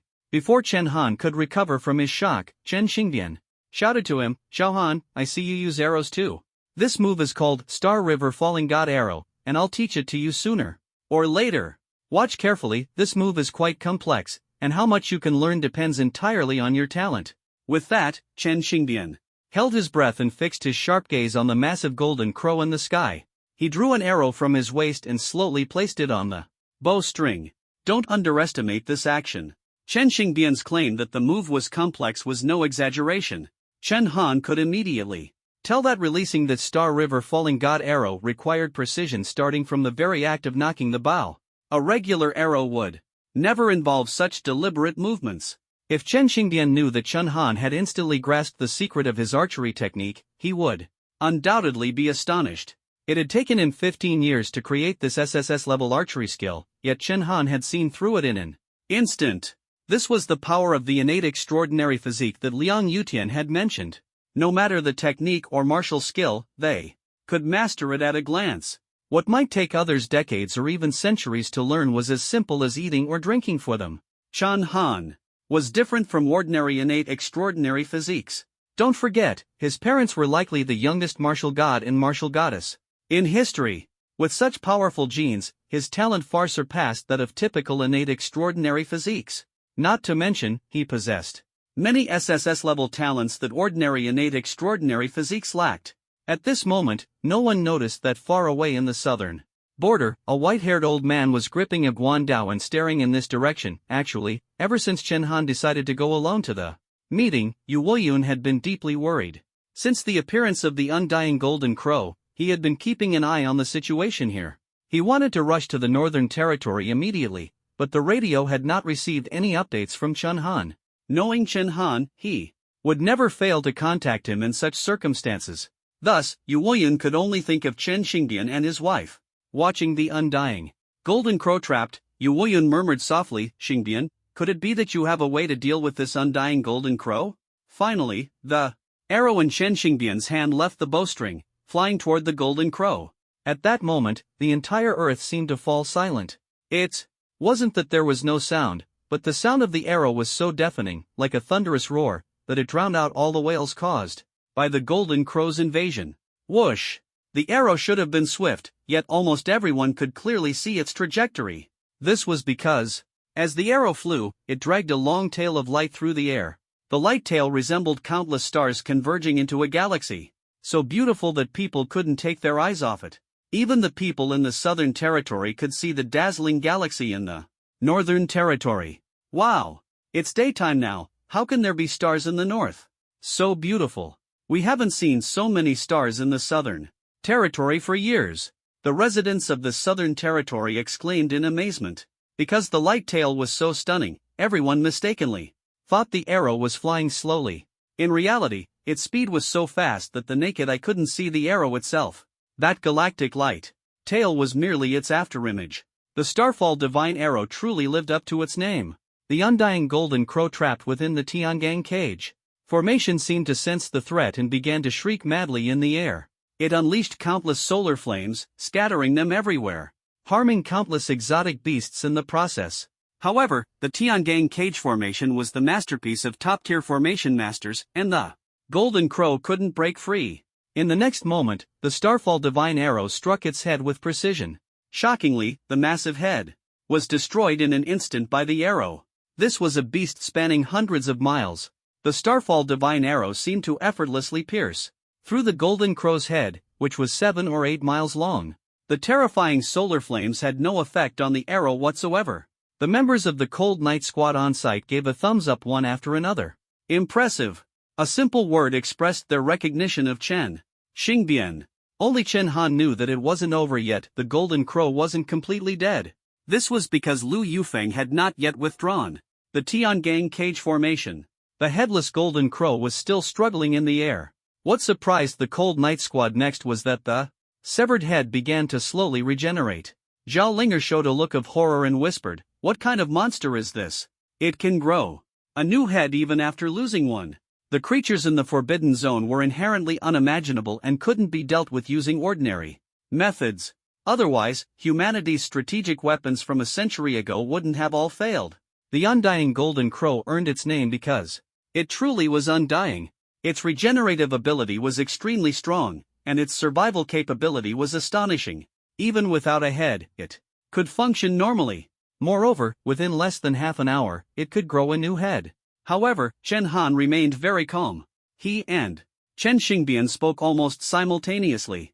This is far more than just one arrow. Upon hearing Chen Han's words, Chen Xingbian was first surprised, then his face lit up with joy.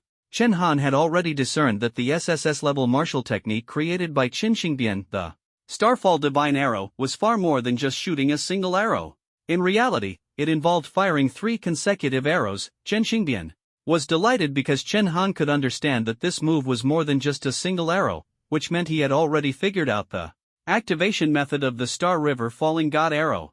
Otherwise, he would never have said those words. Following this, Chen Xingbian drew his bow and shot a second arrow. The arrow traced a dazzling starry river across the sky. This arrow struck the body of the undying golden crow. In an instant, the blazing solar flames surrounding the undying golden crow dimmed and lost their brilliance. One arrow to the head, another. To the body, no matter how powerful the undying golden crow was, it could not withstand this. Even so, the undying golden crow was left with only one tail, and its solar flames continued to burn. At this moment, the Tiangang cage formation set up by Lu Yufeng also lost its effectiveness. The undying golden crow, now reduced to just a tail, was no longer arrogant and began struggling to escape. It knew that as long as it could buy some time, it could regenerate from that tail. But Chen Xingbian clearly wasn't going to give it that chance. The third arrow was released, completely shattering its final hope. The current existence of the Forbidden Zone no longer carried the terrifying deterrence it had during the dark chaos of the past. Humanity, too, grows and progresses. At the same time, after the undying golden crow dissipated, a small, round stone the size of a soybean suddenly appeared in the sky, shining with a brilliance as bright as the sun. Though it seemed unremarkable, this was the source of the undying golden crow's power. When the Forbidden Zone emerged back then, the undying golden crow had once caused the destruction of the Stick Nation. Yet now, it was effortlessly brought down by Chen Xingbian with 3 arrows. This scene was utterly shocking. Without a doubt, Chen Xingbian had reached the level of a martial god in his mastery of martial techniques. Otherwise, it would have been impossible to break through the defenses of the undying golden crow. Far away in the southern border, Yu Woyun, who witnessed this scene, was equally astonished. He had initially prepared to intervene, but he hadn't expected the undying golden crow to be so easily slain. Moreover, the moment the Star River Falling God arrow was unleashed, he knew it was Chen Xingbian who had acted. In the entire world, no one but Chen Xingbian could possess such divine-level archery. Xingbian, you've actually cultivated to this level? Yu Woyun was first shocked, then overjoyed. This meant that the human race would see the emergence of a new martial god. Over the past decade, no one in Disya had broken through to the martial god realm. Fortunately, the Forbidden Zone had not launched any invasions during these years, allowing the number of martial gods in Disya to remain stable. Otherwise, there would have long been a shortage of manpower. Back when Zhonggo captured the members of the Cold Knight Squad, Yu Woyun didn't kill him. Aside from Zhonggo being the second martial, part of the reason was that Zhonggo was at the 8th stage of the martial god realm. Every martial god on the continent was hard-earned and represented the pinnacle of strength in safeguarding Disya's security. Thus, although Zhonggo and Yu Woyun had clashed for years, with a significant disparity in strength, Yu Woyun had never harbored the intent to kill him.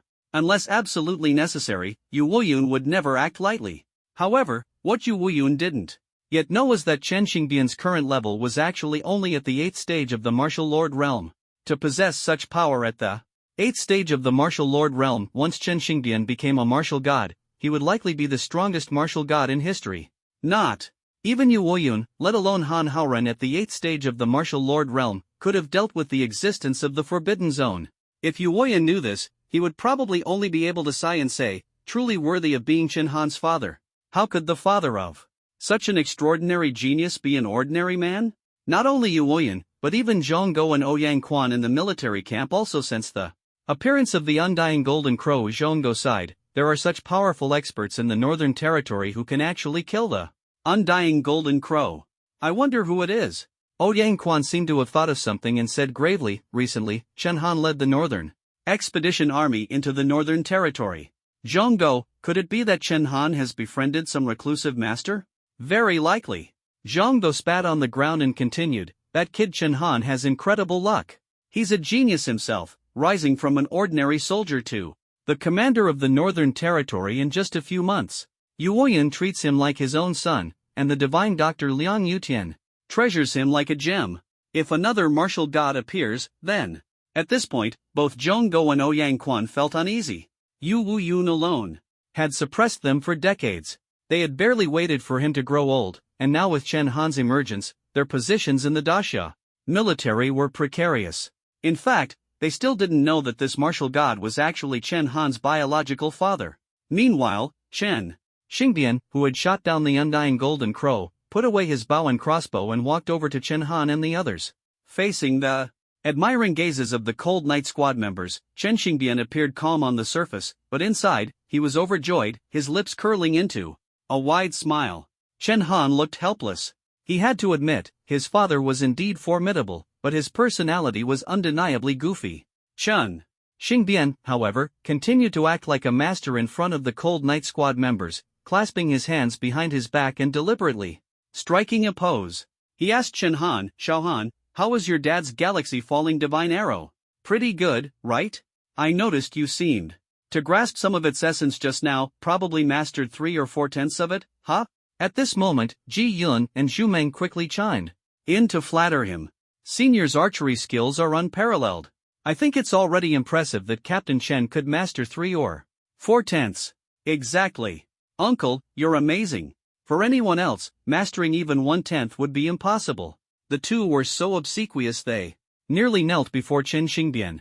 But Chen Han showed no mercy, replying flatly, "I've already mastered it completely." What? Chen Xingbian's masterly demeanor instantly crumbled as he stared at Chen Han in shock. His astonishment was genuine. He had thought Chen Han could at most grasp 5/10. After all, this was an SSS-level archery martial skill that had taken him 18 years to develop. It was an unparalleled technique in all of new history. And Chen Han had mastered it after just one look. "Xiao Han, don't lie to your dad," Chen Xingbian asked in disbelief. Chen Han then demonstrated each move flawlessly, replicating Chen Xingbian's actions without the slightest error. Without even needing to shoot an arrow, Chen Xingbian could confirm that Chen Han had completely mastered the galaxy-falling divine arrow. The power of his innate physique was once again undeniable. Just then, Lu Yufeng walked over holding the Yang Flame golden pill and mockingly said, "Stop pretending. You can't compare to your son." She then handed the Yang Flame golden pill to Chen Han, saying, "Xiao Han, this Yang Flame golden pill contains the blazing sun power of the golden crow. Be careful not to burn yourself." Chen Han almost laughed in exasperation and replied helplessly, "Mom, I've grown up." These words seemed to strike a chord in Lu Yufeng's heart. She had always seen Chen Han as the 2-year-old child he once was. In the blink of an eye, Chen Han was now taller than her by a significant margin. She choked up with emotion, and Chen Xingbian quickly comforted her, "Don't cry. You should be happy that our child has achieved so much today." Hearing this, Lu Yufeng's expression finally softened. Seeing this, Chen Han felt reassured and took the Yang Yan golden pill, preparing to swallow it. Unexpectedly, just as the pill reached his lips, it suddenly erupted into a burst of golden flames, as if resisting him. Chen Xingbian watched and said in a deep voice, "This undying golden crow is truly stubborn. Even after being turned into a pill, it refuses to become human food. Child, I almost forgot, if your flame talent isn't strong enough, you won't be able to suppress the golden crow Yang Yin fire. Let me refine it for you first." Chen Han, however, waved his hand in refusal. A mere golden crow, how could it compare to a sacred beast? Back then, it took 10 martial gods to join forces to bring down the fire Qilin. Whoosh! In an instant, deep crimson Qilin sacred flames erupted from Chen Han's body. Before the terrifying Qilin sacred flames, the golden crow Yang Yin fire was like a grain of millet, instantly consumed. Chen Han didn't even need to swallow the Yang Yin golden pill. One could almost see with the naked eye how the Qilin flames rapidly devoured the pill completely. Soon, a notification sounded in his ear, "Congratulations! The sacred fire Qilin flames have successfully devoured the golden crow Yang Yin fire and acquired its abilities." The surface of Chen Han's Qilin sacred flames was now covered with a layer of golden light, the color of the golden crow Yang Yin fire. At the same time, a new description appeared in Chen Han's sacred fire Qilin flames talent. Sacred fire Qilin flames, devouring. Ability Supreme Flame, Golden Crow Yang Yin fire, possesses destructive attack power capable of incinerating everything. Without a doubt, the Golden Crow Yang Yin fire compensated for the slightly weaker attack power of the Qilin flames. At this moment, everyone standing beside Chen Han could feel the intense heat radiating from him. Realizing this, Chen Han immediately adjusted the temperature of the Qilin flames to the lowest level, making everyone feel more comfortable. Chen Xingbian had been watching the entire process of Chen Han devouring the golden crow Yang Yin fire. His brows furrowed tightly. "Xiao Han, what kind of flame talent is this?" "As far as I know, the golden crow Yang Yin fire is one of the strongest flames in the world. Yet your flame talent can easily suppress it." Chen Han saw no need to hide the truth from Chen Xingbian. After learning the truth, Chen Xingbian felt relieved, especially upon discovering that Chen Han's Qilin flames were derived from Yu Wuyun's Qilin bone. His expression grew even more emotional. He glanced at Lu Yufeng and said, "Yufeng, Yu Shuai is still the same Yu Shuai, we didn't misjudge him. Chen Xingbian's words left people somewhat puzzled. But upon hearing Yu Wuyun's name, Chen Han suddenly remembered that Yu Wuyun had always asked him to stay in touch, yet he had forgotten after entering the Divine Mountain. He immediately turned on the radio. Unexpectedly, Yu Wuyun spoke first. Chen Han, Xingbian, are you nearby? Yu Wuyun's words immediately revealed that he already knew most of the situation regarding the appearance of the undying golden crow. Hearing Yu Wuyun's voice, Chen Xingbian's expression grew emotional. Yu Shuai, your subordinate Chen Xingbian failed to complete the mission and has let you down. It's alright, as long as you're alive. As long as you're alive. Heaven has eyes. Their voices carried a hint of choking emotion, a bond that had surpassed ordinary camaraderie. In the military, Chen Han, of course, didn't know that Yu Wuyun's 2 biological sons had long passed away. Ever since Bureau 869 recruited Chen Xingbian, Yu Wuyun had treated him as his own son. Meanwhile, Chen Han's grandfather had passed away early, and Chen Xingbian also regarded Yu Wuyun as his father. Their relationship was more like that of a real father and son. Yu Wuyun's willingness to offer the Qilin bone was partly because Chen Han was Chen Xingbian's son. He felt guilty toward Chen Xingbian, and this guilt extended to Chen Han as well. The two exchanged pleasantries over the radio for a while before Yu Wuyun suddenly asked, Xingbian, I just watched your battle defeating the undying golden crow. With your strength, why didn't you return to Dixia earlier? You even controlled a beast army to attack the human race. What's going on here? I also heard that you're the mountain god the northern beasts speak of. How do you explain that? Yu Wuyun asked several questions in a calm tone. But in reality, Chen Xingbian's actions were extremely serious, essentially a betrayal of the human race. If not for their long-standing acquaintance, Yu Wuyun might have already interrogated him in a harsher manner. This was also Chen Han's confusion. Chen Xingbian was powerful enough to return to Dixia earlier, and now he had a wealth of intelligence about the northern territories. My son Chen Han and I have always trusted you, so we hope you can give us an explanation. Chen Xingbian looked somewhat ashamed. He glanced at Chen Han and then at the barren surroundings. This isn't the right place to talk. Let's go to the cave, he said. Lu Yufeng's expression was also heavy, and Chen Han could tell they were burdened with worries. The group returned to the cave, where Lu Yufeng brought out some fruit to entertain the members of the Cold Night Squad. The first thing Chen Xingbian said made everyone fall into deep thought. Commander, before I begin, I want to ask you something first. The beasts of Longha, could they really stop our brothers from Bureau 869? Yu Wuyun was momentarily at a loss for words, unsure how to respond. But Chen Xingbian's question made Chen Han faintly guess the truth. Bureau 869 was responsible for investigating northern affairs and reporting back to Dixia after completing their missions. Yet over the years, no one who ventured into the northern territories had ever returned alive. At the time, Yu Wuyun explained that it was because the beasts of Longha had blocked them. But even then, Chen Han found it strange. After encountering the beasts of Longha himself, his doubts only grew stronger. It was important to note that most members of Bureau 869 were elites selected from the military and top universities. They underwent rigorous training, and the majority of those sent to the northern territories were martial emperor-level experts. While the beasts of Longha were fierce and numerous, it was nearly impossible for them to stop martial emperor-level experts. Moreover, how could it be that over so many years, not a single person managed to return to Dixia? The only reasonable explanation was this: those who stopped them weren't beasts, they were humans. The next moment, Chen Xingbian revealed the truth that Chen Han had already suspected. Commander Yu, we were ambushed back then. I failed you. The 15th squad of Bureau 869 couldn't complete the mission, and 8 of my brothers died because of me. Chen Xingbian's expression was filled with grief and anger as he finally recounted the events of 18 years ago. The 15th squad of Bureau 869 was the last and strongest team of the Bureau. All 10 members were martial emperor-level experts, with Chen Xingbian as the leader and Lu Yufeng as the deputy leader.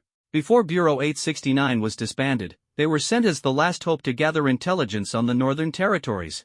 Under Yu Wuyun's watchful gaze, they set out from Longha to the northern territories. At that time, the beasts of the northern territories had not yet formed a civilization. With their immense strength, the squad could easily defeat most beasts. Even when facing formidable enemies, their abilities allowed them to escape. They explored nearly every corner of the northern territories and gathered a wealth of intelligence. After completing their mission, they prepared to return to Disya. Once this intelligence is sent back, Yuoyun can immediately launch the northern expedition plan, reclaiming the homeland 18 years ahead of schedule. The 15th Squad, after exhausting all efforts, finally crossed the long river and reached its southern bank. There, a group of contacts awaited them. At the time, Chen Xingbian didn't think much of it, and relayed the intelligence about the northern territories to them one by one. But unexpectedly, as soon as he finished, that group of contacts suddenly launched an attack. 5 members were severely injured on the spot. Chen Xingbian was shocked to discover that these contacts were highly talented, with diverse martial techniques and skills, indicating their high status and rank. However, the 15th Squad was, after all, an elite team handpicked by Yuoyun, and they managed to hold their ground despite the ambush. The problem was that among the attackers, there was actually a martial god-level expert. With the strength of the 15th Squad, they might still have had a chance to escape even against a martial lord-level opponent. But a martial god was a completely different matter. The gap between a martial lord and a martial god was immense, not to mention a martial emperor. As soon as the martial god made a move, 2 members of the 15th Squad were killed on the spot. The remaining members were filled with rage but were powerless to act. It was impossible for them to continue advancing toward the direction of Daxia. Their only escape route was to head toward the northern territories. Martial gods were absolutely forbidden from stepping into the northern territories. This was an ironclad rule. Unfortunately, as national heroes, their only means of survival was not in Daxia but in the northern territories, a land teeming with exotic beasts. Perhaps because the long river was situated right at the southern-northern border, the martial god dared not unleash his full power. In the end, he spared only Chen Xingbian and Lu Yufeng. But to protect them, the remaining 6 team members all perished in battle. At this point, even after 18 years, Chen Xingbian's eyes were still filled with fury, and Lu Yufeng's eyes were red with tears. Chen Xingbian even recited the names of the 8 fallen comrades: Gu Qiao, Gu Yun, Xia Feng, Zhou Kun, Shen Shan, Li Li, Hu Tiancheng, Gu Shuming. He pronounced each name with pain and anguish. He roared, "Commander Yu, while the 10 of us were willing to sacrifice our lives for the nation, we absolutely cannot die at the hands of our own people. Those 8 brothers. It was just too tragic." As he spoke, Chen Xingbian actually shed tears. The members of the Cold Night Squad, who were listening, were deeply moved. They finally understood why Chen Xingbian was so cautious, even to the point of drawing his blade against human troops. After experiencing such betrayal, who could easily trust others again? The fact that he hadn't turned back to retaliate against Daxia was already an act of great restraint. This was betrayal in its rawest form. After Chen Xingbian finished speaking, there was a long silence. Even Commander Yu on the radio remained quiet. But Chen Han knew that Yuoyun was already seething with rage. This was merely the calm before the storm. Years of experience had taught Yuoyun how to suppress his anger. The calmer he appeared, the more furious he was inside. After a long while, Yuoyun finally spoke. "There was a martial god among those who attacked you? Who was it?" These words, however, left Chen Xingbian surprised. "Commander Yu, it seems you truly don't know?" Chen Xingbian asked this because, as the top marshal of Daxia, Yuoyun had a special privilege. He could monitor the real-time locations of all martial gods. Martial gods in Daxia were as important as strategic weapons. Therefore, whether or not they served in the military, they were required to have tracking devices installed so the state could always know their whereabouts. This way, if there were any anomalies in restricted zones, enough martial gods could be summoned immediately to respond. Moreover, the martial gods themselves are like ticking time bombs that must be closely monitored to prevent them from doing unpredictable things. For example, if a martial god deliberately lures terrifying beasts from the forbidden zone, it would spell disaster for Daxia. Chen Xingbian smiled bitterly and said, "Commander Yu, to be honest, when Yu Feng and I escaped back then, we once suspected you." This suspicion was actually quite reasonable. After all, the direct superior of Bureau 869 was none other than Yuoyun. Logically speaking, their return to Daxia should not have been known to anyone else. This was why Chen Xingbian immediately trusted those who came to receive them. If someone had betrayed them, the most likely traitor would have been Yuoyun. Of course, Chen Han disagreed with this view. He had personally witnessed Yuoyun sparing even subordinates like Hompa, who wanted him dead. Even though Humpa had slaughtered millions of innocents, Commander, you never dealt a fatal blow. Yu Woyun was famously protective of his soldiers in the military, let alone someone like Chen Xingbian, whom he regarded as a son. The only possibility was that Yu Woyun had also been set up. That martial god had exploited a loophole, making it impossible for Yu Woyun to track their location. Moreover, the information about Chen Xingbian and the others required both internal and external collaboration. The truth was gradually becoming clear: there was a traitor in Bureau 869.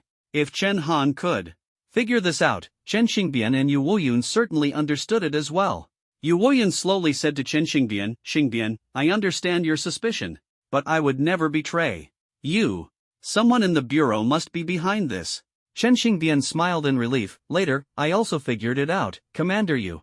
If it had been you, Yu Feng and I wouldn't have survived at all. Those people had planned everything in advance, they deceived you and me." After he finished speaking, even though they were thousands of miles apart, everyone could feel Yu Woyun's fury. As the fiercest beast of the era, no one could withstand his wrath. No one could see that at this moment, Yu Woyun's eyes in the capital were bloodshot, his voice low and menacing. "Xingbian, tell me, who are those people?" It seemed that no matter whose name Chen Xingbian uttered, that person's entire family would be doomed. Chen Xingbian was equally enraged, but he worked hard to suppress his anger. Because apart from him, no one could stop Xinjia's fiercest beast from losing control.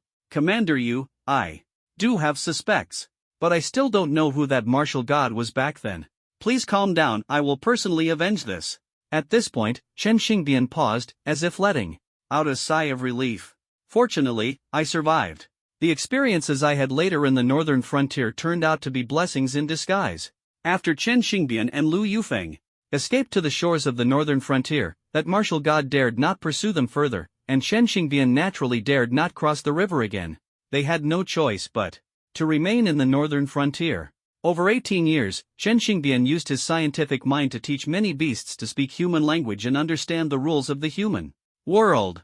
Gradually, these beasts began to obey him and became his subordinates. Not only that, during his visits to various beast tribes, he encountered many fortuitous events. It was precisely these experiences that allowed him to break through continuously over the 18 years, finally reaching Martial Sovereign Level 8. At Martial Sovereign Level 8, his power was already comparable to that of a martial god. Now, the entire dark domain of the northern frontier is divided into 3 major regions, each ruled by a powerful figure. These 3 rulers are revered by the beasts of the northern frontier as the 3 emperors. The Eastern Territory, including the old calendar's capital, is ruled by a group of exotic beasts with dragon bloodlines, known as the Dragon Emperor, also called the Tyrant Dragon Emperor. Most of the western lands, on the other hand, are controlled by the royal fantasy beast species, the fallen angels, referred to as the Dark Emperor. Upon hearing this, Zhu Meng suddenly asked, "Weren't there supposed to be 3 emperors? What about the other one?" Everyone stared at Zhu Meng as if he were an idiot.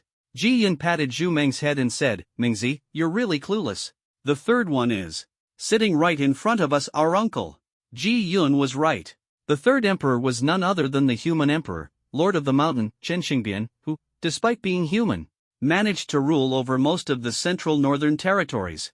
Chen Xingbian explained that he currently controlled at least dozens of exotic beast species in the northern region. These exotic beast civilizations governed over 3 million square kilometers of land in the central northern region. Wow! Upon hearing this figure, the members of the Cold Night squad collectively gasped. Ji Yun exclaimed, "Uncle, you're incredible." Xu Meng laughed and said, "Uncle, Yu Shuai asked you to gather intelligence, not to conquer territories. Uncle, if you don't return soon, you'll become the big boss of the northern region." Chen Xingbian had been rooted in enemy territory for 18 years. Initially, he had nothing, fleeing everywhere, but he gradually transformed from the most hated human among exotic beasts to their leader, even successfully advancing to Martial Sovereign Level 8. Even Chen Han couldn't help but marvel at this inspirational legend. Of course, jokes aside, the hardships Chen Xingbian endured to achieve his current success were unimaginable. The northern region was teeming with exotic beasts, and life-threatening dangers could arise at any moment. A single mistake could lead to being torn apart by exotic beasts. By comparison, the hardships Chen Han endured within the Chen family were nothing. At least his safety was guaranteed. At this moment, Chen Han's resentment toward his parents instantly dissipated. Chen Xingbian looked at Chen Han and said, I did gain some things in the northern region, but Xiao Han and Xiao Shui have truly suffered. I haven't returned to the country all these years because I feared encountering that martial god again. Last time, you foam, and I survived purely by luck. If I were to face him again, even with just a 1% chance, I wouldn't dare take the risk. Chen Xingbian had etched the hatred of his 8 brothers' deaths deep into his heart. He swore he would not return to the country until he killed that martial god. He vowed to personally slay the martial god who had murdered his 8 brothers. At this moment, Lu Yufeng walked over to Chen Han, hugged him tightly, and cried, "Xiao Han, we've wronged you." However, Chen Han no longer blamed his parents at this point, nor did he hold Lu Yufeng accountable. But after learning the truth, Chen Han understood that the one who might be suffering the most wasn't him, nor the couple Chen Xingbian and Lu Yufeng, but Yu Woyun. Yu Woyun always had a habit of taking responsibility upon himself. The incident with the Red Granny had already pushed him to the brink of collapse. This time, Chen Han suspected Yu Woyun would feel that it was his fault Chen Han and his parents couldn't reunite. Chen Han's judgment was correct. At this moment, Yu Woyun exuded a terrifying aura. When he was alone, anyone who stood in his way would be torn to shreds. However, Yu Woyun's tone over the intercom was calm. "Xingbian, I'm very happy for your achievements today. Come back quickly. With me here, no one will threaten you again. Even if I have to overturn the entire Great Xia, I will avenge you." The calmer Yu Woyun sounded, the more terrifying he seemed. Chen Han and Chen Xingbian almost simultaneously replied, "Commander Yu, don't worry." After speaking, the father and son exchanged knowing smiles. Of course, they wanted revenge, but they knew the time was not yet right. Chen Xingbian explained that the people who besieged Group 15 back then possessed extremely advanced techniques and martial skills, each with unique characteristics and high levels of mastery. This indicated that the attackers were undoubtedly a coalition of multiple families. If they had been military personnel, their techniques and martial arts styles would have been easily identifiable. For instance, Zhao Linger used the Yu family spear technique, which Chen Xingbian and Lu Yufeng immediately recognized. Among the 70 to 80 attackers, they came from different families, which meant that at least 70 to 80 families were involved in this operation. Moreover, these families held significant status and influence, otherwise, they wouldn't have taken such a risk. After all, Bureau 869 was directly under the command of the Grand Marshal of Xia, and failure would mean facing the punishment of the nation's top martial artist, a consequence no one could bear. Furthermore, most of these families were likely based in the capital. The ambushing martial god was no ordinary figure. Such top-tier strategic forces were almost impossible to mobilize, except by Yu Woyun, the Grand Marshal of Xia. Even the supreme ruler of Xia, Emperor Qing Tian, would need to issue a joint order through the Privy Council to deploy a martial god.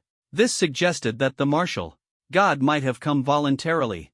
For a family to have a martial god-level figure or connections to one, even the 24 elders of the Privy Council would have to intervene. If Chen Xingbian's revenge were not pursued, it would be one thing, but once action was taken, it would inevitably shake the very foundations of Xia. If Yu Woyun personally took action, it would result in mutual destruction and the fragmentation of the nation. However, at this moment, Yu Woyun seemed to have reached his limit and coldly declared, "I've had enough of those parasites in Xia. In their greed during normal times, I could still turn a blind eye. But the Northern Expedition is a matter of national importance. And not only do they refuse to support it, they even send people to obstruct it. Bureau 869 likely lost more than just 8 brothers to their hands. I don't understand. If the Northern Territories are reclaimed, it would benefit them as well. Why are they so opposed to it?" At this moment, the old commander's face was filled with exhaustion and helplessness, as if the ideals he had upheld throughout his life had suddenly crumbled into nothing. He was well aware of the severe consequences of his impulsive actions this time. Even Emperor Qing Tian might try to stop him, as so many families controlled the lifeblood of Xia. The entire martial god force of Xia, apart from a few familiar to him, would likely become his enemies. Yu Woyun did not yet fully understand these families. Currently, the families of Xia were roughly divided into 2 factions. One faction, like Emperor Qing Tian, was neutral and supported the development of the Northern Territories, but only if sufficient benefits were guaranteed. The other faction was conservative, with a simple mindset: if the Northern Territories were reclaimed, the vast lands and resources would give rise to countless new families, thereby threatening their own status. To protect themselves, they would go to great lengths to obstruct the Northern Expedition, even preventing Chen Xingbian from bringing back intelligence about it. Unfortunately, such families constituted the majority in Disxia. At this moment, Chen Han spoke slowly, "Commander Yu, it's not that we don't want to avenge my father, but the time isn't right yet. With your strength alone, it would indeed lead to mutual destruction. But what if my father successfully ascends to the martial god level?" Everyone was well aware of Chen Xingbian's capabilities. If he ascended to the martial god level, his strength might surpass that of Yu Woyun. Two top-tier martial gods joining forces are enough to make all martial gods in Daxia bow in submission. If you and my father aren't enough, then how about adding the millions of square kilometers of exotic beasts in the northern territory under my father's command, plus the 200,000 elite northern expedition troops under my banner? At this moment, Yu Woyun and Chen Xingbian seemed to awaken from a dream. Yu Woyun, the people's hope, the first marshal of Daxia, a beacon in the hearts of ordinary citizens. Chen Xingbian, the king of the northern territory, commanding 3 million square kilometers of exotic beasts. Chen Han, the champion marquis, now the most prominent figure in Daxia, capable of rallying 200,000 troops within 2 days with just a shout. By then, would these families still dare to disobey? Even Di Qingtian would have to think twice about the combined power of these three, wondering if they could breach the capital in a single day. Hearing Chen Han's words, Yu Woyun and Chen Xingbian suddenly realized something. They hadn't even noticed themselves that, as the spiritual symbol of Daxia and the king of the northern territory, their existence had such a profound impact on the entire nation. Not to mention Chen Han's identity as the champion marquis, the northern territory's commander, whose words carried immense weight across Daxia. No matter how powerful those families were, they couldn't possibly stand against the entire nation. They would have no choice but to submit to judgment. This way, national turmoil could be avoided, and even Di Qingtian would have to bow his head. Yu Woyun suddenly laughed. "Xingbian, who would have thought that you and I couldn't see as far as a child?" "I'm getting old and have become more impulsive," Chen Xingbian replied with a smile. "Indeed. Marshal Yu, I've waited 18 years. Why can't I wait a little longer for this final stretch?" Hearing this, Lu Yufeng, who knew him best, immediately became alert. She narrowed her eyes and stared at Chen Xingbian. "Chen Xingbian, you only say things like this when you're showing off. Final stretch. Come on, have you made some breakthrough?" Chen Xingbian admitted it openly. In fact, he had reached the 8th stage of martial sovereign a year ago. However, advancing from the 8th stage of martial sovereign to martial god wasn't about strength or attributes but about enlightenment. Only with complete understanding in one's heart could one awaken. It was often said that beneath martial god, all are mortals. Breaking through to the martial god realm was akin to a mortal ascending to immortality. The key lay in one's state of mind. Over the past year, Chen Xingbian had traveled far and wide but had yet to find the opportunity for a breakthrough. However, just now, while dealing with the undying golden crow for Chen Han's yang flame golden pill, he unexpectedly had an epiphany. He believed that, barring any unforeseen circumstances, he could ascend to martial god within 2 months. The members of the Cold Night Squad were all astonished. Was it really that easy to reach the martial god realm? Of course not. Countless martial sovereigns were stuck at that final step, some unable to cross it in their entire lifetime. But for some, as long as the conditions were right, enlightenment could come in an instant. Take Han Haoren, for example. As the first martial god of the human race, his ascension story was legendary. He had his sudden epiphany while fishing with Yu Woyun. Once someone stepped into the martial god realm, it completely changed the fate of the human race, ensuring they no longer feared the existence of forbidden zones. To hear the Tao in the morning and die content in the evening, the ascension from martial sovereign to martial god was purely a matter of opportunity. Clearly, this opportunity had finally arrived for Chen Xingbian. This meant that, in at most 2 months, they could return to Daxia to complete their revenge. Yu Woyun exclaimed excitedly, "That's fantastic. In 2 months, you'll be able to return home." Everyone cheered for Chen Xingbian. They might soon witness the birth of the youngest, and perhaps the most powerful, martial god in human history. Roar! Suddenly, a beast's roar echoed from outside the cave. It sounded like a tiger's roar. The members of the Cold Night team immediately became alert and hurried to the cave entrance to investigate. To their astonishment, they saw a 5-meter-tall white-striped giant tiger standing at the entrance. This massive tiger had 2 sharp fangs and was clearly extraordinarily powerful. A white-striped saber-toothed tiger. Zhao Yufei recognized it and exclaimed, This was a mutated tiger-like beast with immense strength. Even a juvenile white-striped saber-toothed tiger possessed the combat power of a 10th-tier beast. An adult was a true king among beasts. Just as everyone was nervously preparing for a confrontation, Qin Xingbian said something that left everyone dumbfounded. Mimi. As soon as he spoke, the white-striped saber-toothed tiger pounced on him. Lord of the Mountain, Mimi missed you so much. The giant tiger lay on him, acting spoiled. Ji Yun widened her eyes and asked, Uncle, you actually call it Mimi? Lu Yufeng, already used to this, sighed helplessly, don't laugh. Your uncle also has one called Meow Meow. Chen Han could only smile wryly, lamenting his father's peculiar habits.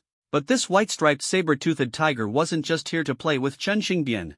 As one of Chen Xingbian's most loyal beasts, it was also responsible for overseeing the other beasts within the 3 million square kilometers of the Northern Territory.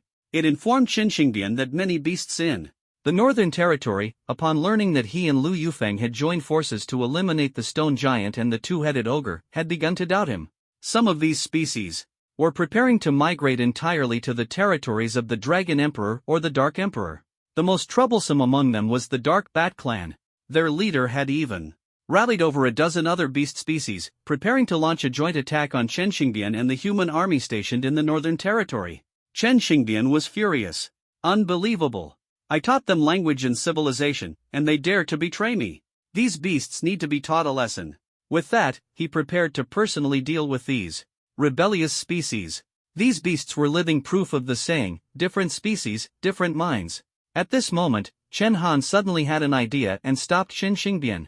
Father, you should focus on your breakthrough in seclusion. Leave this matter to me.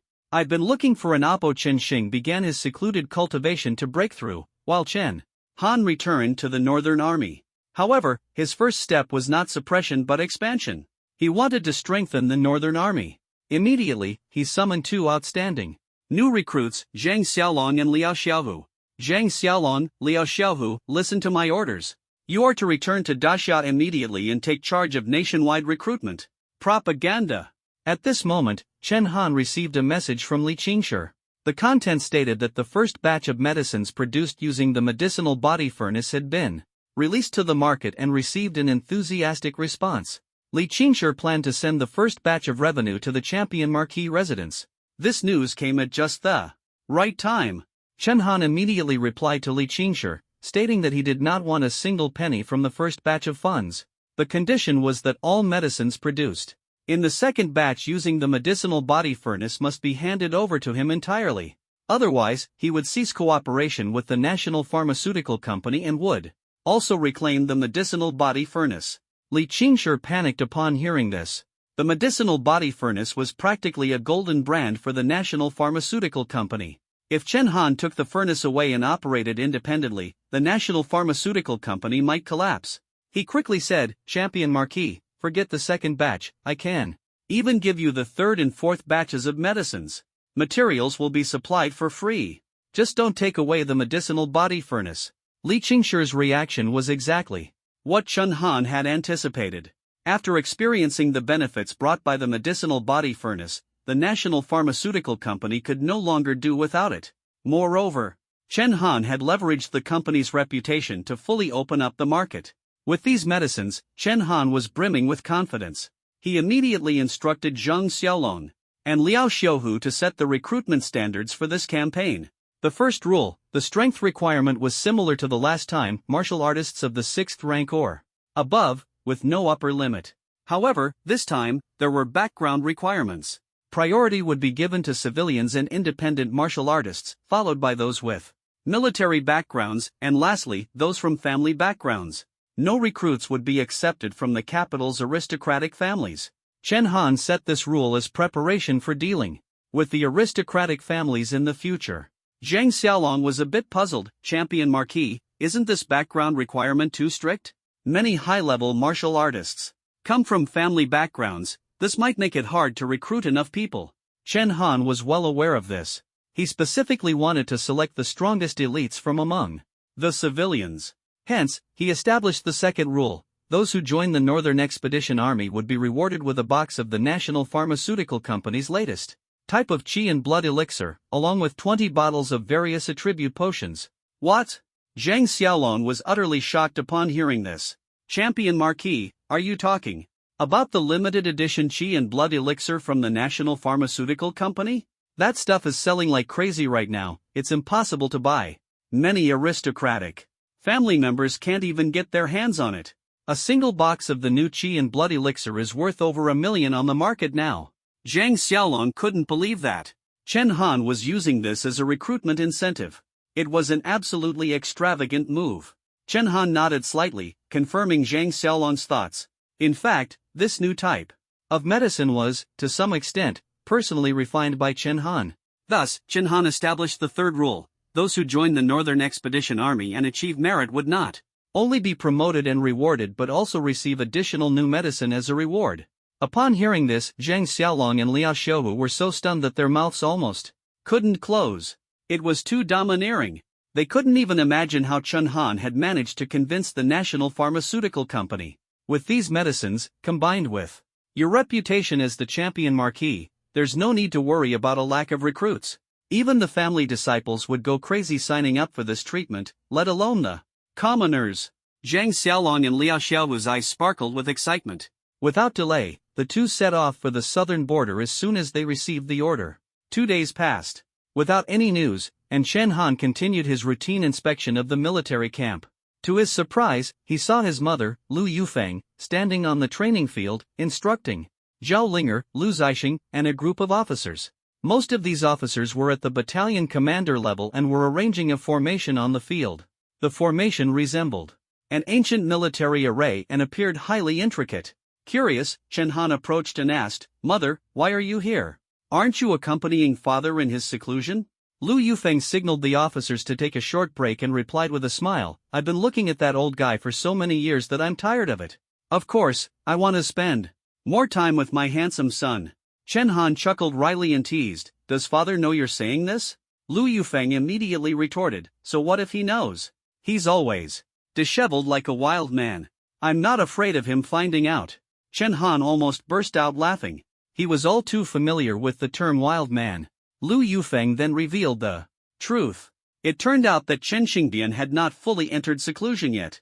He was worried about Chen Han, so he asked Lu Yufeng to teach her formation techniques to the officers of the Northern Expedition Army to enhance the army's combat strength. Moreover, since the couple had been isolated from human society for 18 years, Lu Yufeng wanted to take this opportunity to reacquaint herself with it now that humans had entered the northern region. Chen Han was a bit surprised upon hearing this. "Father hasn't gone into seclusion yet?" "No, he said there's something he wants you to pick up this afternoon before he fully retreats. It's probably some of his high-tech gadgets." Chen Han was thrilled to hear this. Besides being a martial artist, Chen Xingbian was also a scientist far ahead of his time. The star crystal neutralization device he developed was something even the scientists of the Grand Xia Academy couldn't replicate. The high-tech items Lu Yufeng mentioned would undoubtedly be of great help to Chen Han. That afternoon, Chen Han immediately headed toward the cave. To his surprise, Zhu Meng was already there, and he had landed the Red God mech in front of the cave, his face brimming with joy. Zhu Meng caressed the Red God mech, unable to hide his excitement, and gave Chen Han a big thumbs up. "Captain Chen, your uncle is amazing." In just half a day, he completely fine-tuned the Red God mech, inside and out. Not only has its performance improved, but it can now be equipped with 12 laser cannons. 12. That's 4 more than before. Zhu Meng was so ecstatic that he almost knelt before Chen Xingbian on the spot, ready to take him as his master. Chen Han smiled, and Zhu Meng quickly pointed to where Chen Xingbian was. At that moment, Chen Xingbian was standing on an open grassy field, adjusting a large cannon. Chen Han glanced at the cannon and thought it resembled a Type 3 laser cannon. Chen Xingbian noticed Chen Han and smiled. "Perfect timing. I just finished calibrating this cannon. Come and test its power." With that, he pressed a button on the Type 3 laser cannon. Instantly, a beam of black laser shot out from the barrel, striking the ground ahead. Though it made no sound, the laser instantly engulfed the forest in its path. When the laser ceased, a massive crater was left on the ground. Chen Han was stunned. Was this still the Type 3 laser cannon he knew? Both its range and power were more than double that of the original. Even more astonishing, it lacked the intense recoil typical of the Type 3 laser cannon. All it took was a simple press of a button to fire. This means that even ordinary people can activate this highly destructive weapon. It's practically an upgraded version of the Type 3 laser cannon, the Type 4 laser cannon. Son, what have the scientists of Dacia been busy with all these years? Spending so much time and money, and they're still using outdated materials to build laser cannons? Hearing Chen Xingbian's words, Chen Han was speechless. To be honest, only Lu Yufeng could tolerate Chen Xingbian's personality. But then again, Chen Xingbian wasn't wrong. What the entire Dacia Academy of Sciences scientists and engineers couldn't achieve in decades, Chen Xingbian completed in just 2.5 days. A group of professional researchers couldn't compare to a martial artist. This was certainly thanks to Chen Xingbian's years of accumulated knowledge, but the fact that he alone could rival the entire Dacia Academy of Sciences was truly remarkable. This wasn't an exaggeration, it was genuinely impressive. If possible, Chen Han really wanted Chen Xingbian to see the medicine refining furnace created by his system. That might be the only thing capable of shutting Chen Xingbian up, showing him what overwhelming technological superiority looked like. Then, Chen Xingbian handed Chen Han a piece of paper with the design for the Type 4 laser cannon. He said, "This is my design. Take it to the technical staff in your unit, they'll definitely be able to improve it. By the way, your mother doesn't need to stay with me. Let her go with you, so I can rest assured." At this point, Chen Xingbian, still unsatisfied, put his hands on his hips and sighed, if I had more time, I'd really like to help your army improve their battle armor." Chen Han, utterly speechless, quickly said, "Alright, you go into seclusion now." Clearly, compared to martial arts, Chen Xingbian enjoyed scientific research more. Even though he was on the verge of breaking through to the martial god realm, a level everyone envied, he still wanted to indulge in his passion. However, Chen Han knew that Chen Xingbian's last-minute efforts were for his sake, and he felt deeply moved. When a martial lord breaks through to become a martial god, they must not be disturbed, so Lu Yufeng was the best candidate to guard his seclusion. But to ensure Chen Han's safety, Chen Xingbian even reassigned Lu Yufeng. Now guarding his seclusion were his two pets, two 5-meter-tall white saber-toothed tigers, Meow Meow and Mimi. Chen Han piloted the improved Red God Mecha and left, taking one last deep look at the cave before departing. "Thank you, Dad." The bond between father and son needed no words. That evening, Chen Han returned to Jinbei City and found the city unusually lively. In addition to the original 200,000 Northern Expedition Army soldiers, there were clearly many new faces. As soon as he landed, Zhang Xiaolong and Liao Xiaohu rushed over to report the good news. Reporting to Champion Marquis, this recruitment drive was exceptionally successful, a complete triumph. It turned out that as soon as the two returned to the southern border, they brought news of Chen Han's major victory against the allied forces of the 3 alien beast clans in the northern border. Don't underestimate this victory. While Chen Han's previous battle, which earned him the title of Champion Marquis, only annihilated 100,000 Red Wolf beast troops, this time they defeated nearly 300,000 enemies. As soon as the good news reached Dacia, the people immediately lit lanterns and celebrated the Champion Marquis' great victory in the northern border. Although only Zhang Xiaolong and Liao Xiaohu's small team returned, wherever they went, the people lined the streets to welcome them and treated them with great hospitality. Many even began donating money and supplies to support the Northern Expedition Army. In such an atmosphere, Zhang Xiaohu and Liao Xiaolong's recruitment efforts naturally went smoothly. Even before the recruitment notices were posted, many people had already volunteered to sign up. The young soldiers were eager to achieve merit, and in this society where families controlled the economy, such opportunities were even rarer. After all, once they joined the Northern Expedition Army, they had a chance to change their fate and break through class barriers. When recruitment first began, it was as if the entire city had turned out. This time, they brought the first batch of 100,000 newly recruited troops.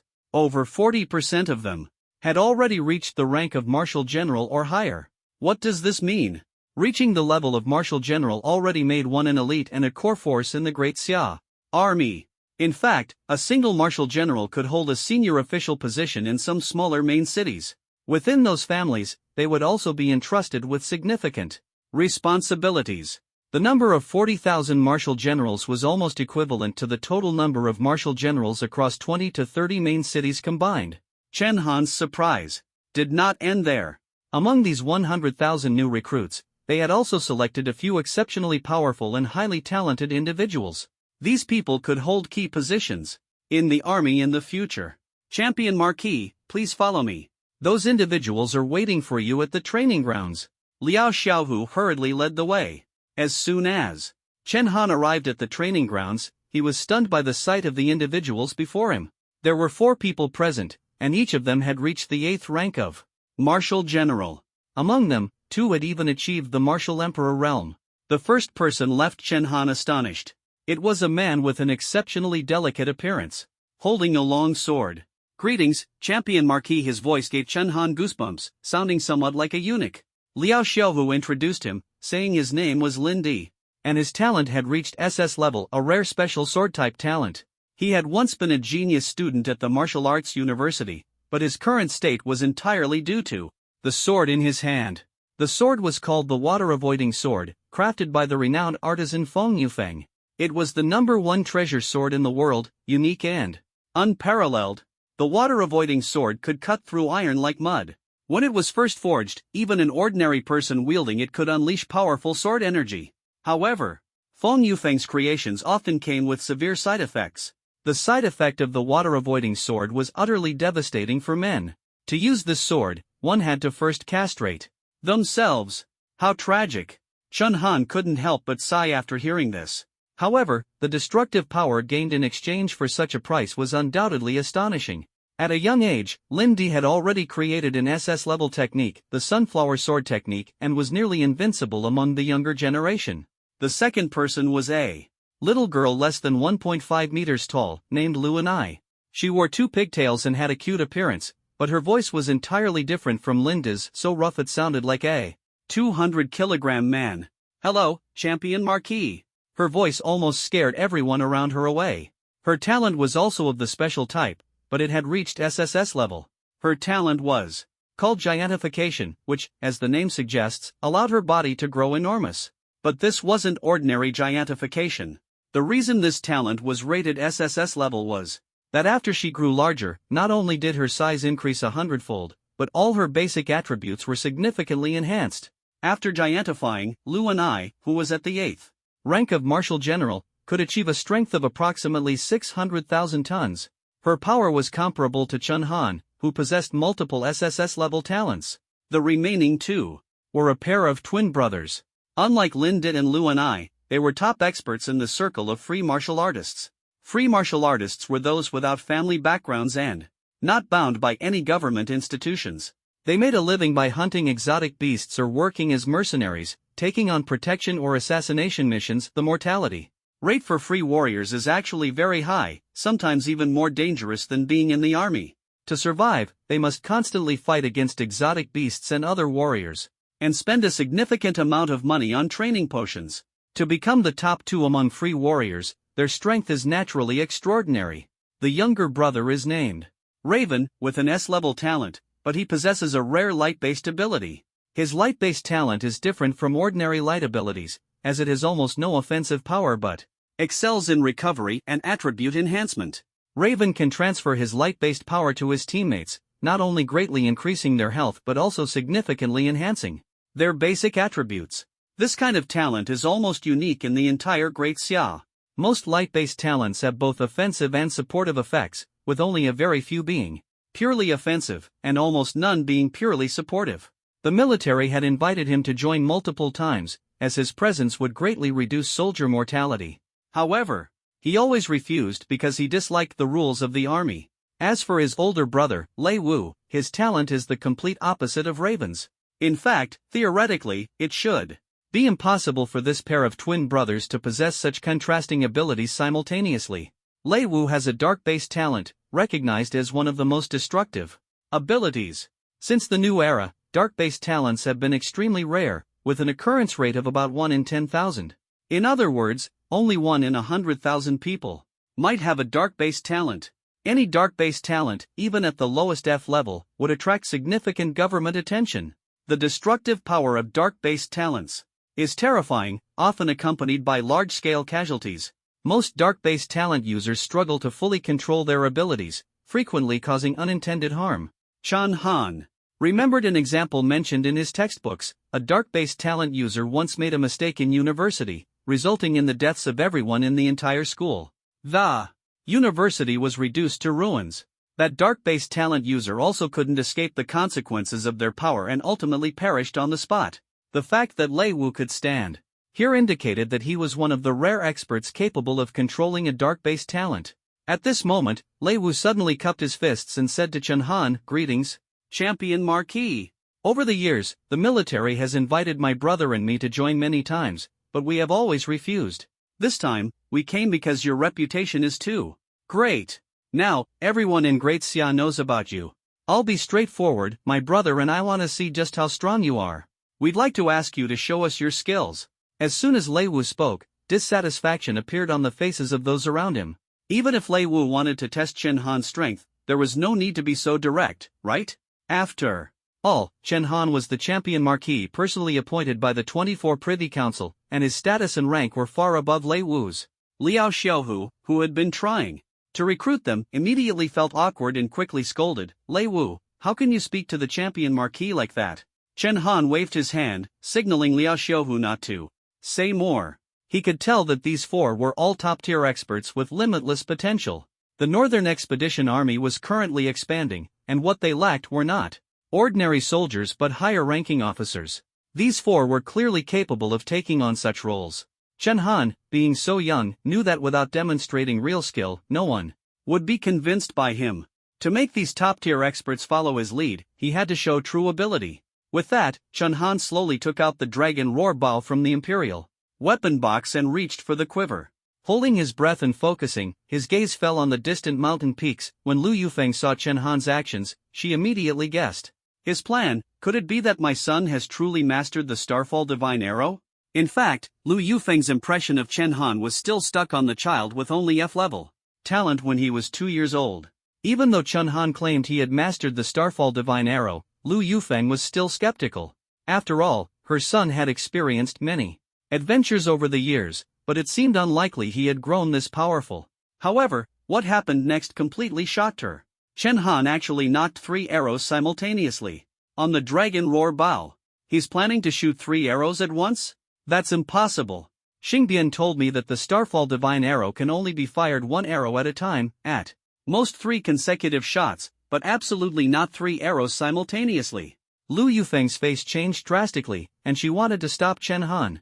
Xingbian had warned her that firing 3 arrows at once with the Starfall Divine Arrow would consume an enormous amount of vital energy, even exceeding the limits of the human body.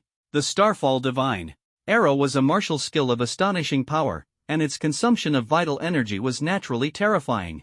Once the vital energy was depleted, the consequence would be exhaustion and death. Lu Yufeng hurried to intervene, but it was already too late. Chen Han's Starfall Divine Arrow had been released, and the 3 arrows streaked through the air, leaving long trails behind them, like 3 rivers of stars, instantly illuminating the entire night sky. During the day, the Starfall Divine Arrow wasn't as beautiful, but at night, it looked like 3 sudden rivers of meteors, mesmerizingly stunning. "It's so beautiful," someone exclaimed, and for a moment, everyone forgot that this was actually an immensely destructive SSS-level martial skill. Boom! Boom! Boom! 3 thunderous explosions followed, pulling everyone back from their dreamlike state to reality. They looked up in shock, their mouths agape. The 3 arrows had landed on 3 mountain peaks, and the summits had been completely leveled by Chen Han. Lei Wu was utterly stunned. He knew that his dark element talent was one of the most destructive talents, and he was a full major realm above Chen Han. Yet even so, he couldn't achieve such an effect. Lei Wu immediately knelt down and shouted, "Champion Marquis, I yield." This was the highest form of recognition between men. But the most shocked of all was Lu Yufeng. She realized that what Chen Han had just used was no longer Xingbian's Starfall Divine Arrow. Even Chen Xingbian, a martial emperor, couldn't achieve this level of power with the Starfall Divine Arrow. Let alone Chen Han, who was only at the martial general level. In his understanding and application of the Starfall Divine Arrow, Chen Han had not only mastered it to perfection but had even surpassed its original creator, Chen Xingbian, within just a few days. Lu Yufeng had no idea that this was the powerful effect of Chen Han's sacred weapon soul physique. All weapon-based martial skills would be elevated by 2 levels on their original foundation. So as long as Chen Han learned them, his comprehension would surpass that of the martial skills creator. Moreover, Chen Han was born with a unique physique. When learning techniques and martial skills, he was far faster than others. It could be said that he mastered them effortlessly and understood them with ease. This talent was practically heaven-sent for Chen Han. A joyful smile appeared on Lu Yufeng's face. It seems my son's achievements are far greater than I imagined. Over the years, she had been constantly worried about Chen Han. After all, the Chen family was a prominent family in Hanwu City. Although it couldn't compare to the top families in the capital, at least a B-level talent was required to gain recognition in the Chen family. She could hardly imagine how Chen Han, an F-level talent, had managed to tread so carefully within the family. Even though she had full confidence in Chen Han, she was well aware of how brutal the rules were in an era where warriors reigned supreme. Champion Marquis! Champion Marquis! At this moment, the entire audience of high-ranking officials was awed by Chen Han, shouting his name in unison. Tears welled up in Lu Yufeng's eyes. Everyone said you couldn't do it, yet you are the one who makes us the proudest. For parents, there is no happier moment than this. A few days later, Zhang Xiaolong and Liao Xiaowu returned from the southern border of Daxia with a large number of troops. Although this batch of soldiers did not include top-tier warriors like Linda, Lu and I, and the Lei brothers, their overall level was even higher than the first batch. Shockingly, 50% of them were at the martial general level. This was practically a gathering of all the unaligned martial general experts in Daxia. Among the 300,000 soldiers, 150,000 were at the martial general level. Combined with the 200,000 troops Chen Han originally brought, the total number of the Northern Expedition Army had reached 500,000. And all of them were elite warriors, above the 6th tier. This was no small number. Keep in mind, Daxia's total active military force was just over 3 million, with many stationed across various regions and unable to be mobilized. Even the 3 grand marshals could only freely command a little over 1 million troops. Yet Chen Han alone commanded 500,000 soldiers, and all of them were elite. This was the kind of army Yu Wuyan, Zhang Go, and Odin Quan, the 3 grand marshals, dreamed of having, but Chen Han had effortlessly assembled it in less than half a month. Expanding the army to this scale left Chen Han extremely satisfied. Today, in the center of Jinbei City, he held a grand military parade for the Northern Expedition Army. The sight of 500,000 troops gathered in Jinbei City was spectacular, crowds as far as the eye could see, their momentum shaking the heavens. Chen Han, dressed in a black military uniform, slowly ascended the podium. Though he appeared younger than many martial generals in their 30s or 40s, his presence was commanding. The soldiers gazed up at this young hero, who had been granted the title of Marquis at just 18, their morale soaring. Greetings, soldiers. Chen Han's deep voice resonated as he saluted the 500,000 troops. Greetings, Champion Marquis. In the next moment, the 500,000 soldiers responded in unison, their voices echoing to the skies. Chen Han organized this parade to establish the structure of the 500,000-strong Northern Expedition Army. This force was comparable to, or even surpassed, the 6 major armies of the southern border, officially entering a new phase. He divided the army evenly into 4 corps. The 1st and 2nd Corps were tasked with offensive and annihilation missions. The 1st Corps was led by Lei Wu, the highest-ranking martial artist in the Northern Expedition Army, at Martial Emperor Tier 4. The 2nd Corps was commanded by Lin Di, who, despite being only at Martial General Tier 7, was exceptionally strong and capable of challenging higher tiers, making him the most promising individual in the Northern Expedition Army. These 2 main combat corps consisted almost entirely of elite martial generals, with most warriors assigned here. The 3rd and 4th Corps were led by Lu and I and Lei Wen, respectively. The 3rd Corps was responsible for battlefield support and auxiliary operations, including artillery and weapons technicians. All 4 types of laser cannons were managed by the 3rd Corps. The 4th Corps handled medical and communications duties, making Lei Wen the ideal leader, as his talents were not suited for combat. Chen Han's division ensured that each corps had a clear role, facilitating future coordination. In addition to the 4 corps, Chen Han did not forget his trusted aides. He selected approximately 5,000 elite soldiers from the 500,000 troops and divided them into 2 special camps that reported directly to him, bypassing the corps commanders. One of these was the Vanguard camp, led by Zhao Linger, with almost all members of the Cold Knight squad included. This camp was Chen Han's sharpest blade, the most dangerous unit, and the one most likely to achieve glory. Another was the Kuwei battalion led by Lu Zixing. Chen Han had deep feelings for this veteran unit and retained its complete structure. These two battalions only obeyed Chen Han's orders and were destined to become the most elite 5,000 soldiers of the Northern Expedition Army. In a sense, this was also a reward from Chen Han to the army, bringing joy and smiles to everyone. However, while some rejoiced, others worried. Chen Han's recent recruitment activities had been closely monitored by the 24 Privy Council. At this moment, within the council, Luo Yuan, the second most powerful figure in Daxia, was furiously berating Di Qingtian. Di Qingtian, this is a real problem now. Chen Han brought 300,000 troops from the southern border, plus the original 500,000. 500,000 troops. What exactly is he planning? Is he trying to rebel?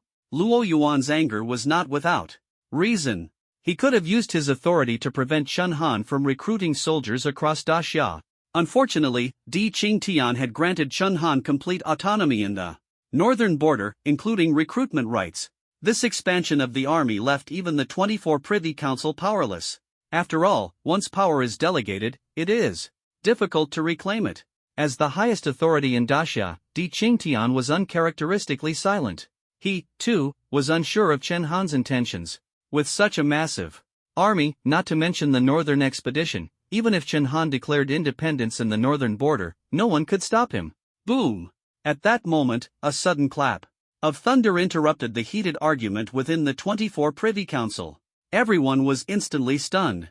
It was supposed to be a clear and sunny day, with no reason for thunder. Curious, they looked out the window, and the scene before them left them astonished. Outside, the sky remained clear, with no signs of a storm. However, the clouds in the sky began to twist, forming a vortex that spread outward. The center of the vortex seemed to point directly toward the distant northern border. Someone in the council exclaimed, "This is a celestial phenomenon. Someone is about to break through to the martial god realm." Could it be that someone in the northern border is about to become a martial god? It's been 10 years since anyone in Daxia broke through to the martial god realm.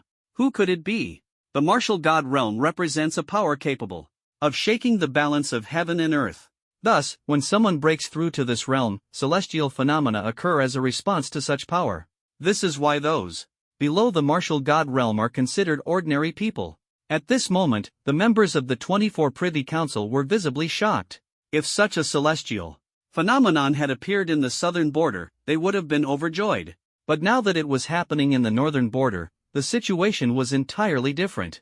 After all, the northern border was almost uninhabited, filled with various exotic beasts. How could an exotic beast possibly cultivate to the martial god realm? The only humans they knew of in the northern border were the 500,000 northern expedition soldiers brought by Chen Han. Among them, the highest-ranking individuals had not even reached the martial sovereign level, let alone the martial god realm. Moreover, the 24 Privy Council would never allow martial god-level figures to leave Daxia easily, especially to the northern border, which was a forbidden zone for martial god-level experts. Everyone began speculating about the identity of this mysterious individual. An elder said, "Who could it be? I know there's no such talent in the northern border." Another elder retorted, "Nonsense. The northern border has been desolate for 70 or 80 years. These two elders were the highest-ranking martial god experts within the 24 Privy Council. Yet, even they felt deep fear in the face of this mysterious individual who triggered celestial phenomena. The reason was simple: the celestial phenomenon was far too terrifying. You must know, when Han Haoran, the first martial god of Daxia, broke through to the martial god level back then, the celestial phenomenon only covered a range of 1,000 miles, forming a spectacular scene of fiery clouds, which was regarded as an auspicious sign. Han Haoran's breakthrough truly led the human race out of suffering. But now, the celestial phenomenon triggered by this mysterious figure is even more powerful than Han Haoran's. From the capital to the northern border, it spans over 1,000 kilometers. And that's just the radius. This means the diameter of the celestial phenomenon has reached a terrifying 4,000 miles. One can only imagine how astonishing this person's strength must be. The 24 Privy Council was instantly thrown into chaos, with some even suggesting retrieving national archives to identify potential martial god-level experts who might be on the verge of breaking through, in order to deduce the identity of this mysterious figure. At this moment, Luo Yuan suddenly glared at Di Qingtian and said, "No matter who he is, as long as he's in the northern border, he must be connected to Chen Han." 500,000 troops, plus such a mysterious martial god Di Qingtian. If Chen Han rebels, how will you answer to the people of Daxia? Luo Yuan pressed aggressively. Di Qingtian touched his forehead, looking troubled, completely unsure of how to respond. If Luo Yuan knew that this unprecedented martial god was actually Chen Han's father, he would likely be even more shocked. At this moment, the only person in the Privy Council who knew the truth was probably Yu Woyun, who had remained silent all along. Ever since learning about Chen Xingbian's ordeal, Yu Woyun had been in a heavy mood. Hearing Luo Yuan direct his accusations at Chen Han, he finally couldn't hold back and roared angrily, "Luo Yuan! Listen, Yu Woyun, guarantee that Chen Han would never do anything to harm the country. If anyone dares to stir up trouble, humph." Yu Woyun coldly uttered these words, and his imposing aura instantly enveloped the entire 24 Privy Council. Everyone was startled by his sudden outburst. They all knew Yu Woyun had been emotionally unstable recently, but they didn't understand why. Although Yu Woyun's political power had been weakened, Luo Yuan dared not confront him. The retort he had prepared was forcibly swallowed back down. It must be said, Luo Yuan handled this wisely. Otherwise, given Yu Woyun's current emotional state, the conflict might have escalated right there in the Privy Council. At this moment, Di Qingtian stepped in to mediate. "Old Yu, you've been busy with military affairs these days. Go back and rest for now." Yu Woyun swept his gaze across everyone present, snorted coldly, making everyone tense up, though no one could fathom his thoughts. Then, with a flick of his sleeve, Yu Woyun left the 24 Privy Council. The celestial phenomenon not only alarmed the members of the 24 Privy Council but also drew the attention of all martial god-level experts across Daxia, who looked up to the sky.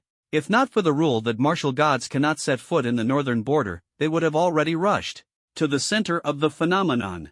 In the medical ward, Liang Yutian's mouth hung open, even halting his surgery. Who is this? Causing such a commotion? The direction of the northern border? Isn't that exactly where Chen Han is? His strength is extraordinary. If he ascends to martial god, he will undoubtedly be among the very best. I wonder if he might directly break through to martial god 8th stage. Liang Yutian was stunned for a long time, his mind in turmoil. Even more shocked were Ouyang Quan and Zhongguo, sitting in the military camp. Their shock stemmed from having personally witnessed the incident of 3 arrows killing the immortal Golden Crow. At that time, they thought a mysterious martial god had appeared by Chen Han's side to help him eliminate the enemy in the Forbidden Zone. Back then, they had already concluded that Chen Xingbian was a martial god-level expert, but the current celestial phenomenon proves that the one who was able to shoot down the undying Golden Crow back then hadn't even reached the martial god level. In other words, that mysterious person possessed terrifying martial god level power while only at the martial lord level. Now, he is truly about to break through to martial god. Zhongguo exclaimed in shock, not at the martial god level, yet possessing martial god level power. Who is this person? If he's close to Chen Han, then Chen Han's strength must now be beyond what I can even imagine. Ouyang Quan also nodded, not at the martial god level, yet possessing martial god level power. If he breaks through to martial god, he might surpass Han Haoren. Even Yu Woyun wouldn't be his match. The two of them looked grim.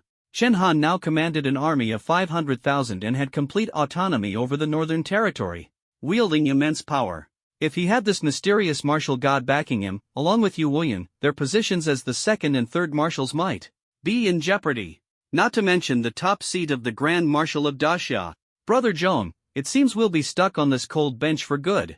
The people of southern Daxia were stunned, while the Northern Expedition Army, at the center of the storm, felt it even more deeply. In the Northern Territory, not only were the clouds in the sky twisting, but fierce winds were blowing from all directions. The Northern Expedition Army was dumbfounded by the sight. Since only Chen Han, Lu Yufeng, and the Hanya team knew about Chen Xingbian's situation, the moment they saw this phenomenon, they understood that Chen Xingbian was about to break through to martial god. The appearance of such a phenomenon indicated that the breakthrough was certain, it was only a matter of time. Chen Han, in high spirits, immediately gave the order, 1st, 2nd, 3rd, and 4th Corps, prepare for battle. Set out at once. Reclaim the lost territory. The first target of Chen Han's Northern Expedition Army was naturally Dark Bat City. During this Northern Territory Beast Rebellion, the Dark Bats were the most ferocious. The reason was simple, the Dark Bat leader had been recruited by Chen Xingbian to deal with the Northern Expedition Army. However, instead of dying at the hands of the Northern Expedition Army, he was killed by Chen Xingbian's arrow. Anyone would be unwilling to accept such an outcome. But the Dark Bat clan was clever. They knew they couldn't fight the Northern Expedition Army and Chen Xingbian alone, so they incited other clans to rebel together. To suppress the rebellion, the root cause had to be addressed. In fact, Jinbei City was only 400 to 500 kilometers away from Dark Bat City. Chen Han divided the army into 3 parts, forming a military formation to advance toward Dark Bat City. The vanguard camp was led by Zhao Linger, while the Kuei battalion was commanded by Lu Zixing, clearing the way at the front. At the same time, a group of elite scouts was sent out to reconnoiter dozens of miles ahead. The 1st and 2nd Corps, with stronger combat power, were positioned on the flanks of the army to guard against surprise attacks by enemy beasts. The weaker 3rd and 4th Corps were placed in the central position. From the military formation alone, it was evident that Chen Han's command skills had significantly improved after several battles. As the commander of the Northern Expedition Army, he was now fully competent.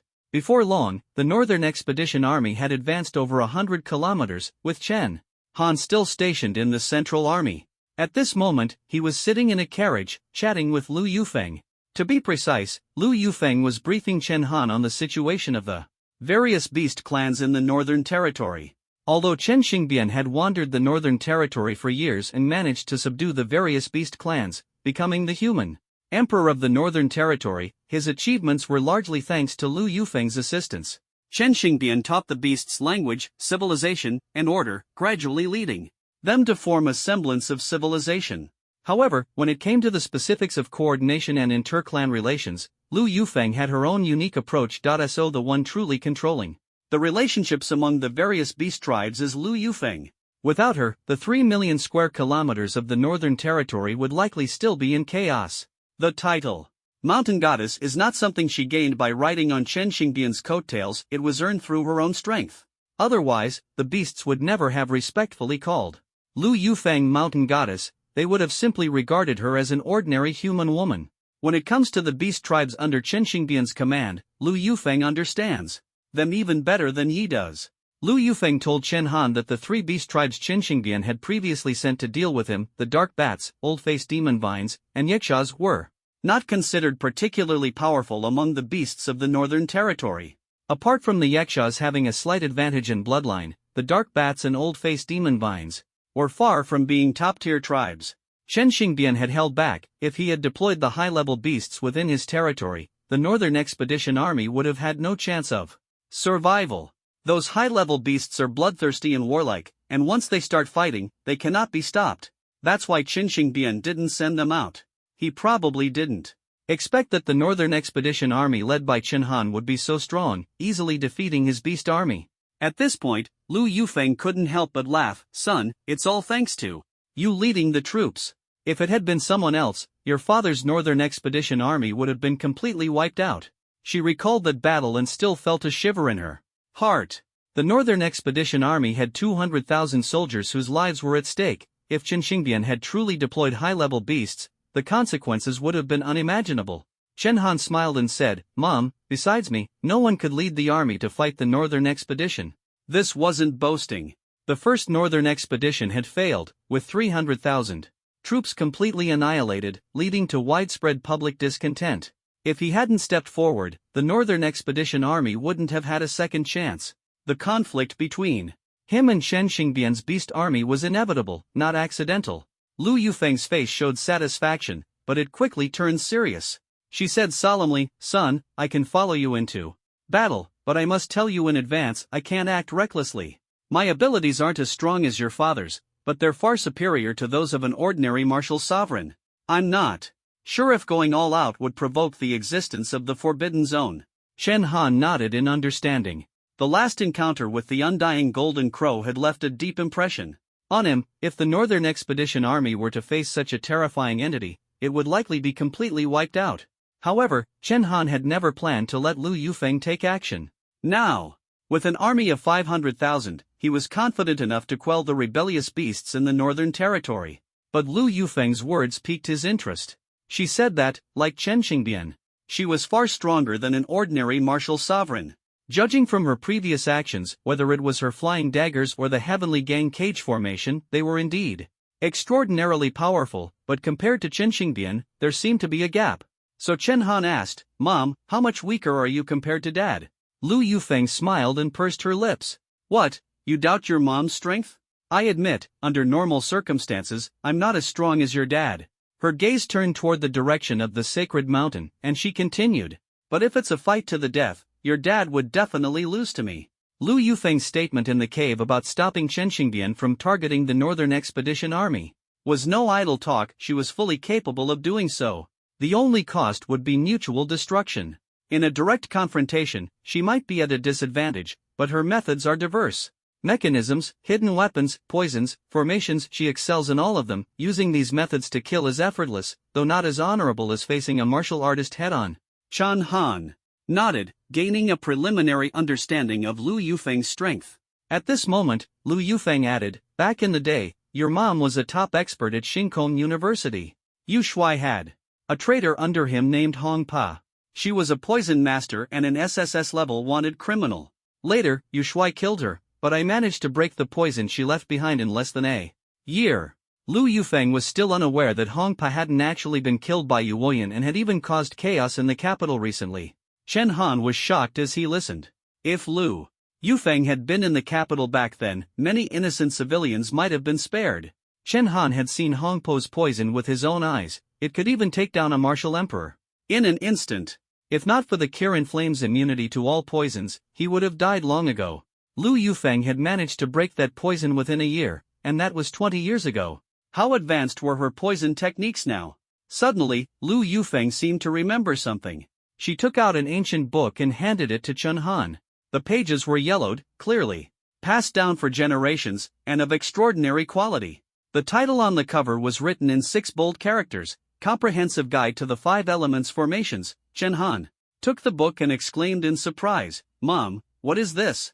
Lu Yufeng replied casually, "This is an ancient book passed down through my master's lineage for dozens of generations, and it eventually came into my hands. It contains records of over 300 formations, each with infinite uses.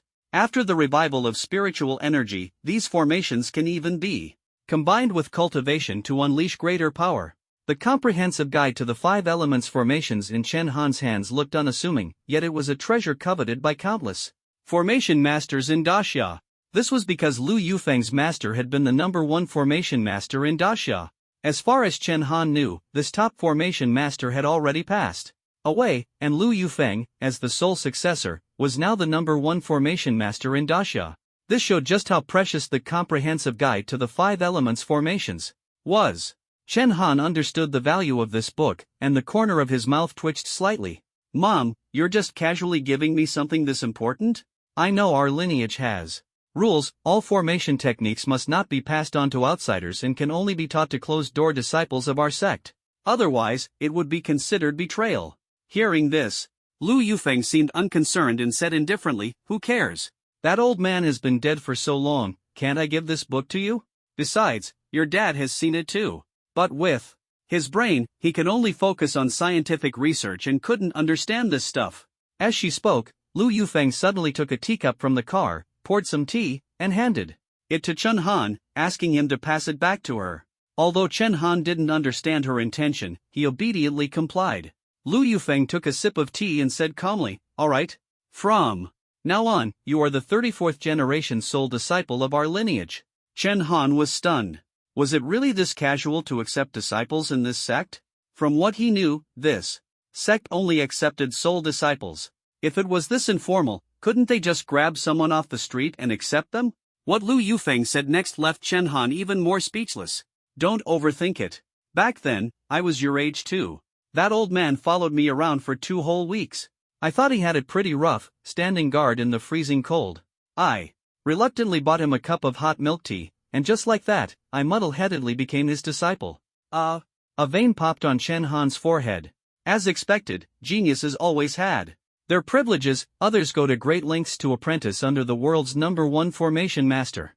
Lu Yufeng, on the other hand, turned the tables and made that top formation master come to her, begging to be her disciple. And all it took was a cup of hot milk tea. How casual can you get? Chen Han naturally accepted the book comprehensive guide to 5-element formations, flipped through it casually, and immediately felt the profound mysteries of the formations. It was indeed extraordinary.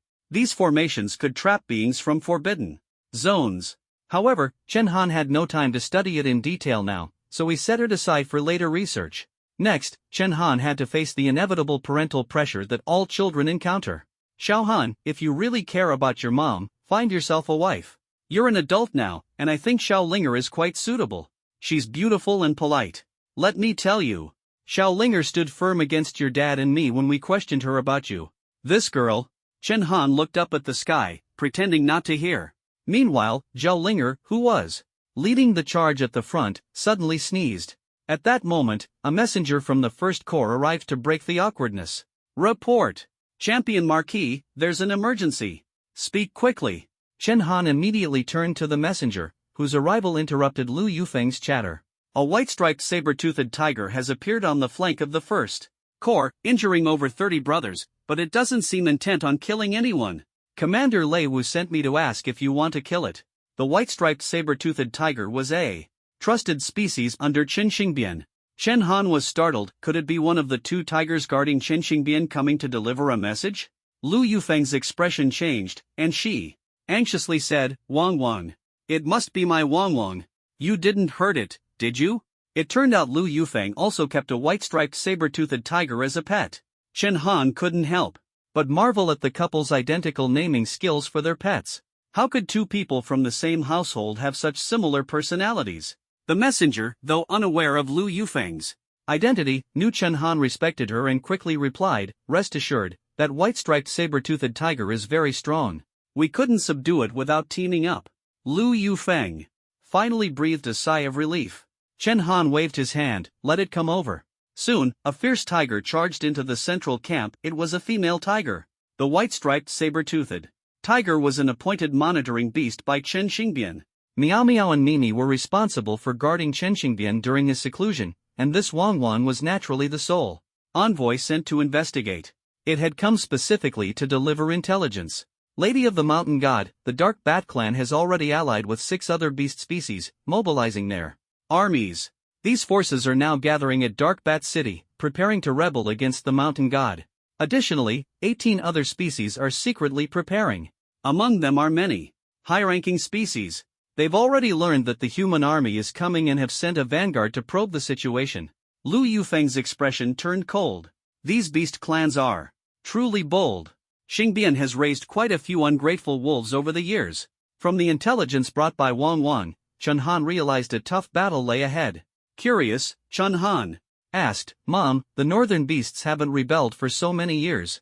Why is it that as soon as the Northern Expedition Army arrives, there's suddenly so much rebellion? Could it be because Dad killed the Dark Bat leader? That doesn't seem likely, does it? Of course not. Lu Yufeng shook her head and immediately revealed the truth to Chen Han. It turned out that during the time Chen Han returned triumphantly to Daxia, Qin Xingbian, upon seeing a note, had convened a meeting with most of the beast leaders within the territory. At the meeting, he learned that many soldiers of the Northern Expedition Army had died at the hands of the beasts. Qin Xingbian flew into a rage and harshly reprimanded several beast leaders. For instance, the leader of the Dark Bats had half of his wing sliced off by Qin Xingbian in a single move. Because of this, many beasts began to harbor resentment toward Qin Xingbian, who had almost become their spiritual symbol. The provocation by the Dark Bats was merely the spark that ignited the conflict. At this moment, Chen Han was still unaware that while he was conversing with Lu Yufeng, the vanguard camp led by Zhao Linger had already encountered the vanguard army of the Beast Coalition head-on.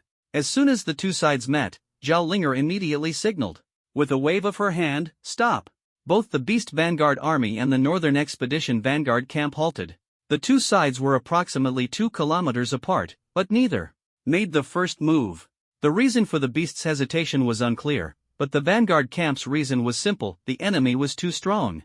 Although the opposing side had only tens of thousands of troops, their momentum was overwhelming, and their strength could not be underestimated. Zhao Linger judged that most of the beasts were at least at the 13th tier, with some possibly reaching the 14th tier.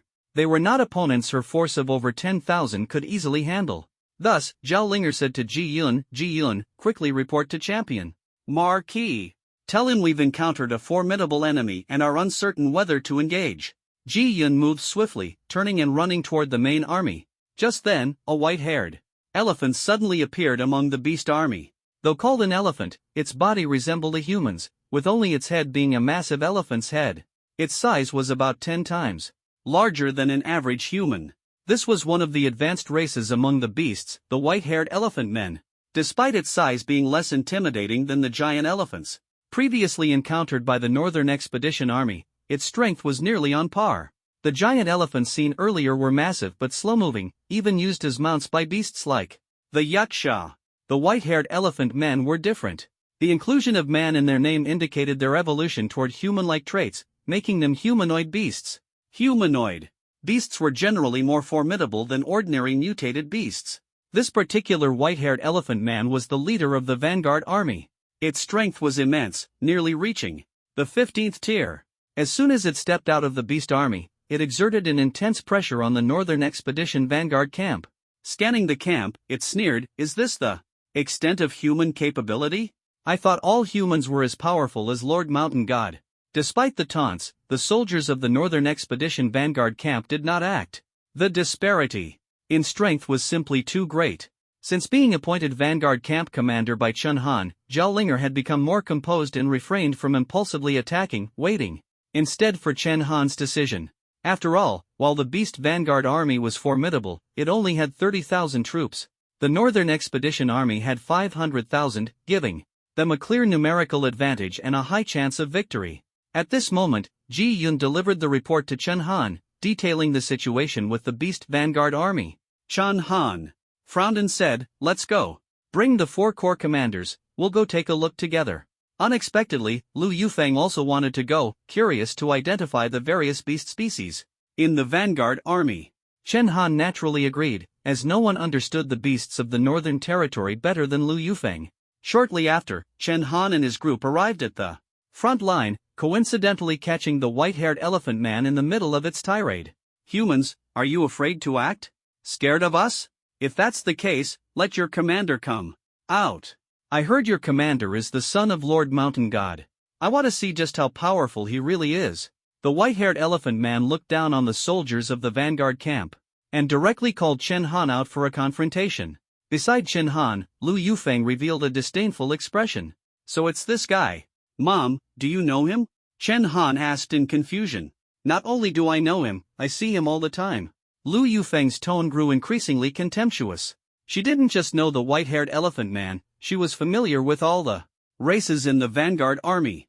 The vanguard army of exotic beasts was primarily composed of 3 races, all high-level exotic beasts under Qin Xingbian's jurisdiction. The first was the white-haired elephant race, one of the strongest races in the vanguard army. White-haired elephants were born with immense strength, nearly double that of warriors of the same rank. The second was the wood elf race, as the name suggests, masters of wood elemental power, similar to humans with wood elemental talents. Wood elves resembled humans in appearance, except for their pointed ears and wings on their backs. Most were female and possessed healing abilities. These 2 races were the most powerful in the exotic beast vanguard army, ranking among the top fighters in the human emperor's territory. The third race was centaurs, a fantasy-type exotic beast. Although classified as high-level exotic beasts, their combat power was relatively average, making them the weakest group in the vanguard army, relegated to the rear with low status. It was worth mentioning that this particular white-haired elephant man used to be a superfan of Chen Xingbian, the most sycophantic among all exotic beasts. Now, he had become opportunistic, jumping ship to join the rebel army, a complete turncoat. Faced with the white-haired elephant man's provocation, the 4 corps commanders under Chen Han felt uneasy. Linda was the first to step forward and request to fight. "Champion Marquis, I request to go to battle. This little guy doesn't require your personal intervention." Although Linda's voice sounded somewhat neutral, his actions were those of a true man. Despite being only at the warrior level, he dared to challenge the white-haired elephant man, who was difficult even for martial emperors to defeat. Chen Han nodded slightly in agreement. The 4 corps commanders had just been decorated and indeed needed to establish their authority through military achievements. Although Chen Han knew Linda was likely not a match for the white-haired elephant man, his courage was commendable and sufficient to make an impression. "Remember, don't overdo it. If you can't win, retreat. Chen Han's words warmed Linda's heart. Ever since he acquired the water-avoiding sword, he had been treated as a monster. Only in the Champion Marquis' Northern Expedition Army did he truly feel treated as a human. That alone was enough to make him give his all. Lu Zixing sighed, marveling at how Chen Han had already developed the leadership demeanor of Commander Yu. Yes, Linda responded and slowly stepped forward. At this moment, in front of the exotic beast vanguard army, the white-haired Elephant King continued to shout and hurl insults. Suddenly, its body froze, unable to utter another word. Its massive frame collapsed straight to the ground, ceasing to breathe. This scene shocked both the exotic beast vanguard army and the human vanguard army. The mighty white-haired Elephant Man had been effortlessly killed in an instant. The most crucial part was that no one knew who had made the move. Nor did anyone understand how the white-haired Elephant King had died, as there were almost no visible wounds on its body. It certainly wasn't Lindy, as he hadn't yet reached the white-haired Elephant King. Only Chen Han understood. He looked at Lu Yufeng in surprise. "Mom, didn't you say you wouldn't intervene?" Lu Yufeng scratched the back of her head, looking a bit embarrassed. "Sorry, son, Mom really couldn't hold back. It's that white-haired elephant. It used to joke with your dad about catching a few elves as concubines for him. Seeing how foul-mouthed it is, the more I thought about it, the angrier I got." Chen Han's mouth twitched. Women truly shouldn't be provoked. The white-haired Elephant King probably never imagined that a casual remark would be remembered by Lu Yufeng, leading to its death without even knowing how it happened. Chen Han glanced at the horizon. Fortunately, this strike didn't trigger the Forbidden Zone's power, which meant Lu Yufeng had done her best to suppress her strength. Even so, she was still able to kill the white-haired Elephant King in one move.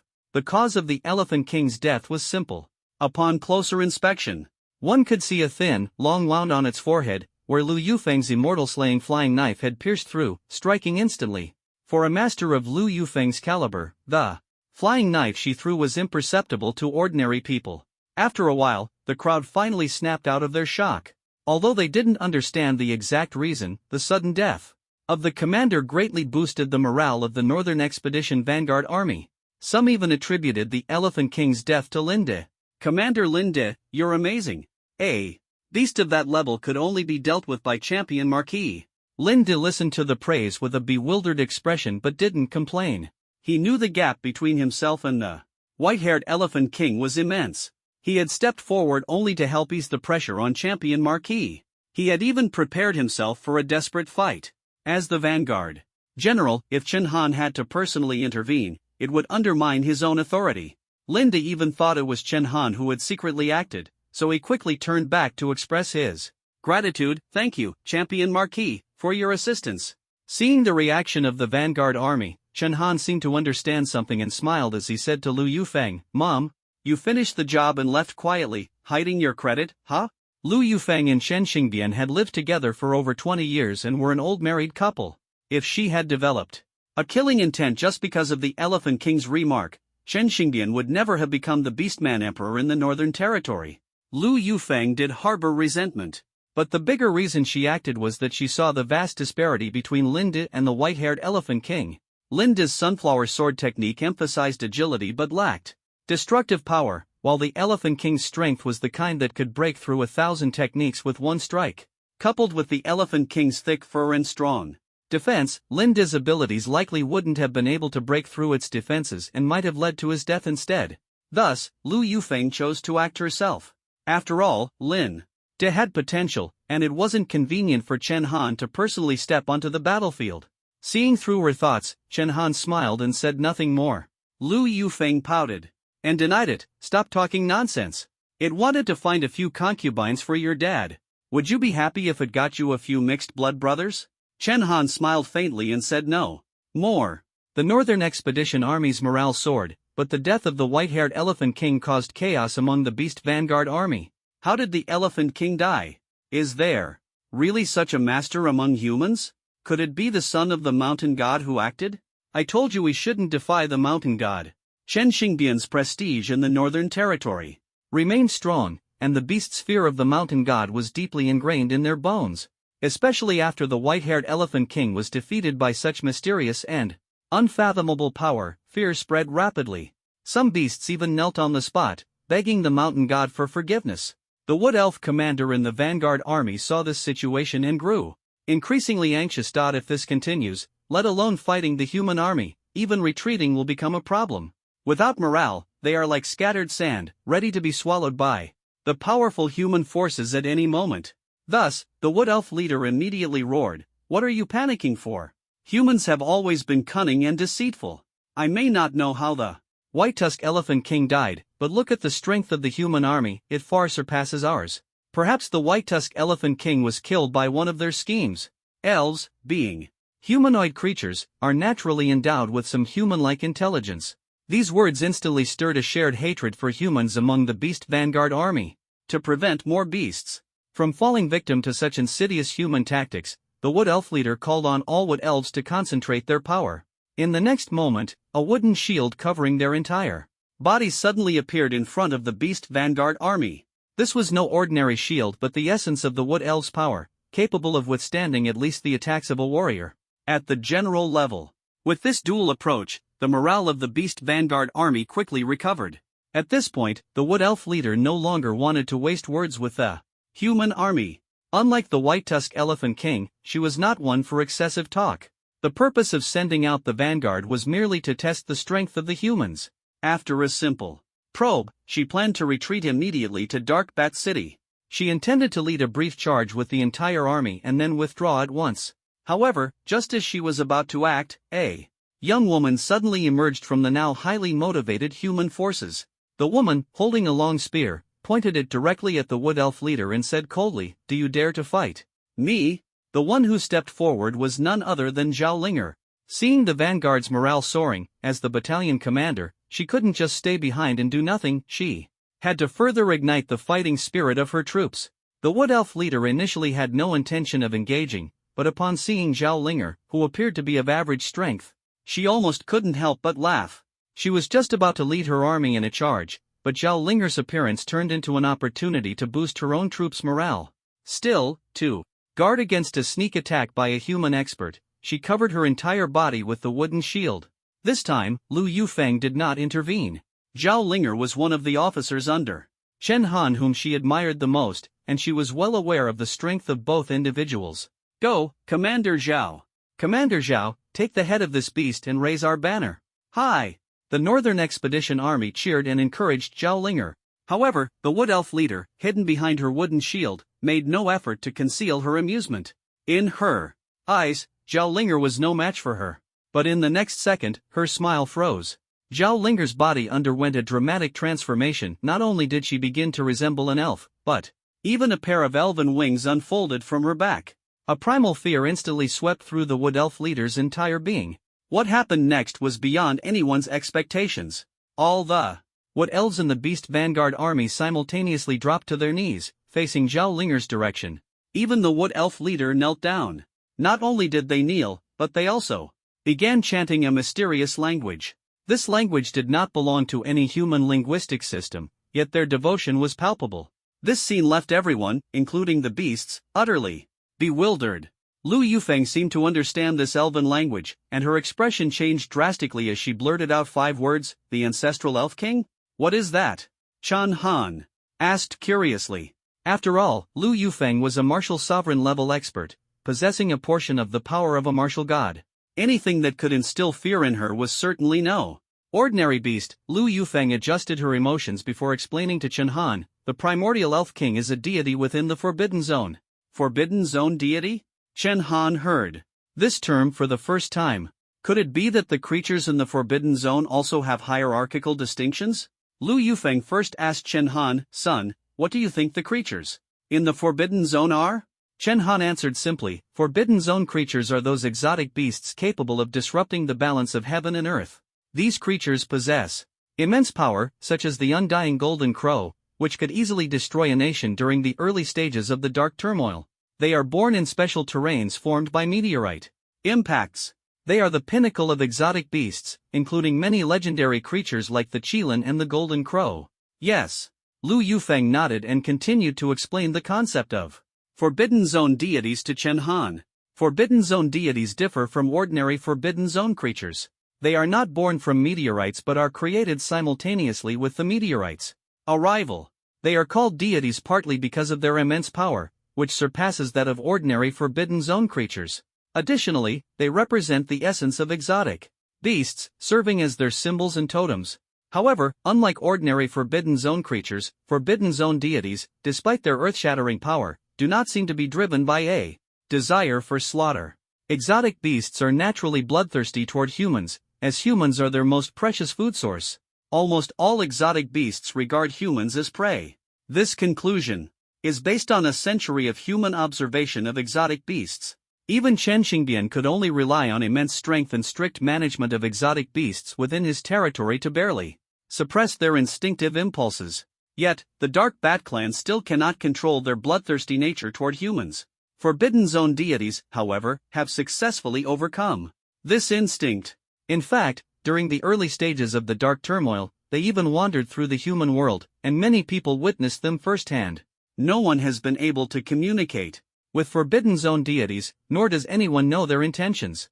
Around 20 years after the resurgence of spiritual energy, these Forbidden Zone deities vanished completely, as if they had evaporated from the human world. The primordial Elf King is one of these Forbidden Zone deities. Moreover, it is the most frequently cited Forbidden Zone deity by humans. During the early stages of the Dark Turmoil, it appeared across various continents, such as Western countries and Australia, and was witnessed by many. It can be said that it was because of this entity that humans developed the concept of Forbidden Zone deities. Its power is astonishing. At the time, two overly ambitious Western countries attempted to capture the primordial Elf King, only to be razed to the ground overnight. The most advanced human weapons were completely ineffective against it. Although there has been no record of a direct confrontation between a human martial god and a Forbidden Zone deity, it is widely believed that the power of Forbidden Zone deities far exceeds any other existence within the Forbidden Zone. Upon hearing this, Chen Han couldn't help but take a deep breath. Luckily, this Forbidden Zone deity never came to Daxia, otherwise, Daxia would have been doomed. It must be said that Daxia's civilization was far more fortunate than others around the world. During the initial stages of the spiritual energy resurgence, the southern region experienced almost no meteorite impacts, granting the people of Daxia a precious opportunity to catch their breath. Without meteorite impacts, the special terrains capable of birthing Forbidden Zone entities were never formed. Moreover, terrifying forbidden gods like the progenitor Elf King seem to have never appeared in Daxia, and there are not even any records of forbidden gods in the books. After hearing Chen Han's words, Lu Yufeng smiled. You're right, and it's not just this progenitor Elf King. Over the past 100 years, no forbidden gods have ever set foot in Daxia. We are truly blessed by heaven's fortune to have survived this crisis. Lu Yufeng sighed deeply. Chen Han's lips curled slightly. It seems that within Daxia's borders, gods dare not tread lightly. Whether this is pure luck or there is another reason, no one knows. What concerns him more now is why these wood elves are kneeling before Zhaolinger, almost as if worshipping her. Chen Han stroked his chin. Could it be that transplanting exotic beast bones has such benefits? Could it suppress the bloodlines of exotic beasts? To Chen Han, this was utterly unheard of. After all, countless people have transplanted exotic beast bones, but nothing so strange has ever happened. Lu Yufeng immediately dismissed Chen Han's speculation. Impossible. Transplanting the exoskeleton of exotic beasts not only doesn't suppress them but instead provokes their extreme hatred. She explained to Chen Han that transplanting the bones of a certain exotic beast makes it easy for similar beasts to detect. Once discovered, the beasts would know their kin had been killed and would inevitably seek revenge at all costs. In the 23rd year of the new calendar, during a battle led by Commander Yu, an officer who had transplanted an elf's exoskeleton charged into the enemy ranks, only to be surrounded and attacked by enemy elves. Many elves fought desperately to kill him, and in the end, the officer met a tragic death. Therefore, Zhaolinger, who had transplanted the elf exoskeleton, would not be respected by the wood elves but might instead enrage the entire wood elf tribe. Lu Yufeng's explanation left Chen Han even more shocked. The current situation was completely inexplicable. Chen Han asked in confusion, then how do you explain this? Could it be that the dark elf bones Zhaolinger transplanted carry the bloodline of the progenitor elf king? Unexpectedly, Lu Yufeng denied this as well. The hierarchy within the elf tribe is clearly defined, divided into ordinary elves, high elves, elf kings, and the progenitor elf king. Ordinary elves are like the wood elves, the common members. Dark elves belong to the high elves, considered the nobility of the elf tribe. Above them are the elf kings, who govern various elf races and are the progenitors of different elemental elves. The progenitor elf king, however, is the original source of all elf kings. No matter how powerful dark elves are, they cannot compare to the progenitor elf king. Then, Lu Yufeng proposed a hypothesis that even she found hard to believe. Unless Linger has the bloodline of the progenitor elf king flowing within her. I remember those who had witnessed the progenitor elf king firsthand said it had a striking feature, a head of fiery red hair. Lu Yufeng implied that Zhao Linger might possess the bloodline of the progenitor elf king. That's impossible. Chen Han was incredulous. Although humans and elves look similar, there are still obvious differences. Upon closer inspection, one would notice distinct differences in skin and facial features between humans and elves. Of course, the most noticeable difference is the wings on their backs. Ordinary humans without special talents could never grow wings out of nowhere. Zhao Linger only manifests wings when activating the dark elf exoskeleton, but at her core, she is still human. How could she possibly have the bloodline of the progenitor elf king? Lu Yufeng also doubted her own words and said helplessly, otherwise, how do you explain why these wood elves are so devout to Miss Linger? Those wood elves don't even show such respect to your father. In fact, they obey him but don't truly follow him. Chen Han stroked his chin. As things started to become increasingly strange, Lu Yufeng, however, grew interested and asked Chen Han, son, how much do you know about Miss Linger's background? Originally, Chen Han wasn't very concerned about such matters, as he had no interest in probing into the backgrounds of his subordinates. But as the leader of the Cold Knight Squad, he naturally had to be familiar with the profiles of every member. Zhao Linger's profile was among them.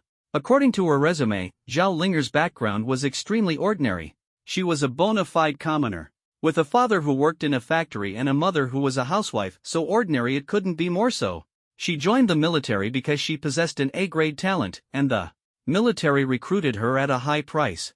To ease her father's burden, she resolutely enlisted.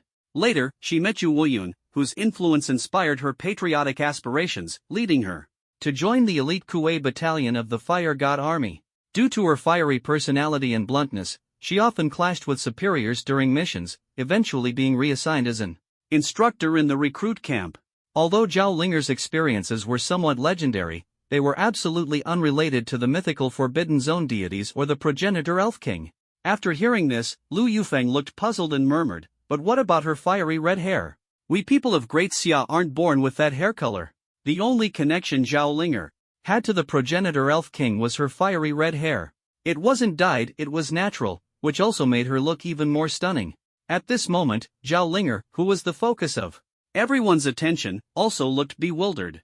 After a while, she finally snapped out of it. Suddenly, she raised her spear, pointed it at the wood elf leader, and shouted angrily, "What are you trying to do? Get up! Didn't we agree to a duel?" It wasn't until Zhao Linger spoke that the wood elf leader slowly stood up, the pressure emanating from deep within its soul, almost suffocating it. Its form of address for Zhao Linger also changed. "Respected Queen, how could I dare to fight you? Respected Queen."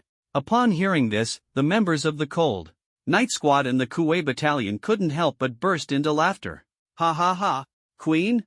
Oh, the famous red child of our battalion has become a queen. I'm dying of laughter. Ha ha ha! Instructor Zhao, a queen. Oh my." Hearing the laughter, Zhao Linger's expression turned somewhat unpleasant. She had intended to establish her authority, but instead, she was being called a queen. She hadn't defeated the enemy and had instead become a laughingstock. Her face darkened as she glared at the wood elf leader, saying, "Don't play games with me. Am I really a queen? If I told you all to kill yourselves, would you do it?" The wood elf leader, however, replied respectfully, "Please give your orders, Queen. We cannot disobey the commands of the progenitor elf king." As a lower-tier race within the elf tribe, they couldn't defy the orders of even an ordinary elf king, let alone the progenitor elf king. Zhao Linger, with her fiery temper, immediately gave an order upon hearing this, "Then all of you, kill yourselves." Zhao Linger had said it casually, but to her surprise, the wood elves' hands instantly transformed into wooden spikes, which they aimed directly at their own heads. This is the suppression of bloodline. The command takes effect immediately. Even if unwilling, these wood elves cannot resist at this moment and begin to commit suicide. This scene terrified Zhao Linger, as she could clearly sense that these wood elves truly had the intention to kill themselves. Stop! Everyone stop! As soon as she shouted, all the wood elves retracted their wooden spikes and knelt before Zhao. This scene left everyone deeply moved.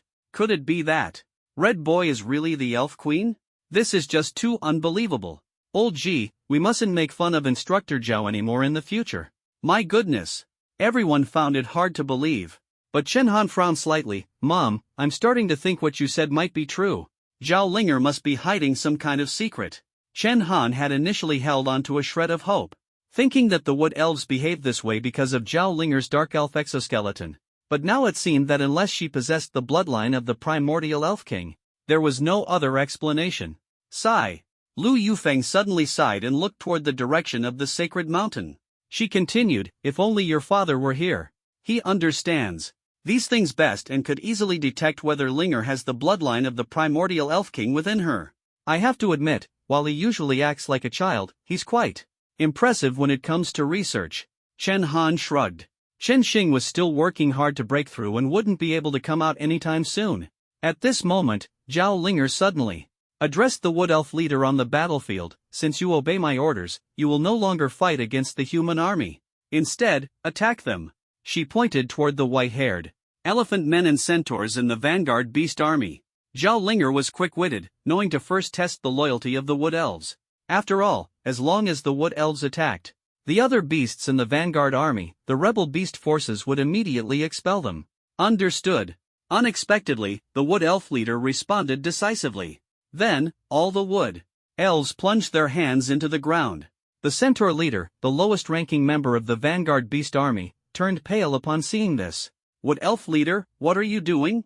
The wood elf leader replied indifferently, for the queen, kill the enemy. In the next moment, countless wooden spikes suddenly emerged from the ground, piercing toward the remaining two races in the vanguard beast army, causing heavy casualties in an instant. The vanguard beast army had not anticipated the wood elves to suddenly turn against them, and with such swift and decisive action, they were caught completely off guard, losing over 1,000 members in mere moments. This was the perfect opportunity to deal a heavy blow to the vanguard beast army. Chen Han immediately issued an order, Vanguard Battalion, Kuei Battalion soldiers, listen to my command, full-scale charge. Opportunities on the battlefield are fleeting and must be seized. Although the vanguard beast army's numbers were not large, a direct confrontation would still result in significant losses for the Northern Expedition Army. Now was the ideal moment to launch an assault and minimize casualties. Upon hearing the order, the 10,000 soldiers of the Vanguard Battalion and Kuei Battalion, including the 4 corps commanders, instantly charged toward the enemy lines. Leading the charge was Linda.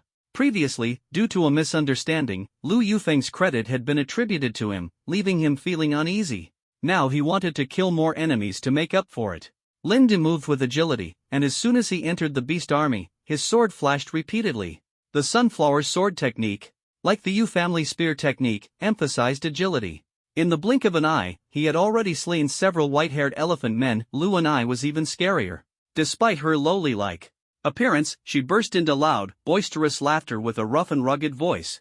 In the next second, she transformed into a 100-meter-tall giant. All of you, die for me. With the exterior of a young girl but the heart of a brute, Lu and I roared like a ferocious demoness. In an instant, she crushed a group of beasts to death, turning each one into a bloody pulp.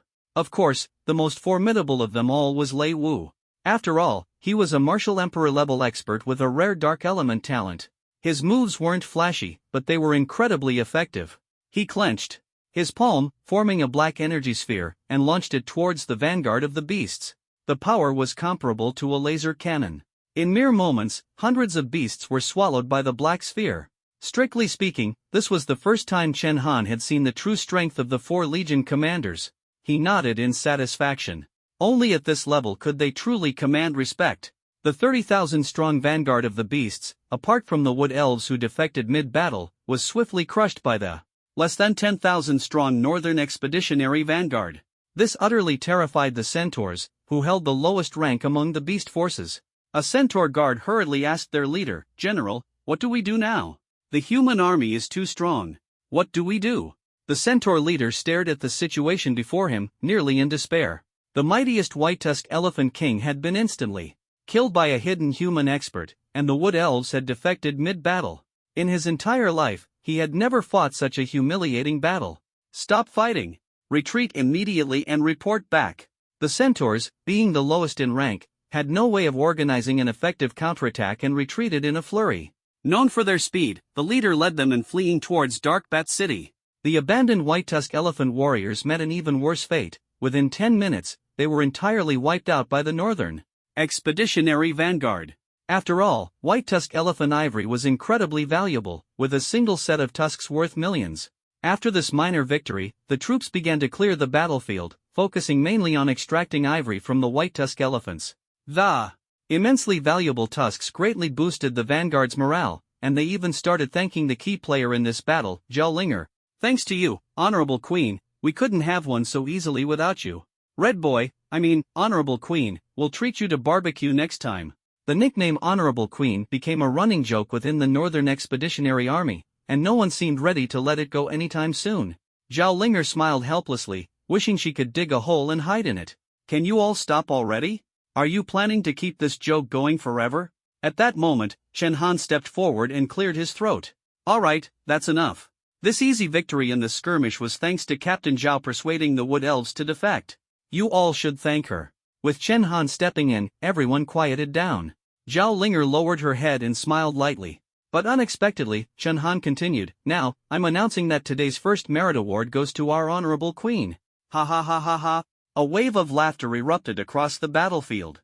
Zhao Linger clenched her teeth, baring her bright white teeth, and laughed while scolding, You're killing me. You're all going to laugh me to death. As Zhao Linger blushed furiously, her heart racing, the leader of the Wood Elves remained utterly clueless about why the humans were laughing. She respectfully bowed to Zhao Linger and sincerely asked, Honorable Queen, do you have any instructions for us? Hearing this, coupled with the Wood Elf leader's earnest expression, the crowd burst into even louder laughter, doubling over in hysterics. At this moment, Zhao Linger suddenly felt that the nickname Red Boy wasn't so bad after all. In stark contrast to the laughter and cheer of the Northern Expedition Army, the atmosphere among the Beast Army was exceptionally heavy. Of the 30,000 vanguard troops sent out, only a few thousand low-level centaurs returned. The 10,000 Wood Elf troops even directly defected to the human army. The centaur leader, drenched in cold sweat, nervously reported the battle situation. Opposite him sat 8 beast leaders, the main force behind this rebellion, all stirred up by the dark bats. After hearing the centaur leader's report, a beast with an eagle head sighed deeply, I never expected the son of the mountain god to be so formidable. Our vanguard troops were wiped out so easily. The expressions of the 8 beast leaders varied, some were stern, some panicked, and some were already deeply fearful. All the beasts could sense that the commander of the human army was extraordinary. More importantly, he was the son of the mountain god. Each of them had witnessed Chen Xingbian's strength firsthand. Although they had lost 30,000 vanguard troops, Chen Han's presence alone was enough to instill fear in them. The dark bat looked at the situation before him and felt that the tide was turning against them. At this rate, someone might surrender before they even faced the human army head-on. Don't forget, all of you are superior races. Are you really afraid of humans? This is just one failed battle. The mountain god is strong, but he is not invincible. And let's not forget, the one fighting now is merely his son. As soon as the dark bat finished speaking, the eagle-headed beast immediately retorted, Don't just talk big. Your dark bat clan has lost quite a few members to the humans. This eagle-headed beast was already wavering. It didn't want to risk the lives of its clan members. But the dark bat quickly stabilized morale with a few more words. Eagle-bodied bear demon. Don't forget, our 8 clans combined have 1 million troops, 600,000 defending the city and 400,000 providing external support. If the human army dares to invade, they will become our prey. Moreover, I have already contacted the Tyrannosaurus Emperor, and he has agreed to help us deal with the mountain god and overthrow the rule of the human emperor. Ultimately, what truly stabilized morale wasn't the dark bat's words but the mention of Tyrannosaurus Emperor. The 3 emperors of the Northern Realm, the Dark Emperor, the Human Emperor, and the Dragon Emperor. The Tyrannosaurus Emperor was evenly matched with the Human Emperor. As long as the Tyrannosaurus Emperor intervened, the human army would be insignificant. The dark bat seized the moment and said, Everyone, if we can devour these humans, how much stronger will we become? Aren't you tempted? The various clans joined the rebellion not only because of the dark bat's instigation but also because of the lure of benefits. Treating humans as food was the fastest way to enhance the strength of the beasts. Not to mention, this time there were a full 50,000 humans with cultivation. For every beast clan, this was a massive feast. If not for this, they wouldn't have dared to provoke Qinxingbian. Alright, when the human army arrives, we'll strike together and divide their flesh among us. The 8 beast leaders made their decision. They even decided to personally guard the Dark Bat's city walls, waiting for the Northern Expedition Army to arrive. After all, defending the city gave them a significant advantage. After resting for a night, early the next morning, Chen Han's Northern Expedition Army arrived at the gates of the Dark Bat city as planned.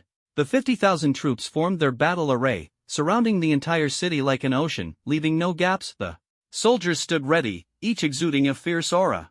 After all, yesterday's vanguard skirmish was merely a small-scale battle. Today's siege was the true turning point. Especially when they saw the 8 beast leaders atop the city walls, their tension grew. These beasts varied in form: rhinoceros, centipede, wild boar, with vastly different sizes. For instance, the 8-winged centipede stretched 500 to 600 meters long. Each leader was extraordinarily powerful, their strength surpassing even the white-haired elephant king. In a one-on-one fight, almost no one in the army could handle these 8 leaders. This battle is going to be tough, sighed Lei Wu, the corps commander standing at the front line. Standing beneath the city walls, he could clearly sense the immense power of these beast leaders. Let alone dealing with all 8, even facing just one would be a struggle. At this moment, Linda beside him chuckled and said, "Otherwise, why would we be called the Northern Expedition Army? We fight what we can, and even if we can't, we push through. Since we're on a northern expedition, we have to tackle the hardest bones." Lei Wu smiled knowingly. "I didn't expect that, Linda. Though your words are a bit chilling, you're right. Joining the Northern Expedition Army means fighting the toughest battles." Saying this, Lei Wu couldn't help but glance toward the central command at the rear, where Chen Han was stationed. "I just wonder how the champion Marquis will arrange things." At this moment, the Northern Expedition Army and the Beast Army inside the city were in a standoff. Neither side made a move. The beasts inside the city didn't charge out, and the Northern Expedition Army outside showed no intention of attacking. No one knew what Chen Han planned to do. Meanwhile, the Beast Army was unaware that the sudden betrayal of the Wood Elves had allowed Chen Han to fully grasp their plans. They intended to lure the Northern Expedition Army into the city, then have the 600,000 beasts inside and the 400,000 beasts outside form a pincer attack, trapping the Northern Expedition Army in the middle and annihilating them. To be honest, these beasts were quite clever, avoiding concentrating all their forces inside the city for a direct confrontation with Chen Han. But Chen Han was no easy opponent either. He had Lei Wu and Lin Di stationed at the front line to guard against surprise attacks while he summoned all the officers to immediately adjust the strategy. The beasts weren't as smart as they thought. They waited inside the city for a long time but still didn't see Chen Han launch a full-scale attack. The 8 beast leaders atop the city walls began to grow impatient. Among them, the 8-winged centipede leader shouted provocatively at the human army. "Human army, why haven't you attacked yet? I'm getting bored waiting. Are you scared? Human army commander, you're the son of the mountain god. The mountain god once said, 'A tiger father begets no dog son.' Surely you're not this weak, are you?" The words of the 8-winged centipede leader enraged the Northern Expedition Army below the city, but without Chen Han's orders, no one dared to act rashly.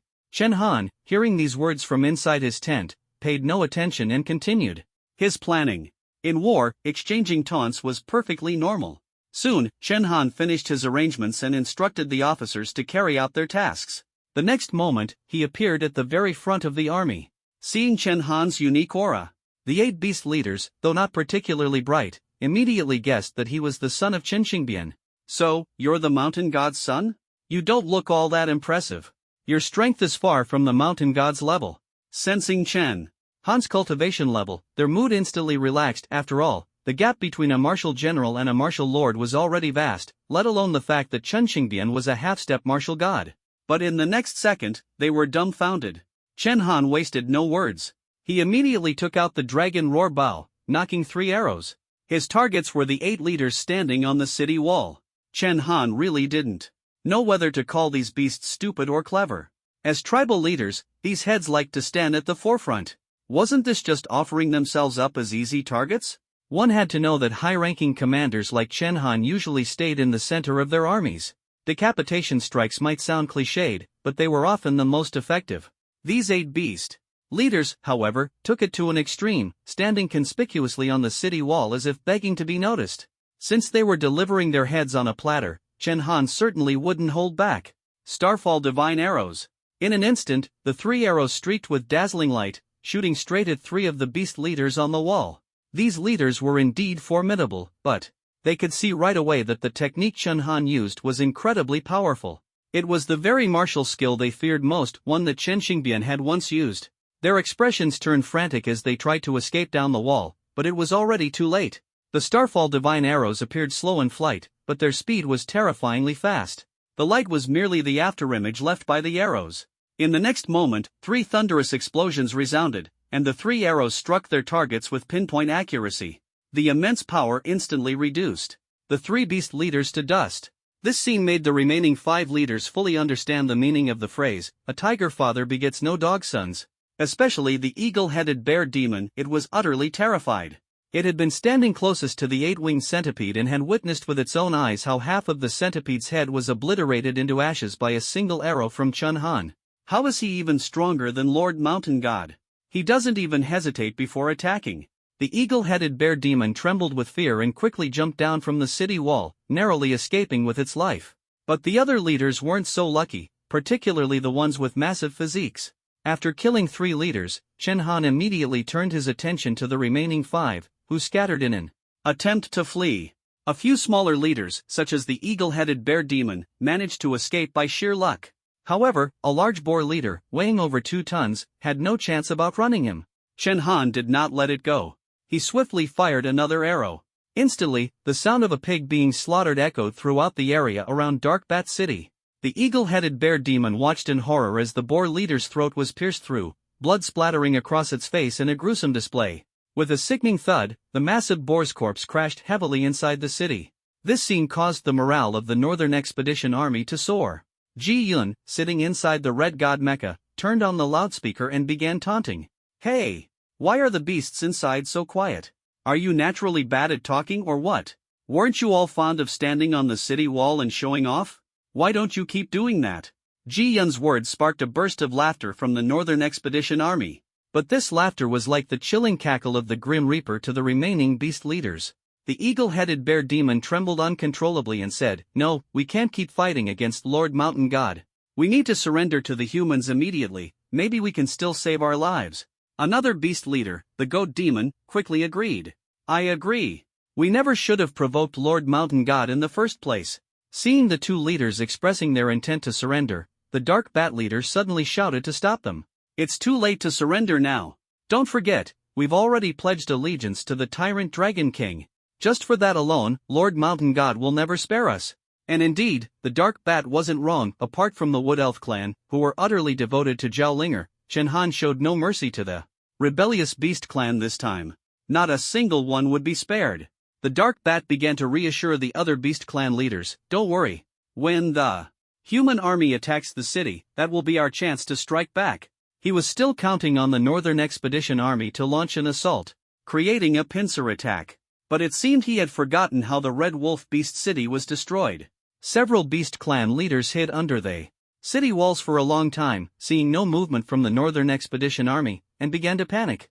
"Dark Bat, why hasn't the human army made a move yet?" the eagle-headed bear demon asked. The Dark Bat, also feeling uneasy, flew up to the city wall to take a look. What he saw shocked him.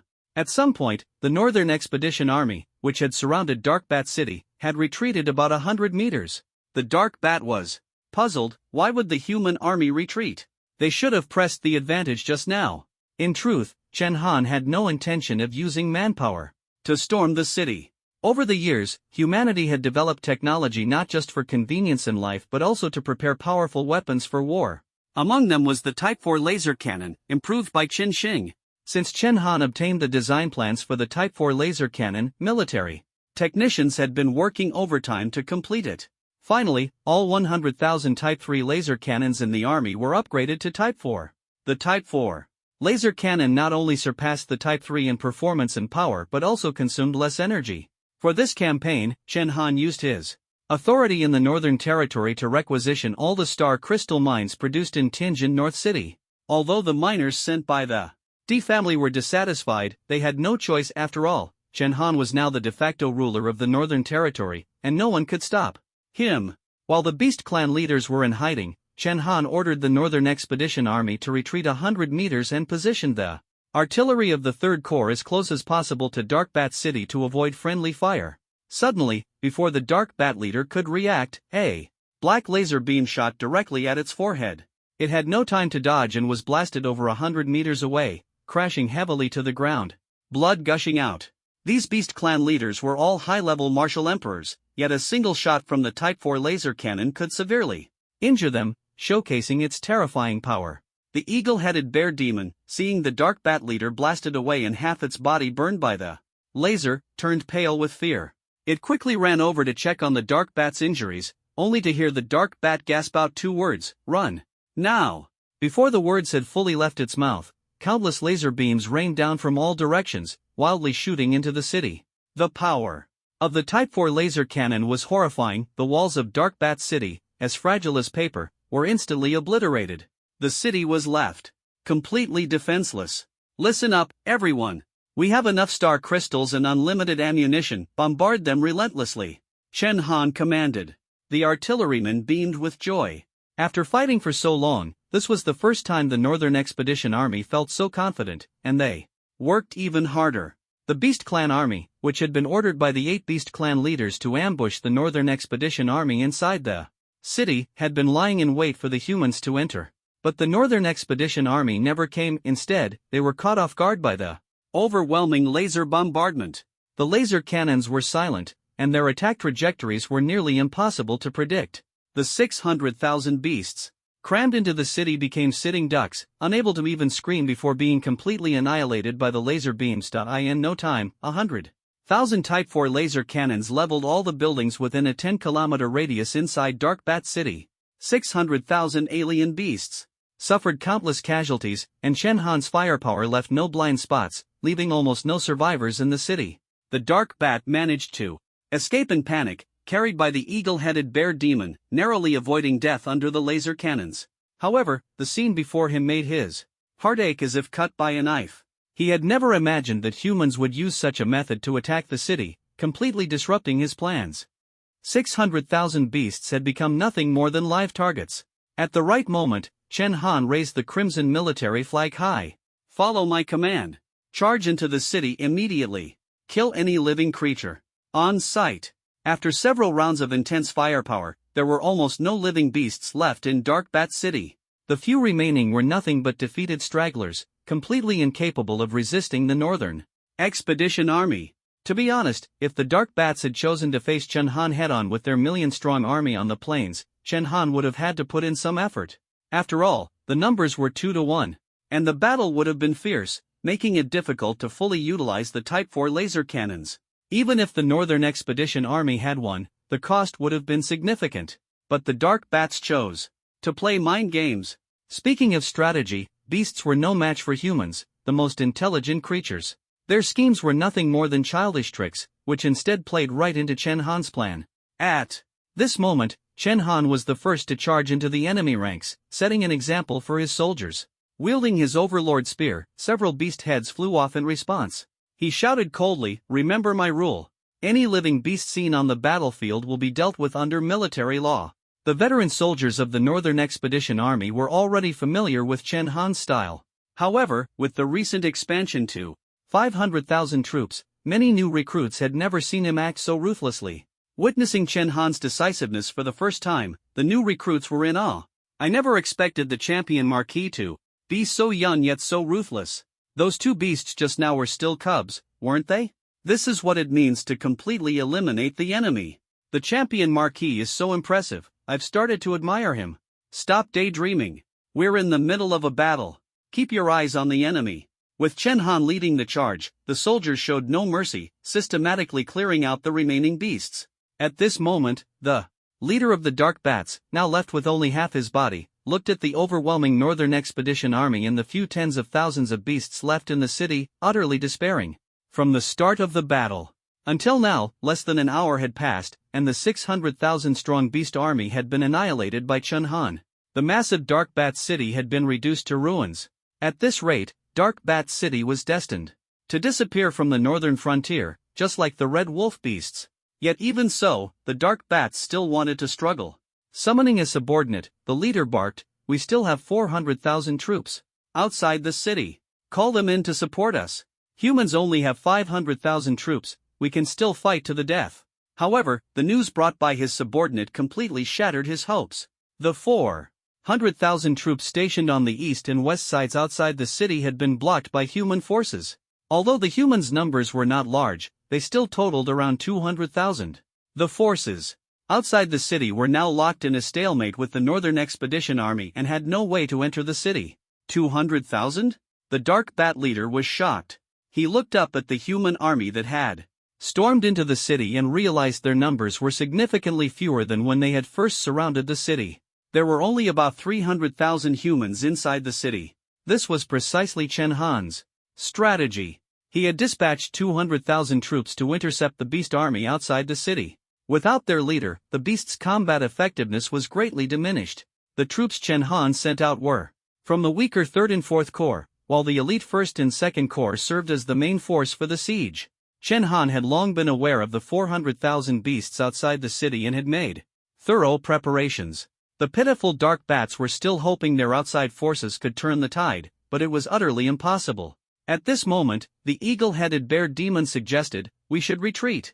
Our mountain god has always said that survival is the key to making a comeback." The Dark Bat roared angrily, "You're still talking about Lord Mountain God? His son is about to wipe us all out." Despite his anger, the Dark Bat had to admit that they had no chance of turning the tide now. Their only option was to escape alive and seek refuge with the forces of the Dark Emperor or the Tyrannosaurus Emperor. But soon, the reports from his subordinates plunged him into even deeper despair. After all, the phrase "survive first to have a chance to turn things around" was taught by Qin Shing, so how could Chen Han not understand it? The moment the 300,000 Northern Expedition troops stormed into the city, Chen Han ordered all exits of the Dark Bat City to be sealed. He wouldn't let any of the beasts escape. The eagle-headed bear demon stared blankly as the Northern Expedition Army gradually closed in, the fear of death instantly enveloping him. Before long, the remaining beasts in the city were completely annihilated by the 300,000 Northern Expedition troops. After all, not only did Chen Han personally demonstrate, but he also decreed that killing one beast would earn a reward of 1 bottle of the new type of Qi and Blood Elixir. This greatly boosted the morale of the Northern Expedition Army, as the new Qi and Blood Elixir was an extremely precious treasure in Dixia. In the end, the 300,000 Northern Expedition troops cornered the Dark Bat, the eagle-headed bear demon, and the other beast leaders at the entrance of a cave where the Dark Bat clan had lived for generations. Out of the entire 600,000-strong beast army, only a dozen remained. Moreover, they were almost completely powerless to fight back. To the soldiers of the Northern Expedition, these beasts were nothing more than trophies of war. Chen Han immediately issued an order: "Whoever slays the beast leaders will be rewarded with 20 bottles of the new elixir and granted first-class military merit." This was the perfect opportunity for the soldiers to earn accolades. Zhao Linger was the first to step forward. "Let me do it." She instantly transformed into her elven form and leapt lightly to the cave entrance. But just then, something unexpected happened. As soon as Zhao Linger steadied herself, a strong light suddenly burst forth, so dazzling that it was almost impossible to keep one's eyes open. Everyone instinctively shut their eyes, and Zhao Linger let out a startled cry as she was thrown backward by the force of the light. Fortunately, Chen Han reacted quickly, relying on his hearing and instincts to catch her in his arms. "What on earth is this?" everyone exclaimed in shock. After a long while, the light gradually faded. At that moment, the crowd was astonished to find that a figure had appeared out of thin air at the cave entrance. No, to be precise, she looked more like an elf. But her face was far more human-like than that of a typical elf, and her appearance was so pure and holy that she exuded an aura of boundless majesty without even making a move. She was so beautiful that it was impossible to look away, yet at the same time, she instilled a sense of fear. She resembled a celestial being descending from the heavens, so pure that no one dared to approach her. With just one glance, everyone was overwhelmed by her presence and fell to the ground. Even the injured Dark Bat and eagle-headed bear demon were no Exception. At this moment, the only one who could still stand steadily was likely Chen Han. He, too, felt the terrifying power emanating from her, but strangely, he seemed unaffected. It wasn't until he noticed her fiery red hair that he immediately recalled something Lu Yufeng had once mentioned. Could she be the primordial elf king? According to legend, this was a divine being from the Forbidden Zone, who had vanished from the human world over 80 years ago. How could she suddenly appear here? Chen Han was utterly shocked, but the fact that everyone else was prostrated on the ground, not even daring to breathe, was enough to demonstrate the terrifying presence of the primordial elf king. At this moment, Zhao Linger suddenly said to Chen Han, why do I feel like I know this woman? Upon hearing this, Chen Han immediately recalled the discussion he had with Lu Yufeng earlier about Zhao Linger possessing the bloodline of the primordial elf king. He asked in surprise, you know her? Zhao Linger shook her head. No, I've definitely never met her. But she feels so familiar. Chen Han was speechless, her words sounded like she hadn't said anything at all. He also had no idea what the primordial elf king's purpose was, but if she sided with the beasts, the Northern Expedition Army would face a tremendous threat. Strangely, the two sides had been in a standoff for a long time, yet the primordial elf king remained silent, as if she couldn't speak. Finally, the eagle-headed bear demon couldn't hold back any longer. Cornered by the Northern Expedition Army, it saw her as a lifeline. Knowing the primordial elf king's immense power, it suppressed its fear and crawled toward her step by step. Please save me. Save me.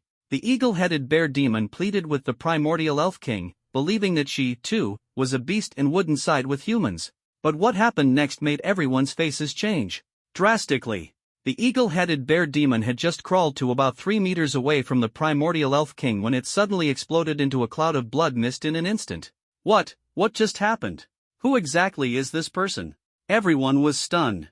In truth, the fact that the primordial elf king could instantly kill the eagle-headed bear demon wasn't entirely unexpected. After all, even Chen Han had that capability. But what Chen Han absolutely couldn't do was cause the eagle-headed bear demon to explode simply by approaching.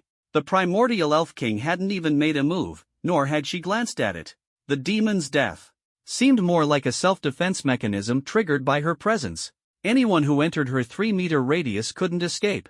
This was the terrifying power of a Forbidden Zone deity. If a Forbidden Zone was a place no one could approach, then a Forbidden Zone deity was its embodiment. Wherever they appeared became a Forbidden Zone. Fortunately, based on what had just happened, the primordial elf king didn't seem hostile toward humans. The death of the eagle-headed bear demon allowed Chen Han to breathe a sigh of relief. At that moment, a figure suddenly appeared in front of Chen Han. Seeing this person, several beast leaders were almost scared out of their wits.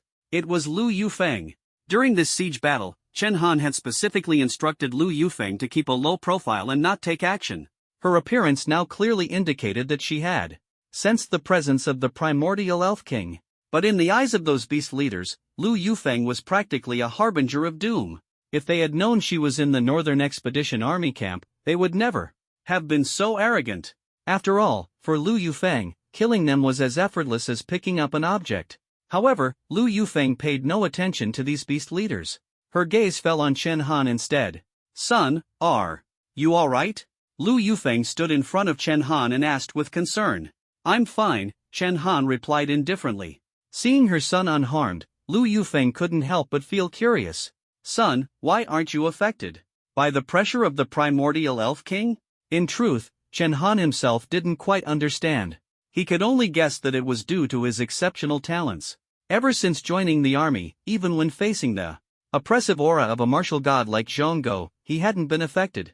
This was all thanks to his extraordinary abilities. Lu Yufeng's curiosity stemmed from the fact that, despite her own strength being only at the half-step martial god level, she had to exert her full power just to barely withstand the pressure of the ancestral elf king. What shocked her even more was that this ancestral elf king was not even its true form.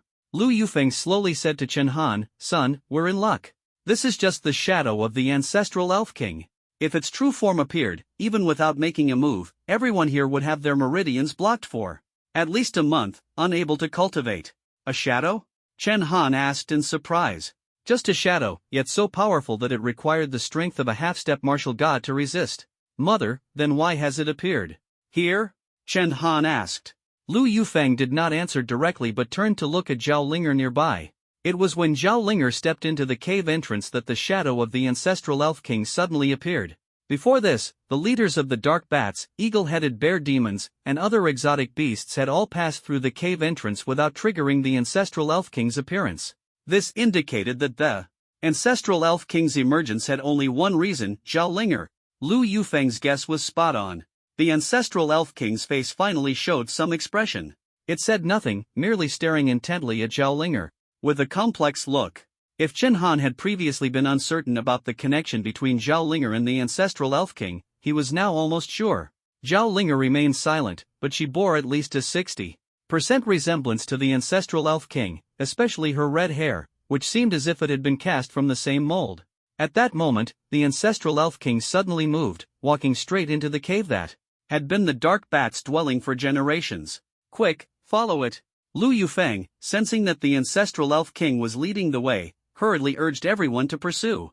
The cave entrance was narrow, so Chen Han only brought a few hundred people inside. Before entering, Lu Yufeng reminded the dark bats, "Tie this guy up and deal with him later. This is the dark bat's territory, so keep him to guide the way." As soon as Lu Yufeng appeared, the dark bat leader immediately retracted its previous hostility and became much more obedient. Chen Han quickly ordered the dark bat to be tied up, then followed Lu Yufeng in pursuit of the ancestral Elf King. To their surprise, the deeper they went, the more spacious the space became. The group followed the ancestral Elf King through several twists and turns, eventually arriving at a massive metal door. For large characters were engraved above the door, "Land of the Gods' Burial."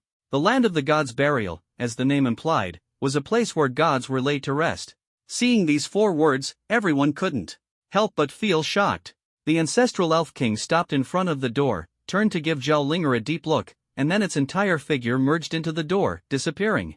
Zhao Linger suddenly felt a wave of panic and shouted, "Don't go!" She tried to force the metal door open, but it was as solid as a wall of bronze and iron, no matter how hard she pushed.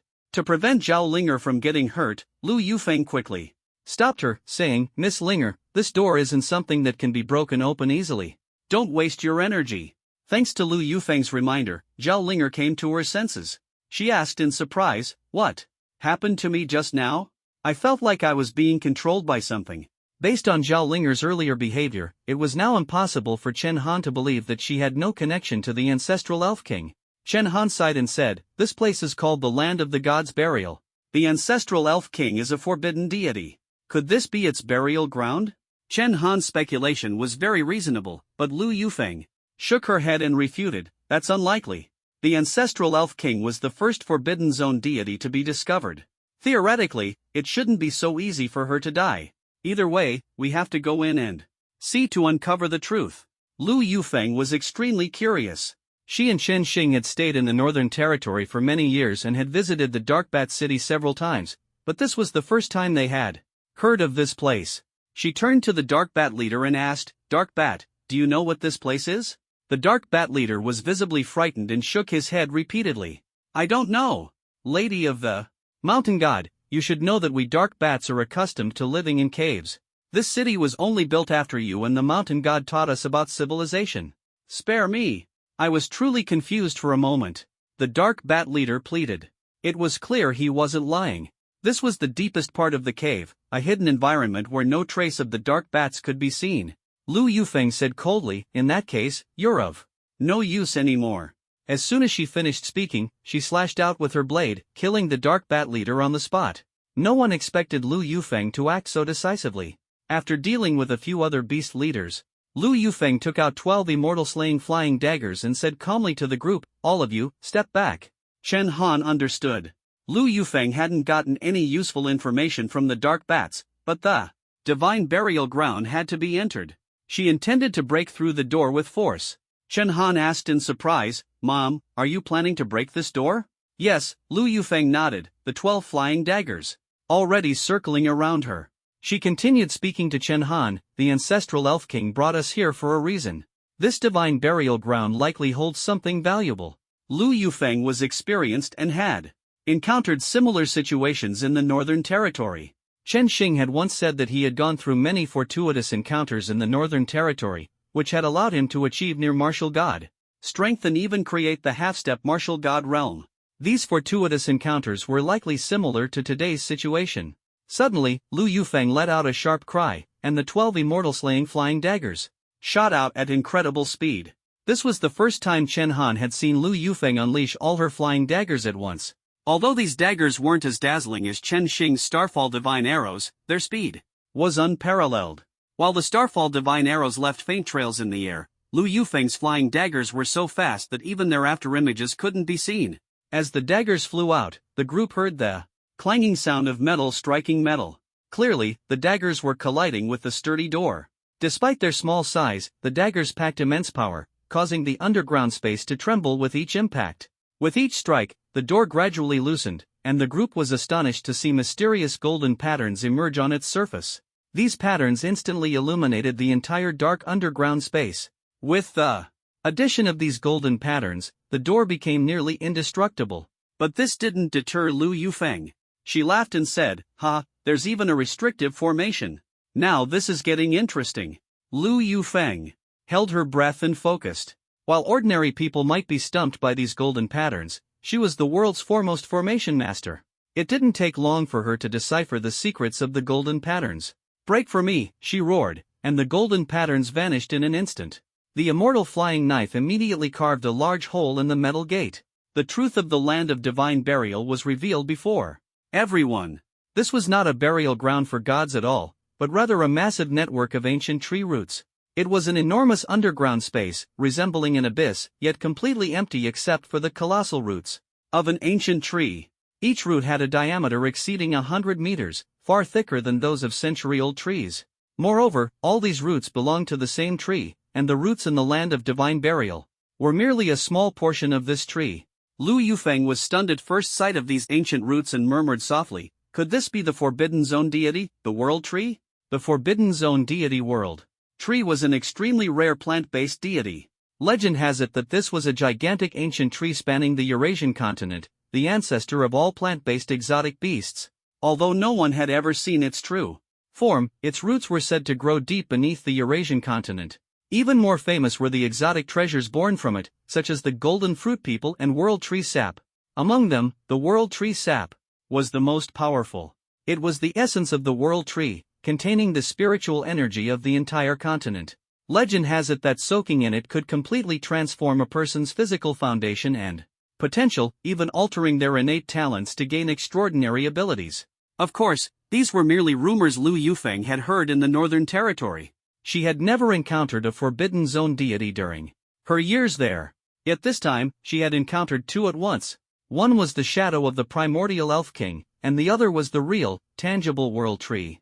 It was simply unbelievable. Lu Yufeng gazed at the bottomless abyss beneath her feet and remarked, "The primordial Elf King is just a shadow, but this world tree is truly right beneath us." The group felt a mix of emotions, as the sheer size of the world tree was overwhelming. Beneath their feet lay a chasm thousands of meters deep, filled with the sprawling roots of the world tree, yet this was only a small part of its root system. No one could imagine just how enormous the entire world tree might be. At this moment, Ji Yun suddenly spoke up, "Young Master Chen, should we go down and take a look?" To be honest, Chen Han felt a bit hesitant. After all, this was a real Forbidden Zone deity.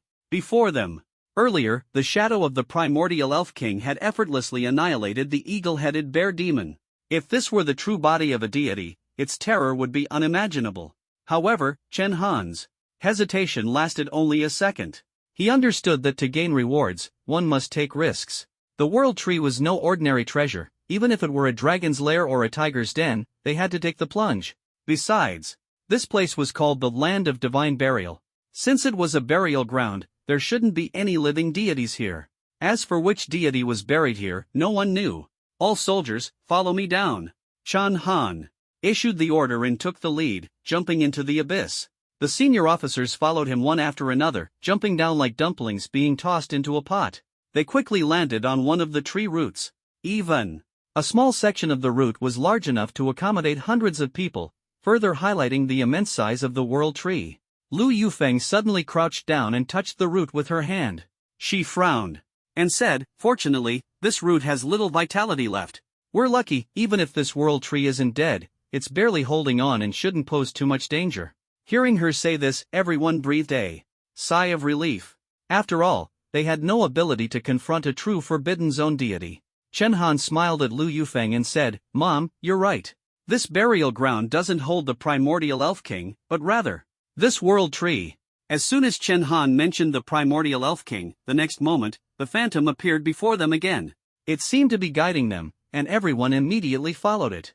Before long, they discovered a spacious platform among the roots of the world tree. On the platform stood a massive statue. The statue depicted a man, whose figure was similar to that of an ordinary person, but his face was peculiar. His eyes were painted red, as if he was born with a pair of red eyes. Even more eerie were the two slender fangs at the corners of his mouth, which made him look extremely frightening. Who is this? Is he even human? Zhao Yufei stared at the statue in shock. Despite his knowledge, he couldn't identify who the statue represented.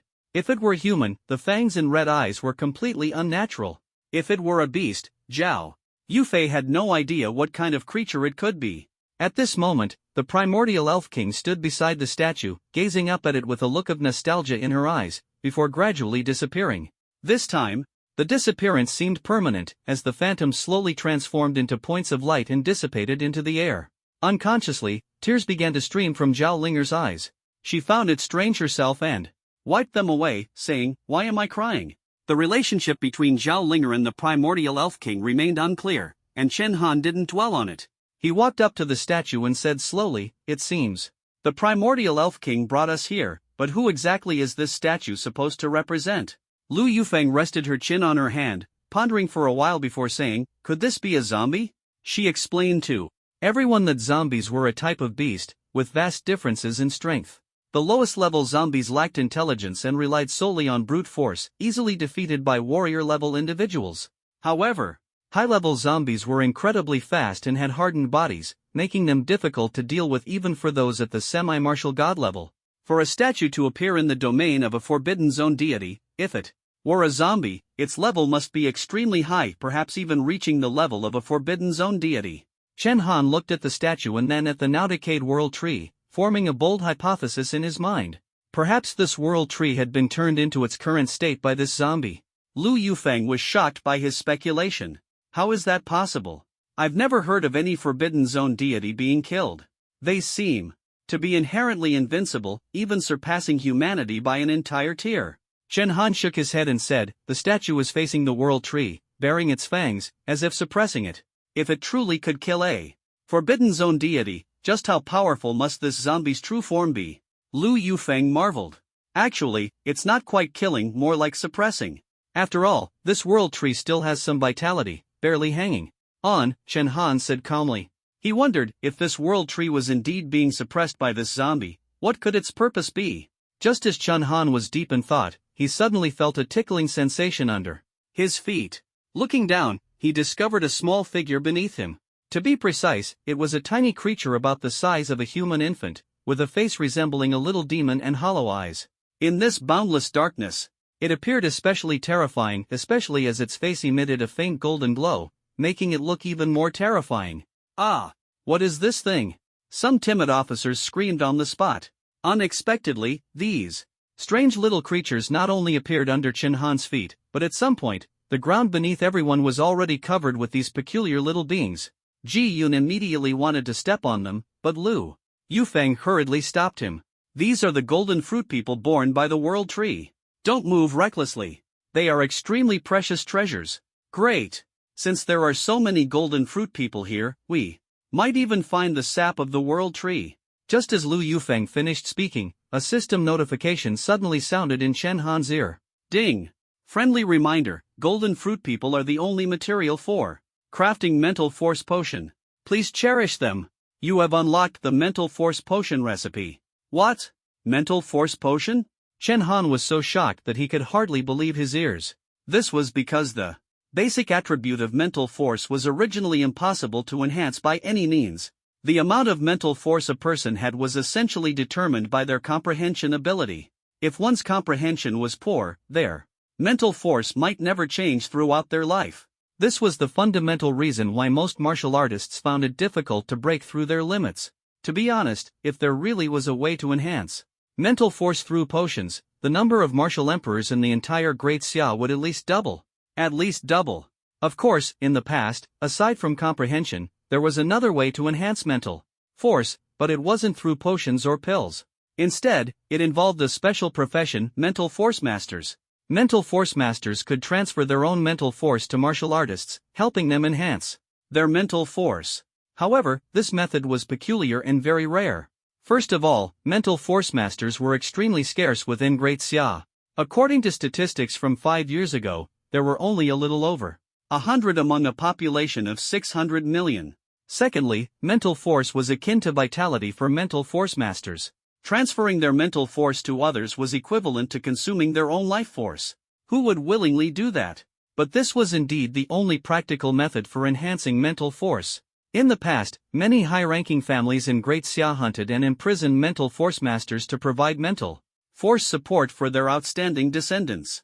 That disaster led to the deaths of most mental force masters, leaving less than 1/10 of them alive. As a result, the 24 Privy Council passed laws strictly prohibiting anyone from harming mental force masters, with severe penalties for violations. This was the only way to protect the remaining mental force masters. From this, it was clear how much of a sensation Chen Han could cause if he managed to craft mental force potions. It was no exaggeration to say that such a potion would be unique in the world. It would be more coveted than any other attribute potion. After all, mental force determines the potential ceiling of martial artists. As long as one's mental force is high enough, anyone could cultivate to the 8th rank of martial sovereign. The only difference would be the speed of cultivation. Once this potion was introduced, the average level of martial artists in Great Xia would be completely redefined. No wonder Chen Han was so shocked. While he knew the golden fruit people were precious, he hadn't expected them to be the sole material for crafting mental force potions. Thinking of this, Chen Han softly instructed, "Don't touch them. Such precious materials must not be wasted." Lu Yufeng had mentioned that golden fruit people were very fragile and must not be startled. If frightened, they would die immediately, losing all their value and becoming completely unusable for potion crafting. Chen Han said to his subordinates, "Without reservation, these golden fruit people, I can use them to refine mental force elixir." Upon hearing this, everyone gasped in shock. The golden fruit people were not yet frightened, but the crowd was stunned. They understood the weight of Chen Han's words.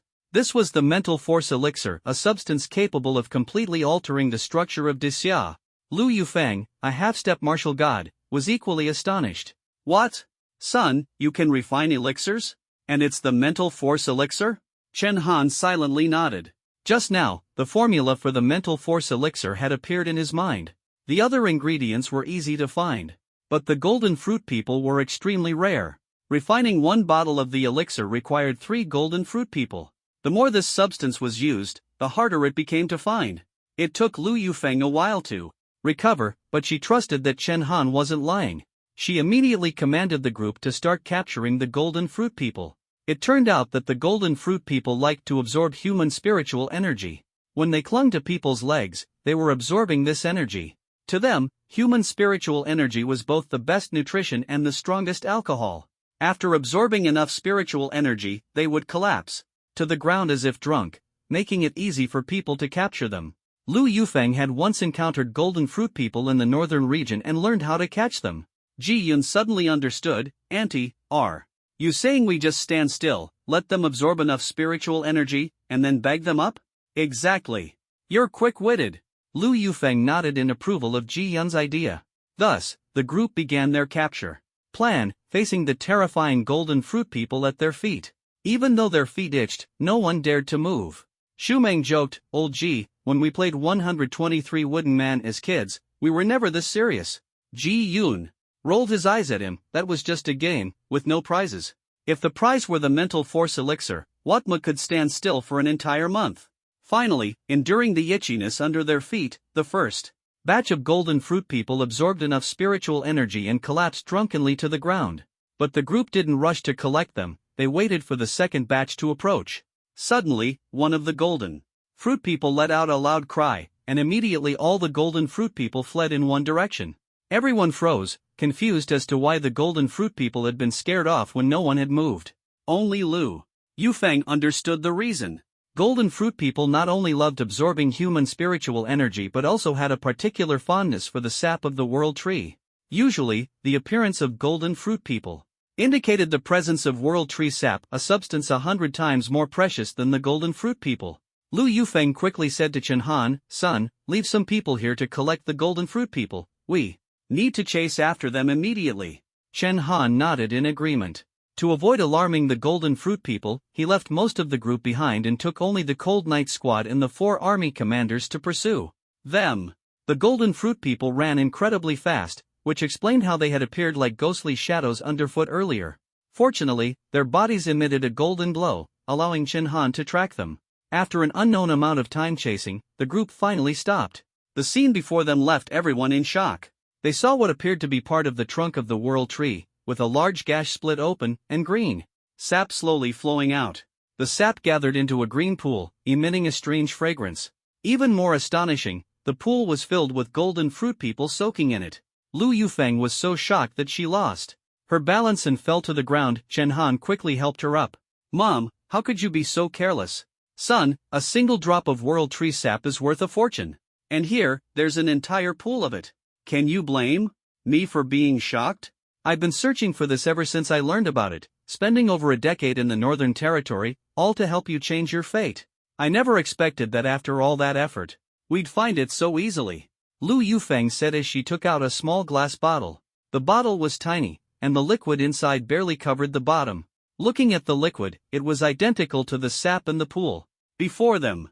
Over a decade ago, Lu Yufeng had found a single drop of world tree sap in the Northern Territory. Since then, she had been trying to trace its whereabouts. At first, she thought the world tree sap was just a legend. According to the legend, the sap of the world tree could alter a person's innate constitution. Not only could it greatly enhance human potential, but it could also do the unthinkable, change a person's innate talent. Since the revival of spiritual energy, everyone was born with a fixed talent, and no one had ever been able to change it. Talent determined the limits of a martial artist. For those with low talent, achieving greatness was almost impossible.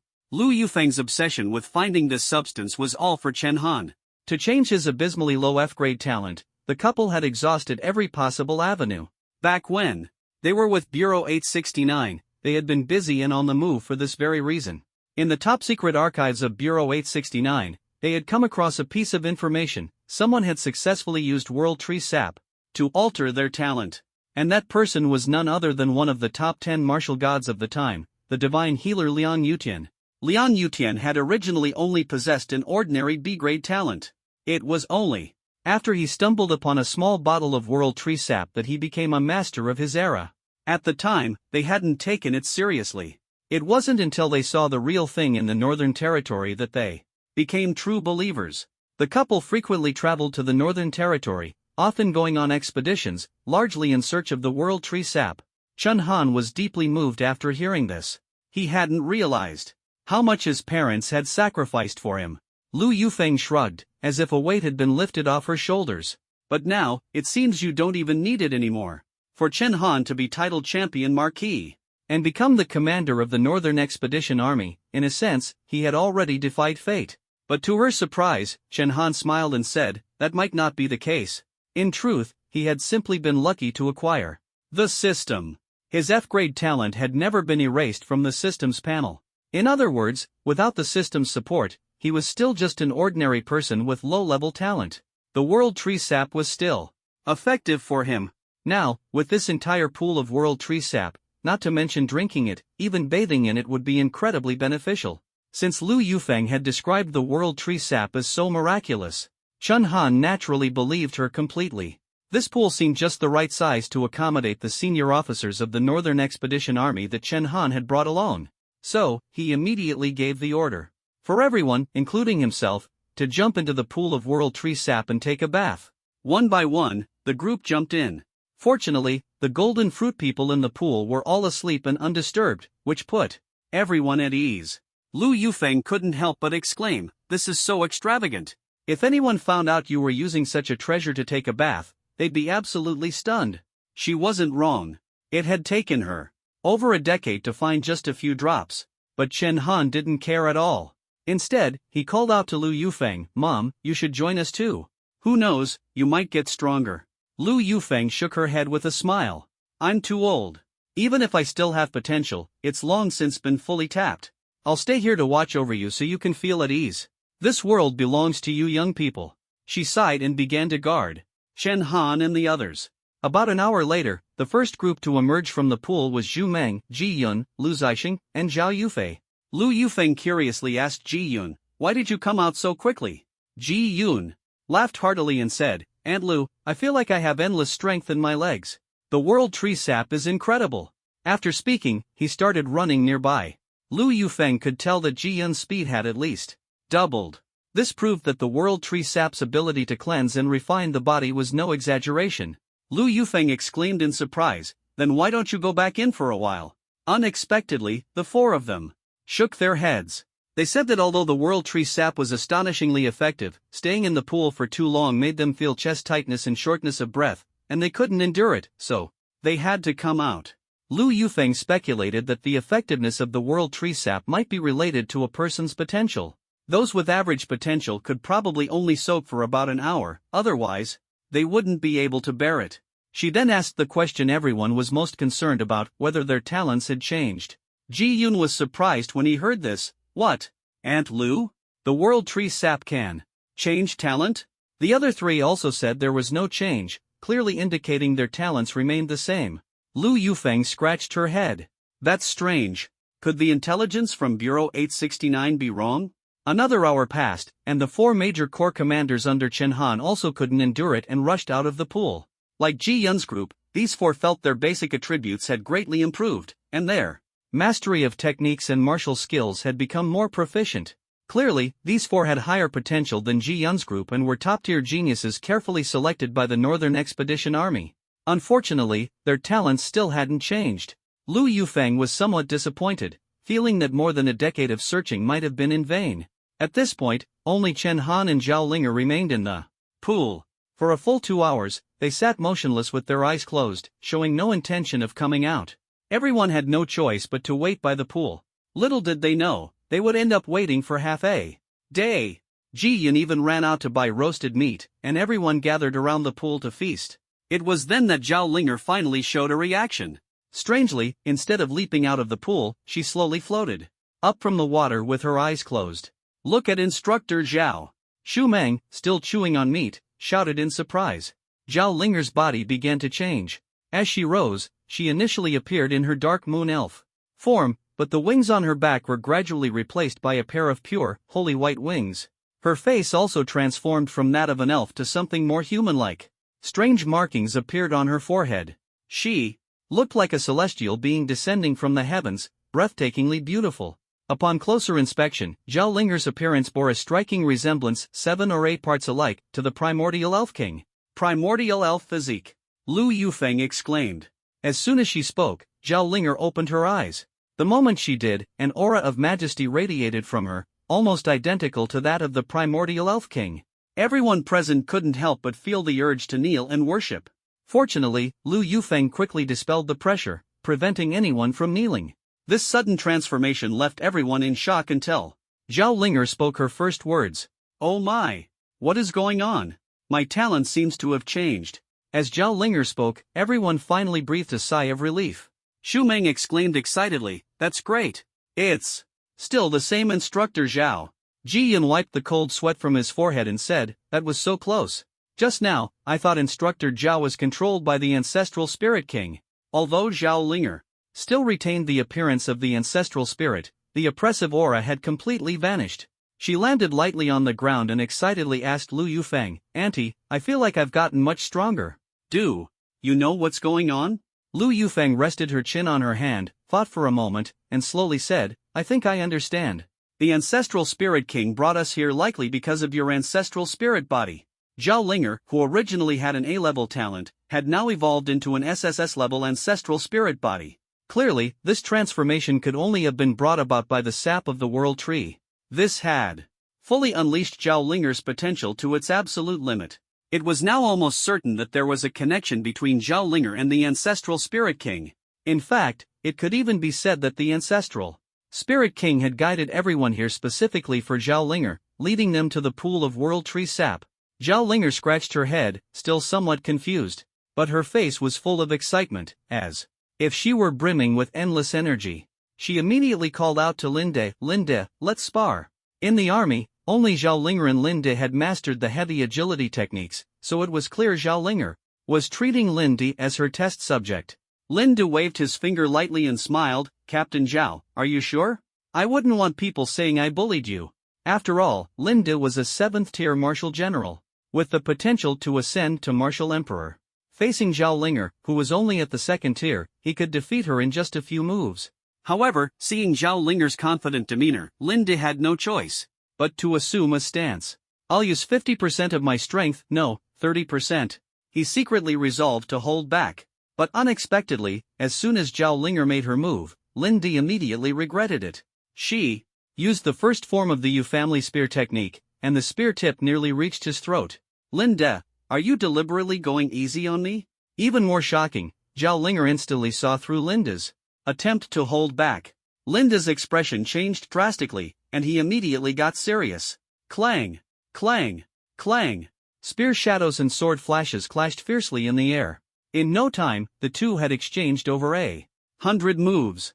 Facing Linde, a 7th-tier martial general, Zhao Linger was not at a disadvantage at all, and her attack speed was even faster. Everyone was stunned. It was important to note that Linde's strength had doubled after coming out of the World Tree Sap Pool, yet Zhao Linger was still able to suppress him. Ji Yun couldn't help but gasp. From now on, he would never dare to tease Zhao Linger again. "Our queen, the true queen, has arrived." As soon as the words fell, Zhao Linger's spear tip was already at Linde's throat, while Linde's water-avoiding sword was pointed at Zhao Linger's abdomen. The two tacitly lowered their weapons, ending the sparring match. "Captain Zhao, I admire you," Linde said respectfully as he sheathed his sword. This was no mere courtesy. If Zhao Linger were also a 7th-tier martial general, Linde was certain he wouldn't be her match. Zhao Linger replied calmly, "It was all thanks to Commander Lin going easy on me." Despite her words, the smile on her face was brighter than ever. Suddenly, Zhao Linger noticed someone was missing. "Ha? Where's Chen Han?" Only then did everyone remember Chen Han just now. Due to Zhao Linger's transformation, everyone had forgotten about him. When they looked up, they found Chen Han still soaking steadily in the World Tree Sap Pool, without any movement at all. "Why is young Master Chen still soaking in there?" Ji Yun asked in surprise as he walked over. He carefully observed Chen Han in the pool and suddenly noticed an astonishing change. "Look quickly. The water in the pool seems lighter than before." Everyone hurried closer to take a look, and sure enough, the color of the World Tree sap had become much lighter than it was earlier. Lu Yufeng spoke slowly. "It might be because Linger's talent transformation absorbed a lot of spiritual energy. Let's continue waiting for Chen Han." Lu Yufeng was somewhat pleased. Chen Han being the last to emerge indicated that his potential was the highest among everyone. But before long, her mood grew heavy. After waiting an entire day and night, there was still no sign of Chen Han waking up. What was even more alarming was that Chen Han had actually broken through his realm while in the pool. By that afternoon, Lu Yufeng discovered that Chen Han's realm had risen from Martial General 6th stage to Martial General 7th stage. By midnight, it had advanced to Martial General 8th stage. At dawn the next day, when Lu Yufeng checked again, Chen Han had already broken through to the Martial Emperor realm. This breakthrough was not only astonishingly fast but also completely unhindered. He had directly reached the Martial Emperor realm within a single day. Upon hearing the news, everyone was utterly shocked. It was known that no one had ever broken through their realm while in the pool. Finally, after reaching Martial Emperor 1st stage, Chen Han's realm stopped advancing, but he still did not wake up. Lu Yufeng couldn't help but grow worried, even considering forcibly waking Chen Han. After all, such a terrifying realm breakthrough was definitely not a good thing. Chen Han hadn't even laid the proper foundation for the Martial Emperor realm. It was practically defying fate. Boom! Boom! Just as Lu Yufeng was about to wake Chen Han, everyone suddenly heard a series of thunderclaps. Where is this thunder coming from so early in the morning?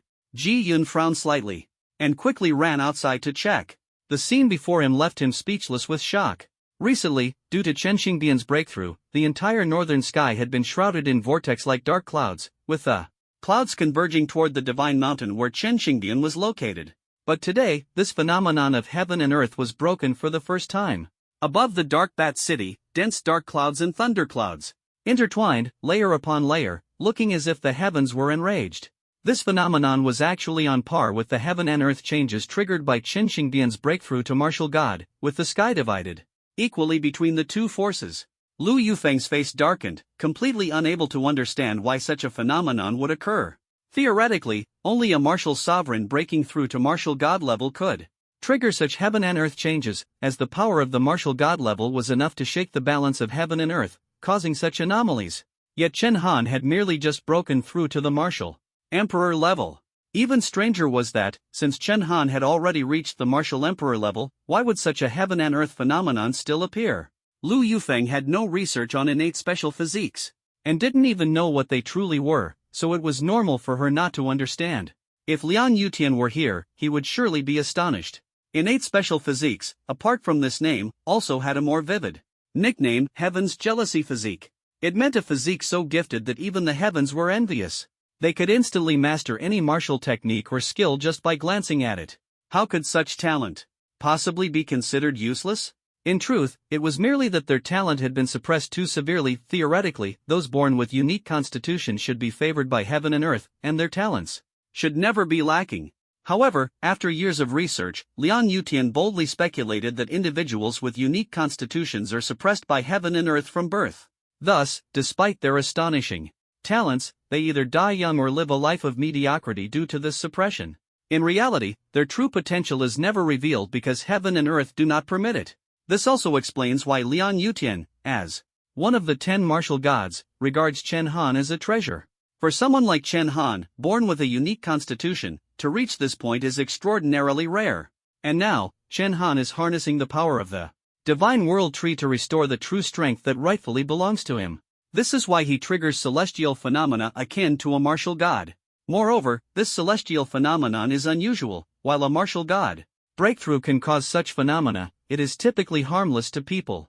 Yet, the thunderclouds above Dark Bat City at this moment seem poised to unleash a lightning tribulation at any time. This is the arrival of true heavenly thunder. At this moment, Chen Han suddenly awakens, but he is no longer in the world sap pool. He finds himself in the boundless expanse of heaven and earth. Looking up, he sees terrifying thunderclouds densely packed above him. Looking down, he is shocked to discover that he is floating 10,000 meters in the air, seemingly unaffected by gravity. This astonishes Chen Han greatly, as he remembers being in Dark Bat City just a moment ago. As he is bewildered, a voice suddenly reaches his ears. Who is undergoing tribulation here? Chen Han is startled, as there is no one else around him. He wants to ask but finds the voice somewhat familiar. Tentatively, he calls out, "Father?" To his surprise, the voice turns out to be Chen Xingbian's. Chen Xingbian is equally astonished upon hearing him. "Xiao Han, have you also entered the divine wandering void state?" Only then does Chen Han realize that the voice is coming from the direction of the divine mountain. He suddenly understands that he has not left Dark Bat City but has ascended from underground to the sky. With this realization, Chen Han breathes a sigh of relief and asks in confusion, "Father, what is divine wandering void?" Chen Xingbian remains surprised. "Son, this is unbelievable." He then explains the meaning of divine wandering void to Chen Han. Divine wandering void is essentially a state of soul detachment. Typically, only when a martial sovereign breaks through to become a martial god does one enter this state. It is only in this state that one has the opportunity to comprehend heaven and earth and become a martial god. This is also why a martial sovereign's breakthrough to martial god usually requires someone to guard them, as they lose consciousness in this state and are vulnerable to enemy attacks. Chen Xingbian himself entered the divine wandering void state 2 days ago and has been in this state of enlightenment ever since. It was only today, upon hearing the thunder, that he was awakened. In fact, he cannot see Chen Han either. He only noticed the thunderclouds and asked tentatively, "I see." Chen Han nodded, though he couldn't understand why he, having just broken through to martial emperor, would experience this. But he barely had time to think before a deafening sound erupted from the sky. Boom! A bolt of lightning, as thick as a bowl, suddenly struck toward him. "Watch out!" Before Chen Han could assume a defensive posture, Chen Xingbian shouted first. Immediately afterward, the lightning that was supposed to hit Chen Han surprisingly missed him. Missed? Chen Han couldn't believe it, as he hadn't heard Chen Xingbian's voice. His expression changed drastically, fearing that Chen Xingbian had sacrificed himself to block the lightning for him. Unable to hold back, he shouted loudly, "Father?" As a result, Chen Xingbian's voice immediately came through. So refreshing. Chen Han was speechless. If you weren't dead, you could have said so earlier. Chen Xingbian told him that he hadn't thought much about it and just rushed forward to take the lightning. He had assumed the tribulation lightning would cause significant damage to his consciousness. Unexpectedly, when the lightning struck him, it made him feel as if all the pores on his body had opened up, extremely comfortable. It seemed that not only did the lightning tribulation not harm him, but it also helped him temper his divine sense. The heavenly lightning that was supposed to kill Chen Han ended up becoming the best body-strengthening tool for Chen Xingbian. Chen Han's mouth twitched. What a coincidence! For Chen Han, this was supposed to be a life and death tribulation, but it turned into a farce. Boom! Boom! Boom! At this moment, 3 more bolts of lightning fell from the thunderclouds. But Chen Xingbian actually started singing joyfully, I twist to the left, twist to the right, twist in the middle again. Thunder God, help me out. He easily blocked the 3 bolts of lightning, and not even a hair on Chen Han was touched. Each time the lightning struck Chen Xingbian, it strengthened his divine sense. This would make him even more powerful after becoming a martial god. To Chen Han, the scene was somewhat comical, but to the people in Dark Bat City, it was a completely different story. In their eyes, lightning continuously descended from the sky, as if each strike was aimed directly at Chen Han, who was soaking in the world tree's sap. It's over. I didn't think this through.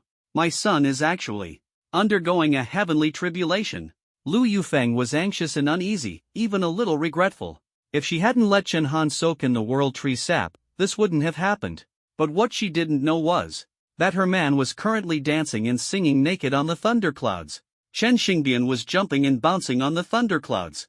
Chen Han couldn't see it, but from Chen Xingbian's cheerful voice, he could imagine the scene. Chen Han's mouth twitched. Dad, are you letting yourself go? Chen Xingbian, however, admitted it openly, whether it was because he was excited from the lightning strikes or for some other reason. Of course. You have no idea how strict your mom usually is.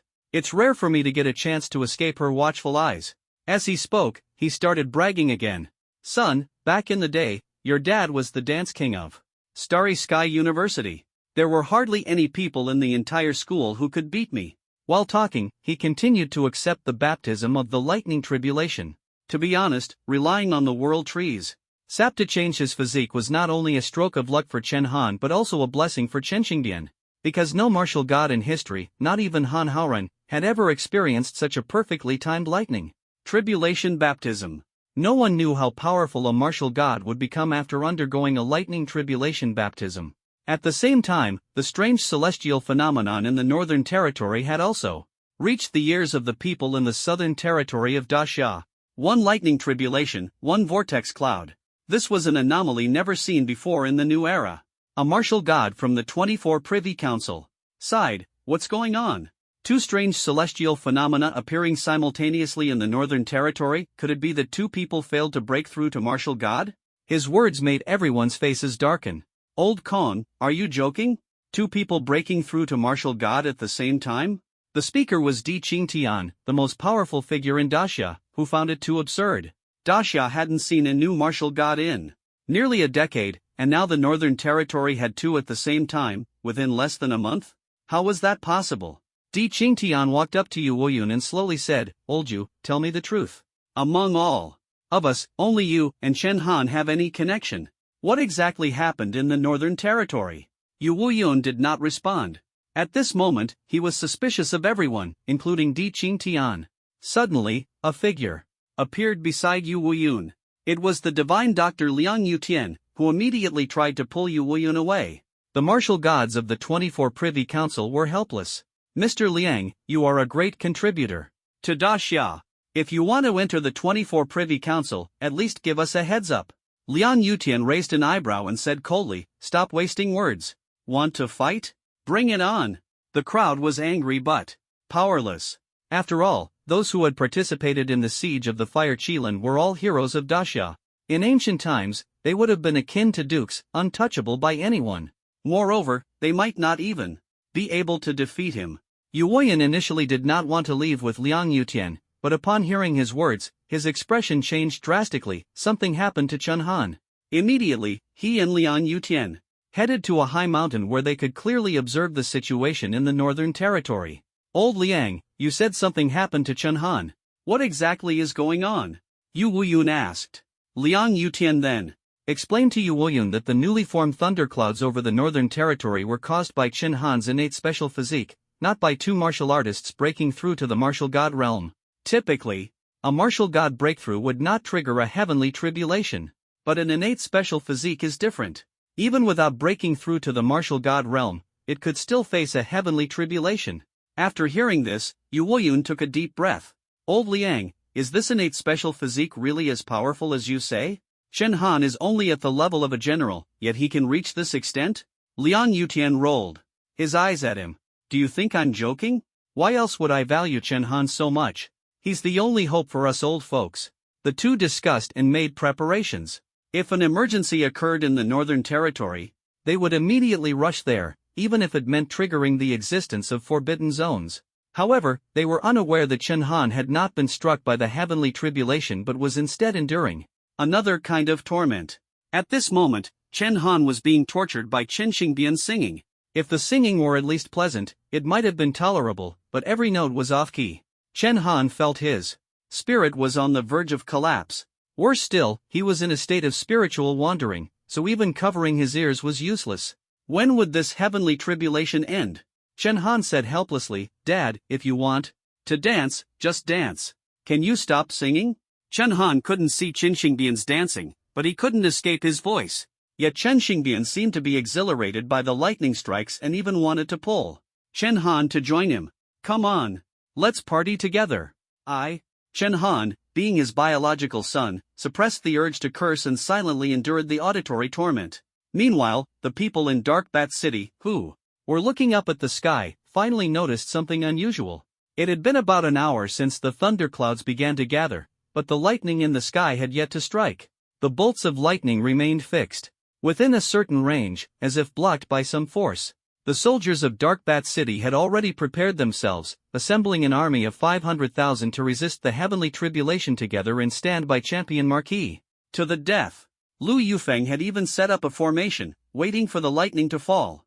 But all of this seemed to be in vain. Ji Yun, initially serious, grew impatient and couldn't help but ask Lu Yufeng, Aunt Lu, when will this lightning strike?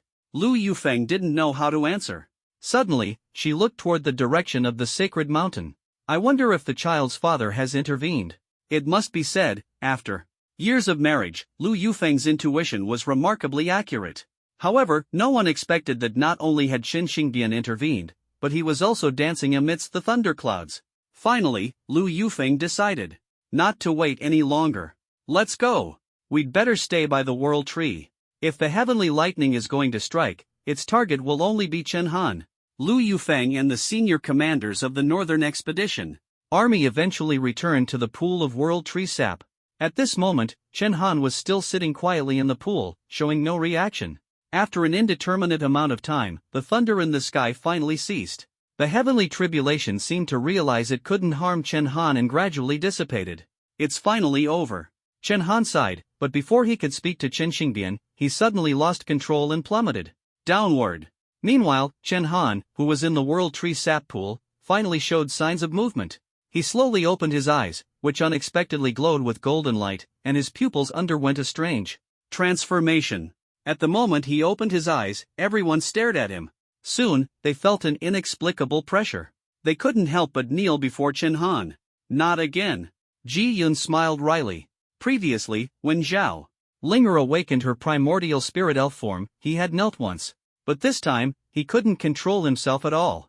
Even Zhao Linger couldn't resist the pressure at this moment. As soon as Qin Han opened his eyes, Zhao Linger immediately transformed into her primordial spirit elf form. Even in that form, she still felt the boundless might emanating from Qin Han. At this moment, a system notification sounded in Qin Han's ears. Congratulations, your innate talent strengthening body has successfully transformed, granting you the unique SSS-level talent, Sky Sovereign Physique. This talent can only be obtained through the mutation of a naturally extraordinary physique and cannot be found in the system. Sky Sovereign Physique, unique SSS-level talent. This is a one-of-a-kind talent, unparalleled in power, unmatched by anyone. Those with the Sky Sovereign Physique can nullify all special effects of talents below SSS level, rendering them ineffective. The Sky Sovereign Physique increases cultivation speed by 100-fold, absorbing the purest essence of spiritual energy from heaven and earth. With the Sky Sovereign physique, any cultivation technique or martial skill will automatically be elevated to SSS level and further enhanced by an additional tier. The Sky Sovereign physique grants the strongest physical body, indestructible and nearly immune to harm, with unparalleled defense. It provides immunity to all elemental attacks in the world, including light, darkness, metal, wood, water, fire, earth, wind, and lightning. None of these can harm the bearer. The attack power of the Sky Sovereign physique is extraordinarily strong, imbued with the force of the Sovereign physique, enhancing one's attributes. For martial artists or beasts with talents below SSS level, a single strike can penetrate their bodies and directly damage their internal organs. Even more impressive, the Sky Sovereign physique can absorb the blood essence of enemies upon their defeat, doubling the user's base blood essence attributes. It can also exert suppression on enemies below SSS level, as long as the user's mental strength surpasses the opponent's. It can suppress the enemy's basic attributes. When cultivating the Celestial Overlord body, even the breathing technique differs from ordinary martial artists, allowing basic attributes to double. After reading these introductions, Chen Han was completely stunned. There was no other reason, it's just too powerful. The strength of the Celestial Overlord body far surpassed all the talents he currently possessed. Previously, he couldn't believe that a single talent could integrate aptitude, physique, and even breathing techniques into one. And all of them were SSS-level combinations. Simply put, it was invincible. Such SSS-level talent effects are hard for anyone to believe. To be honest, Chen Han had previously doubted the concept of innate variant physique. After all, he himself had crossed over and was considered the abandoned child of his family for 18 years. Innate variant physique sounded more like self-consolation, merely a heightened sensitivity to martial techniques. But now, after seeing the description of the Celestial Overlord body, he completely believed Lian Yutian's words. The innate variant physique was no longer just about good fortune, it could rival the forces of heaven and earth, directly drawing from the essence of the universe. No wonder those with innate variant physiques either died young or lived ordinary lives. Compared to martial gods who could disrupt the balance of heaven and earth, the innate variant physique was even more terrifying because it directly affected the fundamental essence of the universe. No wonder he encountered a heavenly tribulation when altering his talent. In a sense, the Celestial Overlord body wasn't excessively powerful, it was the strength he was meant to possess. He merely used the sap of the World Tree to retrain his innate talent and reclaim the power that originally belonged to him. If he had possessed this talent from birth, he might have been a figure of great renown from the moment he was born. As expected, the things not found in the system are the most formidable. Chen Han sighed. Whether it was the Qilin flame or the current Celestial Overlord body, neither was listed in the system's talent library, yet their power was unparalleled. Of course, he couldn't entirely blame the system. Without the system's assistance, he wouldn't have reached his current level of strength. At that moment, a shout interrupted Chen Han's thoughts. "Son, what's wrong?" It turned out Chen Han had been staring blankly, his eyes wide open, which startled Lu Yufeng. Coming back to his senses, he noticed that his subordinates were all kneeling on the ground, while Lu Yufeng's face was drenched in cold sweat, likely struggling to avoid kneeling. Chen Han's forehead also broke out in cold sweat. He had almost become an unfilial son by making his mother kneel before him. He quickly withdrew the oppressive aura unintentionally emitted by the Celestial Overlord body, and the golden light in his pupils instantly disappeared. Only then did everyone breathe a sigh of relief and slowly stand up from the ground. However, the first words Chen Han spoke left everyone stunned. "Ah, it's finally over." Lu Yufeng, hearing this, thought Chen Han had narrowly escaped death during the heavenly tribulation and quickly asked, "Son, were you almost struck dead by the tribulation?" Chen Han shook his head and recounted everything that had just happened in detail. After hearing it, everyone couldn't help but burst into laughter. "Ha ha ha, Uncle is really something, dancing naked in the heavenly tribulation. Too bad we're just spiritual bodies and couldn't see it, otherwise, that scene would have been priceless." Lu Yufeng rubbed her forehead, looking exasperated, and gritted her teeth. "That shameless guy, jumping around in the thunderclouds, why doesn't he go fight Yu Shuai instead?" As she spoke, she even planned to go to the Divine Mountain to settle accounts with Chen Xingbian. Seeing Lu Yufeng angry, Chen Han quickly intervened. "Forget it, Dad's temper is just like that. Besides, if it weren't for him, I might not be alive right now. What a coincidence." Before obtaining the Celestial Overlord body, the lightning tribulation was the only threat capable of killing Chen Han. At that time, he was still very weak, and his spiritual consciousness was untrained. If struck by the lightning tribulation, at best he would become crippled, and at worst, he would die on the spot. The situation back then was beyond the description of narrowly escaping death. It was practically certain death. If it hadn't been for the chance encounter with Chen Xing breaking through to martial God and disrupting the heavenly tribulation, he would have had no way to resist. He hadn't even anticipated that reclaiming the power of his innate abnormal physique would attract the lightning tribulation, leaving him completely unprepared. Thinking back now, although the process was absurd, it was truly a life-and-death moment. Reflecting on it, he still felt a bit scared. If there were a next time, he would definitely be fully prepared. However, such a thing would no longer happen to him. With the celestial overlord body, he was now completely unafraid of the lightning tribulation. Lu Yufeng, listening to this, also breathed a sigh of relief and softly said, "Let's call it even for his merits and faults, that big mouth." At this moment, Chen Han glanced at the nearby green world tree sap and suddenly thought of someone, his sister, Chen Shui. Don't forget, it's now confirmed that innate abnormal physiques truly exist. Chen Han has one, and so does Chen Shui. Moreover, Chen Shui's innate abnormal physique is even more remarkable in certain aspects. Theoretically, the highest talent level 4 innate abnormal physiques is grade D. This was personally stated by Liang Yutian. But Chen Shui's talent is grade A. This level might not seem top tier, but it's grade A within the realm of innate abnormal physiques, far surpassing the normal limits of such physiques. In this regard, Chen Shui is even stronger than Chen Han. Chen Han couldn't imagine what heights his sister Chen Shui would reach if she regained her original power. "Mom, I have an idea. Let's find time in the next few days to bring my sister to the Northern Territory." In fact, Chen Han had long planned to bring Chen Shui over. However, the Northern Territory currently only had one town, Jinbei City, and the city was not fully developed yet, with infrastructure still incomplete. If Chen Shui came, life wouldn't be as convenient as in the capital. After severing ties with the Chen family, Chen Han completely distanced himself from them and brought Chen Shui to the capital, settling her in the Champion Marquis residence. When he came to the Northern Territory, he entrusted Yu Woyun to take care of Chen Shui. With Yu Shui's capabilities, it was easy to get Chen Shui into the best school in the capital. Coupled with Chen Han's status as Champion Marquis, no one in the capital dared to disrespect Chen Shui. Thus, Chen Shui lived much more comfortably in Daxia than she would in the Northern Territory. Moreover, Chen Han came to the Northern Territory to reclaim lost lands, which required constant warfare. Bringing Chen Shui here recklessly would leave him unable to care for her. The environment in the Northern Territory was also much more chaotic, and Jinbei City wasn't absolutely safe. In every respect, leaving Chen Shui in Daxia was better than bringing her to the Northern Territory. But now things were different. Chen Han had already established a foundation in the Northern Territory. More importantly, he had found his biological parents. Of course, the most crucial factor was the world tree sap here, which could allow Chen Shui to undergo a complete transformation. Chen Han was eager to see what her talent would evolve into. Xiao Shui.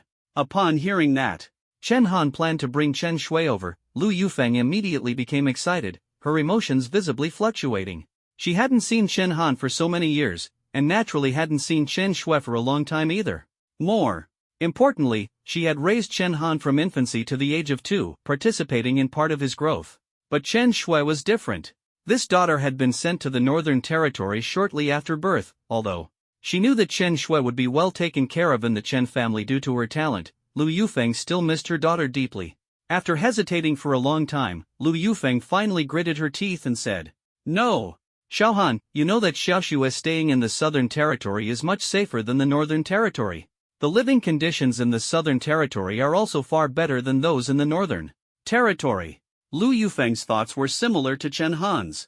To be honest, the living conditions in the Northern Territory were still stuck in the standards of centuries ago, with almost no air conditioning or refrigerators.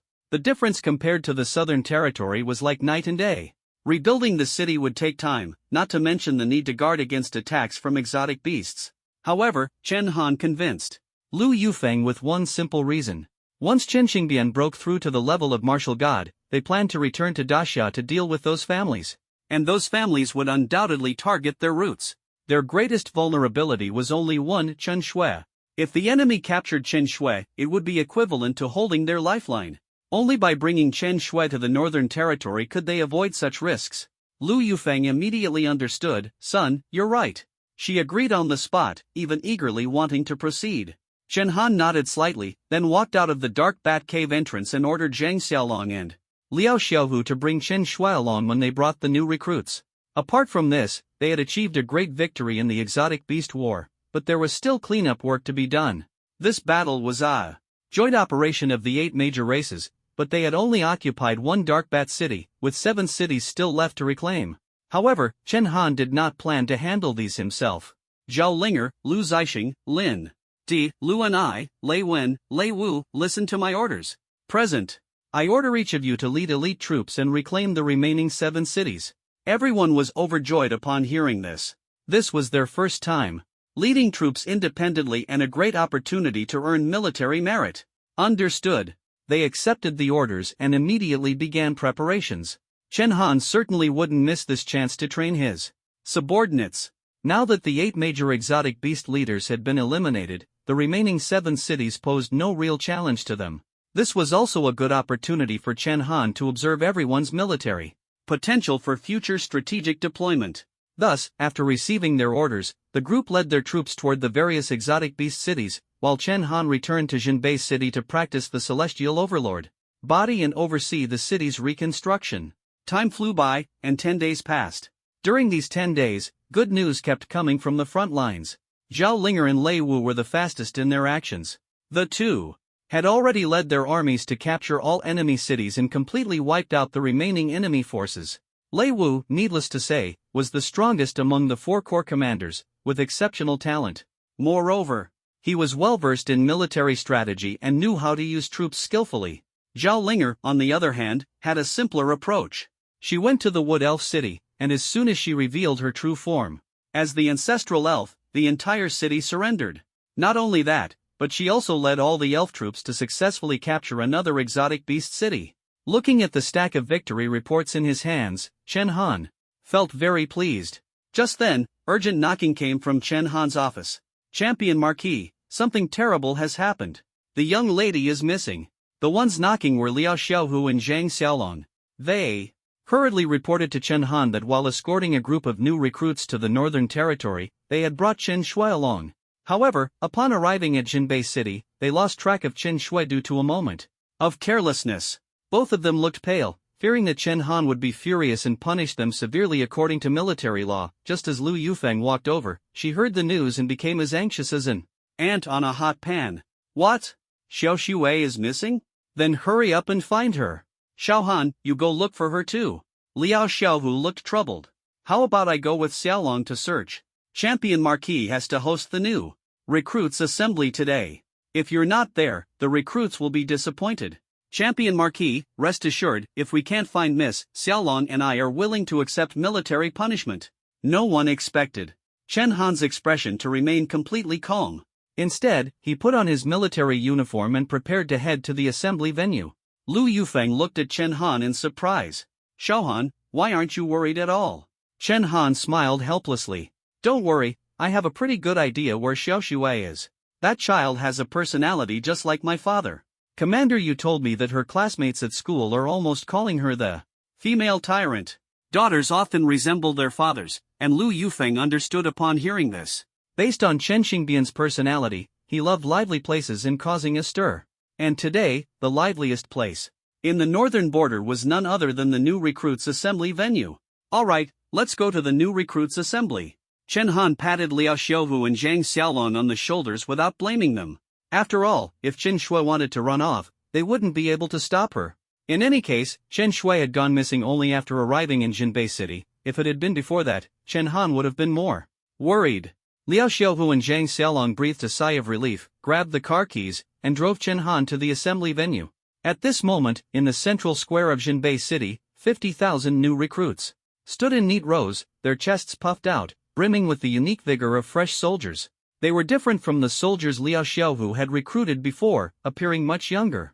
After all, the number of military generals in Daxia was limited. Previous recruitment efforts had already exhausted Daxia's elite generals. This time, the recruits were mostly young soldiers who had just turned 18. Most of them had just enlisted, some with little to no cultivation, but they had great potential. These recruits wouldn't directly join the Northern Expedition Army but would first undergo new recruit testing and then be assigned to various garrisons across the northern border for training. Once their strength improved, they would be selected to join the Northern Expedition Army. The reason these new recruits chose to join the Northern Expedition Army was simple: Chen Han. Nowadays, Chen Han was the idol of all young people in Daxia. Thinking about the champion Marquis personally attending the new recruits assembly, these recruits were especially excited. Brothers, we're so lucky. It's our first time enlisting, and we get to see the champion Marquis. That's the champion Marquis. He's practically a miracle of Daxia. Enlisted at 18, became the Northern Border Commander in less than half a year. His rise has been so fast. He's truly our role model. Not to mention reaching the general level in just over half a year. A recruit in the crowd boasted about Chen Han's various achievements, stirring everyone's enthusiasm. Don't just talk about generals. I heard the champion Marquis is already a martial emperor. What? Martial emperor? Someone in the crowd suddenly said this, shocking the recruits. The last time Chen Han saved tens of millions of people in the capital, he was still at the 4th rank of general. No one expected him to reach the martial emperor realm so quickly. The recruits' eyes sparkled with fervent admiration. The recruit who had been boasting earlier sighed, if I had even 1/10 of the champion Marquis' strength, I'd be happy to live in a mansion and drive luxury cars. Wow! You really know how to take advantage. Everyone burst into laughter. At that moment, a discordant voice emerged from the crowd. He's not that impressive. You only know about champion Marquis' current achievements, but you don't know how much suffering he endured in the past. The speaker was a woman, and the crowd looked at her with unfriendly eyes. The young man who had been boasting earlier immediately retorted, from ancient times to now, who has ever achieved what champion Marquis has? He's truly unparalleled, both before and after. You, a little girl, what are you doing here in the army? Wouldn't it be better to go home and get married early? Since you think champion Marquis isn't impressive, why did you join the Northern Expedition Army? The woman's face turned red upon hearing this, clearly infuriated. She retorted confidently, who says, women can't join the army? The Great Xia military explicitly states that both men and women can enlist. Besides, isn't Zhao Linger, the vanguard general under champion Marquis, a woman? And Lu and I, the commander of the 3rd Corps, is also a woman. Her words left the young recruit, who had been boasting about Chen Han, red-faced and speechless. However, he still refused to back down, and the two were on the verge of an argument. Even the recruits began to split into male and female factions, engaging in a heated debate. At that moment, the chief instructor on the stage suddenly shouted, "Welcome champion Marquis." Upon hearing these words, the crowd immediately stopped arguing and quieted down. No matter what, no one dared to disrespect this legendary figure of Great Xia. Salute! At the chief instructor's command, 50,000 recruits uniformly performed a military salute to Chen Han. Chen Han looked at the scene before him, feeling a bit emotional. Half a year ago, he had been one of these recruits, filled with uncertainty about the future. Yet in less than 6 months, he had become the commander of 50,000 Northern Expedition troops. Although the time was short, it felt as if several years had passed. He was clearly about the same age as these recruits. Hello, everyone. You've come a long way to join the Northern Expedition Army. Thank you for your hard work. Chen Han waved and greeted the recruits. The recruits below shouted excitedly, "Champion Marquis! Champion Marquis!" Chen Han then gestured for everyone to quiet down and return to his seat. He attended the recruit assembly partly to boost morale and partly to scout for potential talent. Since it was a recruit assembly, testing attributes was naturally part of the event. Several veteran soldiers carried out a black tortoise shell from backstage, which was used for recruit testing. Seeing the iron-armored tortoise shell, Chen Han's lips curved slightly, as if reminiscing about the past. When he first entered the recruit camp, he had pierced this iron-armored tortoise shell with the thorn of death spear. The chief instructor cleared his throat. Who volunteers to come up first for attribute testing? Champion Marquis is personally here, so this is a great opportunity to shine. Being noticed by Champion Marquis could be the start of a meteoric rise. As soon as he finished speaking, not a single one of the 50,000 recruits stepped forward. Chen Han's presence was both an inspiration and an immense pressure. No one wanted to embarrass themselves in front of him, so naturally, no one wanted to be the first to step up. At that moment, the young recruit who had been boasting about Chen Han suddenly pointed at the woman he had been arguing with. "Weren't you acting all tough Earlier, saying Champion Marquis isn't that great? Then go up and test your attributes. Let's see just how strong you really are. The recruits all turned to look at the woman, waiting to see her make a fool of herself. Pushed into the spotlight, the woman gritted her teeth and said, "Humph. Fine, I'll test. But after I'm done, each of you owes me an extra 100 push-ups." "No problem. Just get up there already." The next moment, the woman leapt onto the testing platform with a single bound. Although it was spring, she was still wrapped up tightly and wearing a large face mask, but Chen Han recognized her at a glance. It was his sister, Chen Shui. Liao Xiaolong and Zhang Xiaohu also recognized her and exclaimed in surprise, "Champion Marquis, isn't that the young lady?" Chen Han shook his head, suddenly stood up, and said something that shocked all. The new recruits. "Sister, stop messing around." As soon as these words were spoken, the scene fell silent. Especially the male soldiers who had mocked Chen Shui earlier, their faces turned pale. "My goodness, she's actually the Champion Marquis' sister? What's going on? Why is the Champion Marquis' sister among the new recruits?" In fact, all of this was part of Chen Shui's plan. She didn't want to rely on her identity as the Champion Marquis' sister to enter Jinbei City. Instead, she wanted to make her mark as an ordinary recruit. So, after Liao Xiaohu and Zhang Xiaolong drove into the city, she used the excuse of having a stomachache to quietly slip away and arrive at the new recruits' assembly site. This made the male soldiers who had mocked her feel very awkward. The bet hadn't even started, and they were already doing push-ups on the ground. The new recruit who had bragged about Chen Han was now pale-faced, almost scared to the point of wetting his pants. Chen Shui quickly stopped them. "Hey! The bet hasn't even started yet. Stop doing that, stop being." Recognized by Chen Han at a glance initially made Chen Shui a bit flustered, but she quickly composed herself. She even solemnly said to Chen Han, "Champion Marquis, please don't treat me as your sister right now. Treat me as an ordinary recruit in the Northern Expedition Army." Children always grow up to be a bit rebellious, and Chen Han couldn't help but smile helplessly. What surprised him even more was that Lu Yufeng, sitting behind him, was secretly laughing at the scene. Chen Han held his forehead and sighed, "Mom, you can still laugh? Neither of us, father or daughter, ever gives you peace of mind." Lu Yufeng laughed and said, "Ha ha, I think Xiao Xue is exactly like your father." At this moment, Liao Xiaohu and Zhang Xiaolong quickly stepped forward to stop Chen Shui. They already felt very guilty about losing track of her. "Young lady, stop messing around. Hurry back to the commander's residence." "Yeah, you ran off like that and almost got us killed. You're a girl, what are you doing joining the army?" Unexpectedly, Chen Shui began to argue her case. "Who's messing around? Which rule in Daxia says women can't join the army? And which rule in Daxia says the Champion Marquis' sister can't join the army? I heard that among the 500,000 troops of the Northern Expedition Army, women make up nearly 20%. In the vanguard camp of General Zhaolinger, the proportion of female soldiers even reaches 40%. So, can I also pass the recruit test and join the Northern Expedition Army?" Chen Shui's eloquence left Liao Xiaohu and Zhang Xiaolong speechless. After all, everything she said was true. The two veteran soldiers had no way to deal with Chen Shui, while Chen Han felt somewhat gratified, sensing that his sister had finally grown up. Back when he confronted Zhongguo, he had a similar attitude. Chen Han sighed and said, "Alright, then start the test. Chief Instructor, prepare the recruit test for Chen Shui."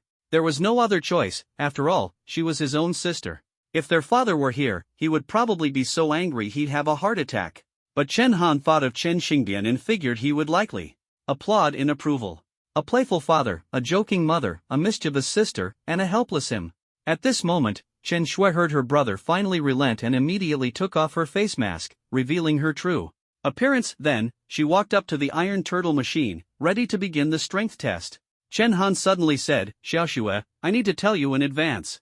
You are the Champion Marquis' sister, and you must set an example for the entire army.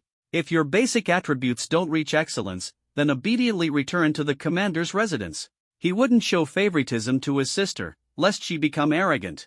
But Chen Shui, worthy of being the Champion Marquis' sister, became even more confident upon hearing this.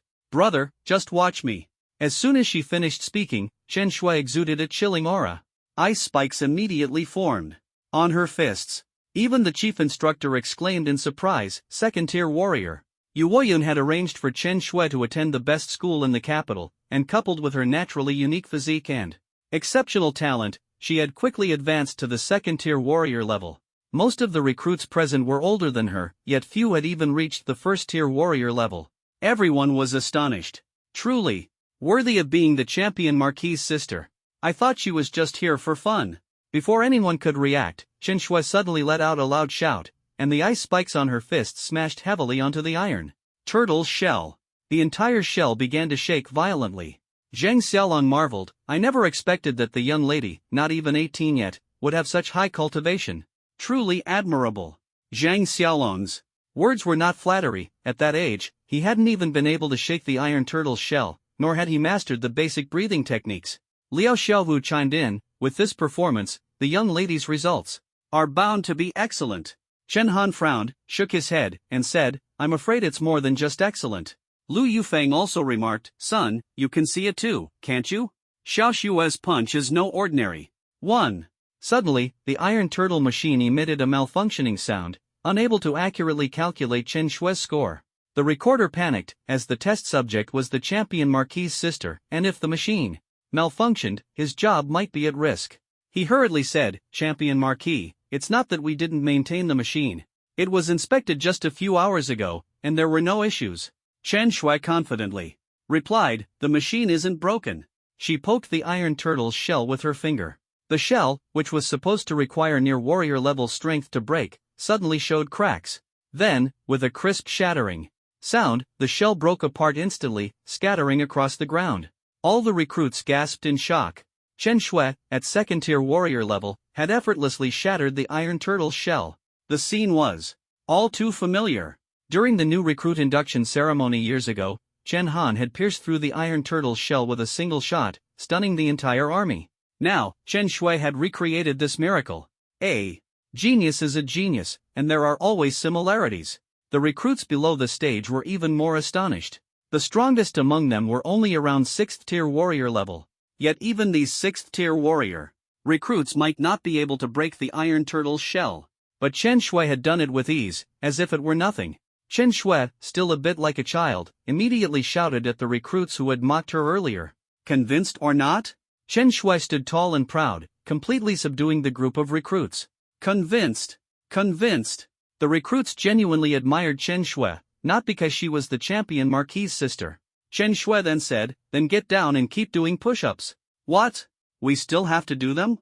The recruits looked helpless but had no choice but to obediently fulfill their wager. Chen Han saw this scene and finally understood why everyone called Xiao Shui the female tyrant. She was practically a demoness. Of course, as her brother, he wasn't much better. Back during recruit training, he had voluntarily led the Han Yi squad members in extra practice. Ahem. Chen Han cleared his throat and said, this is just a strength test. There are still speed and stamina tests to go. If you don't pass, you'll still have to return to the command mansion. Facing 50,000 new recruits, Chen Han would never show favoritism. Basic strength alone wasn't enough to get Chen Shui into the army. The subsequent tests shocked everyone even more. Chen Shui's speed reached an astonishing 260 meters per second, far exceeding the standard for a second-tier warrior. Her blood energy index was an incredible level 5. Don't underestimate level 5. Chen Han had only achieved such high blood energy due to his special physique back then. Chen Shui didn't have any special physique.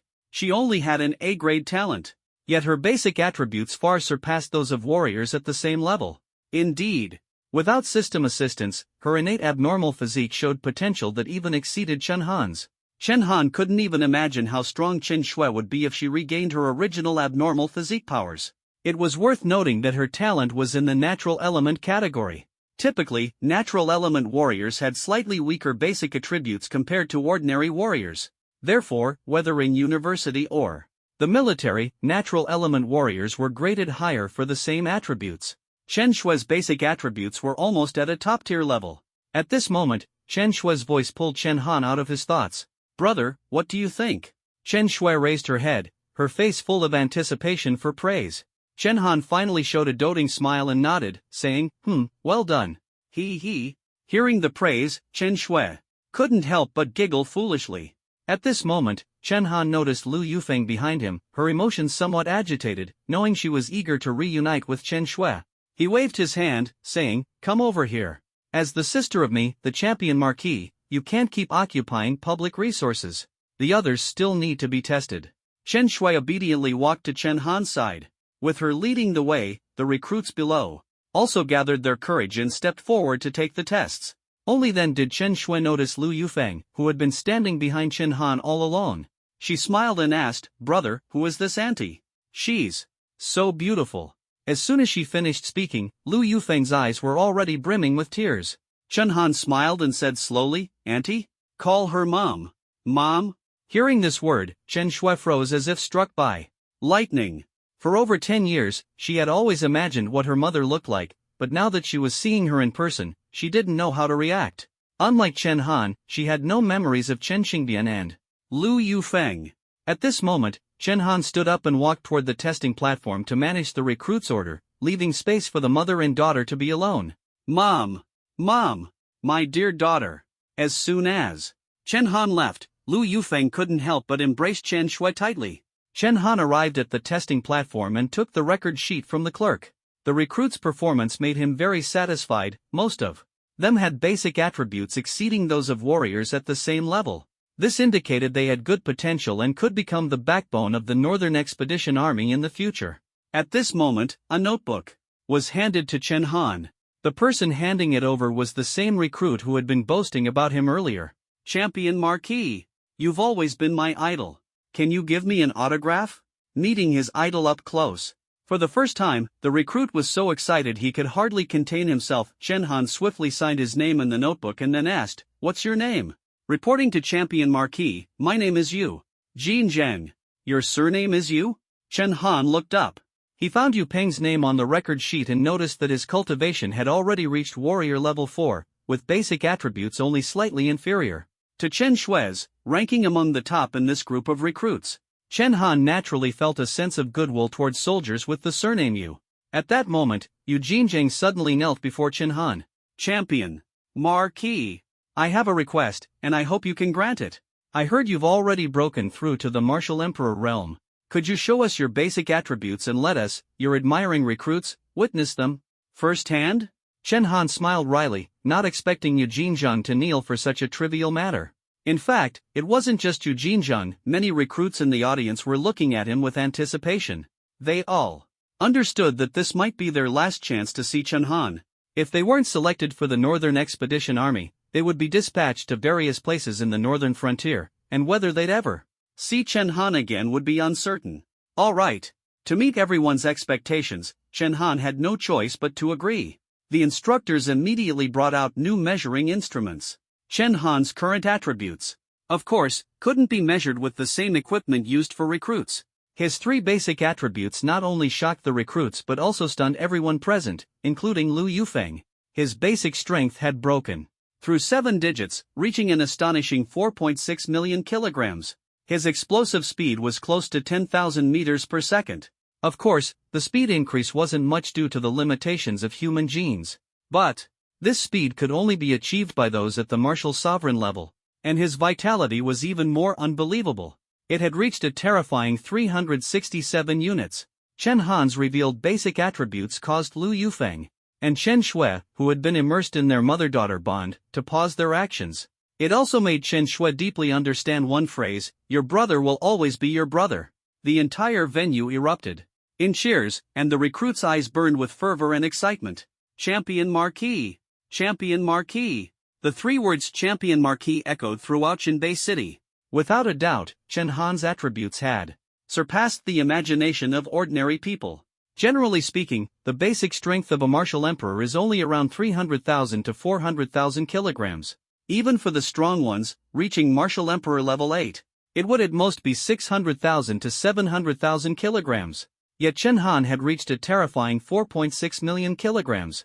This level of strength could only be achieved by those at the martial sovereign level. Even most martial sovereigns only have a strength of around 3 million kilograms. This is the power of the celestial overlord physique. The essence of heaven and earth is extremely pure, and Chen Han's physique had been completely transformed. The most impressive aspect was his vitality. This vitality value had already reached the level of a martial god, and this was without activating the Qilin flame. With such a high vitality value, it could be said that unless it was a one-hit kill, even if Chen Han was left with just one breath, he could instantly recover.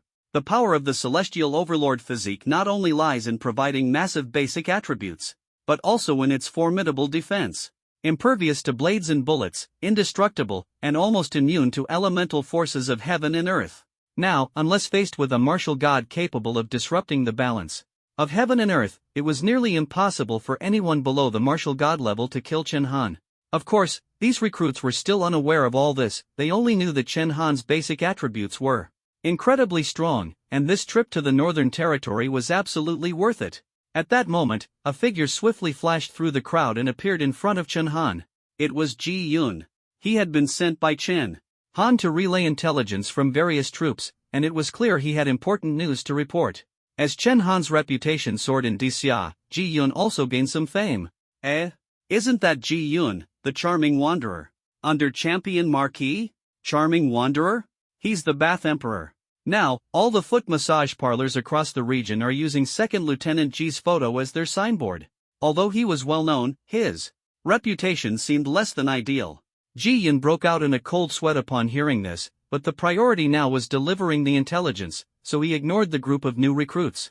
Young Master Chen. Ji Yun wanted to speak with Chen Han privately but was stopped. Report directly here. After all, this is the result of their attack on the beast cities. Whether good or bad, the new recruits need to see just how strong our Northern Expedition Army is. Upon hearing this, Ji Yun immediately saluted Chen Han. Reporting to Champion Marquis. Vanguard General Zhao Linger led the Wood Elf troops and 30,000 elite soldiers to capture the Eight-Winged Centipede City, annihilating an enemy force of 150,000. A large amount of resources and minerals were seized, including a major star crystal mine. Vanguard General Lu Zixing led the Kuei Battalion and the first corps of 20,000 elite soldiers in a day-and-night battle against the horse-faced beasts' army of 100,000. They ultimately wiped out the enemy and have now occupied the horse-faced beast city. Second Corps Commander Lin De led 60,000 troops to storm the Centaur city walls, slaying 3 Centaur leaders, eliminating an enemy force of 100,000, and fully controlling Centaur City, securing abundant resources. As Ji Yun read out one victory report after another, the new recruits grew increasingly excited.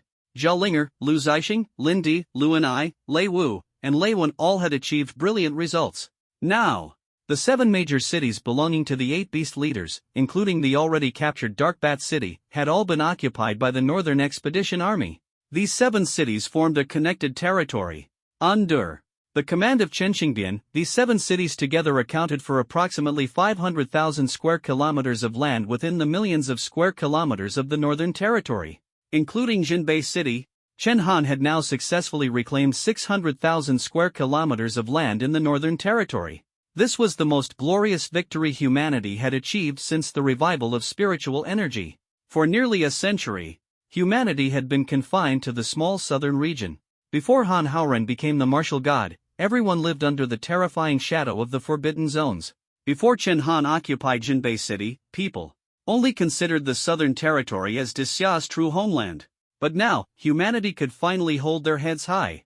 The situation had completely reversed. This was precisely why the new recruits were so excited. 600,000 square kilometers of land meant that Xia had finally established a firm foothold in the Northern Territory. A century later, this birthplace of Xia had finally returned to Xia's hands. Excellent. Truly excellent. Chen Han said excellent twice in a row.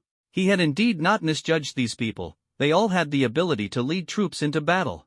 Now, aside from Lei Wu and Lei Wen heading to reclaim Eagle-Headed Bear Demon City, the Beast Rebellion had essentially been suppressed. Chen Han immediately issued an order, Ji Yun, notify everyone to return immediately. Once Lei Wen and Lei Wu reclaim Eagle-Headed Bear Demon City, the entire city will celebrate, and the 3 armies will be rewarded. Yes.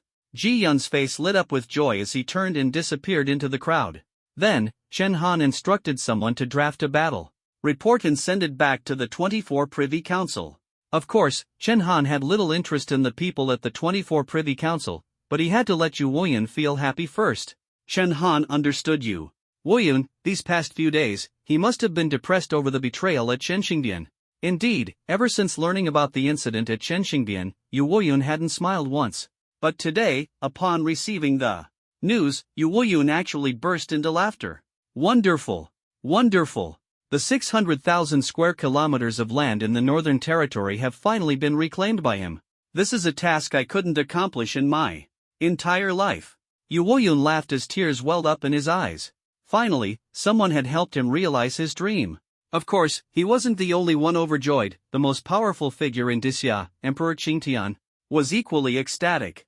Old Yu, the successor you chose is incredible. 7 cities, 4 large star crystal mines. Starting today, Dixia will never lack energy again. Emperor Qingtian and Yu Woyun, these two old men, embraced tightly in the 24 Privy Council, moved to tears.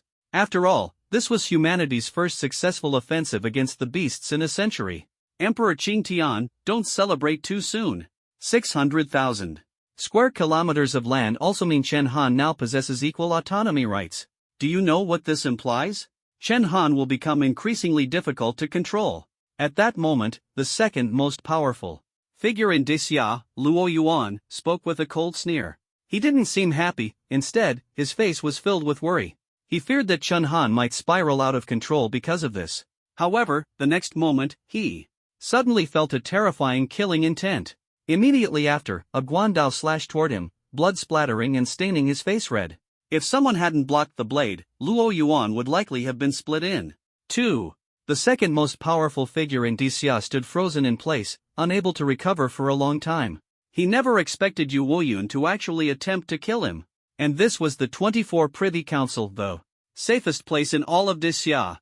It was worth noting that since its establishment, the 24 Privy Council had never experienced a bloodshed incident. In over 80 years, this was the first time. The person who blocked Yu Woyun's guanda was, of course, no ordinary individual. Luo Yuan's rise to the second most powerful position in Dixia was not only due to his family's nationwide influence and control over the country's transportation lifelines but also because of a key figure, his younger brother, Luo Heng. Luo Heng was exceptionally talented, having reached the martial god realm at an early age. He was also one of the 10 martial gods who participated in the siege of the Fire Qilin years ago. He was the strongest martial god in the Luo family and was considered one of the few who could rival the imperial duo of Han Haoran and Yu Woyun. But even so, the blade that struck his shoulder hurt deeply. The guandao embedded itself deeply, and blood gushed out. The blood on Luo Yuan's face had flowed from Luo Heng's wound. However, Luo Heng was a tough man. Despite being slashed, he didn't utter a sound. Instead, he smiled at Yu Woyun and said, "Marshal Yu, you've improved quite a bit since 2 years ago." As someone capable of rivaling Han Haoran and Yu Woyun, Luo Heng often sparred with Yu Woyun. Their last exchange was 2 years ago, and this time, he clearly felt Yu Woyun's strength had significantly increased. Then, Luo Heng forcefully pulled the guandao out of his shoulder and tossed it back to Yu Woyun. The 10 martial gods who besieged the Fire Qilin back then were all heroes of the empire. Although Yu Woyun showed no respect for Luo Yuan, he still had some regard for Luo Heng. Therefore, he didn't act immediately but snorted coldly, "Luo Heng, step aside. Luo Yuan's mouth is too foul, I need to teach him a lesson." It was precisely this statement that allowed Luo Yuan to calm down slightly. From his terror, he had almost died just now. This is called teaching a lesson? Luo Yuan immediately roared at the people around him. What are you all standing there for? Yu Woyun intends to kill someone in the 24 Privy Council. Do you know what that means? Get him. All of you, capture him together. Luo Yuan's words finally snapped the stunned crowd back to reality. After all, no one had expected Yu Woyun to have such audacity to dare make a move in the 24 Privy Council. This was outright rebellion. All the martial gods of the 24 Privy Council immediately stood up. A powerful sense of oppression instantly enveloped the entire council. It must be noted that, including Yu Woyun and Luo Heng, there were about 8 martial gods present. In other words, if Yu Woyun truly acted, he would have to face 7 martial gods simultaneously. The odds of victory for Yu Woyun and Luo Heng were originally 7-3, but if they had to deal with the other 6 as well, the outcome was predictable. This was why Chen Han had warned Yu Woyun to be cautious. No matter how strong Yu Woyun was, he was still just one person and could never stand against all the martial gods of the Great Xia. However, the martial gods present were also aware of Yu Woyun's status. If he didn't strike first, they wouldn't dare to act either. But at this moment, Yu Woyun seemed to have lost control, his anger surging as he gripped his guandao, ready for battle. Even if I have to destroy the 24 Privy Council today, I'll kill this foul-mouthed old man. Whoever dares to make the first move, I'll kill them first. Just as the tension reached its peak, a commanding voice stopped Wu Yun in his tracks. Wu Yun, are you out of your damn mind? The speaker was none other than Di Qingtian, the highest authority in Great Xia. If he hadn't intervened, the 24 Privy Council might soon have become history. Di Qingtian then walked up to Wu Yun and forcibly pressed down his guandao. Earlier, it could still be said that Wu Yun acted on impulse, but if he made another move now, the word rebellion would be set in stone. This was the first time Di Qingtian had directly called Wu Yun by name, showing that he was also quite shaken. Di Qingtian then began to soothe his emotions, reverting to his usual address. Old Yu, let's sit down and talk this out. Only then did Wu Yun calm down slightly, sitting down angrily. However, Luo Yuan clearly wasn't planning to let Wu Yun off the hook, shouting furiously, Di Qingtian, stop shielding him. He made a grave mistake today and must be severely punished. Faced with Luo Yuan's pressure, Di Qingtian also grew angry and retorted loudly, Luo Yuan, shut your damn mouth. Di Qingtian was truly at his wits' end now. Both Wu Yun and Luo Yuan represented two powerful factions, and he certainly didn't want them to clash, as it would bring no benefit to Great Xia. But these two had been bickering incessantly for days, as if they were on stimulants. Leaving Wu Yun aside for the moment, Di Qingtian was most puzzled by Luo Yuan. This man was usually like an old fox, never showing his emotions, yet he had been unusually vocal about Chen Han's issue. Just as Di Qingtian was about to lose his composure, fortunately, Luo Hang spoke up to mediate, brother, say no more. With Luo Hang's persuasion, Luo Yuan finally stopped and obediently sat back in his seat. If the people of Dixia saw this scene, they would surely be shocked. It turned out that those representing the highest authority argued just like common quarrels on the street. Wu Yun was the first to speak. No matter what, this old guy must give me an explanation. I usually ignore his insults, but today Chen Han made a great contribution, and he still pressed him relentlessly. I absolutely cannot tolerate this. If everyone acted like him, how would my military department survive in the future? I might as well step down as marshal. Luo Yuan sneered, Wu Yun, who are you trying to scare? The military department can function just fine without you. If you quit, someone else will immediately take your place. The two argued fiercely, while Di Qingtian held his forehead, pondering for a long time before finally coming up with a solution that could satisfy both sides. However, this solution almost made Luo Yuan spit blood in anger. Luo Yuan, didn't you say Chen Han is hard to control? I know you want to remove him from his position. But let me tell you, the Northern Territory cannot do without Chen Han. For such talent, we cannot use crude and forceful methods, we must use a softer approach. In order to ensure Chen Han's undivided loyalty, I have decided to grant him the title of king. He will become the first titled king in the new era. His authority will be on par with the highest power of our 24 Privy Council. As soon as Di Qingtian finished speaking, Wu Yun immediately stood up, slammed the table, and applauded enthusiastically. This is the way. Well done, old D. What did you say? Grant him the title of king? Do you know what this means? Luo Yuan was so furious he could barely speak.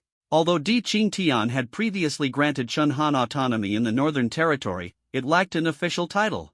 This meant there was still some room for maneuver in Chen Han's actions in the Northern Territory, such as in taxation and urban construction. Theoretically, Chen Han's autonomy did not include these aspects, which could still be used against him later. But once he was titled king, Chen Han would have complete control over the Northern Territory. His status would even be on par with the highest authorities of the 24 Privy Council. What did this mean? As long as Chen Han did not commit treason, no one, including Di Qingtian, would have any reason to act against him. It could be said that Chen Han would become the de facto sovereign of the Northern Territory. However, at this moment, Di Qingtian firmly nodded, that's right. Chen Han's achievements this time are so great that no one can deny them. But you're also correct. The greater Chen Han's achievements, the harder he is to control. So the only way is to give him a higher status and more power, binding him tightly to Dixia's ship, tying his fate to Dixia's destiny. Di Qingtian's meaning was clear, the higher Chen Han's status, the more he would see Dixia as his home. Who would abandon their own home? Just as few emperors would easily give up their own empire. However, this was not Luo Yuan's intention.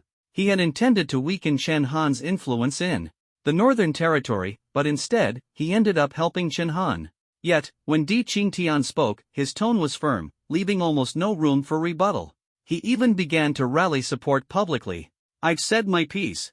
If anyone agrees, raise your hand now." On the surface, Di Qingtian was advocating for a fair vote, but in reality, he was forcing the other high-ranking officials to take sides. The Di family or the Luo family, they could only choose one. Yu Woyun was the first to raise his hand. "I agree." After all, as the highest authority in Dixia, Di Qingtian's power far surpassed that of Luo Yuan's Luo family with Yu Woyun's support.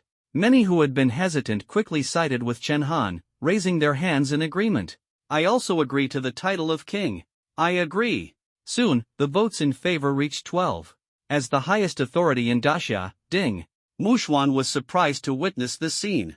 He hadn't expected Chen Han to stir up such a commotion in the 24 Privy Council.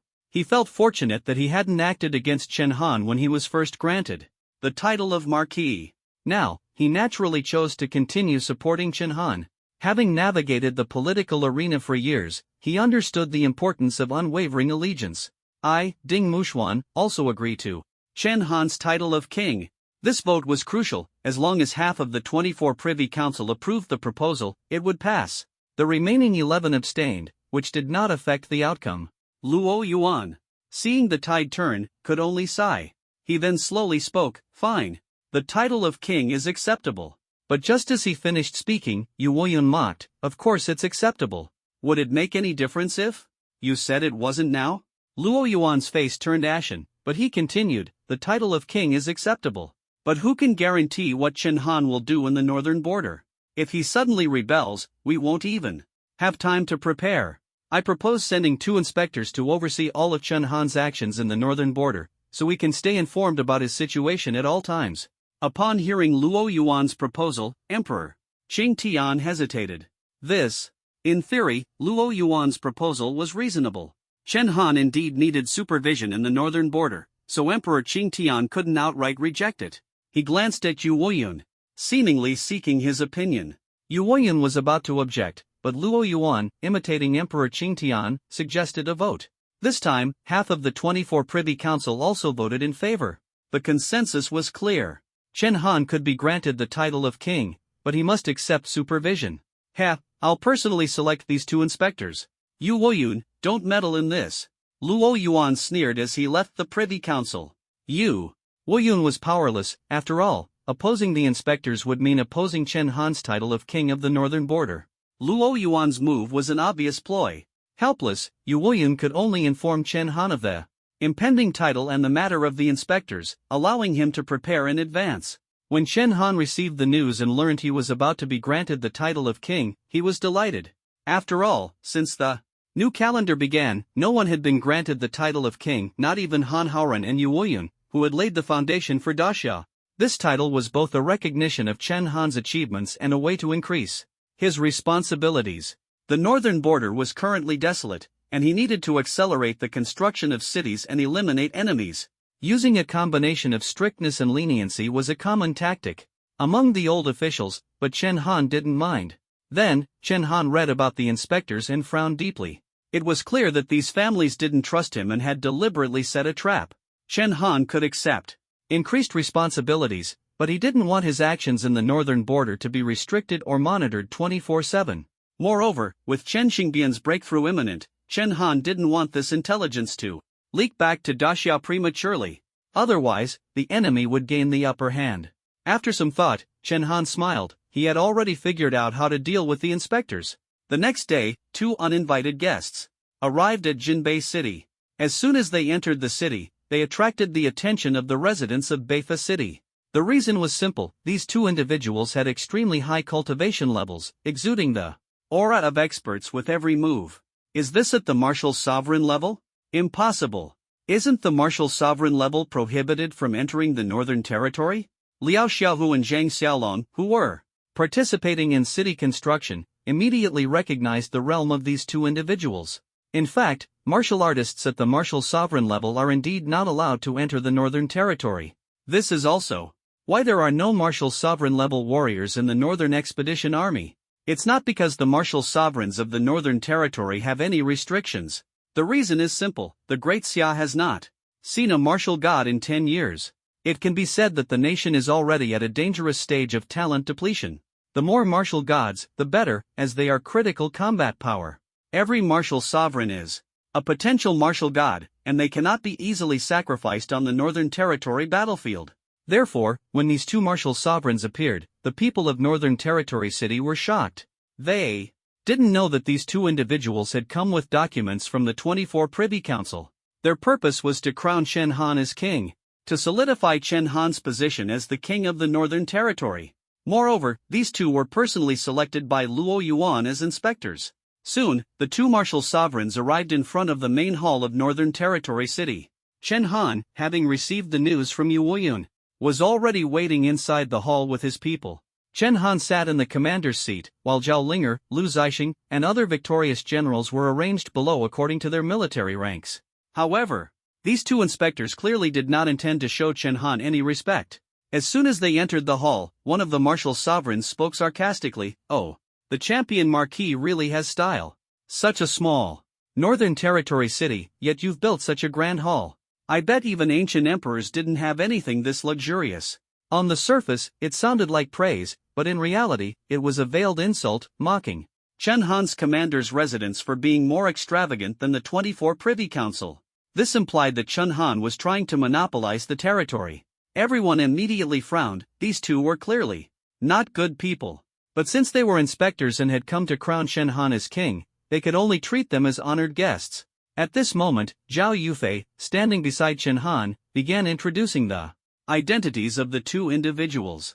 They were from the Chu family in the capital. The one who had just spoken was named Chu He, and the other was Chu Yang. Both were renowned martial sovereign experts with considerable prestige in the capital. The Chu family was a martial arts lineage, and since the revival of spiritual energy, the family had passed down a unique talent through generations. This talent belonged to the trait category, allowing their bodies to become as hard as steel. Their fists and legs could attack enemies like divine weapons. This gave them a significant advantage in combat, as their bodies were like powerful weapons with strong offensive and defensive capabilities. Apart from those with lightning-based talents, they had virtually no weaknesses. "I see," Chen Han nodded slightly. Chu He and Chu Yang also heard Zhao Yufei's introduction. The Chu family and the Zhao family had some connections, and Chu He listened with satisfaction. "Young Zhao, your talent may be a bit lacking, but you're quite diligent. I'll visit your family someday and give you some praise," Chu He said with a smile. Zhao Yufei frowned. He had no fondness for the Chu family. Although the Chu family had deep martial arts heritage, they willingly became lackeys of the Luo family for political status. Such families might have status in the capital, but they were actually despised at the bottom. The two were strong, and Luo Yuan sending them here was clearly a significant move. At this moment, Chu He arrogantly looked at Chen Han and said, "Champion Marquis, come and receive the document. The 24 Privy Council has unanimously approved to crown you as the king of the Northern Territory." Both were over 70 years old and seasoned martial sovereigns. It was customary for Chen Han to step down from his commander's seat to receive the document. But Chen Han's next words shocked everyone. "Kneel." The atmosphere in the room instantly grew tense with those two words. It was well known that Chu He and Chu Yang were prominent figures in the capital. Even though Chen Han had achieved merit, it wasn't enough to make them kneel. Chu He froze for a moment, then burst into laughter after realizing what was said. "Ha ha ha. Truly, the young fear nothing. I've heard before that you, Champion Marquis, are outrageously arrogant, but this is too much. You think you can make me and Chu Yang kneel? Do you even have the qualifications?" Chu He understood that Chen Han was trying to intimidate them, but he thought Chen Han was still too inexperienced. Luo Yuan had sent them here, and there was no way Chen Han could suppress them. In the entire Jinbei city, the two of them had the highest cultivation level. No one could match them. If there was a martial god backing Chen Han, all the better. It would be an opportunity to relay news from the northern border back to Xia. Zhao Yufei initially wanted to dissuade Chen Han, as Chu He's status was too high for them to afford offending. But seeing Chen Han's resolute expression, he immediately understood his intent. Zhao Yufei then shouted coldly, "The Champion Marquis commands you to kneel. Don't you understand?" Chu He smiled helplessly upon hearing this, thinking that Chen Han had completely misjudged the situation. Luo Yuan had sent them here specifically to deal with Chen Han. They were inspectors. In other words, if Chen Han acted improperly, they see your humble servant failed to Recognize Mount Tai. Please forgive me, Lord of the Northern Frontier.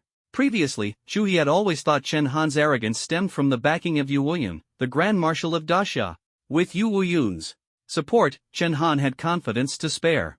As long as Yu Wuyun shielded him, Chen Han could act recklessly without fear of death. But now Chu He understood he was wrong. Chen Han had secured his position through his own strength. No wonder he had earned recognition from the highest levels of both the military and political spheres. Looking at Chu He kneeling at his feet, Chen Han merely cast a cold glance at him, his expression indifferent, before turning to his subordinates behind him. How much is this military uniform worth? Champion Marquis, your uniform is custom-made, roughly 10,000 per piece. Chen Han nodded slightly, and Chu He, who had spent years navigating the capital, immediately caught on. He quickly smiled and said, I'll compensate. I'll compensate. Rest assured, I'll pay for 10 pieces. Having realized Chen Han's strength, Chu He no longer displayed his previous arrogance. Instead, he behaved like an obedient dog. Chen Han finally understood why Zhao Yufei looked down on the Chu family.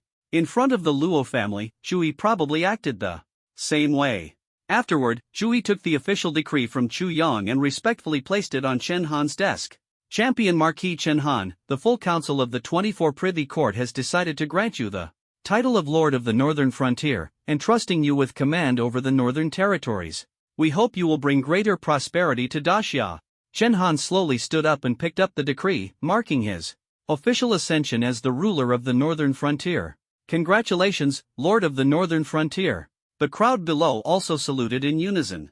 The title of Lord of the Northern Frontier carried real power, while Champion Marquis was a rank and honorific. Now, Chen Han was the foremost military figure in Daxia, surpassing even Han Haoran and Yu Wuyun. Chen Han nodded slightly, signaling everyone to lower their hands. The conferment ceremony concluded simply. Meanwhile, Chu He and Chu Yang, the two martial sovereign-level inspectors, felt as though they had endured a nightmare. Lord of the Northern Frontier, may we leave now? Chu He asked Chen Han. He thought Chen Han might let him go and even considered thanking him. But Chen Han said nothing, merely stretching his limbs.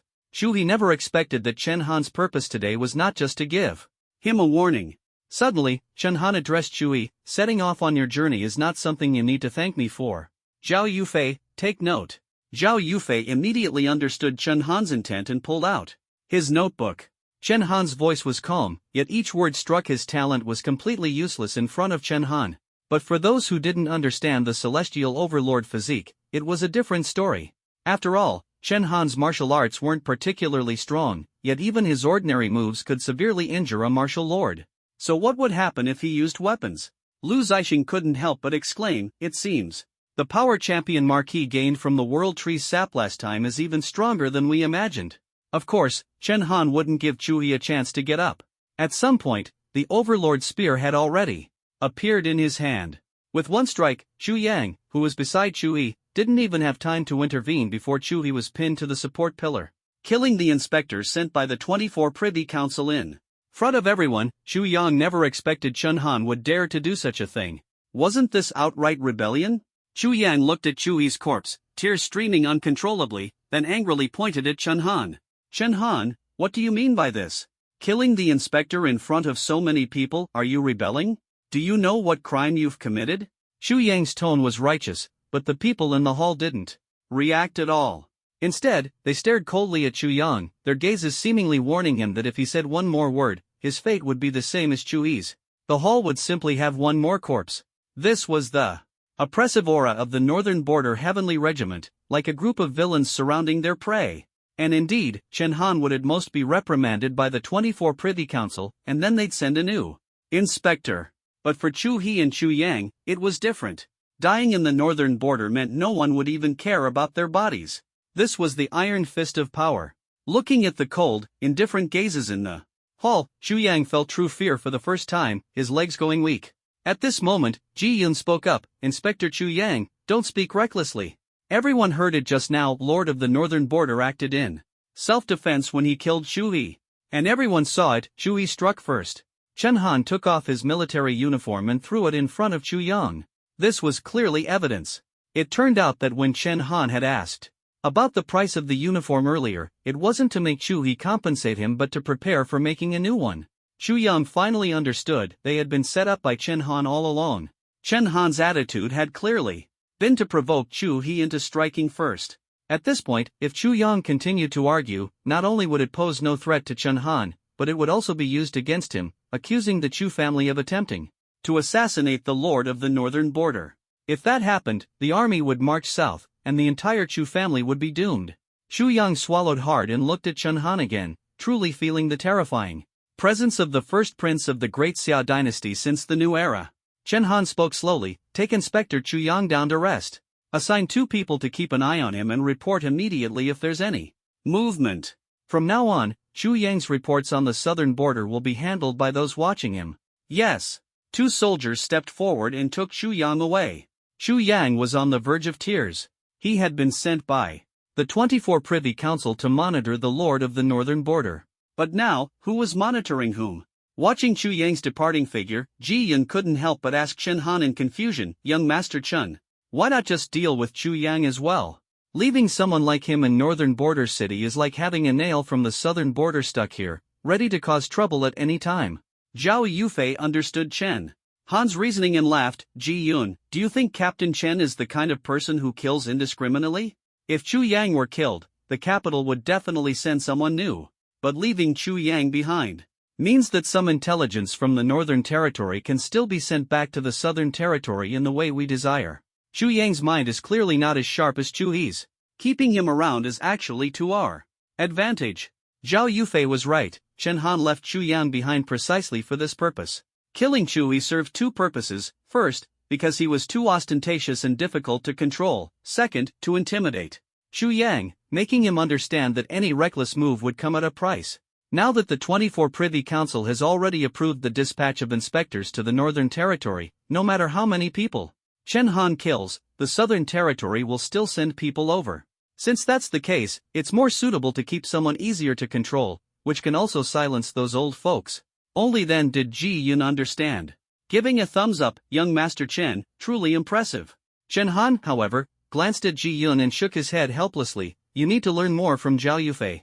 After all, Zhao Yufei was a native of the capital, naturally possessing an advantage in political scheming. But there was one thing Zhao Yufei hadn't noticed. Chen Han had evidence of the Chu family's attempt to assassinate him, so Chu Yang wouldn't dare act recklessly under any circumstances. In fact, in most situations, he would even have to assist Chen Han. At that moment, Zhao Linger suddenly asked Chen Han, "Champion Marquis, with an inspector dead, how should this matter be reported?" Chu Yang's words weren't entirely without reason. Inspectors were dispatched by the 24 Privy Council, essentially representing the council itself. Chen Han's appearance had shattered the council's dignity, making this matter difficult to explain. But Chen Han didn't care at all and said indifferently, "Just report it truthfully." Chen Han's calmness clearly stemmed from confidence. The 24 Privy Council had great scholars to defend him. Not long after, the news reached the 24 Privy Council in the capital. Luo Yuan, reading the report in his hand, was furious and slammed the document onto the table. "This Chen Han, he's too bold. He actually dared to kill someone sent by the 24 Privy Council. Di Qingtian, can such a person still be kept around? I think we should remove him from his position and bring him back to the capital for punishment." Chu He and Chu Yang were Luo Yuan's most trusted subordinates, rare martial masters. Chen Han, without saying a word, killed Chu He first, which was equivalent to cutting off one of Luo Yuan's important arms. His anger was understandable. But strangely, most of the high-ranking members of the 24 Privy Council had complex expressions and didn't step forward to support Luo Yuan. Even Di Qingtian and Luo Yun showed signs of impatience. Luo Yuan grew even more furious, shouting loudly, "Didn't you hear me? Chen Han is rebelling. Today he dares to kill an inspector, tomorrow he'll dare to overturn the entire 24 Privy Council. Aren't you afraid?" Luo Yun picked up the report, pointing at the words and said, "Old man, it's clearly written here that Chui tried to kill Chen Han, and Chen Han acted in self-defense. Self-defense killing? Are you getting senile in your old age? Do you need me to explain to you what self-defense means?" Luo Yuan was left red-faced by Luo Yun's words. Even Di Qingtian joined the camp opposing Luo Yuan, as he hadn't wanted Chen Han to be an inspector in the first place.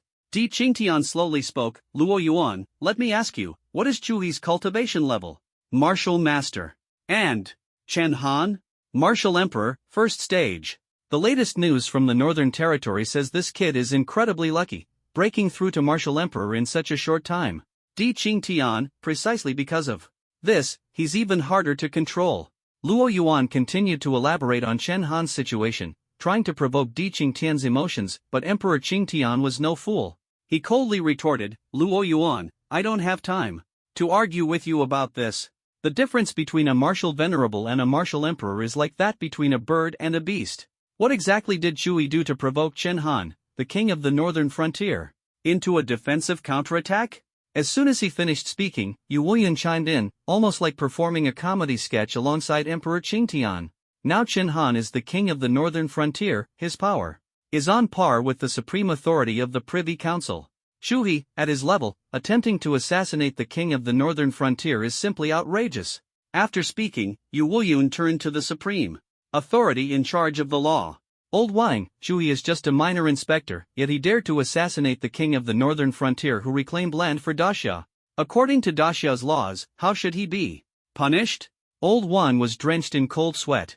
His posit, however, Chen Shui's face showed a trace of impatience as she coldly said, "Why is everyone so polite? Haven't I said it before? Don't treat me as the champion." Marquis's sister. As soon as she finished speaking, Chen Shui suddenly made her move. With a sharp cry, she stomped her right foot hard on the ground, and countless ice spikes instantly shot up from the ground toward Pei Yuan. Pei Yuan panicked. Though he was strong, he lacked agility. Faced with the ice spikes, he couldn't dodge and had to endure them head-on. He quickly regretted it, his fists could only shatter one ice spike, while the majority pierced into his body, forcing him to retreat repeatedly. Before long, Pei Yuan was driven off the stage by the ice spikes. New recruit match, Chen Shui wins. Chen Han nodded slightly. Among these 50,000 new recruits, Chen Shui was undoubtedly outstanding, with almost no one able to challenge her. The results of the subsequent matches were almost all the same, Chen Shui wins. At this rate, Chen Shui becoming the top new recruit was a foregone conclusion. At this moment, Chen Han turned to the excited Lu Yufeng behind him and said slowly, "Mom, I want to take Chen Shui to Dark Bat City to help her reclaim her power." During this time, Chen Han had already told Lu Yufeng about Chen Shui's innate abnormality. But whether to let Chen Shui retrieve her power still depended on Lu Yufeng's decision. Lu Yufeng pondered for a moment, before finally shaking her head and saying, "Xiao Han, I've thought about it for a long time, and I still don't want Xiao Shui to take the risk. You know, for those of you with innate abnormalities to change your talents, you must endure the lightning tribulation. Last time, you were lucky to encounter your father waking up. If Xiao Shui doesn't have that luck, the lightning tribulation could be extremely dangerous." A mother always worries about her children. Lu Yufeng wasn't against Chen Shui reclaiming her power, she was afraid of the dangers she might face. In fact, if she had known earlier about the risks of innate abnormalities, she would never have agreed to let Chen Han enter the World Tree Sap Pool. It was simply too risky. Chen Xingbian, though in a state of divine wandering, couldn't remain conscious indefinitely. Such coincidences were almost one in a million. Moreover, Chen Shui's innate abnormality made her spiritual consciousness completely incapable of resisting the lightning tribulation. Even a single strike could send her to her death. Now letting her enter the World Tree Sap Pool was practically gambling with her life. Chen Han naturally understood Lu Yufeng's concerns. Precisely because he knew all this, he dared to bring it up and had already thought of a solution. At this moment, Chen Han suddenly opened the imperial weapon box and took out a shield, the Xingtian shield. This divine artifact, crafted by a master artisan, could withstand attacks from a martial god. Since Chen Han arrived in the Northern Territory, he hadn't had the chance to use it. He brought it out now because it could resist the power of the lightning tribulation. If it could block attacks from a martial god, how could the lightning tribulation be a problem? After all, when Chen Xingbian helped Chen Han endure the tribulation, he hadn't even reached the martial god level. What is this? Lu Yufeng looked at the shield, visibly surprised. Chen Han's lips curved slightly. This is the key to helping Xiao Shui reclaim her power. He explained the function of the Xingtian shield to Lu Yufeng, leaving her astonished. What? Liang Yutian was willing to give you such a treasure? Son, do you have some secret deal with him? I heard Liang Yutian has some peculiar preferences, especially for young men.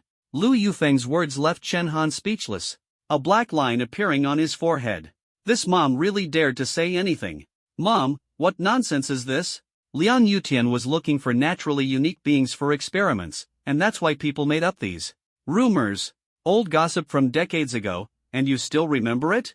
Chen Han couldn't imagine how lively Lu Yufeng must have been in her youth. No wonder she ended up with his father. Lu Yufeng scratched her head and revealed an embarrassed smile. Back then, I loved reading the tabloid news about the martial gods. Chen Han had heard these rumors before, and even now, there were still magazines selling them, but they were all fabricated nonsense. For example, the secrets between Han Haoren and Yu Woyun, or the domineering CEO Luo Heng and his civilian wife. These stories were basically made up to attract specific readers.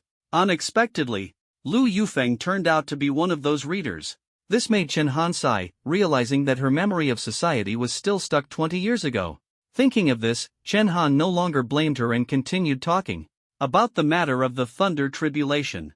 During the last Thunder Tribulation, Chen Han discovered a unique feature of the naturally unique being's Thunder Tribulation. The heavenly thunder within the thunderclouds wouldn't scatter but would concentrate on a single point. That point was precisely where the divine consciousness of the naturally unique being was located. Using this characteristic, even if they couldn't see the divine consciousness, they could roughly determine the direction of Chen Shui's location. Thus, this became a loophole in the tribulation. If Chen Xingbian didn't wake up, they could still enter the thunderclouds and use the Xingtian shield to help Chen Shui withstand the thunder tribulation. It was practically foolproof. The reason Chen Han encountered danger last time was because he wasn't prepared. But as long as they were prepared, this kind of thunder tribulation was not an insurmountable challenge. After pondering for a while, Lu Yufeng nodded in agreement. After all, she had witnessed firsthand the immense power of naturally unique beings when they regained their original strength. Martial sovereign level Chu He and Chu Yang were like little chicks in front of Chen Han, easily controlled. To truly harm Chen Han, it would take at least a half step. Martial god-level expert, like her or Chen Xingbian. Ordinary martial sovereign 8th-tier individuals were no match for Chen Han. And Chen Shui's potential was also evident. Alright. But son, this matter still needs Xiao Shui's consent. Lu Yufeng agreed but emphasized that they must first ask for Chen Shui's opinion. Chen Han shrugged. Of course. If she doesn't agree, I would never force her to go. Chen Han had lived in the Chen family for 18 years and hated how the elders never gave him a choice or treated him well. He would never impose such an experience on Chen Shui. Moreover, he understood Chen Shui, she wasn't the kind of girl who would just sweetly call out brother. She had always been strong-willed since childhood. Her performance at the new recruits' assembly had already proven everything. Therefore, she was highly likely to agree to this plan. Chen Han called Chen Shui over, and sure enough, just as he had predicted. Brother, of course I want to go. Although I don't fully understand what naturally unique beings are yet, if it can enhance my strength, why not go? Chen Han smiled and said to her, Xiao Shui, this matter does carry risks. Unexpectedly, Chen Shui waved her hand. It's fine. Even if I have to climb a mountain of knives or dive into a sea of fire, I want to go. Brother, my dream is to become a vanguard general by your side, just like Sister Zhao Linger. Chen Shui's eyes were firm and unwavering. Chen Han smiled with relief but was also curious. Ever since arriving in the Northern Territory, Chen Shui had frequently mentioned Zhao Linger, so he asked slowly, Xiao Shui, from the way you talk, it seems you really admire Zhao Linger? Of course. Chen Shui puffed out her chest, her eyes full of longing. She continued, Brother, Zhao Linger is the idol of all female warriors in Xia. You have no idea how difficult it is for a woman to become a vanguard general in the military camp. Not to mention, she's also a general under you, the esteemed prince of Northern Defense. While praising Zhao Linger, Chen Shui didn't forget to compliment Chen Han as well. She had always been sweet-tongued since childhood, and Chen Han was well aware of it. The corners of Chen Han's mouth slightly lifted. Zhao Linger became a vanguard general because of her strength, not because of her gender. But Chen Shui suddenly gave him a puzzled look. Oh, is that so? Chen Han felt uneasy under her gaze, his skin crawling, yet he couldn't understand her meaning. Then, Chen Shui suddenly pulled out a magazine. The cover featured a photo of Chen Han in military uniform alongside Zhao Linger holding a spear, the two images edited together. The photo was quite well done. However, the magazine's headline left Chen Han speechless, military camp. Romance. The champion marquis and the beautiful instructor's first encounter. Chen Han's mouth twitched. I have a scandal now? Who wrote this? Chen Shui was indifferent. Brother, you're now a prominent figure in Daxia. How could there not be news about you? Many students in the capital are shipping you and Sister Zhao Linger as a couple. By the way, this is mild. I heard there's even a love triangle involving Brother Ji Jun, Brother Zhu Meng, and Brother Jia Yufei. Chen Han was initially annoyed, but hearing this almost made him laugh out loud. These netizens really know how to have fun. At this moment, Lu Yufeng suddenly snatched the magazine from Chen Shui's hands and began flipping through it with great interest. The more she read, the happier she became. She said to Chen Han, "Xiao Han, what's wrong with Miss Linger? Why are you still rejecting her? In my opinion, Miss Linger is wonderful." What started as a casual chat with Chen Shui turned into a mother-daughter duo giving Chen Han a lecture. Feeling irritated, Chen Han was about to respond when Liao Xiaohu rushed in, looking anxious. "Report to the Champion Marquis. Regiment Commander Lei Wu and Regiment Commander Lei Wen have returned." Chen Han's heart leaped with joy, as their return meant that the Northern Expedition Army had recaptured Eagle Bear Demon City. This would allow them to immediately hold a commendation ceremony. However, Liao Xiaohu's expression seemed off, prompting Chen Han to ask, "Did something happen?" Liao Xiaohu hesitated for a moment before replying honestly, "Yes, both commanders are severely injured. Champion Marquis, please go and see them quickly." Chen Han was shocked upon hearing this. Lei Wu and Lei Wen led the elite 30,000 troops of the 1st Corps, along with the best medics of the 4th Corps, and were even equipped with 10,000 Type 4 laser cannons. How could they fail? Not to mention that the leader of the Eagle Bear Demons had already been killed by Chen Han. Even if the leader hadn't been killed, with the two of them commanding such a force, combined with their own formidable strength, capturing Eagle Bear Demon City should have been no problem. Filled with questions, Chen Han wasted no time and headed straight to the newly built First People's Hospital in Northern Defense City. At this moment, Lei Wu and Lei Wen were both lying in hospital beds. Lei Wu's injuries were relatively minor, mostly superficial wounds, but Lei Wen was in a miserable state, with large patches of skin appearing as if they had been burned. His throat was also severely injured, rendering him almost unable to speak. Upon seeing Chen Han arrive, Lei Wu immediately got out of bed and knelt before him. "Champion Marquis, I have failed in my duties and nearly caused the Northern Expedition Army to be completely wiped out. Please punish me. I am willing to accept military law."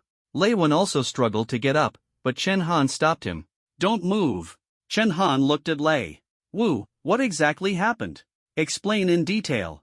Lei Wu let out a long sigh before slowly recounting the events. Initially, after he and Lei Wen each conquered a city of exotic beasts, they joined forces and advanced toward the farthest city of the eagle-headed bear demons. This campaign was supposed to be almost a guaranteed victory. After all, they were leading the most elite troops of the Northern Expedition Army. Unexpectedly, they encountered an extremely terrifying exotic beast in the eagle-headed bear demon city. These exotic beasts resembled humans, with the only difference being their skin, which was black and shiny, and their eyes, which were entirely black without pupils. The most striking feature was their wings. Some had 4, and others even 6. These exotic beasts were incredibly powerful. Just 2 of them were able to create a large area of dark swamps outside the city, causing heavy losses to the army. Those are the fallen angels, the Dark Emperor among the 3 emperors of the Northern Territory. "Your defeat is not unjustified," Lu Yufeng suddenly interjected. "Dark Emperor?" Chen Han asked in surprise, turning to Lu Yufeng. "Mom, didn't Dad say that the 3 emperors of the Northern Territory had an agreement not to invade each other's territories? And Lei Wu said that more than one fallen angel appeared." Lu Yufeng sneered, "If humans can't keep agreements, exotic beasts certainly won't either." She speculated that the news of the 8 exotic beast coalition failing to encounter Qin Xingdian had reached the Dark Emperor's ears. Thus, the Dark Emperor disregarded the agreement and directly invaded human territory. At this point, Lu Yufeng went on to explain the situation of the 3 emperors of the Northern Territory in detail. Besides the human emperor, the Dark Emperor and Dragon Emperor do not refer to individuals but rather 2 groups, the Fallen Angel Clan and the Tyrannosaurus Clan. These 2 groups are the most powerful among the exotic beasts in the Northern Territory, far surpassing other exotic beasts in strength. Every member of the Fallen Angel Clan and Tyrannosaurus Clan possesses combat power close to that of a human martial sovereign. Before Qin Xingdian came to the Northern Territory, these 2 groups controlled the eastern and western regions of the Northern Territory respectively. However, Chen Xingbian fought his way through, seizing over 3 million square kilometers of land and successfully recruiting more than 30 exotic beast species originally under the management of these two groups. Chen Xingbian's strength and wisdom made these two groups deeply wary of him. As a result, there had been almost no large-scale exotic beast wars in the Northern Territory for nearly a decade. Chen Xingbian acted as a buffer zone between the two groups.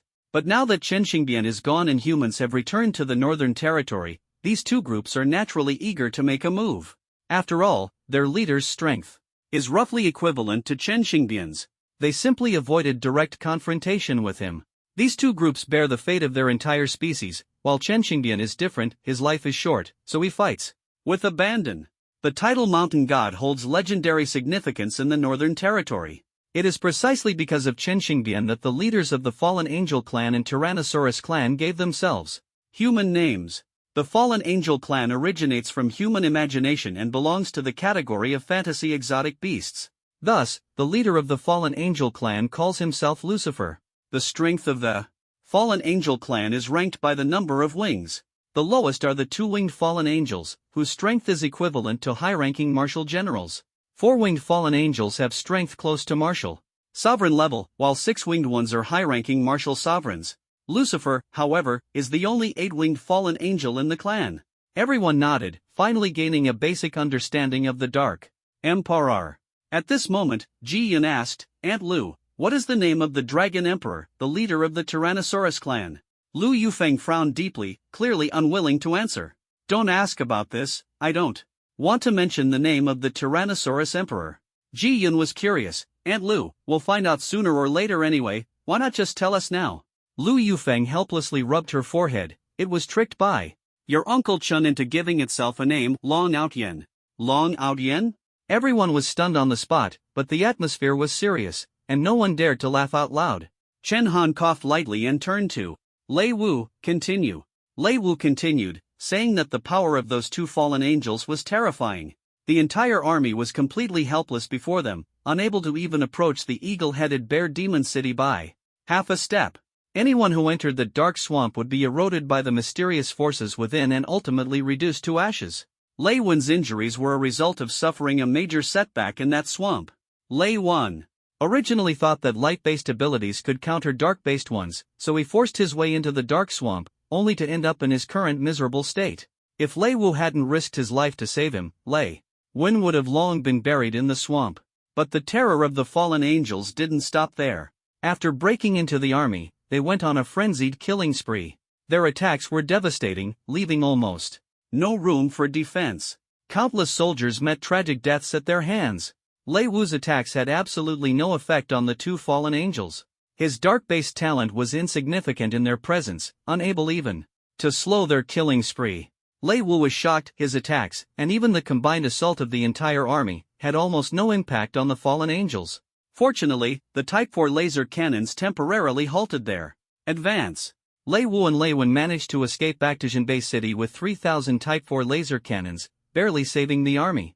Champion Marquis. In this battle, our army suffered heavy losses, 10,000 dead, 19,000 severely injured. I deserve punishment, but I beg the Champion Marquis to spare my brother's life. Lei Wu slapped himself twice in agitation, crying out, damn it, just two beasts, and I was so useless. Chen Han could tell it wasn't entirely their fault. Based on Lei Wu's description, one had 4 wings, the other 6 wings, equivalent to a high-level martial sovereign and a low-level martial sovereign. Such royal beasts were far stronger than ordinary ones. Thus, the army led by Lei Wu and Lei Wen naturally had a significant disparity in strength compared to the Dark Emperor. Losing the battle was inevitable. Take a good rest for now. Don't worry about the eagle-headed bear demon city for the time being, Chen Han comforted the two. At this moment, Lu Yufeng said something that shocked everyone. To be honest, you two brothers were already quite lucky. From what I know, the Dark Swamp is just the most basic attack method of the fallen angels. If those two fallen angels had gone all out, you probably wouldn't have even survived. Upon hearing this, everyone took a deep breath. This was a loss of 50,000 troops, yet the enemy consisted of only 2 beasts. To have fought to this extent, and for Lu Yufeng to say the enemy hadn't even used their full strength, made everyone's hearts sink. For the first time, they truly felt the gap between the human army and truly high-level beasts.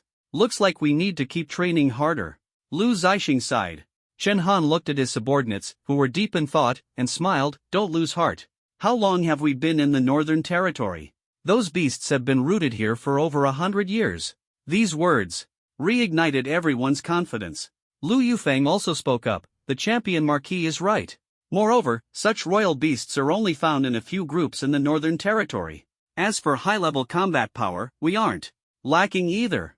After saying this, she patted Chen Han on the shoulder. Her meaning was very clear. Although Chen Han was only at the martial emperor level now, his strength had long surpassed that of a martial lord. Not to mention herself, both the Dark Emperor and the Dragon Emperor feared not only Qin Xingbian but also the woman by his side. Lu Yufeng's words greatly boosted everyone's confidence. No matter how strong those two fallen angels were, they were no match for Lu Yufeng. Qin Xingbian had left Lu Yufeng with the army precisely for such situations. Apart from the Dark Emperor's leader, Lucifer, and the Dragon Emperor's leader, Lan Outyan, no one from those two races could overpower Lu Yufeng. At this moment, Chen Han suddenly said, Mom, it looks like we'll have to delay retrieving Xia Xue's power for a few days. After speaking, he immediately ordered Ji Yun, notified the entire army to prepare at once. We're heading to the western city of the eagle-headed bear demons. The mission to retrieve Chen Xue's power could begin at any time. However, the fact that the fallen angel clan had already extended their reach into the central territories made the situation far from simple. What they wanted was not just the land of the eagle-headed bear demon city. Since the Dark Emperor had already made a move, as the commander of the Northern Territory, Chen Han had to personally face the challenge.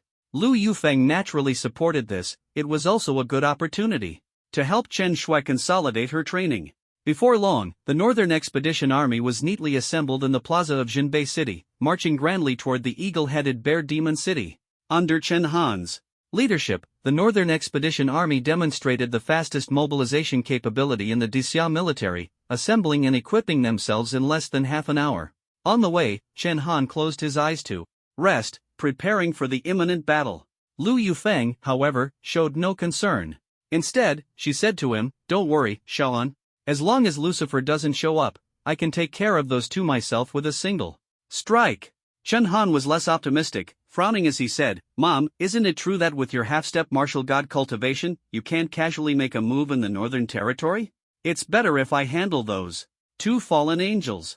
To his surprise, Lu Yufeng gave him a meaningful smile. What she said next left Chen Han astonished.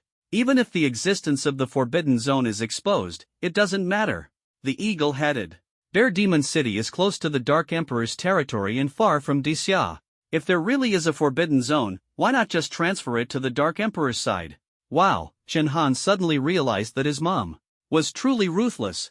Chen Han chuckled and said, Mom, shouldn't those beasts in the west thank you? Lu Yufeng waved her hand dismissively. Thank me for what? I'm not a demon. I'm just letting the power of the Forbidden Zone help them find peace. Chen Han gave her a thumbs up. Even he hadn't thought of such a plan. After all, she had spent years in the Northern Territory and knew the situation there well. At this moment, Lu Yufeng picked up a gossip magazine about Chen Han and Zhao Linger and began reading. Chen Han continued to sit quietly. Unexpectedly, as she read, Chen Han suddenly heard sobbing from beside him. Turning his head, he saw Lu Yufeng crying. Mom, why are you crying? Chen Han thought she might have recalled some past event, but what Lu Yufeng said next left him speechless. Son, how did you turn out like this when I wasn't home to watch over you? How could you let Linger get pregnant and then abandon her? Why would you do such a thing? Chen Han's mind was filled with question marks. Just as he was about to explain, he noticed the magazine in Lu Yufeng's hands and immediately understood. Mom, this is all made-up nonsense. How could you believe it? But Lu Yufeng wouldn't listen and began recounting the stories from the magazine on her OWN. Turns out that the magazine claimed Chen Han fell in love with the beautiful instructor Zhao Linger at first sight after joining the military camp. After some pursuit, the two finally got together. But not long after, Zhao Linger became pregnant. Chen Han, having repeatedly achieved military merits and been promoted to champion marquis, wanted to abandon his wife. Chen Han was so annoyed upon hearing this that he rolled his eyes. He said, Mom, this plot is so outdated. Do you believe it? Actually, the story later says I came to my senses, realized Zhao Linger's worth, and begged for her forgiveness. Lu Yufeng skeptically flipped through a few pages. To her surprise, the subsequent story was indeed similar to what Chen Han described. She looked at Chen Han in astonishment. "Son, could it be that what the magazine says is true?" Sweat broke out on Chen Han's forehead. "What truth? It's all nonsense." But the more Lu Yufeng read, the more engrossed she became, and in the end, she was so moved that her eyes welled up with tears. Right in front of Chen Han, she even began to read aloud. Under the dim streetlight outside the military camp, the champion Marquis's chiseled, handsome face made Zhao Linger's heart race. He pressed his hands against the wall, closing in step by step. "Woman, forgive me." The champion Marquis flashed a devilish smile and then forcefully kissed her. "Stop. If you're going to read, just read silently, okay?" Chen Han shuddered, goosebumps rising all over. Now he finally understood why there were rumors about Liang Yutian liking young men and a love triangle involving Zhao Yufei. These people were just too good at making up stories. Lu Yufeng chuckled and said to Chen Han, "Son, I didn't expect you to be so domineering." Chen Han sighed, only hoping the army would quickly reach Eaglehead Bear Demon City. At that moment, the vehicle suddenly came to a halt, and a soldier informed Chen Han, "Champion Marquis, we've arrived." The two immediately adopted serious expressions and swiftly got out of the vehicle. The area surrounding Eaglehead Bear Demon City was a dark and terrifying swamp, with almost no living creatures or even plants within a 10-mile radius. Two fallen angels, one with 4 wings and the other with 6, who had severely injured the Thunder Army, were now brazenly sitting in the swamp, staring at the human army. They clearly knew the Northern Expedition Army was coming and dared to provoke them without fear of attack.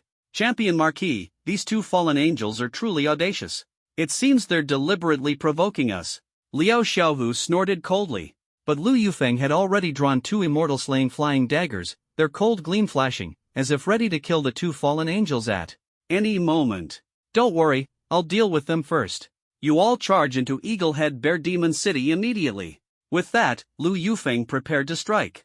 However, she suddenly sensed an extremely dangerous aura. She wasn't mistaken, a figure, as swift as lightning, suddenly appeared in front of the Northern Expedition Army. The person stood with arms crossed, a look of disdain in their eyes, resembling the 2 fallen angels at the gate. Judging by the appearance, it was a man with an arrogant expression. What was most shocking was that he had 8 wings on his back. Lu Yufeng had told Chen Han before that there was only one fallen angel in the entire race with 8 wings. That was the leader of the Dark Royal clan, Lucifer. Royal beasts and ordinary beasts were inherently different, as evident from the aura they exuded.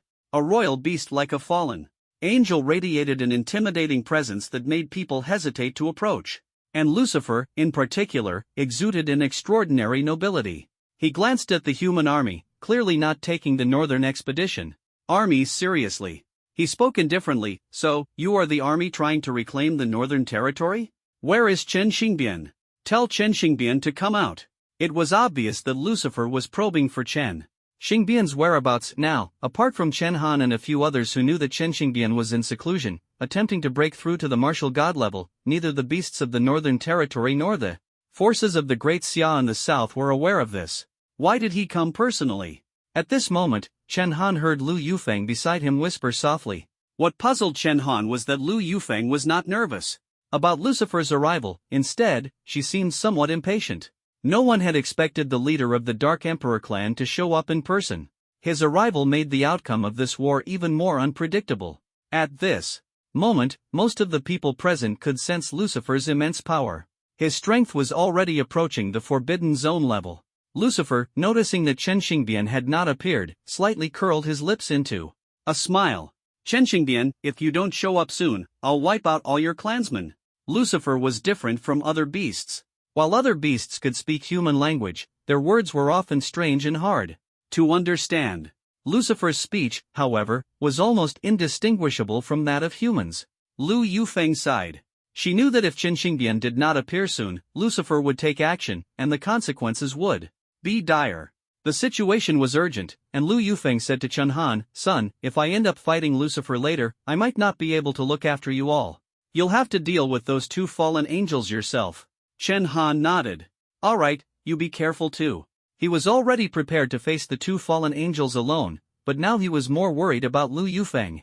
At this moment, Lu Yufeng moved, appearing in front of Lucifer. In the blink of an eye, Lucifer, how dare you trespass on Chen Xingbian's territory when he's not here? Do you think you can ignore me? Everyone's expressions turned tense.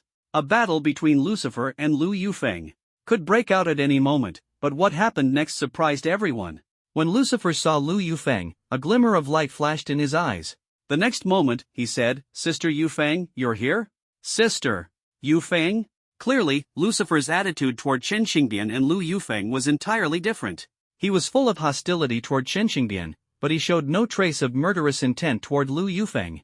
This made Ji Yun hesitate for a moment before whispering to Chen Han, "Young Master Chen, do you think Lucifer might be Aunt Lu's fanboy?" "Shut up," Chen Han snapped coldly. To be honest, Chen Han hadn't expected this situation. But Ji Yun's guess wasn't entirely wrong. The fallen angel clan resembled humans in appearance, and their aesthetic standards were similar as well. Lucifer was a genius among the fallen angels, born with 8 wings, a rarity.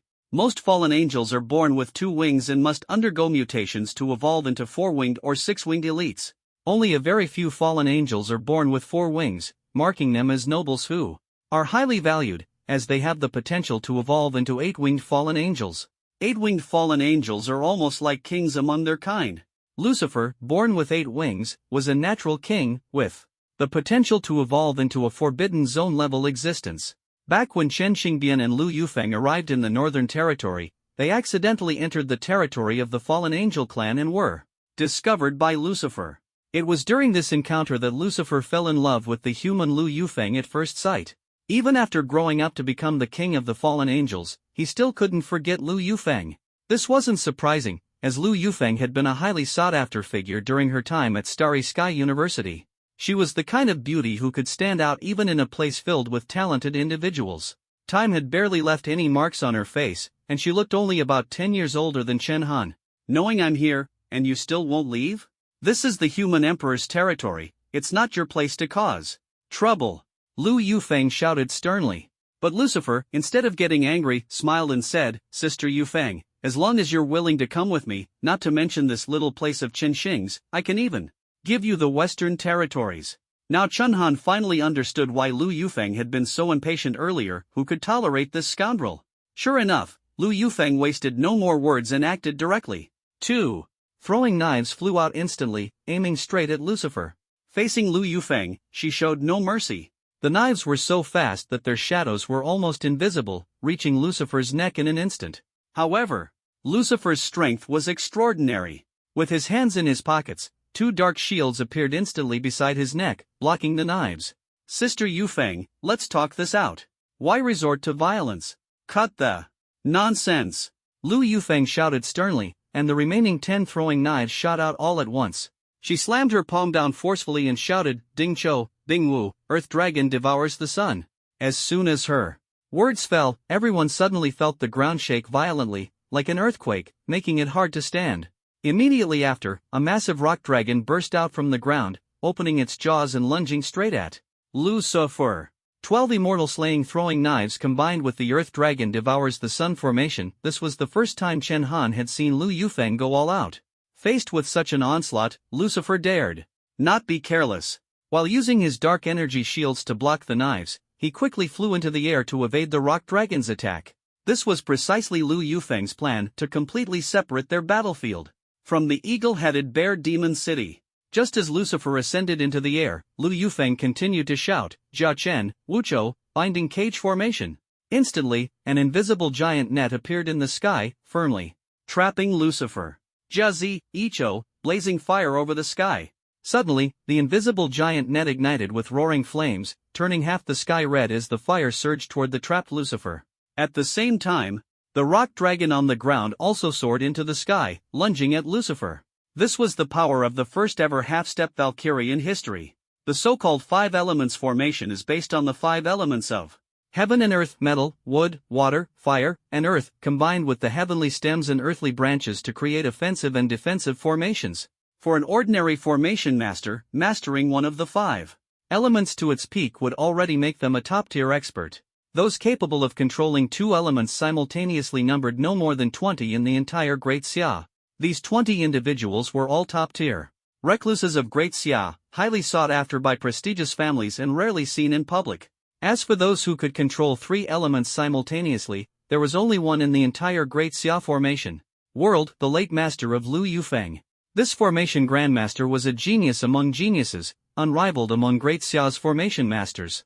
But his disciple, Lu Yufeng, was even more formidable. She could control all 5 elements simultaneously. Geniuses are always valued and taught by great masters. But only Lu Yufeng managed to make Great Xia's top formation master break tradition, follow her for half a month, and insist on taking her as a disciple. The apprenticeship ceremony was also unprecedented, a cup of hot milk tea.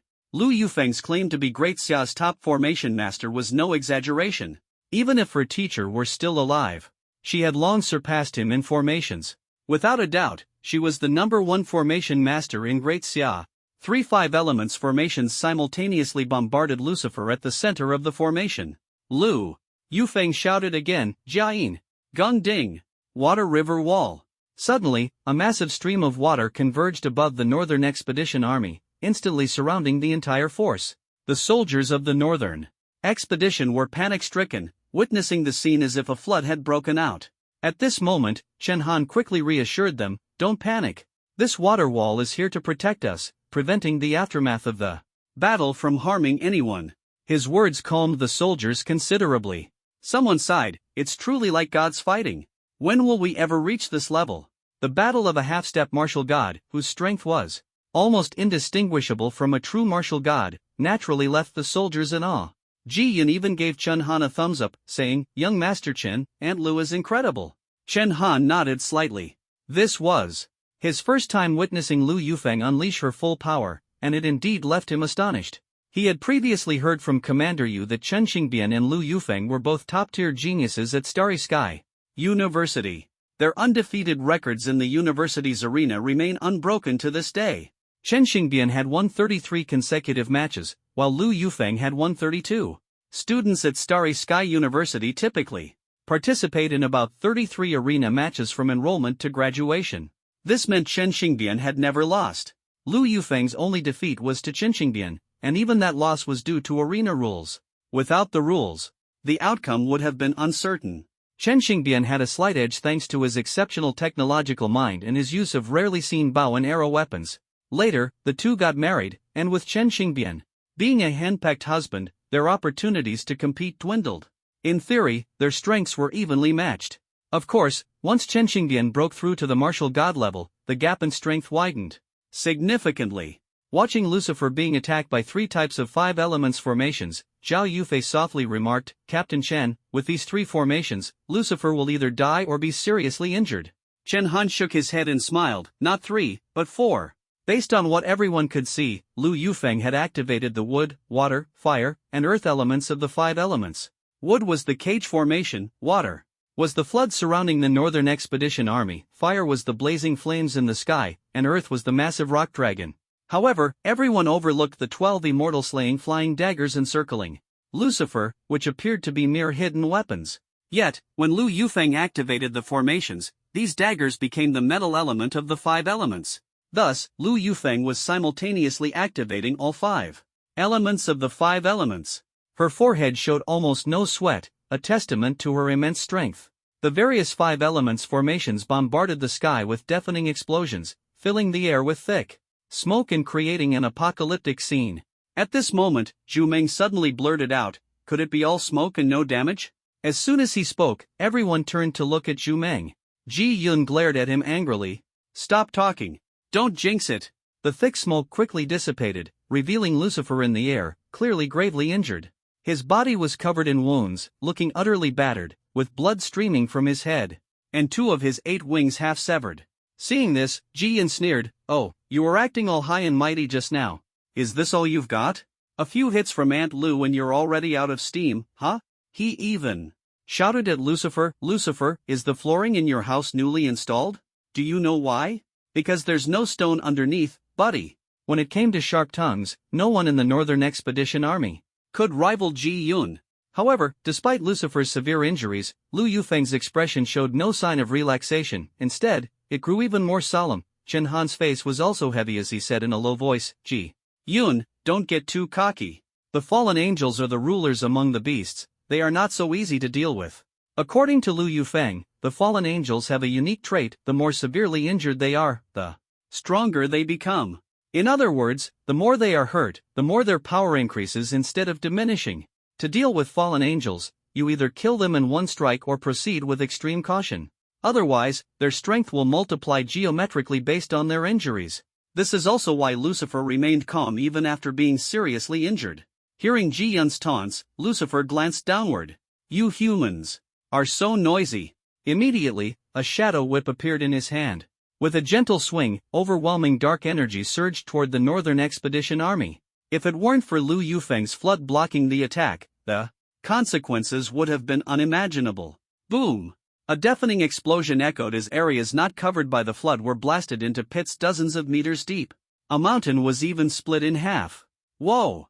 Ji Yun fell to the ground in fright, nearly becoming ashes in one of those pits. "Big brother, this floor may be newly paved, but it's all stone underneath." Lu Yufeng glared at Lucifer and shouted coldly, "Lucifer, if we're going to fight, don't drag the innocent into this. Xingbian never harmed anyone from your clan before." Lu Yufeng's words made Lucifer pause.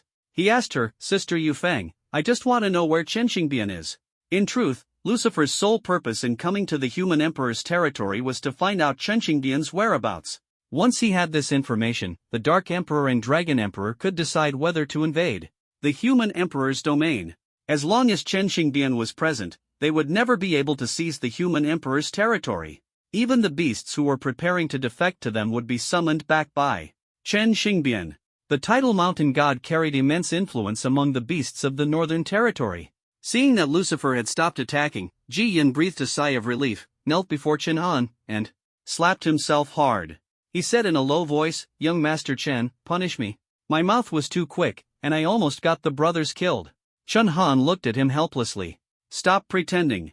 Kneeling won't get you punished. This has nothing to do with you." Even if you hadn't said anything, Lucifer would have made his move. Chen Han understood Lucifer's goal, to force Chen Xingbian out. To achieve this, Lucifer would use any means necessary. In fact, he had intended to act this way from the start, but Lu Yufeng had stopped him. Ji Yun's sharp tongue didn't matter much, few people took him seriously. Ji Yun slowly stood up and sighed. "Young Master Chen, have we become Aunt Lu's burden?" Chen Han did not deny it. No one had expected the Dark Emperor's leader to personally come to this small border town. If it were only the four-winged and six-winged fallen angels, the situation would be much better. But now, in addition to the Dark Emperor's leader overhead, there were two fallen angels ahead, watching them like predators. At this moment, Lu Yufeng and Lucifer began their battle in the sky. Enough talk. As for Xingbian's whereabouts, you can guess for yourself. Lu Yufeng's figure flashed as she created distance, and 12 immortal-slaying flying knives shot out. Simultaneously, Lucifer no longer held back. "Since you won't tell me, I'll take you back and find out where Chen Xingbian is hiding." Dark spheres of energy erupted from his body, transforming into beams of darkness that blasted toward Lu Yufeng. But Lu Yufeng's flying knives were not only offensive weapons, they could also defend. The knives immediately changed direction, colliding fiercely with the beams of darkness. Before long, the two clashed in midair, exchanging blows over 100 times. Yet in the eyes of the Northern Expedition Army, their movements were so fast that even their afterimages were indistinguishable, and the aftermath of their battle nearly leveled the surrounding area. No wonder Lu Yufeng said the fallen angels' techniques were absurdly numerous. The dark swamp was merely their basic attack method. During this short period of combat, Chen Han had already seen Lucifer unleash over a dozen different attack techniques.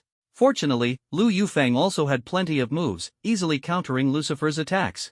However, due to the innate strength of the fallen angel clan and the fact that Lu Yufeng lacked the immensely powerful Starfall Divine Arrow, she was unable to take down Lucifer for the time being. Both Lu Yufeng and Lucifer understood that to truly determine the victor, they would need to fight for days and nights. Lucifer grew impatient and ordered the two fallen angels in front of the eagle-headed bear demon city, "Go over there and kill all those humans. Let's see if Chen Xingbian dares to stay hidden." As the clan leader, Lucifer's command was immediately obeyed, and the two fallen angels charged toward the Northern Expedition Army. Seeing this, Lu Yufeng quickly threw two flying knives, but they were effortlessly blocked by Lucifer. He sneered, "Yufeng, have you already forgotten what we just talked about? There's no need to drag unrelated people into our fight." Lu Yufeng sighed helplessly and exchanged a glance with Chen Han on the ground.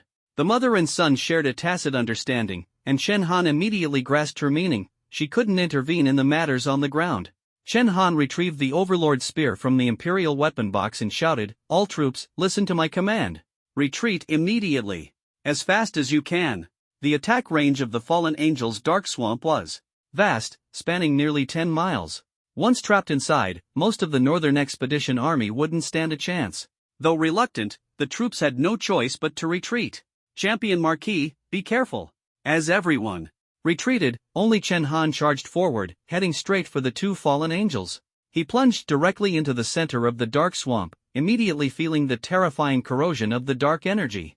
The two fallen angels looked at him with disdain. "This human looks weak, but he sure is bold. I bet he'll turn to dust in under a minute." Up to now, no beast has been able to withstand the corrosion of the dark swamp, let alone a human. At this moment, Lucifer finally noticed Chen Han. Sensing a similar aura to Lu Yufeng emanating from him, he guessed Chen Han's identity. "Yufeng, you're really ruthless. That's your son, isn't it? With his level of strength, you're sending him to his death? Just call Qin Xingbian out already." "TCH. Lu Yufeng snorted coldly, a smirk forming at the corner of her lips. "You know he's my son, don't you? Do you really think those two small fry of yours are a match for him?" The two fallen angels on the ground sensed that something was amiss. Although Chen Han was in the most concentrated area of the dark swamp, the pure dark energy of the fallen angels seemed to avoid him. Not only was it unable to corrode him, but it actively retreated from him. In the blink of an eye, a protective zone 3 meters around Chen Han appeared, completely untouched by the dark energy. This was the formidable effect of the celestial overlord physique. At the same time, the overlord spear in Chen Han's hand suddenly emitted streaks of red light.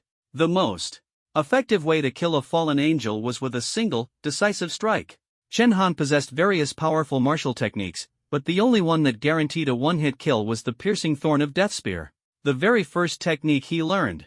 While its power might not surpass the Sun Slayer spear, the Imperial Shock Spear, or the Galaxy Falling God Arrow, it had a 100% hit rate, striking directly at the heart with unparalleled effectiveness. Coincidentally, fallen angels, like humans, only had one heart. Losing the heart meant certain death. Originally, the piercing thorn of death spear was just an S-level martial technique. However, with the enhancement of the soul weapon's sacred body, it was upgraded to an SSS-level technique. After acquiring the celestial overlord body, the situation changed again. Chen Han's celestial overlord body had a special effect. All martial techniques, regardless of their previous level, could be elevated to SSS level. In other words, Chen Han's piercing thorn of death spear was now SSS level, and it could still stack with the soul weapon's sacred body enhancement. This essentially created a non-existent SSS level martial technique. Indeed, this was the first time Chen Han used the piercing thorn of death spear after obtaining the celestial overlord body. In front of the entire eagle-headed bear demon city, a flash of red lightning illuminated the sky, striking fear into all. The faces of the two fallen angels were bathed in crimson light. At this moment, the two fallen angels finally realized that Chen Han was no ordinary opponent. Although his realm seemed low, his murderous aura was overwhelming, as if he could take their lives at any moment. The two fallen angels frantically launched their attacks. First came the shadow beam, previously used by Lucifer. Without exaggeration, the beam's power was comparable to a Type 4 laser cannon. In fact, the attack from the six-winged fallen angel was even stronger than the Type 4 laser cannon. Boom! Boom! Countless shadow beams struck the ground, creating massive craters. Unfortunately, despite their astonishing power, the shadow beams were instantly deflected upon touching Chen Han's skin, as if hitting an invisible barrier. The countless shadow beams did little more than tear a few holes in Chen Han's clothes, causing almost no damage. The two fallen angels rubbed their eyes, as if they had seen a ghost. They had never encountered such a situation before. Unwilling to give up, they unleashed the Shadow Whip. But the result was the same. The powerful Shadow Whip shattered upon contact with Chen Han. Even more astonishing, the Shadow Whip couldn't get within 3 meters of Chen Han. The attacks of the fallen angel Dark Emperor lineage primarily relied on dark elements. Indeed, dark elements had the strongest destructive power among all elements, which was one of the fallen angel's advantages. However, dark elements were ultimately elemental attacks. And Chen Han, with his celestial Overlord body, was completely immune to all elemental attacks. If the two fallen angels had chosen close combat, they might have had a slight chance. Unfortunately, the fallen angel race was not skilled in close combat. That was the specialty of the Tyrannosaurus race. The two fallen angels were instantly dumbfounded. Although the entire process lasted less than 10 seconds, they had already felt Chen Han's overwhelming strength. Is this the son of the human emperor? As the words fell, Chen Han was already prepared, the piercing thorn of death spear in his hand gleaming with sharpness. Gathering the force of 1,000 blades, a strike that would not miss. Run! Lucifer, hovering in the sky, sensed Chen Han's terrifying killing intent and urgently shouted to the two clansmen below. But the warning was clearly too late. Chen Han had already appeared in front of the six-winged fallen angel, driving the spear directly into its heart. Not piercing through, but stabbing straight in. That heart, dripping with blood, hung on the tip of Chen Han's spear. No matter how powerful the fallen angel race was, losing the heart meant certain death. The four-winged fallen angel's face was deathly pale. The greatest strength of the fallen angel race wasn't their powerful dark attributes, but their racial talent of growing stronger the more severely injured they were. Yet the man before them struck with a fatal blow right from the start, leaving them no chance to catch their breath. How could they possibly fight back? The astonishment wasn't limited to the fallen angel. Even Lucifer in the sky was taken aback. His expression turned grim as he finally began to take seriously the young man he had initially dismissed. This man's current strength was already enough to kill a high-ranking six-winged fallen angel of their race. If he were to fully mature, he would undoubtedly become the greatest threat to the fallen angel race, possibly even more dangerous than Chen Xingbian. Thinking of this, Lucifer's mind stirred, and he prepared to descend and personally deal with Chen Han. No matter what, he had to eliminate Chen Han today. But just as he turned his head, 12 flying daggers instantly appeared before him. Lu Yufeng, with a hint of mockery in her smile, said, "What's this? Planning to make a move against my son?" Lucifer retreated helplessly and replied, "How could I dare? After all, he's your son, Sister Yufeng. I don't like Qin Xingbian, but I don't dislike you. I was merely planning to take him back to the fallen angel territory to care for him properly." Lu Yufeng sneered coldly, "You make it sound so easy. Don't forget, your opponent is me." With that, she activated the 5 elements formation and launched an attack on Lucifer. The two were evenly matched, leaving Lu Yufeng unable to focus on Chen Han, and Lucifer equally unable to attend to his subordinates below. Even a six-winged fallen angel had been killed by Chen Han with a single spear thrust, leaving the four-winged fallen angel speechless. In the next moment, another fallen angel's heart was impaled on the tip of Chen Han's overlord spear. The dark swamp within a 10-mile radius instantly vanished, and the greatest obstacle blocking the North Expedition Army from the Eaglehead Bear Demon City was effortlessly removed by Chen Han. The army's morale soared, and they shouted the name of the champion marquis. Chen Han flicked the heart off the spear tip and issued an order, "Everyone, listen up. Immediately attack Eaglehead Bear Demon City. Kill one enemy, and you'll be rewarded with a bottle of the latest vitality elixir. Kill 10 enemies, and you'll be granted permanent residency in the Northern Territory, with the option to relocate your family. Generous rewards inspire bravery." Chen Han had already boosted morale, and now he had restored the invincible spirit of the North Expedition Army. They charged forward with bloodlust, rushing toward Eaglehead Bear Demon City. Without the fallen angels, the city was nothing but a pile of waste. Chen Han no longer personally directed the battle but instead looked up at Lucifer overhead. A burst of crimson light exploded outward. He wanted to test whether his piercing deaththorn spear could affect the king of fallen angels. Lucifer was still fending off Lu Yufeng's attacks when he suddenly felt a surge of killing intent. His peripheral vision caught sight of Chen Han on the ground, and he was instantly shocked. "He's coming for me?" Lucifer and Lu Yufeng's battle had already reached a stalemate, making it difficult to continue fighting. He wasn't sure what the outcome would be if Chen Han joined the fray. "It seems I'll have to retreat for now." Lucifer secretly grew wary. He had come here only to probe, not to risk his life. At that moment, several people suddenly felt a powerful aura approaching rapidly from the east. Chen Han immediately halted his actions, while Lu Yufeng furrowed her brows tightly. "Lucifer, isn't that big oaf always at odds with you? Did you call him here too?" Lu Yufeng asked. The big oaf Lu Yufeng referred to was none other than the leader of the Dragon Emperor clan, Long Outyan. Roar! Before the Dragon Emperor appeared, his voice echoed first. A thunderous dragon roar resounded through the heavens and earth, making everyone's ears buzz. Everyone felt the Dragon Emperor's immense power, and their expressions grew tense. Chen Han raised his gun, vigilantly scanning the surroundings to prevent Long Outyen from ambushing him and the Northern Expedition Army. But what he didn't expect was that Long Outyen appeared in the sky first, and his first target of attack turned out to be Lucifer. Boom!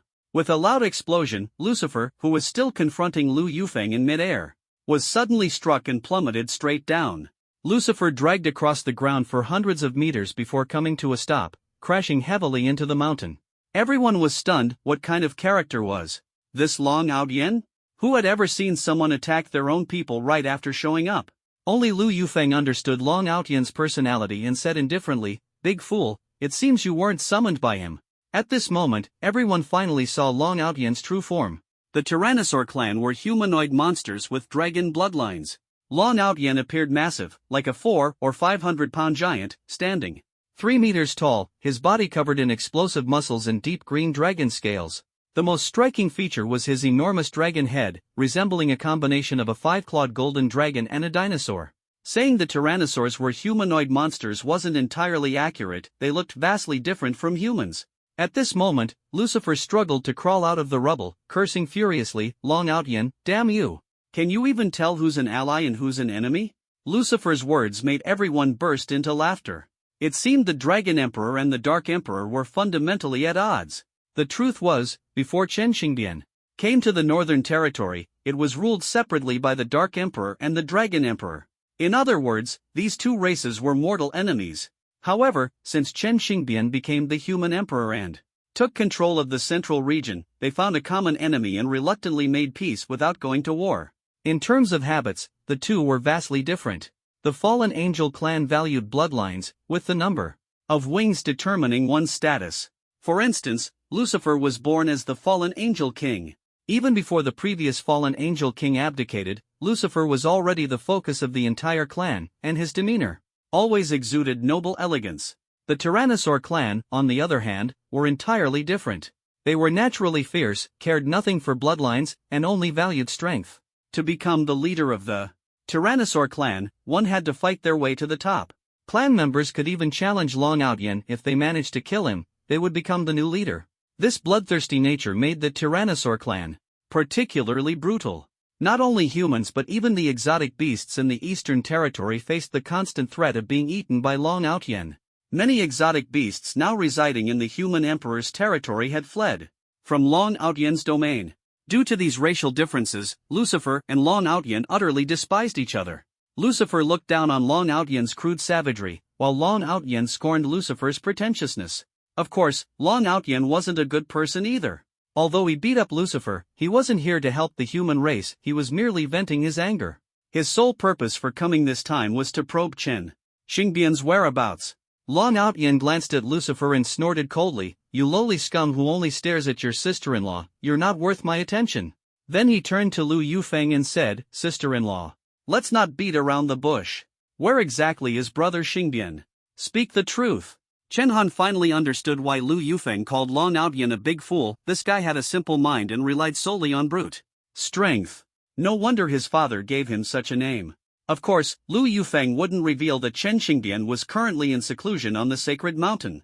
At this moment, Chen Xingbian was at a critical stage of breaking through to martial god, which was also his most vulnerable period. If the news leaked, Long Outyen and Lucifer would undoubtedly stop at nothing to kill him. So Lu Yufeng cleared her throat and slowly said, "Big fool, Xingbian has an agreement with you. The three sovereigns' territories are not to be invaded. Are you planning to openly declare war on him? I remind you, if Xingbian truly initiates a full-scale war, even I won't be able to stop it." Long Outyen fell silent upon hearing this. With his level of intelligence, he couldn't figure out how to respond for a moment. Helpless, he could only reply, "Sister-in-law, as long as brother Xingbian is still around, I, Long Outyen, guarantee not to invade your territory. But if brother Xingbian doesn't show up for a long time, according to our agreement, we are allowed to reclaim those territories." At this moment, Lucifer also appeared beside Long Outyen, sneering, "Oh, haven't seen you for a while, and you've actually grown a brain."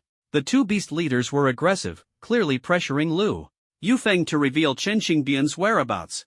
If Lu Yufeng were facing just one of them, she might barely hold her ground. But now it was 2 against 1, leaving her completely at a disadvantage. Of course, if Lu Yufeng wanted to escape, no one could stop her, but the fate of Chen Han and the Northern Expedition Army would be uncertain. Lu Yufeng hesitated, and at that moment, a large hand patted her shoulder. "Mom! With me! Here, it's not 1 against 2, but 2 against 2. At some point, Chen Han had already stood beside Lu Yufeng. Lu Yufeng showed a gratified smile. Although her man couldn't show up at this moment, her son was still here. She assumed a fighting stance. "Alright. Xiao Han, today we mother and son will fight together, it's do or die." Chen Han took a deep breath, gripped his spear tightly, and then signaled Ji Yun below to retreat the Northern Expedition Army. His intention was to have them withdraw. Long Outyen stared at Chen Han with great interest and laughed. "Your brother Xingbian's son? Not bad. You've got guts." He looked at Chen Han like he had discovered prey, his excitement evident. Although he sensed Chen Han's strength, he didn't underestimate him. He even felt that there would be an exhilarating battle between them. The tension was palpable, and the fight was about to erupt. But just as Chen Han was about to strike, he suddenly noticed cold sweat forming on the foreheads of Lucifer and Long Outyen. Not only that, their bodies seemed frozen, completely motionless. Then, their entire bodies began trembling as they turned to look toward the sacred mountain. Seeing their terrified expressions, both Chen Han and Lu Yufeng were puzzled. Chen Han asked Lu Yufeng, "Mom, what's wrong with them?" Judging by their expressions, it seemed like they were intimidated by something. And since they were both staring at the direction of the sacred mountain, it must have something to do with Chen Xingbian. Although Lu Yufeng didn't fully understand, she explained, "Beasts have a special sensitivity to human power. It's likely that Chen Xingbian's breakthrough to martial god is causing Lucifer and Long Outyen to feel fear, which is why they're acting like this. If that's the case, it's normal. After all, the power of a martial god is on a completely different level from that of a half-step martial god. For example, the northern tribes originally fought with ordinary weapons, but once Chen Xingbian breaks through to the martial god realm, it's like unleashing a super bomb. How could these two not be afraid?" Chen Han's lips curled slightly. "Mom, could it be that Dad is about to break through to the martial god realm?" Unexpectedly, Lu Yufeng gestured for him to be quiet. "Shoo, your dad may be muddled most of the time, but he's never careless at critical moments. He said he'd break through to the martial god realm in 2 months, but it would take at least a month and a half. It's only been 1 month, he couldn't possibly have reached the martial god realm yet." Lu Yufeng used hand signals to tell Chen Han not to let Lucifer and Long Outyen know about this. Chen Han understood. Although he wasn't clear on the specifics, Lucifer and Long Outyen being intimidated was a stroke of luck amidst misfortune. At that moment, everyone suddenly saw a dazzling golden light appear above the sacred mountain. The light was so blinding that no one could keep their eyes open, as radiant as the rising sun. Then, the golden light formed a massive humanoid shadow above the sacred mountain. The shadow was over 100 meters tall, standing like a giant in the sky. Once the shadow took shape, a powerful aura spread outward from it. Chen Han and Lu Yufeng also felt the oppressive force, as if their chests were blocked, making it hard to breathe. It was unimaginable that such an effect was merely the ordinary energy emitted by the golden shadow. However, Chen Han, Lu Yufeng, and the Northern Expedition soldiers below could still move without much abnormality. The most exaggerated reaction came from the beasts. Lucifer and Long Outyen were completely stiff, drenched in cold sweat, unable to move. As for Zhao Linger's Wood Elf troops, they were so terrified that they all lay flat on the ground. Lu Yufeng looked at the scene and suddenly understood, whispering to Chen Han, "I get it now. Your dad is forging the martial god golden body." Martial god golden body? Yes. This is a stage that must be experienced to break through to the martial god realm. Perhaps your level hasn't reached it yet, so Commander Yu didn't tell you about it. Lu Yufeng explained to Chen Han. The so-called martial god golden body is the golden form created when someone at the 8th stage of martial sovereign reshapes their divine consciousness and comprehends the Tao during their breakthrough to the martial god realm. Without the martial god golden body, it's impossible to break through to become a martial god. This is also why martial gods are not ordinary people. The power of a martial god, capable of influencing the balance of heaven and earth, comes from the martial god golden body. Of course, having the martial god golden body doesn't mean immediately breaking through to the martial god realm. After constructing the martial god golden body, a certain amount of time is needed to stabilize the power. Depending on the individual, the stabilization time varies, some take 3 days, others 7 days, and some even half a month. The only certainty is that during the period from constructing the martial god golden body to truly breaking through to the martial god realm, the physical body is at its weakest. But being able to construct the martial god golden body already signifies mastery of martial god level power, which is precisely why many beasts, including Lucifer and Long Outyen, are extremely fearful. They've always stayed in the northern regions, completely unaware of human cultivation methods and have never seen a true human martial god. Faced with such power, they can only feel shock and terror. Greetings to the human emperor. This fear compelled them to kneel involuntarily, shouting Chen Xingbian's name. But it wasn't just them who were afraid. Even the martial gods of the Great Xia in the southern regions, witnessing this scene firsthand, were deeply shaken. In the 24 Privy Council, Luo Hong gazed from afar at the martial god golden body. Above the northern sacred mountain, his expression filled with emotion that he said to Yu Wuyan, "Martial Yu, back when I first broke through to martial god, my golden body was only 30 meters tall. When you broke through, your 50-meter golden body had already shocked the world. Currently, the tallest martial god golden body belongs to the late General Han Haoren, at 70 meters. But the martial god of the northern territory has a golden body reaching 100 meters.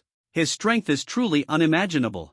Although Luo Hong and Yu Wuyan had a deep friendship, Yu Wuyan was somewhat displeased with him due to a previous incident, and gave him a cold glare. "What? Trying to flatter me? Don't bother with that nonsense, it won't work." Despite his words, Yu Wuyan was secretly delighted. After all, only he knew that this martial god was Chen Xingbian. From a certain perspective, Chen Xingbian was like his adopted son, which filled him with immense pride. Di Qingtian also became intrigued and quietly approached Yu Wuyan, whispering, "Old Yu, give me some insider information. Who exactly is this martial god of the Northern Territory? Don't give me official talk, I know you must know." Facing the highest authority of Xia, Yu Wuyan was unapologetic. He shouted nonchalantly in public, "Who said I know? Who's spreading rumors? If anyone has the guts, come fight me." Due to Yu Wuyan's violent display last time, coupled with Di Qingtian's obvious favoritism toward him, even Luo Yuan didn't dare to argue with him and could only watch silently. Di Qingtian pointed at Yu Wuyan helplessly and said, You, just keep hiding it. I want to see what else you can reveal." At this moment, the full outline of the martial god's golden body finally appeared in the sky above the divine mountain, and Chen Xingbian's power reached its peak.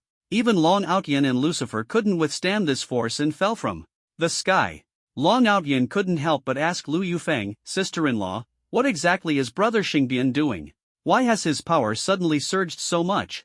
The situation had reversed, and although everyone knew Chen Xingbian hadn't truly broken through to martial god yet, Lu Yufeng showed no trace of worry on her face to avoid arousing suspicion from Long Outyen and Lucifer.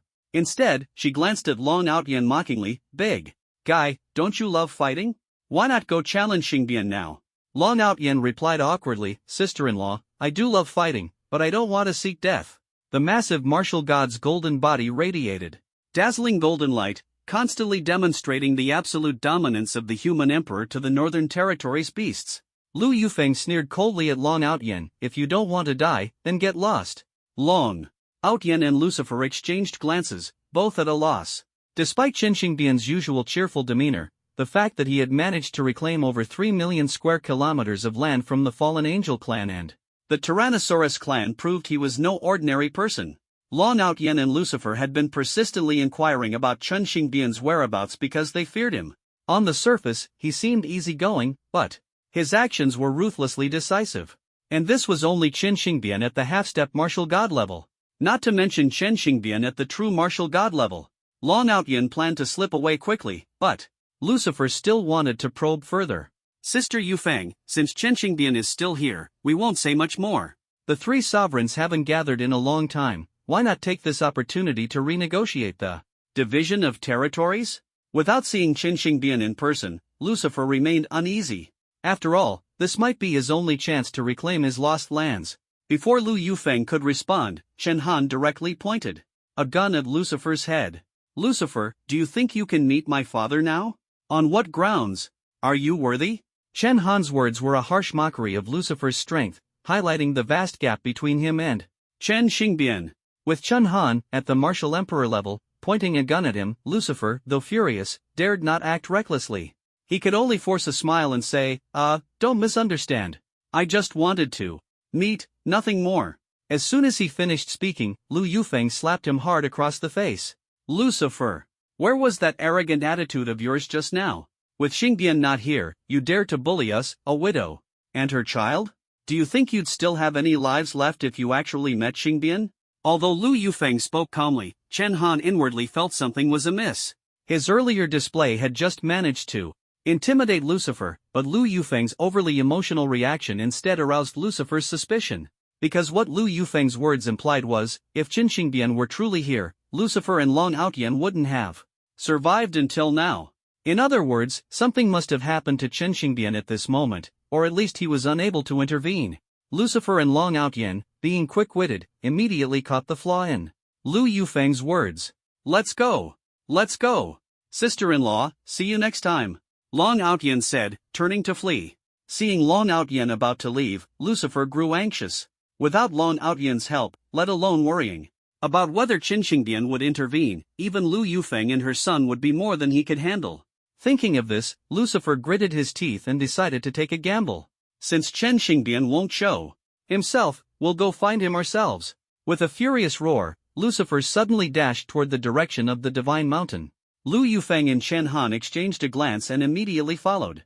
They absolutely couldn't let Lucifer discover the truth. It seemed that when it came to desperate times, one had to fight desperately. However, this time Lucifer gave it his all, moving at an astonishing speed, and was about to enter the range of the Divine Mountain. But just as he was within 100 miles of the mountain, Chen Xingbian's martial god golden body suddenly moved. This movement sent an inexplicable chill through Lucifer's heart. The next moment, a massive golden palm suddenly struck toward Lucifer. Seeing this golden palm, Lu Yufeng and Chen Han also stopped in their tracks, as they too were unsure of the situation. Logically, Chen Xingbian was currently in his weakest state and shouldn't have been able to use any power. But in the next second, a familiar voice rang out. Great mighty heavenly dragon. Immediately after, the golden palm slammed into Lucifer, sending him flying hundreds of miles and crashing heavily into the same mountain he had been smashed into earlier. Who else could shout great mighty heavenly dragon but Chen Xingbian?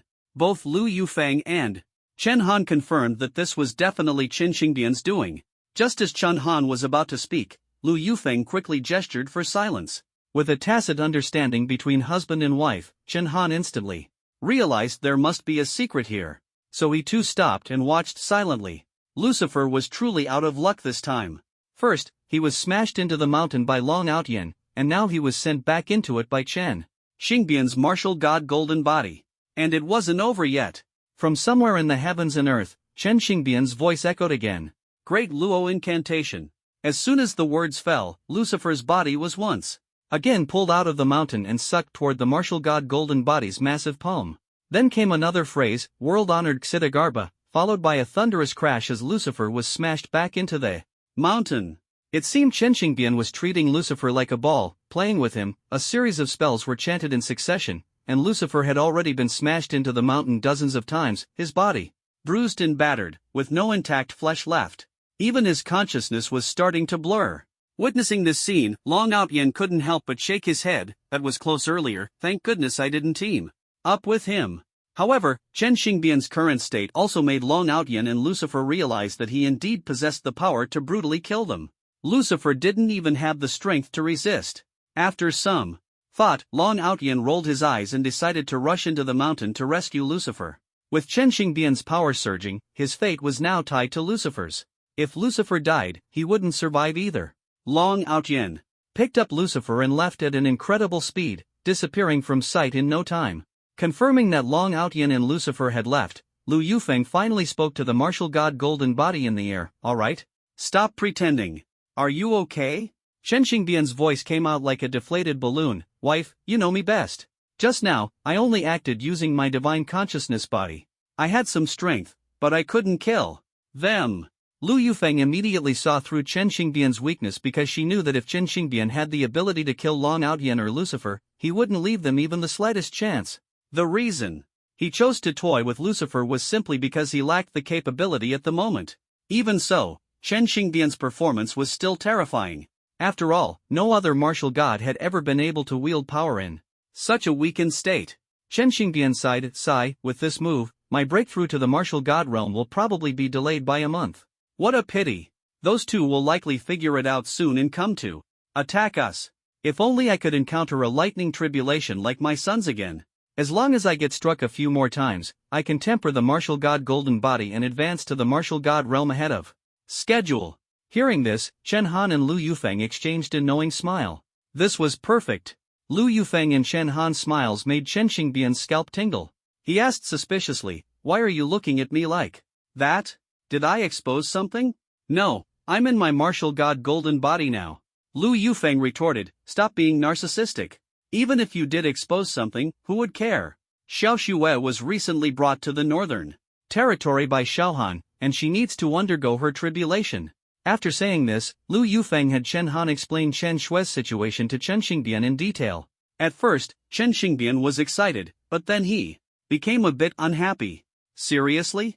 I just broke through to martial god, and now I feel like I'm becoming a tool for Xiaohan and Xiao Xue?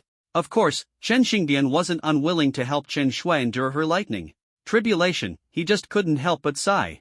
Lu Yufeng glared at him fiercely. What else is the point of you being a father? Don't you love getting struck by lightning? Didn't you once dance naked in the sky? Isn't this exactly what you want? Lu Yufeng's words immediately shut Chen Xingbian up. He looked a bit embarrassed. Xiaohan, why do you have to spill everything? Can't your dad have a little dignity? Chen Han chuckled, thinking to himself that his father had no dignity left to speak of.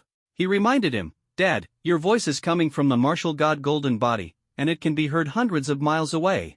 Even the northern expedition army in the distance can hear it. Don't think this is just a private family conversation. Chen Xingbian froze upon hearing this, then looked up into the distance. Sure enough, he saw the people of Eaglehead Bear Demon City staring at the martial god golden body in astonishment. He quickly shut his mouth. Wouldn't this be equivalent to letting over 500,000 people know about him dancing naked at the disco? The Northern Expedition Army members couldn't help but burst into laughter upon hearing this, and the previously tense atmosphere eased considerably. Next, their mission was to completely clear out the eagle-headed Bear Demon City. Chen Han and Lu Yufeng had already begun discussing the next steps. Given Lucifer's intelligence, he would likely soon deduce Chen Xingbian's current situation. He would realize that this period was the best opportunity to eliminate Chen Xingbian and reclaim the central territories. To achieve this goal, he would join forces with Long Outyan and launch an attack at all costs. The next assault would likely involve not just Long Outyan and Lucifer themselves but the entire Dark Emperor clan and Dragon Emperor clan armies. Moreover, even the exotic beasts from the eastern and western territories might join the battle. Such a massive army would be extremely difficult to handle. What Chen Han needed to do was hold out during the time it took for Chen Xingbian to establish the martial god golden body and officially break through to martial god status. Once Chen Xingbian achieved the breakthrough, all problems would be resolved. It was foreseeable that the enemy would use every means and trump card at their disposal, and Chen Han could no longer afford to hold anything back. This battle was of critical importance. Failure was not an option. Chen Han planned to concentrate all the northern frontier troops near the Divine Mountain, equipping everyone with the latest weapons and armor from the military camp. Even all the Type 4 laser cannons would be deployed near the Divine Mountain, ready to counter any enemy ambushes at any moment. But that still wouldn't be enough. The Northern Expedition Army currently had only 500,000 soldiers, which was far from sufficient to deal with the exotic beast armies from the eastern and western territories, which were almost fully mobilized. Even just facing the elite forces of the Dark Emperor clan and Dragon Emperor clan would be a struggle. Fortunately, Chen Xingbian's martial god golden body had intimidated all the exotic beasts in the central region, and their loyalty was now at its peak. In addition to the Northern Expedition Army, Chen Han needed to mobilize all the exotic beasts in the central region to defend the Divine Mountain together. Mom, under the current circumstances, how many exotic beasts from the central region can you mobilize? Chen Han asked. Lu Yufeng thought for a moment and slowly replied, I can probably mobilize the forces of over 20 exotic beast species. Most of these exotic beasts fled here from the eastern and western territories. If Long Outyan and Lucifer make a move, they will definitely fight back with all their might. She then introduced the strength of these exotic beast species to Chen Han. The combined forces of these 20-plus species amounted to roughly over 2 million. Of course, the majority of them were low-level exotic beasts. About 1.5 million of them were essentially cannon fodder. Only 3 or 4 species had strength comparable to the white-striped saber-toothed tiger, qualifying as high-level exotic beasts. Their power was second only to the Tyrannosaurus and fallen angels, making them the main force of the central region. Most importantly, they were completely loyal to Chen Xingbian. After hearing this, Chen Han smiled wryly. Mom, from what you're saying, the overall strength of Dad's territory is still inferior to Long Outyan and Lucifer. How have you managed to hold the northern frontier for so many years? Lu Yufeng also smiled. There are 2 main reasons for that. First, the Dark Emperor and Dragon Emperor have been fighting each other for years, and someone needed to manage the central region as a buffer zone. Second, though I hate to admit it, your dad does have his ways. Even among the Tyrannosaurus and fallen angels, he commands significant respect. Look at how both the big guy and Lucifer both respect and fear your dad. Chen Han nodded. Sometimes, seeing Chen Xingbian clowning around, he almost forgot that his dad was once a ruthless figure who had planned to use an exotic beast army to wipe out 100,000 soldiers of the Northern Expedition Army. That imposing aura was something ordinary people could never compare to. 1.5 million cannon fodder, 500,000 main forces, plus 500,000 Northern Expedition troops, this should be enough. Chen Han looked at the map near the Sacred Mountain and quickly allocated the troops. The Northern Expedition Army and the main beast forces were stationed on the east and west sides, guarding the center of the Sacred Mountain. Meanwhile, the 1.5 million low-level beasts roamed the outskirts of the mountain, at least capable of delaying the enemy. After making the arrangements, Chen Han handed the battle map to Lu Yufeng. Mom, I'm temporarily giving you command on site. Right now, besides me, you're the only one capable of managing both the Northern Expedition Army and the main beast forces simultaneously. I'm taking my sister to Darkbat City. Lu Yufeng held the battle map, feeling a bit nervous. After all, the most she had commanded before was a small team from Bureau 869. Xiao Han, am I really suitable for this? I don't hold any military rank in De Xia, nor do I have much experience. I'm afraid I'll make mistakes. Hearing Lu Yufeng's concerns, Chen Han's lips curved into a slight smile. Mom, don't worry. With the contributions you and Dad have made, once we return to De Xia, Di Qingtian will definitely grant you both the title of Marquis. As for experience, if I weren't here, you'd still be the only one capable of managing both the Northern Expedition Army and those troublesome beast forces. Otherwise, our own troops might end up fighting each other. Only then did Lu Yufeng feel reassured, taking the command baton Chen Han handed her. Just as Chen Han had anticipated, Long Outyan had barely carried the unconscious Lucifer back to the fallen angel territory when Lucifer woke up. As soon as he regained consciousness, Lucifer began berating Long Outyan. Why did you save me? We fell into a trap. That was the best chance to eliminate Chen Xingbian. You should have charged forward. Long Outyan was about to retort when Lucifer's scolding intensified. Do you have no brains? Did you even think about it? If Chen Xingbian could really kill us at that moment, would he have let us go? Long Outyan was left dumbfounded by the scolding, his face full of confusion and anger. He shouted, Lucifer, I risked my life to carry you back, what's the meaning of this? Lucifer was blunt, it means you're stupid. The two were on the verge of fighting when, fortunately, the fallen angel elder quickly intervened to separate them, preventing a brawl. Watching this scene, Chen Han secretly felt relieved. If most of the beasts were like Long Outyan, reclaiming the northern territory would be much easier.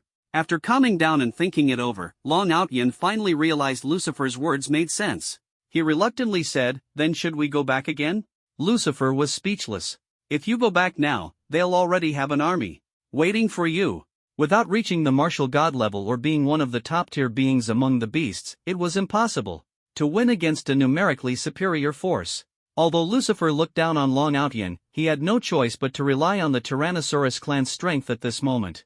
His tone softened considerably. Hurry back. Mobilize as many troops as you can, and summon all the forces from your territory. Lucifer's reaction was no surprise. The Dark Emperor and Dragon Emperor would undoubtedly mobilize their armies to attack the Sacred Mountain. Their sole objective was to kill the human emperor, Chen Xingbian. Fortunately, Chen Han had the foresight to preemptively deploy all the central forces while they were still mobilizing.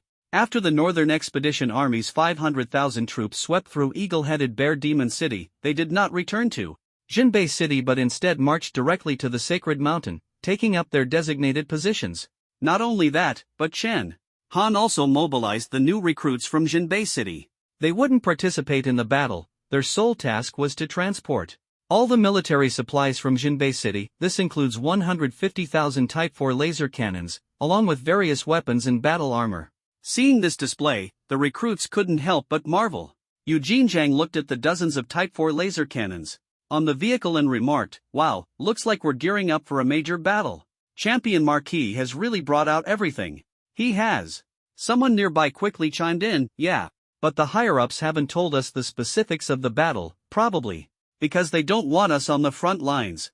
At this point, the recruits escorting the laser cannons all turned to look at Chen Shui, clearly hoping to glean some insight into the Northern Expedition Army's plans from her.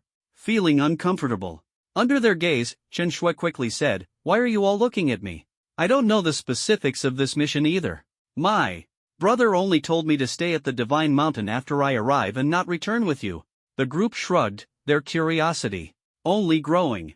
What kind of battle could be so significant that the renowned champion Marquis would take it so seriously? Little did they know, this was a battle that would determine the survival of humanity in the Northern Territory. Meanwhile, Lu Yufeng was actively mobilizing, as wave after wave of exotic beast troops surged toward the Divine Mountain. The mountain's interior spanned over 800 miles, making it a colossal range, but at this moment, it was teeming with humans and exotic beasts. Members of the Cold Night Squad, including Chen Han, had gathered in front of a cave. Together with senior officials of the Northern Expedition Army, they were safeguarding Chen Xingbian's safety.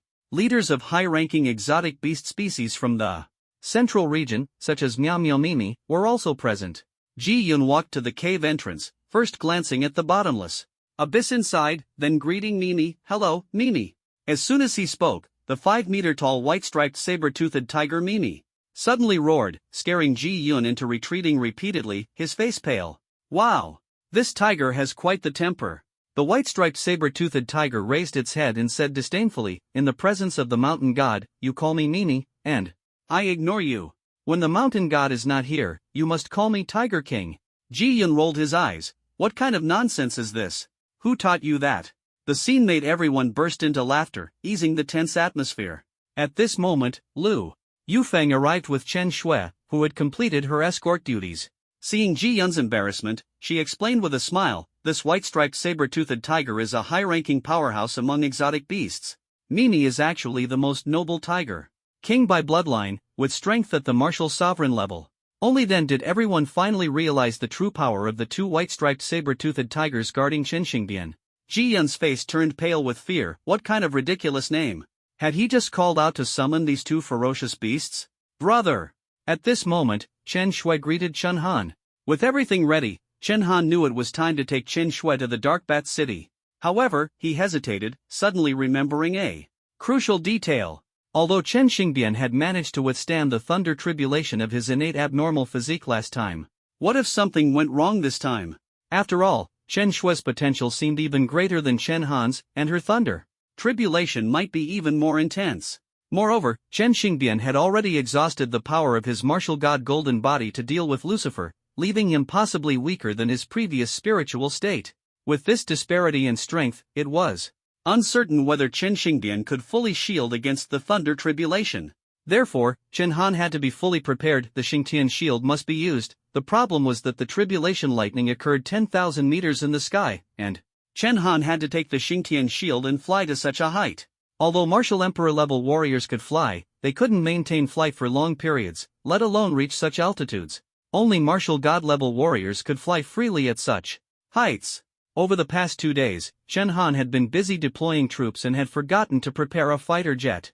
With a fighter jet, he could hover in the air continuously. So, he ordered Zhu Meng, who had a talent for manipulation. "Zhu Meng, return to Jinbei City immediately and bring a fighter jet here." The northern airspace was relatively safe now, and Chen Han had also instructed Liao Xiaohu and Zhang Xiaolong to prepare several of the latest fighter jets as backups. At this moment, Zhu Meng suddenly burst into laughter. "Ha ha ha! Finally, it's time for the fighter jet to shine." Everyone was surprised upon hearing this.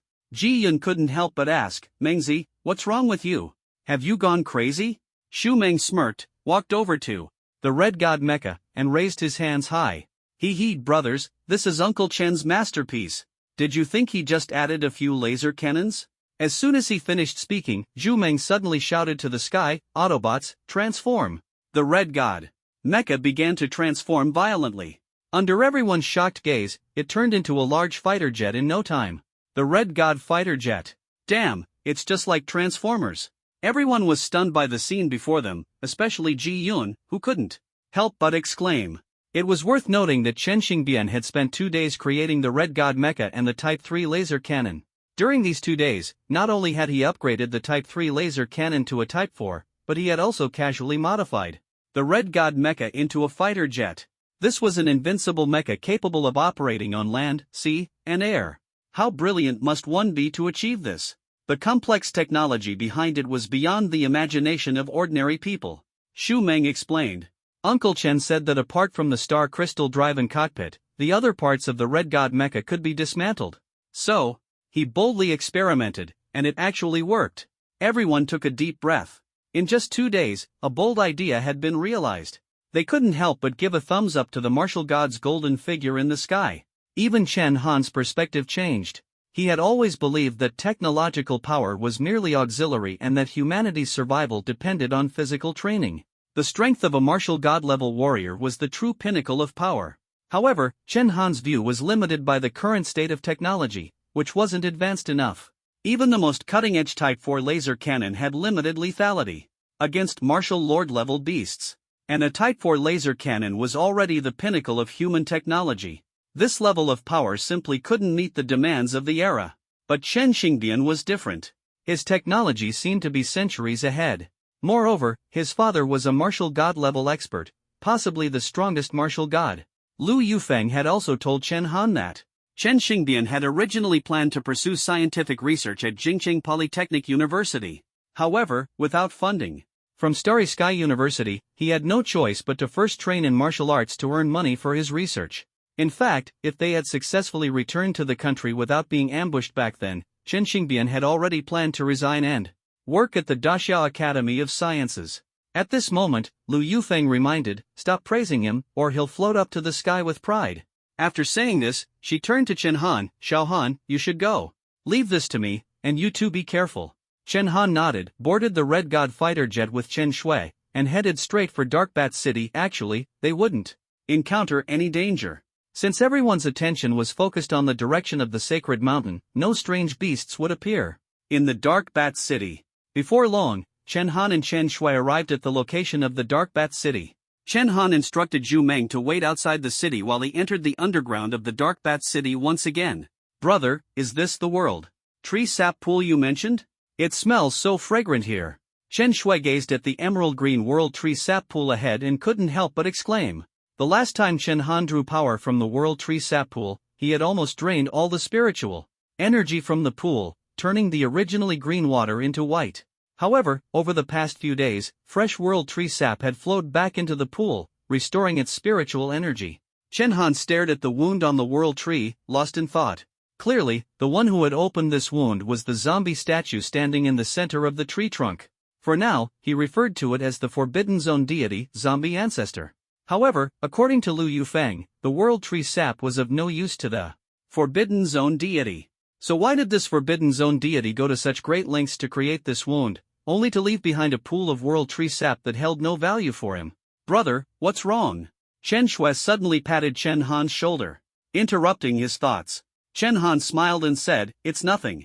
You can enter the World Tree Sap pool directly. With me here, you can rest assured. Okay. Chen Shui nodded and jumped into the World Tree Sap pool to begin soaking. It would take some time from the start of soaking until the appearance of the lightning tribulation. Chen Han leaped to the wound on the World Tree and carefully examined it.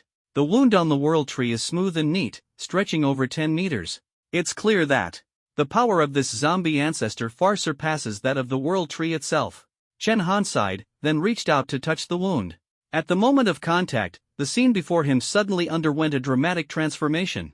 In the next instant, Chen Han found himself in a mysterious space. Everything here was pure white, with white surroundings all around. In front of him sat a person, or more accurately, a monster. Its appearance bore some resemblance to the zombie ancestor depicted in the statue. Could this be the Forbidden Zone deity? Where is this place? Why am I here? Chen Han's heart raced with shock. This space felt eerily strange, with no visible exits anywhere. Encountering the Forbidden Zone deity in such a place was truly unexpected. The next moment, the zombie ancestor suddenly opened his eyes, and his blood-red gaze sent chills down one's spine. However, he showed no hostility toward Chen Han. Instead, he stared at him for a long time, a hint of joy appearing in his eyes. A human. I haven't seen a living person in almost 50 years. His speech was clear and articulate. If not for his terrifying appearance, Chen Han would never have suspected that he was the zombie ancestor. Seeing that he bore no malice, Chen Han spoke up as well. Are you the Forbidden Zone deity? What is this place? Why am I here? Forbidden Zone deity? The zombie ancestor chuckled softly. Then, as if recalling something, he suddenly laughed. Oh, I understand now. You must have come from Earth. A fragment of my soul there transmitted you to this place. Hearing the words Earth, Chen Han's heart trembled. Could it be that this place wasn't Earth? At this moment, the zombie ancestor shook his head. Actually, I am not some Forbidden Zone deity. I was supposed to be a human. You can call me Yi Ming. As he said this, a trace of nostalgia appeared on Yi Ming's face. With a wave of his right hand, the surrounding space changed dramatically once again. Chen Han was astonished to find himself amidst a vast sea of stars, surrounded by meteors and planets, resembling the universe. Yi Ming stretched lazily and said, Yi Ming, it's been so long since anyone called me that, I almost forgot my own name. Funny enough, my subordinates gave me a particularly impressive nickname, Emperor of the Galactic Heavens. Chen Han looked at the starry sky before him and at Yi Ming, who called himself the Emperor of the Galactic Heavens. The sheer amount of information overwhelmed him, making it hard to process. But Yi Ming didn't give him time to think. Turning around, he asked, What's your name? Is Earth still doing well? Although surprised, Chen Han respectfully cupped his fists and replied, Senior Yi, my name is Chen Han. As for Earth's situation, what specific aspects would you like to know? Recognizing Yi Ming's immense power, Chen Han naturally addressed him as Senior. Yi Ming initially wanted to ask more but then waved his hand dismissively. Never mind. Since you've made it here, it means Earth hasn't been destroyed yet. As he spoke, Yi Ming glanced at Chen Han a few times, as if discovering something intriguing about him. His expression turned curious, and then he smiled. A celestial anomaly. Interesting, truly interesting. You must have come here through that tree, right? The tree Yi Ming referred to was likely the World Tree of the Forbidden Zone deity. Chen Han nodded and replied, If you mean the World Tree, then yes. Yi Ming's lips curled into a smile as he muttered to himself. It seems the karma I casually left behind back then has finally borne fruit. A celestial anomaly has actually discovered that place. According to Yi Ming, the pool of World Tree sap wasn't a remnant from his battle with the World Tree but something he had deliberately left behind. Chen Han didn't fully understand what Yi Ming meant by celestial anomaly, but he guessed it was similar to being born with a unique constitution. In other words, Yi Ming had left the World Tree sap pool specifically to help individuals like Chen Shui, who were born with unique constitutions, regain their strength. Regardless, it was a great favor. Chen Han immediately said, Thank you, Senior Yi. Yi Ming waved his hand dismissively. It's nothing, just a small gesture. The older generation plants trees, and the younger generation enjoys the shade. Besides, we're all from the Great Xia. You celestial anomalies are born with sealed bodies, it's unfair to you. As soon as he finished speaking, Chen Han suddenly felt Yi Ming's figure begin to distort, or rather, the surrounding space started to warp. Yi Ming softly said, It seems time is up. Then, he extended a finger and lightly tapped Chen Han's forehead. In the next moment, a golden light flashed on Chen Han's forehead, and a golden swastika-shaped mark slowly emerged. I hope this will help you. We'll probably meet again in the future. Chen Han felt a wave of dizziness. When he woke up, he found himself lying next to the wound of the World Tree. He was astonished, feeling as though he had traveled through time and space. But when he checked the time, he was even more shocked. 10:50 a.m. Earlier, when Chen Shui entered the World Tree sap pool, he had deliberately checked his watch. It was 10:48 a.m. at the time. In other words, everything he had just experienced had only taken 2 minutes. That was impossible. Chen Han felt that at least half a day had passed while he was with Yi Ming. Chen Han murmured softly to himself, Could that have been a dream? Or Was it an illusion created by the zombie progenitor? As soon as he finished speaking, his forehead suddenly began to itch, and he immediately recalled Yi Ming's action of touching his forehead. He quickly grabbed a mirror to take a look, and sure enough, a faint golden swastika mark was flickering on his forehead. Even more terrifying was that when the golden mark's light shone on the trunk of the world tree, the trunk instinctively avoided the light. It was afraid of the mark. Even though Chen Han was reluctant to believe it, he had no choice but to admit that everything that had just happened was real. The cosmic space, the galactic emperor, the celestial anomalies, it was all too incredible. This Yi Ming, I wonder what kind of master he truly is. Chen Han sighed. He patted his forehead, and the golden mark's light immediately disappeared, saving him a lot of trouble. Having a mark on his forehead all the time was indeed inconvenient. Although he wasn't sure of the mark's specific purpose, since Yi Ming had given it to him, it was certainly no ordinary thing. After experiencing this bizarre series of events, Chen Han dared not tamper with this space any further. He sat quietly in front of Chen Shui, meditating and waiting for the arrival of the Thunder Tribulation. Meanwhile, Chen Han was unaware that Long Outyin and Lucifer had successfully gathered the eastern and western armies of exotic beasts.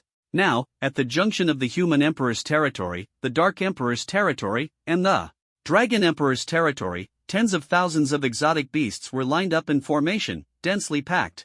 Those exotic beasts that usually appeared massive now seemed as small as ants. The combined forces of Chen Han's Northern Expedition Army and the Exotic Beast Army had already reached 2.5 million. However, the exotic beast armies summoned by the Dark Emperor and the Dragon Emperor were even more astonishing in number. Having occupied the northern region for years, the exotic beasts there feared them, allowing the Dragon Emperor and Dark Emperor to gather a total of 8 million exotic beasts. Such a massive army made the hidden scouts gasp in shock. Among so many exotic beasts, who knew how many powerful ones were concealed? Quickly report to Champion Marquis. The armies of the Dragon Emperor and Dark Emperor are already advancing toward the Divine Mountain. Everyone along the way must evacuate immediately.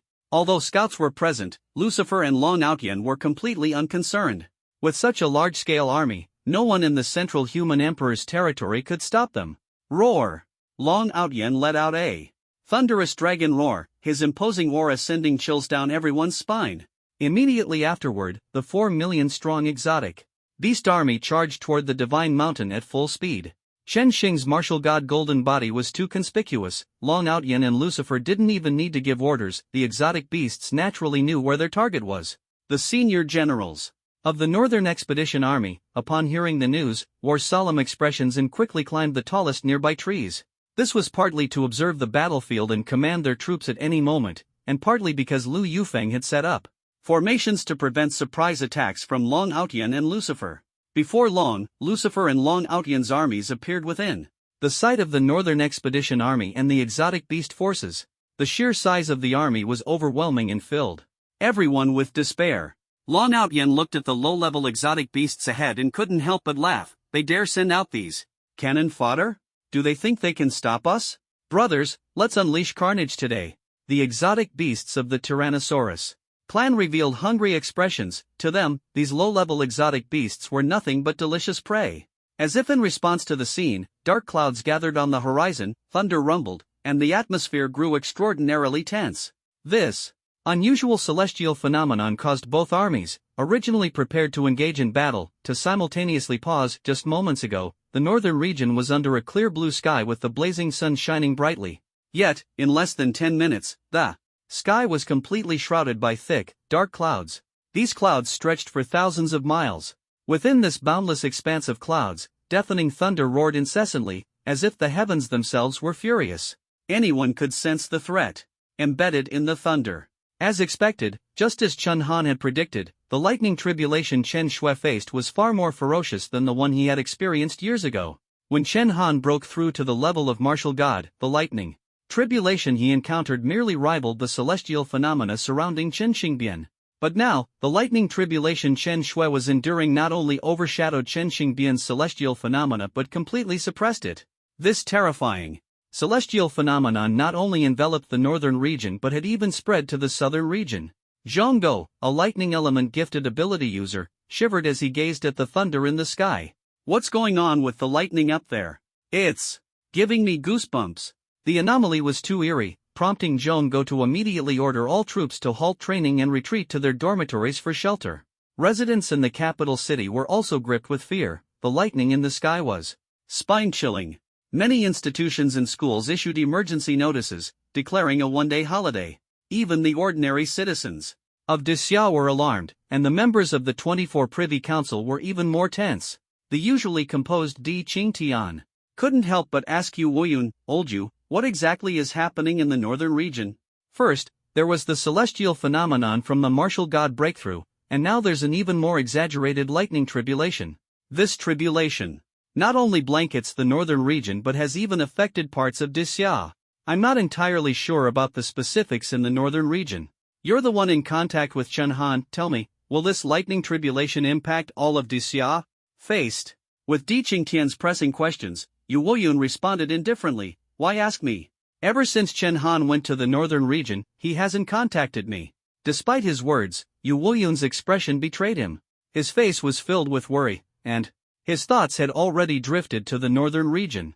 In truth, Yu Woyun was also unclear about the specifics of the northern region's situation. Chen Han hadn't informed him about Chen Shui reclaiming her power, nor had he mentioned the Dark Emperor and Dragon Emperor's siege on the Human Emperor's territory. It wasn't that Chen Han didn't trust Yu Woyun. On one hand, the fewer people who knew about these matters, the better. On the other hand, Chen Han feared that Yu Woyun's concern might cloud his judgment. As the saying goes, excessive concern can lead to missteps. If Yu Woyun knew how dangerous the northern region was right now, he would likely rush there immediately. While his assistance might resolve the immediate crisis, it could also bring even greater trouble. As Disya's strongest individual, Chen Han wasn't sure if Yu Woyun's intervention would attract more dangers from the forbidden zones. Those exotic beasts weren't something that could be stopped by any number of troops. Moreover, it could result in large-scale casualties. Therefore, Chen Han would never reveal the truth to Yu Woyun at such a critical moment. Seeing Yu Woyun unwilling to speak, Di Qingtian turned to Luo Yuan. "Luo Yuan, what does your inspector say?" Luo Yuan helplessly handed over a report. The report was filled with empty phrases, such as the northern region being stable, orderly, and its people living in peace and prosperity. As the foremost figure in politics, Di Qingtian easily saw through the rhetoric arranged by Chen Han. He sighed, "With things like this, you're still saying the people are living in peace and prosperity? Do I have to wait until the lightning strikes down from the sky before I can find out what's really happening in the northern region?" Emperor Qingtian's secretary could only smile helplessly. Chen Han's reports are even faker than the state news broadcast. Everyone was left speechless. They understood the urgency of the situation, but all they could do was worry in vain. At the same time, the battle in the northern territory officially erupted. The thunderclouds looming in the sky were terrifying, but the leaders of the Dark Emperor clan and the Dragon Emperor clan, Lucifer and Long Outyen, showed no fear. Seeing that the thunder had yet to strike, they immediately shouted, "Full assault! Capture the Divine Mountain immediately!" Lucifer stayed at the central command, posing little direct threat. On the other hand, the battle maniac Long Outyen charged straight to the front lines. He revealed a grim smile, throwing a ferocious punch that sent a massive wave of beasts flying in an instant. "A bunch of weaklings. Not even worth my effort." Long Outyen bellowed coldly, grabbing a few heavily injured beasts and devouring them alive. Blood and bones were swallowed whole, and the horrifying sight sent shivers down the spines of the Northern Expedition Army soldiers. "Long Outyen is too brutal. I'd rather die than be eaten alive by him," Ji Yun exclaimed in dismay. But the cruelty of the Tyrant Dragon clan wasn't limited to just Long Outyen. The entire Tyrant Dragon clan was notoriously savage, charging at the forefront of the battle. As royal beasts, they were almost unstoppable against the lower-tier beasts. Under their relentless slaughter, the eastern low-tier beast army was quickly pushed back by dozens of miles. This starkly contrasted with the slow advance of Lucifer's forces in the west. At this rate, the eastern battlefield was on the verge of collapse. Everyone saw the situation clearly and was filled with anxiety. After all, aside from Lu Yufeng, almost no one in the Northern Expedition Army could stand against the Dragon Emperor. But Lu Yufeng not only had to oversee the entire army but also guard the final defensive line, leaving her unable to intervene. As the Divine Mountain drew closer, Long Outyen burst into laughter. "Ha ha ha, is there no one stronger? If I'd known, I would have come alone." Long Outyen tore through the ranks of the low-tier beasts like an unchallenged force, slaughtering wildly. In mere moments, at least 10,000 beasts had fallen to his jaws. Although the ones dying were beasts, at this point, both the Northern Expedition Army and the Central Beast Forces were considered comrades in arms. Watching the carnage, everyone gritted their teeth in anger. Zhao Linger, known for her fiery temper, transformed into her primal elf king form and requested to join the fight. "Commander Lu, let me hold him off." The primal elf king form of Zhao Linger was indeed powerful, but it was still far from enough to stop Long Outyan. Naturally, Lu Yufeng refused her request. Just as everyone was at a loss, a distant light appeared, rapidly flying towards Long Outyan. That is, the sight of the light filled everyone with excitement. Even Long Outyan, who was rampaging across the battlefield, noticed the anomaly. He immediately became alert, preparing to counter. Boom! With a deafening crash, an arrow pierced through Long Outyan's hand, severing half of his fist. Long Outyan was all too familiar with such arrows. He had clashed with Chen Xingbian countless times and often suffered defeats at the hands of these star crystal arrows. However, he knew for certain that this arrow wasn't fired by Chen Xingbian. Though he had lost half of his fist, there was no trace of pain on Long Outyan's face. Roar! Long Outyan let out a furious roar, his voice shaking the heavens, as if venting his rage. As a battle maniac, he despised sneak attacks above all else. The next moment, something astonishing occurred. The flesh and bones of his severed fist began to regenerate, fully restoring themselves in less than 10 seconds. Ji Yun rubbed his eyes and said incredulously, "This? His fist recovered so quickly?" Lu Yufeng explained, "The Tyrannosaur clan is different from the Fallen Angel clan. Although both are royal beast clans, the Fallen Angels grow stronger the more severely they are injured, while the Tyrannosaurs possess astonishing defense and regeneration abilities." Lu Yufeng's explanation was not detailed enough. Long Outyan, the leader of the Tyrannosaur clan, had fought countless bloody battles to reach his position. His regeneration and defense abilities far surpassed those of ordinary tyrannosaurs. The arrow that managed to take off half of his fist already had an incredibly destructive power. "Who shot that?" Long Outyan roared angrily, looking in the direction the arrow had come from. Finally, he saw the enemy standing 10,000 meters high in the sky, holding the dragon roar bow, was Chen Han. Despite being surrounded by lightning and thunder, Chen Han's face showed no trace of fear. Instead, he was exceptionally calm. This demeanor excited Long Outyan greatly. Long Outyan laughed heartily, as expected of Xingbian's. "Son, I didn't misjudge him. This guy has the strength to fight me." With that, as the commander-in-chief of the Eastern Army, he suddenly kicked off and charged toward Chen Han in front of everyone. His subordinates were dumbfounded. "Boss, what are you doing? Don't worry about me. Keep advancing." After saying this, Long Outyan disappeared from sight. Chen Han, seeing his mission accomplished, didn't rush to draw his bow and shoot but instead looked toward the nearby martial god golden body of Chen Xingbian. "Father, keep your voice down. Have you found Xiao Xue's spiritual form yet?" Chen Xingbian replied, "I found it.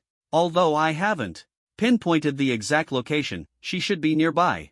Don't worry, when the lightning tribulation comes, I'll block it for her immediately."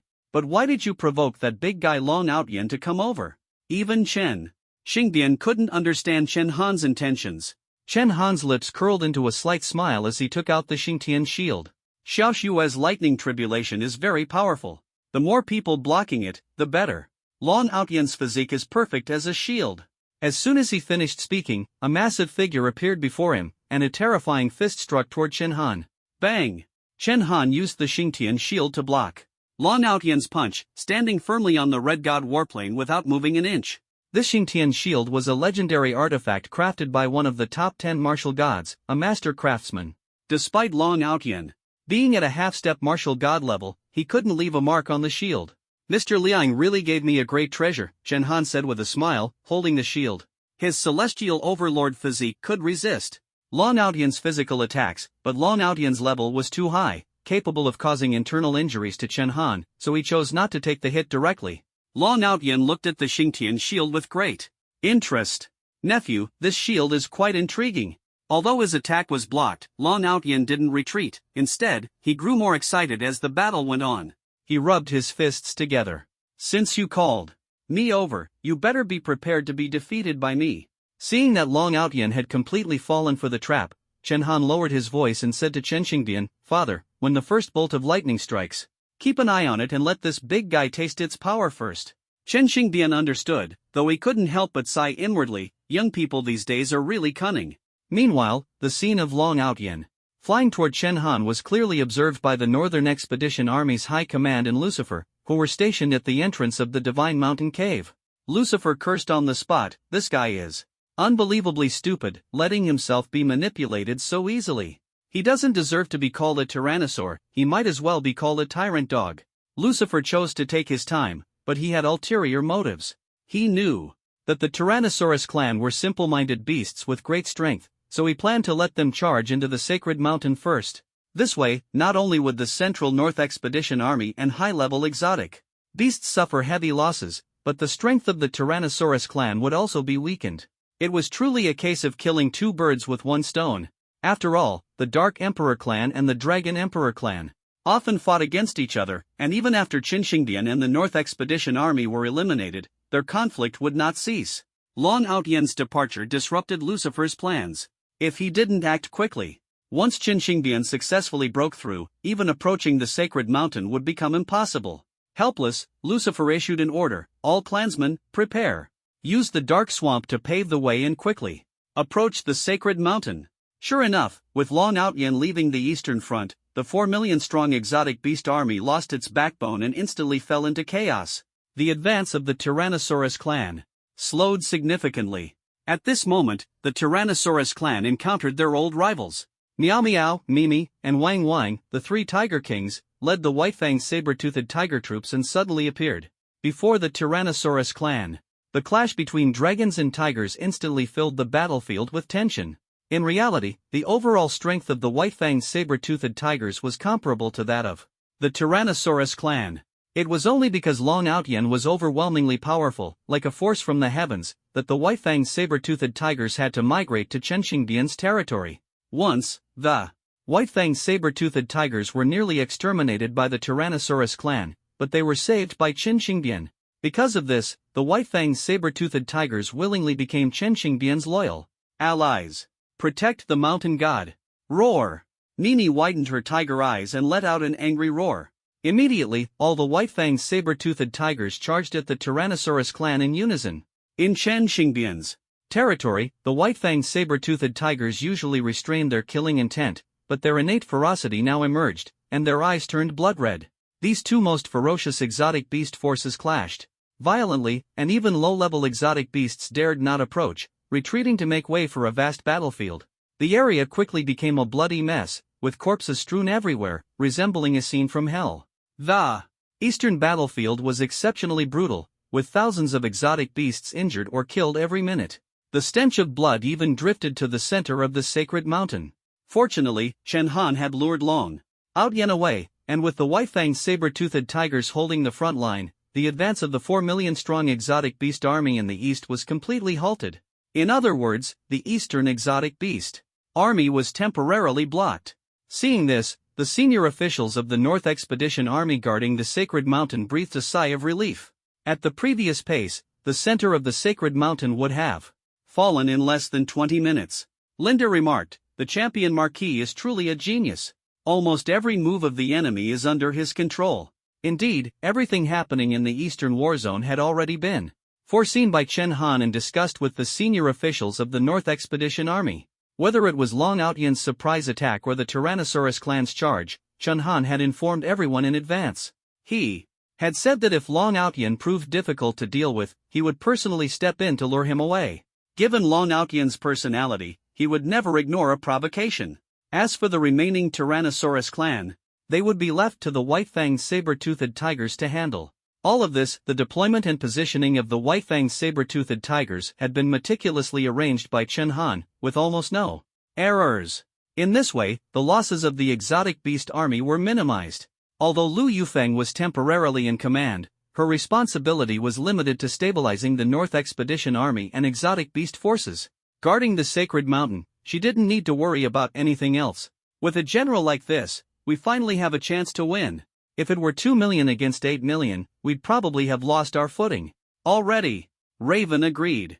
Lei Wu chuckled, not to mention, there are almost no defensive structures near the sacred mountain, and it's too late to build them now. This is the toughest defensive battle yet. Ji Yun gazed at the airspace where Chen Han was, shrouded in dark clouds, obscuring everything from view. Sigh, I wonder how young Master Qin is doing. He's up against the leader of the Dragon Emperor clan. Upon hearing this, everyone grew worried. They had all witnessed the overwhelming power of Long Outyen. Even Lucifer, who could easily defeat the Northern Expedition army, had suffered losses against him. To put it bluntly, Chen Han was in the most dangerous position. But no one expected that at this moment, Chen Han was standing calmly on his fighter jet, his expression serene. On the contrary, Long Outyen was the one struggling. Earlier, he had thrown at least 100 punches, yet Chen Han hadn't even taken a step back, standing as steady as a pendulum on the Red God fighter jet. Kid, your shield is way too unfair. Put it down. Let's have a real fight. Blade to blade. Bring out your spear. Long Outyen sighed helplessly. To be honest, Long Outyen was truly stubborn. Chen Han had placed the shield in front of him, and all Long Outyen did was charge forward relentlessly, without even changing his attack direction, let alone using any tricks. Chen Han had initially thought he'd need to put in some effort to deal with him, but it turned out to be surprisingly easy. What a fool! Completely clueless. At this moment, Chen Han glanced at the thunderous storm above, estimating that the lightning tribulation was about to descend. He spoke, Long Outyen, shall we fight somewhere else? Sure. Long Outyen, thinking Chen Han was about to put down the Xingtian shield, immediately became excited, rubbing his hands in anticipation. Among the Northern Expedition army, only Lu Yufeng wasn't too worried about Chen Han's situation. It seemed she had already guessed that Chen Han could easily handle the stubborn Long Outyen. So Lu Yufeng said to everyone, since Xiao Han has decided to lure Long Outyen away, he must have his own strategy. We don't need to worry too much. Although the eastern beasts are temporarily held back, everyone must remain vigilant. Don't forget, Lucifer is still in the west. As soon as Lu Yufeng mentioned Lucifer, everyone immediately grew tense. After Long Outyen was lured away by Chen Han, Lucifer's movements clearly changed. Previously, Lucifer had been leading the beast army forward slowly, moving 10 times slower than Long Outyen. But as soon as Long Outyen left, the fallen angel army behind Lucifer immediately spread out and charged to the front lines. The habits of the Tyrannosaurus clan and the fallen angel clan were vastly different, as were their numbers. The Tyrannosaurus clan loved to fight fiercely, not only against other clans but even among themselves. As a result, the Tyrannosaurus clan only had a few thousand members. The fallen angel clan, on the other hand, was different. They valued pure bloodlines and maintained strict hierarchies. This harsh social system, though cruel, ensured population prosperity. Internal conflicts were rare, and externally, the Dark Emperor clan was the top predator in the Western Territory, facing no threats. Thus, the Fallen Angel clan boasted an army of a full 100,000. And these were just the elite fallen angels, brought by Lucifer. Among them, the weakest were 4-winged angels. Spread across the front lines, they immediately launched an attack, forming the dark swamp that had once caused Lei Wu and Raven to suffer. Back then, just 2 fallen angels had immobilized Lei Wu and Raven. This time, there were 100,000 fallen angels. The dark swamp nearly engulfed the entire western side of the sacred mountain. The scale was so vast it could no longer be called a swamp, it was practically a dark ocean. Many exotic beasts were instantly swallowed. Lucifer stood on the throne of the fallen angel and snorted coldly, that fool is indeed unreliable. I'll have to deal with Chen Xingbian myself. With the Dark Ocean, the western army of exotic beasts was almost unstoppable, even more terrifying than Long Outyen's surprise attack. At this moment, Lu Yufeng shouted loudly, notify all northern expedition forces and exotic beast units in the west to retreat immediately, don't linger. Understood. Among the entire northern expedition army, Lu Yufeng was probably the only one who could survive in the Dark Ocean. Her order was reasonable to minimize losses. Everything happening in the west was also part of Chen Han's plan. To respond, he had deployed most of the northern expedition forces to the west. Of course, he wasn't sending them to block the fallen angels with their lives. His method was simple. Although Raven and Lei Wu suffered a major defeat last time, they obtained crucial information. Type 4. Laser cannons are effective against fallen angels. The defense of fallen angels is inferior to that of tyrannosaurs. Once their bodies are severely injured, they are prone to death. So Chen Han transferred all the equipment from Jinbei City. Now, the Northern Expedition Army had a total of 300,000 Type 4 laser cannons in their hands. When the fallen angels charged into the Divine Mountain, they had no idea that rows of black cannon barrels were aimed directly at them. Lucifer was still laughing triumphantly, thinking that faced with the dark ocean formed by the fallen angels, the Northern Expedition Army and the Central Exotic Beast Forces wouldn't dare resist. The entire Western Exotic Beast Army seemed like dry grass blown over by the wind. Lucifer estimated he could storm the Divine Mountain within 10 minutes and CL looking at the shattered throne. Lucifer was furious. To his proud identity, this was an immense humiliation. What on earth is this? Lucifer roared. In truth, he had never truly regarded humans, except for Qin Xingbian and Lu Yufeng. To him, other humans were nothing more than insects that could be crushed at will. Thus, he had never seriously studied human technology. This time, the humans he looked down upon had taught him a harsh lesson. 4 million beasts in his army suffered heavy losses. In a short period, the casualties exceeded those of the Eastern Dragon Aotion's beast army. At this moment, a six-winged fallen angel approached Lucifer. With a trace of hope, Lucifer asked, "This beam is dark-colored, it should be the power of dark elements, right? This kind of power shouldn't affect us?" The six-winged fallen angel sighed, "No, the dark beam has no elemental attributes. If it's dense enough, we can die too. I've counted 10,000 fallen angels have already perished. 10,000 fallen angels, and they were elite high-ranking ones." Lucifer was so enraged that his vision blurred. From this moment on, he began to truly take Chun Han seriously. "Chen Xingbian's son, did you foresee all of this?" Lucifer clenched his fists tightly. What angered him most wasn't the loss of so many subordinates but the fact that he had lost to that brainless Dragon Aotion. Dragon Aotion hadn't even cared about his subordinates, yet his losses were fewer. The saying outsmarting oneself perfectly applied here. In stark contrast to Lucifer's fury, the senior officials of the Northern Expedition Army at the center of the sacred mountain were laughing heartily. "Ha ha ha, the champion Marquis is truly impressive. He doesn't even need to personally command, yet he managed to hold back an enemy force of 8 million with just 2 million troops." Lei Wu praised loudly. Ji Yun was even more awestruck, practically worshipping him. "Chen Xiao is indeed Chen Xiao. 2 million against 8 million, the advantage is clear." Zhao Yufei added, 8 million enemies, no matter how hard it is, we must take them down. Only Lu Yufeng remained serious. "Don't celebrate too early. The real intense battle is just beginning." According to Chun Han's plan, each deployment could temporarily block the enemy. But this was only temporary. From now on, neither side had any retreat, they had entered a brutal hand-to-hand combat phase. How long they could hold out depended entirely on everyone's willpower. Just as Chun Han had predicted, despite the heavy losses, Lucifer did not choose to retreat. He ordered the six-winged fallen angel, "Command all clansmen to withdraw from the dark swamp. Then, engage those humans on the cliffs head-on." I don't believe they would attack their own people.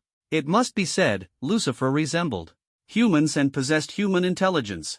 By abandoning the dark swamp and confronting humans directly, Chun Han wouldn't dare use the Type 4 laser cannons to fire on his own people. Seeing this, Lu Yufeng's expression grew grave as she picked up the radio. "All units, power up. From now on, abandon your Type 4 laser cannons and retrieve them after the battle. The champion Marquis asked me to convey this. We are warriors. We are soldiers. Now is the time to test us. Fight to the death, never retreat. The future of the Northern Territory depends on us." Upon hearing Lu Yufeng's words, smiles appeared on the faces of all the Northern Expedition Army soldiers. At this moment, the morale of the entire army soared. "The champion Marquis speaks well. Ha ha, afraid of death? If I were, I wouldn't have joined the Northern Expedition Army long ago." "Brother, don't say that. I am indeed afraid of death. But if I can die like this, then I would truly be a hero. I come from a humble background and always thought I wouldn't achieve anything significant in this life, working hard every day for those noble families. Thanks to Champion Marquis, I got this chance to do something great. Someday, hang my portrait on the wall, and don't forget to bring me a good bottle of wine. Hee, let me brag a bit. I hid something on my recruitment resume. Actually, I have a wife. It's okay if I die." Yesterday, a letter from the south said my wife is about to give birth. By the way, female warriors in the army, you should retreat first. Let the men handle the life-risking battles. Stop showing off. Regardless of gender, we're all human. This concerns the fate of humanity. Women must fight on the battlefield too. Fight to the death, never retreat. Chen Han's words completely ignited the morale. They didn't even need Lucifer to send troops to charge the cliff first. The soldiers of the Northern Expedition Army took the initiative to rush Forward, fighting fiercely against the beasts. Charge! Kill! They fought with all their might. It must be noted that most of the beasts led by Lucifer were stronger than the soldiers of the northern expedition army. But now, the beasts were intimidated by the soldiers' determination to fight to the death, unable to unleash their full strength. This scene shocked Lucifer. In his eyes, humans were supposed to fear death and be plagued by internal conflicts. Human nature, compared to the straightforwardness of beasts, was far more complex. But now, the humans he saw were displaying a completely different side. What Lucifer didn't know was that, despite the complexity and contentiousness of human nature, there are always those willing to sacrifice everything for the future of humanity. This is precisely why humanity has survived until now. The beast army, which had been advancing recklessly, was not only stopped by the Northern Expedition Army but was gradually pushed back by the far fewer soldiers. Brothers, we cannot let Champion Marquis down. Fight to the death for him. Kill. Liao Xiaohu was the first to charge into the enemy ranks. Facing over a dozen beasts alone, he showed no fear, his fists sweeping through the beasts, leaving them in disarray. Though he suffered numerous attacks, he seemed to forget the pain, focusing solely on holding off the enemy. Zhang Xiaolong was the same, quickly accumulating over a dozen wounds, relying solely on willpower and bloodlust to endure. Of course, they were just a small part of the 500,000 Northern Expedition Army. Every soldier was like them, unleashing strength several times greater than usual. The high-ranking officers of the Northern Expedition Army, at the center of the sacred mountain, watched this scene, their eyes moist. They too wanted to charge forward and fight desperately, but to guard the final line of defense, they could only watch their subordinates charge into battle. Lei Wu looked up at the golden figure of the martial god above and sighed. I wonder how long Uncle Chen will take to break through to the martial god realm. Lu Yufeng looked at the battlefields on the east and west sides, feeling a bit sorrowful. She hoped Chen Xingbian would break through to the martial god realm quickly, as it would minimize casualties. Boom! At that moment, a thunderous roar shook the heavens and the earth, causing everyone to tremble. The people on the battlefield stopped fighting and looked up. The thunder came from the sky above the dark Bat City. A terrifying bolt of lightning struck straight down from there. Even from a distance, everyone could feel the terrifying power of the lightning. In fact, the last time Chen Han triggered a lightning tribulation, it was already astonishing. But this time, the lightning tribulation was even more intense than before. Lucifer looked at the lightning, feeling a chill in his heart. He knew he likely wouldn't be able to withstand this heavenly lightning tribulation. Lucifer began to hesitate. After all, if the lightning struck the army of exotic beasts he had brought, the consequences would be unimaginable. At that moment, everyone was shocked to see a person falling from the sky above the tribulation. Lightning! The exotic beasts in the east cried out in surprise when they saw the figure. It's the Dragon Emperor! The Dragon Emperor is here, someone shouted, and only then did the crowd see clearly that the person descending from the heavens was none other than Long Outyen. His massive body had been scorched by the lightning, resembling a piece of charred wood, with black smoke rising from him. Several tyrannosaurs, who had been locked in combat with the white-striped saber-toothed tiger, abandoned their fight and rushed over to catch Long Outyen. Their faces were filled with terror, as they had never seen Long Outyen so gravely injured before. He looked as if he had barely escaped the gates of hell. The tyrannosaurs caught Long Outyen steadily, but he kept pointing at the sky, muttering to himself. Boss, what are you saying? One of the tyrannosaurs leaned closer to Long Outyen's mouth and finally heard his words clearly. No, no honor, no honor. At this moment, Chen Han, who was standing 10,000 meters in the air and staring at the fallen Long Outyen, was also stunned. He hadn't expected the power of the tribulation lightning to be so overwhelming. One bolt had reduced Long Outyen, known for his defense and regenerative abilities, to such a state.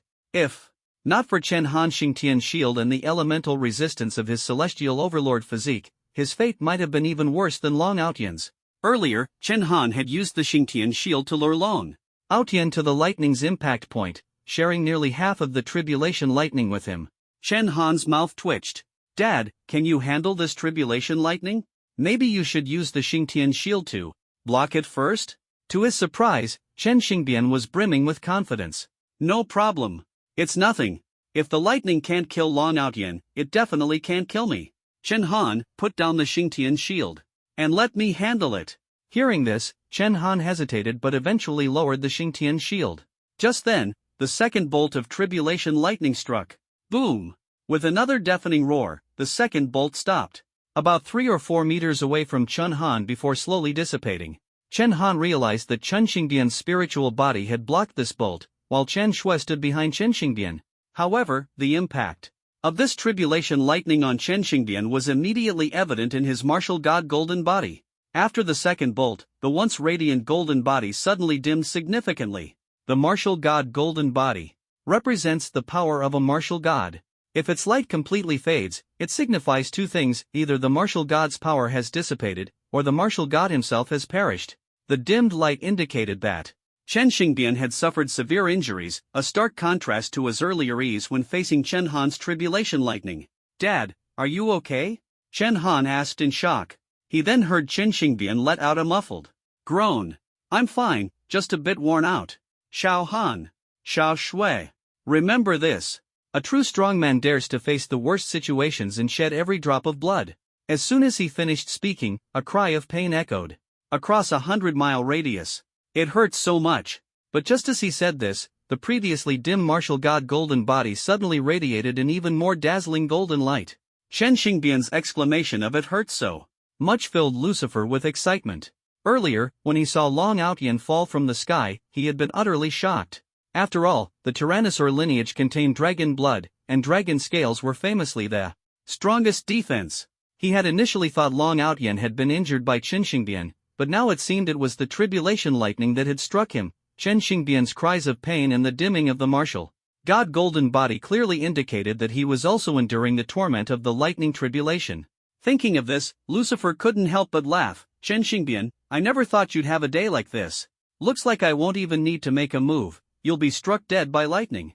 But in the next moment, his smile froze.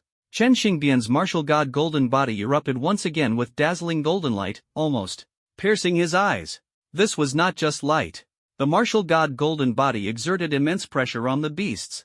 Facing the martial god golden body was already a challenge for the beasts, and now, with the golden light shining again, the beasts felt that Chen Xingdian's power was even stronger than before. Some lower-level beasts even began gasping heavily without putting up a fight. Finally, Lucifer understood Chen Xingdian's intention. Could it be that Chen Xingdian is using the lightning tribulation to temper his body? His expression shifted from joy to displeasure, then to terror, all within half a minute. Realizing this, he began to understand why the humans and beasts protecting Chen Xingdian were fighting so desperately. Lucifer roared, "Charge with full force. Don't retreat.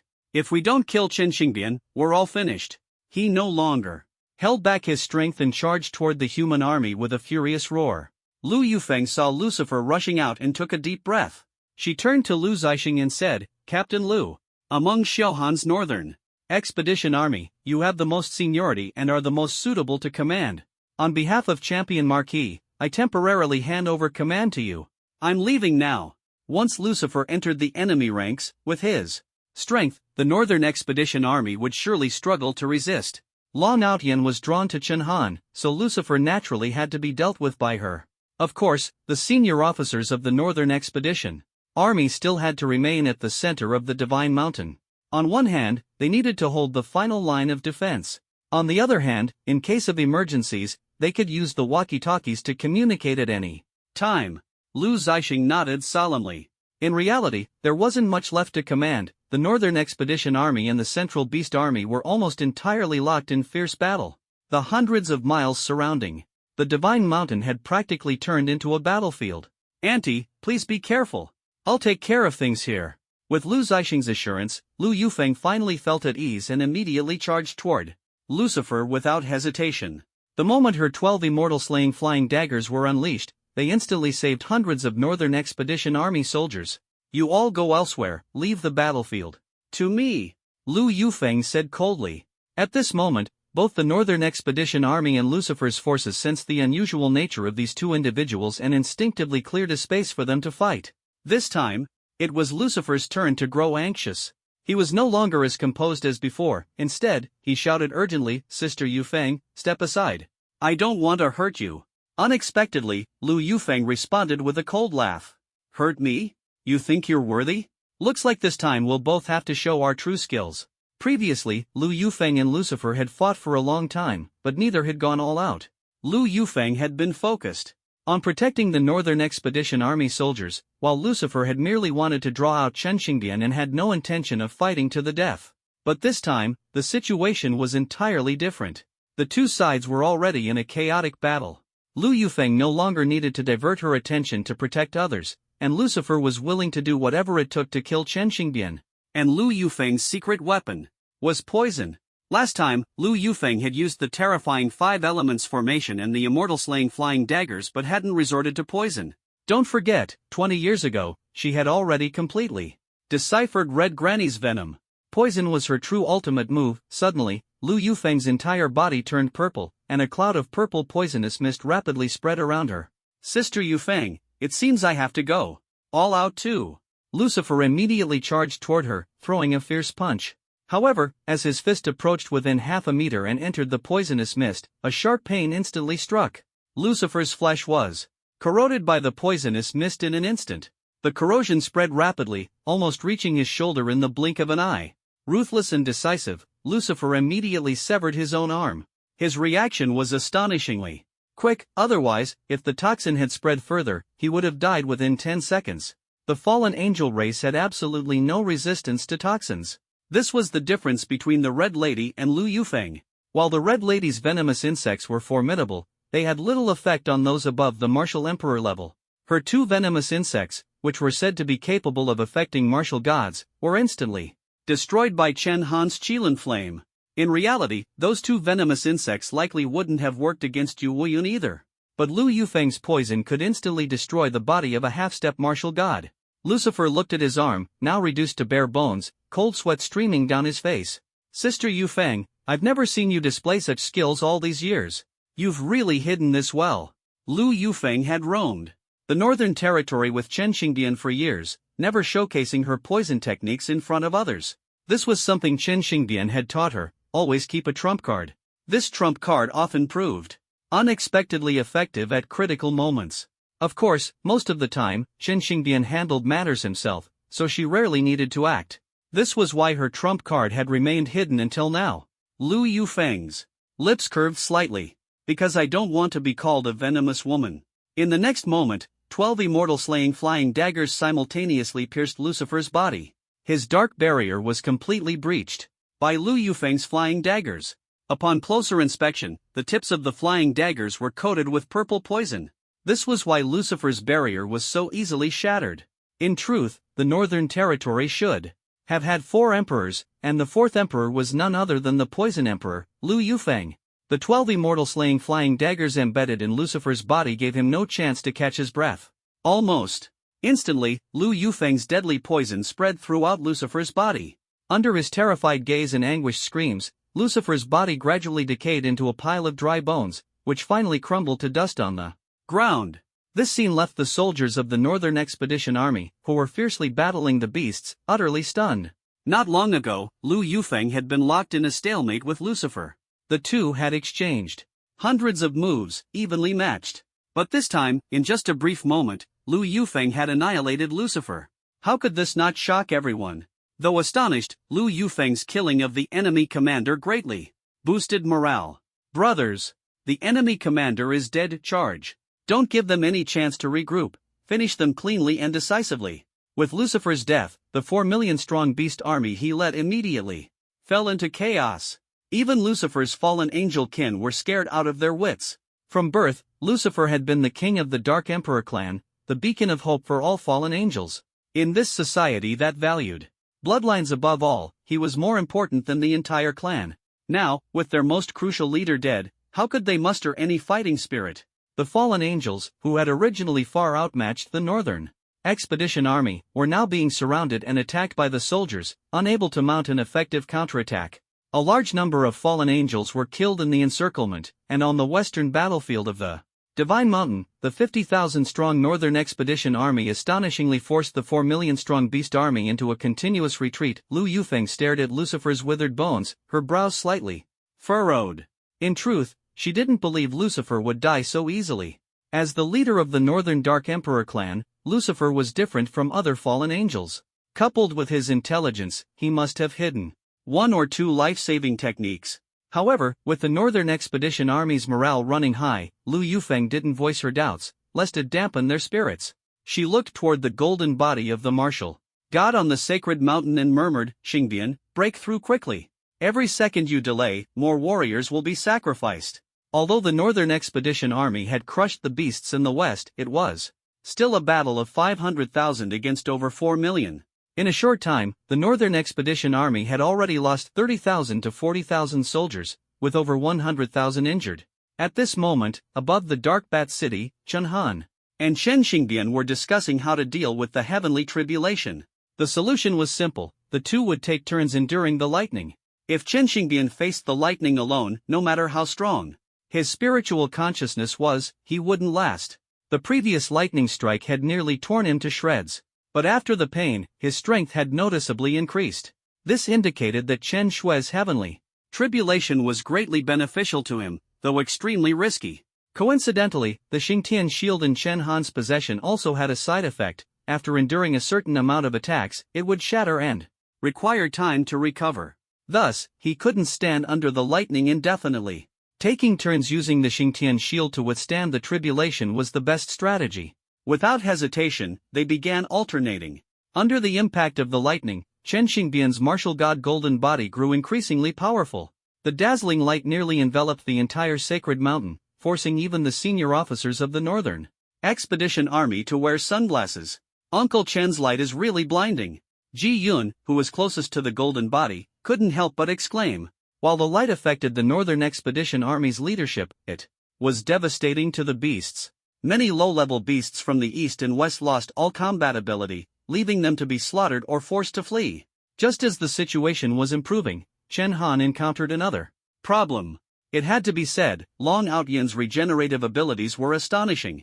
Moments ago, he had been charred black by the heavenly lightning, with even his dragon scales rendered useless. Yet before long, he was lively again. What was even more infuriating was his lingering resentment over Chen Han's strategy for enduring the lightning. Nephew, you're even craftier than your father. Long Outyan roared, flying above Dark Bat City. This time, he forgot his target was Chen Xingbian and focused solely on Chen Han. But he had grown smarter, keeping his distance and preparing to launch a sneak attack while Chen Han endured the lightning. A cold smirk appeared on his lips. Nephew, you play dirty, I'll play along. Chen Han saw through his intentions at a glance and said calmly, Long Outyan, I advise you to leave quickly. Long Outyan sneered dismissively. Ha, do you think I'm stupid? The heavenly lightning only strikes your side. Before he could finish speaking, a bolt of lightning struck down with a deafening roar. Long Outyan was once again turned to charcoal and fell from the sky, struck for the second time. Chen Han shook his head. You just don't listen to advice. In truth, the location of the heavenly lightning wasn't fixed, it only appeared near Chen Shui. This big fool coming over had inadvertently helped Chen Han and Chen Xingbian endure another bolt, becoming their best ally. At that moment, no one could have anticipated what happened hundreds of miles away at the foot of the mountain. A female fallen angel let out a heart-wrenching scream. Suddenly, her abdomen was torn open, and a blood-soaked figure crawled out. It was Lucifer. Looking at the war-torn sacred mountain, his heart still trembled with fear. Good thing I left myself a way out, or I'd really be dead just now. As he spoke, Lucifer glanced at the fallen female angel he had killed, then turned to the ambushing fallen angels and ordered, bury her properly. From today onward, she will be the mother of fallen angels. Yes. Despite the brutal scene, the fallen angels obeyed without objection and carried out the command. Lucifer sighed, it seems impossible to eliminate Chen Xingbian in the short term. We have no choice but to retreat. While muttering to himself, he suddenly became alert and looked sharply to the north. Then, as if he saw something, cold sweat broke out all over his body, his face showed fear, and his legs trembled uncontrollably.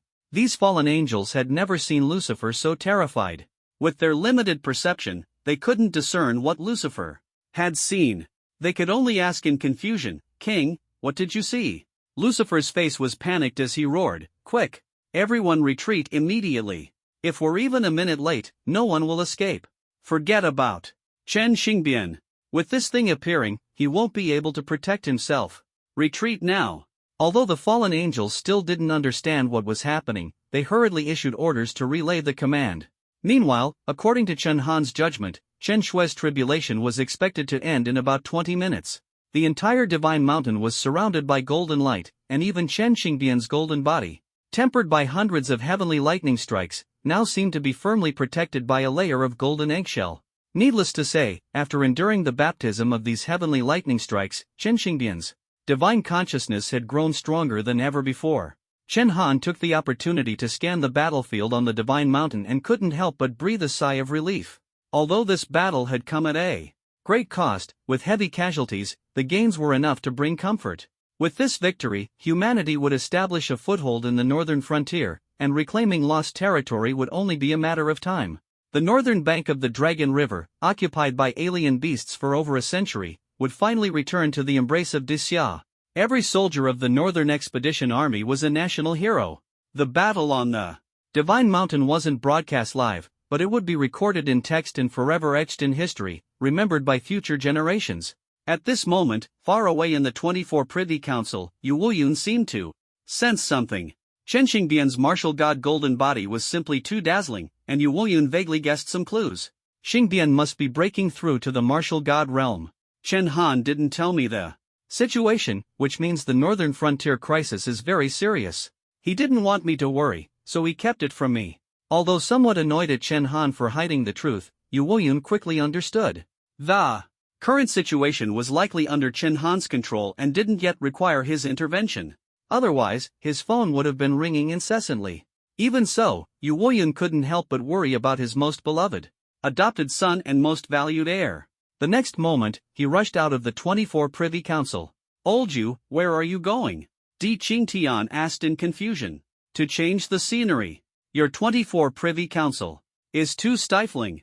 Soon, Yu Wuyun appeared on the mountain peak where he had previously gazed toward the northern frontier, only to find Liang Yutian already waiting there. Seeing Yu Wuyun arrive, Liang Yutian smiled and tossed him a few dried sweet potatoes. "Old Yu, you really came?" Yu Wuyun caught the dried sweet potatoes and said while chewing, "You really know me, old friend?" Liang Yutian's face showed a hint of emotion. "Old Yu, this martial god golden body is truly powerful. The newly ascended martial god will likely surpass old Han without a doubt." Of course. Only in front of Liang Yutian could Yu Wuyun completely relax, his smile even tilting slightly. But in the next moment, both of their expressions suddenly turned serious and terrified. "Old Yu, did you see that? That thing?" Liang Yutian, who had been sitting, suddenly stood up. Yu Wuyun also looked in the direction Liang Yutian was pointing. "How is this possible? How could it appear? Why?" Their reactions were similar to Lucifer's, but due to the difference in strength, their faces showed more concern than fear. At this moment, the Northern Expedition Army and the beasts around the sacred mountain also sensed that something was wrong. Especially the beasts in the west, who had been fiercely battling. The Northern Expedition Army suddenly received some kind of order and began to flee frantically. Immediately after, the ground shook violently, as if an earthquake had struck, making it impossible for anyone to stand steadily. "What's happening?" Lu Zixing looked at the scene before him, completely bewildered. He had no idea what orders to give. But Zhao Linger and the others seemed to have anticipated this. "Captain Lu, I advise you to immediately order the entire army to retreat to the sacred mountain." Zhao Linger suddenly shouted sharply. The reason she said this was because she had encountered a similar situation before. That was when an undying golden crow appeared in the forbidden zone. Lu Zixing was a bit flustered. After all, ordering a full retreat now would mean giving the enemy an opportunity to advance, and they had worked so hard to keep the enemy outside the sacred mountain. He couldn't bear the responsibility for this, but he hesitated for only a second before immediately giving the order. "Everyone, listen to the order. Cease fighting immediately and retreat to the sacred mountain at once. This is a mandatory command. Violators will be severely punished under military law." After giving the order, Lu Zixing collapsed to the ground, gasping for breath, his heart filled with unease. If this order was wrong, Chen Han would deal with him soon enough. But he would soon be grateful for making this decision, because the forbidden zone creature that terrified Lucifer and made Yu Wuyun and Liang Yutian look so grim had finally appeared. It was a massive bull, its body as large as a mountain. It stood in the air like an indestructible fortress, sending chills down everyone's spine.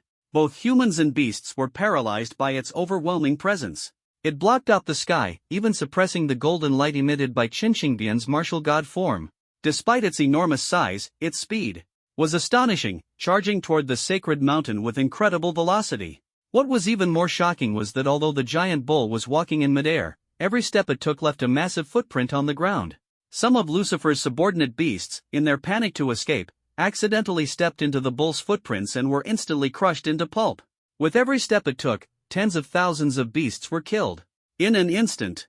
This is the Kuwei bull from the Forbidden Zone. Finally getting a clear look at the bull, Zhao Yufei was so terrified that he fell to the ground. The Kuwei bull was one of the most infamous entities in the Forbidden Zone, long known to people. Zhao Yufei, who loved reading in Kyoto, especially books about the Dark Chaos era, had read about it. According to the records, the Kuwei bull had only appeared once. That time, it emerged at the southern border of the most militarily powerful nation of the time. Its appearance directly turned over a dozen states into ruins. At the time, no weapon was effective against it, much like the undying golden crow, but the Kuwei bull had a unique ability. It could control gravity. This was why, despite walking in midair, it could crush countless beasts with its steps. Before everyone could recover from their shock, two deafening beast roars came from the east. The eastern sky transformed, half turned into rainbow colors, while the other half was dyed blood red. Clearly, two more Forbidden Zone entities had arrived. It was as if the heavens thought the current trouble wasn't enough and sent two even greater challenges. If there were only one Kuwei ox, Lu Yufeng's formation could hold it off, though not kill it. After all, Shen Xingbian only needed 20 minutes to break through to the martial god level. But now, three Forbidden Zone entities had appeared. Despair spread across everyone's faces, they had been so close to success. At that moment, a crisp beast cry rang out, melodious like a deer's call, calming everyone's mood slightly. The old saying goes, a deer's call is pleasant to hear, but no one could feel happy about it. Because the Forbidden Zone entity in the rainbow-colored half of the eastern sky finally revealed its true form. It was a massive flower deer, radiating seven-colored light, resembling a divine being from mythology, exuding a terrifying aura of divine power. Zhao Yufei recognized its name immediately. Nine-colored deer. Among Forbidden Zone entities, the nine-colored deer was unique. It wasn't as bloodthirsty as other creatures. When it appeared, it would at least destroy half a nation. However, it preferred absorbing the spiritual energy of heaven and earth, especially the earth's spiritual energy. Records show the nine-colored deer has only appeared 3 times. Although it never directly killed anyone, the destruction it caused was far worse than death. By absorbing spiritual energy, it drained the land and all plants of their vitality. This not only deprived humans of cultivation resources but also rendered the land barren, with no vegetation able to grow for at least 50 years. This meant the area became a wasteland, no water sources, no vegetation, the food chain completely collapsed, and humans had no choice but to flee. It's said that during its first 2 appearances, at the dawn of spiritual energy revival, humanity lost 1/3 of its agricultural land, and many people even starved to death in shelters.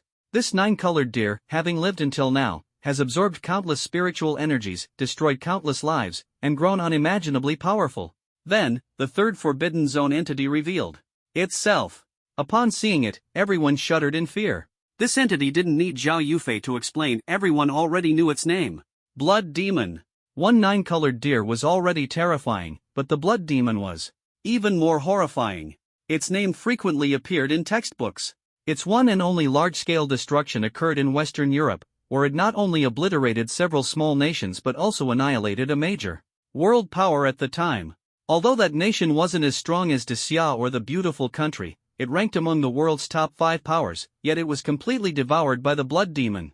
As its name suggests, the Blood Demon loves consuming blood. Wherever it goes, any creature with flowing blood cannot escape its pursuit. Its appearance is utterly terrifying, a massive skull enveloped in a pool of blood. Its cries resemble the maniacal laughter of humans, sending chills down anyone's spine. The Blood Demon is featured in Xia's textbooks because it nearly caused the nation's extinction. Years ago, Xia's military discovered it in the Southern Sea region. At that time, Xia had no martial god-level experts, and the appearance of the Blood Demon almost brought about the apocalypse. Fortunately, humanity's first martial god, Han Haoren, emerged and rushed to the southern region to battle the Blood Demon alone. After 2 days and nights of fierce battle, Han Haoren finally forced the Blood Demon to retreat, saving the endangered Great Xia. However, this battle was not a simple victory but rather a mutual destruction. Because of this fight, Han Haoren spent an entire year recovering from his injuries before regaining his vitality. Yet, the internal injuries left by the blood demon were almost impossible to heal completely. It was this battle that showed everyone the godlike power of martial artists. Thus, a new level, martial god, was established above martial master. Undoubtedly, the blood demon was the strongest among the 3 Forbidden Zone beasts. After all, it could fight the strongest warrior of Great Xia to a draw. But its appearance plunged the Northern Expedition Army into deeper despair. With all 3 Forbidden Zone beasts gathered, the Northern Expedition Army didn't even have a single martial god. Logically speaking, to face 3 Forbidden Zone beasts, aside from martial gods like Han, Haoran and Yu Woyun, at least 6 other martial god-level warriors would be needed to counter them. As the Thunder Tribulation approached its final stage, Chen Han seemed to have made up his mind and suddenly issued an order to Zhu Meng inside the Red God Warplane. Zhu Meng, as soon as the Thunder Tribulation ends, immediately transform the Red God Warplane back into the Red God Mecha and take Chen Shui back to the southern border. Upon hearing this, Zhu Meng instantly understood Chen Han's intentions. At this moment, the Divine Mountain was surrounded by the 3 Forbidden Zone beasts, leaving no chance of survival for those who stayed. Fortunately, the direction of the Dark Bat City was outside the attack range of the 3 beasts. But since Chen Han was asking Zhu Meng to take Chen Shui away, it was clear he intended to go to the Divine Mountain to hold off the beasts, which was almost like leaving a final testament. Captain Chen, let me go with you. Your sister won't be safe staying here either. Stop talking nonsense. Someone needs to report the situation back to the southern border. Even if we sacrifice ourselves, there will be others to follow. But follow orders. Zhu Meng hesitated for a moment, then replied with a tearful voice, yes. The northern border was fraught with danger, and the 3 Forbidden Zone beasts had already appeared. There was no need for Chen Han to notify anyone. Yu Woyun had already taken out a black communicator. This black communicator was used to contact all martial gods of Great Xia. Yu Woyun had always hoped he would never have to use it, because once activated, it meant Great Xia was facing life and death. The last time it was used was during the invasion of the Fire Qilin from the western region. Although the 3 Forbidden Zone beasts were targeting the Divine Mountain, the mountain was not far from Great Xia. Once they completed their mission, they would undoubtedly turn their sights on Great Xia, the most densely populated area. I, Yu Woyun, First Marshal of Great Xia, am issuing an urgent broadcast to all of you. This is a critical moment for the survival of our nation. I hope everyone can set aside their differences and unite to resist foreign enemies. Please proceed to dock number 30 on the southern bank of the Long River as quickly as possible. Martial gods are indeed martial gods. Within a few breaths, Yu Woyun had already arrived at dock number 30 on the southern bank of the Long River. Liang Yutian followed closely behind, almost just a breath away, standing behind him. Yu Woyun hadn't expected Liang Yutian to come along and asked helplessly, Old Liang, why are you here too? Liang Yutian reluctantly took out his black communicator and cursed, do you think I'm not a martial god? Of course. Yu Woyun knew Liang Yutian was also a martial god, but he was well aware that Liang Yutian had undergone various modifications over the years, leaving his body far weaker than before. If not for his martial god level cultivation, he wouldn't have been able to endure. So he said, Old Liang, you shouldn't go this time. In the battle with the Fire Qilin, you made great contributions. You should peacefully enjoy the rest of your life, someone advised. Liang Yutian immediately grew anxious upon hearing this and roared in anger, Old Yu, are you looking down on me? How about we fight first? If I don't beat you to death, I'll flay your skin. As the two were bickering, the martial gods of Daxia began arriving one after another. Martial Yu, long time no see. You are still as vigorous as ever. Old Yu, cut the small talk. Are you planning to head to the northern frontier to intercept those 3 Forbidden Zone beasts? Although the statuses of these martial gods were not necessarily lower than Yu Woyun's, most of them respectfully addressed him as Martial Yu, while those more familiar simply called him Old Yu.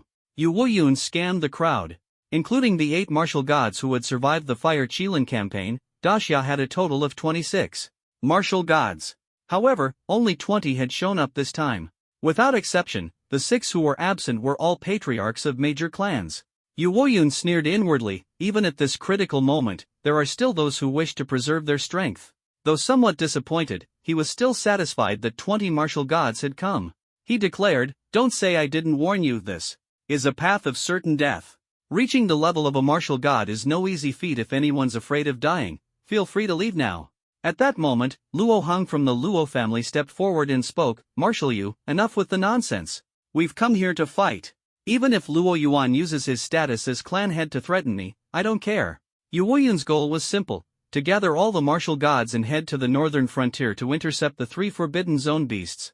On the surface, this seemed straightforward: 20 martial gods against 3 Forbidden Zone beasts. Apart from the blood demon, which was somewhat troublesome, the other 2 could be dealt with easily. But in reality, this was a battle with no return.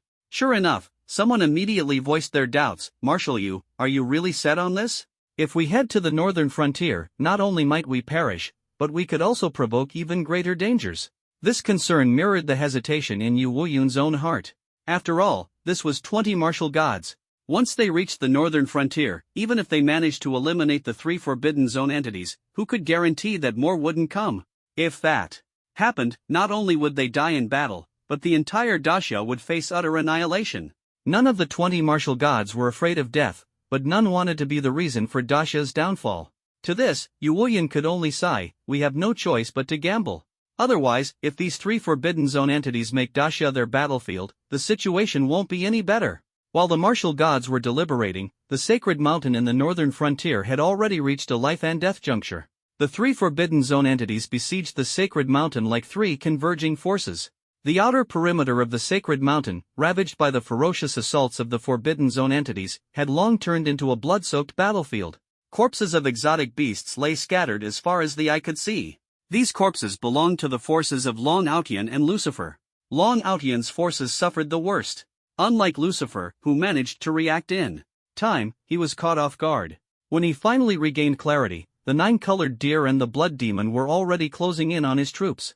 As he had once said, though he loved battle, he despised throwing his life away. Facing the terrifying Forbidden Zone entities, he had no choice but to order his beasts to scatter and flee. Unfortunately, the command came too late.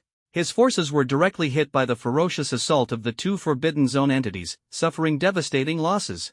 Still, thanks to the resistance of Long Outian's and Lucifer's forces, the advance of the 3 Forbidden Zone entities was delayed, albeit slightly. At this moment, the central area of the sacred mountain was crowded with the Central Beast troops and all the soldiers of the Northern Expedition Army. They gazed up at the Forbidden Zone entities looming above, despair and sorrow filling their eyes. Especially the soldiers of the Northern Expedition Army, they had staked their lives but were unable to change the fate of the human race. Endless sorrow spread through the air. Heavens, do you truly intend to annihilate the human race completely? The northern territories we fought so hard to reclaim, are they destined to turn to ashes again? The soldiers of the Northern Expedition Army were not saddened by their own impending doom but by the chilling future of humanity as a whole. They were so close, just a little more, and humanity could have established a foothold in the northern territories. If they were to sacrifice everything in this battle, who knows how long it would take for the 24 Privy Council to push forward another northern expedition plan. Yu Wuyun had fought for humanity for a century and was now old. Who knew when the army would see another person like him? Alas! I just hope Champion Marquis doesn't come. With him, there is still hope for the northern expedition. That's right. As long as Champion Marquis is here, he will surely turn the tide. He is Yu Shuai's successor. At this moment, everyone hoped Chen Han would not come to die. Because as long as Chen Han lived, humanity still had hope. Even Lu Yufeng silently prayed in her heart, hoping Chen Han and Chen Shui would obediently stay in Dark Bat City, which was temporarily safe. However, just then, everyone looked up toward Dark Bat City and suddenly saw a figure speeding toward them. It was Chen Han. Not only had he come, but he flew directly above the sacred mountain, facing 3 Forbidden Zone entities. Confronting these 3 beasts, which even martial gods found difficult to deal with, Chen Han showed no fear, drawing his spear and preparing to fight to the death. The spirit of the great Xia people was to fight to the end, even knowing it was impossible. Champion Marquis. The soldiers of the Northern Expedition Army were moved to tears upon seeing this scene. They were both touched by Chen Han's willingness to die alongside them and overwhelmed by endless sorrow. If Chen Han were to die, humanity would truly lose all hope. Roar! The 3 Forbidden Zone entities roared at Chen Han, as if mocking him, a seemingly weak human daring to challenge them alone. Their roars shook the heavens and the earth, changing the very colors of the sky. At that moment, Chen Han suddenly felt an itch on his forehead. In the next instant, a dazzling golden light burst forth from his forehead. A massive golden swastika mark instantly enveloped the entire sacred mountain. This golden light even outshone the brilliance of Chen Xingbian's martial god golden body. A strange sound echoed through the heavens and earth. With me, Yi Ming, who dares set foot in Great Xia. The voice was deep and distant, like the whisper of an ancient god, shaking the hearts of all who heard it. Time seemed to freeze, and everyone who heard the words was stunned. With me, Yi Ming, who dares set foot in Great Xia. How awe-inspiring was this presence? The most intense reaction came from the three Forbidden Zone entities above. Just one sentence threw the terrifying trio into chaos. Even the most arrogant blood demon hid its skull within the blood sea. Strangely, Yi Ming himself did not appear. This was merely the power of his words. What is happening? Chen Han was bewildered, completely unable to comprehend what was unfolding. The golden swastika mark above his head suddenly lit up on its own, followed by Yi Ming's voice. Chen Han had seen Yi Ming in person before and felt his overwhelming presence. If Yi Ming were truly present, Chen Han would undoubtedly sense it. Confused, Chen Han called out into the surroundings, "Senior Yi?" Unfortunately, there was no response, proving Yi Ming had not appeared. Then, the familiar voice echoed once more in the air, "With me, Yi Ming, who dares set foot in Great Xia." Originally, it was thought that the repeated appearance of this sound would leave the three Forbidden Zone beasts indifferent.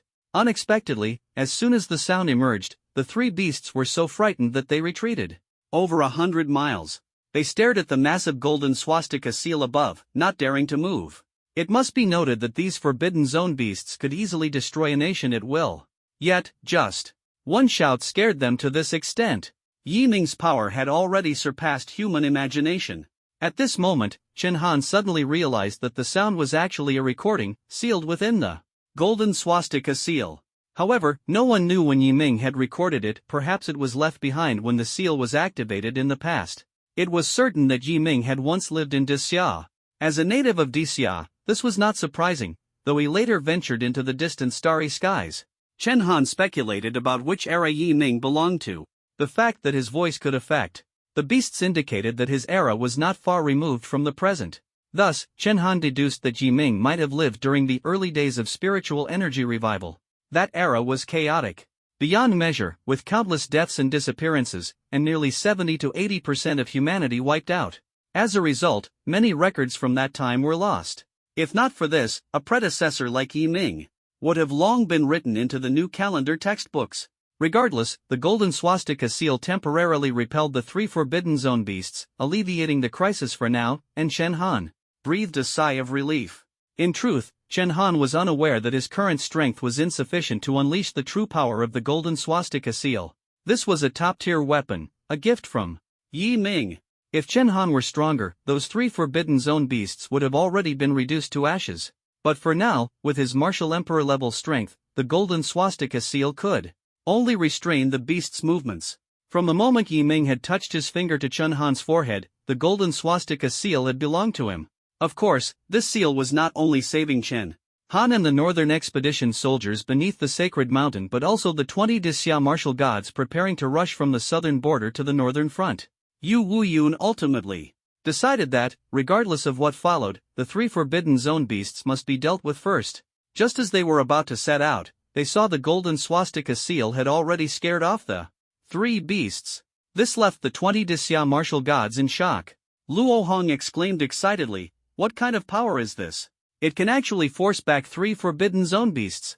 Another martial god agreed, even General Han Haoran at his peak probably couldn't achieve this. These 20 martial gods were renowned figures, and anything that could astonish them was no ordinary matter. At this moment, Yu Wuyun was also perplexed. The three Forbidden Zone beasts had neither been eliminated nor fully retreated, leaving him in a dilemma. At this point, Liang Yutian asked Yu Wuyun, "Old Yu, what now? Do we charge forward?" Yu Wuyun hesitated, worried that heading to the northern front might attract more Forbidden Zone beasts, resulting in a loss outweighing the gain. Thinking this through, he proactively contacted Chen Han. "Chen Han, what's the situation in the northern front now? I've brought 20 martial gods to the southern bank of the Long River. If you need support, we'll head over immediately." 20 martial gods. Hearing this number made Chen Han's heart tighten. Yu Wuyun had practically mobilized Xia's strongest combat force. To be honest, only Yu Wuyun could resolve this situation now. However, the addition of 20 martial gods would also complicate the northern front's dynamics. looking at the three Forbidden Zone beasts, frozen in fear by the golden swastika seal. Chen Han gritted his teeth and said, "Commander, you, hold your position for now. I need support, notify immediately." These words were heard by 20 martial gods, who couldn't help but burst into laughter. "Commander, you, although I'm not in the capital, I've heard about your successor. Truly worthy of being your heir, bold indeed. He actually told us to stand by. First. Ha, old you, your successor is even more audacious than you were back in the day. In all of Great Xia, there were only 26 martial god-level experts. Yet, when faced with Chen Han's command to stand by, they genuinely admired him. A commander indeed carried such presence, neither servile nor overbearing. If Chen Han had been overly humble, these veterans might have looked down on him instead. Liang Yutian even sat directly on the ground. "Alright, since young Chen Han said so, I'll just wait here." At that moment, everyone suddenly felt a powerful, spine-chilling aura emanating from the northern border. Could it be that another Forbidden Zone beast had appeared? No, it wasn't. Everyone could sense that this aura could only be emitted by a human at the northern border. A new martial god was about to be born. Meanwhile, beneath the golden seal of the great swastika on the sacred mountain, the protective layer surrounding Chen Xingbian's martial god golden body, resembling an eggshell, suddenly shattered with a loud crash. Immediately after, Chen Xingbian's martial god golden body inexplicably vanished. Witnessing this scene, everyone was shocked. Could it be that Chen Xingbian had failed to break through? Of course not. At this moment, the three Forbidden Zone entities suppressed by the Great Swastika Golden Seal suddenly let out panicked roars, as if they too had sensed something. The retraction of the martial god golden body indicated that Chen Xingbian had successfully broken through and reached the martial god realm. If the breakthrough had failed, the golden body would have shattered into powder, not mysteriously disappeared. Above the sacred mountain, a figure gradually appeared. He radiated dazzling golden light, looked no older than his 20s, with sword-like eyebrows, bright eyes, well-defined features, and a bare chest revealing clear, muscular lines. So handsome. Among the Northern Expedition Army, a female soldier couldn't help but exclaim. Ji Yun widened her eyes in confusion and asked, "Who is this handsome guy? Where's Uncle Chen?" Chen Han was equally surprised, using his long-distance vision to search for Chen Xingbian's whereabouts. But there was no trace of Chen Xingbian anywhere. It wasn't until Lu Yufeng's words solved everyone's confusion. Lu Yufeng touched her nose and whispered, "Child, stop looking. That man up there is your father." What? Chen Han's entire body trembled in disbelief. He couldn't fathom that this person and Chen Xingbian were the same. After all, since Chen Han arrived at the northern border, Chen Xingbian had always been a scruffy, unkempt figure resembling a wild man. Calling him a wild man was already giving him face. His appearance was worse than that. Even in Chen Han's childhood memories, Chen Xingbian was a sloppy, beggar-like figure. Breaking through to martial god shouldn't turn someone into a completely different person, right? At the same time, Ji Yun also heard Lu Yufeng's words and immediately questioned, "Impossible. Absolutely impossible. Aunt Lu, don't lie to us. If he's Uncle Chen, I'll eat this thing right here." Ji Yun pointed at the corpse of a centipede-like Forbidden Zone beast beneath her feet, swearing confidently. But Lu Yufeng's explanation was like a hammer blow. "If your Uncle Chen didn't look like this, would I have married him back then? Besides, look at how obvious it is that Xiao Han and Xiu Xue resemble him. How many features do they share with me?" Upon hearing this, Ji Yun suddenly understood. Indeed, Chen Han and Chen Xue's appearances bore little resemblance to Lu Yufeng. Since their genes didn't come from their mother, they could only have come from their father. However, Chen Xingbian's usual unkempt appearance, resembling a wild man, had made everyone overlook this fact. Lu Yufeng was a prodigy, a celebrated figure at Xingkong University back in the day, attracting countless geniuses who pursued her. But Chen Xingbian's reputation was even more illustrious, certainly no less than hers. Even now, the women from Chen Xingbian's graduating class still remember him fondly. Yu Yun's claim that the two were a match made in heaven wasn't just idle talk. Ji Yun glanced at the centipede corpse beneath his feet and couldn't help but swallow nervously. No way. At that moment, the man above finally opened his eyes. His gaze was calm, yet it struck fear into the three Forbidden Zone creatures 100 miles away, causing them to emit blood-curdling roars. The first words the man spoke finally confirmed his identity to Chen Han and the others. "Ha ha ha. I, Hu Han-san, am back again." Chen Han covered his forehead, now completely certain this man was his father. No one but Chen Xingbian would say something like that. Meanwhile, the 20 martial gods on the southern bank of the Long River also noticed Chen Xingbian's appearance. Is that the martial god who just broke through? Who is he, exactly? He looks like he's only in his 20s, but his strength is probably unmatched by most. The martial gods marveled, yet no one noticed the tears welling up in Yu Wuyun's eyes. This was the first time in years that he had seen Chen Xingbian in person. Back at Xingkong University, he had been moved to tears. In the same way. At this moment, Chen Xingbian floated above the sacred mountain, glancing at the 3 Forbidden Zone creatures in the distance and then at the massive golden swastika seal overhead. His expression turned serious as he suddenly addressed Chen Han. "Xiao Han, this golden swastika seal, did you set it up? Take it down immediately. The power of this seal is mysterious. I can't discern its origin, nor can I break it." Chen Xingbian's words were like a thunderclap, shocking everyone. With his current martial god strength, he couldn't break through the golden swastika seal. What, then, was the origin of this seal? No wonder the 3 Forbidden Zone creatures hadn't dared to approach the sacred mountain earlier. The roars of the 3 Forbidden Zone creatures continued, while hesitation appeared on Chen Han's face. "Dad, if we remove the golden swastika seal, those 3 Forbidden Zone creatures will probably charge at us." Unexpectedly, Chen Xingbian smiled calmly. In the next moment, a bow and arrow appeared in his hand. He looked at Chen Han and said, "What's the matter? Don't trust your dad? Although I can't break this golden swastika seal, those 3 creatures are no match for me." Chen Xingbian's tone was calm, but his gaze carried a hint of disdain for the 3 Forbidden Zone creatures, as if he were looking at a pile of corpses. The 3 creatures clearly sensed his contempt, their expressions growing increasingly furious. After all, Chen Xingbian's size was far smaller than theirs. He was like a grain of sand, just a mere human. At this moment, Chen Xingbian turned to Chen Han again and added, "You're exhausted. Leave the rest to your dad." It had to be admitted that Chen Xingbian's words were true. The golden swastika seal was indeed powerful, capable of holding back the 3 Forbidden Zone creatures, but it consumed an enormous amount of life force. Chen Han had only maintained it for a short while before feeling completely drained, weak, and powerless. You must know, Chen Han can now use almost all martial techniques at will, even top-tier SSS-level techniques, and can perform them consecutively. This is because, although his realm is only at the martial emperor level, his blood energy has already reached the martial god level. This demonstrates the terrifying power of the swastika golden seal. Chen Han immediately withdrew the swastika golden seal, and his body was instantly drenched in sweat. At the moment the seal was withdrawn, 3 Forbidden Zone creatures roared and charged toward Chen Xingbian. The heavens and earth dimmed instantly, and the space seemed to collapse under their immense power. Witnessing this scene, the martial gods of Great Xia felt their hearts tighten. These were 3 Forbidden Zone creatures, and among them, the Blood Demon was a beast capable of contending with Han Haoren. Facing 3 creatures alone, even the strongest Yu Wuyun couldn't manage it. However, in the next moment, they were all stunned. Chen Xingbian bent his bow and nocked an arrow, his gaze calm as he focused on the 3 terrifying creatures charging toward him.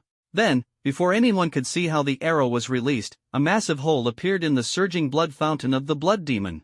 The skull hidden within the blood fountain shattered into fragments instantly. This scene left everyone in shock. Just one arrow. Just one arrow. Chen Xingbian hadn't even used his ultimate technique, the Galaxy Falling God Arrow. After the Blood Demon's skull disappeared, its entire body turned into blood water and fell heavily to the ground. Clearly, Chen Xingbian had defeated it with a single arrow. This was a Forbidden Zone beast that had once been able to contend with Han Haoren. Although Han Haoren was not at his peak at the time, Chen Xingbian's strength was still astonishing. After all, so many years had passed, and the Blood Demon's power certainly hadn't stagnated. On the contrary, Forbidden Zone creatures residing in the Life Forbidden Zones only grow stronger. Over time, their growth rate might even surpass that of humans. At this moment, the 20 martial gods on the southern bank of the Long River were the most shocked. Most of the soldiers in the Northern Expedition Army were under 40 years old and had never witnessed the battle between the Blood Demon and Han Haoren firsthand. Thus, they had no concrete understanding of the Blood Demon's strength.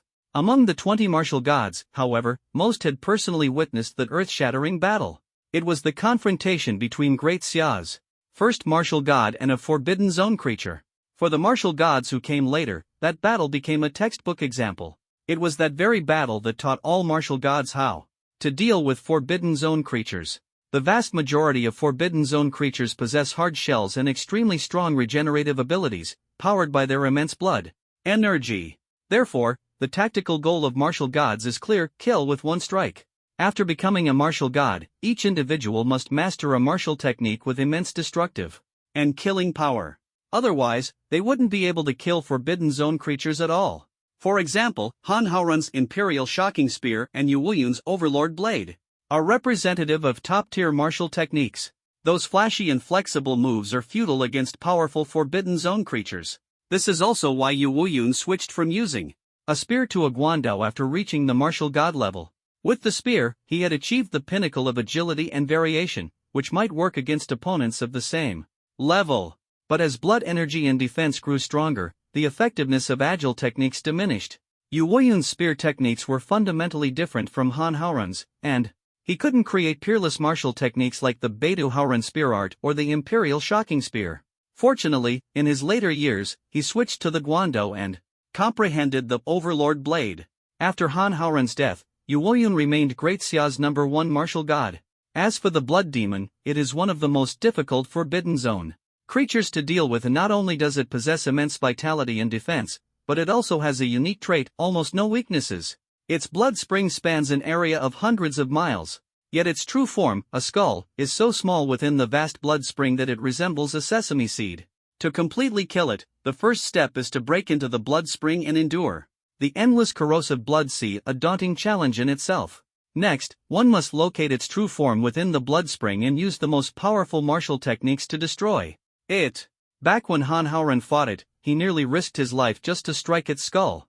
In fact, his attack at the time wasn't enough to kill the blood demon, it fled in panic only because it feared Han Haoran's aura. But Chen Xingbian didn't follow the usual approach. He not only saw through the blood demon's true form hidden in the blood spring at a glance, but also shattered its skull with a single arrow. This left the 20 martial gods present utterly stunned. Luo Hong curiously asked Yu Wuyun, "Commander Yu, with your strength, can you defeat the blood demon now?" Yu Wuyun gazed toward the northern border and replied without hesitation, "I can win. But it wouldn't be easy. If it were a 3-on-1 fight, I might not hold out." He wasn't exaggerating. Back when Han Haoran fought the blood demon, he had only just become a martial god. Yu Wuyun now knows how to kill the blood demon, so defeating it wouldn't be a problem. But he certainly couldn't do it as effortlessly as Chen Xingbian, let alone simultaneously face the Kuei ox and the 9-colored deer while slaying the blood demon in one strike. Yu Wuyun laughed and said, looks like I'll have to give up my title as the #1 martial god of Daxia." Hearing Yu Wuyun personally acknowledge the man opposite him as Daxia's #1 martial god, everyone was astonished. Yu Wuyun had held this position for 40 years, yet his tone was relaxed and carefree. "Commander Yu, you don't seem to mind at all. Old Yu, you're getting on in years. That martial god over there looks no older than 50, and you're just giving up your spot so easily?" Everyone teased Yu Wuyun with laughter, but he wasn't the least bit upset. In truth, they had no idea that Yu Wuyun and Chen Xingbian's relationship was almost like that of a father and son. In fact, Yu Wuyun had no choice but to yield. A man who could single-handedly take on 3 Forbidden Zone beasts and still come out on top, something even Han Haoran couldn't achieve. Seeing the blood demon slain, the 9-colored deer and Kuei ox, who were about to charge at Chen Xingbian, were suddenly terrified out of their wits. These 2 Forbidden Zone beasts, though of the same category as the blood demon, were clearly weaker. If even the blood demon was annihilated by Chen Xingbian's arrow, they stood no chance. Forbidden Zone entities may not speak, but they possess intelligence. Realizing the situation, the 9-colored deer and Kuei ox abruptly stopped and turned to flee into the distance. But how could Chen Xingbian let these 2 creatures escape? These 2 beasts had wreaked havoc in the central northern border, destroying the environment and killing many of his subordinate beasts. Without hesitation, he drew 2 arrows and shot at the fleeing beasts. The outcome was inevitable: the terrifying arrows pierced through their bodies, and the 2 beasts instantly collapsed heavily. Chen Xingbian's arrows destroyed all their internal structures, ensuring their death. This scene was witnessed by Long Outyan and Lucifer, who had fled far away, their faces pale with fear. Chen Xingbian's strength has reached such a level. Run! Order everyone to never enter the human emperor's territory again. To be honest, thanks to the appearance of these 3 Forbidden Zone beasts, Chen Xingbian didn't have the chance to deal with them. Otherwise, it wouldn't be the beasts lying on the ground, but Long Outyan and Lucifer. Actually, Chen Xingbian had noticed Long Outyan and Lucifer fleeing, but they had already escaped to the eastern and western borders. Although Chen Xingbian could kill them, it would cause unnecessary trouble. With his current strength, being able to eliminate 3 Forbidden Zone beasts without attracting more was already considered lucky. If he extended his reach to the east and west, the consequences would be unimaginable. Thinking of this, Chen Xingbian knew he couldn't stay in the northern territory any longer. So, he flew down from the sacred mountain and approached Shen Han and the others. Xiao Han, I can't stay in the northern territory anymore. The aftermath will have to rely on you. You should also prepare to return to the southern territory. After saying this, Chen Xingbian smiled and looked southward. I'll go say hello to Yu Shuai and the others. As soon as he finished speaking, Chen Xingbian transformed into a golden light and disappeared instantly, leaving everyone stunned, their hair tousled by the wind. He left so quickly? Shen Han was a bit helpless but could understand Chen Xingbian. With his strength, every second he stayed in the northern territory increased the danger. Of course, the angriest one was Lu Yufeng. After all, Chen Xingbian didn't even greet her after his breakthrough. Lu Yufeng's face darkened, hands on her hips, and she shouted in the direction Chen Xingbian had gone, Chen Xingbian. The sound startled Chen Han and the others, who covered their ears. Ji Yun couldn't help but complain, wow, that's practically the Eastern Lion's roar. When we return to the Southern Territory, Uncle Chen is definitely going to face the consequences. At that moment, Chen Xingbian suddenly felt a chill for no apparent reason, but he didn't have time to dwell on it. He was already standing in front of Yu Wuyun and 20 other martial gods. During the battle against the 3 Forbidden Zone beasts, Chen Xingbian had noticed Yu Wuyun and the others. Chen Xingbian stepped forward, clasped his hands in greeting, and smiled, Marshal Yu, long time no see. How have you been?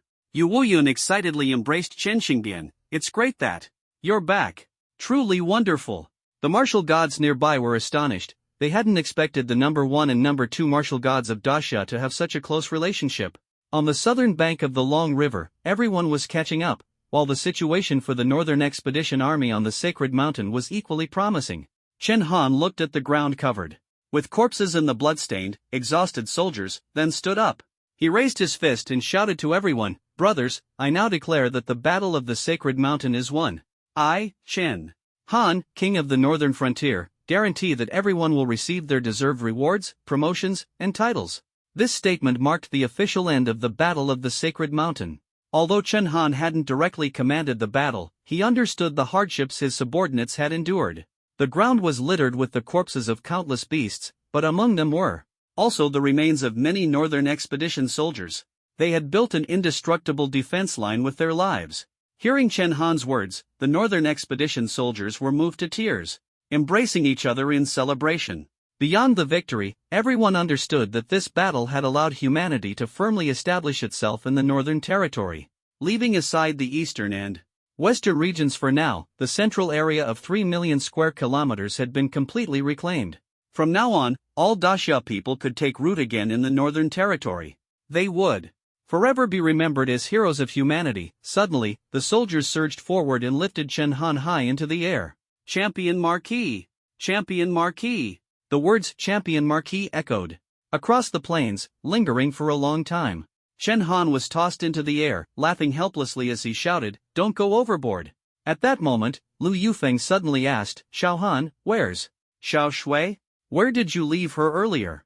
Upon hearing this, the soldiers finally set Chen Han down.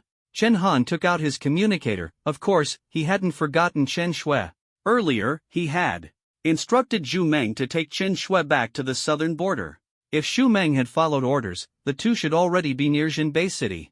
Chen Han activated the communicator, preparing to contact Xu Meng for a report. Xu Meng! Xu Meng! He called out several times but received no response. Chen Han's expression darkened. Xu Meng was strong-willed and would never disobey orders. Something must have happened. Furrowing his brow, he said to Lu Yufeng, Mom, I'll go pick up Xiao Shui first. I'll leave things here to you. Lead everyone back to Jinbei City. With that, he sped off toward Dark Bat City. Though he said nothing further, Lu Yufeng could discern some of his thoughts from his expression. Despite her worry, Lu Yufeng knew the Northern Expedition Army couldn't be left unattended. At this moment, Zhao Linger stepped forward and said, Aunt Lu, you should go too. I can stay here and command the troops to clean up the battlefield.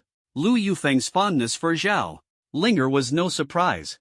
Ever since Zhao Linger had inadvertently sparred with Chen Xingbian and Lu Yufeng last time, she'd been trying to win Lu Yufeng's favor, apologizing multiple times. Now, she proactively offered to help. So thoughtful. If only you were as sincere with our Xiaohan.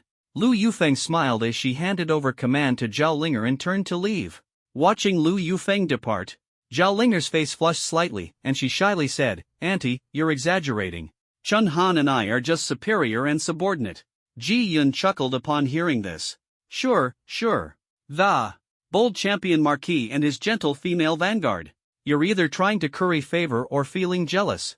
With so many aunties in Jinbei City's logistics, why do you insist on sticking with Aunt Lu? Instructor Zhao, you clearly have a thing for young Master Chen, why not just admit it? As soon as he finished speaking, Ji Yun felt a wave of killing intent. I'm going to beat you up.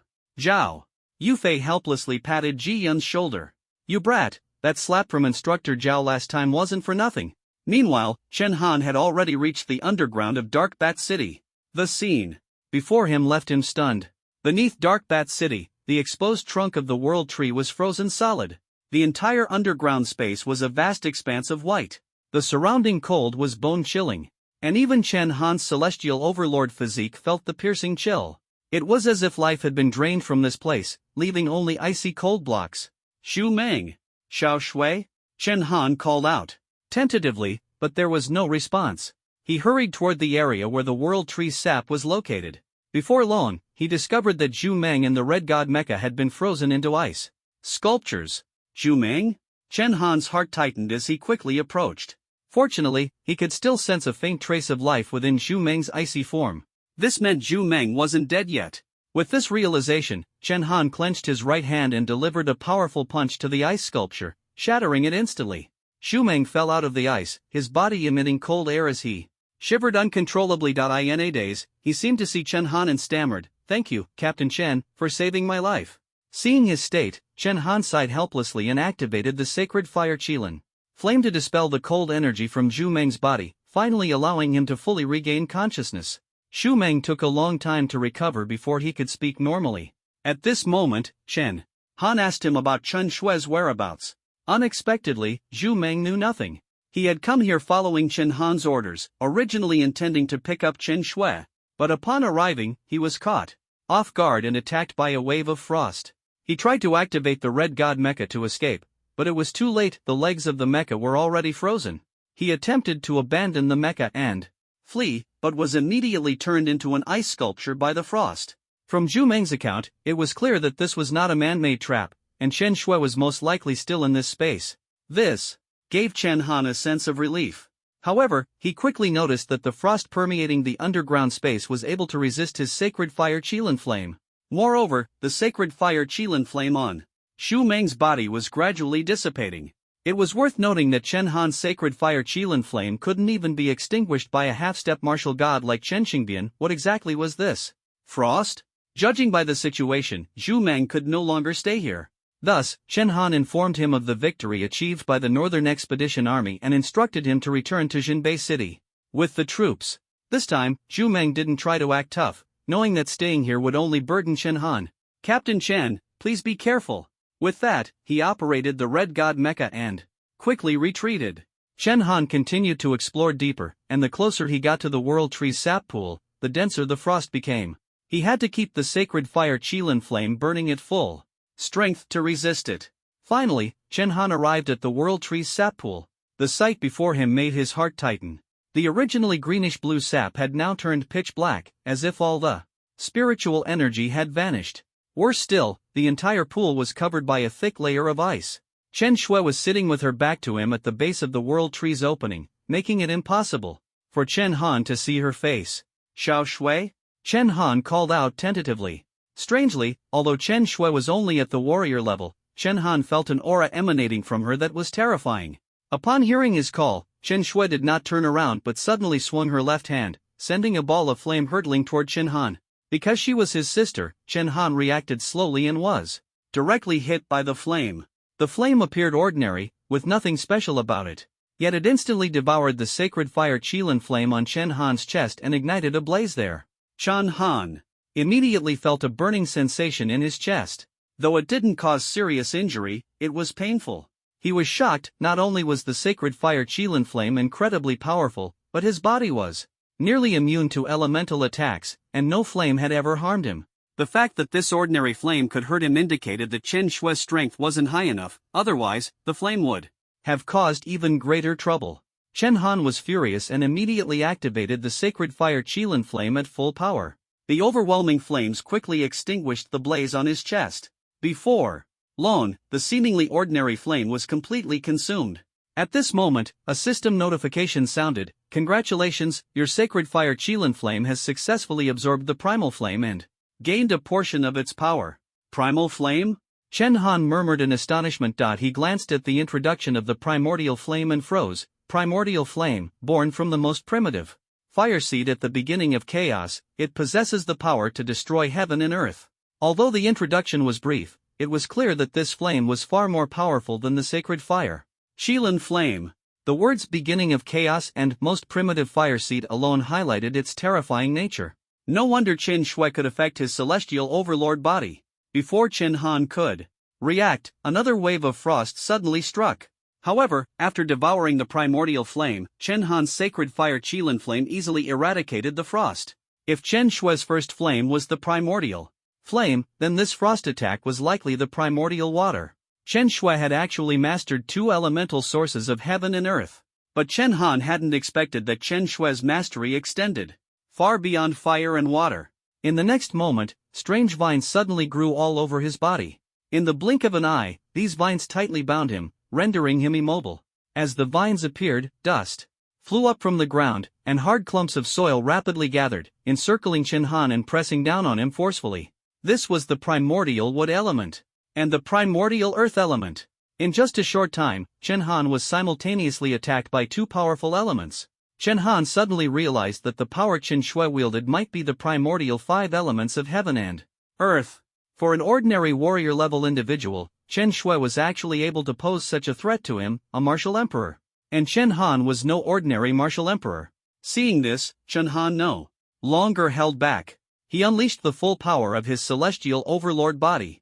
With a furious roar, all the vines and soil around him instantly shattered.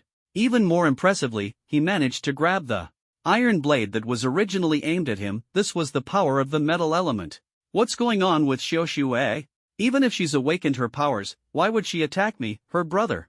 Chen Han frowned deeply, beginning to doubt whether the person before him was truly his sister. At this moment, Lu Yufeng finally arrived. She had witnessed part of what had just happened, and upon seeing the situation, she couldn't help but gasp. Could it be the primordial demon body? Impossible. How could the primordial demon body appear in Xiaoxue? Lu Yufeng muttered something under her breath. Then she turned to Chen Han and said, "Xiaoan, stop fighting.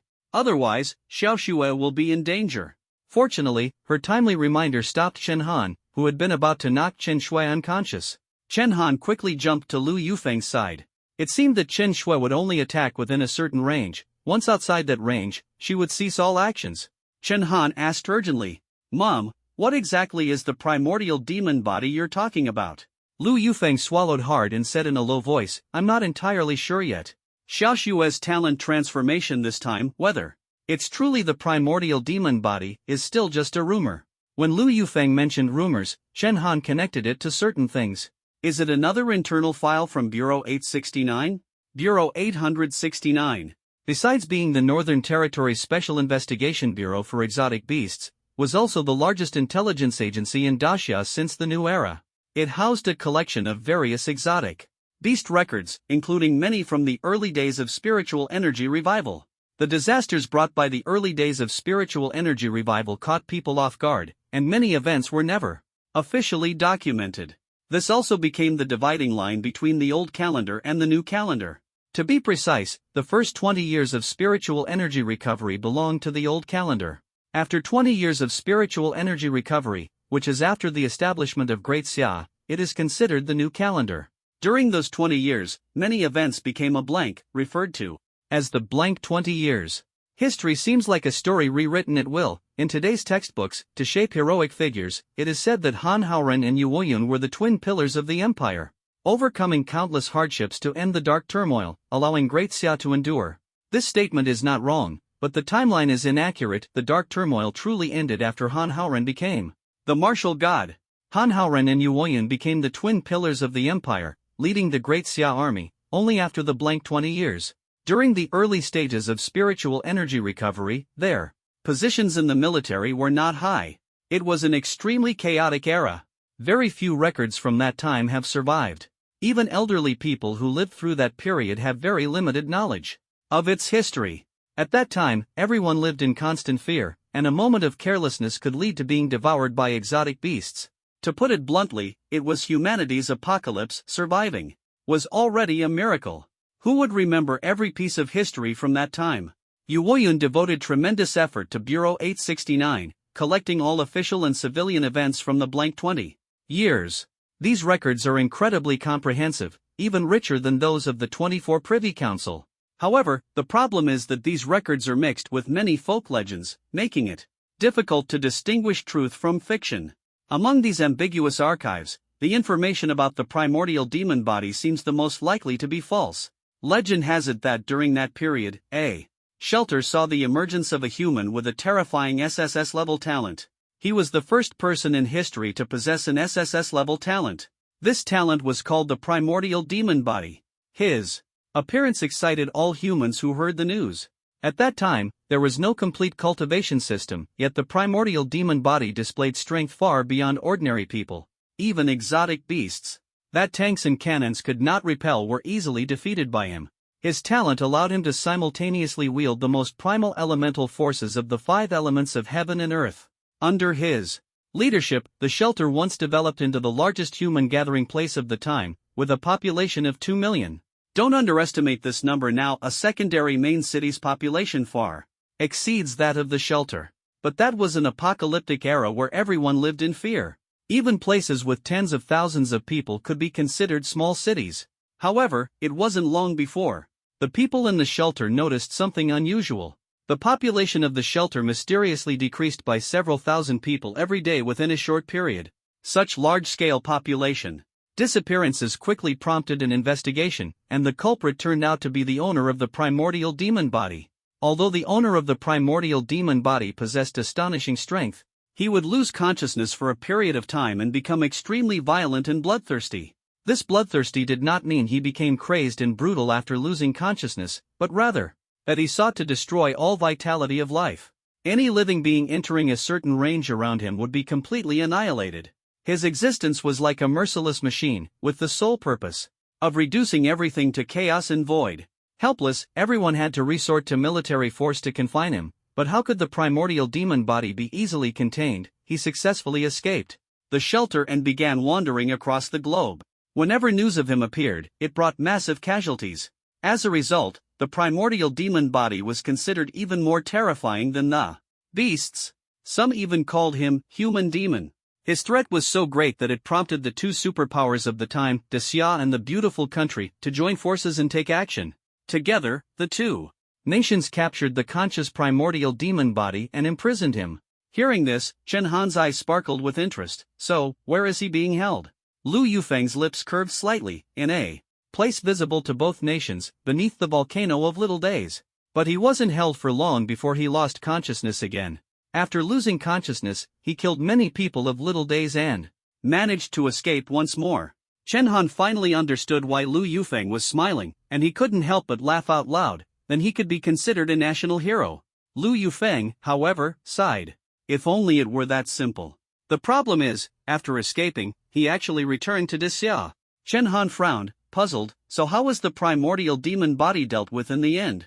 Lu Yufeng's expression turned surprised. Strangely enough, the primordial demon body wasn't dealt with by anyone, which is one of the main reasons why that file is suspected to be fake. If I remember correctly, the file states that after the primordial demon body returned to Xia, he encountered a beast zombie. The 2 fought fiercely, and in the end, the zombie killed the primordial demon body. It sounds utterly absurd. A zombie? Chen Han suddenly seemed to realize something, his face filled with shock.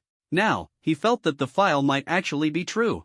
At this moment, Chen Shui suddenly turned around and looked at Lu Yufeng and Chen Han.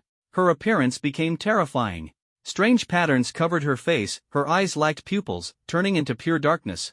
Sure enough, she had lost consciousness, otherwise, she would never attack Chen Han. Normally, although Chen Shui was mischievous, she was more of a sweet and obedient girl. But when the primordial demon body lost control, she resembled an arrogant demoness. She widened her eyes as if searching for something, then turned her gaze to Chen Han and Lu Yufeng. Next, she raised her arm and unleashed a scorching primordial flame toward them. Son, dodge! Lu Yufeng shouted, and the two quickly leaped aside, easily avoiding the attack. However, the primordial flame was incredibly powerful, capable of burning continuously on the branches of the world tree. Fortunately, Chen Shui's strength was only at the warrior level, far inferior to Chen Han and Lu Yufeng, otherwise, the consequences would have been unimaginable. If she had already reached the level of martial emperor, this underground space would likely have been turned upside down. Not to mention, Zhu Meng and the Red God Mecha were instantly frozen into ice sculptures by her frost aura. Lu Yufeng frowned and said, "Son, don't use violence against Xiao Shui, or the primordial demon body's resistance consciousness will be triggered." Chen Han scratched his head, "But we can't just do nothing. If this continues, who knows when Xiao Shui will return to normal?" Lu Yufeng knew he was right. The primordial demon body's consciousness was completely out of control. The file clearly stated that the conscious and unconscious states of the primordial demon body were entirely unpredictable, and the duration was also unstable. The most severe instance lasted over a month in an unconscious state, causing countless deaths and injuries. If this problem couldn't be resolved, even if Chen Shui returned to normal, she would only be able to live confined in a cage in the future. Even worse, she couldn't cultivate to a higher realm, or she would completely lose control. How did it come to this? Lu Yufeng frowned deeply. She absolutely didn't want her daughter to become the enemy of the entire world in the future. Lost in thought, she forgot to dodge Chen Shui's out-of-control attack. Fortunately, Chen Han reacted quickly, enveloping Lu Yufeng in the Qilin flame, allowing her to evade the assault of the primal water. "Mom, don't zone out. It's my fault for panicking. Xiao Han, you have to find a way to save your sister." Although Lu Yufeng had access to the 869 Bureau's archives, there was no method recorded to resolve the primal demon body, except for one solution: killing it outright. Of course, Lu Yufeng would never choose that method. However, thanks to the archive, Chen Han had roughly figured out a way to deal with the chaos demon body. "Don't worry." Chen Han dashed forward in a flash, instantly appearing in front of Chen Shui. At this moment, Chen Shui's expression turned ferocious, as if the closer someone got, the more she wanted to kill them. The primal demon body's 5 elemental attacks simultaneously bombarded Chen Han, but after adapting to Chen Shui's assaults, her elemental attacks at this level were nothing more than a tickle to him. Chen Han's response was simple: the Great Swastika Golden Seal. If Senior Yi had truly managed to eliminate the primal demon body in the last century, this Great Swastika Golden Seal might indeed have been effective. Without hesitation, Chen Han immediately activated the Great Swastika Golden Seal. However, he harbored no killing intent toward Chen Shui, so the seal wouldn't harm her. Before long, a massive Great Swastika Golden Seal appeared above Chen Shui's head. Sure enough, the moment the primal demon body saw the Great Swastika Golden Seal, it displayed an expression of extreme rage. It seemed to recognize this symbol. Then, it redirected all its attacks on Chen Han toward the seal. The seal radiated golden light, continuously purifying the primal demon body. "It's actually working," Chen Han murmured in surprise. He noticed Chen Shui's gaze gradually becoming clearer. But to his astonishment, as the primal demon body attacked the seal with all its might, the golden light of the Great Swastika Golden Seal began to dim, and finally, it shattered abruptly in midair. Chen Han hadn't anticipated that the primal demon body would be so powerful, capable of breaking the Great Swastika Golden Seal. In fact, this was understandable. On one hand, Chen Han had no killing intent toward Chen Shui, so the power of the seal was compressed to its limit, naturally making it weaker than the frenzied primal demon body. On the other hand, Chen Han hadn't fully mastered the Great Swastika Golden Seal yet and wasn't proficient in using it. In the next moment, Chen Shui suddenly grabbed Chen Han by the throat. Then, her arm emitted a multicolored glow, as if she intended to inject it into Chen Han's body. Chen Han's heart sank. He hadn't expected that even in an unconscious state, the primal demon body would be so cunning. It seemed to realize that with Chen Shui's current strength, she couldn't harm Chen Han, so it attempted to use the primal 5 elemental power to directly invade his body, targeting his internal organs. This was, in fact, the only way to harm Chen Han's celestial overlord body. Just as Chen Han was about to break free from Chen Shui's grip, a strange force suddenly surged within him, and a golden mark appeared subsequently. The strange patterns on her body began to fade rapidly, her gaze returned to normal, and she immediately fainted. Everything happened so quickly that even Chen Han didn't have time to react. But he swiftly caught Chen Shui. In fact, Chen Han didn't need to use the Great Swastika Golden Seal to deal with the primal demon body. The Great Swastika Golden Seal was effective against the primal demon body because Yi Ming had once defeated it. So when the Great Swastika Golden Seal appeared, the primal demon body was more inclined to confront it. But the celestial overlord body was different. It was the natural nemesis of the primal demon body. Just like cats and mice born to oppose each other. After a while, Chen Shui finally woke up. The surrounding ice had disappeared, and the underground space returned to its original state. Chen Han and Lu Yufeng both looked at Chen Shui with concern and asked, "Xiao Shui, are you okay?" Chen Shui didn't answer but glared at Chen Han with a hint of reproach. "Brother, you scared that young lady." This left Chen Han completely baffled. He replied helplessly, "Young lady?" He looked around but didn't see any other women from start to finish. Only Lu Yufeng. However, Chen Shui's next words surprised him even more. "It's a particularly beautiful young lady. She's locked up in a cell." Chen Han held his forehead. "Let me sort this out." After thinking for a moment, he finally understood. "Xiao Shui, are you saying there's a woman locked in a cell, and she said I scared her?" Chen Shui nodded firmly. Chen Han and Lu Yufeng exchanged glances and exclaimed in shock, "The primal demon body?" This discovery left them stunned. The primal demon body was supposed to be just a talent, at most a high-level talent. But Chen Shui's words revealed that the primal demon body was actually a living, conscious person. She was residing within Chen Shui's body. This was simply unbelievable. At this moment, Chen Shui suddenly pointed at Chen Han and reproached him, "Brother, you really scared her. She said you're just like her brother, and she said she never wants to come out again." Hearing this, Chen Han felt relieved. It was better if she didn't come out. If she really did, it would be a huge problem. But then, Chen Han thought of something that sent chills down his spine. Could his celestial overlord body also have its own consciousness? Thinking of this, Chen Han asked Chen Shui again, "Xiao Shui, did that woman say anything else to you?" Chen Shui shook her head, her eyes full of sympathy. "Nothing else. She's really pitiful, saying all her family members are dead, leaving her all alone. Brother, don't scare her anymore. In the future." Hearing Chen Shui say this, Chen Han felt even more relieved. It seemed that conscious talent bodies were an exception, limited to the primal demon body. As for pity, Chen Han's lips twitched slightly. If the archives of Bureau 869 were true, the previous host of the primal demon body had killed at least tens of millions of lives. Apart from those unworthy of sympathy, who else could seek justice for the victims? Even if she was pitiful, there must be reasons for people to hate her. However, the current situation was the best possible outcome. The celestial overlord body suppressed the primal demon body, at least preventing it from committing evil at will. Chen Han looked at Chen Shui again. "That woman didn't do anything to you, did she? Like sealing your cultivation or spiritual power? Or imposing any restrictions on you? After all, the primal demon body was residing within Chen Shui's body, and he was very worried that her body might be harmed."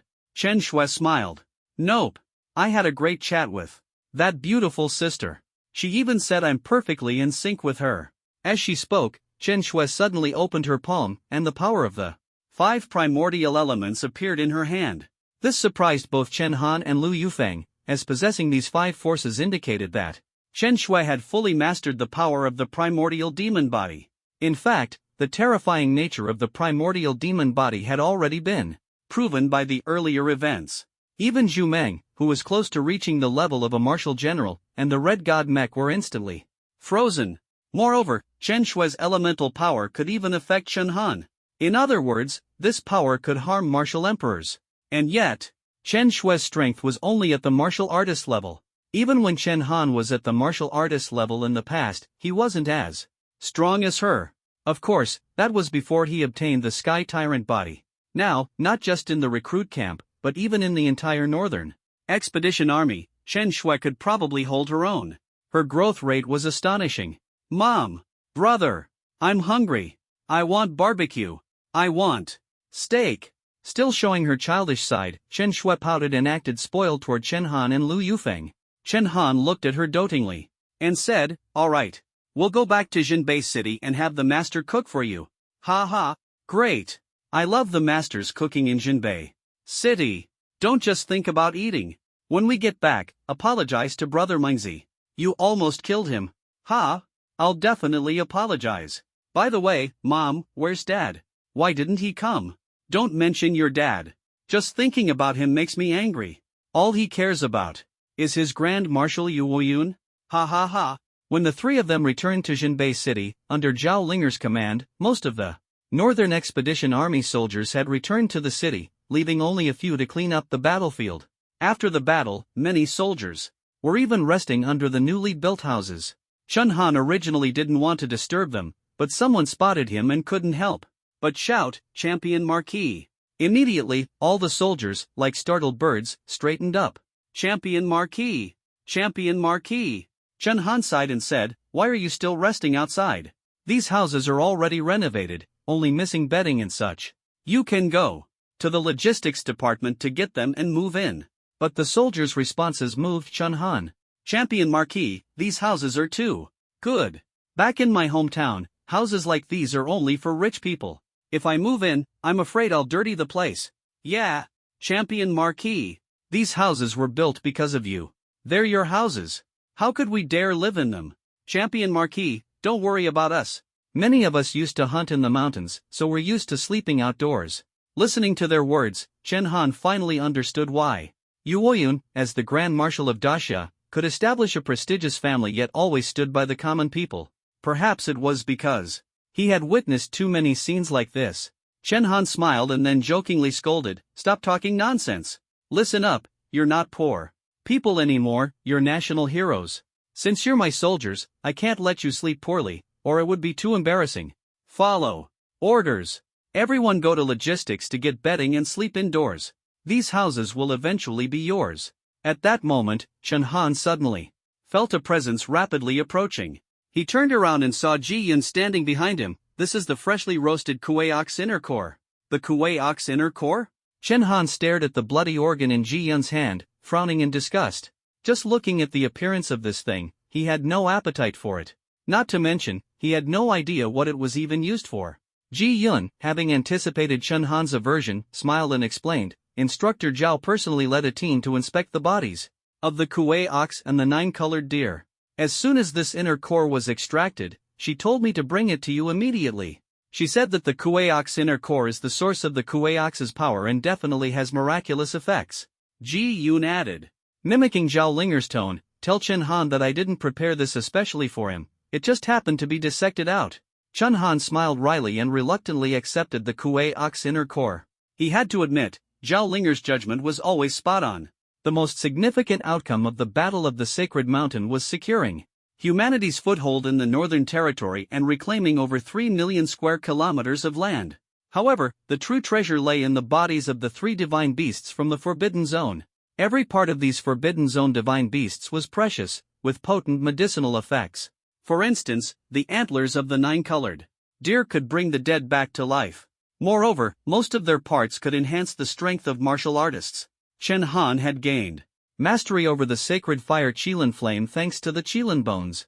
While these 3 Forbidden Zone beasts weren't as powerful as the fire Qilin, they were still incredibly rare and valuable divine creatures. Naturally, the Kuei ox inner core was a treasure among treasures.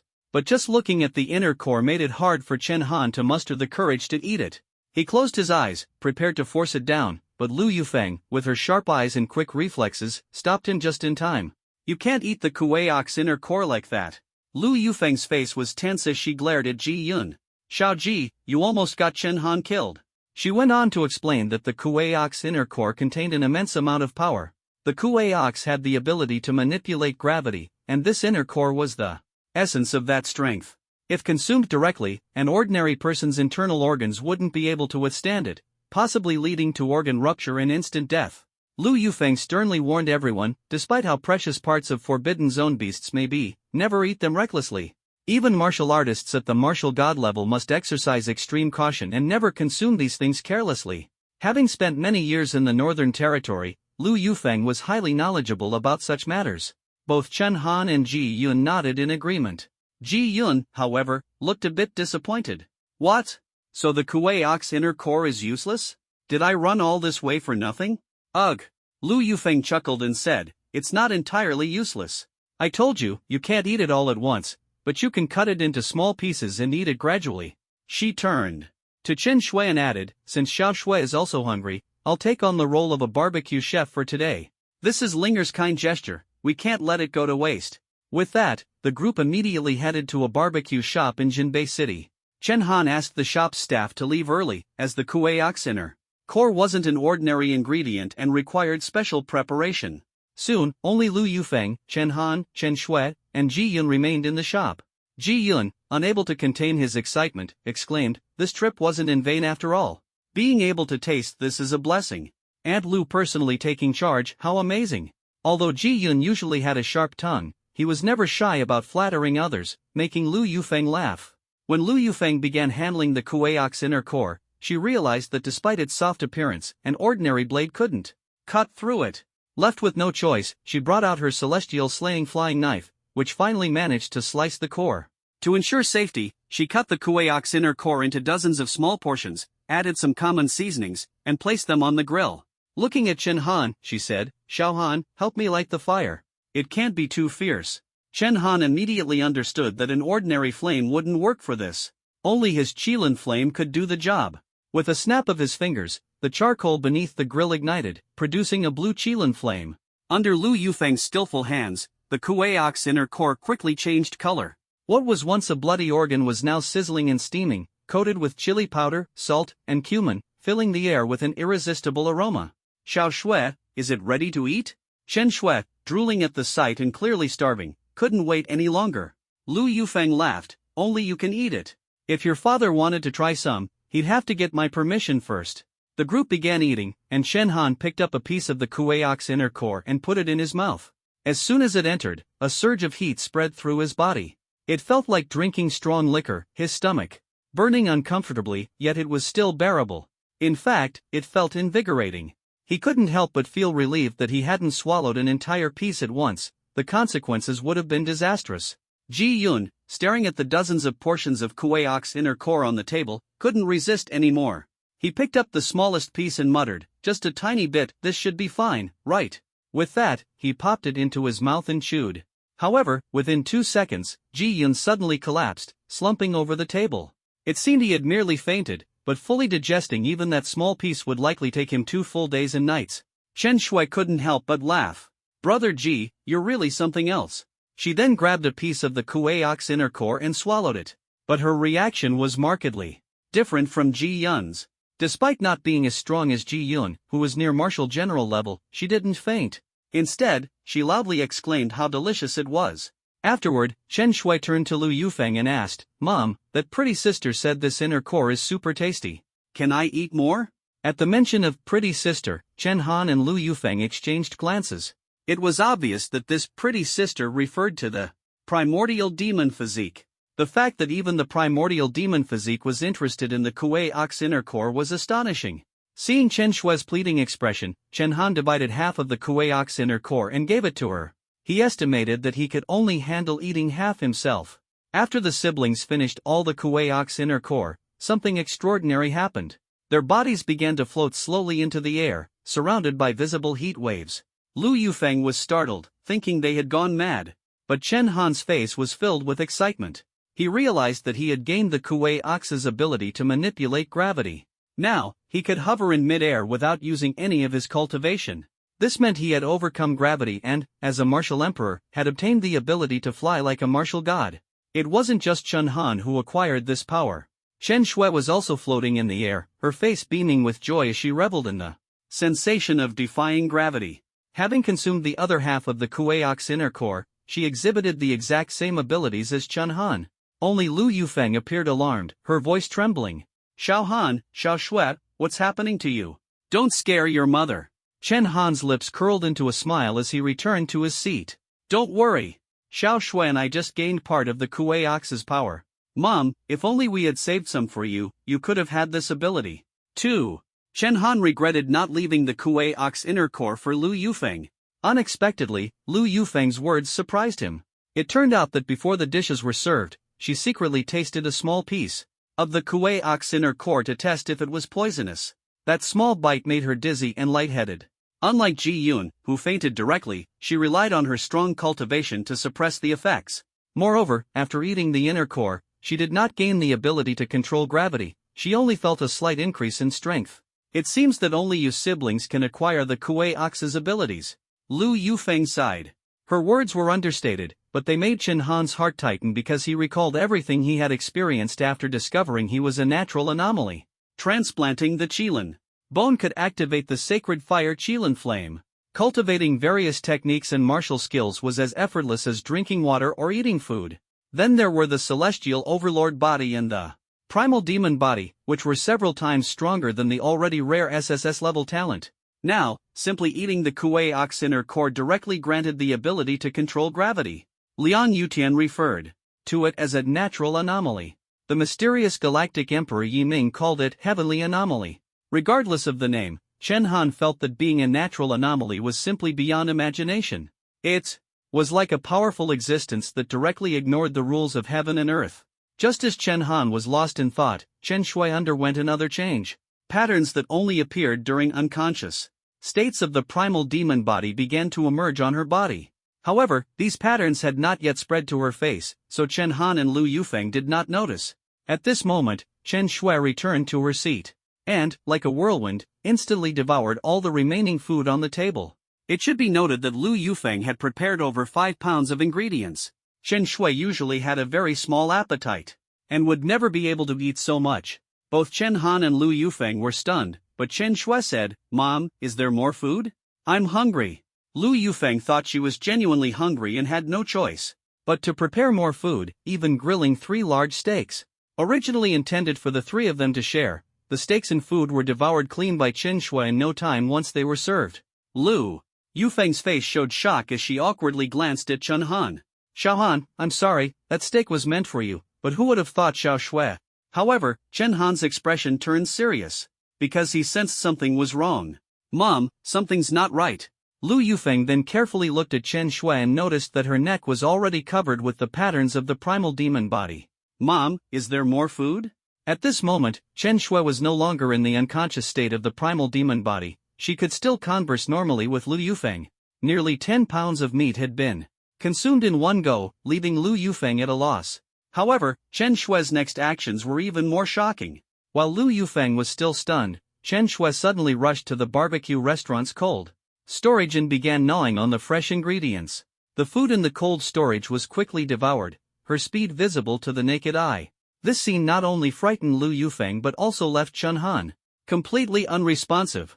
At the same time, the patterns of the primal demon body finally fully appeared on Chen Shui's face. Lu Yufeng asked in confusion, "Xiao Han, what is going on here?" "According to what Xiao Shui said earlier, wasn't that female demon already suppressed?" Chen Han couldn't figure out the situation either and could only speculate. "Mom, I think the Kuei Ox inner core stimulated the primal demon body, causing it to emerge and devour everything. Now that Xiao Shui's relationship with the primal demon body has stabilized, it's very likely that Xiao Shui herself released the primal demon body." "Ha?" Lu Yufeng said anxiously, "but we can't let her eat like this. Xiao Shui's stomach will get upset. As the saying goes, the more you worry, the more chaotic things become." Chen Han smiled and said, "Mom, don't worry. We're martial artists, ordinary food won't upset our stomachs." Even so, Chen Han still didn't want to let the primal demon body act so recklessly. After all, if the primal demon body stayed inside Chen Shui for too long, who knows what might happen. Thinking of this, the golden mark of the celestial overlord body appeared on Chen Han's forehead again as he tried to suppress the will of the primal demon body. At that moment, after finishing all the ingredients in the refrigerator, the primal demon body suddenly flashed and appeared behind Chen Han. "There's something tasty here," it said. No one expected the primal demon body to open Chen Han's quiver, which held star crystal arrows, and pull out 2 of them. Chen Han and Lu Yufeng had no idea what it intended to do and could only stand there in shock. The next second, the primal demon body opened its mouth wide and bit directly into the tip of a star crystal arrow. With a crisp crunch, the arrowhead was shattered in its mouth. What was even more shocking was that the primal demon body not only crushed it but also kept chewing. In the end, it actually swallowed the energy-packed star crystal arrowhead whole. For 100 years, no one had ever heard of anyone eating star crystals.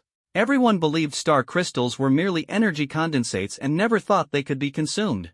Not just humans, even exotic beasts would never willingly eat star crystals. In fact, exotic beasts considered star crystals to be ominous and avoided them at all costs. But now, right before Chen Han's eyes, Chen Shui was chewing and swallowing star crystals like they were snacks. Wasn't this just asking for her body to explode? However, not only did nothing happen to Chen Shui, but she also seemed to enjoy it, eating several more star crystal arrowheads. After she was full, she looked at Chen Han. "Don't hit me, okay? I'll give your sister back to you right away."